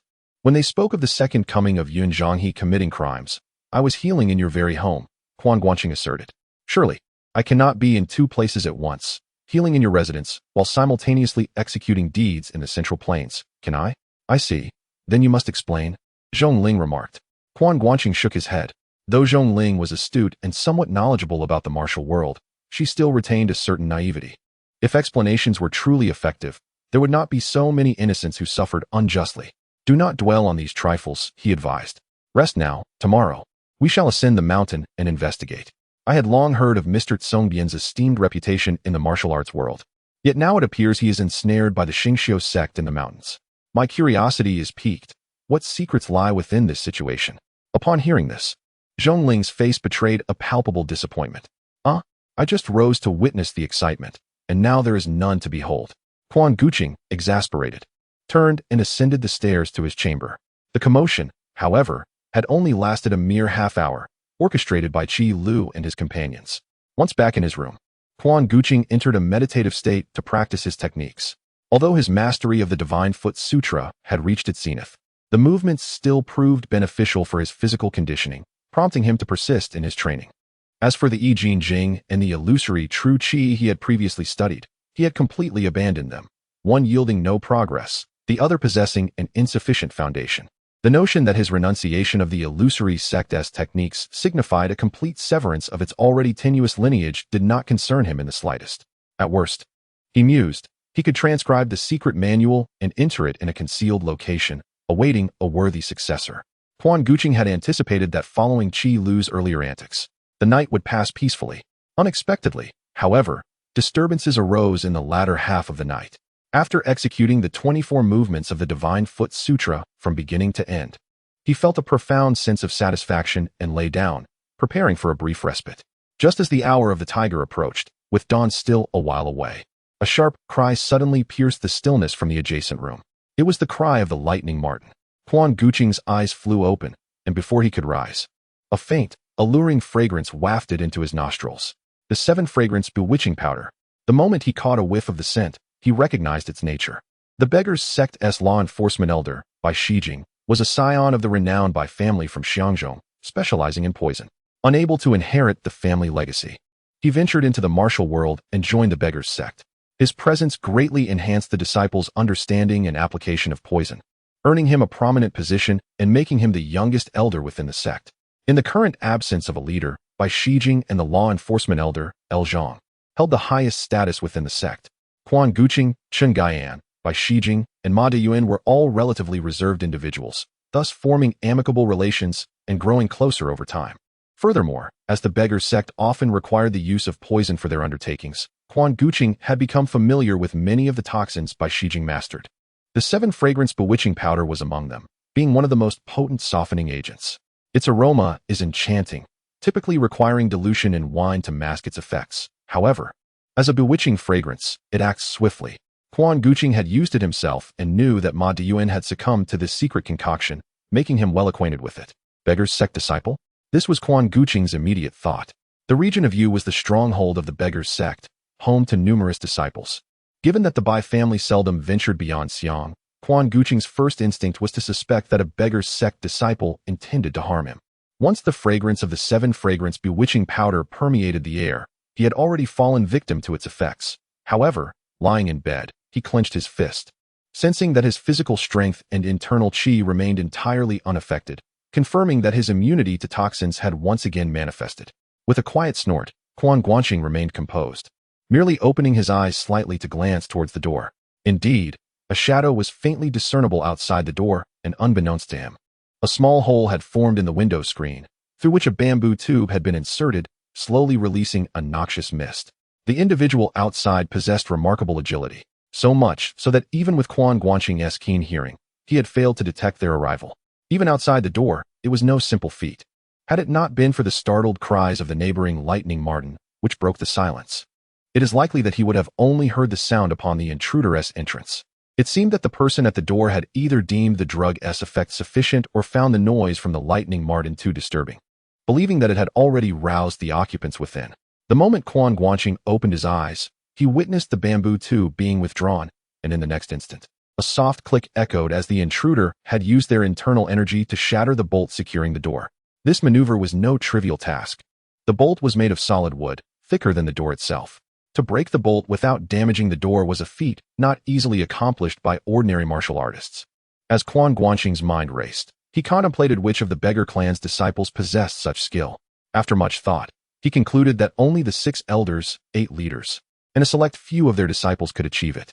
While pondering, Quan Guanqing did not wait for the intruder to approach and launch a surprise attack. Instead, he sprang up from his bed, propelling himself directly towards the intruder as they entered. The moment the figure stepped in, Quan Guanqing closed the distance and confronted him head-on. Without a moment's hesitation, he extended his palm, only for the intruder to hastily raise his hand in defense. With a resounding thud, their palms collided. The intruder was sent hurtling backward, crashing through half of the door before landing on the ground. Yet he quickly rolled and regained his feet. The corridor was illuminated by flickering candles, allowing Quan Guanqing to discern the intruder's appearance. clad in coarse cloth and veiled. A darkened patch on the mask suggested that he had been injured, likely coughing up blood from Quan Guanqing's strike. Though the intruder had sustained injury from a single blow, Quan Guanqing was nonetheless astonished, considering his current prowess. Even top-tier martial artists would be severely wounded by a similar encounter, and yet this individual had risen almost instantly, indicating that his injuries were not grave. Most significantly, during their exchange, Quan Guanqing had distinctly sensed a formidable force emanating from the intruder's palm, nearly penetrating his own. Fortunately, his profound internal strength had allowed him to dissipate the impact. The intruder's skills were not to be underestimated, and his energy was of an exceptionally peculiar nature, suggesting that he might possess abilities beyond the pinnacle level. This raised an intriguing question: from whence had so many top-tier martial artists emerged in the world? Earlier, he had dispatched Yun and the Tai brothers, and now there was yet another masked individual? Moreover, the intruder's palm technique felt eerily familiar to Quan Guanqing, though he could not immediately recall its origin. Reflecting further proved unproductive. Capturing the intruder would surely yield answers. With a fleeting thought, Quan Guanqing pursued the figure. But as he stepped out of the room, a glint of cold steel suddenly flashed toward him. Startled, he realized that his focus had been solely on the individual outside, unaware that another accomplice lurked nearby. Indeed, the flash of lightning from next door was accompanied by a sound, undoubtedly indicating that the fragrance of medicine had startled him as well. Cursing his own carelessness, Quan Guanqing remained unperturbed, swiftly reaching out to seize the weapon that was thrust at him. In an instant, the glint of cold steel caught his peripheral vision. It was yet another figure clad in black, wielding a short sword that was entirely devoid of any shine. The pitch-black short sword sent a shiver down Quan Guanqing's spine, reminding him of the two peculiar individuals he had encountered while journeying south to Dali after leaving Juxianzhuang. Those two had also possessed identical short swords, one of which he had managed to wrest from them. However, during a confrontation with the Diansong sect, he had been injured by their poisoned weapon, the Liyun Shua. When rescued by Mu Wanqing, he had lost his bundle, along with the short sword. Were they associates of those two? A sudden chill gripped Quan Guanqing's heart as he exerted greater force with his outstretched hand, determined to seize the wrist of the opponent wielding the sword. Yet, to his astonishment, the adversary's arm suddenly twitched, and he felt as though he was grasping a slippery eel. In the next moment, he was freed from the hold. Despite employing the dragon claw technique, his opponent had managed to escape. Memories flooded back. Those two peculiar individuals were adept in the Sunflower Manual. Thus, these two. Chapter 078. Farewell to the Sunflower. Before Quan Guanqing could fully contemplate the situation, a masked individual had already raised a hand, launching 3 silver needles directly at him. Indeed, this moment revealed that he need not utilize the system to ascertain that the opponent was employing the Sunflower Scripture. The velocity of the flying needles, imbued with formidable force yet producing minimal sound, was evidently beyond the capabilities of ordinary concealed weapon techniques.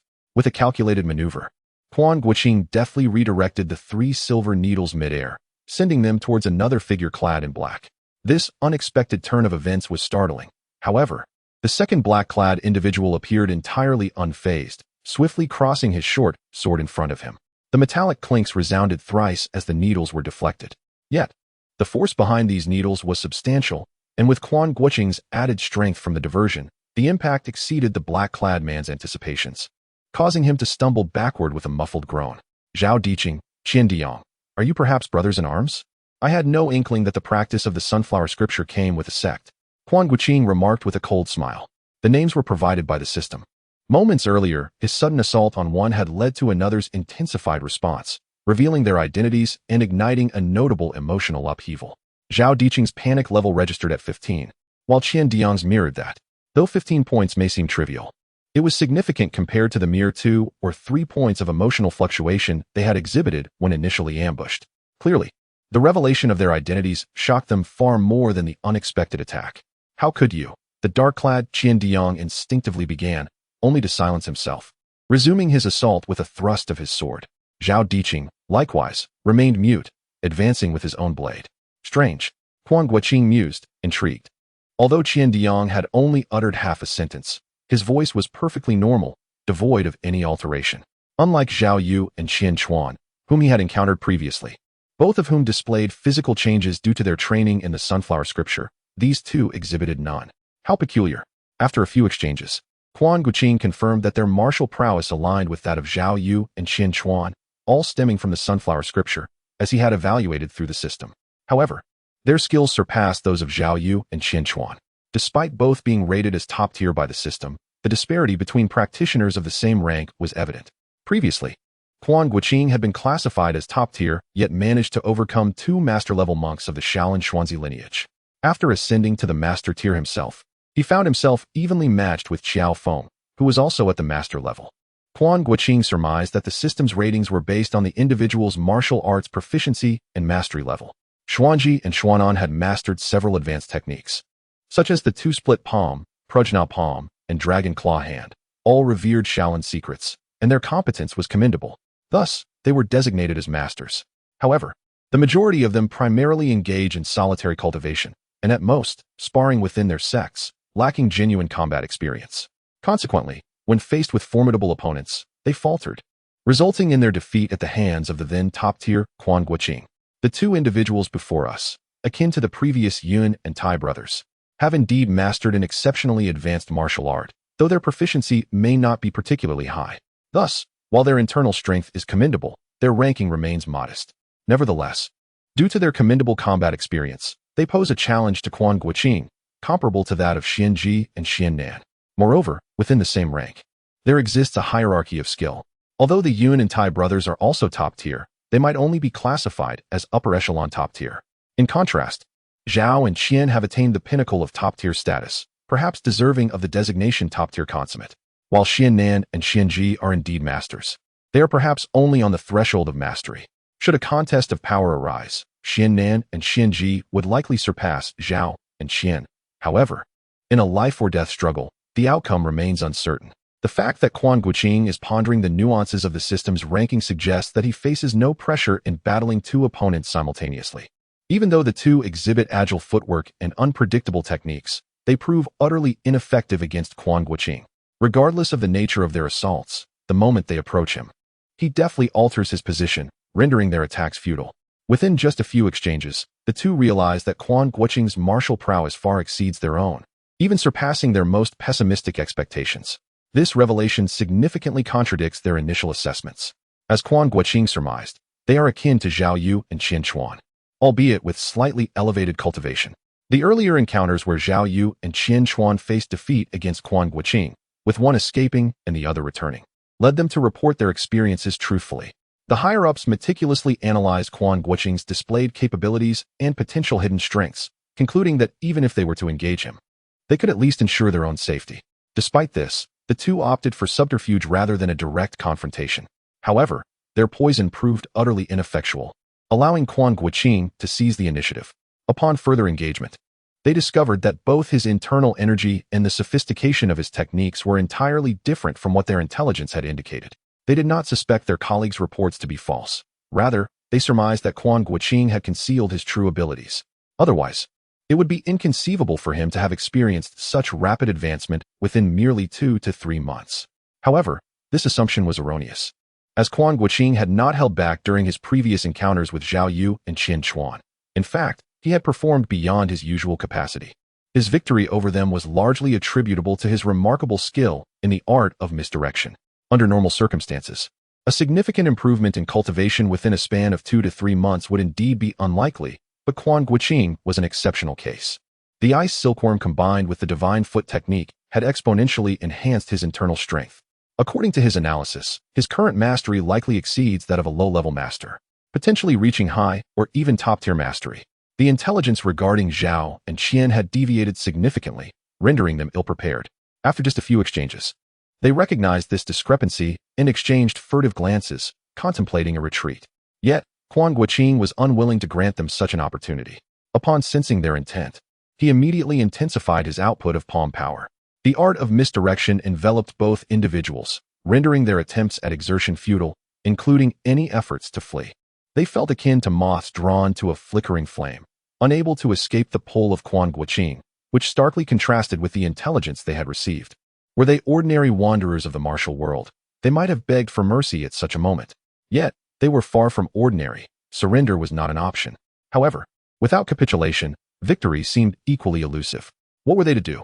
Anxiety gripped their hearts, manifesting in their techniques, which became frantic and disordered. Much like the scenario atop Shaosher Mountain, where Duan Jingshun would have engaged Murong Fu in a dignified duel. Showcasing the prowess of the Duan family's swordplay and the mastery of the One-Yang finger, they should have fought for dozens of exchanges before a victor emerged. Yet, due to his desperate desire to rescue his son, he lost his composure, leading to a swift defeat when teaming up with Yu Laosan. Zhao and Qian found themselves in a similar predicament. Already inferior in skill, their fluster only exacerbated their plight, and Quan Guanqing seized the opportunity with finesse. With a deft application of misdirection, he redirected their combined forces, resulting in a resounding collision between the two. The impact shattered their formations, leaving their defenses wide open. Quan Guanqing capitalized on the moment, deftly striking 6 vital points on each of them, immobilizing them instantly. "Ah, I have them," he thought, his face betraying a sense of triumph as he prepared to inspect them. Exercising considerable restraint, he refrained from directly probing their lower regions, curious as to whether certain attributes remained intact. Yet, before his hand could reach them, both individuals suddenly pivoted simultaneously, each delivering a palm strike in his direction. Surprised, Quan Guanqing did not anticipate their concurrent breakthrough. However, the essence of the Shinzu Jing allowed for a remarkable enhancement in reaction time. Although their assault was unexpected, Quan Guanqing managed to respond in time, raising both palms to intercept their blows. In his haste, he employed 90% of his strength, only to immediately regret it. The force behind his own strike, he feared, would surely crush them. But just as he braced for the impact, he was astounded to find their combined power exceeded his expectations by a significant margin. While a 30% increase may seem modest for their level of cultivation, it was a considerable boost. As their palms met, he was forced to expel a mouthful of blood, propelled backward through a wooden wall into an opposing chamber, before swiftly vaulting through a window. The technique of Heavenly Demon's disintegration had been unleashed. In that instant of contact, Quan Guanqing realized they were employing a self-destructive technique to amplify their strength. Such techniques were not uncommon.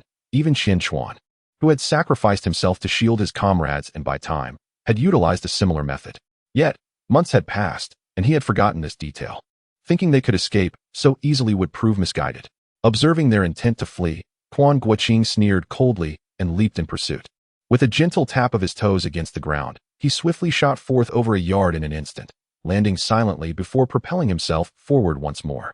In the span of a breath, he had already pursued them for over 5 or 6 yards. This was the foundational technique of the Shaolin's unparalleled skill. One reed crossing the river. Although it was deemed a fundamental practice, it was indeed a sophisticated method of light-footedness. That night in Tiantai County, Qiao Feng imparted this technique to Quan Guanqing, who had diligently practiced it ever since. However, his proficiency had not reached 100. Thus, it could not be reflected in the system. Otherwise, he would have simply allocated points to enhance it. While lacking in proficiency, Quan Guanqing's current prowess rendered his speed astonishing, even without it. In merely 3 strides, he had already halved the distance between himself and the two ahead. Upon hearing the sound of the wind behind them, the two figures instinctively recognized that Quan Guanqing was in pursuit, without a word exchanged. They simultaneously veered off in opposite directions, hastening their escape. They chose to run in separate ways? This left Quan Guanqing feeling somewhat vexed, as it meant he might lose one of them regardless. Yet, despite the regret in his heart, he promptly chose one to chase after. Capturing at least one was preferable to losing both. He would secure one first. Along the way, he could see specks of blood in the air. As the fleeing individuals continued to cough up blood, they could not endure for long. Chapter 079. The secret agents of the Imperial City. Are you still trying to run? Quan Guanqing observed the fallen Qian Diang, who was incessantly coughing up blood, and let out a cold sneer.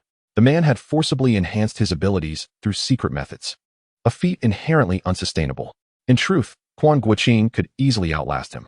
Yet, a lingering concern gnawed at him. If Qian Diang's secret technique indeed consumed his life force, what would happen if he caught up with a man already rendered useless?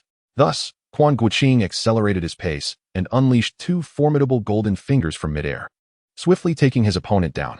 Before Qian Diang could bite down on his poison pouch, Quan Guanqing seized his jaw, dislocating his chin, and simultaneously pressed a palm onto his dantian, sealing all of his internal energy. "You ruthless fiend!" Qian Diang lay on the ground, his limbs twisted unnaturally, blood continuing to spill from his mouth. "You think you can creep up to my door in the dead of night for a friendly chat?" Quan Guanqing scoffed at the accusation. "It's not as though I sought you out. You came looking for trouble and dare to call me cruel? Stop the banter and tell me who you are and why you've come for me." With his energy sealed, lacking any teeth, and his joints dismantled, Qian was utterly incapacitated. Quan Guanqing was prepared to interrogate him thoroughly to uncover his origins. Qian was filled with regret, lamenting that he had not been more resolute when employing the reverse meridian technique to amplify his power. He should have pushed it to the maximum. Although even then, their combined power would have only increased by 50% at most for a shorter duration, and he would still fall short against Quan Guanqing. However, fully activating the reverse meridian would lead to instant death. At least he would not end up in the hands of this seemingly refined, yet truly ruthless individual. Had Quan Guanqing known that Qian referred to him as ruthless, he would have bristled at the notion. Ruthless? This was merely the beginning. He still had an array of methods yet to be employed. Noticing the fierce glint in his opponent's eyes, Quan Guanqing placed a foot upon one of his fingers. With exceptional skill and force, he crushed that finger into oblivion. The connection between the fingers and the heart is profound, no matter how tough a man is. Having a finger ground to dust is unbearable. Qian let out a pained wail. Speak. Quan Guanqing commanded coldly. You will never. Qian's chest heaved like a bellows, heavy breaths escaping him. Ah, a tough man indeed, Quan Guanqing remarked with a chilling smile. Retrieving a silver needle discovered on Qian's person, he lifted one of the man's fingers and plunged the needle into the crevice of his nail. Another shrill cry pierced the air. Qian trembled, yet, with his acupoint sealed, he could not move, only enduring the relentless agony. Will you speak? Quan Guanqing inquired calmly. We have all the time in the world, and I possess a plethora of methods. You, this torment and humiliation, what does it make you? A hero? When did I ever claim to be a hero? Quan Guanqing scoffed, brandishing another silver needle and driving it into yet another finger.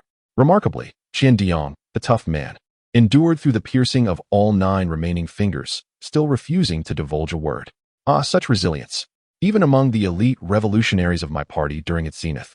This would be exceptional, Quan Guanqing marveled aloud. He then removed the boots of Qian. You. Qian stammered, watching as his captor pinched his toes. Despite being immobilized, he could not suppress his intense trembling. He wished to succumb to unconsciousness, but facing someone as skilled as Quan Guanqing, who possessed profound knowledge of the human body, such a feat was not easily achieved. Observing the growing daze and evasive glint in Qian's eyes, Quan Guanqing knew that with just a modicum of pressure, his adversary would likely shatter and divulge his secrets. Qian, listen closely. If you obediently share what I desire to know, I may spare your life. I could merely cast you into the river, and you could fight for your survival, providing a plausible explanation to your superiors. However, should you continue to resist, I will not kill you. Instead, I will utterly ruin your dantian and meridians. Your martial prowess, painstakingly cultivated, will be forfeit. Not only that, I will strip you of your garments and hang you at the city gate for all passers-by to behold. Rest assured, I will cleanse your face, ensuring all can see you distinctly. I will speak. I will tell you. The dual torment of physical and mental anguish forced the formidable Qian to capitulate. Yet, the words he uttered caused Quan Guanqing to hesitate momentarily. The Royal City Division. These individuals were, astonishingly, from the Royal City Division.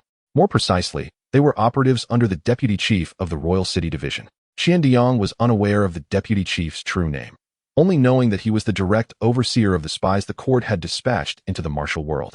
His identity remained undisclosed, known only by a code name, Tianji. Tianji Pavilion? Quan Guanqing furrowed his brow. The martial world housed numerous organizations that traded in information, and Tianji Pavilion was among them, albeit a peculiar one. Its location was in Hangzhou, widely known yet possessing relatively weak influence compared to similar establishments. This was not due to a lack of intelligence. On the contrary, their capabilities in this regard were commendable. From courtly gossip to trivial matters of the martial world, they could procure any information for a price. However, this price was rather steep, which contributed to their lack of influence within the martial community. Martial practitioners often preferred a more favorable alternative, the Beggars Gang. Though the Beggars Gang's channels of information were not as extensive, they were unconcerned with bureaucratic affairs. Yet, when it came to matters of the martial world, their intelligence was often more accurate and comprehensive, and frequently at no cost. The martial community values face and loyalty, and more often than not, one could obtain information simply by seeking out a familiar mid-level disciple of the Beggars Gang, resolving the matter over a meal. As Quan Guanqing, previously the leader of the Southern Great Wisdom Branch, he was, of course, aware of Tianji Pavilion's existence. However, due to its lack of notable influence, it had never captured his attention. Now, it appeared that it was backed by official authority. Indeed, it is the Tianji Pavilion. Since Qian Diang has spoken, there is no need for further concealment. We are subordinates of the Imperial City Division, which could be considered as the court's secret agents. The head of our division is Master Ouyang, but he has long been preoccupied in Bianliang and seldom attends to affairs. Thus, it is Master Tianji who oversees the actual operations. Ouyangmu. Quan Guanqing raised an eyebrow. Qian Diang was taken aback. You know, Master Ouyang? Huh, is he not the one who orchestrated your ambush? Upon learning that these individuals were affiliated with the Imperial City Division, Quan Guanqing immediately thought of Ouyangmu, whom he encountered in Bianliang. No, it was not the command of the headmaster. It was an order from Master Tianji. This included orchestrating Qi Lu's actions to disturb you, providing cover for our subsequent maneuvers. Quan Guanqing remained noncommittal. He found it hard to believe that the encounter with Ouyangmu in Bianliang could be entirely coincidental, leading to an attack by the Imperial City Division. However, whether it was the command of the first or second chief, the subordinates might not be privy to such details.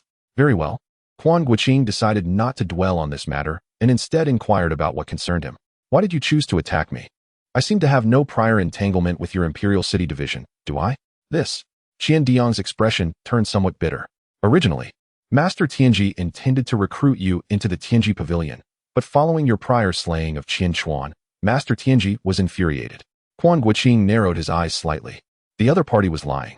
The cultivation of the divine foot technique had sharpened his senses, allowing him to discern the fluctuations in Qian Diang's breath and heartbeat with clarity. When Qian Diang spoke of his identity as a subordinate to Tianji, although his heartbeat was quickened, it was due to the pain he was enduring. However, when he elaborated on the reasons for the attack, there was a marked change in his heartbeat. Such a variation would be imperceptible to most. And even Qian Diang's expression bore no discernible shift. His pained visage remained contorted, yet unchanged. Oh, I see. Quan Guanqing chuckled lightly. So, simply because I declined your invitation, you created such a commotion? It was also your handiwork that besmirched my reputation in the martial world, was it not? I cannot say. Qian Diang shook his head. Perhaps it was, but I am not responsible for such matters. This time, he spoke the truth. Quan Guanqing nodded. Then, one last question. He glanced at Qian Diang's lower regions. You have cultivated the Sunflower Manual. Why have you not undergone castration? You. Qian Diang's countenance changed drastically. How do you? No. Zhao Yu had previously reported to Quan Guanqing about his awareness of the Sunflower Manual, and Qian Diang was aware of this. Yet, whether he, Master Tianji, or others had paid it much heed was another matter. Though the Sunflower Manual was transmitted solely within the confines of the Inner Palace and the Tianji Pavilion, it was not surprising that they might have encountered it in the martial world. The Imperial City Division was not the type to leave no survivors. It was not unusual to come across someone familiar with the Sunflower Manual through chance encounters. However, it is rather astonishing that Quan Guanqing is even aware of the secrets of cultivation. Of course, I know, he scoffed. In matters of the court, your connections grant you unparalleled insight.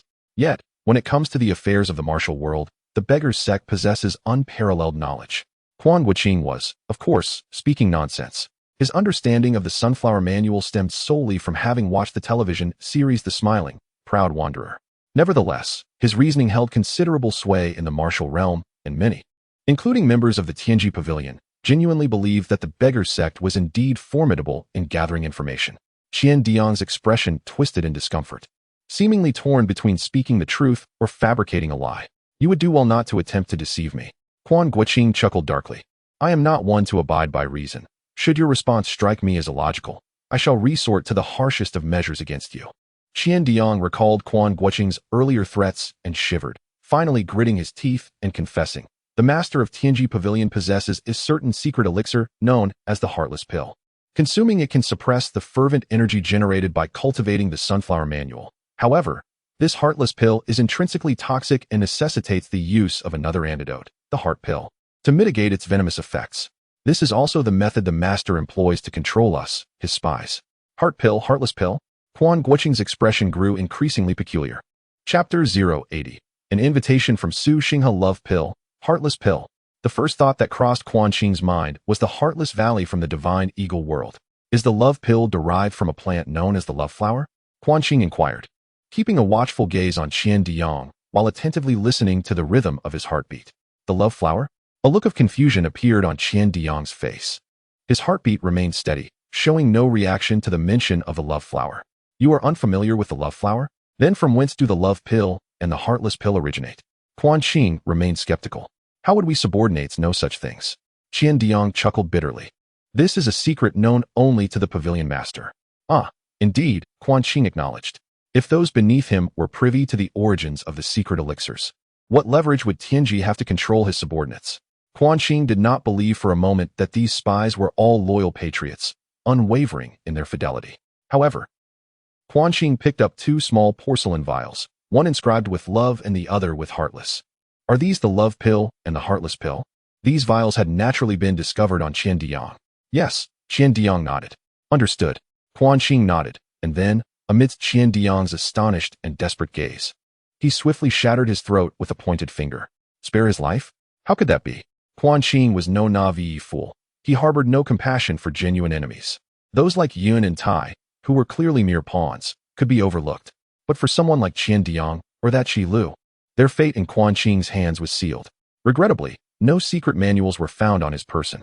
Quan Qing shook his head, having discovered nothing resembling a manual on Qian Diang. Otherwise, possessing the Sunflower Manual would have allowed for further study. While he was certain he would not practice it himself, he could consider having others do so. For instance, Prince Duan Zhengchun seemed particularly suited to cultivate this martial art, which would contribute to the long-term stability of Dali and the internal harmony of their royal house. With no intention of dealing with Qian Diang's remains, Quan Qing made his way back to the previous small town. Upon returning to the inn, he discovered the adjacent room to be vacant. Zhongling was not there. Could she have been abducted again? Quan Qing mused, just as he was about to turn and inquire with the innkeeper. The door across the hall swung open, revealing Zhongling's small head peeking out. Ah, Brother Quan, you're back. Zhongling beamed. Why did you change rooms? Quan Qing exhaled in relief. Although he did not harbor any particular feelings for Zhongling, their journey together had fostered a solid rapport. If she were to be taken, he would undoubtedly lend a hand. At most, if he were unable to rescue her, he would bear minimal psychological burden. You were making such a ruckus. I had to be cautious. Zhongling spoke boldly. You didn't even take a glance at me before you rushed out. What if more formidable individuals arrive, like those two? I might not be able to handle them. Quan Guanqing nodded in understanding. So you were not affected by the 7 fragrance enchantment powder? Zhongling, feeling a sense of pride, replied, Indeed, the potion is quite potent. I felt a bit lightheaded when I first caught a whiff. However, I was prepared. As she spoke, Zhongling opened her mouth slightly, revealing a jade-green bead nestled beneath her tongue. An antidote? Quan Guanqing inquired with curiosity. Yes, my mother gave it to me when I left, Zhongling said, her expression one of satisfaction. My mother and my master are from the same school, though their approaches differ. My master is more skilled in martial arts, while my mother excels in the art of poison. This jade water bead, which my mother obtained, can dispel most toxins in the world. I thought it might come in handy, so I requested it. Quan Guanqing nodded in acknowledgement. The master Zhongling referred to as Qin Hongyan, whose martial prowess is decent, but her weapons, particularly the poison crossbow bolts, are formidable. As for Gan Baobao's skills, Quan Guanqing was uncertain. According to Zhongling, they were not on par with Qin Hongyan's, but her expertise in toxicology was superior. Zhong Wanqiu was also adept at using poison, so their union naturally complemented each other's strengths and deepened their understanding of the craft. Thus, possessing an antidote bead is not surprising. It is indeed a priceless treasure that should not be flaunted carelessly, Quan Guanqing advised. I am well aware of that. I merely wanted to show it to you, Zhongling replied with a smile. Unbeknownst to them, their relationship had already grown remarkably intimate in the unspoken moments shared. By the way, Zhongling continued with curiosity, who were those two individuals earlier? I caught a glimpse of your battle through the door crack, and they seemed even more formidable than the previous two outsiders. It's hard to say who is truly stronger, Quan Guanqing mused before shaking his head. Zhao and Qian are indeed skilled, but they seem to have resorted to unorthodox methods in their training.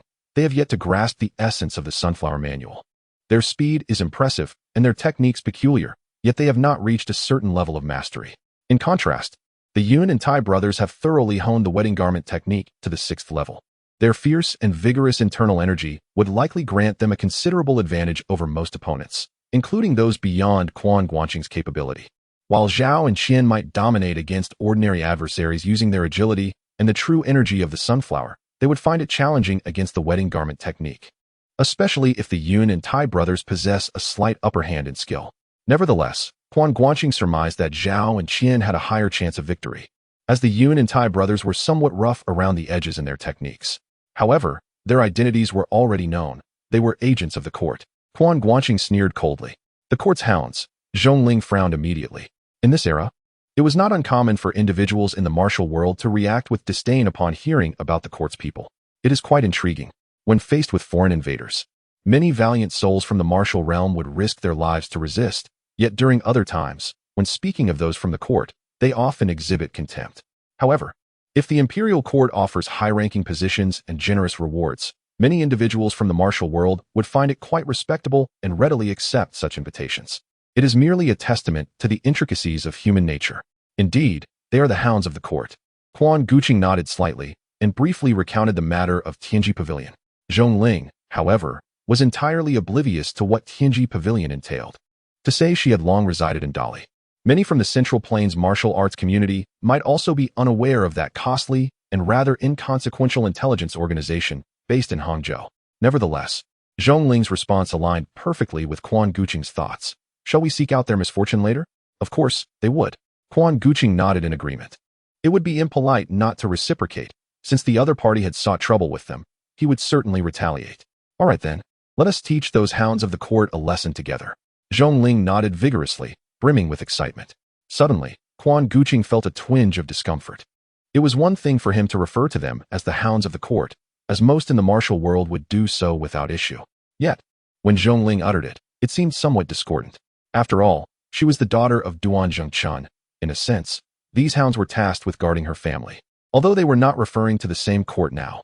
After a moment of internal lamentation, Quan Guanqing advised Zhongling to rest in her room while he approached the innkeeper, who had been lurking nearby, hesitant to intervene. He compensated the innkeeper for the damaged room, doors, and windows. The funds were sourced from Qian Diong, who, despite lacking the precious manual of the Sunflower Scripture or any notable items, had some silver coins to spare. Moreover, the obsidian short sword once again became part of Quan Guanqing's collection. He mused that this time, he would likely not misplace it. Simultaneously, he contemplated whether he ought to procure a decent weapon for himself. Zhao and Qian arrived just before dawn, following a fierce battle, along with the pursuit and interrogation. The night was nearing its end. Both Quan Guanqing and Zhongling were practitioners of martial arts. Although Zhongling's skills were rather ordinary, her spirit remained high. After resting for merely half an hour, they rose at dawn, still invigorated. While they were enjoying breakfast in the inn's dining area, two men clad in green approached them. They bowed slightly to Quan Guanqing, and one of them presented a red invitation with both hands. Taken aback, Quan Guanqing accepted it.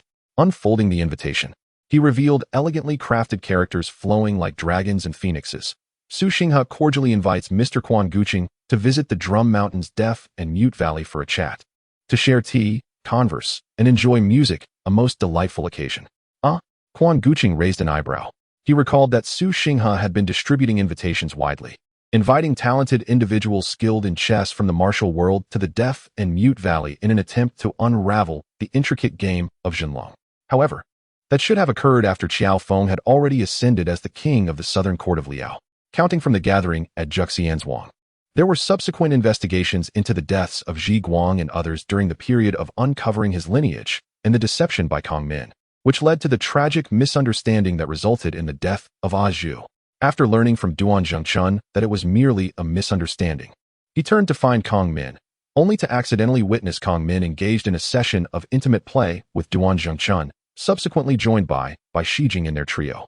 This was followed by the tragic demise of Kong Min and the ambush on Qiao Feng by Azi, resulting in Qiao Feng sustaining grave injuries in the counterattack. He then carried the severely wounded Azi on a treacherous journey to the Changbai Mountains in search of the legendary ginseng to save her life. It was only after this that he rescued Yel Hongji from the hands of the rebels, ascending to the position of the king of the Southern Court. This series of events spanned a considerable period of over 6 months, indicating that it could not have commenced at the present moment. Therefore, the invitation in his possession was not the widely disseminated hero's invitation, but rather a personalized missive intended solely for himself.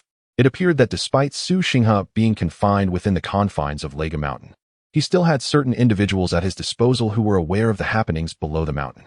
Having effortlessly subdued the members of the Xingqiu sect the previous day, it had evidently stirred their interest, prompting them to send someone early that morning to deliver the invitation to him. This indeed simplified matters, sparing him the need to concoct a reason for ascending the mountain. With this thought in mind, Quan Qing nodded slightly towards the two individuals. expressing that he had long heard of the esteemed Mr. Tsongbian's reputation, and since the elder had extended an invitation, he would certainly pay a visit. The two men in green garments beamed with delight upon hearing this, offering a bow before turning to depart without uttering a word. However, Zhongling furrowed her brow at this display, finding it rather impolite that they said not a single word. Quan Guanqing chuckled, explaining that both were mute. Mute? Zhongling was taken aback. Indeed, he replied, twirling the invitation in his hand. Mr. Tsongbian is also known as Mr. Deaf and Mute, and all his disciples are similarly mute. The mention of the mute sparked a train of thought in Quan Qing's mind. On Peach Blossom Island, where Huang Yaoshi resided, all the servants were also mute. Huang Yaoshi, much like Su Xinghe, was proficient in various arts including music, chess, calligraphy, painting, and intricate mechanisms. Both had a penchant for utilizing mute servants. This raised the question of whether there was some underlying connection between the two. Chapter 081. The Valley of the Deaf and Mute. After lunch, Quan Guanqing and Zhongling ascended to Drum Mountain, reaching the Valley of the Deaf and Mute. The valley was teeming with verdant pines, lush and vibrant as early summer had set in. The mountain breeze whispered through the trees, with the sound of the pines resonating like waves. As they wandered through the valley, the fragrance of pine needles wafted around them. The environment bore a resemblance to the Valley of Eternal Torment, which particularly delighted Zhongling. At the end of the Dao Valley, amidst the woods, there lay a clearing with 3 wooden cabins. Beneath a particularly lush pine tree in front of the cabins stood a stone table surrounded by 6 stone stools. At that moment, 2 individuals were engaged in a game of chess at the stone table, while 2 others stood by, observing the match. Additionally, there were 6 men clad in blue, among whom 2 were the mute servants who had delivered a message to Quan Guanqing earlier that morning. Astonished, Quan Guanqing had initially believed he was invited solely by Su Xinghe, expecting to encounter only him. To his surprise, it appeared that 3 others were also present. Scanning the scene, he identified a frail, short old man, who must be Su Xinghe. The opponent seated across from him was a robust middle-aged man, clad in a deep blue robe, possessing strikingly noble features. Flanking the stone table were 2 individuals. One was a handsome young man, whose appearance rivaled that of Quan Guanqing, dressed in dark attire and bearing both a sword and a dagger. The other was a tall monk, exhibiting a serene countenance, appearing to be in his 40s or 50s, with a gentle smile and a dignified, meditative presence. With a mere glance, Quan Guanqing discerned that, aside from Su Xinghe, the other 3 possessed formidable martial prowess. The monk, in particular, exuded an aura of transcendence. Although his expression radiated tranquility, the occasional glint in his eyes resembled flashes of thunder streaking across a dark sky. His breath was long and silent, a testament to his extraordinary internal cultivation, making Quan Guanqing feel that he was nearly on par with his own enhanced abilities. While Quan Guanqing continued to observe from a distance, the young man with the sword and dagger seemed to sense his presence, turning his head towards Quan Guanqing. A flicker of intensity crossed his gaze, which then shifted to Zhongling, the corners of his mouth curving upward in a subtle challenge as he regarded Quan Guanqing. Who were these individuals? Quan Guanqing mused in quiet astonishment. Though he merely observed from afar, the impression the 3 left on him was profound. Even the least impressive among them, the swordsman, seemed superior to the likes of Zhao Qian and Yun Tai. As for the formidable monk, his prowess appeared to eclipse that of Qiao Feng. Where had such skilled individuals emerged from, and why were they all unfamiliar to him? The swordsman inexplicably reminded him of the great antagonist Pejun from the Wind and Cloud Saga. Yet, surely that couldn't be the case? It seemed illogical for a character from a high martial world to appear in a low martial realm. He had not encountered any references to 10,000 swords returning to the sect or 3 parts returning to the essence within the system. While astonishment coursed through him, Quan Guanqing continued to advance steadily towards the stone table. Su Xinghe had his back turned to the 2, and with his keen hearing, he should have sensed Quan Guanqing's arrival. However, the astute gentleman, also known as the Mute Master, might feign deafness at this moment, leaving Quan Guanqing with no recourse for words. The man opposite Su Xinghe appeared troubled, seemingly grappling with a chess move, and remained motionless. Only the monk inclined slightly towards Quan Guanqing and Zhongling, joining his palms in a gesture of respect, his demeanor exuding humility that inspired goodwill. The courteous demeanor of the guests prompted Quan Guanqing to slightly bow in return before positioning himself beside the chess table to observe the game. A young man clad in green presented 2 cups of fragrant tea, to which Quan Guanqing nodded appreciatively, refraining from disrupting the ongoing match. In that moment, the valley was enveloped in silence, save for the rustling of the wind. Within the chess match, The middle-aged man was now perspiring profusely, his gaze darting rapidly across the board as he appeared to seek a way to break the stalemate. The board displayed the intricate and exceptional Zhenlong configuration, and the man, playing as white, attempted to navigate through conventional strategies, only to find himself utterly cornered. Had Ding Chuanxiu been present, he might have employed his verbal sorcery, ensnaring the man's mind with mere words. Yet, even in his absence, the beads of sweat accumulating on the man's forehead spoke volumes of his distress. "Brother Su?" The young man seemed to notice the middle-aged man's predicament and spoke up. However, the man appeared wholly absorbed in the game, oblivious to the warning. At that moment, a resounding Buddhist chant emanated from the nearby monk, reverberating through the valley with a profound and serene essence of Zen. The middle-aged man jolted, his previously clouded eyes suddenly regaining clarity. With a long exhale, he wiped the perspiration from his brow and temple, first bowing to Su Xinghe, acknowledging his lack of skill in chess, which had prevented him from unraveling the elder's strategy. Su Xinghe merely sighed softly, gesturing dismissively without uttering a word. The middle-aged man then stood and bowed to the monk, expressing his gratitude for the timely assistance that had helped him escape the brink of defeat. "Amitabha," the monk replied, hands clasped in prayer, his expression serene. "This humble monk merely invoked the compassion of the Buddha to aid you in your plight. It is the merit of the Buddha, and I dare not claim it for myself. Ultimately, it was the master's compassion that allowed the divine influence to assist." The middle-aged man smiled and waved his hand, standing aside, acknowledging that the game had become nearly impossible to resolve, and inquired if the master had any thoughts on it. "Amitabha, this humble monk humbly considers himself somewhat knowledgeable in the ways of chess, and I have observed this perplexing configuration for some time. It seems there may be no escape." The monk responded, shaking his head. "Many things in this world lie beyond the realm of human effort." Su Xinghe feigned ignorance, methodically returning the pieces on the board to their rightful places before glancing at the young man, who bore a sword on his back. The youth, seeing this, chuckled softly. "I too have contemplated a move. Let me give it a try." He then sat opposite Su Xinghe, taking white and placing his pieces with evident forethought. The first 3 moves executed rapidly. Su Xinghe countered with equal swiftness, but as the youth placed his third piece, Su Xinghe's response caused a sudden change in the young man's expression. Clearly, Su Xinghe's move had taken him by surprise. His previously relaxed brow furrowed, revealing hesitation. And after a protracted moment, he finally placed a piece. Conversely, Su Xinghe appeared unfazed, responding without the need for deliberation. The young man soon found sweat beading on his forehead, stalling in his next move. Quan Guanqing observed closely, noting that while the youth's strategy was unconventional, he still remained ensnared within the original design of the Zhenlong configuration. His chess skills are notably inferior to those of the middle-aged man from before, who managed to play 21 moves before finding himself at a stalemate. The initial 20 moves were a contest against both the essence of the game and the prowess of Su Xinghe, which proved to be a worthy challenge. In stark contrast, the young man faltered after only 5 moves, unable to sustain his position. Aside from Su Xinghe, the monk and the middle-aged man demonstrated comparable skills. However, the monk, grounded in Buddhist philosophy, remained undisturbed by external distractions, while the Su man, observing with a detached gaze, discerned the absence of a viable path forward but failed to uncover strategies that could transform his dire situation into an opportunity for resurgence. As for the young man, his skills were adequate, yet merely adequate. This match held no resolution. After a prolonged hesitation with his 6th move, he ultimately conceded defeat. His chess ability fell short of the middle-aged man's, and his understanding of the game was not as profound, enabling him to exit the match with relative ease. Su Xinghe, witnessing this, exhibited no reaction, silently gathering the pieces back. Beside them, Zhongling observed the unfolding game with a furrowed brow, glancing at Quan Guanqing.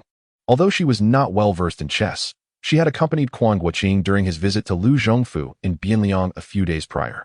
Her disinterest in the game had led her to engage in other amusements. Yet, despite her lack of expertise, she had spent enough time observing to retain some impression of the intricacies of the game, which sparked her curiosity.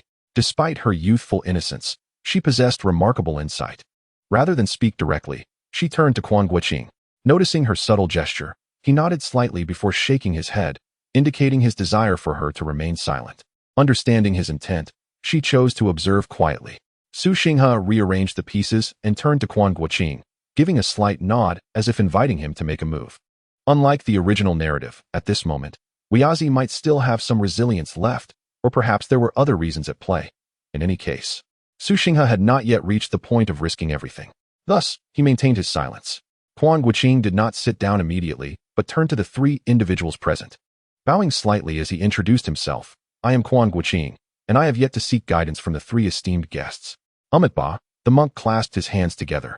Introducing himself, "I am a monk from the Daluo temple in Tubo, known as Jamozi." What? Although he had speculated earlier, the monk's demeanor and appearance starkly contradicted Quan Guanqing's previous understanding of Jamozi. Thus, while he held suspicions, he could not fully believe that the monk before him was indeed Jamozi. Yet, it turned out to be true. This discrepancy arose from Quan Guanqing's limited exposure to the original text, having only seen the television adaptation. In the original, Jamozi was portrayed as strikingly handsome and well-versed in Buddhist teachings. When Duan Yu first encountered Jamozi, he was quite taken with him. Those subsequent actions left much to be desired. Jamozi harbored a fixation on martial arts, with two of the three poisons, greed, aversion, and ignorance, affecting his mindset whenever the topic arose. However, when martial arts were not involved, he appeared as a truly enlightened monk. Realizing he was in the presence of the national teacher of Tubo, Quan Guanqing felt a sense of respect, despite his personal reservations about Jamozi. Nevertheless, as the monk was courteous, Quan Guanqing extended the appropriate courtesies in return. "Oh, so you are indeed the national teacher of Tubo?" The young man, burdened with swords, initially cast a hostile look at Quan Guanqing, but upon hearing Jamozi's words, he was evidently taken aback, his expression transforming into one of astonishment.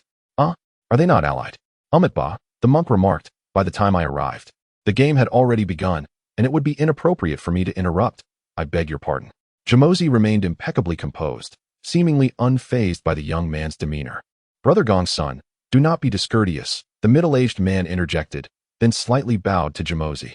"My young brother has been raised in a scholarly environment, seldom venturing outside. Please pardon his lack of etiquette." Ba, you are too kind, my friend.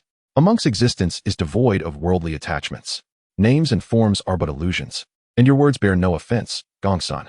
Jamozi smiled and nodded in acknowledgement. The middle-aged man, visibly impressed, nodded in appreciation. "I have long heard of the profound wisdom of the Great Wheel King. Seeing you today, it is indeed extraordinary. I am Suyu, and this is the nephew of an esteemed friend, Gongsun Xie." Jamozi joined his palms and smiled. Having received a reprimand from Suyu, Gongsun Xie subdued his expression somewhat. Yet the spark of defiance flickered in his eyes. It was then that Suyu turned to gaze at Quan Guanqing. "Is it possible that you are the former leader of the wisdom branch of the beggars' sect, Quan Guanqing?" Quan Guanqing slightly raised an eyebrow. Although Suyu maintained a calm demeanor, subtle changes in his breathing and heartbeat betrayed a latent tension, his body poised, as if gathering strength. Gongsun Xie's demeanor was even more pronounced. Was there hostility brewing beneath the surface? Chapter 082. The challenge before him stood Suyu and Gongsun Xie. Their identities shrouded in mystery, yet a palpable hostility towards Quan Guanqing lingered in the air, leaving him perplexed. The pair bore little resemblance to the typical denizens of the Jianghu. Rather, they embodied the demeanor of scions from esteemed families, much like Gongsun Xie, as Suyu had described. Of course, the Jianghu is not devoid of illustrious clans, such as the Bai family, to which Bai Shijing belongs, or the now extinct Shan family. Moreover, there exists the formidable Murong clan from Suzhou in Jiangnan. It was not surprising to encounter such aristocratic heirs.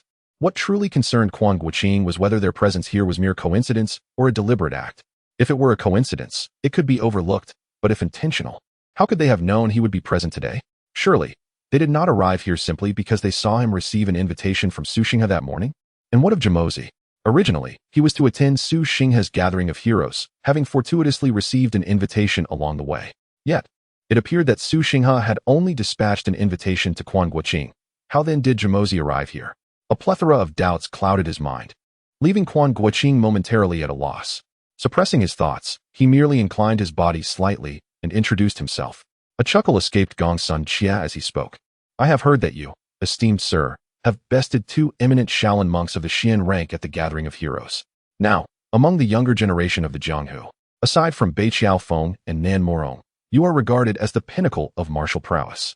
As a novice in the Jianghu, I am most intrigued by your reputation and wish to seek your guidance." Quan Guanqing raised an eyebrow, taken aback by the other's eagerness to issue a challenge so directly. He glanced at Su Xinghe, only to find the old man maintaining an unperturbed demeanor. Seemingly oblivious to their exchange, his gaze fixated upon the chessboard. Playing the fool was he? Quan Guanqing scoffed inwardly. though his expression remained composed as he replied with a faint smile. Engaging in martial contests among Jianghu denizens is certainly permissible, but is that all? Gong Sun Chia interjected with a mocking tone. Do you fear? Are you merely a figure of hollow fame, or did you employ some devious means at the gathering of heroes? Frowning, Quan Guanqing noted the man's lack of courtesy. This aggressive demeanor suggested an underlying grudge, yet he could not recall having offended such a person, unless. With narrowed eyes, he pondered if these two were affiliated with the Imperial City Division or perhaps Tianji Pavilion. Indeed, it seemed only those from Tianji Pavilion could be privy to his presence here, and they might have been aware he received Su Xingha's invitation early that day. If they aimed to confront him, it would not be surprising for them to await him here. However, Tianji Pavilion had already suffered 2 losses at his hands. With 2 individuals dispatched, did they possess such confidence in these two? With this thought in mind, Quan Guanqing tentatively inquired, might you two be affiliated with Tianji Pavilion? What nonsense is this? Gong Sun Chia appeared somewhat impatient, and with a sudden movement, he drew 2 blades from his back, brandishing them with ease. I only ask if you dare to fight. The discourse and actions at hand have become rather futile. In accordance with the temperament of those from the martial world, it is customary to engage in confrontation first and discuss later. Quan Guanqing furrowed his brow, acutely aware that a conflict was inevitable. Failing to act would render him excessively timid, thereby diminishing his standing in the eyes of Su Xingha and Wu Yazi. His purpose here was indeed to challenge Wu Yazi's 70 years of cultivation. His peripheral vision swept over the others. Su Xingha remained inscrutable, seemingly oblivious to the unfolding situation. Jamozi maintained a serene smile, though a flicker of interest crossed his eyes when Gong Sun Chia drew his weapon. As for Su Yu, he observed Quan Guanqing with keen interest, seemingly anticipating his response. Given that the conversation has reached this juncture, it would be rather unsightly for me to decline further, Quan Guanqing remarked, keeping a respectful distance from Zhongling. In that case, I shall seek your esteemed guidance. That would be most agreeable, Gong Sun Chia responded with a hearty laugh. Do reveal your weapon. I have been invited here for tea and games, and thus have come unarmed, Quan Guanqing replied with a smile. Gong Sun Chia frowned, his gaze shifting to Zhongling, who bore a finely crafted short sword at her waist, the dark blade she had acquired from Qian Diang the previous day. Quan Guanqing, not being skilled with such weapons, had entrusted it to her. Noticing this, he reached for the short sword, drawing it forth to reveal its obsidian sheen. While he carefully observed the expressions of the 2 men, eager to discern any reaction to the dark blade, yet their demeanor remained unchanged. Their breaths and heartbeats showed no sign of recognition, leaving him uncertain if they had anticipated this or simply did not recognize it. With no fruitful outcome, Quan Guanqing shook his head. I am not adept with this type of weapon. Using it would only hinder me, he stated, returning the short sword to Zhongling. If that is the case, I shall not take advantage of you either, Gong Sun Chia sneered, thrusting his own blade into the ground. Behind him, Su Yu frowned slightly, but chose not to comment further. Youth, excessive confidence may lead to great misfortune, Quan Guanqing mused to himself, suppressing a chuckle. He was not particularly skilled with weapons, though he possessed a unique technique involving an iron flute for acupoint strikes. He had lost it in Dali and had not sought another. This was due to the fact that his proficiency in that art paled in comparison to conventional martial techniques. Thus, he truly believed that his bare-handed skills would serve him better than any weapon. However, Gong Sun Chia bore a sword and a dagger. The former gleaming golden with serrated edges, while the latter was dark and agile, both suggesting they were not ordinary implements. They were likely heirlooms or treasures of his martial lineage, crafted with considerable dedication. To forego their use now would be an act of folly. Nevertheless, Quan Guanqing remained unperturbed. It would be advantageous for his opponent to bind his own hands in combat. With a defiant chuckle, he declared, then let us proceed.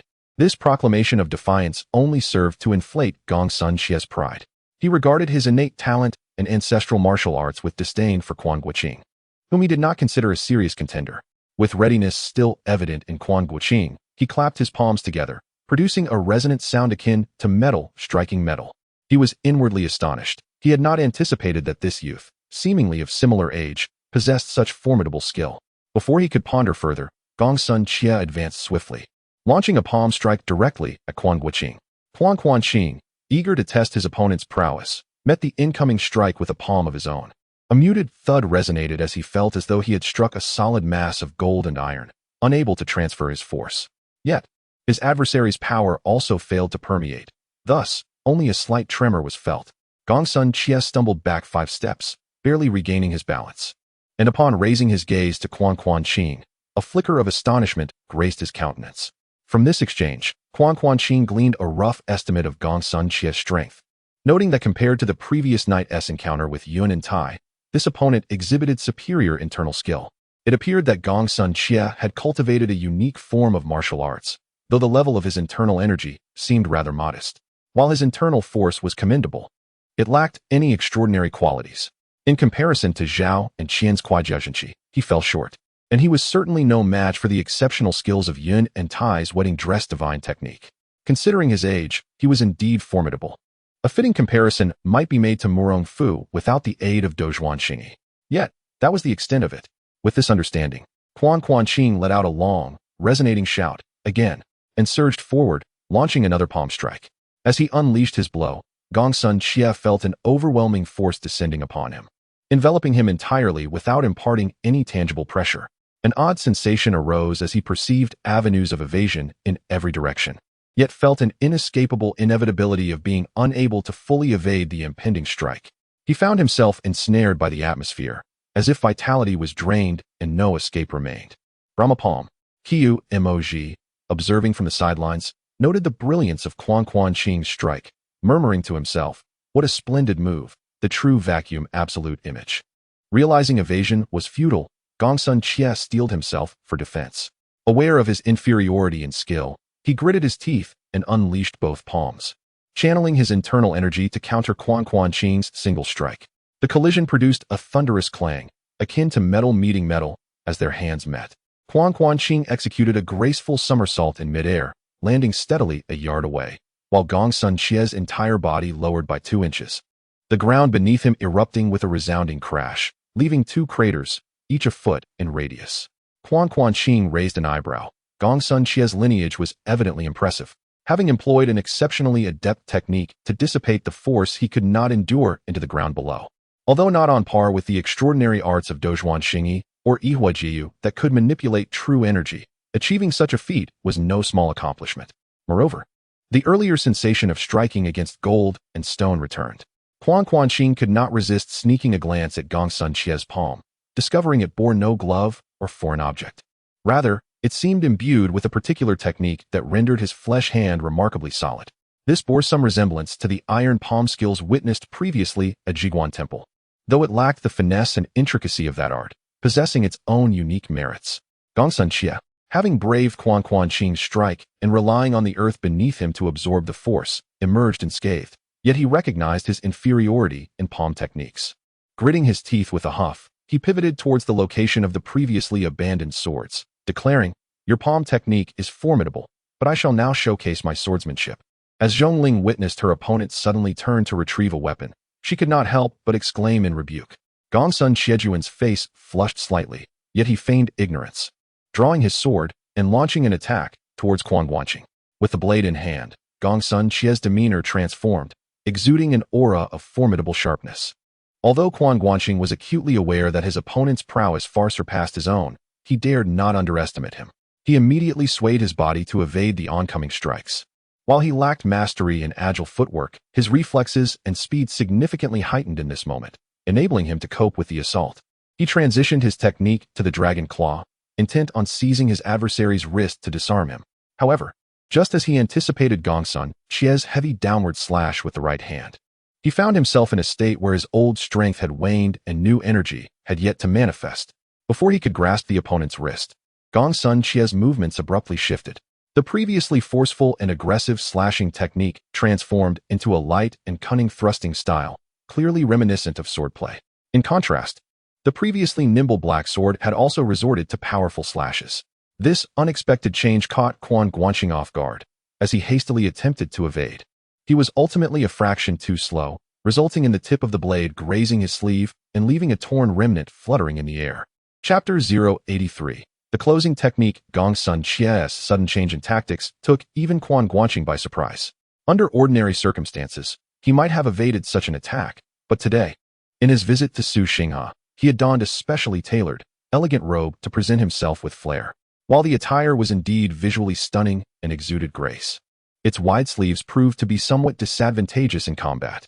Although Quan Guanqing possessed formidable martial skills, making the impact less significant, He could not completely avoid the fabric from being grazed. At that moment, a section of his sleeve was severed. Gongsun Qia's expression brightened, believing he had gained the upper hand, while Quan Guanqing's countenance darkened. That was a brand new garment.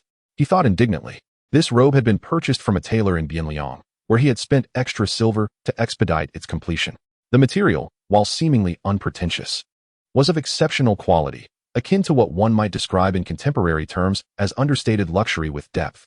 The cost and quality were often intertwined. Despite Quan Guanqing's relatively easy access to wealth, his past experiences had instilled in him a frugal mindset. Witnessing the destruction of his robe filled him with ire. "Let us see your true abilities," Quan Guanqing exclaimed, abandoning thoughts of subduing his opponent. He crossed his fists before him and unleashed a formidable punch.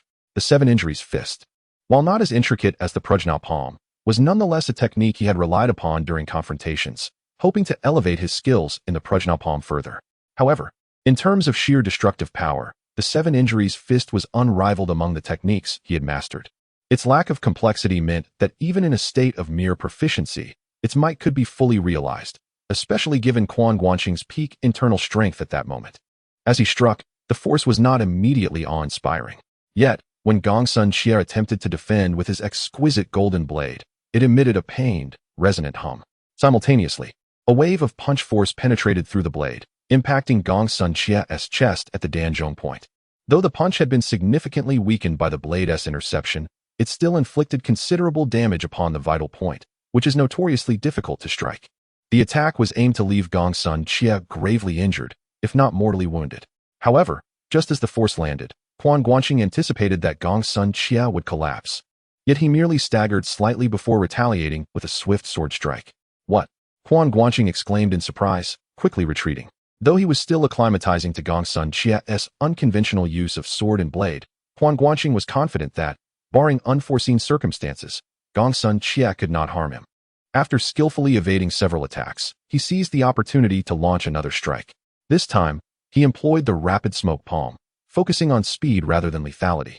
Seeking to confirm a recent hypothesis, Gongsun Qia, brandishing his blade and sword with flair, created a dazzling display of light, rendering the space nearly impenetrable. To break through, Quan Guanqing realized he must strike quickly without accumulating force. The palm strike, though seemingly light and lacking in force, landed squarely upon Gongsun Qia's Shintang point. Despite its gentle nature, it ought to have inflicted harm, or so Quan Guanqing believed. However, the moment the strike made contact, Gongsun Qia remained unfazed and immediately retaliated with a swift slash. Not only Quan Guanqing, but even the observant Jiao Ji furrowed his brow. The monk's martial prowess, both in skill and insight, was unparalleled in the realm. From his perspective, Quan Guanqing's abilities surpassed Gongsun Qia's by at least 30%, even accounting for the advantage Gongsun Qia held with his weapon. Previously, when Quan Guanqing's fist had struck through the golden blade, Jiao Ji had not discerned the details. Yet now, he witnessed the palm strike clearly. How could Gongsun Qia, having been struck at a vital point, remain entirely unscathed? How peculiar. Could it be that he had shifted his acupoints? Jiao Ji pondered uncertainly. Recently, he had pilfered a curious tome from Mandala Villa, titled Shao Wuxianggong, which contained methods of altering meridians and shifting acupoints. Regrettably, the volume he acquired was incomplete, missing a crucial section. Despite his exceptional talent, he believed he could still deduce the missing parts, but witnessing someone seemingly employing the technique stirred his curiosity. Quan Guanqing's initial reaction was also to suspect that Gongsun Qia had indeed shifted his acupoints. Techniques akin to this could be found in the Shunzu Jing and I Jin Jing, while Quan Guanqing could not fully comprehend the latter. He found the former relatively straightforward, enabling him to twist his meridians and relocate his acupoints. However, such adjustments required internal energy regulation, which meant time was essential. If one was restrained, countering acupoint strikes would be manageable, but to shift acupoints mid-combat to evade an opponent's attack was a formidable challenge. After all, as the acupoints shifted with the meridians, so too would the flow of internal energy change, risking disruption of the vital essence. Unless one's cultivated art allowed for extraordinary energy manipulation from the outset, altering acupoints in battle was nearly impossible. With these thoughts in mind, Quan Guanqing hesitated to defeat his opponent outright. Instead, he circled Gongsun Qia, delivering a relentless barrage of palms, fists, and fingers upon various acupoints. Yet, without exception, all his efforts proved futile. This left not only Quan Guanqing and Zhou Moji astonished, but even Su Xinghe, who had previously seemed indifferent, gazed in disbelief. How could this young man be impervious to attacks on all his acupoints? Could it be that his meridians had been entirely displaced? Such a notion seemed implausible. Wait. A sudden realization struck Su Xinghe. He vaguely recalled hearing his master speak of a divine art within their sect that bore a similar effect. Among the three paramount protective techniques, the first, Biming divine art, could absorb another's internal energy for personal use, regardless of its nature, exhibiting profound mystery. The second, Bahuang, Liuhe Wuzuan Gong, was exceedingly powerful and domineering, possessing the miraculous ability to reverse aging. 3 days later, the technique known as the small no-form skill emerged, capable of transforming meridians and acupoints at will, allowing true energy to flow freely and any technique to be executed with remarkable power. Could it be that this youth has indeed mastered the small no-form skill? Su Xinghe was astounded, his previously indifferent gaze now fixed intently on Gongsun Quebec. Both Su Xinghe and Zhemozi recalled the small no-form skill, while Quan Guanqing did not. Although Quan Guanqing was aware of the small no-form skill and had faced the practitioner Xiao Yensong, he remained ignorant of its theoretical foundations. Moreover, he did not believe that Gongsun Ke had practiced the small no-form skill, for the reason was simple. He was far too weak.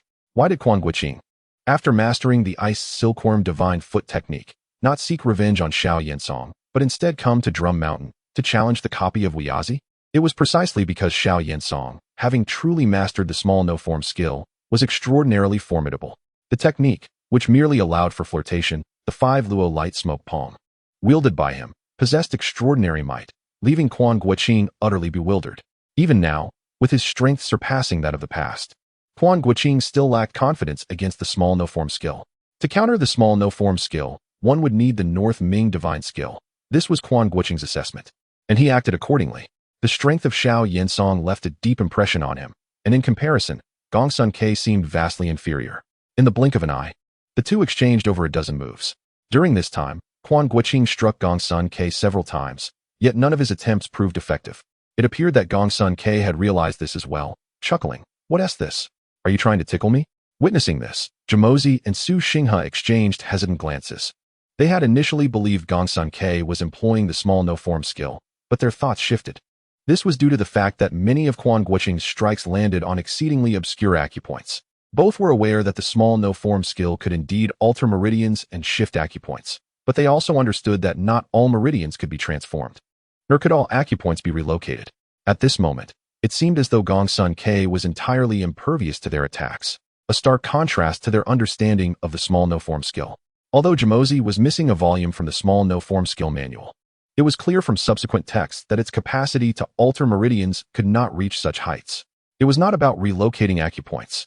Zhemozi made a silent judgment. Could it be that he was sealing the acupoints? Not only Zhemozi, but Quan Guanqing and Su Xinghe arrived at the same conclusion. Gongsun Ke had evidently mastered some unique technique that allowed him to seal all of his acupoints. Consequently, the acupoints, which were supposed to be vulnerable, became indistinguishable from the surrounding muscles and bones, impervious to brute force. Intriguing, this technique of sealing acupoints is indeed exquisite, Quan Guanqing remarked with a smirk, his words laced with a hint of provocation.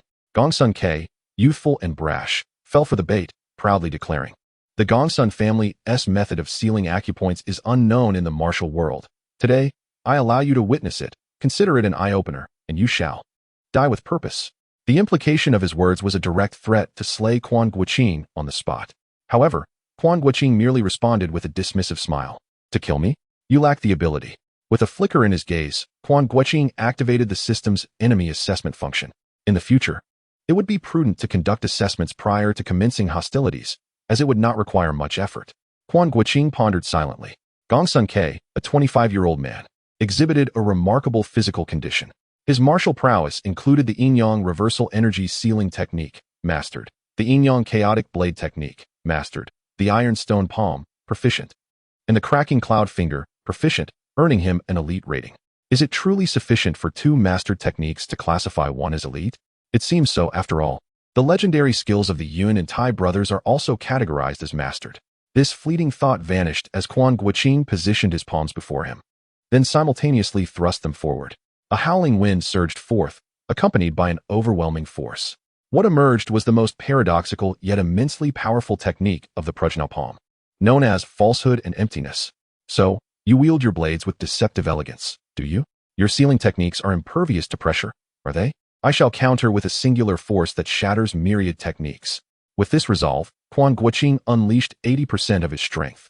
Gongsun Ke felt an overwhelming, terrifying energy akin to a mountain being cleaved or the ocean being traversed bearing down upon him, an unstoppable force from which evasion was futile, leaving him to close his eyes and await his fate. Just as Gongsun Ke's eyes widened in despair, the ever-watchful Su Yu intervened. Positioned behind Gongsun Ke, he unleashed a palm strike without hesitation. A surge of power erupted, twisting midair to circumvent Gongsun Ke and converge in front of him, perfectly meeting Quan Guanqing's falsehood and emptiness palm strike. With a thunderous crash, the two colossal forces collided, sending Gongsun Ke hurtling away. Yet, in that moment, no one paid him heed. The astonishment on the faces of the onlookers was directed solely at Su Yu. The White Rainbow Palm Technique. Chapter 084, Su Yu, Duamu Yu. The essence of Prajna Jamozi gazed at Su Yu, his expression a mixture of astonishment and suspicion. The Daluo Temple is one of the orthodox sects of esoteric Buddhism, boasting a comprehensive lineage of Zen martial arts. As a key disciple nurtured within the temple, Jamozi's knowledge is profoundly extensive. He had encountered similar records within the temple scriptures. It is said that when martial arts are cultivated to their utmost pinnacle, one's palm power can be wielded with unparalleled finesse and adaptability, rendering it nearly impossible for opponents to defend against. However, this level of mastery is typically reserved for those extraordinary beings who have attained the Arhat fruit position, as recorded in the scriptures. Until today, Jamozi had regarded such tales as mere legends. Little did he expect to witness it in reality. Such accounts are not exclusive to Zen Buddhism. The martial world has long circulated similar legends, referring to it as the Rui Jin, or the art of effortless power. This state of effortless strength is one manifestation of the highest realm of martial arts. Yet, in the midst of this gathering, Su Xinghe thought of another name, the White Rainbow Palm Power. Unlike others who have merely read about Prajna or Rui Jin in scriptures and legends, no one had ever truly seen it in action, nor were the methods of cultivation ever transmitted. Su Xinghe, however, had heard from his master about someone who had genuinely wielded the White Rainbow Palm Power. That individual was his master's master, or in other words, his own grandmaster. According to his master, Wuyazi, his grandmaster was known as Zai Yozi, a person of unparalleled wisdom, well-versed in both ancient and contemporary knowledge, akin to a celestial being. The three of them, his fellow disciples, had only managed to grasp a mere 2 or 3 parts of their master's abilities, which already far surpassed the limits attainable by the average martial artist. When Su Xinghe had just entered Wuyazi's tutelage, he had heard his master speak of a palm technique within their sect known as the White Rainbow Palm Power, which was indeed the legendary Rui Jin and Prajna Jin of the martial world. His master, Wuyazi, stated that among the 3 sacred arts of their sect, all could be cultivated, and the grandmaster had performed demonstrations for them. However, he remarked that the easiest to manifest results from was the little formless skill practiced by his uncle, Li Qiao. This was due to the unique transformation of meridians in the little formless skill, which bore similarities to the transformative techniques of the White Rainbow Palm Power. Yet, until the moment their master was treacherously attacked by that beast, none of the 3 disciples had been able to cultivate this skill, not even the most compatible Li Qiao. Su Xinghe's innate talent was not lacking. However, he had expended too much effort on eclectic studies, leading to limited achievements in martial arts. Thus, he had believed that he would never have the opportunity to witness this ultimate skill in his lifetime. To his astonishment, he first encountered a technique reminiscent of the little formless skill and subsequently witnessed the White Rainbow Palm Power. Amitba, he marveled at the fact that there truly existed someone in the martial world who had mastered such Prajna Jin. Jamozi looked at Su Yu, his gaze burning more fiercely than his flame knife. Obsessed with martial arts, he was willing to sacrifice his reputation as a virtuous monk and the national master of a country to forcefully extort others for their secret manuals. Had it not been for the fortuitous acquisition of the little formless skill, he might have continued to obsess over the texts. Now, witnessing the seemingly more wondrous Prajna Jin compared to the 6 meridians divine sword and his own cultivation of the little formless skill, he felt a surge of desire. Yet, desire alone could not compel action. From their first encounter, Jamozi had sensed that their martial prowess was evenly matched, making it difficult to discern who held the upper hand. At this moment, encountering the other party wielding such profound skills as the Prajna force, one might doubt their own ability to contend. A direct confrontation seems impracticable. Perhaps an alternative approach for an exchange with the opponent is in order. The individual now possesses a plethora of extraordinary martial arts, including the flame blade from the Great Wheel Temple, the 3 methods of Shaolin, and the 2 palm techniques, complemented by their ongoing training in the lesser formless technique. While the flame blade remains a closely guarded secret of the temple, several Shaolin techniques could indeed be offered in trade. The sole question that lingers is the willingness of the other party to engage in such an exchange. In this moment, Qiao Emoji appears somewhat anxious. He, along with Su Xinghe, Zhong Ling, and the rescued Gongsun Xie, all presumed that Su Yu was employing the Prajna force, the Rui force, or perhaps the White Rainbow Palm. However, Quan Guanqing, who faced Su Yu directly, discerned the truth. It was not so. When Su Yu intervened to save Gongsun Xie, Quan Guanqing had already utilized the system's opponent assessment on him. The information, albeit somewhat surprising, revealed the following: Duan Muyu, male, 47 years of age, physical condition, extraordinary martial arts, 5 Domi divine skill, peak mastery, heavenly round, and earthly square chaotic hands, peak mastery, yin yang mill, peak mastery. Earth fire technique, masterful, earth fire 18 forms, masterful. Rating, Grandmaster. This marks the second Grandmaster evaluated by Quan Guanqing following Qiao Feng, and the second instance of encountering such peak mastery, 3 times, no less. It is noteworthy that although Quan Guanqing possesses a vast repertoire of martial arts, only the Divine Foot Classic and the Transference of Flowers and Jade reached the pinnacle of mastery. The presence of 3 peak mastery skills within this individual is, outside of the exceptional Qiao Feng, quite unfathomable. Yet, among the martial arts he practices, there is no trace of the White Rainbow Palm, Rui force, or Prajna force. Quan Guanqing's attention gravitated towards the 5 Domi divine skill. This particular technique, despite being known to many martial arts enthusiasts, is often overlooked due to its association with a rather inconspicuous character who appeared only briefly in a narrative. In his previous life, while engaged in discussions about the martial arts world, Quan Guanqing had encountered a post that highlighted this skill, which piqued his curiosity due to its peculiar name. The technique belongs to one of the sects under the auspices of Lingzhou Palace, specifically among the 36 caves and 72 islands. Though Quan Guanqing could not recall the exact sect, he vaguely remembered that it was associated with the surname Duanmu.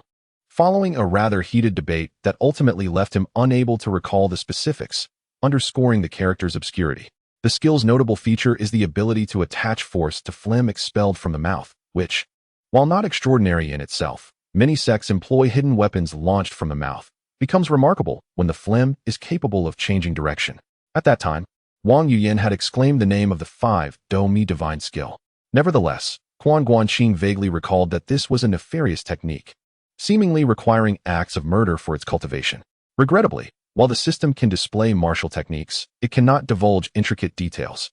However, considering the opponent's turning strength and the surname Duanmu, Guanqing was already 80% certain that this individual belonged to that particular sect, and had even mastered the 5 Domi divine skill to a level surpassing that of the island master.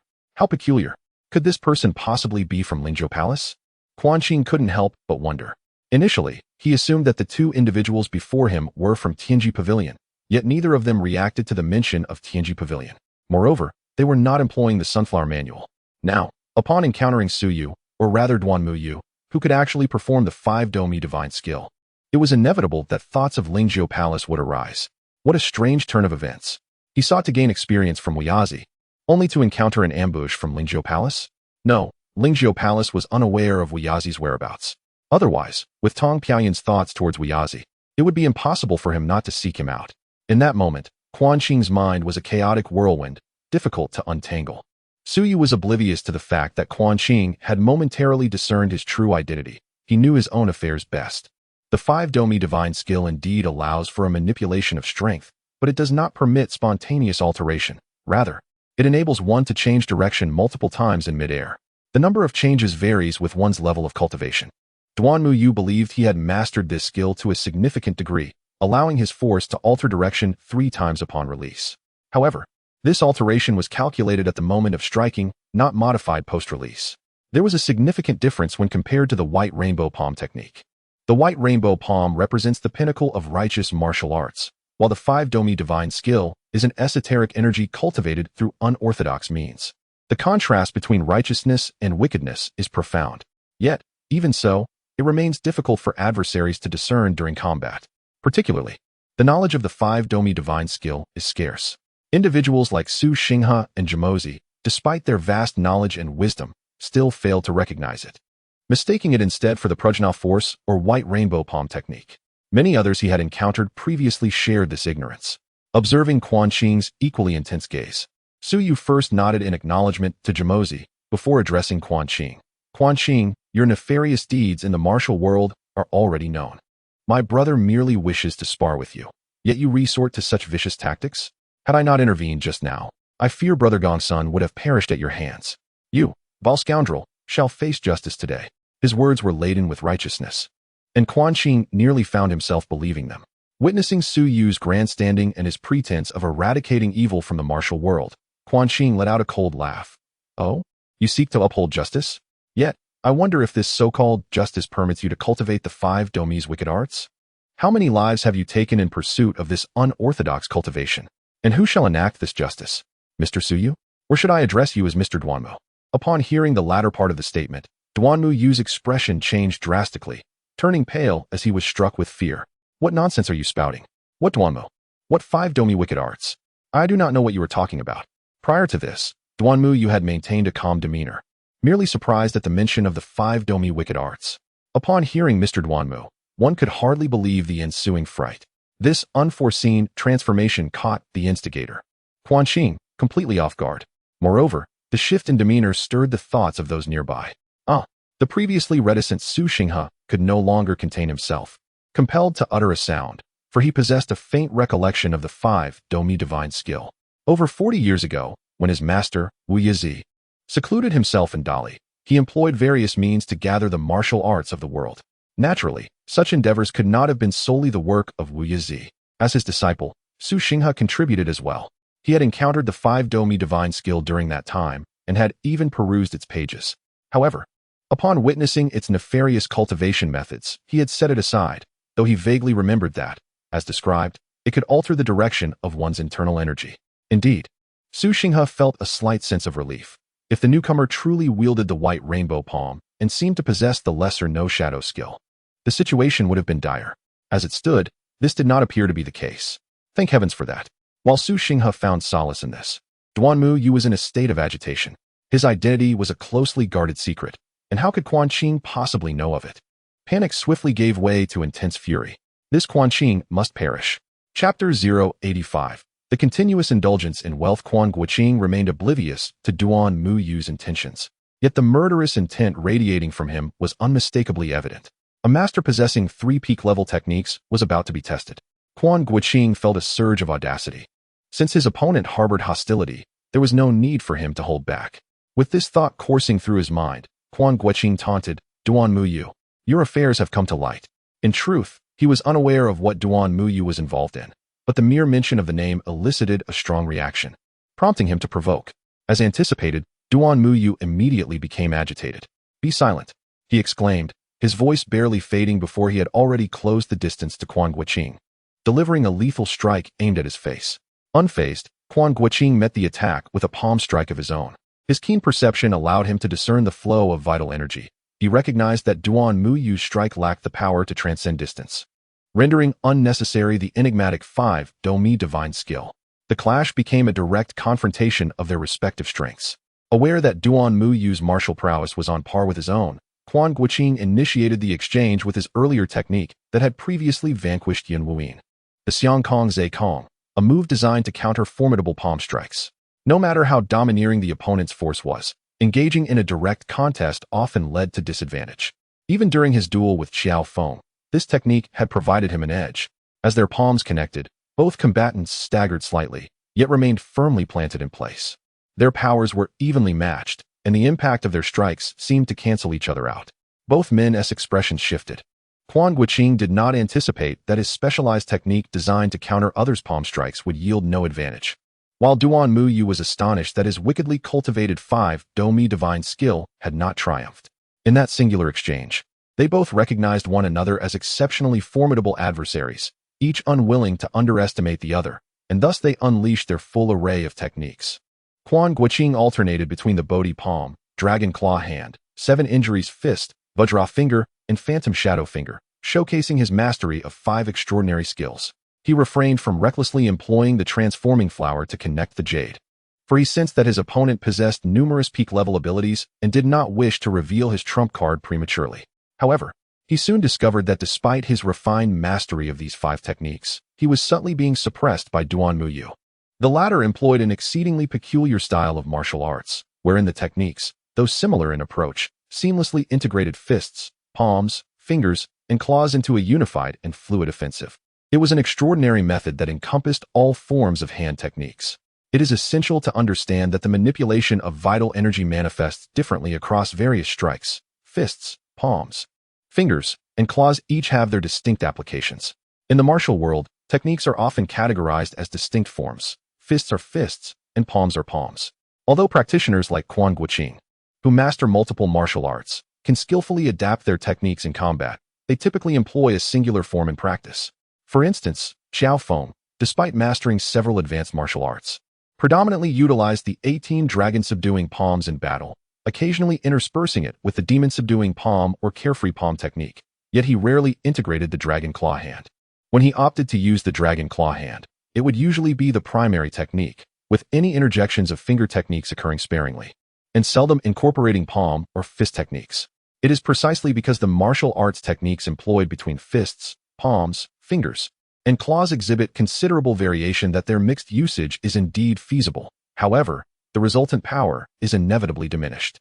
Yet, in this instance, the techniques utilized by Duan Muyu encompass all of these forms, and each move retains its formidable strength, which stands in stark contrast to the martial philosophy mastered by Quan Guanqing. The name Tian Yuan Di Feng Hun Dun show reverberated in Quan Guanqing's mind, a term he had previously encountered within the system, pondering whether such a grand title might be an exaggeration. However, it now appeared that there was substance to the name. Unbeknownst to him, this martial art was conceived by a figure akin to an earthly immortal, historically recorded only within the secluded sects and the Zhaosong court. That sect had secluded itself in Mount Hua, remaining detached from the world, and for many years, no one within the court had successfully mastered it. Thus, this extraordinary skill had not graced the martial world for over a century, not to mention Quan Guanqing. Even the well-versed Jiao Moj and the venerable Su Xinghe were equally unaware of it. As the two observed Duan Muyu's mastery, they were both greatly astonished. Jiao Moj's eyes began to dart with intrigue. He discerned that Quan Guanqing's martial prowess was indeed formidable, his strength being particularly terrifying. His martial cultivation surpassed that of Duan Muyu, and his perception was sharper. Moreover, from his detached observation, he deduced that Quan Guanqing's internal energy cultivation even exceeded his own, an astonishing realization that led Jiao Moj to conclude that this young man must have encountered some extraordinary fortune. Yet, fortune is a matter of serendipity, elusive and unattainable. Quan Guanqing had already grasped it, and Jiao Moj's envy was of no consequence. Aside from his profound internal strength and martial technique, Jiao Moj was not overly concerned with Quan Guanqing's skills. Techniques such as the Prajna Palm, Dragon Claw Hand, and 7-Injury Fist, while indeed exceptional, either had manuals in Jiao Moj's possession or, despite their absence, were not beyond his comprehension.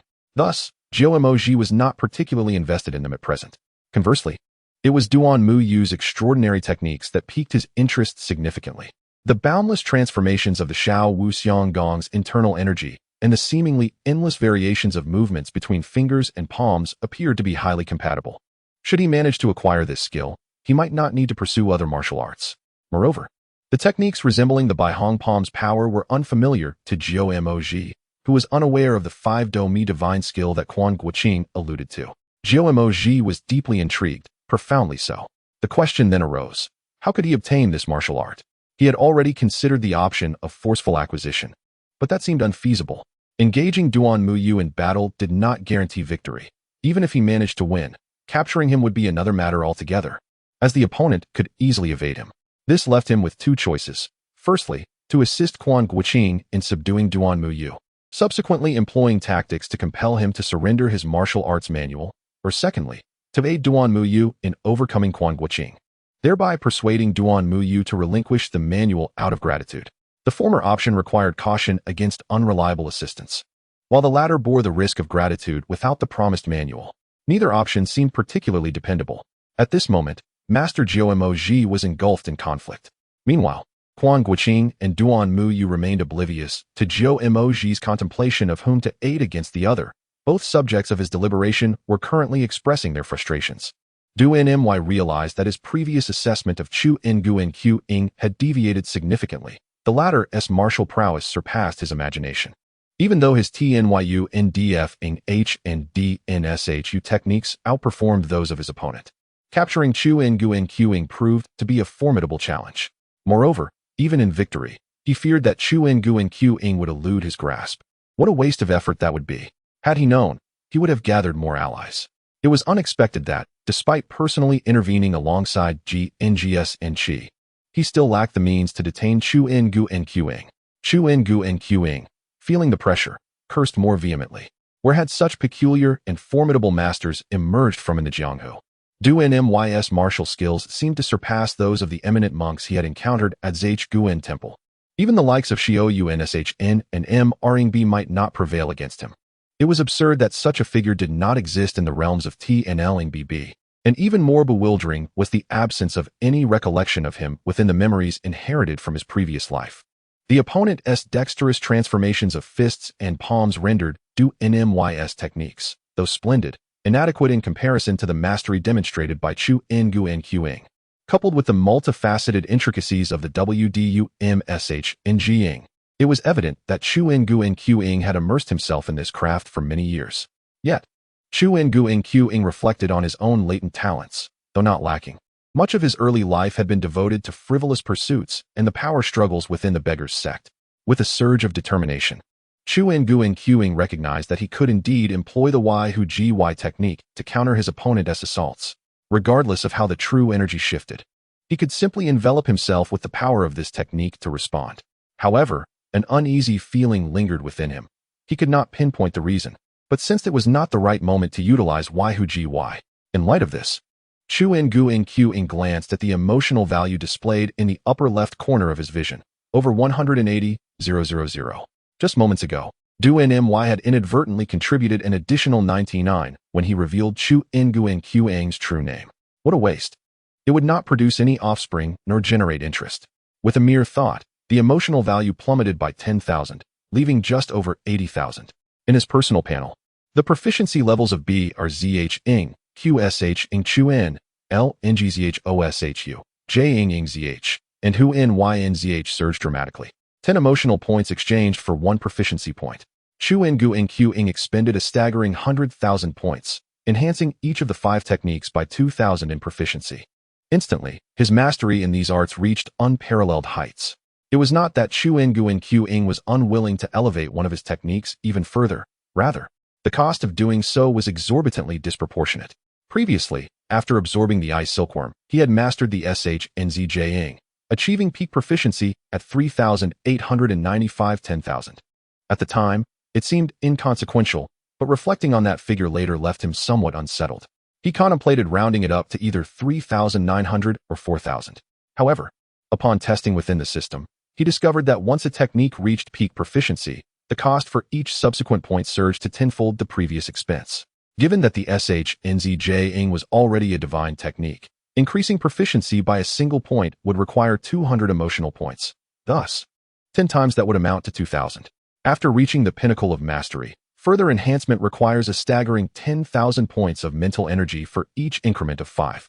To achieve 105 points, one would need a total of 100,005. Alas, reaching the summit is already more than sufficient. Is not the exaggerated prowess of Qiao Feng's 18 Dragon Subduing Palms itself a testament to such mastery? There is no need for a higher level of proficiency. Indeed, it is unnecessary.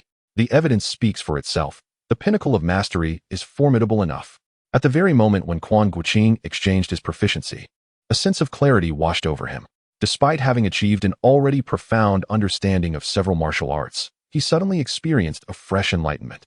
It was as if this advancement had opened up an entirely new realm. Truly, spending resources brings momentary pleasure, and ongoing investment yields continuous joy. In the arena, Quan Guanqing's demeanor underwent a remarkable transformation. Although his aura did not seem to strengthen, nor did his speed or strength increase, his opponent, Duan Muyu, suddenly felt an overwhelming pressure. What was happening?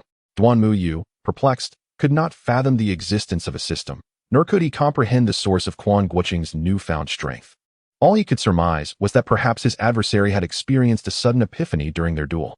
Before he could fully grasp the situation, Quan Guanqing unleashed a swift strike. The Protagonist Palm. Recognizing the distinctive essence of this technique, Duanmu discerned its unique qualities, aside from the one stance of nothingness. The other moves radiated a profound Zen-like energy, starkly contrasting with Quan Guanqing's other techniques. Yet there was an inexplicable nuance that hinted at something extraordinary. However, in the heat of battle, he had no time to ponder further and could only respond with his own palm strike. Hiss. Meanwhile, the expression of Qiao Feng shifted dramatically. In his perception, Quan Guanqing seemed enveloped in a fragrant aura of sandalwood, while ethereal sounds of Buddhist chants resonated in the air. His visage was shrouded in a mist. Simultaneously appearing strikingly clear, his expression was as tranquil as an ancient well, yet carried a hint of a smile, as if he were plucking a flower. Having mastered the techniques of the Protagonist Palm and being well-versed in Zen scriptures, he immediately recognized this stance. Ultimately emptiness. Chapter 086. The ultimate emptiness. Jimozi's observations were astute.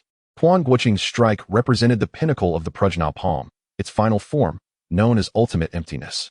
Until now, Quan Guanqing had demonstrated the previous 18 techniques of the Protagonist Palm, yet the latter moves had fallen short of expectations, their potency lesser than that of earlier forms. Particularly false emptiness. It was already apparent that the mastery of the Protagonist Palm, akin to a refined skill, still possessed ample room for enhancement. Unfortunately, despite having read countless trivial tales in his past life, Quan Guanqing had never perused a single Buddhist scripture, lacking the Zen-like insight necessary to grasp the profundity of the Protagonist Palm. However, self-learning was futile against the constraints of knowledge. With a significant investment of 20,000 emotional points, Quan Guanqing swiftly comprehended the intricacies of the Protagonist Palm, nearly rivaling the enlightenment achieved by the esteemed Master Xuanzi, who had become one of the few in Shaolin's history to master ultimate emptiness. Upon executing this technique, Quan Guanqing underwent a remarkable transformation, akin to the emergence of an arhat or the advent of a Buddha. While the onlooker Duanmu remained oblivious, Jimozi and Su Xinghe observed with clarity. Could the Protagonist Palm possess such exquisite subtleties? As Jimozi beheld Quan Guanqing's strike, he felt a stirring within, hinting at a vague understanding.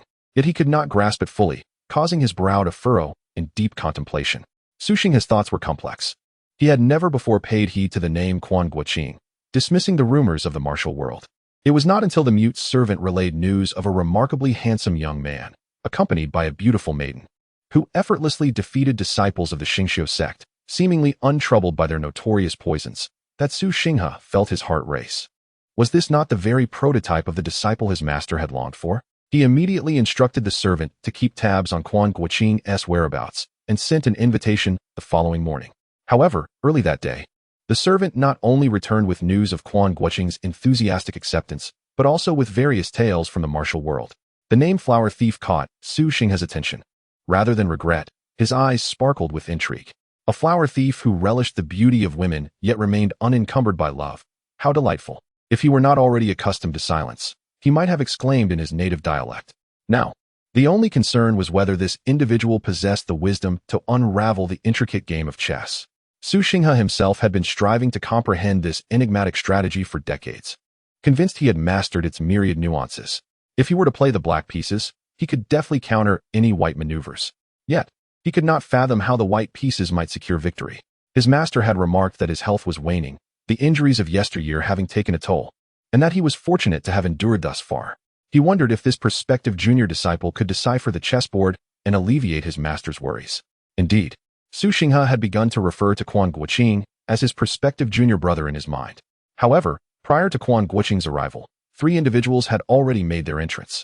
Su Xinghe was suddenly filled with astonishment, for the character and martial prowess of these 3 individuals were exceptional. The young Gongsun was particularly noteworthy. At such a tender age, his abilities were impressive enough that Su Xinghe speculated even his revered master, resembling an immortal, might not surpass him by a significant margin. He himself, or that beast, was certainly inferior. The only uncertainty lay in how he compared to Quan Guanqing. As for Duanmu and Qiao, although their years were greater, their martial arts, appearance, and demeanor surpassed even Gongsun's. However, both had already achieved remarkable heights in their skills and might not be inclined to inherit their master's legacy. Su Xinghe found himself in a moment of indecision. Yet, he quickly dismissed his doubts. If the three could not break the Jinlong chess game, what was there to discuss? His thoughts then shifted to Quan Guanqing. Handsome, charismatic, skilled in martial arts, accompanied by a young lady, and unafraid of poison. It seemed that this prospective junior brother was indeed more perfect, and he hoped he could unravel the Jinlong chess game. However, as Su Xinghe observed Quan Guanqing execute the technique one void to the end, he began to have reservations.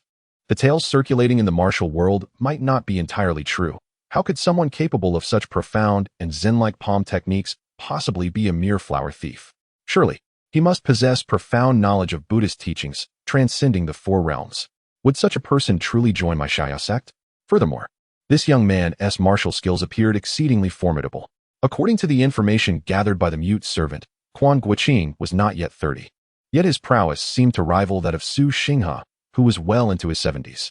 Even a celestial being like his master might not possess such strength at that age.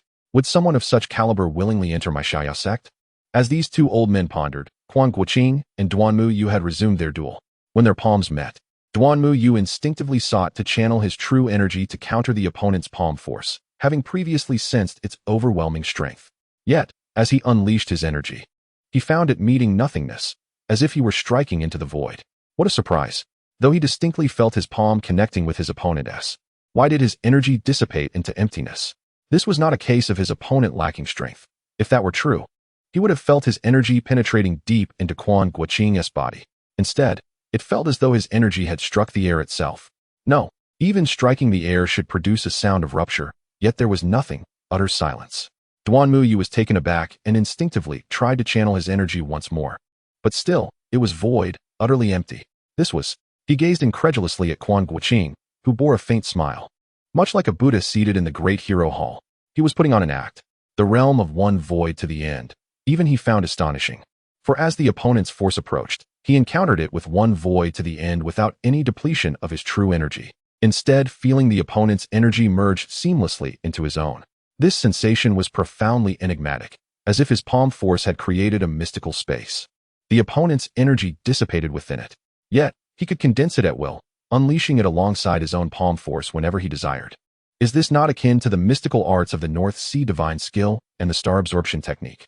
The North Sea Divine Skill allows one to completely absorb the true energy of another for eternal use, whereas one void ultimately, merely temporarily integrates the opponent's true energy into one's own palm strength, which must then be expelled, serving only as a transient application. Nevertheless, this technique is still remarkably exquisite. Quan Guanqing, being the practitioner rather than the victim, remains oblivious to the fact that this move is not only extraordinarily intricate, but also profoundly terrifying. At this moment, Duanmu Yu finds himself in a state of sheer panic. He has unleashed 3 waves of palm force, yet receives no feedback, a sensation he has never encountered before. Is this truly within the realm of human capability, rather than the powers of deities? Deep within him lies a profound terror, a fear of an entity that resembles a god, leaving him uncertain if this being is genuinely human. This figure bears no relation to Quan Guanqing, and Duanmu Yu has not truly confronted that individual, yet inexplicably, a connection is forged. Adding to his disquiet is the realization that the opponent knows his true name. At this moment, Duanmu Yu's mind is thrown into disarray. Typically calm and composed, he is revered for his remarkable demeanor. Yet only he knows of a shadow that lurks deep within his psyche, a shadow so unfathomable that he dares not even mention it. Now, this shadow has been inexplicably stirred by Quan Guanqing. Duanmu Yu suddenly lets out a cry and jerks his hand away. However, as he does so, Quan Guanqing immediately detects the shift and responds with a release of palm force. The palm strength infused with Duanmu Yu's energy, combined with his own, is expelled in a single motion. Caught off guard while retreating, Duanmu Yu is struck by this blow, instantly spitting out a mouthful of blood. Yet, to his astonishment, the blood contains a blood arrow that shoots straight towards Quan Guanqing's face. What? Blood spitting? Just yesterday, Quan Guanqing witnessed a disciple of the Starry Constellation sect employing a similar technique, and now, seeing it again, he cannot help but ponder further. Could this individual be associated with the Starry Constellation sect? If so, it would not be surprising for him to practice malevolent arts. The 5-Domi divine skill appears to require murder for cultivation, which indeed resonates with the temperament of the Starry Constellation sect. Wait a moment. The 5-Domi divine skill. As Quan Guanqing instinctively tilts his head to evade, a sudden realization strikes him. prompting a rapid retreat. Indeed, the blood arrow that should have been avoided now alters its trajectory, aiming directly at his temple. Had Quan Guanqing not reacted swiftly, this blow would have certainly overwhelmed him. For even with his protective true energy, he would struggle to withstand it. He possesses neither the closing techniques of Gongsun Xie, and even if he did, a strike to the head would not be easily endured. What a formidable opponent Duan Muyu is. Quan Guanqing is certain that his previous strike must have inflicted severe injury upon Duan Muyu, yet under such dire circumstances, he not only transforms the expelled internal blood into a blood arrow but also redirects it utilizing the 5-Do-Mi divine skill. Fortunate for him that his reflexes are sharp, otherwise, he would have truly suffered a setback. Glancing at Duan Muyu now, he appears as pale as a corpse. The impact of Quan Guanqing's palm was undeniably real. Even with his exceptional prowess, he has sustained serious internal injuries from the blow. Yet, at this moment, with blood-red eyes and labored breaths, he did not flee. Instead, he took a deep, profound breath. It was as if he intended to inhale all the surrounding air into his very being, causing his abdomen to swell noticeably. Not only his stomach, but also his exposed face and hands seemed to exhibit a slight inflation. On the surface of his skin, veins appeared, some blue, some red. Celestial demon disintegration. Quan Guanqing instantly recognized this technique as akin to the celestial demon disintegration. Unlike the technique employed by the individuals from the Tianji Pavilion, the martial arts wielded by Duan Muyu were evidently far more ferocious, yet the results were undeniably superior.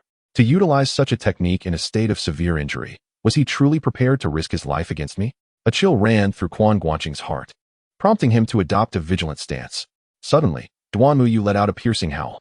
In the next moment, he lunged forward, both palms directed at Quan Guanqing. His left hand emitted a haze of white smoke, distorting the surrounding air and exuding a scorching heat. Conversely, his right hand was shrouded in mist, frost enveloping his fist, emanating an icy chill.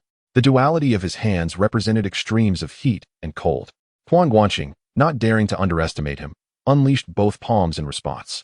Upon the collision of their hands, Quan Guanqing was taken aback. The force of Duan Muyu's palms was unexpectedly feeble. Observing Duan Muyu, he was astonished to see him propelled backward several yards. Is this it? Just as Quan Guanqing was pondering this perplexity, he witnessed Duan Muyu, upon landing, immediately pivot and flee, swiftly vanishing into the pine forest with 2 agile leaps. Quan Guanqing was left dumbfounded. Chapter 087. The Grandmaster? Why did you run away? As Duan Muyu vanished into the pine forest, Quan Guanqing found himself momentarily bewildered. It was all too swift. From Duan Muyu's explosive emergence, his eyes ablaze with a fierce determination to confront Quan Guanqing, to the unexpected display of his dual powers of ice and fire, followed by a retreat of several paces after a brief clash, and then his abrupt flight. This entire sequence transpired in the blink of an eye. Not only was Quan Guanqing taken aback, but even Su Xinghe and Jimozi were caught off guard. Just moments ago, Duan Muyu had appeared ready to fight to the death, yet he had chosen to flee. With such theatrical prowess, why bother navigating the martial world? You should pursue a career in the court if you feign loyalty. No ruler would ever suspect your true intentions. Hollywood's loss is immeasurable without you, Quan Guanqing mused, his mind brimming with grievances he felt compelled to voice. At that moment, a rustling sound caught Quan Guanqing's attention. He turned to see Gongsun Xie cautiously attempting to distance himself, seemingly ready to make his own escape. Hey, Quan Guanqing grinned. Brother Gongsun, Duan Muyu has fled. You aren't thinking of running too, are you? What do you intend to do? Gongsun Xie stammered, alarmed by Quan Guanqing's decidedly unfriendly grin. Before the confrontation, he had been confident in his ability to subdue Quan Guanqing, but now, witnessing the retreat of even Su Yu, he was filled with trepidation. Gongsun Xie's sharp perception had failed him. He had not grasped the swift turn of events. In the span of just 2 moves, Quan Guanqing's system activating followed by his retaliatory strike, one empty to the end, which forced Duan Muyu to flee. The entire encounter had unfolded in mere breaths. Prior to that, Duan Muyu had dominated the confrontation with his enigmatic techniques. The rapid shift in circumstances left Gongsun Xie bewildered. By the time he comprehended the gravity of the situation, Duan Muyu had vanished without a trace. Prompting his first thought, something feels amiss. His second thought was that he too should make an exit. However, by then, Quan Guanqing was already alert to his intentions, making escape far more challenging. Duan Muyu's remarkable speed had astonished everyone present, clearly indicating his extraordinary lightness of foot. Yet Gongsun Xie lacked such agility. His family's martial arts lineage was impressive, with generations of formidable masters.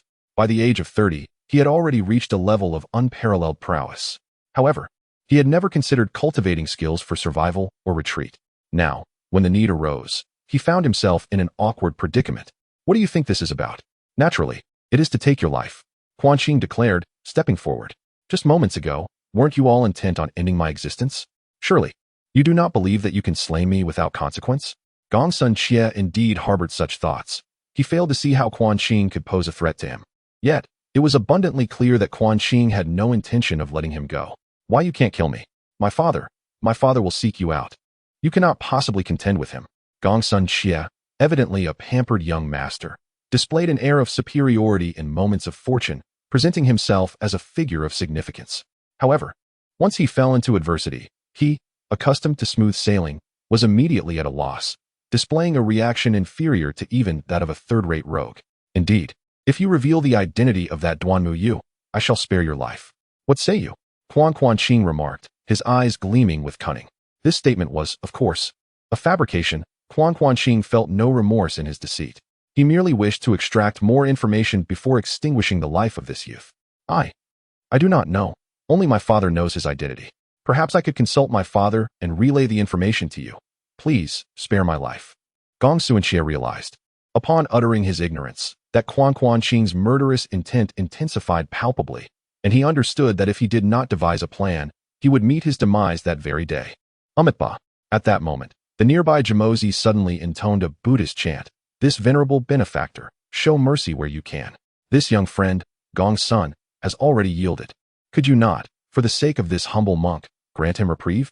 Upon hearing this, Gong Suanxie cast a grateful glance towards Jamozi. While he could not discern the depths of the monk's martial prowess, he had previously tested Su Yu's capabilities before Quan Guanqing's arrival. Incomprehensible.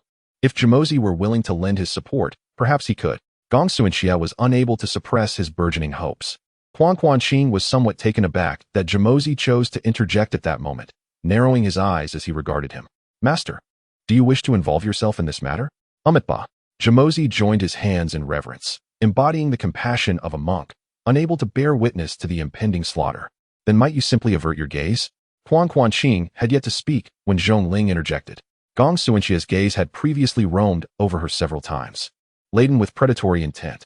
Although Zhongling was young, she was remarkably astute and had grown accustomed to the ways of the martial world, particularly to the likes of Yun Zhonghe. She fully understood his thoughts and had long held a distaste for him. Thus, when Quan Guanqing sought to kill him, she felt a sense of satisfaction. Yet, the appearance of a bald monk complicating matters vexed her. Oh wait, the Tibetan monk has hair. He cannot be a bald donkey. He must be a mixed-breed donkey. Zhongling mused inwardly. Unbeknownst to her, Jamozi, who had become the subject of her scorn, was unperturbed by her words, his expression radiating compassion as if he were a truly enlightened monk. Umitba, I implore both of you to show mercy. This time, he spoke with internal energy, his ethereal Zen voice resonating through the valley, as though capable of purifying the hearts and minds of those who heard it. The once fierce and formidable Zhongling found her countenance softening, revealing a demeanor of kindness and tranquility. Similarly, Gong Suanxie, whose eyes had once again sparkled with malevolence, also softened his expression. Both felt a simultaneous sense of inner peace, as if they were being transformed by the compassion of the Buddha. Quan Guanqing and Su Xinghe remained impassive, with Quan Guanqing merely narrowing his eyes further at Jamozi. What a potent magical sound. As a figure of some standing in the martial world, Quan Guanqing was well aware of the art of enchanting sound. Different sects favored various techniques, with Zen being the most adept in this domain. Many esteemed monks, through their discourses, managed to draw countless common folk who revere and worship them as deities. Is it truly the case that their eloquence is so extraordinary? Such a notion seems implausible. In the feudal dynasties, literacy among the common populace was scarce. Those who could inscribe their own names were considered cultured. The Buddhist scriptures are often incomprehensible even to the educated, so how could the ordinary people grasp their meaning? The effect seen is primarily due to the high monks who have cultivated their Zen auditory skills, enabling them to sway hearts with their vocal intonations. Quan Guanqing himself possesses similar abilities, albeit far cruder than the Zen secrets, and his own cultivation level is insufficient to enchant human hearts, only capable of driving away intellectually inferior beasts. Komarajiva, renowned as a formidable monk, draws worshippers from the Tibetan and Uyghur peoples whenever he speaks at the Great Will Monastery. Naturally mastering this art, during the days that Azu recuperated at Jushin Manor, Quan Guanqing conversed with Qiao Feng and Duan Yu, recounting how they had evaded Kumarajiva's grasp at Yanzhou, where the latter had lured them out with his voice, nearly ensnaring Azu and Abai. Had it not been for Duan Yu's profound skills, he would have been captured. In this instance, it is evident that Zhong Ling, while capable, is still inferior to Azu and Abai in martial prowess. Gongsun Xie, though fierce in his techniques, lacks substantial internal strength. His mind, currently clouded with myriad thoughts, lacks the one essential quality of calmness, leading him to fall prey to Kumarajiva's ploys. However, given Quan Guanqing's depth of internal power, such vocal enchantments would prove utterly ineffective against him. Kumarajiva, aware of this, does not believe his ability to manipulate the ignorant masses can contend with Quan Guanqing. Rather, he seeks merely to display his own strength. If he can avoid confrontation, it is indeed preferable, for he harbors no guarantees of victory over Quan Guanqing. Unbeknownst to him, Quan Guanqing has begun to utilize his system's abilities to observe Kumarajiva's attributes, and upon glancing, he is filled with astonishment. Kumarajiva, male, 53 years of age. Physical condition, ordinary. Meridians misaligned, cultivating the art of healing. Martial arts, Makai La Heart Sutra, mastery attained. Great Hand Seal, mastery attained. Garuda Flame Blade Technique, mastery attained. Transformation into the free and unfettered Celestial Demon Spell, mastery attained. Great Sun Dragon Elephant Hand, mastery attained. Great Diamond Palm, mastery attained. Prajna Palm, expert level. Ma Finger, expert level. Formless Catastrophe Finger, expert level. Toral Leaf Finger, expert level. Flower Plucking Finger, proficient level. Minor Formless Skill Errors, proficient level. Rating, Grandmaster. Quan Guanqing's eyes narrow slightly. To his astonishment, Kumarajiva possesses 6 techniques at the peak of mastery, matching Qiao Feng, and boasts over 10 techniques at the expert level, surpassing Qiao Feng. Additionally, he has seemingly recently cultivated the minor formless skill, which possesses indicators of incompleteness. Quan Guanqing is left perplexed. Yet, even in an incomplete state, he has managed to reach proficiency, and this rating, Grandmaster. This is the first time Quan Guanqing encounters such a classification. Even though Qiao Feng's prior rating bore the suffix of peak, he remains a master. In contrast, Kumarajiva stands as a Grandmaster. Is this a rank above master?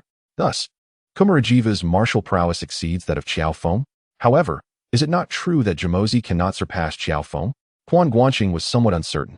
This impression stemmed solely from his experience of watching the television series. In the novel, Qiao Feng and Jamozi had never engaged in battle. Who would emerge victorious remains a mystery. In terms of sheer statistics, Quan Guanqing's abilities were slightly inferior to Jamozi's, but not by a significant margin. It was merely the esteemed title of Grandmaster that caused Quan Guanqing to hesitate. Unlike the monks of the Shaolin Xuanzi generation, Jamozi had proven himself in actual combat. Yet, Quan Guanqing was reluctant to let Gongsun Xie go. Therefore, since the monk had spoken thus, with a sigh, Quan Guanqing, just as Jamozi and Gongsun Xie believed he would relent, suddenly pointed decisively. The Vajra finger. The piercing force of his fingertips sliced through the air, striking Gongsun Xie's heart. In the next moment, a burst of crimson mist erupted from his back. The smile that had just blossomed on Gongsun Xie's face, prompted by Quan Guanqing's words, froze in disbelief as he looked down at the blood-stained fabric of his chest. In an instant, he violently waved his hand, unleashing a large plume of purple smoke that enveloped a radius of 10 feet. Quan Guanqing, Zhong Ling, and Jamozi all found themselves within this shrouded domain. Chapter 088. The Acting Skills of Quan Guanqing. Caution. As a vast cloud of purplish-red smoke erupted from Gongsun Xie, Quan Guanqing was taken aback. While he himself felt no fear, the ominous vapor enveloped the delicate Zhong Ling. Without hesitation, he swiftly executed 2 powerful palm strikes, dispersing the smoke, and promptly pulled Zhong Ling away from the noxious area. As for Jamozi, who was equally shrouded in the haze, he seemed indifferent to his fate. Though Quan Guanqing's reflexes were commendable, the smoke dispersed rapidly, and he caught a faint whiff of an enchanting fragrance. It was a subtle yet profound scent, initially delicate, but lingering in the nostrils with a captivating aftertaste.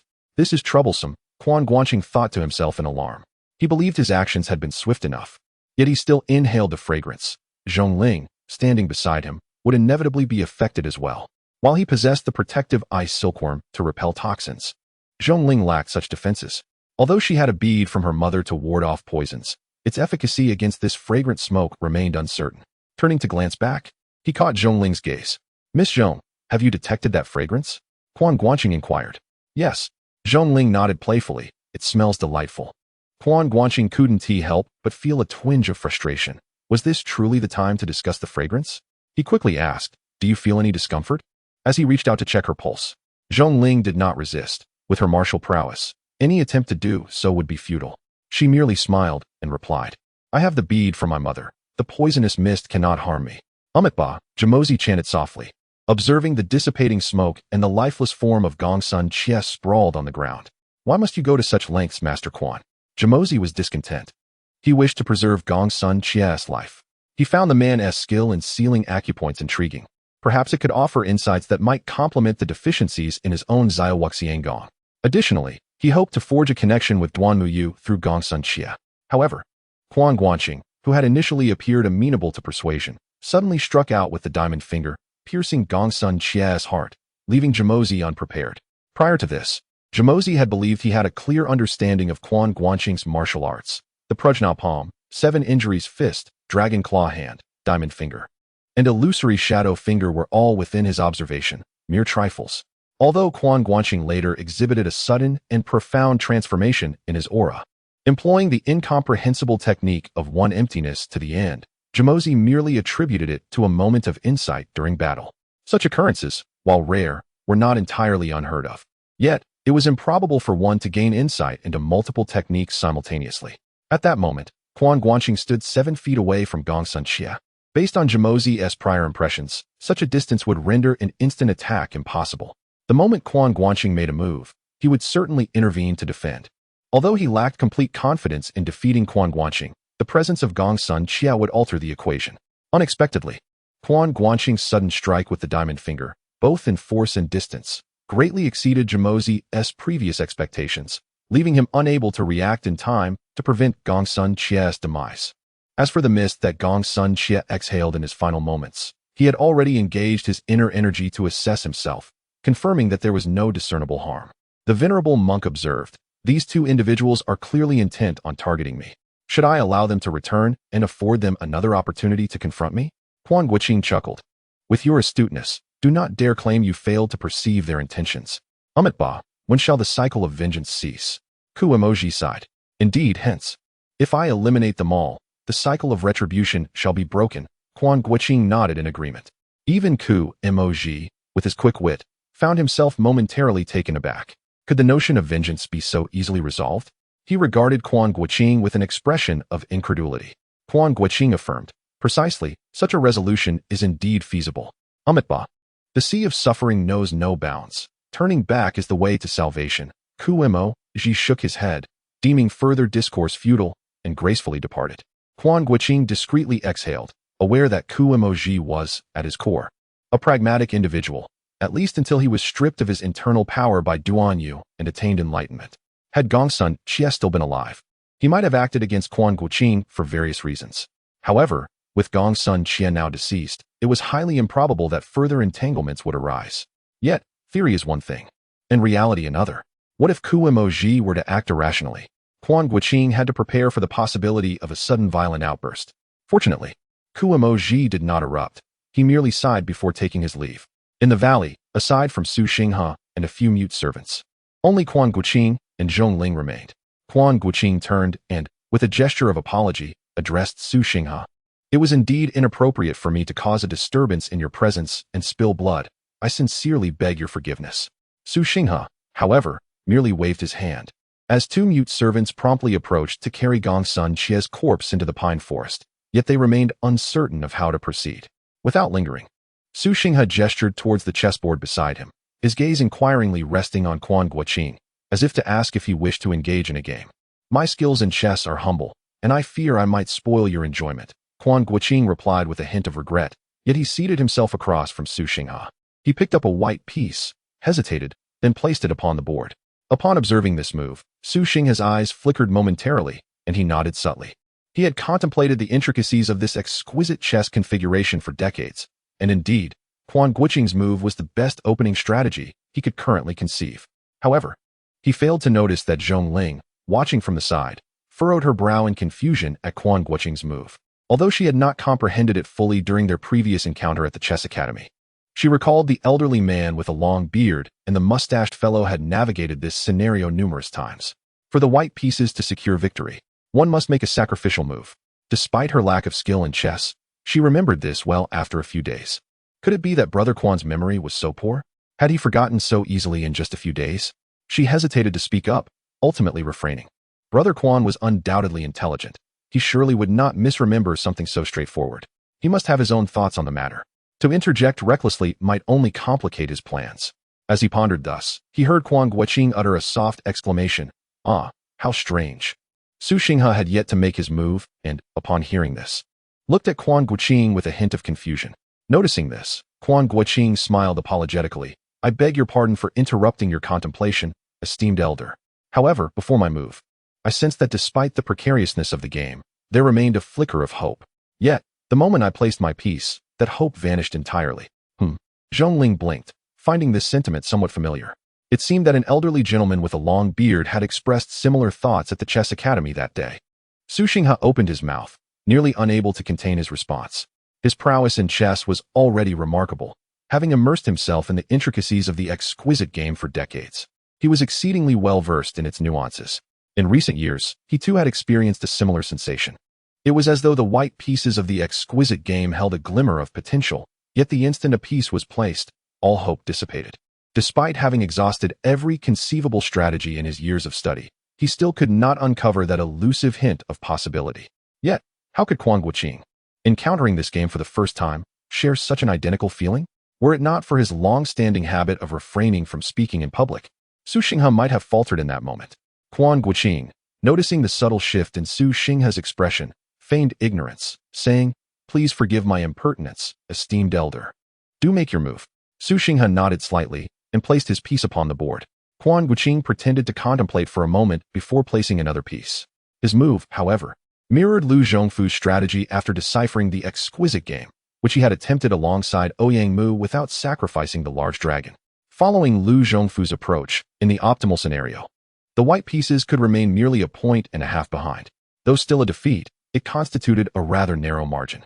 Unbeknownst to Su Xinghe, he was currently engaged in a match against the pinnacle of chess masters of the era. He perceived each of Quan Guanqing's moves as breathtaking, embodying the finest solutions he had envisioned over the years.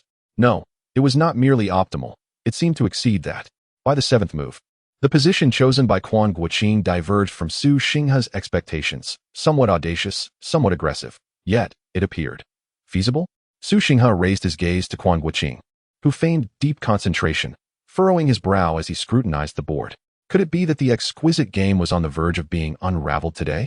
Taking a deep breath, Su Xinghe meticulously examined the board before placing his piece. Aha! Had his attempt to seize advantage failed? Quan Guanqing felt a stir of surprise. Su Xinghe's skill was indeed formidable. When Lu Zhongfu played this series of moves, Ouyang Mu had opted for a different strategy, ultimately losing by half a point to the white pieces.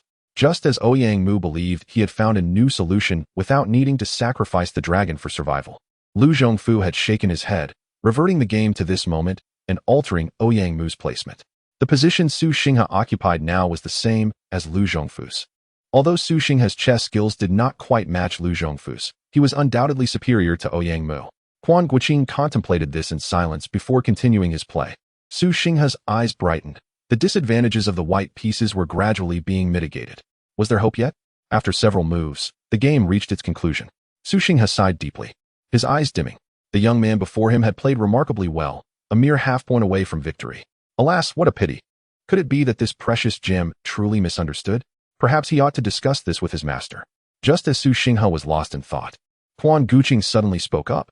Esteemed elder, I have begun to formulate some ideas. Might I request your guidance for another game? Upon hearing this, Su Xinghe was filled with joy, momentarily disregarding his seniority, and eagerly nodded, restoring the board to its original state. Quan Guanqing, taking the white pieces, pondered for a moment and noticed Su Xinghe observing him. Concealing his emotions, he offered a subtle smile, then adopted a resolute expression. He placed a stone in a critical position. You. It seemed that Quan Guanqing had exhibited such exceptional skill earlier, raising Su Xinghe's expectations. Consequently, when Quan Guanqing made such a blunder, Su Xinghe, whose decades of tranquility were disrupted, could not help but voice his surprise. Oh, you can speak? Exclaimed Zhongling in astonishment. Quan Guanqing feigned surprise, looking at Su Xinghe with a hint of hesitation. Elder you. However, Su Xinghe, disregarding the formalities, pointed at the board and exclaimed, "What do you mean by this? You've made an incorrect move. Quickly take it back. It is just the two of us here. There is no need for such formality. Let's start anew." Clearly, he was eager to discover whether Quan Guanqing's so-called new idea could unravel the complexities of this precious game. Yet, Quan Guanqing remained momentarily stunned, though he was feigning it, before smiling and saying, "Esteemed elder, a move once made is not regrettable. Furthermore, I have not made a mistake. This is precisely where I intended to play." Chapter 089, Wu Yazi Broken. Broken? Su Xinghe gazed incredulously at the chessboard before him. Just moments ago, Quan Guanqing had sealed the vital eye of the great dragon, allowing the black pieces to wreak havoc. Yet, at the very moment the black pieces were slaughtering the great dragon, Quan Guanqing's white pieces launched a ferocious assault on the newly opened battlefield. The intensity of that offensive sent chills down Su Xinghe's spine, filling him with trepidation. In the realm of chess, it is often said that one would rather sacrifice 10 points than lose the initiative, for the first move indeed holds great significance. There are masters of the game who specialize in sacrificing pieces to achieve victory, crafting legendary matches. However, the great dragon that Quan Guanqing had so callously discarded was worth not merely 30 points. He had unhesitatingly cast it aside, all in pursuit of a single opportunity, a strategic advantage. What was even more astonishing was that he had truly succeeded. A mere 1.5 points. This was the margin by which Su Xinghe had lost, a minuscule difference. Yet he was certain that every move he had made as the black pieces had been the optimal solution. Nevertheless, after the white pieces had sacrificed the great dragon, he found himself overtaken by 1.5 points. Su Xinghe turned his gaze towards Quan Guanqing, his eyes filled with astonishment. Is this the remarkable talent bestowed upon my Xiaoyao sect by the heavens? Is this divine favor acknowledging the years of toil endured by my master and me? Su Xinghe felt tears welling in his eyes, realizing that the decades of steadfast dedication had indeed borne fruit. Brother Quan.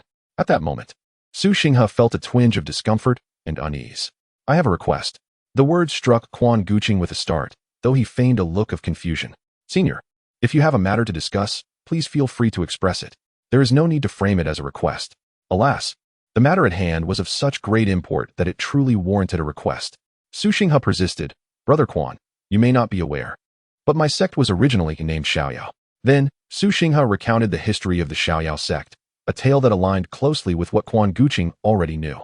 He was somewhat vague regarding the part about Ding Chuanqiu's treachery against Wu Yazi, while he elaborated on his efforts to heal Wu Yazi. Quan Guanqing likely inferred that Ding Chuanqiu's betrayal of Wu Yazi involved Li Qiushui, whose actions during that time were somewhat less than commendable, hence the vagueness. Now that the master had little time left, Su Xinghe hoped to find a disciple to succeed as the leader of the Xiaoyao sect and eliminate the traitor Ding Chuanqiu. Ding Chuanqiu, is he not the notorious starry old demon you mentioned? Did you not say you would eventually deal with him? Why not agree to this? Zhongling interjected. Having heard of a venerable figure in the martial world who had been grievously harmed by his disciple and felt compassion, unable to refrain from pleading on behalf of Su Xinghe. What a splendid assist. Quan Guanqing silently gave Zhongling a mental thumbs up. However, he replied, "The starry old demon has committed numerous misdeeds. I would not let him off lightly. If this were the sole issue, there would be no need for me to usurp the position of your sect's leader. Would that not be taking advantage of another's misfortune? I may not be a hero, but I cannot stoop to such actions." "Ah, but how is this taking advantage of another's misfortune?" Su Xinghe shook his head repeatedly. "The Xiaoyao sect truly requires a new leader."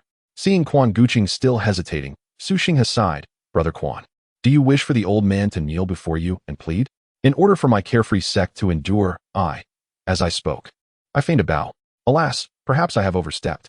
Quan Guanqing promptly supported Su Xinghe, saying, "Predecessor, how could it come to this? If that is the case, then I shall shamelessly accept," he continued. Very well indeed." Su Xinghe's countenance brightened with joy, swiftly leading Quan Guanqing to a mountainside at the canyon's end, where his esteemed master resided. As he spoke, he seemed to perform some secretive maneuver against the stone wall, which emitted a series of creaking sounds, revealing a passageway that extended downward with a stone staircase. This mechanism is indeed intriguing. This old fellow has channeled his thoughts into such trivialities. No wonder he cannot best Ding Chuanqiu. Quan Guanqing mused, then addressed Zhongling. "Miss Zhong, please wait here for a moment. I shall return shortly." "All right, I will wait for you here," Zhongling replied cheerfully. With a smile, Quan Guanqing stepped into the stone passage. Upon rounding a stone wall, he encountered an empty stone wall beyond, devoid of any other objects, and certainly no trace of Wu Yazi. He could not recall how Su Zhu had appeared upon entering, and as he hesitated, an elderly, deep yet gentle voice resonated from behind the innermost wall. Since you have arrived, why not advance further? Still within? Quan Guanqing pondered, intrigued yet maintaining a composed demeanor, slightly bowing despite the possibility of being unseen. I am Quan Guanqing, paying respects to the predecessor of the carefree sect. Oh, such profound cultivation, the voice commended. Have you unraveled my chess puzzle?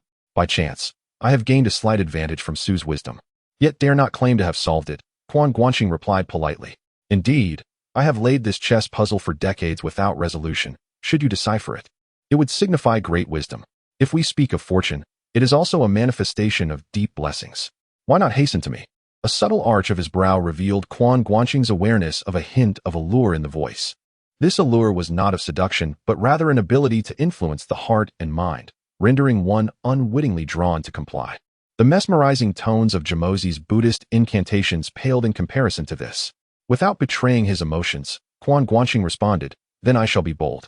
Placing his hands against the wall, he exerted slight force and perceived the wall's decrepit state. With a gentle release of his palm strength, it crumbled into a heap.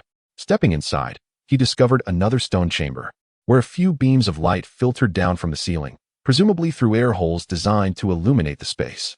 Yet, as dusk approached outside, it remained uncertain how such an arrangement allowed for light to enter.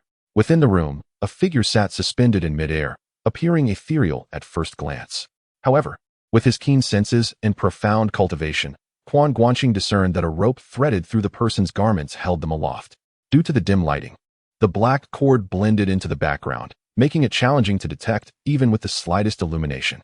I am Quan Guanqing, paying respects to the predecessor of the carefree sect, he said, bowing deeply.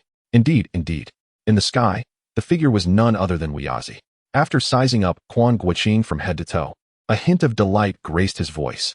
Indeed, a remarkable talent. Star River has chosen a worthy successor for me. As Weyazi assessed Quan Guanqing, the latter reciprocated the scrutiny. Indeed, he was quite the distinguished gentleman. According to Quan Guanqing's memory, Weyazi was at least in his 90s, yet possessed a mane of long, lustrous hair and a splendid beard, both as dark as night, devoid of any gray. His face resembled jade, unblemished by wrinkles or age spots. His eyes sparkled like bright stars, free from the cloudiness often seen in the elderly. He radiated vitality and exuded an air of elegance, resembling a celestial being.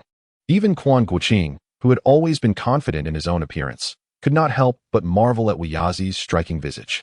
It was no wonder that Tong Piaoyun and Li Qiushui had been vying for his affection for decades without cease.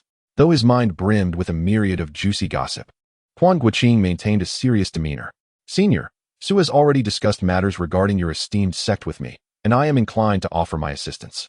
However, my current reputation in the martial world is rather tarnished. Not to worry, Su Xinghe interjected, shaking his head. Our Xiaoyao sect seeks freedom and leisure. We pay no heed to the gossip of the martial realm. Furthermore, from observing your words and actions, I surmise you would not commit any deeds that would incite public ire. It seems your judgment of character leaves much to be desired, Quan Guanqing mused, thinking to himself that it was no surprise he had taken on two unreliable disciples. Since you say so, I shall follow your lead. He added, as for Ding Chuanqiu's misdeeds in the martial world, I have long wished to rid us of him. Why still refer to me as senior? Weyazi chuckled. You ought to bow and pay your respects as my disciple. A flicker of hesitation crossed Quan Guanqing's face, but Weyazi merely smiled gently, patiently awaiting his decision. Meanwhile, Quan Guanqing discreetly activated the system's assessment function. Weyazi, male, 93 years of age. Physical condition, compromised, spinal injury, due to the method of repair. Martial arts, Baiming Shingong, refined to perfection. Lingxi Yiji, refined to perfection. Tianwai Feixian, refined to perfection. Fuyao Dengxian Bu, supreme mastery. Nanming Xuantianzhong, supreme mastery. Xiao Wuxiang Gong, mastered. Lingbo Weibu, supreme mastery. Zhou Tianxing Suzhuan Luanju, mastered. Qian Kuan Yiji, mastered. Rating, innate realm, collapse state. Quan Guanqing blinked, momentarily at a loss for words. The martial arts displayed by Weyazi numbered an astonishing 28 techniques. Aside from those that resembled the Xiaoyao sect skills, there were others, long lost to the annals of time, yet renowned in the martial world. That aside, the lowest rating of all his techniques was still mastered. Moreover, 3 techniques bore a new rating that Quan Guanqing had never encountered before: refined to perfection, which must signify a level above supreme mastery. Even Qiao Feng of the human armory could not boast such absurdity. However, considering the other's 70 years of arduous training, 30 of which spent in a state of limbo regarding the supernatural, perhaps such a lack of mobility had led him to devote more thought to martial arts. The system's rating was unmistakable, innate realm. This undoubtedly indicated a level above that of a grandmaster. Although the suffix collapsed state persists, it is likely due to Wu Yazi's exceedingly poor physical condition. Furthermore, Wu Yazi's martial prowess substantiates a prior conjecture by Quan Guanqing.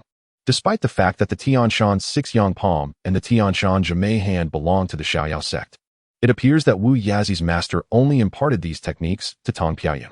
Li Qiushui, on the other hand, cultivated the Baihong Palm technique, indicating that Wu Yazi must possess other martial skills as well.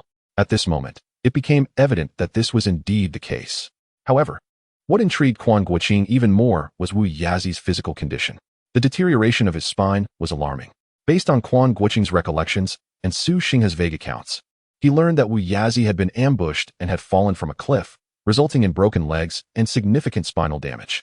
In this era, and even in a future age of advanced medical technology, such injuries would likely render one a cripple.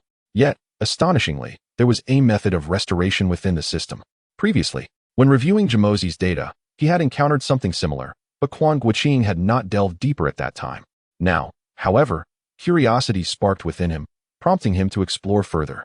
Consequently, Quan Guanqing found himself somewhat bewildered. Chapter 090. Scheming. The injury to the lumbar spine has interfered with the nerves and meridians, resulting in bodily paralysis. The methods of restoration are as follows. Firstly, one must utilize the tyrannical true energy to obliterate the entire network of meridians, thereby abolishing all true energy within the body. Subsequently, infuse the ninefold celestial silkworm technique to assist in the process of metamorphosis, allowing for the reconstruction of the physique and the re-establishment of nerve pathways and meridians. Secondly, by injecting the perfected capabilities of the Divine Reflection Sutra, one can rejuvenate the life force, enabling a rebirth of the severed body. Thirdly, the system will repair the surrounding nerves and meridian networks of the spine, consuming 50,000 points of mental energy.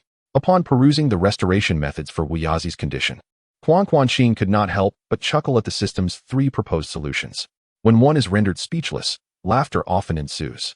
Why not simply state the necessity of 50,000 points of mental energy instead of presenting three ostentatious options? Do the first two choices even hold significance? Quan Guanqing was well aware of the Divine Reflection Sutra, a skill akin to a cheat within the realm of martial arts. Even when Di Yun had perished, Ding Dian was able to resurrect him using this sutra, restoring his mutilated hand and limping foot, rendering it almost a method of immortality, albeit devoid of the capability to counteract poison. The celestial silkworm technique, although vaguely familiar to Quan Guanqing, seemed to be a fusion of martial arts and sorcery. Upon successful mastery, one's body would generate silken threads, forming a cocoon, and upon emergence, one would not only possess unparalleled martial prowess, but also the ability to rejuvenate their physical form. However, Quan Guanqing had never encountered these two techniques within the system. Even if they were present, they would likely be on par with the likes of the Yi Jin Jing or the Shisui Jing, requiring a baseline of 50,000 points of mental energy, not to mention the mastery of the ninefold realm. How much mental energy would be required to cultivate a divine technique to such a level? Quan Guanqing scoffed. In contrast, while the system's method of repairing the surrounding nerves and meridians might not yield results as profound as bodily reconstruction or rebirth, it would undoubtedly suffice for Wu Yazi's current predicament. The only dilemma remained. Should Quan Guanqing expend these 50,000 points to heal Wu Yazi? He had come to acquire Wu Yazi's legacy, not to play the role of a benefactor. Child, what hesitation do you harbor? Wu Yazi's gentle voice inquired. Do voice your concerns. Perhaps I can assist you in deliberation. Quan Guanqing collected his thoughts. Forget it. Let him first obtain what he desired. He had never regarded himself as a paragon of virtue. Self-sacrifice was the domain of Duan Yu, not Quan Guanqing. 50,000 points of mental energy were not an insignificant amount. Well, indeed, it was quite precious. However, if the returns were sufficiently grand, he could consider making a sacrifice. He pondered how Wu Yazi would proceed next. With that in mind, Quan Guanqing finally bowed once more and said, "The younger generation does not harbor doubts. It is merely that I once apprenticed under the illusory mist sect and later joined the beggars sect.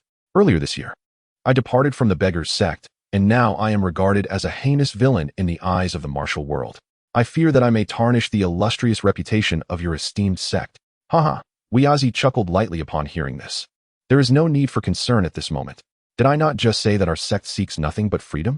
The mundane emotions, principles, and regulations of the world are of no concern to our Xiaoyao sect, desiring only a clear and serene state of mind. The sage transcends self, and the divine man achieves without effort, wandering endlessly in carefree leisure.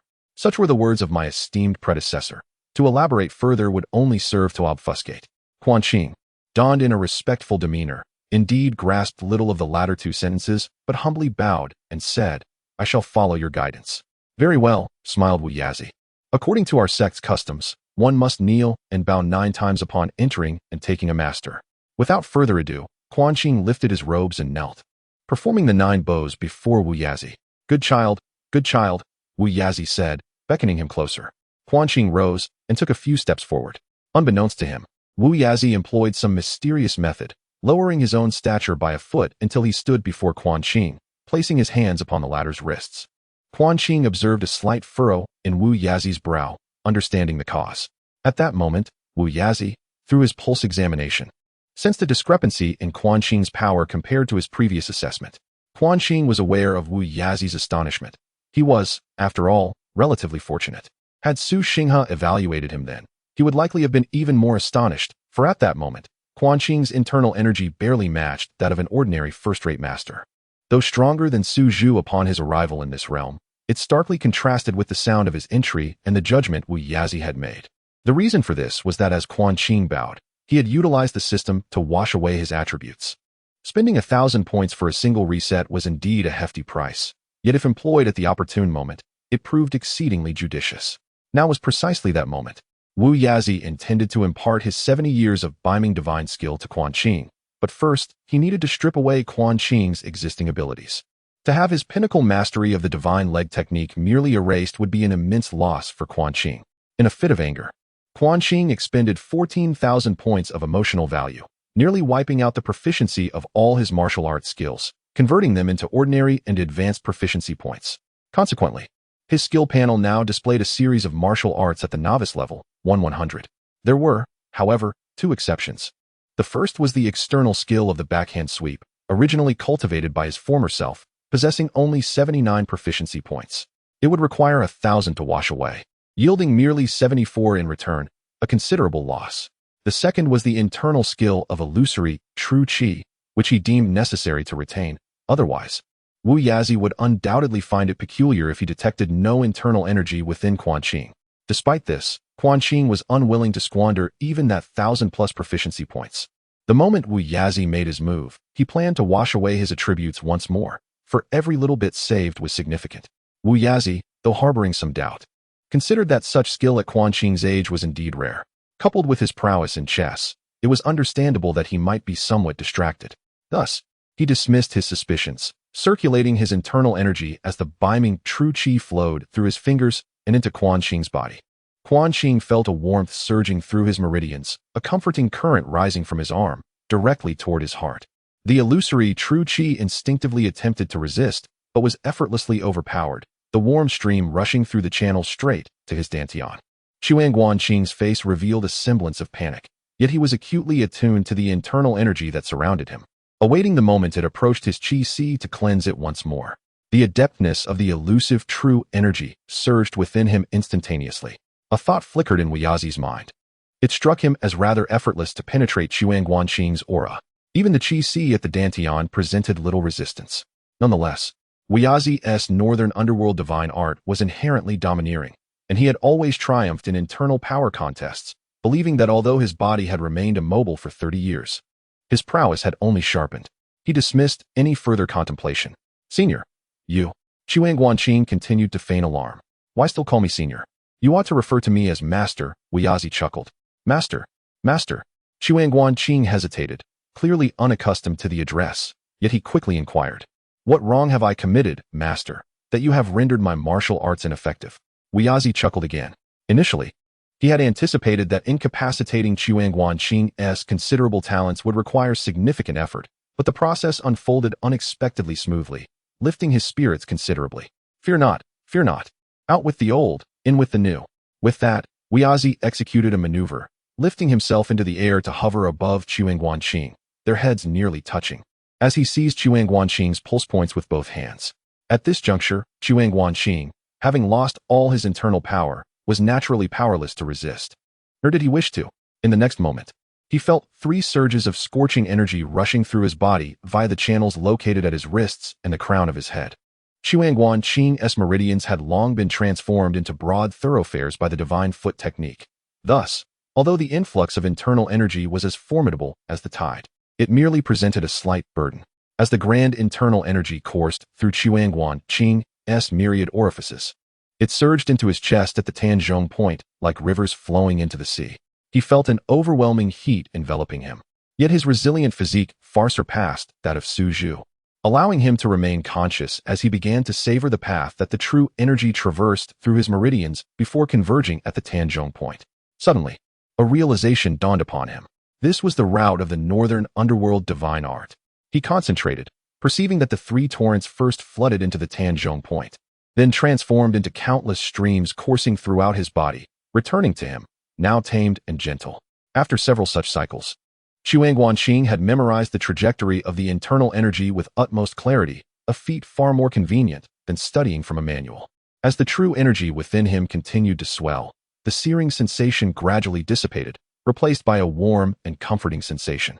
Quan Guanqing understood that his body had begun to acclimate to the northern underworld true energy. This was also due to Wiyazi's gradual deceleration of energy transfer. After a considerable span, akin to the time it takes to brew a cup of tea, Wiyazi suddenly exhaled, his body slackening as if he would tumble down. Fortunately, the ropes binding him suspended him in midair, preventing a disastrous fall. Quan Guanqing, sensing the urgency, hastily rose to support Wiyazi's frame. Upon closer inspection, he found that Wiyazi had long since lost the ethereal grace he had possessed moments earlier. His beard and hair were withered, much of it having fallen out, and his once smooth, plump visage had become gaunt and lined with wrinkles. Especially on his face and body, sweat flowed incessantly. Quan Guanqing was acutely aware that he had expended all his martial prowess on himself. Having relinquished his cultivation, he found it increasingly difficult to sustain his previous state of vitality.